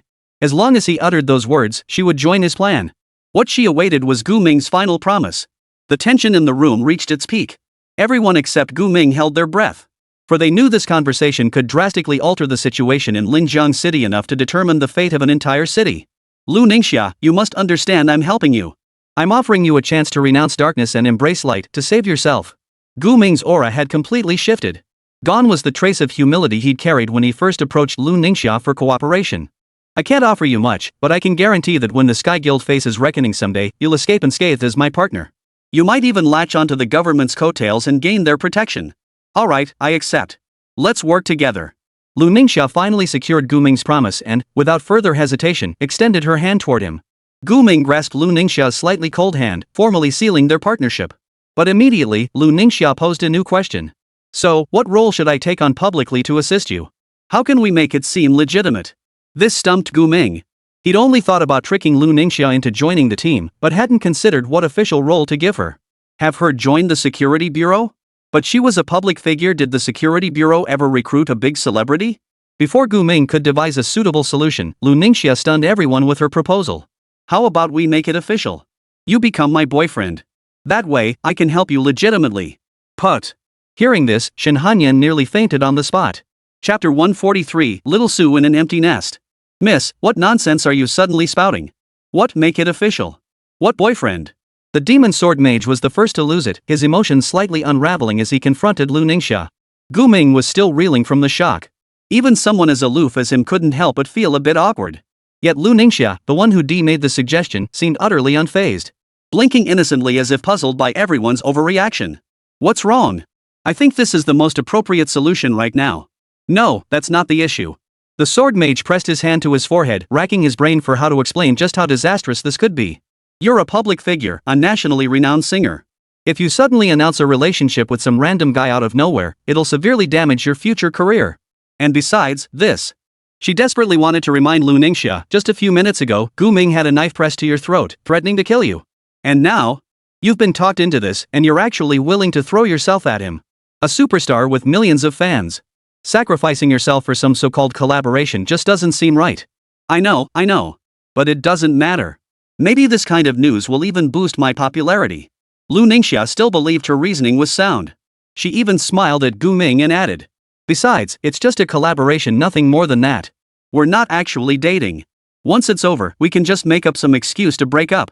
Her words were mainly directed at Gu Ming, seeking his opinion. Gu Ming pondered the logic behind Lu Ningxia's proposal.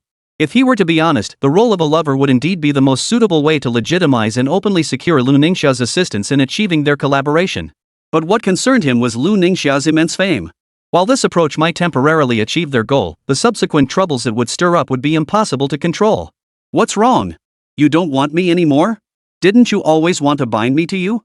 Seeing Gu Ming still not nodding, Lu Ningxia feigned hurt but actually teased him. Ever since she'd met Gu Ming, he'd always seemed like a little adult to her, doing the most level-headed things at the most immature age. So she genuinely wanted to see Gu Ming flustered. Unfortunately, Gu Ming's fluster lasted only a moment. He'd already regained his usual composure. No. I dislike things I can't control. Lu Ningxia, your proposal is precisely the kind of thing I can't control. Ah. Hearing Gu Ming's resolute answer, Lu Ningxia hung her head dejectedly, looking thoroughly disappointed. Meanwhile, the demon sword mage, the thunderbolt sorcerer, and Shen Hanyan all breathed sighs of relief. Phew, thank goodness it didn't happen. If it had gone through, who knows what kind of uproar it would have caused in Linjiang City. Then what do you suggest? I need some kind of cover to work with you, right? Even if it's not with you, I'll still need a cover, a reason, and a motive to work with the security bureau. Lu Ningxia pressed Gu Ming.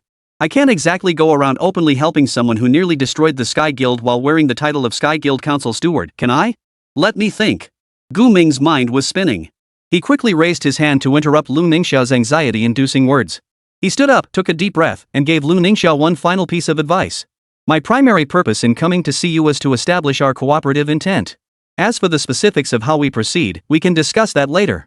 Just remember this, I am the only one who can pull you off this sinking ship that is the Sky Guild. With that, he called out to Shen Hanyan and headed toward the door. Hey!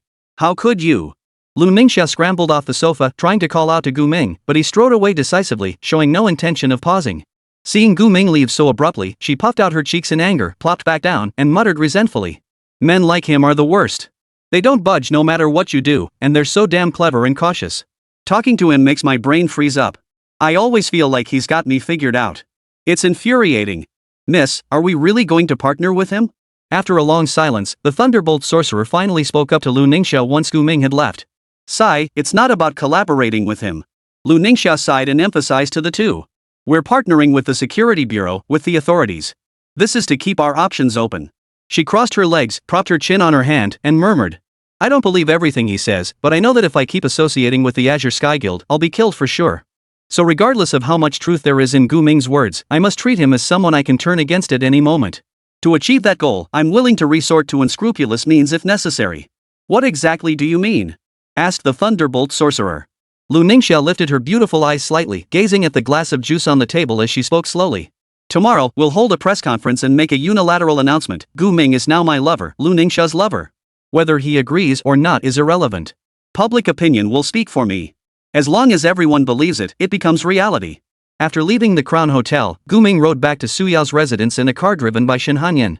Before he even stepped out of the car, he spotted Su Yao sitting in the courtyard, her eyes scanning the horizon with desperate longing. Su Yao, we're back. You're finally. No, you actually remembered to come back. Su Yao's face lit up with surprise at the sight of Gu Ming and Shen Hanyan, but she immediately suppressed it, feigning anger as she shouted. Did you think it was fun leaving me all alone at home? Su Yao, I saw you hadn't woken up yet, so I wanted you to rest properly at home. I didn't mean to abandon you, Shin Hanyan explained as she parked the car. but such an explanation clearly couldn't dispel Suyao's empty nest resentment. Logically, it made perfect sense. But she was still upset. I heard everything from Dad. You attended Uncle Huang's funeral today, held your inauguration ceremony, assigned me a tough task, and then. Suyao's mouth opened and she started chattering non-stop. Judging by her reaction, she had clearly been bottling up her frustration during her half-day alone at home. And you went to see Lu Ningxia. Gu Ming suddenly addressed Suyao. Huh? Suyao froze, then asked blankly. Why did you go find her? To collaborate with her, of course. Gu Ming walked up to Suyao, tapped her head lightly with his finger, then headed inside. Come inside. I'll explain our next steps in detail. Chapter 144, Chaos. Total chaos. Gu Ming's plan was simple. Starting tomorrow, regardless of what happens with Lu Ningxia, they would act under the Bureau's authority to eliminate monsters in the surrounding areas of Linjiang City. Not just monsters, but also dungeons that had lingered too long. During this period, he, Suyao, and Shin Hanyan could level up by grinding experience and hone their combat skills. And with luck, they might even find some useful monster contracts. The conditions required for your talents and hers to evolve again are simply too demanding. It'll be difficult to achieve that in a short time frame. Gu Ming explained to Shin Hanyan and Suyao. The conditions for their talents to evolve again were clearing a dungeon with a fractured spatial environment and defeating a level 50 boss. The former, clearing a dungeon with a fractured spatial environment, had no specific level or strength requirements. But this so-called fractured spatial environment was just too abstract. Over the years of his studies, Gu Ming had never heard of a dungeon with such terrain, so he could only search for it gradually in the time ahead. As for Suyao's requirement to defeat a level 50 boss, it seemed achievable without too much delay. If they were willing to push the limits and take risks, once their average level reached 35+, they could start gathering a team to challenge the level 50 boss. In summary, our most critical task now is grinding monsters to level up, accumulating experience, and ideally finding some powerful gear. After speaking for nearly half an hour, Gu Ming began his final summary. The Security Bureau is merely a platform for our operations. Within this framework, we can avoid many complications while gaining access to benefits unattainable by solo players such as official intelligence and resources only available through official channels. Listening to Gu Ming, Shin Hanyan and Suyao nodded in unison, signaling their understanding. Now, everything was crystal clear. Starting tomorrow, they would be busy. The brief three-person meeting concluded. Suyao felt both anxious and excited inside. She felt as though she had suddenly become an adult. Life was beginning to fill with a rhythmic busyness. Shin Hanyan remained relatively calm, having long since adapted to the rhythm of a true adventurer's life, endless battles and preparations for the next fight. That evening, after dinner, the three retired to rest, preparing for the next day's demands. The night passed without incident. Gu Ming wasn't one to sleep in, but Shin Hanyan rose even earlier than him. Master! Wake up, please. Through the haze of sleep, Gu Ming heard Shin Hanyan's soft, persistent whispers at his ear. He lifted his eyelids to see the clock in the room read 8 a.m., then instinctively asked. What's wrong? Since you returned, haven't you contacted Lu Ningxia? Shin Hanyan asked Gu Ming. Lu Ningxia? Hearing that name, Gu Ming's mind cleared instantly. He saw the unease on Shin Hanyan's face and felt a wave of dread wash over him. What happened? What did she do? Seeing Gu Ming's confused expression, Shin Hanyan instantly realized this matter might be something Lu Ningxia had taken it upon herself to do. She promptly pulled out her phone and showed Gu Ming the footage on the screen. In the footage, Lu Ningxia stood surrounded by flashing cameras, video recorders, and reporters from various media outlets. She smiled as she addressed the crowd. Starting today, I've finally found my true love. I hope everyone will support us going forward, so we can make Linjiang City even better and bring smiles and peace to everyone. Found true love? Gu Ming's eyelid twitched violently. Then, the phone beside his pillow began to vibrate frantically. It seemed like countless text messages were pouring in, and countless calls were coming through. He grabbed his phone and, upon seeing the flood of abusive messages and gossip, felt his head was about to explode. Lu Ningxia, what the hell are you doing? The so-called true love Lu Ningxia had found was none other than Gu Ming himself. Now, Lu Ningxia's fans, various media outlets, and a bunch of people from who knows where were using his phone number to harass him. Even schoolmates he hadn't added before were now requesting him on social media, demanding to know when he and Lu Ningxia had gotten together. She's gone mad. Shin Hanyan had only opened her phone to casually watch videos while making breakfast. She never expected to stumble upon Lu Ningxia trending on the hot list, announcing her official relationship status with Gu Ming. She was stunned. Lu Ningxia had brought this up yesterday, but Gu Ming had firmly refused. Who knew this woman wouldn't give up, going ahead and unilaterally tying Gu Ming down? Shin Hanyan was usually reserved, but now she couldn't help but grind her teeth in fury. Who knows what the hell Lu Ningxia is thinking? We're going to confront her right now. This is utterly despicable. Saying this, Shin Hanyan tried to pull Gu Ming, who was still in bed, out the door. Calm down first. Gu Ming waved her off, gesturing for Shin Hanyan to sit beside his bed. He then picked up his phone. After hanging up countless missed calls, he finally managed to dial Lu Ningxia's number. The call connected within seconds. The moment the call connected, Gu Ming growled in a low voice. Lu Ningxia, what the hell do you think you're doing? Who gave you permission to do this? Oh, sweetie, you called me? Lu Ningxia's voice, tinged with mischief and playfulness, came through immediately. At the same time, Shin Hanyan's live stream feed showed Lu Ningxia answering the call. As if she hadn't heard Gu Ming's furious roar at all, Lu Ningxia's voice was sweet and coquettish as she announced loudly for all to hear. Don't worry, the press conference went smoothly. Now the whole country knows about us. You. Gu Ming instantly realized what Lu Ningxia was up to and immediately hung up. But Lu Ningxia, being a trained performer, kept up the act even after he hung up. Oh my, you miss me after just a few hours apart? Gu Ming, my darling, wait for me to come home, okay?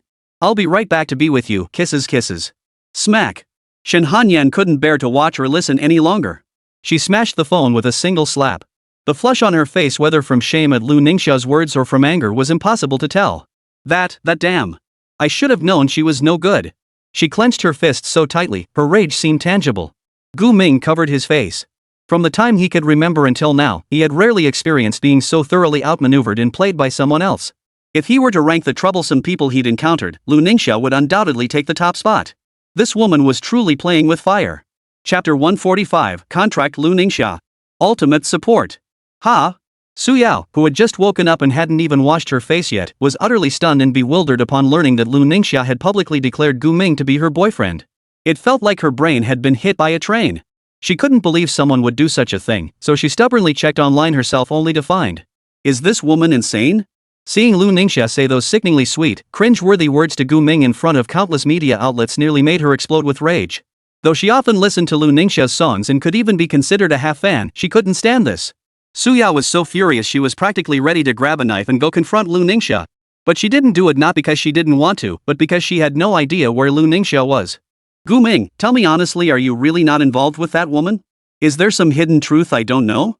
At the dining table, Su Yao's mouth stuffed with egg, she relentlessly grilled Gu Ming once more. Gu Ming was speechless. What possible connection could he have with Lu Ningxia? Did he nearly stab her with a knife? Could Lu Ningxia be petty enough to seek revenge on him? If that were the case, he realized he'd seriously underestimated Lu Ningxia. As a public figure, didn't she care at all about her own reputation? I don't understand her, but no matter what, I won't be led by the nose. Gu Ming said coldly. He planned to pretend this incident never happened, not because he was a spineless coward, but because he refused to let Lu Ningxia's schemes affect him.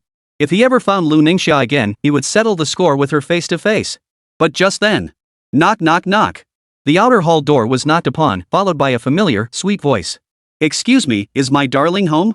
The three people gathered around the dining table froze at the sound. The next second, ice crystals began to drift around Shin Hanyan. The chopstick she'd been using to eat froze solid, transforming into a small knife. Her face, which had just regained its composure, darkened, her expression so grim her eyes vanished beneath the shadow. Why is she here? Su Yao slammed her hand on the table and stood up, clearly ready to storm out and confront Lu Ningxia. In the past, Gu Ming would have tried to restrain Su Yao a little at this point. But now, he felt much the same as Su Yao. Both of them were determined to teach Lu Ningxia a lesson and settle the score with her. Thus, the three of them walked toward the hall door in perfect unison. Anyone there? Hello? Lu Ningxia was still knocking on the door. Creak. Gu Ming yanked the door open, and sure enough, there was that gorgeous yet infuriating face staring back at him. Lu Ningxia wore her signature oversized sunglasses, a small suitcase in her left hand, her right hand still poised to knock. The two thugs from earlier were nowhere to be seen behind her. Finally opened the door. The moment Gu Ming opened the door for her, she acted as if she were returning home, immediately trying to step inside with her suitcase. Gu Ming wasted no words. Before Shin Hanyan and Su Yao could react, he unleashed his contract magic on Lu Ningxia. Damn it. He'd been holding onto the mindset of cooperating properly with Lu Ningxia, initially not planning to bind her. But since she dared to stab him in the back, he couldn't tolerate it for even a second longer. As the contract formation appeared on Lu Ningxia's body, Shin Hanyan and Su Yao understood immediately. Without a word, they fixed their gaze intently on her. Upon discovering the contract formation on her body, Lu Ningxia froze in place for a second before screaming in shock. What the hell are you doing? You're trying to bind me again? That's right. Who do you think you are, stabbing me in the back? Gu Ming sneered coldly, slamming the door shut as he simultaneously activated his time scar domain, intently observing Lu Ningxia's residual image within it. The moment this afterimage showed the slightest intent to use an item to escape, he would immediately counteract it. This time, Lu Ningxia wouldn't get away. You. Lu Ningxia stammered frantically, pointing at Gu Ming. Then, taking a deep breath and glancing at the strained contract array on her body, she sneered disdainfully and declared. Oof. I'm level 51 now. You can't bind me with a contract. Her confidence stemmed from two reasons.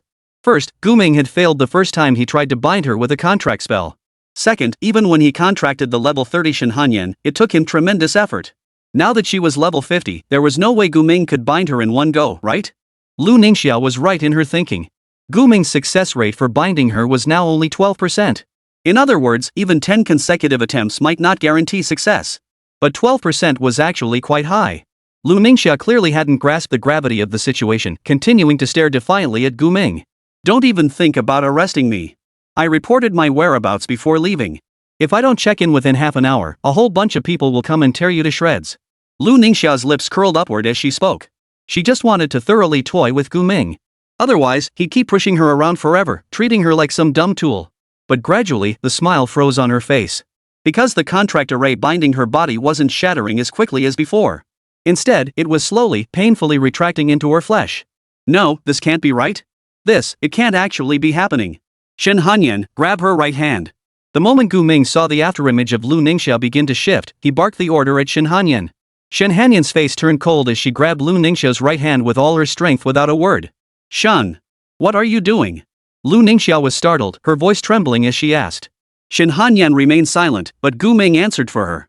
You were trying to grab something under her skirt, weren't you? Planning to escape using a teleportation device again? Lu Ningxia froze, utterly baffled by how Gu Ming had seen through her intentions. She had indeed planned to escape. And the teleportation device was hidden right under her skirt. Shen Hanyan was incredibly strong. After struggling unsuccessfully a few times, Lu Ningxia resorted to putting on a pitiful act, hoping to soften Shen Hanyan's heart. But Shen Hanyan wasn't buying it now. In the past, she might have softened and let Lu Ningxia go, but ever since discovering Lu Ningxia's scheming nature, any trace of mercy had vanished from her heart. No, please don't. I was just joking with you. You don't have to hate me this much. Seeing herself about to get caught, Lu Ningxia quickly lowered her stance and pleaded with Gu Ming in a sweet voice. Su Yao nearly burst out laughing at Lu Ningxia's pleas. If Gu Ming was the type to soften at pleas for mercy, she would have begged him herself long ago. It was utterly useless. Soon, the contract array fully integrated into Lu Ningxia's body. She felt as if a mark had been branded onto her soul, instantly forming a subtle connection with Gu Ming. You have successfully contracted Lu Ningxia. You have simultaneously acquired the innate talent Sacred Chant enhances the effective chanting type skills by 300%, with a scalable effective range. Additionally, reduces MP consumption for chanting type skills by 50% and makes their effects stackable. You have simultaneously acquired the skills Healing Chant, Protection Chant, Strength Chant. Very good. Gu Ming smiled faintly. Now, his party finally had a top-tier support. Chapter 146, Departure. Erosion Canyon. When Lu Ningxia saw her interface display that Gu Ming was now her master, her brain went into a brief shutdown. She was this close to rolling her eyes and fainting on the spot. This feeling, perhaps the word breakdown alone couldn't capture it. Despair would be more fitting. Collapse, despair. After experiencing both states back to back, most people would go mad. Lu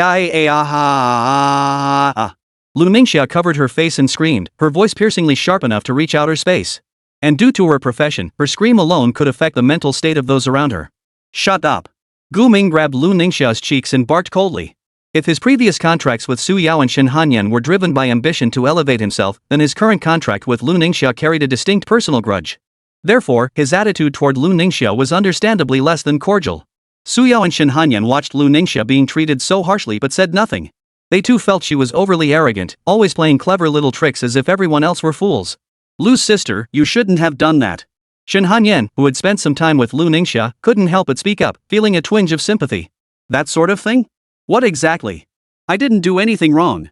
Lu Ningxia remained stubborn, even sounding a bit aggrieved. In her mind, she unilaterally announced Gu Ming as her boyfriend. Even if he wasn't thrilled, he shouldn't be upset. After all, this was what countless men dreamed of. She assumed Gu Ming was like other guys grumbling on the surface but secretly thrilled. But seeing Gu Ming's utterly emotionless expression now, Lu Ningxia realized this man probably couldn't be dealt with using conventional methods. I can't be bothered to reason with you. I'll just give you one warning. Gu Ming released his grip on Lu Ningxia's cheeks, tossed her luggage aside, and continued. From now on, you must obey me. Be good. I don't want you doing anything unexpected again. Otherwise, I'll make sure you understand the consequences.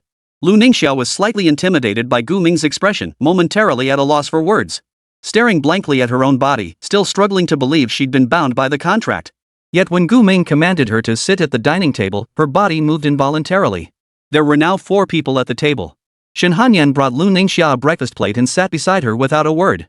Besides what you said at the press conference, what else have you done? Gu Ming demanded of Lu Ningxia. I didn't do much, but I've contacted the bank to sponsor the transferee commission center in my name. Not much, just 30 billion. 30 billion? Gu Ming narrowed his eyes, surprised by Lu Ningxia's unexpectedly generous gesture.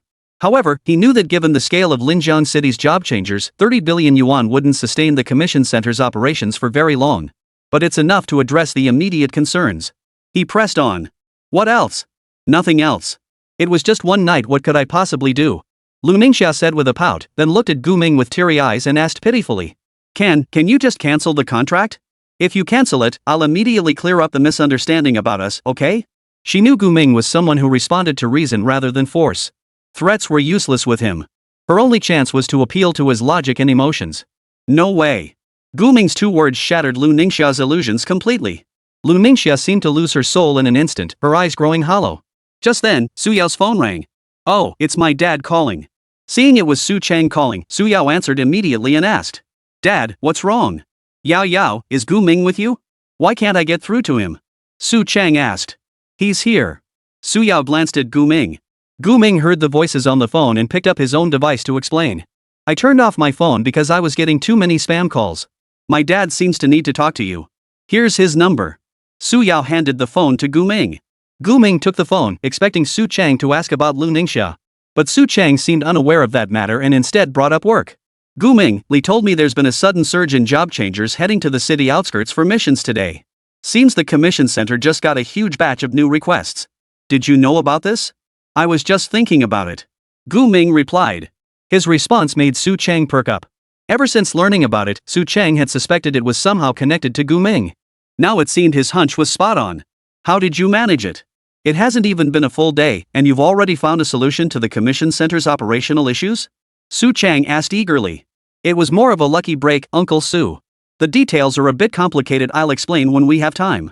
Gu Ming sighed as he spoke, glancing at Lu Ningxia, who was still looking down with a pout. Honestly, he'd only wanted to collaborate with Lu Ningxia properly this once.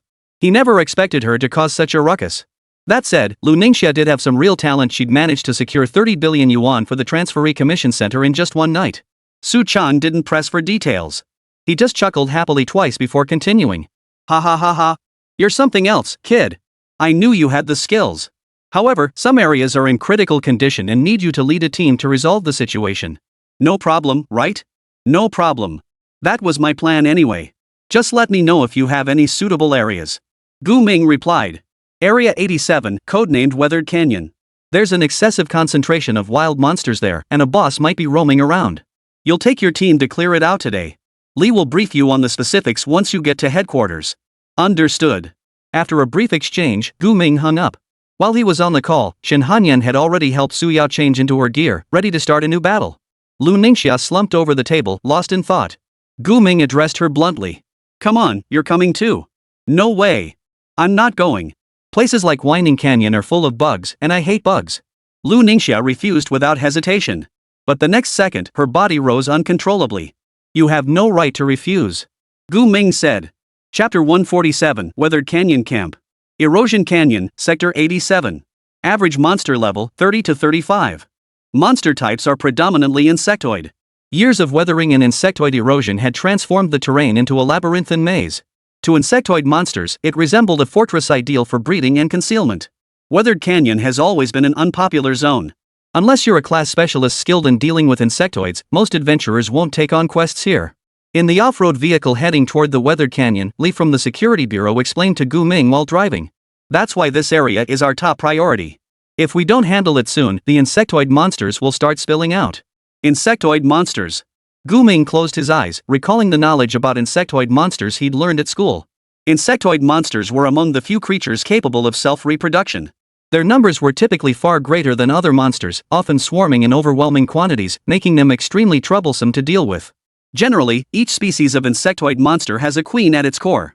This queen is the key to their continuous reproduction. If it's insectoid monsters, our current capabilities probably won't be enough to wipe them all out quickly. Gu Ming said to Xiaoli, posing a question to him at the same time. Xiaoli pushed his glasses up and nodded, immediately explaining. Exterminating the entire insectoid population is indeed a pipe dream. Therefore, our mission objective this time is solely to eliminate the most troublesome species whose population is on the verge of becoming uncontrollable. This species is called the sheath-winged sand wasp. Visually, it resembles a hybrid of a beetle and a wasp possessing both a hard exoskeleton for protection and a deadly venomous stinger. A wasp and a beetle? A beetle-wasp sand wasp? No way! Sitting in the back row, Suyao felt sick to her stomach upon hearing Xiaoli's description. Like most girls, she had an innate aversion to disgusting insects, especially those that could fly and sting. Please don't worry. We're fully prepared for this trip and brought plenty of antidotes specifically for these types of insects, so it should be fine. Seeing Suyao's concern, Xiaoli smiled reassuringly. But clearly, Suyao wasn't worried about poisoning. She was terrified of facing a swarm of tiny, disgusting insects swarming toward her face. I told you not to come. This place is crawling with bugs. I came once and never coming back. Lu Ningxia grumbled from the far left rear seat, leaning against the window. Dressed in an expensive-looking genuine leather trench coat, she stood out like a sore thumb among the others in combat gear, looking more like a tourist. When asked why she wasn't wearing protective gear, her reasoning was simple: I'm not leading the charge against bugs, I'm support. Gu Ming knew Lu Ningxia's level far exceeded the recommended level for the weathered canyon area, so even without gear, she wouldn't be in danger. He didn't insist.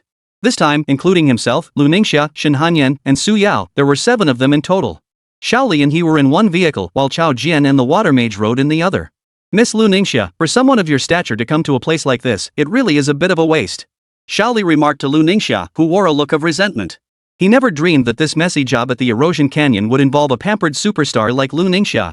Though he hadn't voiced it, he'd seen Lu Ningxia's press conference that morning and learned of her official announcement with Gu Ming. The truth behind this was anyone's guess. No one could fathom why Gu Ming would suddenly become entangled with Lu Ningxia, let alone drag her into their scheme enlisting the help of a level 51 support player who ranked among the nation's elite. Lu Ningxia ignored Xiaoli, silently turning her head to gaze out the window at the gradually eroded terrain unfolding below. Chao Jian, driving at the very front, gradually slowed down until he was alongside Gu Ming's group. Wearing sunglasses, he shouted to Gu Ming. Deputy Director, the transfer camp at the Erosion Canyon is almost here. Just 2 kilometers left. Got it. Gu Ming gave Chao Jian an OK sign.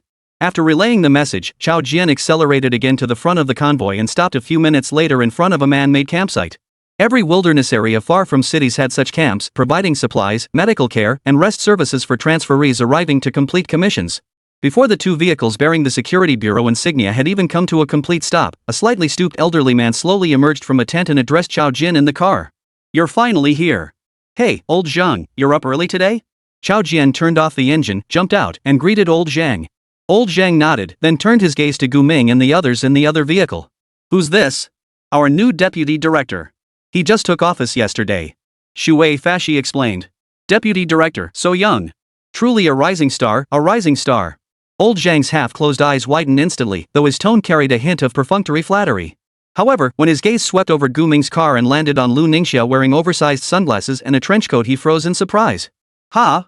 Lu Ningxia, who had just been about to get out of the car, immediately sensed old Zhang's gaze and felt puzzled. She asked. What's wrong? The moment her voice rang out, old Zhang gasped in surprise. Oh my goodness. It really is you, Ms. Lu Ningxia. You know me. Being recognized by an old man in this remote wilderness surprised and delighted Lu Ningxia, and she couldn't help but smile. Of course I recognize you. I listen to your songs all the time. But what brings you to a place like this? Old Zhang asked in a tone of shock and confusion. Places like the Erosion Canyon, to be honest, with Linjiang City's economy suddenly plummeting, it was practically impossible for anyone to come here now, except for useless old men like him. Especially someone as famous as Lu Ningxia. At this mention, Lu Ningxia's face clouded with worry. She pressed her hand to her forehead and sighed, looking as if she wanted to vent her frustrations. In the end, however, she simply smiled politely and said in a gentle tone.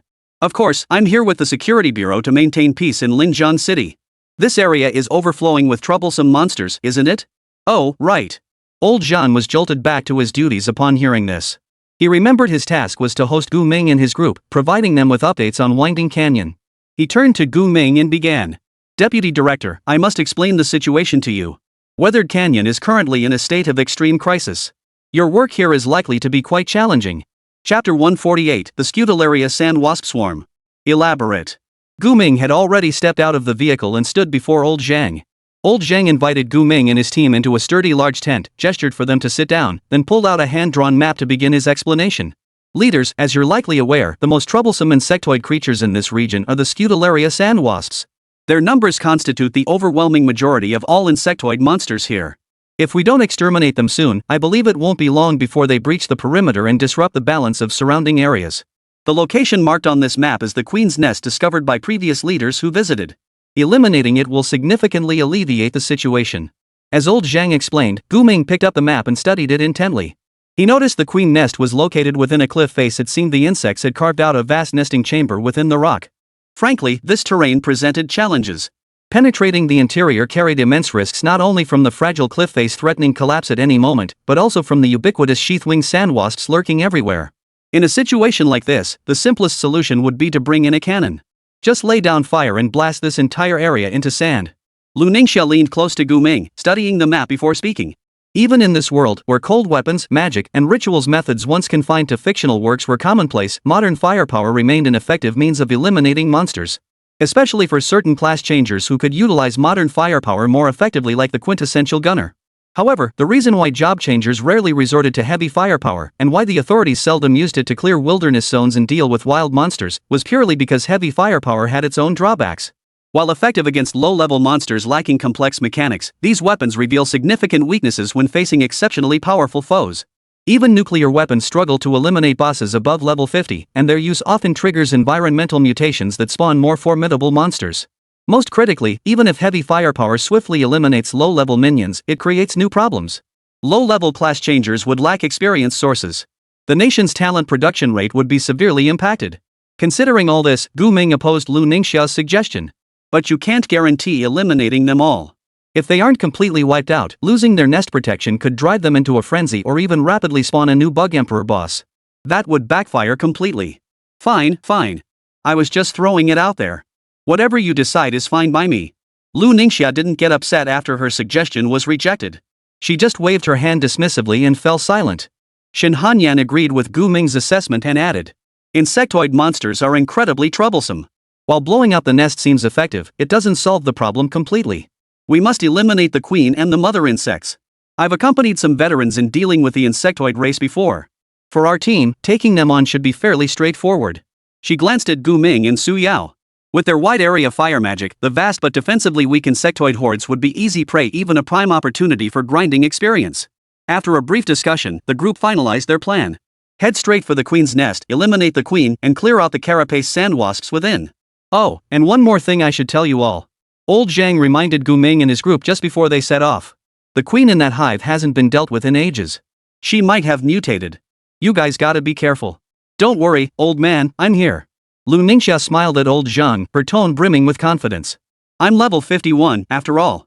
Even as a support class, taking down a boss in this level 30-something area is a piece of cake. Then, breaking her usual demeanor, she eagerly climbed into the vehicle and waved to Shen Hanyan. Come on, let's get going. ? Shen Hanyan was puzzled by Lu Ningxia's sudden change in attitude. Before they arrived, Lu Ningxia had looked utterly miserable, as if she were heading to the execution ground. But she didn't dwell on it and climbed aboard too. After everyone boarded, they used the map provided by Old Zhang to search for the queen nest of the Elytra sand wasps within the eroded canyon.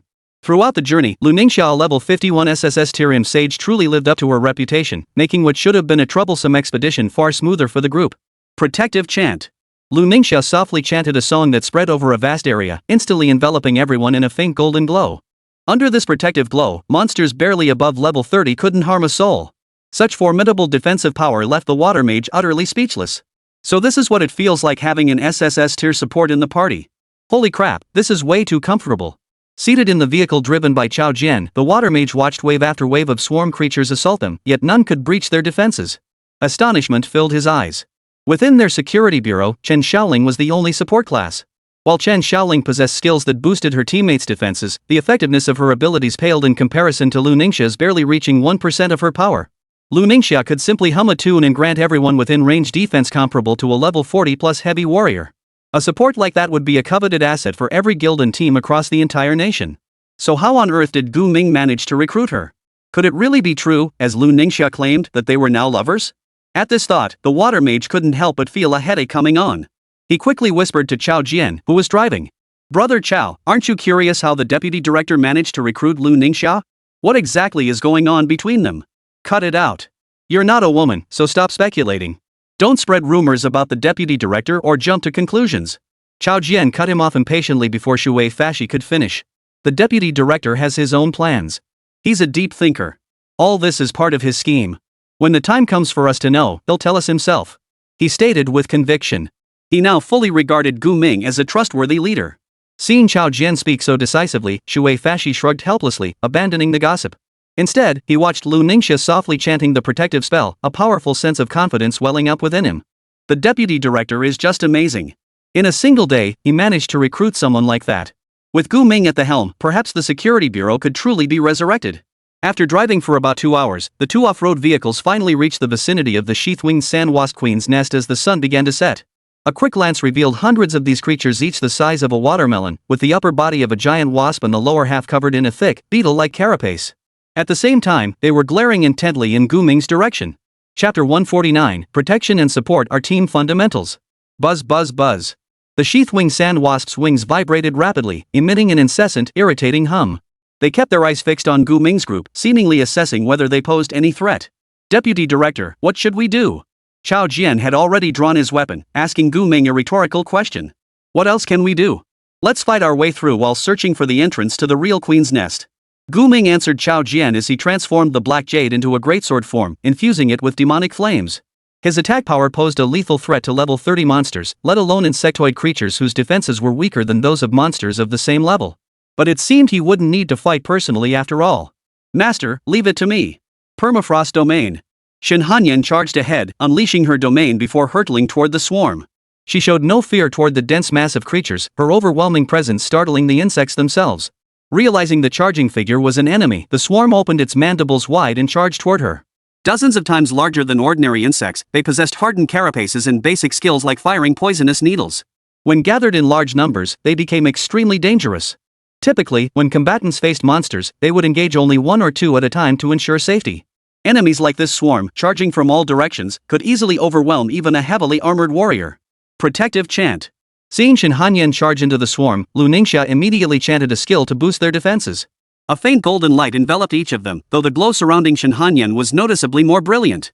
Clearly, Lu Ningxia had channeled the skill's full potency into Shen Hanyan.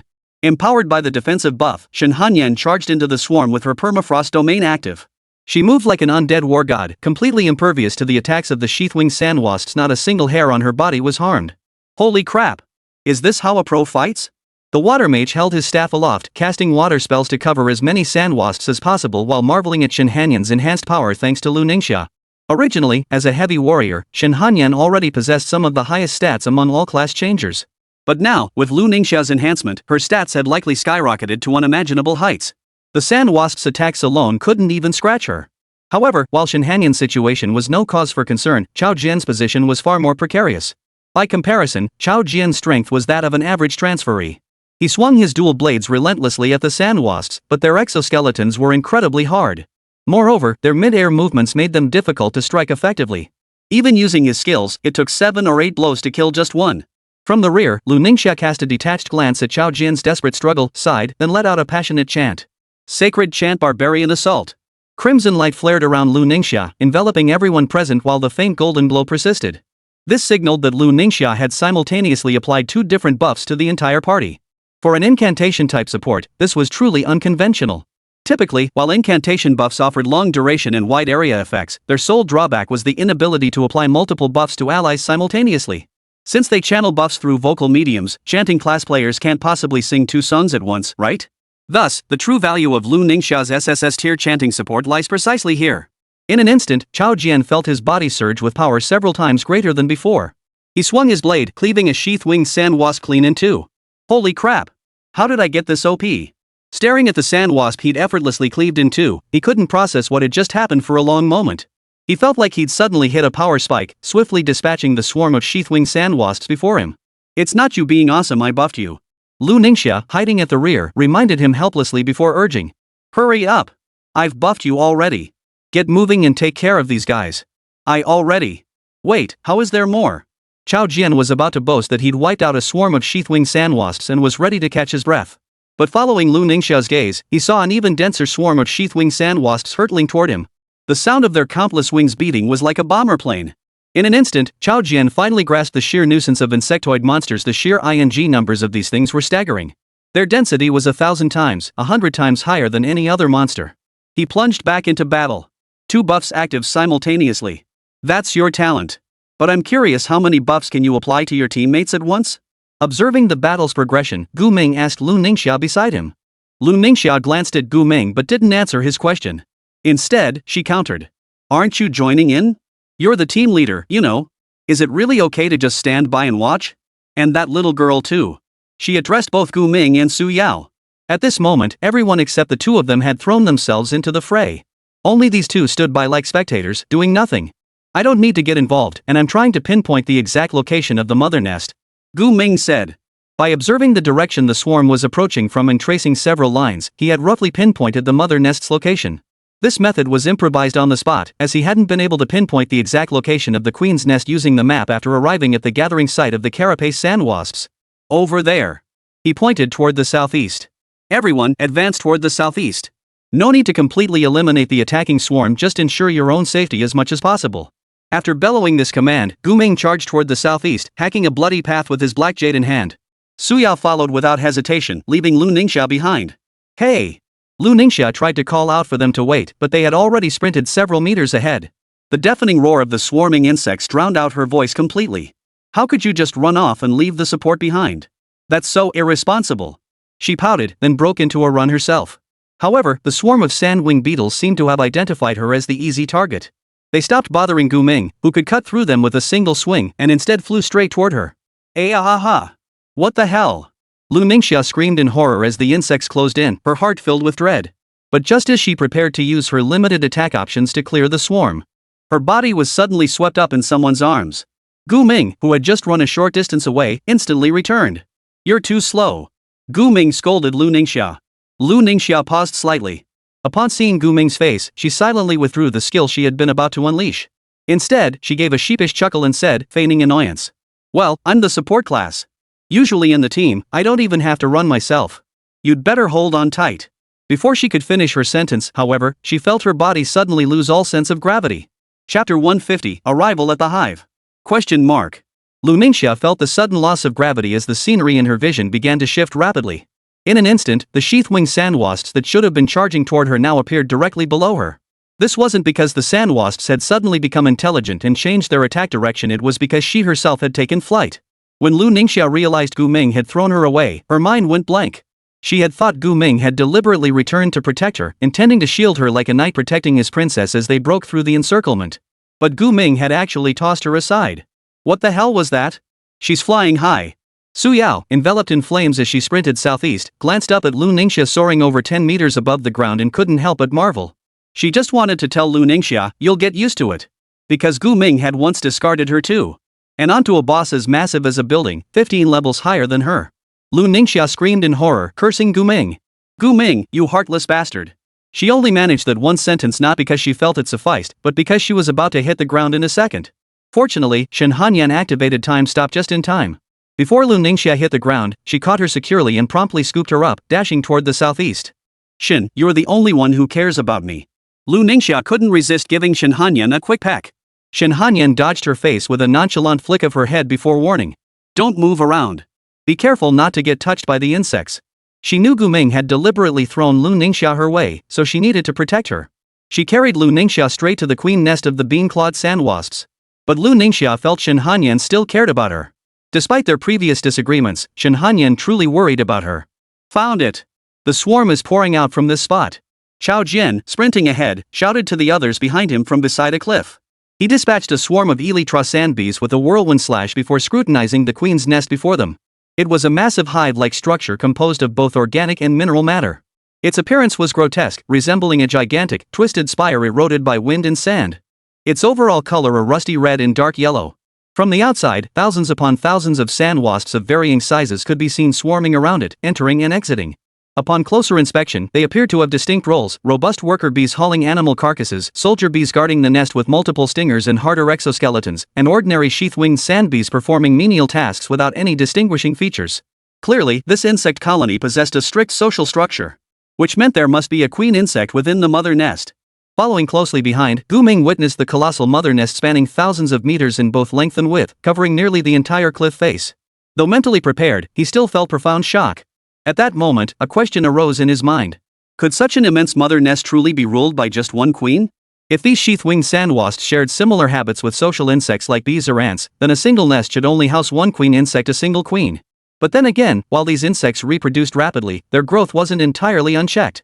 Factors like genetics, environment, and predators kept them in check, otherwise, insects would have long since taken over the world.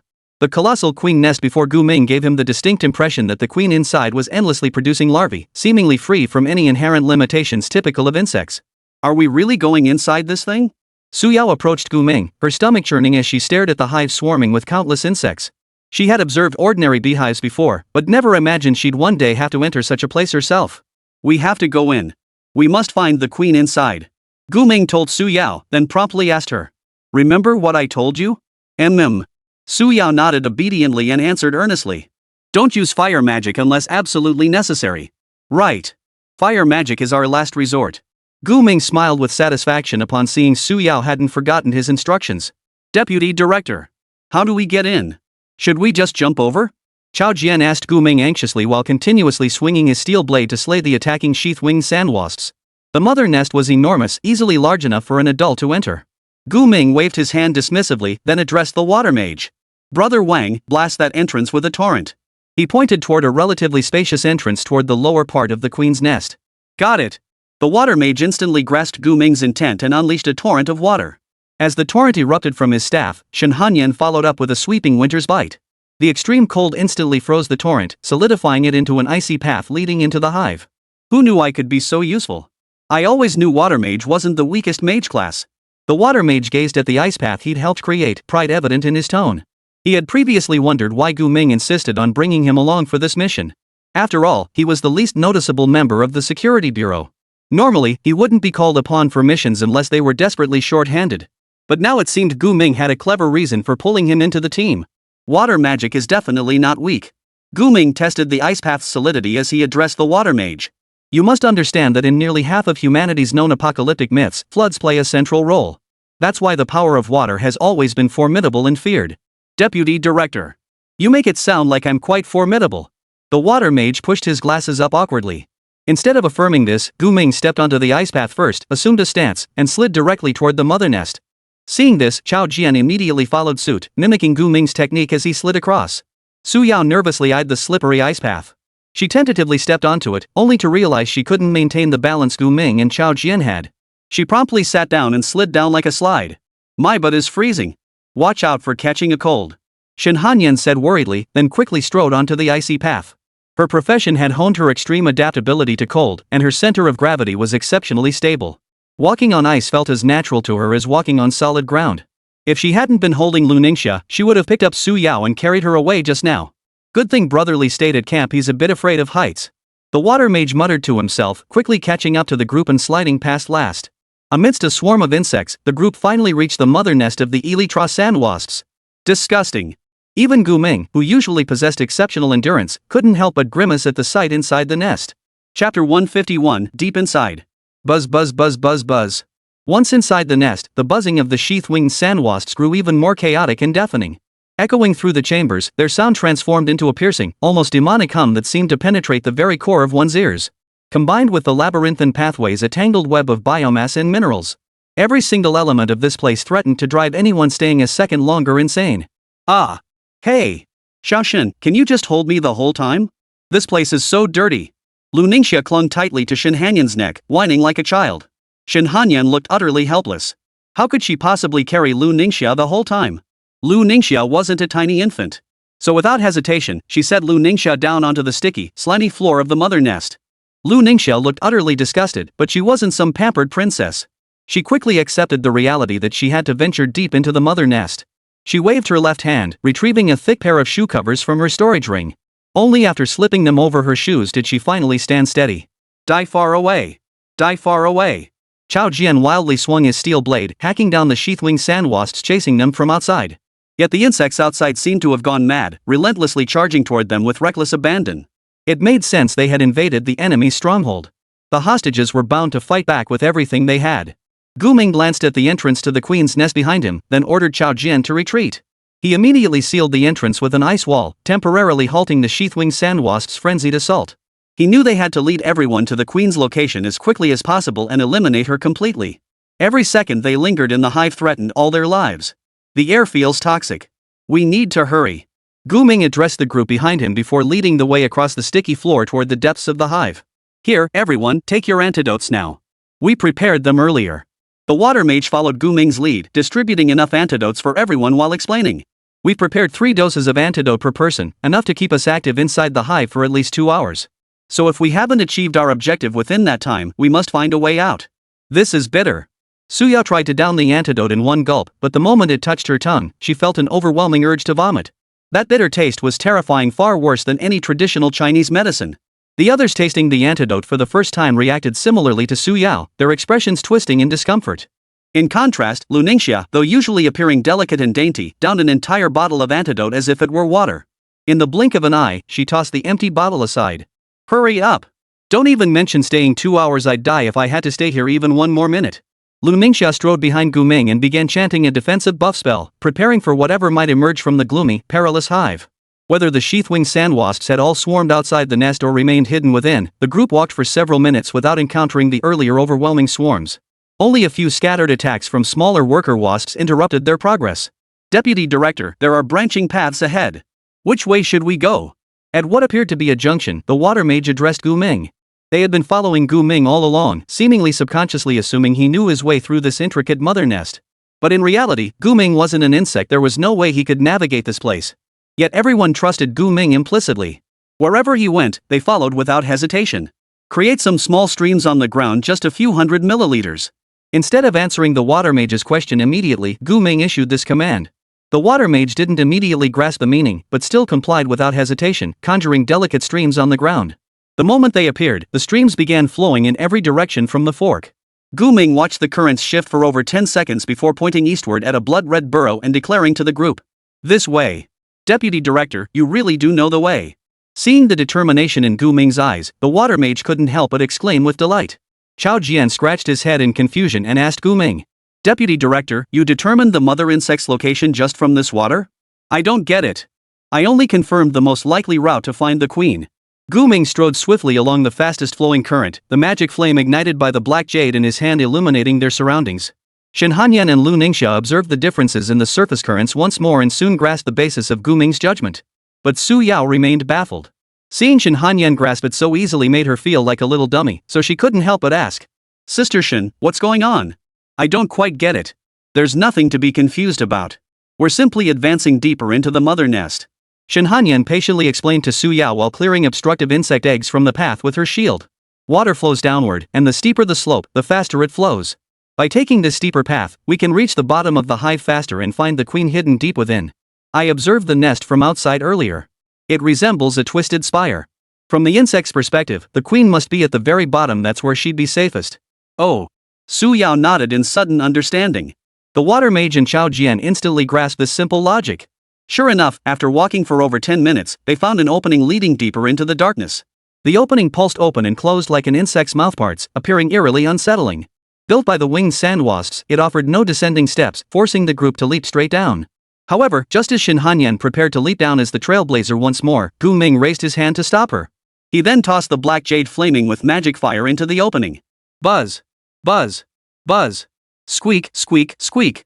The moment the black orb embedded itself into the floor below, the previously silent environment erupted into chaos.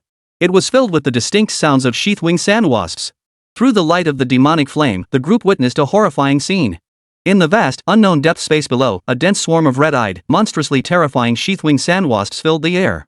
Their size and venomous stingers were significantly larger than any sheathwing sandwasps the group had encountered before. This is dangerous. Shen Hanyan couldn't help but suck in a sharp breath. Chapter 152, My Unique Wayfinding Skills. Shen Hanyan was highly confident in her defensive capabilities and survival skills. As a result, she often served as the pathfinder in wilderness areas or dungeons. Previously, no matter what danger she encountered, she could protect herself through her innate talent and domain that maximized defense, along with her ice-based skills. But it was precisely this brave playstyle that made her a bit careless. These insects aren't particularly strong attackers, but they're poisonous. If we get hit, the antidote components in our bodies will likely deplete much faster. Gu Ming observed the sheath-wing sandworms lurking below, darting about menacingly yet holding their ground, and cautioned the group. The group nodded slightly, understanding the importance of staying fully alert.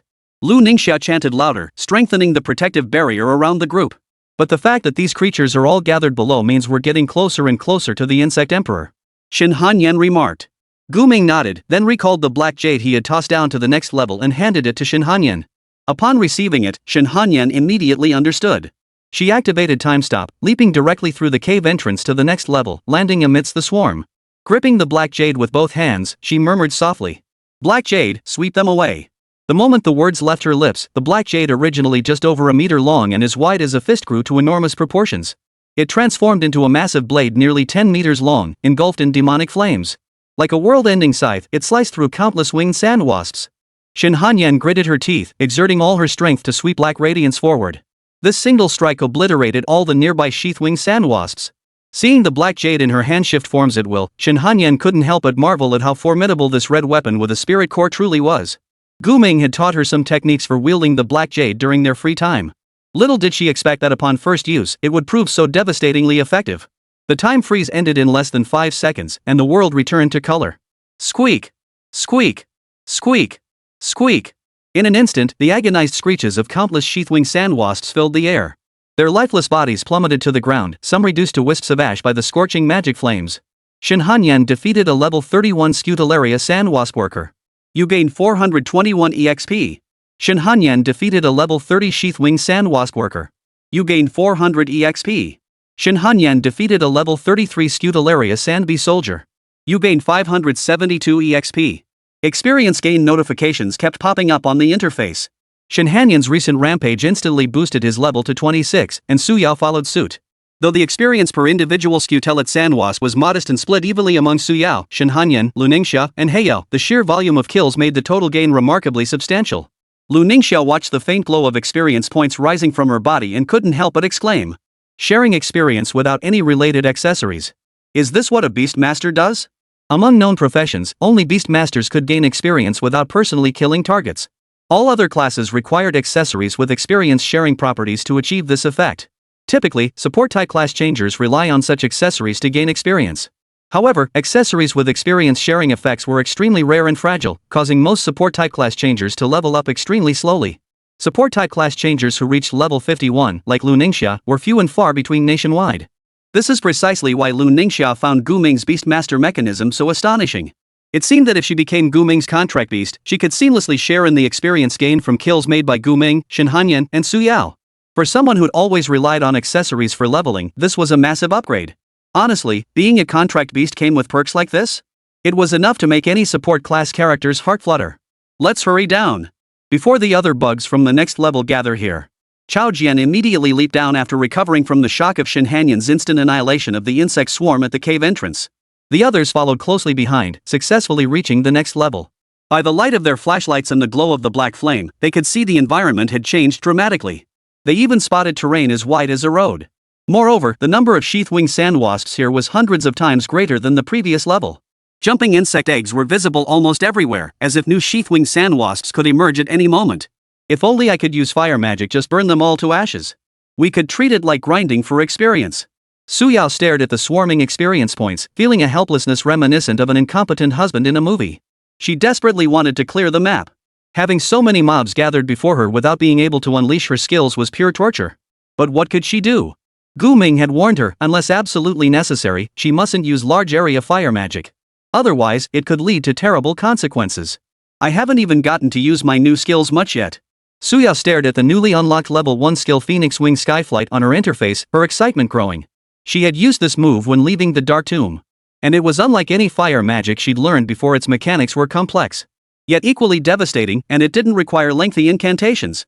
Your chance will come. Gu Ming sensed Su Yao's restless eagerness and gently patted her shoulder, whispering reassurance. Su Yao nodded obediently, heeding Gu Ming's words.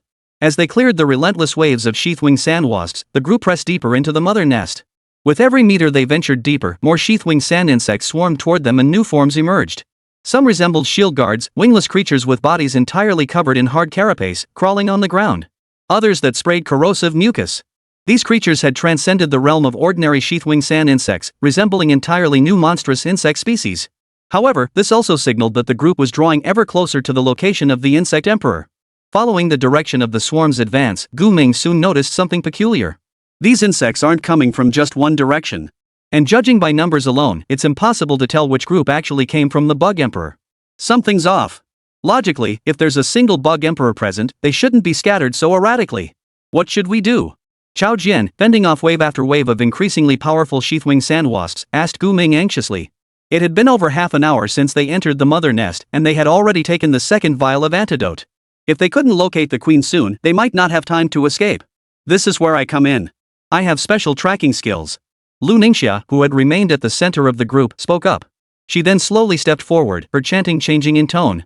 The next instant, a blinding light like daylight erupted from her body, illuminating the once dim mother nest. Radiant light.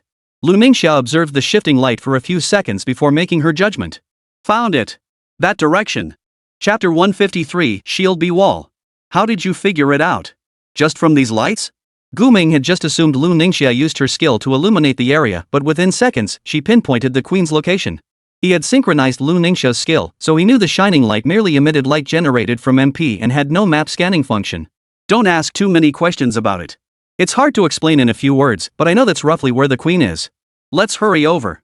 Lu Ningxia addressed the group, then nudged Shen Hanyan's shoulder. Shen Hanyan glanced at Gu Ming, her eyes seeking his opinion. And after Gu Ming nodded, she raised her shield and strode forward in the direction Lu Ningxia had indicated. Truth be told, though no one knew how Master Lu Ningxia found the path. After slaughtering wave after wave of Elytra sandwasps, they did indeed find a suspicious location. A dead end?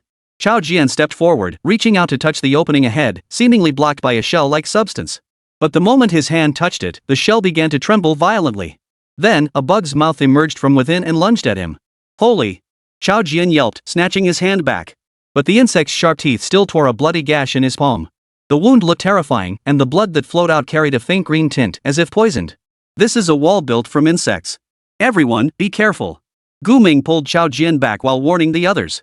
He had seen insects like these before in the mother nest. They appeared to be a variant of the sheath-wing sandwasp, lacking wings and stingers but possessing bodies larger than other sheath-wing sandwasps, along with thick, hard exoskeletons. It was as if their sole purpose in life was to become the protective walls of the hive. For now, let's call them shield bees. However, this was the first time Gu Ming had seen a situation where several shield bees completely blocked the entrance. After Lu Ningxia healed the wound on Chao Jian's hand, he felt a surge of frustration. Yet, wary of the shield bee's sharp mandibles, he simply flung a steel knife at the swarm with all his might. Clang! The steel blade struck the shield bee, producing a sharp metallic clang before being flung aside. The shielded bee that took the hit showed no damage whatsoever on its carapace, not even a scratch. It merely twitched slightly, as if tickled. Damn hard shell. Not a single weak spot to attack. Worse than a turtle. Chao Jian muttered under his breath. Let me try. Shen Hanyan borrowed Gu Ming's black jade, switched it to hammer mode, activated her domain to coat it in azure ice, then swung with all her might at the wall formed by the shield bees. Boom! A dull thud echoed. The next second, as if the entire hive had been shaken by the blow, fragile sections of biomaterial clattered down, carrying with them undeveloped larvae from the insect eggs. Chao Jian promptly disposed of the disgusting remains before turning his attention back to the shield bee wall. Yet the shield bee wall remained unchanged, still firmly anchored in place. Shen Hanyan's hammer strike had only slightly shifted their position. Merely that might hardly cause any substantial damage. I'll try again. Seeing little effect, Shen Hanyan swung black radiance again, preparing to deliver more blows to the shield bee wall. Stop. If you keep smashing like this, the floor might collapse before you break through. Gu Ming called out to halt Shen Hanyan, simultaneously retracting the black jade and reshaping it into a dagger form for easier maneuverability. Shen Hanyan's hammering motion halted abruptly. Understanding Gu Ming's meaning, she nodded without objection and stepped back to the side. Since they're blocking this side, why don't we just break through from the side? Su Yao suddenly suggested. The suggestion lit up everyone's eyes. Indeed, though the shield bee wall was impenetrable, it only blocked a single entrance. If they couldn't destroy it to advance, why not simply carve a path around it? Just go around them. Right. The water mage realized with a flash of insight. Chao Jian immediately picked up the steel blade lying on the ground and walked straight to the edge of the shield bee wall, attempting to carve a path through it with the blade. Let's give it a shot, but I don't think it's very reliable. Gu Ming said to Shen Hanyan. Shen Hanyan nodded slightly, then joined Chao Jian in using their respective weapons to begin digging and breaking through the shield bee barrier. If they could create an opening just wide enough for someone to squeeze through sideways, they would succeed. Lu Ningxia cast a chant to boost their strength, causing a red glow to emanate from Shen Hanyan and Chao Jian. With their strength greatly enhanced, the pair dug faster. In less than 10 minutes, they had torn away a large section of the wall. These insects guard so fiercely the queen must be right behind them. Break through! Chao Jian growled hoarsely as he dug. However, when he and Shen Hanyan finally cleared a passage wide enough for a person, the others saw nothing through the opening. It was as if the interior held not a single glimmer of light. The water mage raised his flashlight and shone it inside. But as the light illuminated the darkness, a mouth full of countless sharp teeth appeared. Whoa! What the hell is that? The water mage jumped in fright, nearly dropping the flashlight as he stumbled backward. Shen Hanyan leaned closer to examine it, her expression instantly turning grave. She turned to Gu Ming and said, "Inside here, it seems to be filled with the same hardened insects as outside. They haven't just formed a wall to block the entrance, they've encircled the entire opening, and not just in one layer." As expected. Even insects wouldn't make such a simple mistake. They wouldn't neglect their rear or protect only one entrance. This development was entirely within Gu Ming's expectations. Chao Jian sank his steel blade into the ground in defeat, complaining irritably. "Damn it! This is completely airtight. And if there's a mother insect inside, how the hell are her eggs supposed to get transported out of here? These things aren't solid walls. They must be sentient and mobile." Gu Ming observed the constantly writhing shield bees before him and answered Chao Jian's question. "Perhaps they only form this impenetrable wall when they sense us outsiders. Normally, they must exist in a different state. So what do we do now? Should we just use brute force?" "No, brute force won't work either. Even if we take out a few of them, the others will rush in to fill the gaps." The water mage grew anxious. He felt the antidote's effects fading within him. Barring any surprises, their time was running out. They likely had only about an hour left. The others realized the gravity of the situation too, their mood instantly turning tense. If they couldn't break through the shield bee wall soon, they'd have to retreat and restock supplies. Just then, "Su Yao, it's time to use fire magic." Gu Ming tapped Su Yao on the shoulder. Su Yao blinked, and the next second, her eyes lit up with excitement. As if she'd been holding back for ages, she immediately raised her hand and began channeling a blazing star explosion. "Finally! Hee. Watch me make a big one. Stop messing around. Put it away." Startled by Su Yao's outburst, Gu Ming hastily absorbed the tiny black flame she'd just conjured. Sighing helplessly, he formed a fireball in his palm and instructed her earnestly. "Stop fooling around. Do you want us both buried in the brood nest? You and I should just use fireballs to create high temperatures and drive these insects away." Chapter 154, For Mother Insects. Use fire? Su Yao felt a pang of disappointment. She genuinely believed she could roll a big one just now. But after understanding Gu Ming's meaning, she immediately mimicked his actions, rolling fireballs to begin scorching the shield bees before them. 2 fireballs, each burning at over 1,000 degrees, pressed against the shield bee wall, transferring intense heat. This caused the shield bees, which had been only slightly wriggling before, to start thrashing violently, their mouthparts opening and closing repeatedly. Insects generally lack pain receptors. They show little reaction when eaten or having limbs severed. Yet this doesn't mean they lack the stress response common to most living creatures. If the temperature change triggered their stress response, they might scatter, exposing the interior they were protecting. Roasting bugs. "All right, I almost forgot you two can use fire magic." Lu Ningxia stared at the searing fireballs in Gu Ming and Su Yao's hands hotter than many master fire mages could conjure and felt a surge of awe. She knew Gu Ming could synchronize every contract beast's innate talents and skills. This made him, already a beastmaster by profession, incredibly versatile, even borderline absurdly so. Now, Gu Ming could even use her chant-based support skills. However, perhaps because she was present, Gu Ming saw no need to support the others. "Hey, one bug got away." Chao Jian spotted a shield bee, its shell scorched nearly to charcoal, finally abandoning its post, and shouted in delight. However, the next second, another shield bee from the rear immediately crawled over to replace the fleeing one, continuing to make the wall impenetrable. Gu Ming frowned slightly, then drew Black Jade. He thinned its blade and thrust it into the narrow gap between 2 shield bees before the newly arrived one could fully position itself. Then, the Black Jade ignited with demonic flames. The fire began burning from within the shield bee wall, filling every gap between the bees with crimson demonic flames. The effect was immediate and devastating. Countless shield bees began to panic, scattering in all directions, finally exposing a large gap. "Now!" Gu Ming bellowed, flipping the Black Jade upright in his hand and jamming it firmly into the gap. This blocked any shield bees attempting to fill the void. Their massive, inflexible bodies were utterly incapable of squeezing through the Black Jade to reseal the breach. The swarm panicked. Before they could react, Gu Ming leaped through the gap first, followed closely by the water mage and Chao Jian. Su Yao, Shen Hanyan, and Lu Ningxia hadn't even had time to jump in before Gu Ming used beast summoning to recall them to his side. In the blink of an eye, the entire group entered the space protected by the shield bees. This space was immense, resembling a grand hall adorned with organic matter. Yet, due to the lack of light, the group could only glimpse a small portion of the surroundings. It's so dark. Radiant light. Without hesitation, Lu Ningxia activated this illumination skill. But the moment she saw what lay before her, she regretted it. Within the vast, enclosed space composed of repulsive organic matter and minerals, countless writhing insect eggs clung to surfaces. Animal carcasses lay mutilated, and one after another, sheath-winged sandwasps stared at them with blood-red eyes. Even more terrifying, nestled among the clusters of eggs, were 4 enormous, bloated queen insects each as massive as skyscrapers. Lu Ningxia felt her heart sink at the sight. She quickly covered her mouth to stifle a scream. Holy, these are 4 mother insects? Chao Jian stared at the 4 enormous queens not far away, daring not to breathe any louder. He wasn't unfamiliar with large monsters. When he faced the second stage corpse lord earlier, he'd felt tense but not terrified. But now, who could possibly remain unafraid after witnessing such a soul-shaking sight? 4 mother bugs. 4 mother bugs. They occupied the 4 corners of the space, laying eggs at an astonishing speed. Their pitch-black eyes seemed to be constantly watching everyone. The group's SAN plummeted like madmen, feeling as though they were trapped in a living hell. No wonder there are so many of them. Gu Ming frowned, his suspicions instantly confirmed. He had sensed it all along, these Scutularia sandwasps weren't particularly strong fighters, nor did they possess any special abilities. Logically, they shouldn't hold such dominance in the erosion canyon. The only explanation was their sheer, overwhelming numbers. Such vast numbers demanded immense reproductive capacity from the queen insects. 4 queens producing together. How could other insect clans, typically relying on a single queen, possibly compete? But how could insects possibly have 4 queens coexisting at the same time? Su Yao pinched her nose, biting off the overwhelming stench, as she voiced the question that puzzled everyone. I don't know. I've never encountered this situation before. Shen Hanyan replied in a low voice. She had tackled insect-themed dungeons before, but even when those insects transformed into monsters, they still retained the fundamental traits of insects. Where had she ever seen a hive with multiple queen insects? And all of them were this enormous. Forget why. Just get rid of these things already, okay? I can't take it anymore. Lu Ningxia covered her nose and mouth with her sleeve, her disgust evident on her face. She practically urged Gu Ming. Right, let's take care of them first.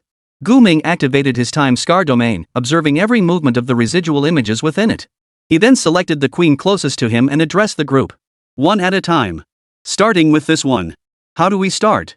Are we supposed to chop these things with knives? Chao Jian gripped his twin blades tightly, gazing up at the mother insect towering over 10 meters high. For a moment, he genuinely didn't know where to begin. Meanwhile, the other sheath-winged sandwasps tasked with protecting the queen swarmed toward them, their deafening buzzing filling the air as if poised to engulf them all. Gu Ming knew that picking off these beetles one by one was futile now. The queen was still laying eggs non-stop, and their clearing speed couldn't possibly outpace the egg-laying rate of 4 queens. Thus, there was only one solution left. Su Yao, the old method. Gu Ming instructed Su Yao, then summoned the Slime King, intending to use it as Su Yao's supply reservoir once more. However, the nearby beetle sandworms were simply too numerous. The moment the Slime King appeared, it was voraciously devoured by them. Its size shrank visibly before their eyes. This is bad. Seeing the dire situation, Gu Ming quickly recalled the Slime King. Let me handle this.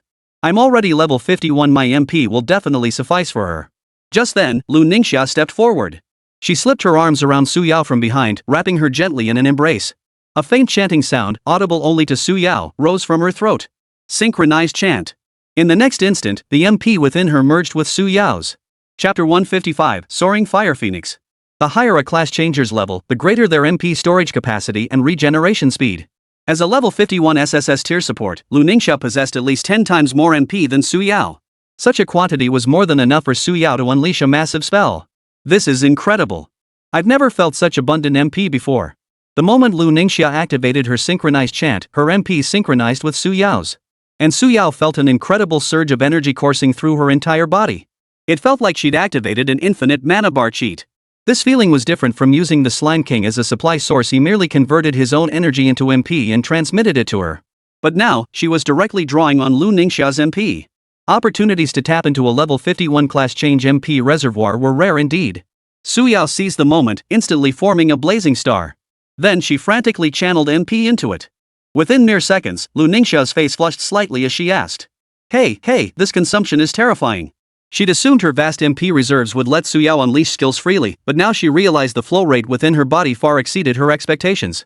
Even the wealthiest landowner couldn't sustain such reckless spending. Everyone else, clear the surrounding bugs with me. Don't let these things bother Su Yao. Seeing Su Yao's situation resolved, Gu Ming barked orders to the others. At his command, everyone sprang into action, each employing their own methods to attack the swarming insects charging madly toward them. Within the space, fueled by the presence of 4 queen insects, the number of Scutularia sandwasps was exploding. They were being churned out as if they were practically free. As if aware that Gu Ming's group intended to eliminate them, they desperately spawned new beetles to protect themselves. As queen insects, their bodies were bloated and oversized from reproduction, leaving them no choice but to attack the group in this manner. One more warning. Su Yao's attack could obliterate the entire queen's nest. Everyone must find cover immediately to ensure your safety don't get caught in the debris or swamped by the insects. After shouting this warning, Gu Ming incinerated 2 sheathwing sandwasps with a single strike. He then enveloped the group in a lava shield, ready to unleash explosive inferno at any moment to eliminate any sheathwing sandwasps they couldn't handle. He had refrained from using the area of effect Inferno Blast all this time precisely because he feared it might destroy the entire hive before the queen was killed. If the queen were exposed outside then, it might cause even greater trouble. Therefore, they now waited for Su Yao to unleash her ultimate strike, one capable of instantly eliminating all 4 queen wasps and obliterating the nest itself. Understood, Deputy Director. Chao Jian and the water mage responded to Gu Mingdao. Yes, Master. Shen Hanyan activated the permafrost domain at full power, erecting several ice walls to prevent the Scutularia sandwasps from attacking from too many directions and to protect the 2 individuals at the center. Su Yao and Lu Ningxia stood at the center of the group, one channeling the flaming explosion star, the other supplying MP. Little sister, your mana consumption is insane. I think I'm about to hit my limit. Lu Ningxia's flushed cheeks grew more pronounced, her breathing becoming noticeably labored. Su Yao glanced up at the gathering flame explosion star, realizing its current size wasn't enough to instantly kill all 4. She replied awkwardly. Not big enough yet. Miss Lu Ningxia, could you please step up a bit? Isn't this powerful enough? My MP pool is way higher than most mages. You're just using it too fast. Seriously, how much MP does this skill even require? Lu Ningxia's tone carried a hint of complaint, yet her arms remained wrapped around Su Yao, her lips still moving in unison with the chant. Feeling her MP reserves rapidly depleting, she sighed softly after a few seconds. She retrieved 3 gold-rimmed vials filled with thick blue liquid from her storage ring, opened one with her teeth, and downed its contents in one gulp. The next second, her MP began to recover at an astonishing rate. Ugh, this tastes awful. Lu Ningxia tossed the empty bottle aside like trash after her complaint. The water mage witnessed this and his eyes widened in shock. Miss Lu Ningxia, you actually carry this kind of potion? He recognized the bottle Lu Ningxia had just tossed. It was clearly a high-grade MP restorative, retailing at 6 million credits per bottle. Rumor had it that a single bottle could rapidly restore the user's MP, with only one drawback: its exorbitant price. Normally, only class changers with high MP consumption would carry one for crucial dungeon runs, as ordinary MP potions costing hundreds of thousands were usually sufficient. But who would have guessed that Ningxia Lu would pull out 3 bottles of this 6 million yuan per bottle stuff? Of course. What if I run out of MP? I always carry at least 20 bottles when I go out. 20 bottles? Over 100 million. Lu Ningxia replied casually, then downed another bottle of high-grade MP potion, restoring her MP to near overflowing levels. Perhaps due to the potion's potent ingredients, her mind began to surge with heightened alertness. Protection chant, strength chant, healing chant. Countless chanting skills that boosted everyone's stats were unleashed by Lu Ningxia one after another. The melody she had been softly humming earlier now became complex and frenzied, like an explosive dance track. Now, under the blessings of various chants, the group radiated multicolored light. From a third-person perspective, it looked like a hallucinatory spectacle. Such overwhelmingly powerful support effects.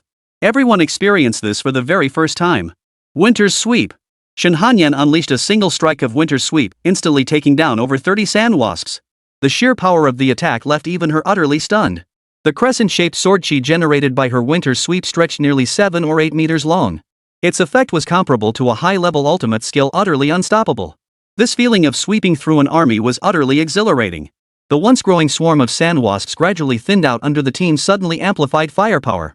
Gu Mingqi, utilizing his time-stop domain, weaved through the swarm while simultaneously triggering instant explosions with his miniature Inferno Star technique. Amidst the battlefield littered with corpses, he unleashed wave after wave of detonations, nearly shattering the beetle swarm's formation. The situation was looking incredibly promising. Whirlwind slash. Slash. Slash. Slash. Water dragon blast. Blast. One more. They were killing like madmen. The 4 queen insects desperately produced more and more sandwasps, but gradually they were overwhelmed.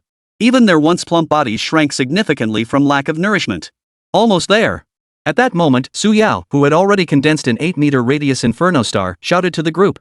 Behind her, Lu Ningxia, who had been clinging to her, finally relaxed her expression upon hearing this, tossing aside the 4th bottle of high-grade mana potion she had just finished. Alright, everyone, be careful. Gu Ming roared, then leapt into the air with a time stop, searching for the optimal position to unleash the flaming star's full destructive potential. 2 seconds later. Got it. Recall. Time resumed its flow, and Su Yao appeared instantly beside Gu Ming. Her gathered flaming explosion star was aimed directly at the faces of the 4 mother insects. Chapter 156, The True Insect Emperor. Everyone, come to me. Shen Hanyan watched as Su Yao unleashed the flaming explosion star. Countless sheath-wing sand wasps were sucked into its terrifying gravitational pull. Simultaneously, the 4 queen insects sensed something amiss and attempted to wriggle their bloated bodies away. But it was useless. The massive black flame sphere had already begun collapsing at an incredible speed. Shen Hanyan knew full well the destructive power of a celestial star, a flaming explosion of this magnitude. Even with the lava shields protecting them, the others would likely still suffer injuries. So she hurried to a corner and shouted to the others. She intended to use the azure ice to form a fortress, shielding everyone from the fiery star's blast. Chao Jian and the water mage immediately sprinted toward Shen Hanyan. Lu Ningxia couldn't run fast, so Shen Hanyan directly activated time stop to carry her into the fortress. Thank goodness for you, little Shen. You're the only one who cares about me. When Lu Ningxia came to her senses, she found herself safely within the azure ice fortress, cradled in Princess Shen Hanyan's arms. She couldn't resist giving Shen Hanyan a quick peck on the cheek. Cut it out. This is a battlefield. Shen Hanyan turned her face away, dodging Lu Ningxia's lips, then gently set her down. At that very moment. Boom! The black flame sphere, collapsed to its absolute limit, erupted with waves of destruction rivaling the end of the world. The black flames consumed everything, devouring the 4 mother insects who had remained loyal to their brood their entire lives, along with the entire hive nest composed of biomass and minerals. What do we do? Su Yao, suspended in midair, asked Gu Ming. Her eyes darted frantically around the crumbling surroundings, watching the collapsing corpses and hive fragments raining down from above. Mission accomplished. We're getting the hell out of here. As Gu Ming spoke, his time-scarred domain instantly overlapped with the permafrost domain. In the blink of an eye, time froze countless objects in their tracks. Even the falling debris suspended mid-air, as if defying the laws of physics. Grasping Su Yao's waist with one hand, he planted his foot on a fragment of rock and aimed at a female insect still writhing and screaming. He roared. Phoenix Wing Sky Flight. The next second, a colossal fire phoenix formed from crimson gold flames appeared beneath Gu Ming's feet. A piercing bird cry echoed through the air. The phoenix spreads its wings, its cry piercing the air as it bursts through the insect nest's walls with unstoppable force. Is that a phoenix? Crouching within the Tsangbing fortress, Shen Hanyan clearly witnessed this breathtaking scene through the cracks in the ice walls. She knew this was the new skill Su Yao had acquired through leveling up. The fire phoenix cried out, as if poised to carry Gu Ming and Su Yao skyward.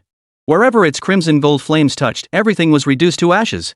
Such visual spectacle was utterly mesmerizing, leaving one rooted to the spot. Lu Ningxia's delicate brows furrowed slightly as she raised her hand to shield her eyes from the fiery phoenix's intense glow. Half squinting, she watched the suddenly appeared divine beast as it tore through the insect nest, allowing the outside light to flood the once pitch-black interior. The way out has been opened by Gu Ming. She murmured blankly. We must leave quickly. The nest is about to collapse completely. Shen Hanyan grabbed Lu Ningxia's left hand with her left arm while smashing through the ice wall with her right fist, rushing toward the hole the fire phoenix had blasted open. Oh right, we're not safe yet. Only then did Chao Jian and the water mage recover from the shock of witnessing the fire phoenix, quickly following Shen Hanyan's footsteps. Speed chant. Lu Ningxia's chant made everyone's bodies feel significantly lighter. Simultaneously, she nervously warned Shen Hanyan. There are tons of falling debris and unknown liquids, plus collapses ahead. We might not have enough time.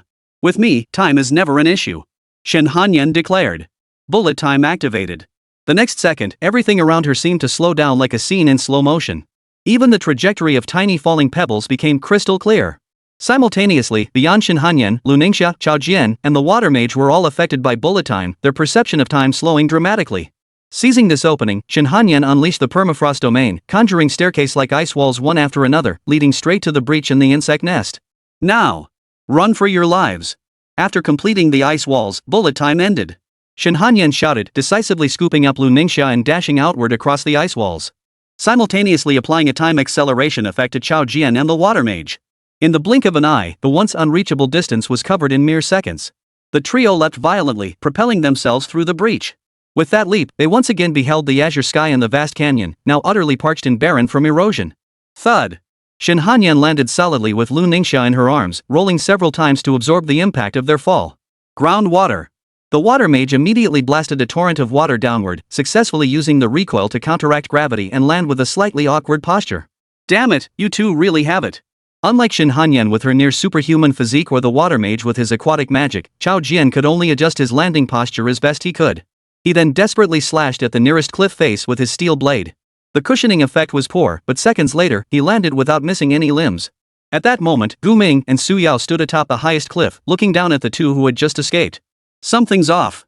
After confirming everyone's safety, Gu Ming lifted his head to observe the insect nest slowly collapsing due to the flaming star explosion. Given the fragile geology of this weathered canyon, the insect nest built upon it should have been structurally weak and should have collapsed completely by now. Yet after a single collapse, the nest suddenly regained stability with unbelievable force, even gradually adjusting its position. Was it just his imagination? Gu Ming couldn't shake the feeling that this thing was moving. He narrowed his eyes to scrutinize the nest when suddenly, a pair of blood-red, cloudy eyes locked with his. It's not an illusion, this thing has come back to life. He roared. From the shattered base of the nest, several razor-sharp legs slowly extended outward. Excess biomass and minerals continuously shed away. Soon, a colossal insect, titanic in size and utterly beyond estimation, began to stir. The hive itself had come to life. It's not come to life, this hive was always a single insect. What? Su Yao stared at the mountain-sized insect stirring to life, her face instantly turning pale. Below, Shin Hanyan and her group also sensed something was terribly wrong and hurriedly retreated from the nest. At that moment, a line of text appeared on everyone's interface. Sheathwing Queen Boss. Species, Insectoid. Level, 40. Immediately after, countless bizarre creatures began erupting from the fragile cliff face. This isn't over yet. Retreat to a safe distance immediately. At Chapter 157, Super Giant Boss Battle. A sudden anomaly occurred. That colossal insect nest, as massive as a mountain, was actually a living boss. A queen. How could there be another queen? We killed all 4 mother insects. This defies the very laws of insect survival. The water mage used torrent to retreat while shouting in confusion. These things aren't normal insects. You know we killed 4 queen insects. Given that, it's no wonder the entire nest is a queen. Chao Jian responded while running alongside the water mage. Lu Ningxia was once again lifted by Shin Hanyan, who used time stop to instantly transport her to Gu Ming's side. Standing atop the cliff, they stared at the exaggerated queen of the swarm resembling an alien monster from a movie, their nerves stretched to breaking point. I've never seen such a massive insect boss before. Lu Ningxia's voice trembled as she addressed the group. I've cleared 137 dungeons, and not a single boss in any of them was as colossal as this thing. The Sheathwing Queen shook its body, shedding countless Sheathwing sand bees and excess biomass, gradually revealing its true form. A twisted, deformed insectoid head, a pair of razor-sharp fangs protruding from its mouthparts, a body covered in dark golden exoskeleton, and 6 massive scythe-like appendages below. Despite the massive gash torn by Su Yao's explosion, it seemed utterly unaffected, its life force untouched. This creature was already among the largest boss-class enemies, far beyond what a small squad could handle. Hiss, hiss, roar. Perhaps because all 4 brood inside it had been killed, or perhaps due to its injuries, the Sheathwing Queen now seemed to have gone berserk, letting out a deep, explosive roar to the heavens. It continuously released ordinary sheathwing sand wasps. Its massive, thin wings quivering on its back as if preparing to unfold. Something's wrong. Everyone, retreat further. Find cover immediately. Gu Ming knew danger was imminent the moment he saw the beetle queen's wings begin to stir. A creature of this size could never take flight with such flimsy wings. Now, by flapping its wings, it was most likely preparing to attack. Heeding Gu Ming's warning, the group immediately retreated and found a large boulder for cover. To maximize safety, Gu Ming and Shin Hanyan even erected several solid ice walls ahead as a defensive barrier. This seemed overly cautious, but honestly, who would dare to take on an attack from a monster of this size head-on? The sky's changing color. How can there be dark clouds in a place like this? Su Yao glanced up casually and saw the sky darkening as countless grains of sand swirled through the air. Those aren't dark clouds. They're the wings of the Sheathwing Queen. Gu Ming corrected Su Yao. Wings? Hearing this, the others all looked up at the sky in unison. After a moment of careful observation, they realized Gu Ming was right.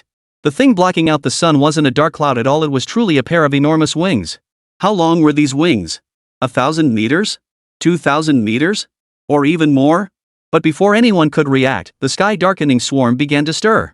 The wind whipped up countless fragments of rock and sand from the eroded canyon, transforming them into deadly projectiles. Propelled by the fierce gusts generated by the queen's flapping wings, they flew toward the group like bullets. Thud, thud, thud. The hail of attacks pounded the ice wall. Though each strike alone held little power, multiplied thousands upon thousands of times, it was enough to pierce even the hardest substance in the world. Gu Ming and Shin Hanyan continuously reinforced the ice wall, holding firm against the Sheathwing Queen's assault. Su Yao leaned against the rock, her mind completely blank. She had thought that after killing the 4 queen insects, their mission would be complete, and they could happily call it a day and rest. But what the hell was going on now? An extra boss battle? Are you kidding me? How were they supposed to handle this thing with just a few of them? Do we have a chance to escape? Su Yao, unusually, suggested retreat. She wasn't usually like this. Even when facing the Lord of the Lake Abyss before, she would have fought alongside Gu Ming to the death. But now, she was genuinely feeling hopeless. Run? Even if we could escape, who would deal with this thing? The water mage immediately dismissed Su Yao's idea. He knew this desolate, barren gorge held nothing but them and a swarm of insects. If they wanted to contact reinforcements, they'd have to return to their starting camp. Otherwise, they couldn't even make a phone call here. The group exchanged glances, about to discuss sending one person back to the camp for help while the rest stayed behind to stall the queen of the sheathwing bees. At that moment, Lu Ningxia spoke slowly. There's no escape. Her words struck them like a heavy hammer. Look. The sky. The sky? Chao Jian froze momentarily. He noticed the light around him growing dimmer, as if the queen's wings had spread further. Yet when he looked up, he realized. What hung overhead was not a swarm of wings at all, but a vast, impenetrable black mass, a swarm of sheath-winged sandwasps so dense that not even light could penetrate it. 10,000? 100,000? Or even 1,000,000? The sheer number of these insects was beyond estimation. Now, they stared menacingly at the group hiding behind the rocks, their mandibles opening and closing as if preparing to devour every last bit of flesh. Gu Ming stood up, defying the deafening buzz, and looked once more at the sheath-winged queen. Beneath it, writhing female insects were crawling out one after another. Their size was nearly identical to the 4 they had killed earlier with Su Yao. But now, they faced not just 4 queen insects, but an endless stream of queen insects capable of producing sheath-winged sandwasps. The sky darkening, innumerable swarm of beetle sandwasps had been spawned by this brood of queens. Where on earth does it get enough nutrients to nurture so many queens? Gu Ming furrowed his brow, utterly baffled by the physical constitution and origins of this swarm. He finally understood what Lu Ningxia meant when she said, there's no escape.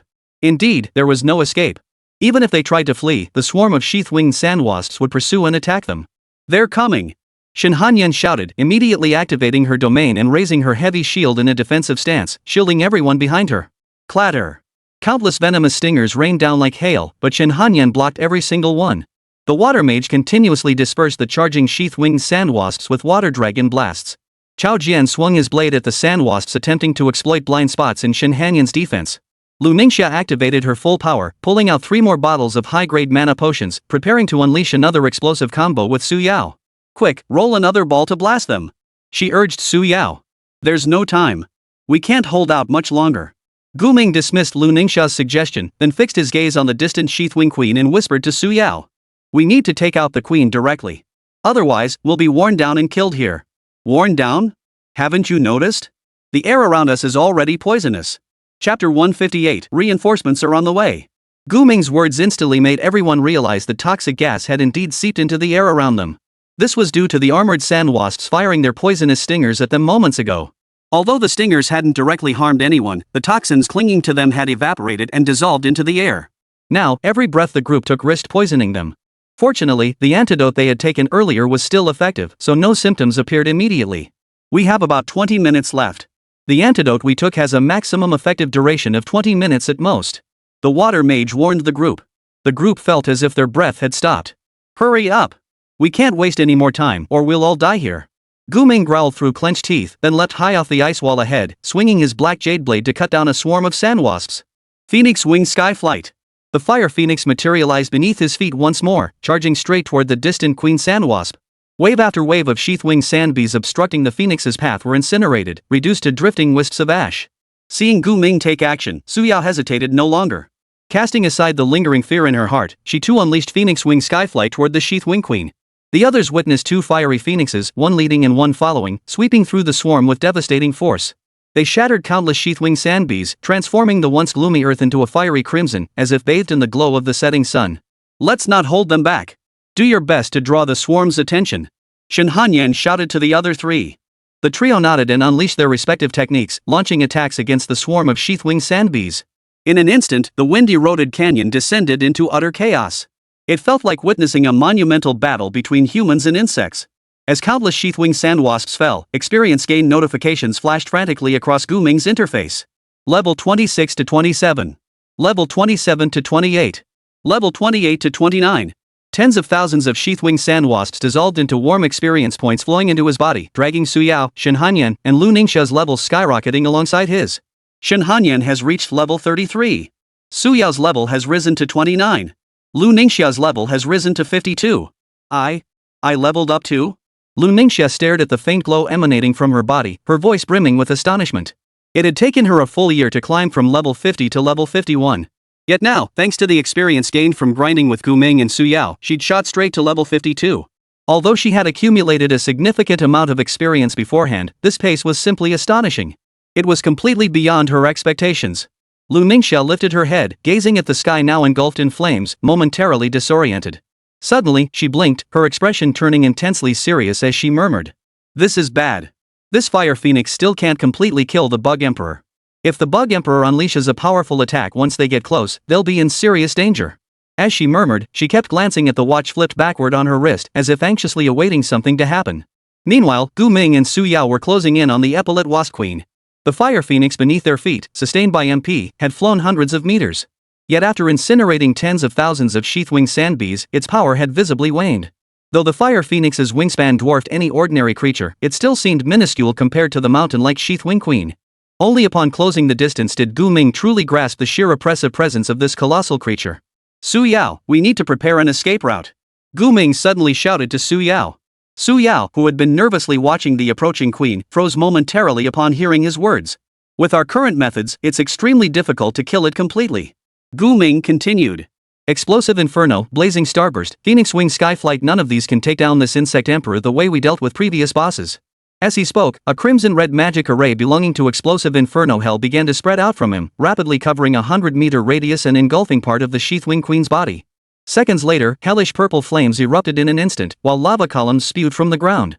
This instantly incinerated more sheath-wing sand bees into ash, simultaneously scorching the sheath-wing queen's appendages into a vast expanse of charred, mangled, carbonized flesh. However, the sections of the queen's body protected by its dark gold exoskeleton suffered little damage, still reflecting a blinding glare. Viewed as a whole, the damage Gu Ming had inflicted on the sheath-wing queen was akin to singeing a cow's hoof with fire, utterly incapable of delivering a fatal blow, and likely to make the beast even more ferocious. Roar!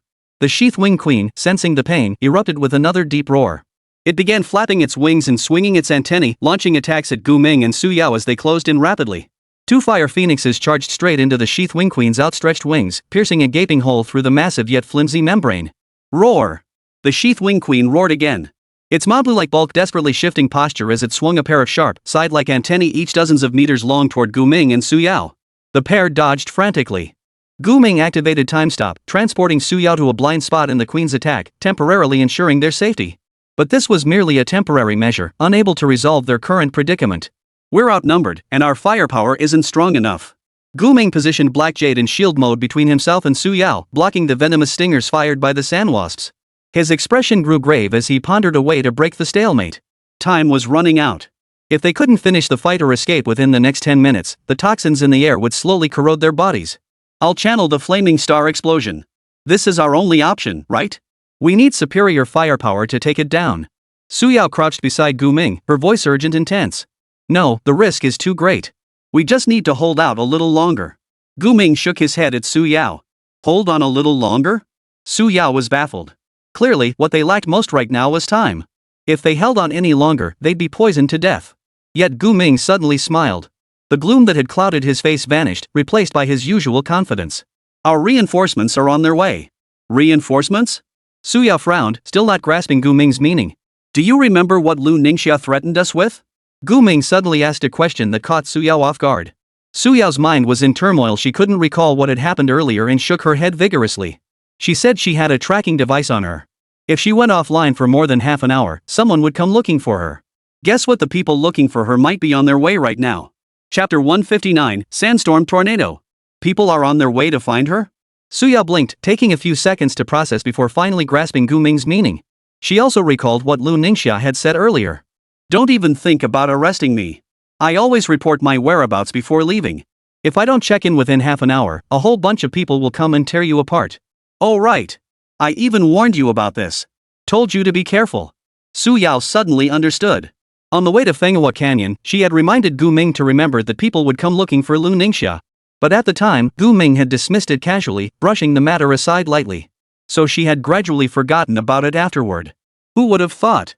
Gu Ming had been preparing for this exact situation all along? No way. Had Gu Ming anticipated such a desperate predicament from the very beginning? Not at all. The 4 queen insects we encountered in the nest, and now this queen insect we're facing, they were all unexpected. Gazing at the frantic, shrieking queen of the sheath-wing bees charging toward him from a short distance away, Gu Ming narrowed his eyes slightly as he addressed Su Yao. But I knew someone would come looking for Lu Ningxia. That wasn't necessarily a bad thing for us, so I didn't interfere. I never imagined it would actually come in handy now. As he spoke, the queen's attacks came in rapid succession. He grabbed Su Yao with one hand, halted time, and perfectly evaded the assault with his domain, retreating once more to a relatively safe spot. So now we just wait? Wait for someone to come looking for us? Su Yao gazed at the endless, weathered Gobi Desert stretching into the distance, her voice laced with tension as she asked Gu Ming. She found it hard to believe that this seemingly hopeless crisis might resolve itself without them having to fight desperately. She thought about it, those people searching for Lu Ningxia must be incredibly powerful. If they were here, they might actually be able to kill this sheath-wing queen. That's right. Gu Ming nodded, continuing to employ various tactics to evade the sheath-wing queen's attacks while keeping Su Yao hidden. With them drawing fire on their end, Shen Hanyan's side faced much less pressure. They only needed to focus on dealing with the swarm of ordinary sheath-winged sandwasps constantly attacking them. No signal, no signal. This is a satellite phone, for crying out loud. Lu Ningxia had pulled a brick-sized phone from her storage ring at some point and was now pacing around frantically searching for a signal. After several minutes without a signal, she even started jumping around in frustration. Lu Ningxia, what are you doing? Did you take the satellite phone? Shen Hanyan, who had been focused on fending off the swarm of beetle sandwasps, noticed Lu Ningxia bouncing around with the satellite phone and asked hesitantly. Of course I did. Only a satellite phone can get a signal in a place like this. But now it seems like something unexpected happened. I need to find a spot with reception. Lu Ningxia waved the satellite phone back and forth, searching for a signal. And when she couldn't find any, she simply climbed onto Shen Hanyan's back, positioning herself to straddle Shen Hanyan's neck, intending to get a higher vantage point for the signal. Do you really have to climb on my back? I can't free my hands to protect you. When Shen Hanyan felt Lu Ningxia's long, shapely legs draped over his shoulders, his mind nearly short-circuited. She couldn't understand why Lu Ningxia was acting like a child at a time like this. But Lu Ningxia seemed utterly righteous in her demand. If I don't climb behind you, am I supposed to climb behind those 2 men? I'd rather die here. Hey, and I can't go find a rock to stand on by myself, I'd just get swarmed by bugs again. You? Shen Hanyan was momentarily speechless, finding Lu Ningxia's reasoning strangely plausible. Lu Ningxia snorted lightly, seemingly satisfied that Shen Hanyan now had to both look after her and deal with the swarm of sandwasps. Hello, miss? Can you hear me? Just then, the satellite phone in her hand, which had only been crackling with static moments ago, suddenly crackled to life with a confident female voice. Finally got a signal. Where are you guys? Hurry over, we can't hold out much longer. Lu Ningxia clutched the satellite phone, her voice urgent as she addressed the person on the other end. We're tracking your location and heading your way. It should take about 7 or 8 minutes. What exactly are you facing? Oh, it's hard to explain in a few words. Let me tell you, I'm facing a level 40 supergiant boss, but the average level of the class changers around me isn't even 40 yet. We're about to be overwhelmed. Lu Ningxia continued urgently. Hearing this, the person on the other end of the line lost their temper. A super-sized boss? What kind of monster put you in such danger? Stay safe, I'll be there immediately. Lu Ningxia heard a sudden crackling sound like thunder over the phone, and then the satellite phone in her hand lost signal again. Hello? Hello? Lu Ningxia, are you ready? The swarm is closing in again. Shen Hanyan shouted at Lu Ningxia, who was perched on her neck, her eyes fixed on the thousands of sheath-wing sandwasps charging toward them. She activated bullet time once more, instantly slowing the venomous stingers fired by the beetles to a crawl. Then, swinging her heavy sword, she sliced through every single venomous stinger.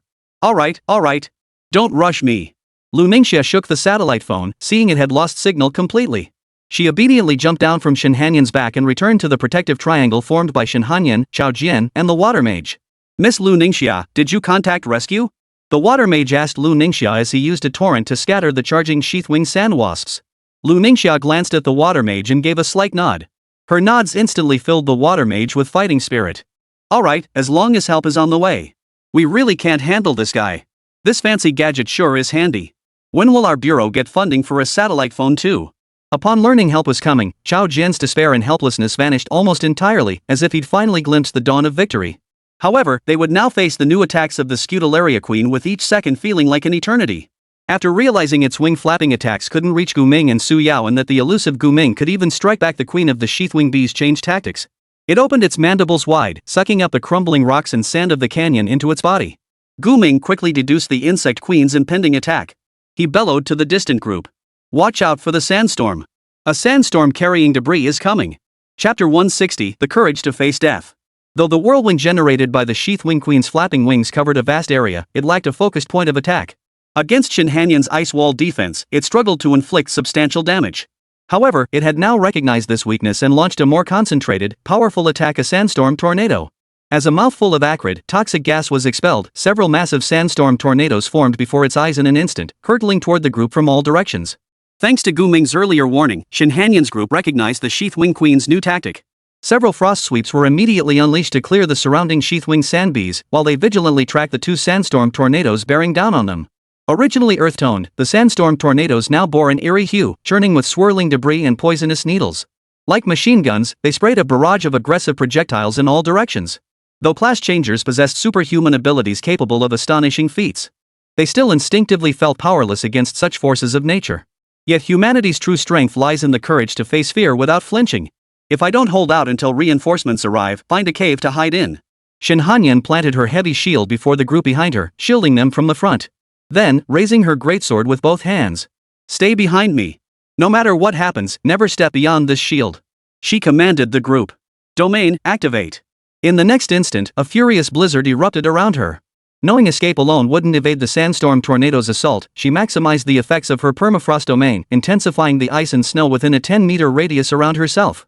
Instantly, the scattered ice and snow interacted with the rapidly approaching sandstorm tornado.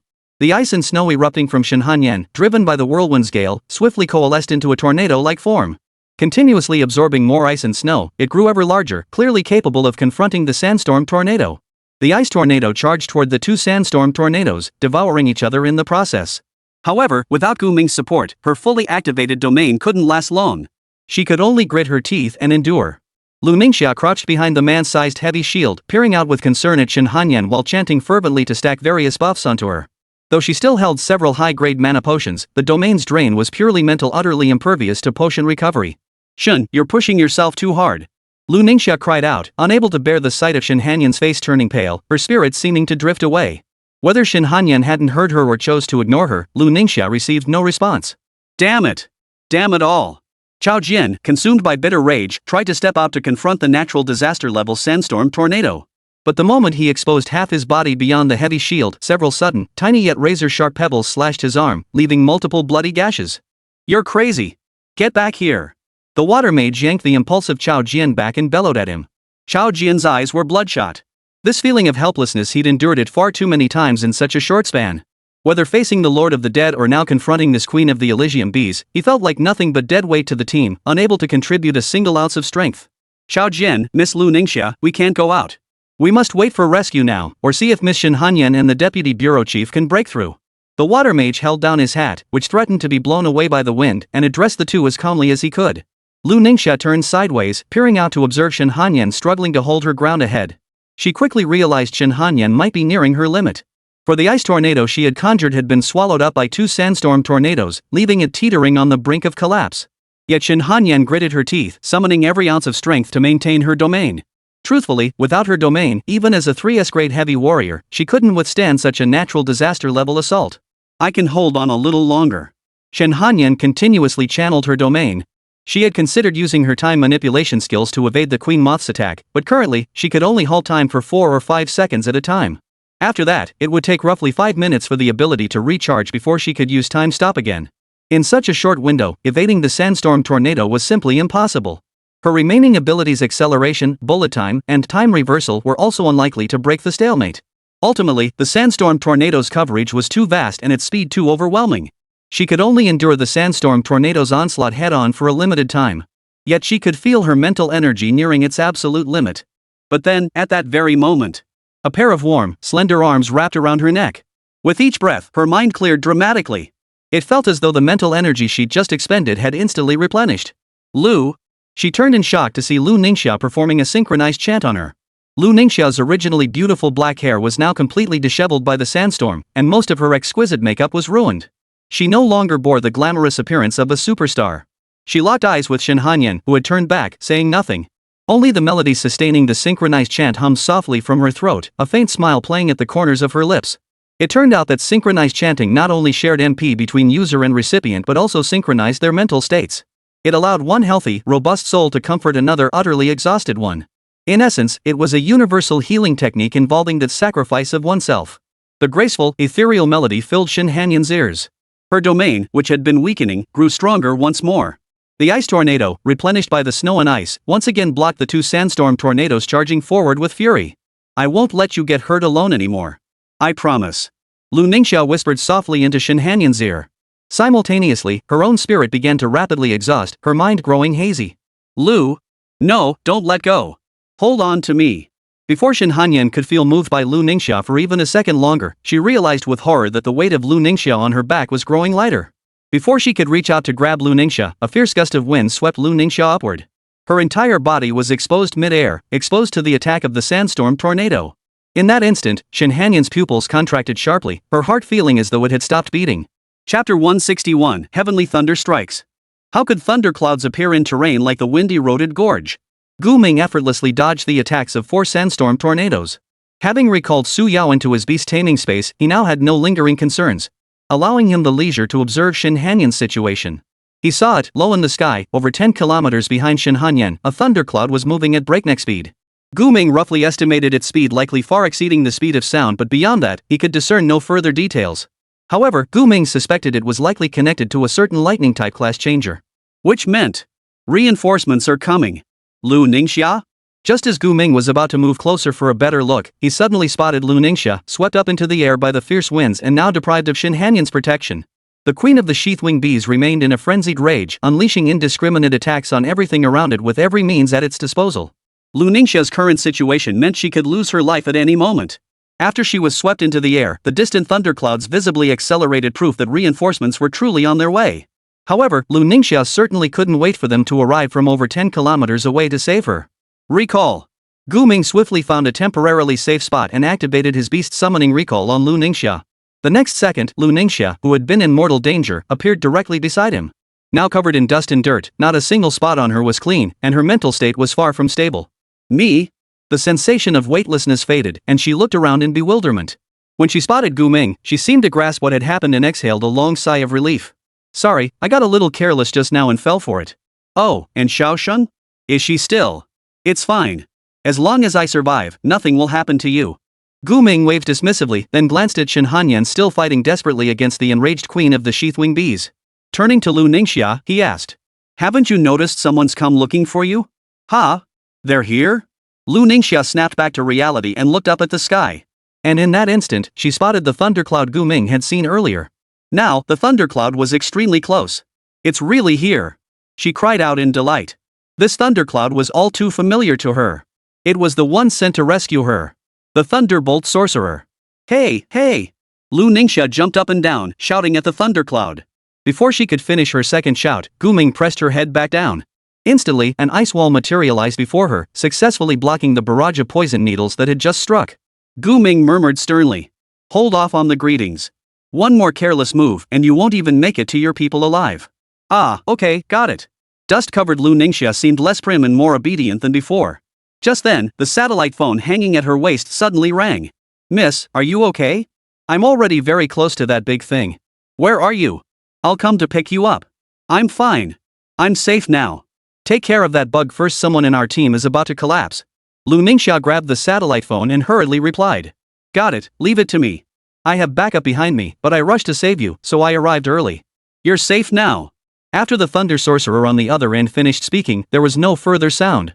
Gu Ming stood atop a rock, gazing at the thundercloud in the sky, and saw the cloud shifting course, hurtling straight toward the Sheath-Wing Queen.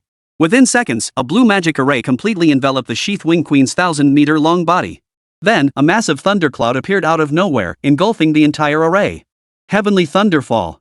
Starting with a big move? Lu Ningxia covered her mouth, looking somewhat astonished. Yet this majestic thunder magic instantly filled her with an overwhelming sense of security. Heavenly Thunderfall. Gu Ming narrowed his eyes slightly upon hearing Lu Ningxia utter the skill's name. He had encountered it in ancient texts. Heavenly Thunderfall ranked among the most elite tier of lightning element skills, mastered by only a select few lightning mages. As the most explosive branch of elemental skills, lightning spells could inflict damage far surpassing other abilities when used effectively. Now, for the first time, Gu Ming witnessed this supreme lightning skill with his own eyes. Thunder roared, shaking the earth. Even the Sheath-Wing Queen, which had lost its mind and plunged into a frenzied state, couldn't help but lift its bulky head and gaze at the vast thunderclouds above. In that very instant it lifted its head. A pillar of pure lightning crashed down upon it. Boom! Its once unshakable body crashed to the ground as if crushed by a heavy hammer, emitting a scream even more piercing than before. Boom, boom, boom, boom. Following the lightning pillar's assault, countless blue-purple bolts of thunder struck the Sheath Wing Queen one after another. From over 100 meters away, Guming could smell the foul stench of the queen's flesh and blood being scorched by the lightning. This surpasses my wildest expectations. This is the mightiest lightning magic. This scene gave Guming his first tangible taste of the word terror. He couldn't fathom any creature surviving such a furious barrage of thunder magic. Was this the true power of a level 50+ class change user? Merely a level 50s class thunder mage possessed such astonishing destructive power. Witnessing this, Guming silently resolved. If I ever get the chance, I will definitely contract an SSS class lightning mage. The heavenly thunder barrage pounded the Sheath Wing Queen for nearly a full minute before gradually weakening and ceasing. By then, the once menacing Sheath Wing Queen had become nothing more than a twitching, charred corpse. And the Sheath Sand Bees that instinctively tried to protect it met no better fate. Is it dead? Lu Ningxia murmured softly, staring at the Sheath Wing Queen whose fate remained uncertain. Guming shook his head. It probably isn't dead yet. In his eyes, as long as this boss could still move, it wasn't truly dead. Besides, many bosses possess death-triggered abilities. Such skills, activated only upon death, were deadly. One misstep could wipe out the entire party. The distant Thunderbolt sorcerer clearly understood this principle. Instead of rushing toward the Sheath Wing Queen, she continued attacking relentlessly with lightning-based skills. Only after the Queen Wasp lay completely still for several minutes did she slowly approach to confirm its fate. Let's go over too. Guming said to Lu Ningxia. Chapter 162, Contractual Queen Larva. Leveraging the flight capabilities of the Phoenix Wing Skyglider, Guming swiftly brought Lu Ningxia within 30 meters of the Sheath Wing Queen. At that moment, the Thunderbolt sorcerer, who was inspecting the Beetle Queen's condition closer by, also noticed Guming and Lu Ningxia approaching. I didn't get a kill notification. This thing must still be alive. Whoa, is that a fire phoenix in the sky? No, wait, Mrs. Up there. Her expression turned grave as she stared at the fire phoenix beneath Guming's feet, seemingly mistaking him for an enemy she must confront. You kidnapped our young mistress and brought her to this godforsaken place, yet you dare approach me so brazenly? True to her nature, if an enemy approached her, she would have launched a sudden attack and eliminated them on the spot. But since Lu Ningxia was likely with Guming now, she held back her killing intent. Hey, I'm over here. Perched atop the fire phoenix, Lu Ningxia grabbed Guming's shoulder and waved at the Thunderbolt sorcerer, standing on tiptoes. Miss. Spotting Lu Ningxia's head above the flames, the Thunderbolt sorcerer ceased his focus on the motionless, barely alive Sheath Wing Queen. Instead, he stepped through several bolts of lightning, charging straight toward Lu Ningxia atop the fire phoenix. Lu Ningxia was protected by a lava shield that granted immunity to fire damage, preventing the fire phoenix's intense heat from burning her. But the Thunderbolt sorceress was another story. The moment she neared the fire phoenix, she felt a heat intense enough to melt flesh and bone. She instinctively kept her distance while shouting at Guming. What the hell do you want with our young mistress? Don't make me kill you. Now's not the time for this. Did you kill that insect or not? Guming retorted to the Thunderbolt sorceress as he recalled Phoenix Wing Skyflight, landing steadily on the ground with one hand gripping Lu Ningxia. The Thunderbolt sorcerer ignored Guming's demand. Instead, the instant Lu Ningxia touched down, his form transformed into lightning. He darted to her side, seized her arm. She said to Lu Ningxia, "Come on, Mississippi. Our people are almost here. We need to get back to Linjiang City immediately." Hey! Hold on. I want to ask too, is that bug dead or not? Instead of letting the Thunderbolt sorceress pull her away, Lu Ningxia shook off her hand and stood beside Guming, asking him. The Thunderbolt sorceress glanced at Guming, then at Lu Ningxia, seemingly assessing whether Guming possessed any means to threaten Lu Ningxia. After 2 seconds, she turned back to the Sheath Wing Queen and said, "No. I haven't received a kill notification. It's not dead yet, but it should be immobilized." She immediately added, "Miss, don't concern yourself with this creature's fate. This was never our responsibility to handle. You were merely forced into danger alongside him." Well, that's true, but it's not something you should say. Lu Ningxia sensed the Thunderbolt sorcerer's palpable hostility toward Guming and awkwardly defended him. Her encounter with danger in Windswept Canyon was indeed Guming's doing. But she felt that while this boss was still alive, the conflict shouldn't be shifted onto Guming. Guming ignored both the Thunderbolt sorcerer and Lu Ningxia. Sensing the sorcerer's reluctance to speak honestly, he walked alone to the Sheath Wing Queen and began inspecting its condition. By then, Shen Hanyan, having escaped danger, swiftly approached him. Gazing at the charred, fallen queen, she asked softly, "Master, what's the situation now? The insect queen isn't dead yet. I'm considering whether to try binding it to a contract or just finish it off." Guming replied to Shen Hanyan, his gaze fixed on the Sheath Wing Queen's abdomen, which writhed as if something was about to emerge. He attempted to cast the contract spell on the queen, only to discover that even in its current state of near death, his chances of success were a mere 1%. It could be due to its high level, or perhaps its enormous size. Generally speaking, larger monsters were far more difficult to contract than smaller ones. However, for a creature as absurdly massive as the Sheath Wing Queen, one that was practically useless in combat, Gu Ming saw little point in attempting a contract. On the contrary? Squish, squish. A gaping hole suddenly tore open in the Sheath Wing Queen's abdomen. Immediately, a translucent white worm, roughly 3 meters long, crawled out from within. Just as I thought. Gu Ming reached out to stop Shin Hanyan, who was about to attack the white worm, then examined its stats panel. Sheath Wing Queen Boss Class. Level 1. Race, Insectoid. Talents, none. Skills, none. It really is a queen larva. He clearly remembered encountering this phenomenon when he defeated the Slime King, a boss splitting into larvae upon death. Theoretically, this was extremely rare. Only a handful of bosses meeting specific conditions would spawn larvae upon death. For most class changers, encountering a boss that splits into a larva would typically result in them eliminating the larva outright to prevent future trouble. Only the boldest would bring it back to sell as merchandise on the market. But for a Beastmaster, a class capable of contracting monsters, this was a godsend. Yet, just as he prepared to cast his contract spell upon the larva queen bee, "The kill is mine. Don't even think about stealing it." The Thunderbolt sorceress roared, charging toward him with thunder crackling beneath her feet. After defeating this level 40 boss, the Slayer would reap massive experience points and rare items and equipment. She couldn't let Gu Ming land the final blow. Steal the kill? I battled this boss for ages too. How dare you call it stealing? Gu Ming scoffed dismissively, then opened his left hand to cast contract spell directly on the young queen bee. Simultaneously, his right hand aimed at the lightning sorcerer, charging at breakneck speed, unleashing Phoenix Wing Skyflight. Shin Hanyan had intended to step forward to delay the Thunderbolt sorcerer and protect Gu Ming, but upon seeing his complete composure, she halted her advance. A fire phoenix soared toward the Thunderbolt sorcerer with a piercing cry, though its speed was noticeably slower than before, as if it had no intention of harming the sorcerer at all. Yet, confronting this phoenix formed from golden flames, the Thunderbolt sorcerer abruptly halted his advance, gritting his teeth and cursing. "You bastard, all you know is these petty tricks, huh?" At this distance, she could have unleashed her lightning magic directly at Gu Ming and the young queen bee. But doing so would cause her immense lightning energy to react with the phoenix's scorching flames. The reaction between the two could very likely trigger a large-scale, high-damage explosion, easily injuring both Lu Ningxia nearby and herself. But if she didn't unleash the lightning magic?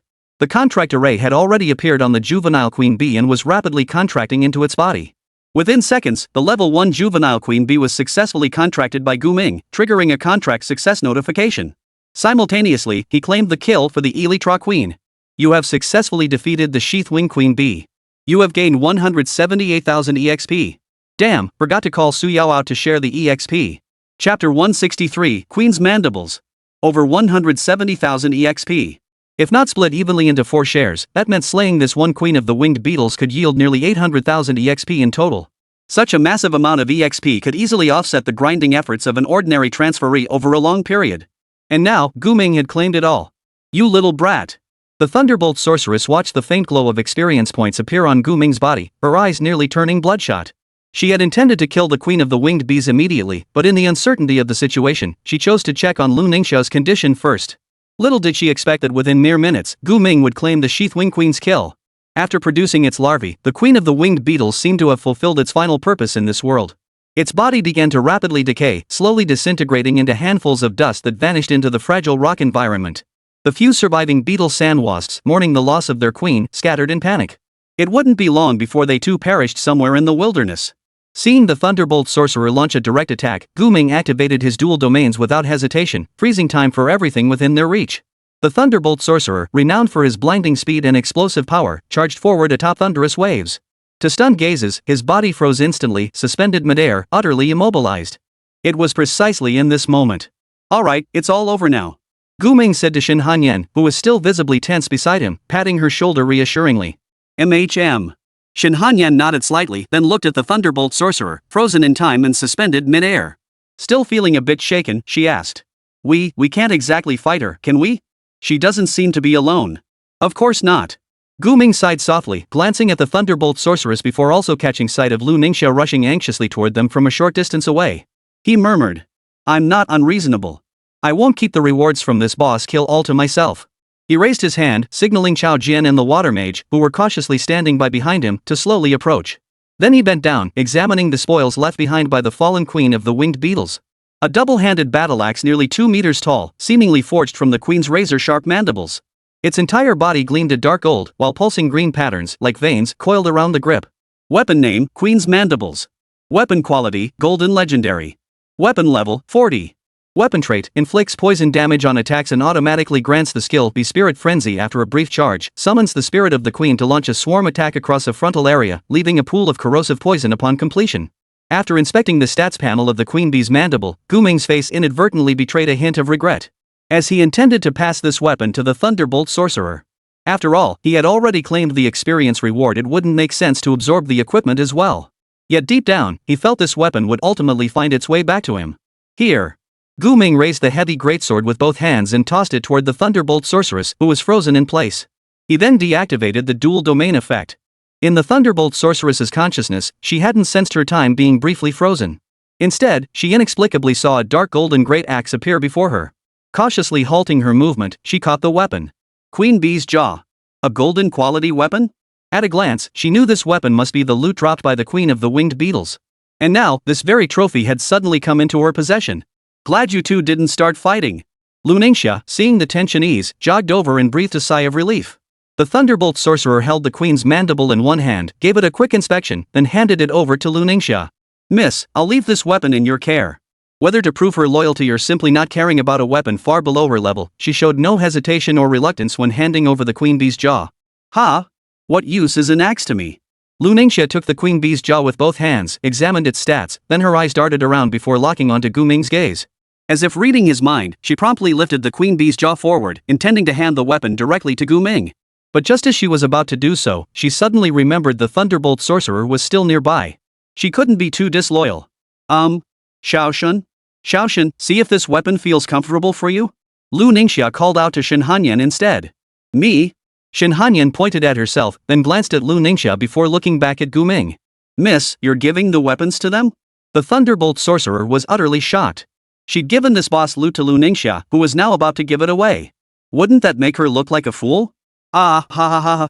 I noticed little Shun was missing a weapon.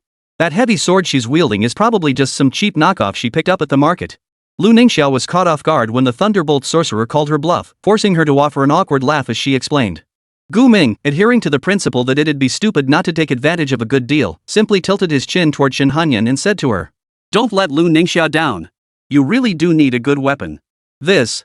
All right." Shenhanyan caught the Thunderbolt Sorcerer's murderous glare, but steeled herself to walk past him. She approached Lu Ningxia and accepted the golden quality two-handed axe. Her current level was still far below that of the Queen Bee's Jaw, so she couldn't fully unleash its unique properties. However, a level 40 golden quality weapon was several times stronger than her current green quality great steel sword, simply due to its inherent hardness and sharpness. Thank you. Shenhanyan forced a smile as she spoke to Lu Ningxia.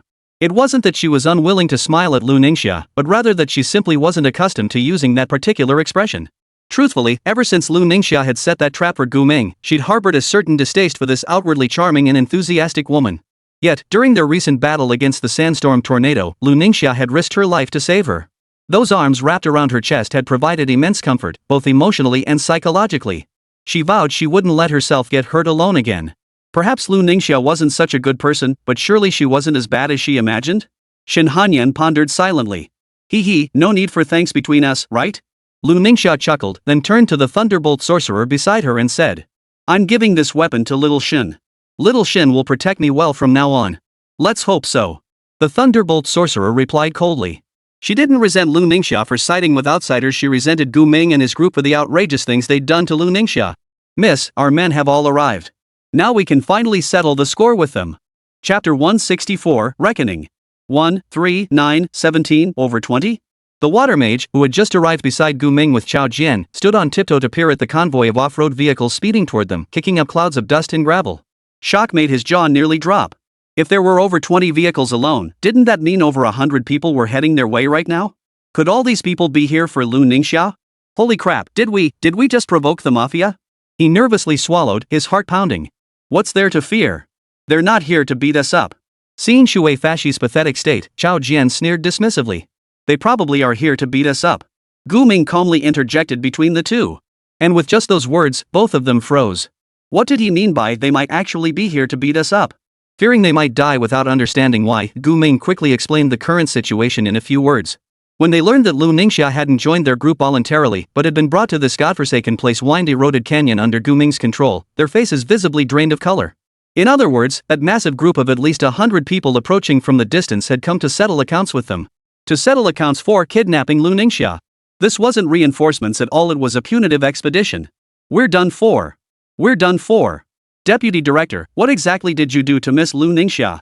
Are we going to get dragged down and buried alive right here? The water mage clutched his head, clearly on the verge of breaking down. He'd been planning to brag to all his relatives and friends back home about his experience traveling with the superstar Lu Ningxia. But now? He was an accomplice to kidnapping. They were coming for him. Holy crap, he'd seen it clearly just now how terrifying that woman wielding lightning magic was. And soon, over 100 such terrifying creatures would be arriving on the battlefield. Chao Jian gritted his teeth and silently gave Gu Ming a thumbs up, as if admiring how Gu Ming always managed to pull off things they dared not even dream of. The young lady is over there. Just as the two were contemplating how they might die, an off-road vehicle pulled up on the cliff above them. A fully armored transcender, wielding a massive hammer, leapt down and bellowed. Thud. Thud. Thud. Thud. With a sound like a giant beast stomping the earth, the hammer-wielding transcendent charged toward Lu Ningxia. Then 1, 2, 3. Over a dozen transcended of various classes, each radiating formidable power, charged toward Lu Ningxia. Hello everyone. Lu Ningxia greeted the group with a smile, appearing quite familiar with them. Sister Lei, is the young lady unharmed? One of them hurriedly asked the Thunderbolt Sorcerer who had already reached Lu Ningxia's side. The Thunderbolt Sorcerer nodded. She's fine, though she's been through quite a lot. The group who had come to rescue Lu Ningxia glanced up at her, covered in dust and grime, her hair completely disheveled. Their eyes immediately flashed with anger. They had always treated Lu Ningxia like a princess. But never did they imagine she'd suffer such humiliation in this godforsaken place. Damn it! Sister Lu, what the hell happened? Who kidnapped you? We'll chop them to pieces right now. Someone shouted furiously. But clearly, the answer to that question was right before their eyes. Among the crowd present, only 4 individuals didn't belong to their group. It had to be those 4 who had kidnapped Lu Ningxia. In an instant, countless murderous gazes from both the top and below the cliff converged on Gu Ming, Shen Hanyan, Chao Jian, and the water mage. Whoa! Gu Ming scanned the stats panels of the dozen or so people before him, feeling a chill run down his spine. He had anticipated powerful opponents coming for Lu Ningxia, but never imagined this group would all be level 40 or higher. If even those waiting in the convoy on the cliff were of this caliber, Lu Ningxia's influence was downright terrifying.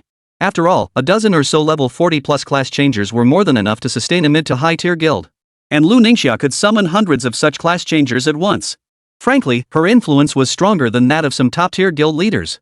It seemed he had underestimated Lu Ningxia's influence in Linjiang City. Miss, you needn't hold back now. Just tell us who among them deserves to die the most.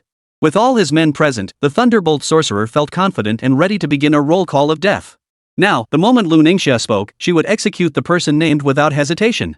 Surrounded by countless powerful figures, Lu Ningxia calmly took out a comb and a bowl of water to tidy her hair. After spending several minutes cleaning the grime from her locks and meticulously straightening her waist-length black hair and delicate bangs, she finally lifted her eyes to meet Gu Ming's gaze. Gu Ming was watching her too. Truth be told, even after facing life-threatening dangers together, she still didn't trust Gu Ming. She had no intention of considering him one of her own. Moreover, she hadn't reached this position by being soft-hearted or letting grudges go unavenged. Oof. She stared into Gu Ming's eyes, waiting for him to beg for mercy. Yet, as the seconds ticked by, Gu Ming remained rooted to the spot. He showed no intention of explaining himself or defending his actions. Instead, he released Su Yao and began recounting the events that had just unfolded. He showed no panic, but the expressions of those around him shifted like shifting clouds. Beg me. Just beg me. If you beg me, I might not make things difficult for you. Lu Ningxia bit her lower lip, her heart filled with hope. But just then, her hand suddenly lifted on its own, gently brushing away a speck of dust clinging to her chest. After completing the motion, she froze, murmuring to herself. Did I just do that subconsciously? Lu Ningxia felt strange that movement hadn't seemed intentional. She abruptly lifted her head and looked at Gu Ming again, only to see that he too was brushing dust off his clothes. It was this seemingly coincidental gesture that made Lu Ningxia realize something incredibly important. Miss, what are you hesitating about? The Thunderbolt Sorcerer noticed Lu Ningxia's sudden change in expression and hurriedly asked. And nothing. Lu Ningxia shook her head, forcing a smile, then addressed everyone loudly. Everyone, thank you all for coming to help me. But I wasn't kidnapped. I was simply accompanying the deputy director of the Linjiang City Security Bureau on an official mission at his invitation. Oh, and by the way, when we get back, I'll give everyone a bonus. You won't have made this trip for nothing. Everything's fine now, really. Let's head back. Question mark. Everyone was dumbfounded. Even if they were dumb, they could hear the panic in Lu Ningxia's voice, like someone suddenly threatened and forced to backtrack. But under these circumstances, who could possibly threaten Lu Ningxia? Chapter 165, Someone's Dead. No one had threatened Lu Ningxia. It was just that she had now realized something. Gu Ming was her master, and she was his contract beast. How could a contract beast defy its master? Even if she ordered everyone to attack Gu Ming, he had 1,000 ways to counter her command and break free from any predicament. That would make things incredibly messy. Both sides would completely lose face, and no one would gain anything from it, especially her. She'd lose face big time. Miss, are you truly alright? Could this really be a misunderstanding? The Thunderbolt sorcerer asked Lu Ningxia again, his disbelief palpable. Lu Ningxia's expression had relaxed considerably, and she answered without hesitation. Yes. Gu Ming, the security bureau, and I are now in a cooperative relationship. There was no coercion involved. Right. We're partners. With Miss Lu Ningxia's help, our mission is proceeding very smoothly. Seeing the tension ease, the water mage pressed his advantage with this added remark. The job changers who had come to see Lu Ningxia exchanged glances. Though most still felt something was off about the situation, Lu Ningxia was their leader. They couldn't act against her wishes. Alright, at least you're unharmed. But if you ever venture into such dangerous places again, you must report it promptly. With that, the Thunder Mage temporarily set aside his hostility toward Gu Ming and immediately signaled his companions to return to the convoy. However, just as she was about to invite Lu Ningxia to board, Lu Ningxia walked toward Gu Ming instead. Miss, aren't you coming with me? She asked. Lu Ningxia's face regained its usual composure as she replied with a smile. I still have matters to discuss with them. Don't worry, I'll return as soon as I'm done. There's no need to fret about me. Of course I'll worry about you. Otherwise, why would I let you? No need. Bye. Before the Thunder Sorcerer could finish, Lu Ningxia hopped into the back seat of the car she'd arrived in earlier. She then cupped her hands around her mouth to shout to Shin Hanyan. Little Shin, drive. Got it. Shin Hanyan tossed the newly acquired Queen Bee jaw into the SUV's trunk before settling into the driver's seat. Gu Ming took the passenger seat, while Su Yao and Lu Ningxia, still somewhat dazed, sat together. Chao Jian and the water mage headed to another vehicle. Come to think of it, they came in such a big way. Are they really going to leave so casually? Su Yao leaned against the window, watching the surrounding SUVs start their engines and the countless pairs of eyes scanning their direction, feeling a bit uneasy. During the battle with the Queen of the Sheathwing Bees, Gu Ming had hastily shielded her within the beast taming space. Emerging to find so many people gathered, she was genuinely surprised. Upon learning these people had all come to aid Lu Ningxia, she knew things were bad. After all, the act of taking Lu Ningxia as a contract beast was enough to create a blood feud between Lu Ningxia and Gu Ming. Yet unexpectedly, Lu Ningxia dismissed them all with just a few words and got into Gu Ming's car. What choice do we have? With so many people, we'd be too conspicuous outside. It'd attract unnecessary trouble. Besides, I don't want to keep bothering them, they have work to do. Lu Ningxia addressed Su Yao directly. Her hands braced against the front seat, her face visibly weary, her voice sounding drained of energy. At that moment, Gu Ming, seated in the passenger seat, asked. Lu Ningxia, you have something you want to tell me, right? Lu Ningxia lifted her gaze, glanced at Gu Ming who hadn't turned his head, then nodded. Yeah. Alright, we'll talk about it when we get back. This place isn't somewhere we should linger. After Gu Ming spoke, Shin Hanyan started the engine. Once she confirmed their direction, she drove straight back to the camp they had previously occupied. After the Queen of the Sheathwing Bees was completely killed, the once noisy winding canyon, where insects were everywhere, suddenly became much quieter.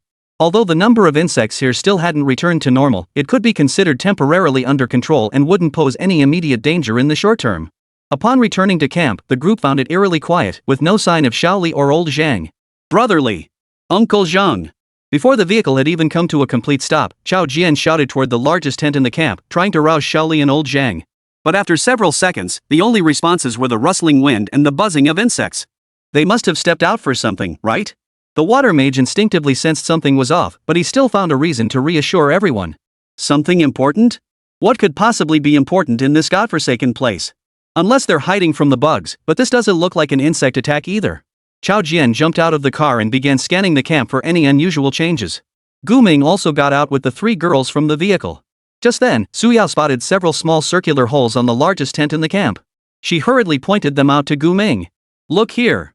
Were these holes here before? They look like they were burned out. No, not heat burn. Gu Ming stepped closer and instantly recognized the holes as bullet impacts. Then, through the bullet holes in the tents, he witnessed a horrifying scene. There are dead bodies. He turned to the others and said. Chao Jian had already sensed something was wrong and had his steel knife in hand. The reason he hadn't immediately rushed into the tent to check was entirely because Su Yao's stature had drawn his attention to the bullet holes in the tent. Now, he swung his blade, cutting a gaping hole in the tent, then burst inside. Instantly, the stench of blood assaulted his nostrils. There lay the bodies of old Zhang and little Li, sprawled haphazardly on the ground, each riddled with over a dozen distinct bullet holes. They had clearly been ambushed. Uncle Zhang. Brother Li. Chao Jian lunged forward, his face drenched in cold sweat as he shouted their names. But both were clearly dead, their bodies already stiffening. Someone attacked them while we were gone. Who could it be? The water mage was so terrified his legs buckled and he collapsed onto the ground. His eyes widened as he stared at the two corpses before him. He wasn't particularly brave, but he wasn't the type to be frightened by the dead. What truly terrified him were the countless bullet holes riddling Shaoli and old Zhang's bodies. Who could possibly do such a thing? Who would come all the way to this campsite to murder them? And then fire so many shots in retaliation? It was almost as if they wanted to blow their bodies to pieces. Shen Hanyan stared coldly at the bullet-riddled corpses on the ground, her mind racing with theories. Yet she held her thoughts silent, waiting for Gu Ming to confirm the situation. If you don't want to see it, don't look. Seeing Su Yao looking dazed, Gu Ming grabbed her hand and held it up to shield her eyes before walking over to examine the two bodies. At a time like this, what needed to be done first was obvious. Hey, Uncle Su, we've got a dead body here. Chapter 166, don't we have a grudge? Normally, Gu Ming would have thought to call the police first upon encountering such a situation. But he suddenly realized he now belonged to the police category of public officials. While every city has multiple departments dedicated to maintaining order and protecting citizens, they had the authority to handle cases involving death, especially when it was clearly homicide. A dead body? Who died? The moment the call connected, Su Chang let out a startled shout upon hearing Gu Ming's cold, "Someone's dead," and immediately pressed for details. Brother Li and an older gentleman surnamed Zhang who was supposed to meet us at the camp, they weren't killed by monsters. They were attacked and killed by a gun-wielding transferee. Su Chang fell silent for a few seconds, his mind seemingly processing how to handle such a situation. After all, both Shaoli and Lao Zhang were, by any stretch of the imagination, working for the authorities. And their deaths were certainly not something that could be brushed aside with a few words. What about the others? Are you all okay? He asked. We're fine. We've completed our mission for this trip. Gu Ming replied to Su Chang, simultaneously beginning to quickly recount the events to him. After hearing the details, Su Chang's tone grew somber. He sighed and said, "This is a major incident. Prioritize your safety now. I'll send backup immediately." Got it. With that, Gu Ming hung up the phone. Meanwhile, Chao Jian, his eyes bloodshot, was arranging the bodies of Shaoli and Lao Zhang. Gritting his teeth, he growled. It must be those bastards. It has to be them. Besides them and us, no one else should be in the erosion gorge. And among them are gun-wielding class changers. The them he referred to were, of course, the large group that had come to rescue Lu Ningxia. Lu Ningxia, sensing Chao Jian's suspicious gaze, looked helpless and anxiously explained. They had nothing to do with this. They would never kill innocent people indiscriminately. They came only to protect me. There's no reason for them to kill these two. Yet her explanation did nothing to dispel Chao Jian's doubts. Chao Jian closed the eyes of Shaoli and Lao Zhang, which remained wide open in death. He then slowly stood up, fixing his gaze on Lu Ningxia's eyes, clearly determined to get to the bottom of this. It wasn't them. Before entering the tent, I surveyed the camp. If so many of them had been here, it wouldn't look like this. How could a 100-strong group leave only a cluster of bullet holes beneath the camp's tents? Besides, they had absolutely no reason to harm Shaoli and old Zhang. But then again, who would have a motive to do such a thing? Gu Ming didn't know the two men's social connections or if they had any enemies, so he asked Xue Feisher, who had just calmed down. After receiving the water mage's assurance that they absolutely had no enemies, his brow gradually furrowed as if he had grasped the reason behind it all. If it wasn't targeted at them, then it must have been aimed at us. Us? Upon hearing Gu Ming's words, Su Yao's mind raced through a list of potential enemies she and Gu Ming might have. If she excluded the enemies from past schoolyard conflicts, then their only real adversaries were the Sky Realm Guild. How long had she and Gu Ming even been class changers? Aside from the Sky Realm Guild and the Security Bureau, they hadn't interacted with anyone else. Could it be that the Sky Realm Guild had gone mad and was relentlessly pursuing them all the way here? That was utterly preposterous. Silence hung heavy in the air. Gu Ming crouched down, using his dagger-formed black jade to prod at a bullet hole in old Zhang's body. A spherical bullet casing popped out. He pinched the blood-stained bullet between his fingers and murmured, "Flintlock bullet. Whoever killed them used a flintlock." Among those he knew, there was only one person who wielded such an ancient weapon. Lu Yilin. Despite lacking further evidence, Gu Ming shared this theory with the others. Upon hearing that it might be the council steward of the Azure Sky Guild who had killed the two, shock flashed across their faces, followed by a surge of unbearable fury. Lu Ningxia frowned, staring at the bloodstained bullet in Gu Ming's hand. Something felt terribly off. That Lu fellow isn't some warmonger. He wouldn't personally come to kill people. Besides, he's currently overseeing the reconstruction of the Sky Guild. How could he possibly be involved at a time like this? Lu Ningxia, I recall you're also a council steward of the Sky Guild. Don't tell me you're defending your colleague. Before Lu Ningxia could finish, Chao Jian cut her off harshly. You! Stop talking nonsense. Why would I defend a scoundrel like him? Lu Ningxia pointed at Chao Jian, her expression clearly showing anger. However, Chao Jian was far from calm at that moment. He couldn't hear Lu Ningxia's explanation. All he wanted to do now was find a culprit, regardless of whether the person was actually guilty. Rage burned within him, demanding an outlet for his fury. Lu Ningxia is on my side. She wouldn't betray me, at least not intentionally. Gu Ming held back the restless Chao Jian and whispered. Lu Ningxia nodded, her expression filled with hurt, as if she truly had nothing to do with this matter. Stepping behind Gu Ming, she addressed Chao Jian coldly. I may not be a saint, but I'm certainly no fool. If I wanted to kill someone, I'd never resort to such clumsy methods. Are you threatening me? Chao Jian's defiance didn't waver.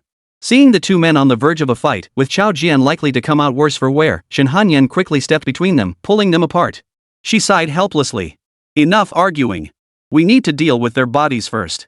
We can't just leave them lying here. With that, she unleashed the Eternal Frost Domain, enveloping the two corpses on the ground in a shroud of icy blue. For the next several hours, the group remained silent, each sitting apart, waiting for the arrival of their backup. During this time, Lu Ningxia found Gu Ming sitting behind a rock and slowly sat down beside him. Is something wrong? Gu Ming asked Lu Ningxia. We need to have a serious talk. Lu Ningxia's expression was serious and solemn. About what? Gu Ming asked the obvious question, knowing full well that Lu Ningxia would come to talk to him alone. Lu Ningxia seemed to see through Gu Ming's feigned ignorance, but she clearly had no patience left for further pretense. She cut straight to the point. What about my future? Am I supposed to be your contract beast forever? Barring any unforeseen circumstances, yes, that's how it will be. Gu Ming replied indifferently, pulling out a chocolate bar and taking a bite. Hearing this, Lu Ningxia flushed and glared at Gu Ming before immediately turning her head away. Reluctantly, she protested. No. I can't spend my whole life as your contract beast. If you insist on forcing me, I'd rather die. Gu Ming, must you resort to such harsh methods to achieve your goals? We don't even have any grudges between us. Ha! She paused slightly at this point. No grudge? It doesn't seem that way at all. Chapter 167, Moon Chant. When Lu Ningxia decided to make her relationship official unilaterally, a major part of her motive was to give Gu Ming a taste of his own medicine to make him suffer a bit and tone down his arrogance. But she never expected Gu Ming's retaliation to come so swiftly. And he'd bound her to a contract in one fell swoop. If we're talking about reason, then she really didn't have much of it now. Lu Ningxia, I've examined your innate talent, Sacred Chant. Would you like to know its evolved name? Gu Ming didn't dwell on past grievances with Lu Ningxia, instead bringing up a more practical and valuable topic. Lu Ningxia froze slightly, her confusion evident as she asked. My talent can evolve? I'm already an SSS tier profession, so my talent is obviously top tier too. Besides you, Shen Hanyan and Su Yao are both SSS tier professionals. Their talents have each evolved once already. Gu Ming explained to Lu Ningxia. Lu Ningxia thought carefully and realized that Shen Hanyan and Su Yao's abilities had indeed surpassed the current SSS tier level. For instance, Su Yao's fire magic consisted entirely of high-level skills, while Shen Hanyan could manipulate time. All this was possible because Gu Ming had helped them evolve their talents. This thought piqued Lu Ningxia's curiosity. She had never explored such matters before. What will my talent be called after it evolves? She asked Gu Ming. Moon Chant. Gu Ming replied casually, then proceeded to explain the evolution conditions for this talent to Lu Ningxia. To evolve your sacred chant into a lunar chant, the condition is plunging into despair. Ha!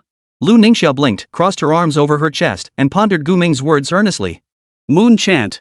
What does my profession have to do with the moon? And this evolution condition is way too abstract. What does plunged into despair even mean? First off, I only know the name of the evolved talent. I don't know what the specific effect of the evolved talent is. After a moment's thought, Gu Ming shared his tentative theory with Lu Ningxia. But based on what I know about the moon, there's one piece of knowledge that might relate to your profession. Lu Ningxia, have you ever seen a full moon? A full moon? Of course I have. But what do you mean by that? In some mythological records, the full moon is said to have an effect on human minds. While modern science doesn't acknowledge this, our world still holds many phenomena science struggles to explain. He continued. Many films and TV shows depict similar concepts, so I suspect your evolved talent, Moonchant, likely involves influencing the mind. That aligns with your profession's nature. Influencing the mind. So it's hallucinatory? After hearing Gu Ming's explanation, Lu Ningxia began to piece things together. Within class roles, illusionists fall under the support category.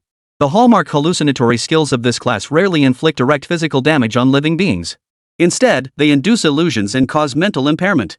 Beyond costly artifacts and accessories, such abilities function as devastating weapons that bypass defenses entirely against unprepared class transitioners. This was especially true for powerful individuals who relied on mental energy to manifest their domains. Once their minds were affected, their strength would be severely limited. Doesn't that mean I'll not only be able to buff my allies but also debuff my enemies? With that ability, she'd undoubtedly become the world's top-tier support. Her market value would skyrocket hundreds of times over. For any transferee, the desire to grow stronger burns within them. Even for Lu Ningxia, who navigates the entertainment industry. Don't get too excited just yet. Have you forgotten what I told you about the conditions for evolving this talent? Seeing Lu Ningxia's eyes practically sparkling with excitement, Gu Ming promptly poured cold water on her enthusiasm. Hearing this, Lu Ningxia snapped out of her daydreams about the future. I'm sinking into despair, she murmured, then began to recall the first 20-odd years of her life. She realized she had never truly experienced the feeling of despair. This is too hard. Don't think I'm being arrogant, but I've lived this long and have no idea what despair feels like. Perhaps that's precisely why despair has become the condition for your talent's evolution. To gain powerful strength, one must pay the corresponding price, right? Then how am I supposed to fall into despair? Abandon me alone in a dangerous dungeon? Or have someone do something dangerous to me? You can't force such things. Gu Ming sighed, beginning to ponder how to facilitate Lu Ningxia's talent evolution. But just like before, he couldn't think of any reliable method. Because the feeling of despair could only arise when Lu Ningxia experienced certain utterly terrifying, inescapable predicaments in a completely natural way. But Lu Ningxia herself had stated that with her resources, her arsenal of survival gear, protective accessories, and a team of level 40-50 class transition adventurers at her beck and call. With such advantages, what kind of predicament could possibly make her feel hopeless? Just let things take their course. You're strong enough now, there's no need to deliberately pursue evolving your talent. That was Gu Ming's final answer. Alright. Wait. How did we start daydreaming about the future? Lu Ningxia snapped back to reality, her face flushing crimson once more. She grabbed Gu Ming's arm and demanded. You can't just keep me tied down like this forever. How can I stay your contract beast forever? My whole life is ruined. You make it sound like I'm trying to harm you. Have I ever done anything unreasonable to you? Gu Ming retorted. Lu Ningxia's face darkened. She thought to herself, bringing her to this godforsaken place and forcing her deep inside an insect emperor's body, isn't that already going too far? But she knew reasoning with Gu Ming was futile. You, name your terms. As long as you release me from this contract, I'll do everything within my power to satisfy you. Money, gear, connections, or even.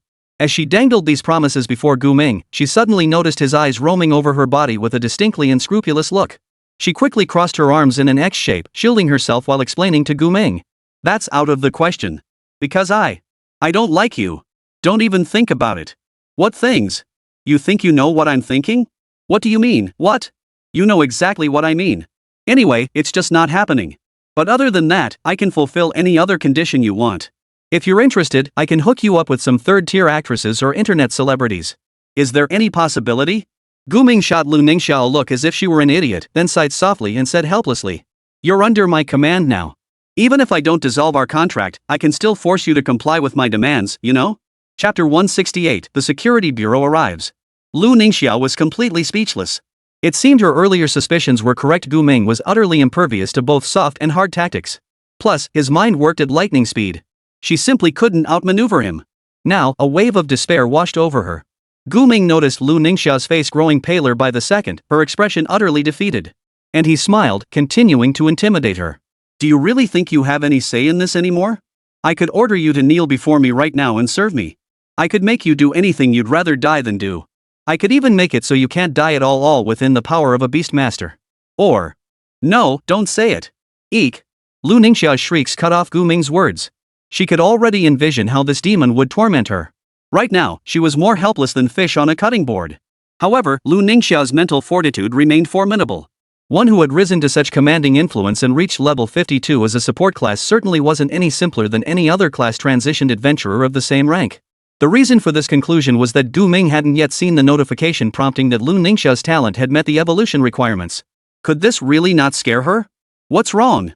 Shen Hanyan and Su Yao rushed over upon hearing Lu Ningxia's shriek. They found her sitting beside Gu Ming, clutching her head as if witnessing some horrific scene. Xiao Shun. He's bullying me. Spotting Shin Hanyan, Lu Ningxia clung to her waist as if she were a savior, practically fleeing from Gu Ming's side. Suya watched Lu Ningxia with a mischievous grin, silently giving Gu Ming a mental thumbs up. Way to go, Gu Ming! That arrogant woman deserved a good lesson. Unlike Su Yao, Shin Hanyan was clearly gentler with Lu Ningxia. She didn't push her away but turned to Gu Ming, who was still leaning against the rock, murmuring. Bullying, you? Seeing Lu Ningxia on the verge of tears, she knew Gu Ming hadn't done anything nice to her just now. After all, not long ago, she herself had been a target of Gu Ming's persecution. But surely there couldn't be anything worse than forcing a girl to wear a maid outfit in public? I was just trying to scare her. Didn't expect her to be so resilient. Gu Ming looked up at Lu Ningxia, who was cowering beside Shin Hanyan like a frightened kitten, still leisurely chewing on a chocolate bar. You weren't just trying to scare me. You clearly meant every word. Oomph, you hypocritical man. After saying that, she stuck her tongue out at Gu Ming, looking like a bully riding high on someone else's coattails. Of course, Gu Ming had genuinely only meant to scare Lu Ningxia.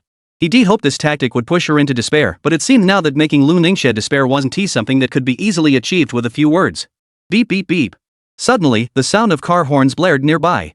Everyone turned toward the sound to see two black and white SUVs bearing Security Bureau insignia approaching, carrying 6 Security Bureau agents. That's our backup. Damn it, why the hell is it the Security Bureau? Chao Jian shouted at Gu Ming and the others. The Security Bureau. Well, they're sort of our colleagues, right? Gu Ming watched as the 6 men parked their vehicles and jumped out one after another, mentally weighing the relationship between his own Security Bureau and the Guard Bureau. In his understanding, the Security Bureau primarily handled internal city security management, dealing with matters concerning job changers and ordinary citizens. The Security Bureau, on the other hand, primarily focused on dealing with monsters in the outskirts of the city and rarely handled matters within the city itself. However, the two departments' authority wasn't significantly different, so they were often confused with one another. Hey, what's the situation over there? A man in a Security Bureau uniform, wearing sunglasses, approached Chao Jian and asked, looking around. When he saw Chao Jian's face, he suddenly removed his sunglasses, revealing the gray pupils hidden beneath. He chuckled dryly. Hey, isn't this Mr. Chao? What's up? Hit a snag? Need us brothers to lend a hand? Get lost. Huachuan, don't go calling your dad around here. If our bureau wasn't swamped, do you think it'd be your turn to show up? Chao Jian retorted bluntly. The man called Huachuan chuckled, shrugged off Chao Jian's words, and retorted sarcastically. Yeah, your bureau's swamped. The chief's dead, the deputies critically injured, 2 pillars gone. How could you not be busy? It's their own fault for being careless. How could they abandon a bunch of useless jerks like you? What the hell did you say? Try mentioning our chief again. Chao Jian couldn't hold back. He lunged forward, grabbed Huachuan by the collar, and looked ready to punch him. Hey, hey, hey! What are you doing? Let go of our captain. The 5 men who had come with Huachuan immediately rushed forward when they saw Chao Jian lunge, pushing him away. I'll handle this. Gu Ming sensed that Chao Jian might have some history with this group from the Security Bureau. He stepped forward, patted Chao Jian on the shoulder, and motioned for him to step back.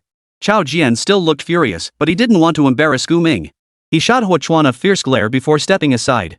As Gu Ming approached slowly, the smile faded from Huachuan's face, replaced by a look of caution. You're the newly appointed Deputy Director of Security, Gu Ming? This year's top civil service exam candidate? Correct. I need to clarify the situation with you now. I expect no nonsense. Gu Ming's expression remained impassive, yet his voice carried an undeniable authority. Huachuan narrowed his eyes, seemingly intimidated by Gu Ming's serious demeanor. He abandoned his earlier fixation on personal grudges and shifted into professional mode. Technically, Gu Ming outranked him, yet Huachuan had always taken him lightly. But now, circumstances demanded otherwise. He had a mission to fulfill.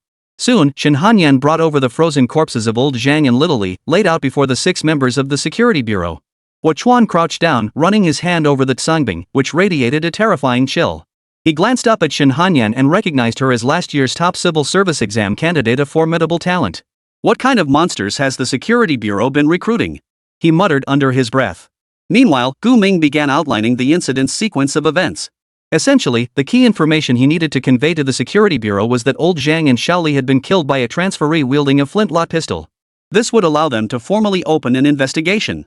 This likely involves the Sky Realm Guild. Keep an eye on a guy named Louis Lin. His weapon is a flintlock. Also, he and the Security Bureau, or rather, I have some unfinished business with him.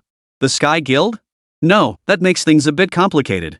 Chapter 169, Return to Linjiang City. When Huachuan learned the Sky Guild was involved, his face drained of color. His colleagues who had accompanied him exchanged glances, their expressions speaking volumes without words. Recently, the Sky Guild's attack had caused a huge stir.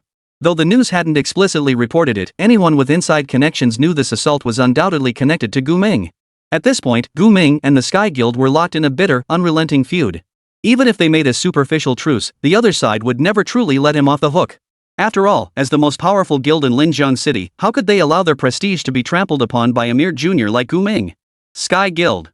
Sky Guild? Huo Chuan paced back and forth, seemingly contemplating how to handle the situation at hand. He was utterly convinced the Sky Guild was capable of orchestrating such a deadly attack. Perhaps the person who killed old Zhang and little Li had resorted to such extreme measures because they hadn't found Gu Ming. Hey, what's with your attitude? Why do you look like you're scared of them? Aren't you guys from the security bureau? Su Yao couldn't stand watching these cowards anymore, so she stepped forward and confronted them bluntly. Her words sent Huo Chuan into a rage. Scared of them? No, this isn't about being scared. Do you have any idea how deeply the Sky Guild is involved in Linjiang City? Do you know how many procedures you'd have to go through to touch them? You don't. You're just a wet behind the ears little. Go to hell. Before Huo Chuan could finish his insulting rant, Su Yao delivered a flying kick straight to his face. He staggered backward several steps, his cheek bearing the imprint of her shoe. Captain. Brother Hua. The other 5 rushed forward to steady Huo Chuan, glaring furiously at Su Yao. But when they saw Su Yao was even angrier than them, her eyes even flickering with murderous intent.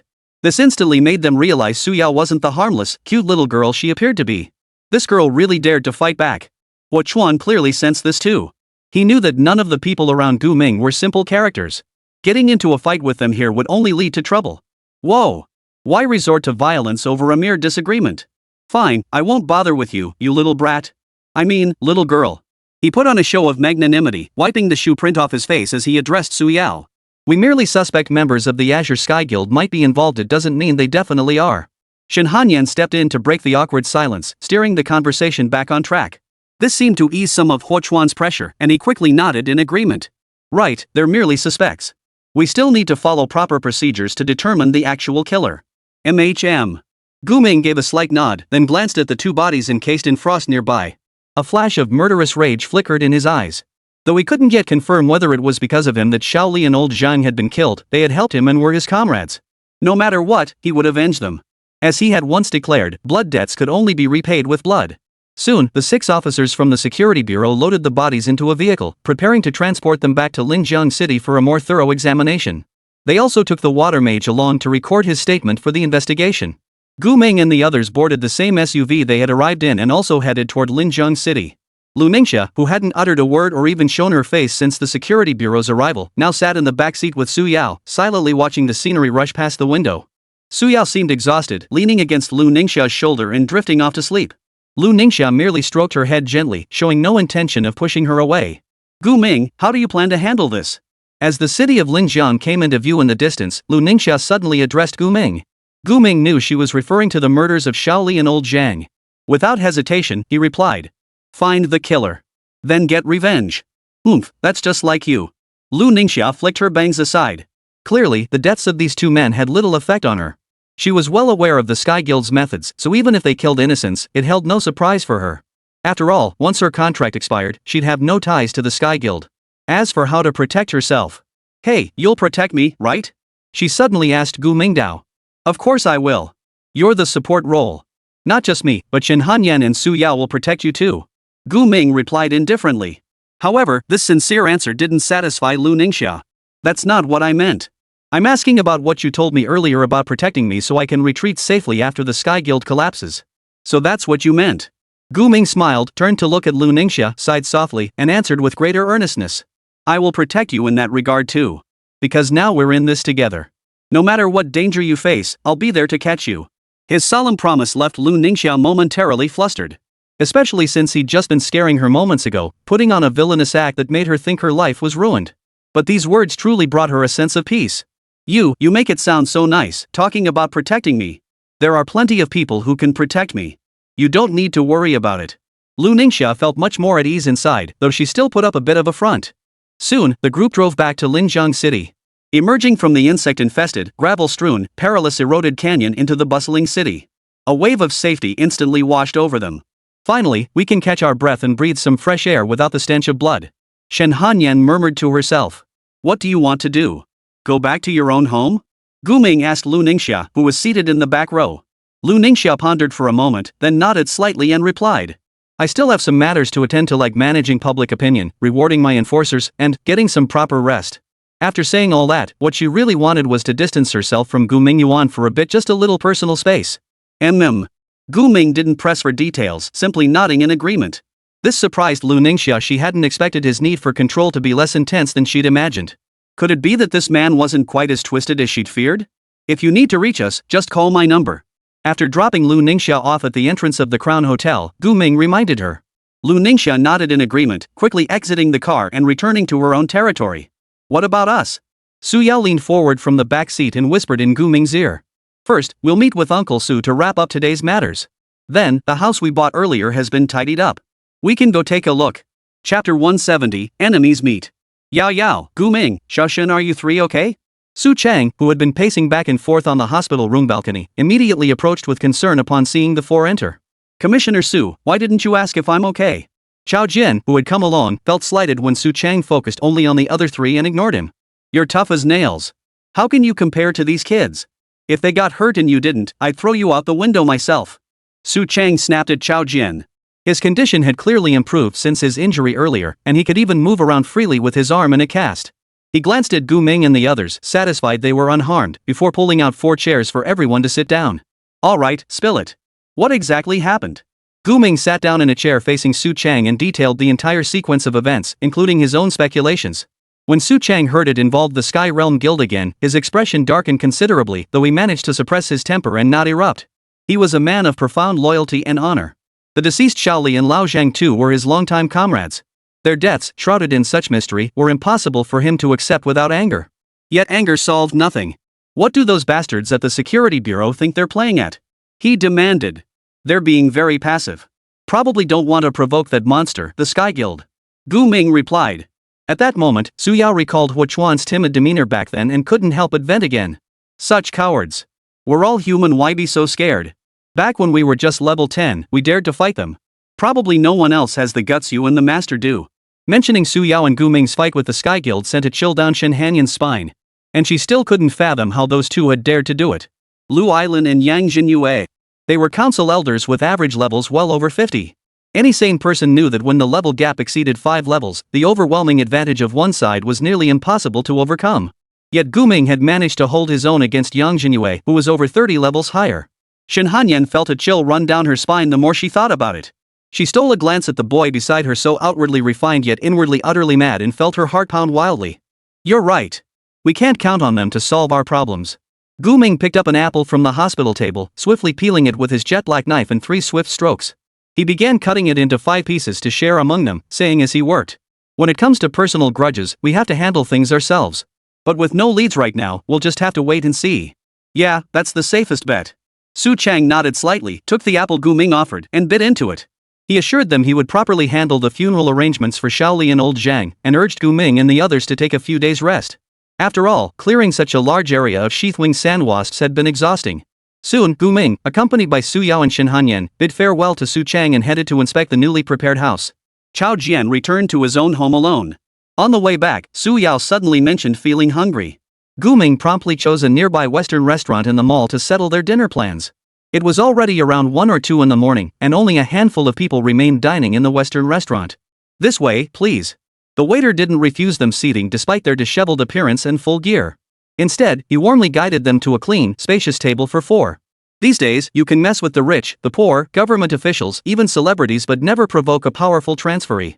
In the service industry, lacking discernment would likely get you beaten bloody. Su Yao beat Shen Hanyan to the seat beside Gu Ming, then grabbed her phone and ordered a mountain of food. Once the mountain of food that could cover the entire table was placed before them, she began wolfing it down, completely shedding the cool, ladylike demeanor she wore at school. Shen Hanyan was starving too, and Gu Ming needed to replenish his energy, so they ate with even less regard for appearances. Just as the 3 were enjoying their meal and considering ordering more. Hey! Is this a dog-feeding restaurant? Is this steak even meant for humans? The meat inside is cold. A sharp, familiar voice rang out from the other side of the restaurant. Shen Hanyan instinctively looked toward the source of the voice and immediately spotted a man with long golden hair, dressed in an expensive suit. Lu Yilin. There he sat, alone at a table, speared a piece of steak with his knife, and continued to confront the waiter. I'm so sorry, Mr. Lu. I'll replace it immediately. Please wait a moment. The waiter bowed repeatedly to Lu Yilin.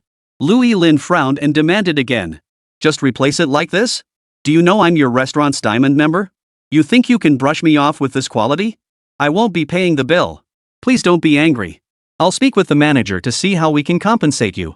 The waiter seemed to know Lu Eileen was a difficult customer. After saying this, he hurriedly turned and left, leaving Lu Eileen sitting alone at the table. Lu Lin pursed his lips, then began gnawing on the piece of steak he'd rejected, appearing to enjoy it quite thoroughly. He's broke and trying to eat for free. Shin Hanyan coldly observed Lu Ellen from several meters away, her expression impassive. Stripped of the filters of council steward and senior, Lu Lin was, in her eyes, nothing more than a pretentious, foul-tempered, stingy, and utterly vulgar man obsessed with money. Gu Ming merely glanced at Lu Lin before resuming his meal as if nothing had happened. Su Yao leaned close to Gu Ming's ear and whispered, "Hey, shouldn't we grab that bastard and demand answers? He might be the killer." "No need." Gu Ming shook his head and pointed toward Lu Lin.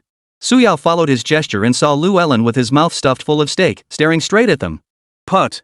Lu Lin spit out the steak he hadn't swallowed yet. He wiped his mouth carelessly and looked ready to bolt. Shin Hanyan wasn't about to let him get away. She activated time stop instantly, blocking his path. Startled by Shin Hanyan's sudden appearance, Lu Lin shouted angrily, "Hey, don't go crazy. I just came out for a meal, I don't want any trouble with you guys." "Lu Lin, don't you have anything to say?" Shin Hanyan demanded. Lu Lin looked puzzled, then lifted his head, hands on his hips, taking a deep breath with an air of utter resignation. "Sis, what more do you want from me?" "Yes, I did wrong by you, but you destroyed most of my real estate." "Shouldn't this be settled now? Are you playing dumb?" Seeing Lu Lin dodging the question, Shin Hanyan's tone grew harsher. "Tisk." Lu Lin rolled her eyes, clearly losing patience. Chapter 171, Unusually Jealous. "Playing dumb? Do I look like an idiot to you?" "You're the one chasing me with these ridiculous questions out of nowhere." Lu Eileen flicked her bangs aside and launched into a full-blown verbal confrontation with Shin Hanyan. Judging by his expression, he did seem a bit annoyed by Shin Hanyan's sudden question. Shin Hanyan studied Lu Eileen's expression for 2 seconds. Finding no trace of deception, she then turned her gaze toward Gu Ming. "Oof. So this kid's here too, along with that fire mage girl. I knew it." Lu Lin finally noticed Gu Ming and Su Yao's presence, shooting Gu Ming a dismissive smirk.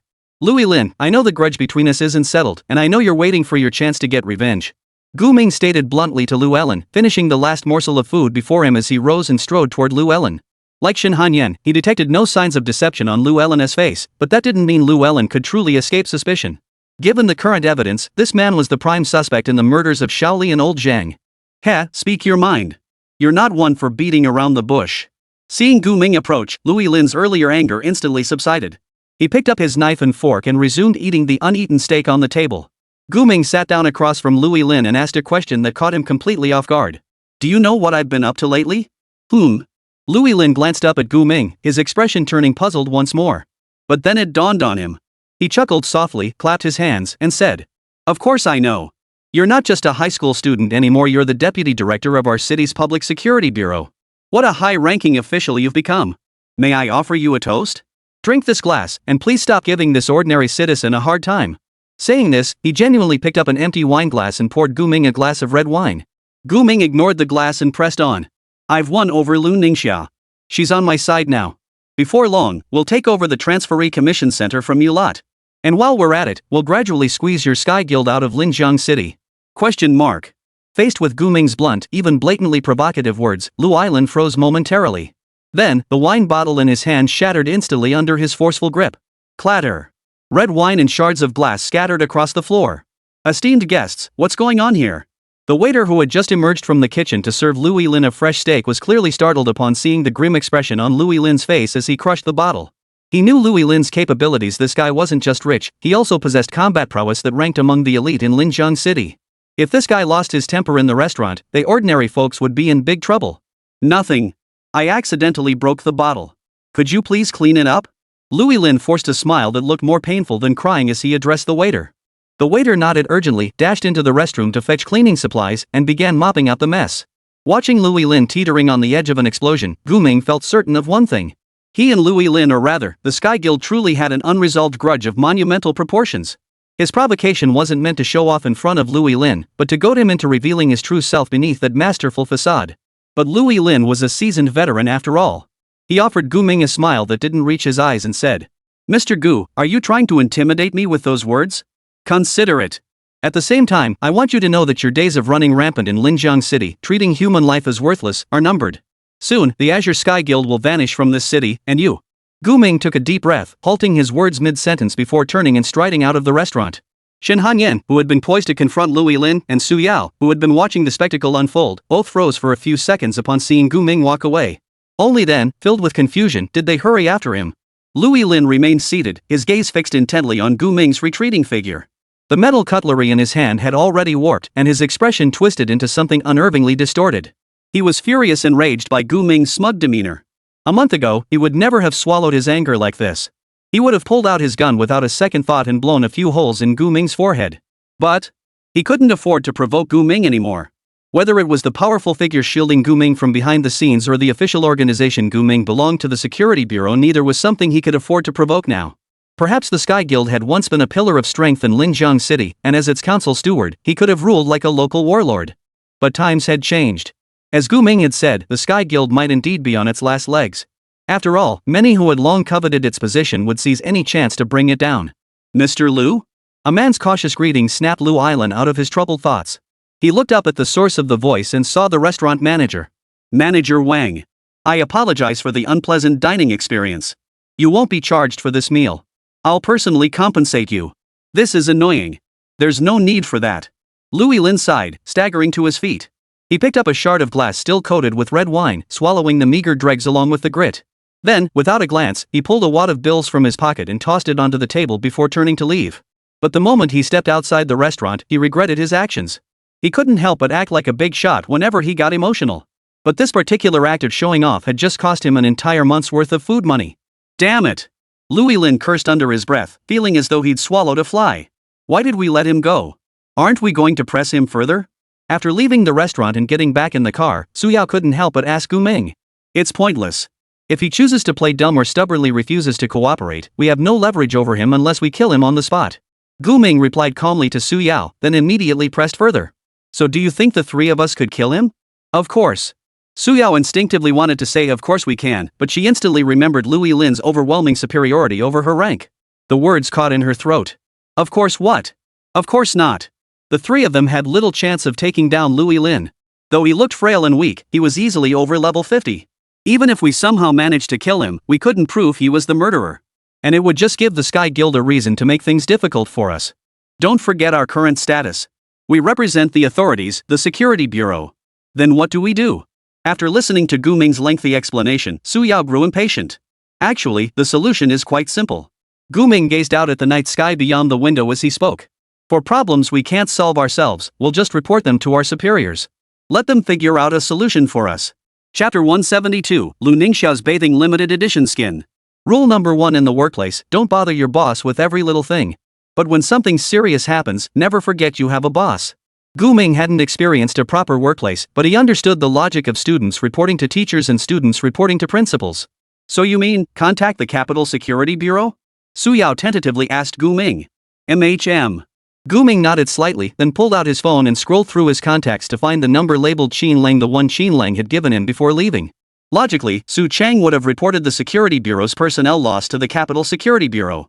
But such procedural reports rarely made much difference after all, deaths within the Security Bureau were practically routine occurrences.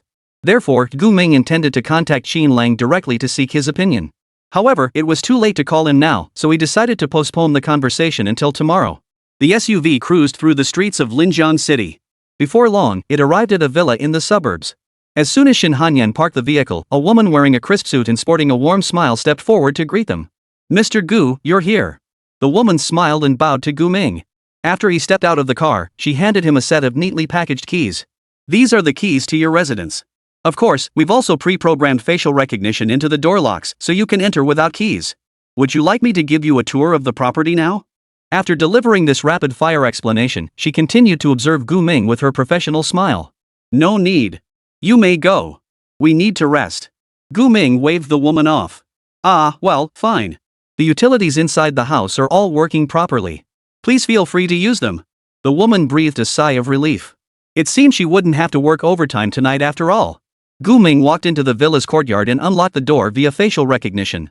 As soon as it opened, the lights inside automatically turned on. Before he could react, Su Yao dashed ahead of him into the house, her eyes darting around with curiosity. Living room, second floor, kitchen, and 4 bedrooms. Not bad. This place is much bigger than my home. It'll be so much easier for us to move around here.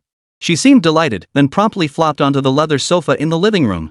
With practiced ease, she found the remote and turned on the TV. Go pick out your room, Gu Ming said to Shin Hanyan behind him. You decide. I'll follow your lead. I don't really have any preferences in this regard. Shin Hanyan had been looking around too, but Gu Ming's words immediately brought her thoughts back to the present. You have very low material desires. That's not good. People should have some material pursuits, otherwise, life becomes boring. Gu Ming told Shin Hanyan before leading her upstairs and designating a room with windows facing east for her. You can sleep here. This is your private space now. Okay. Shin Hanyan nodded, her eyes serious as she surveyed the room. An indescribable sense of joy welled up inside her. Like most people, she actually loved spacious rooms, delicious food, and all sorts of sensory pleasures. But having grown up in harsh conditions with no chance to enjoy such things, she had constantly told herself, I don't like these things. Now, however, someone was willing to give her these things. Though it might mean little to Gu Ming, it moved her deeply. That's just how people are often moved by inexplicable things that others might not even notice. So soft. Shin Hanyan slipped off her armor, sitting cautiously on the large bed big enough for several people wearing only athletic shorts and a tank top. She turned her gaze toward the floor-to-ceiling window draped with heavy curtains. This window lets in the earliest rays of morning sunlight. I guess I'll be waking up early every day. Perfect. You can handle cooking, cleaning, and such. Gu Ming said with a smile. Sure, leave it all to me. Shin Hanyan nodded readily, seemingly no longer harboring any objections to this housekeeper-like role. On the contrary, she even felt that doing housework better reflected her value, or rather, allowed her to feel her contribution to this home. This place would be her real home from now on. However, just as Shin Hanyan was blissfully anticipating her fulfilling life ahead, the phone beside her suddenly rang. It's Sister Lu. She picked up the phone and glanced at Gu Ming, seeking his advice. Answer it. She's calling you, not me. Gu Ming replied. All right. Shin Hanyan answered the call. The next second, Lu Ningxia's voice echoed through the phone. Hello, is this Xiaoshen? Where are you now? I'm resting at home. What's up? Shin Hanyan asked. Oh, nothing really. I'm just bored being alone and thought I'd come over to hang out for a bit. Oh, and you're still with Gu Ming, right? As Lu Ningxia spoke, the sound of running water and scrubbing could be heard in the background. Shin Hanyan could tell Lu Ningxia was showering while talking to her on the phone. Yeah, we're together. Su Yao's here too. Want to come over? Give me the address. I'll be right over. Alright, come over. The address is. Just as Shin Hanyan was about to give Lu Ningxia the address, she saw Gu Ming suddenly spread his hands, clearly preparing to use his beast recall spell. Her eyes widened as she realized what was happening. She hurriedly tried to stop Gu Ming. Master. Before Shin Hanyan could finish her sentence, a familiar figure appeared beside Gu Ming, still half reclining. Hot air, foam, wetness. Question mark. Lu Ningxia, still humming a tune as she happily rubbed lotion onto her body, froze slightly. She felt a chill run through her, and the hard surface beneath her buttocks jolted her. She lifted her eyes, still dotted with foam, to survey her surroundings. When she saw Gu Ming, Shin Hanyan, and this unfamiliar room, her brain completely shut down. She's still in the shower. Shin Hanyan finally finished her sentence. I can see that. Gu Ming scratched his head awkwardly, his eyes still fixed on the bewildered Lu Ningxia, who was still in the shower. The next second, Lu Ningxia let out a piercing scream.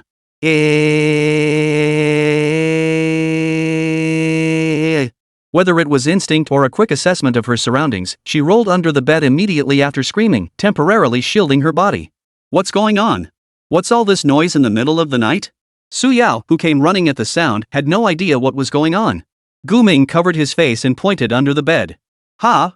Without hesitation, Su Yao peered under the bed and immediately spotted Lu Ningxia, curled up in a ball beneath the mattress, sobbing and trembling. However, due to the dim lighting, she didn't recognize Lu Ningxia at first glance. She looked up at Gu Ming and asked, Ah, is this the maid that came free with the house? Chapter 173, The End. Gu Ming, armed with his god-tier Beastmaster profession, successfully cleared countless dungeons and emerged as the world's strongest. Those who journeyed alongside him also evolved to peak potential, gaining unmatched power. Shin Hanyan became a god-tier beast companion capable of manipulating time, while Su Yao finally awakened her beast form, transforming into a heaven-devouring fire dragon. Together, they helped Gu Ming crush all enemies within the dungeons. Simultaneously, Gu Ming ascended step by step from Deputy Director of the Linjiang City Security Bureau to Director of the Capital Security Bureau, leading all the nation's transferees against monsters that descended like a natural disaster in the late stages. Amidst a beast-tide invasion comparable to the apocalypse, other nations crumbled under the onslaught, plunging into national extinction crises. Only the Dragon Nation, led by Gu Ming, remained standing at the pinnacle of the world.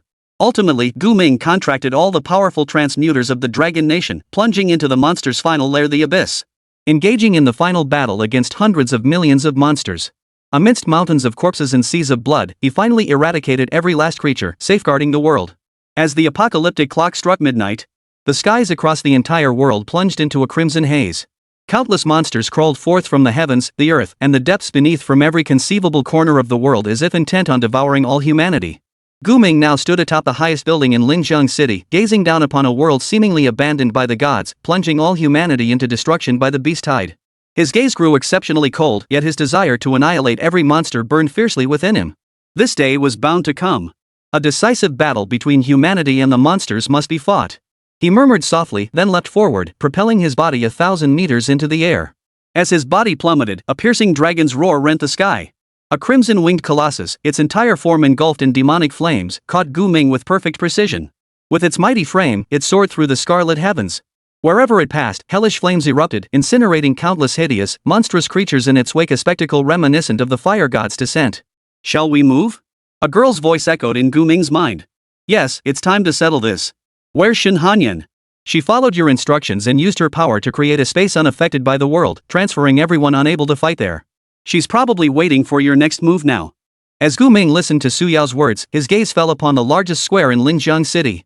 There, countless fully armed transcendent had gathered, awaiting a command before risking their lives in the final showdown against all the monsters. When Gu Ming appeared above the square, the transferees looked upon him as if he were a savior, shouting with excitement. Next, I will contract with each of you, channeling your power into myself while also protecting everyone. As long as I am here, we will win this war. Victory is certain. Victory is certain. The deafening roar echoed across the square.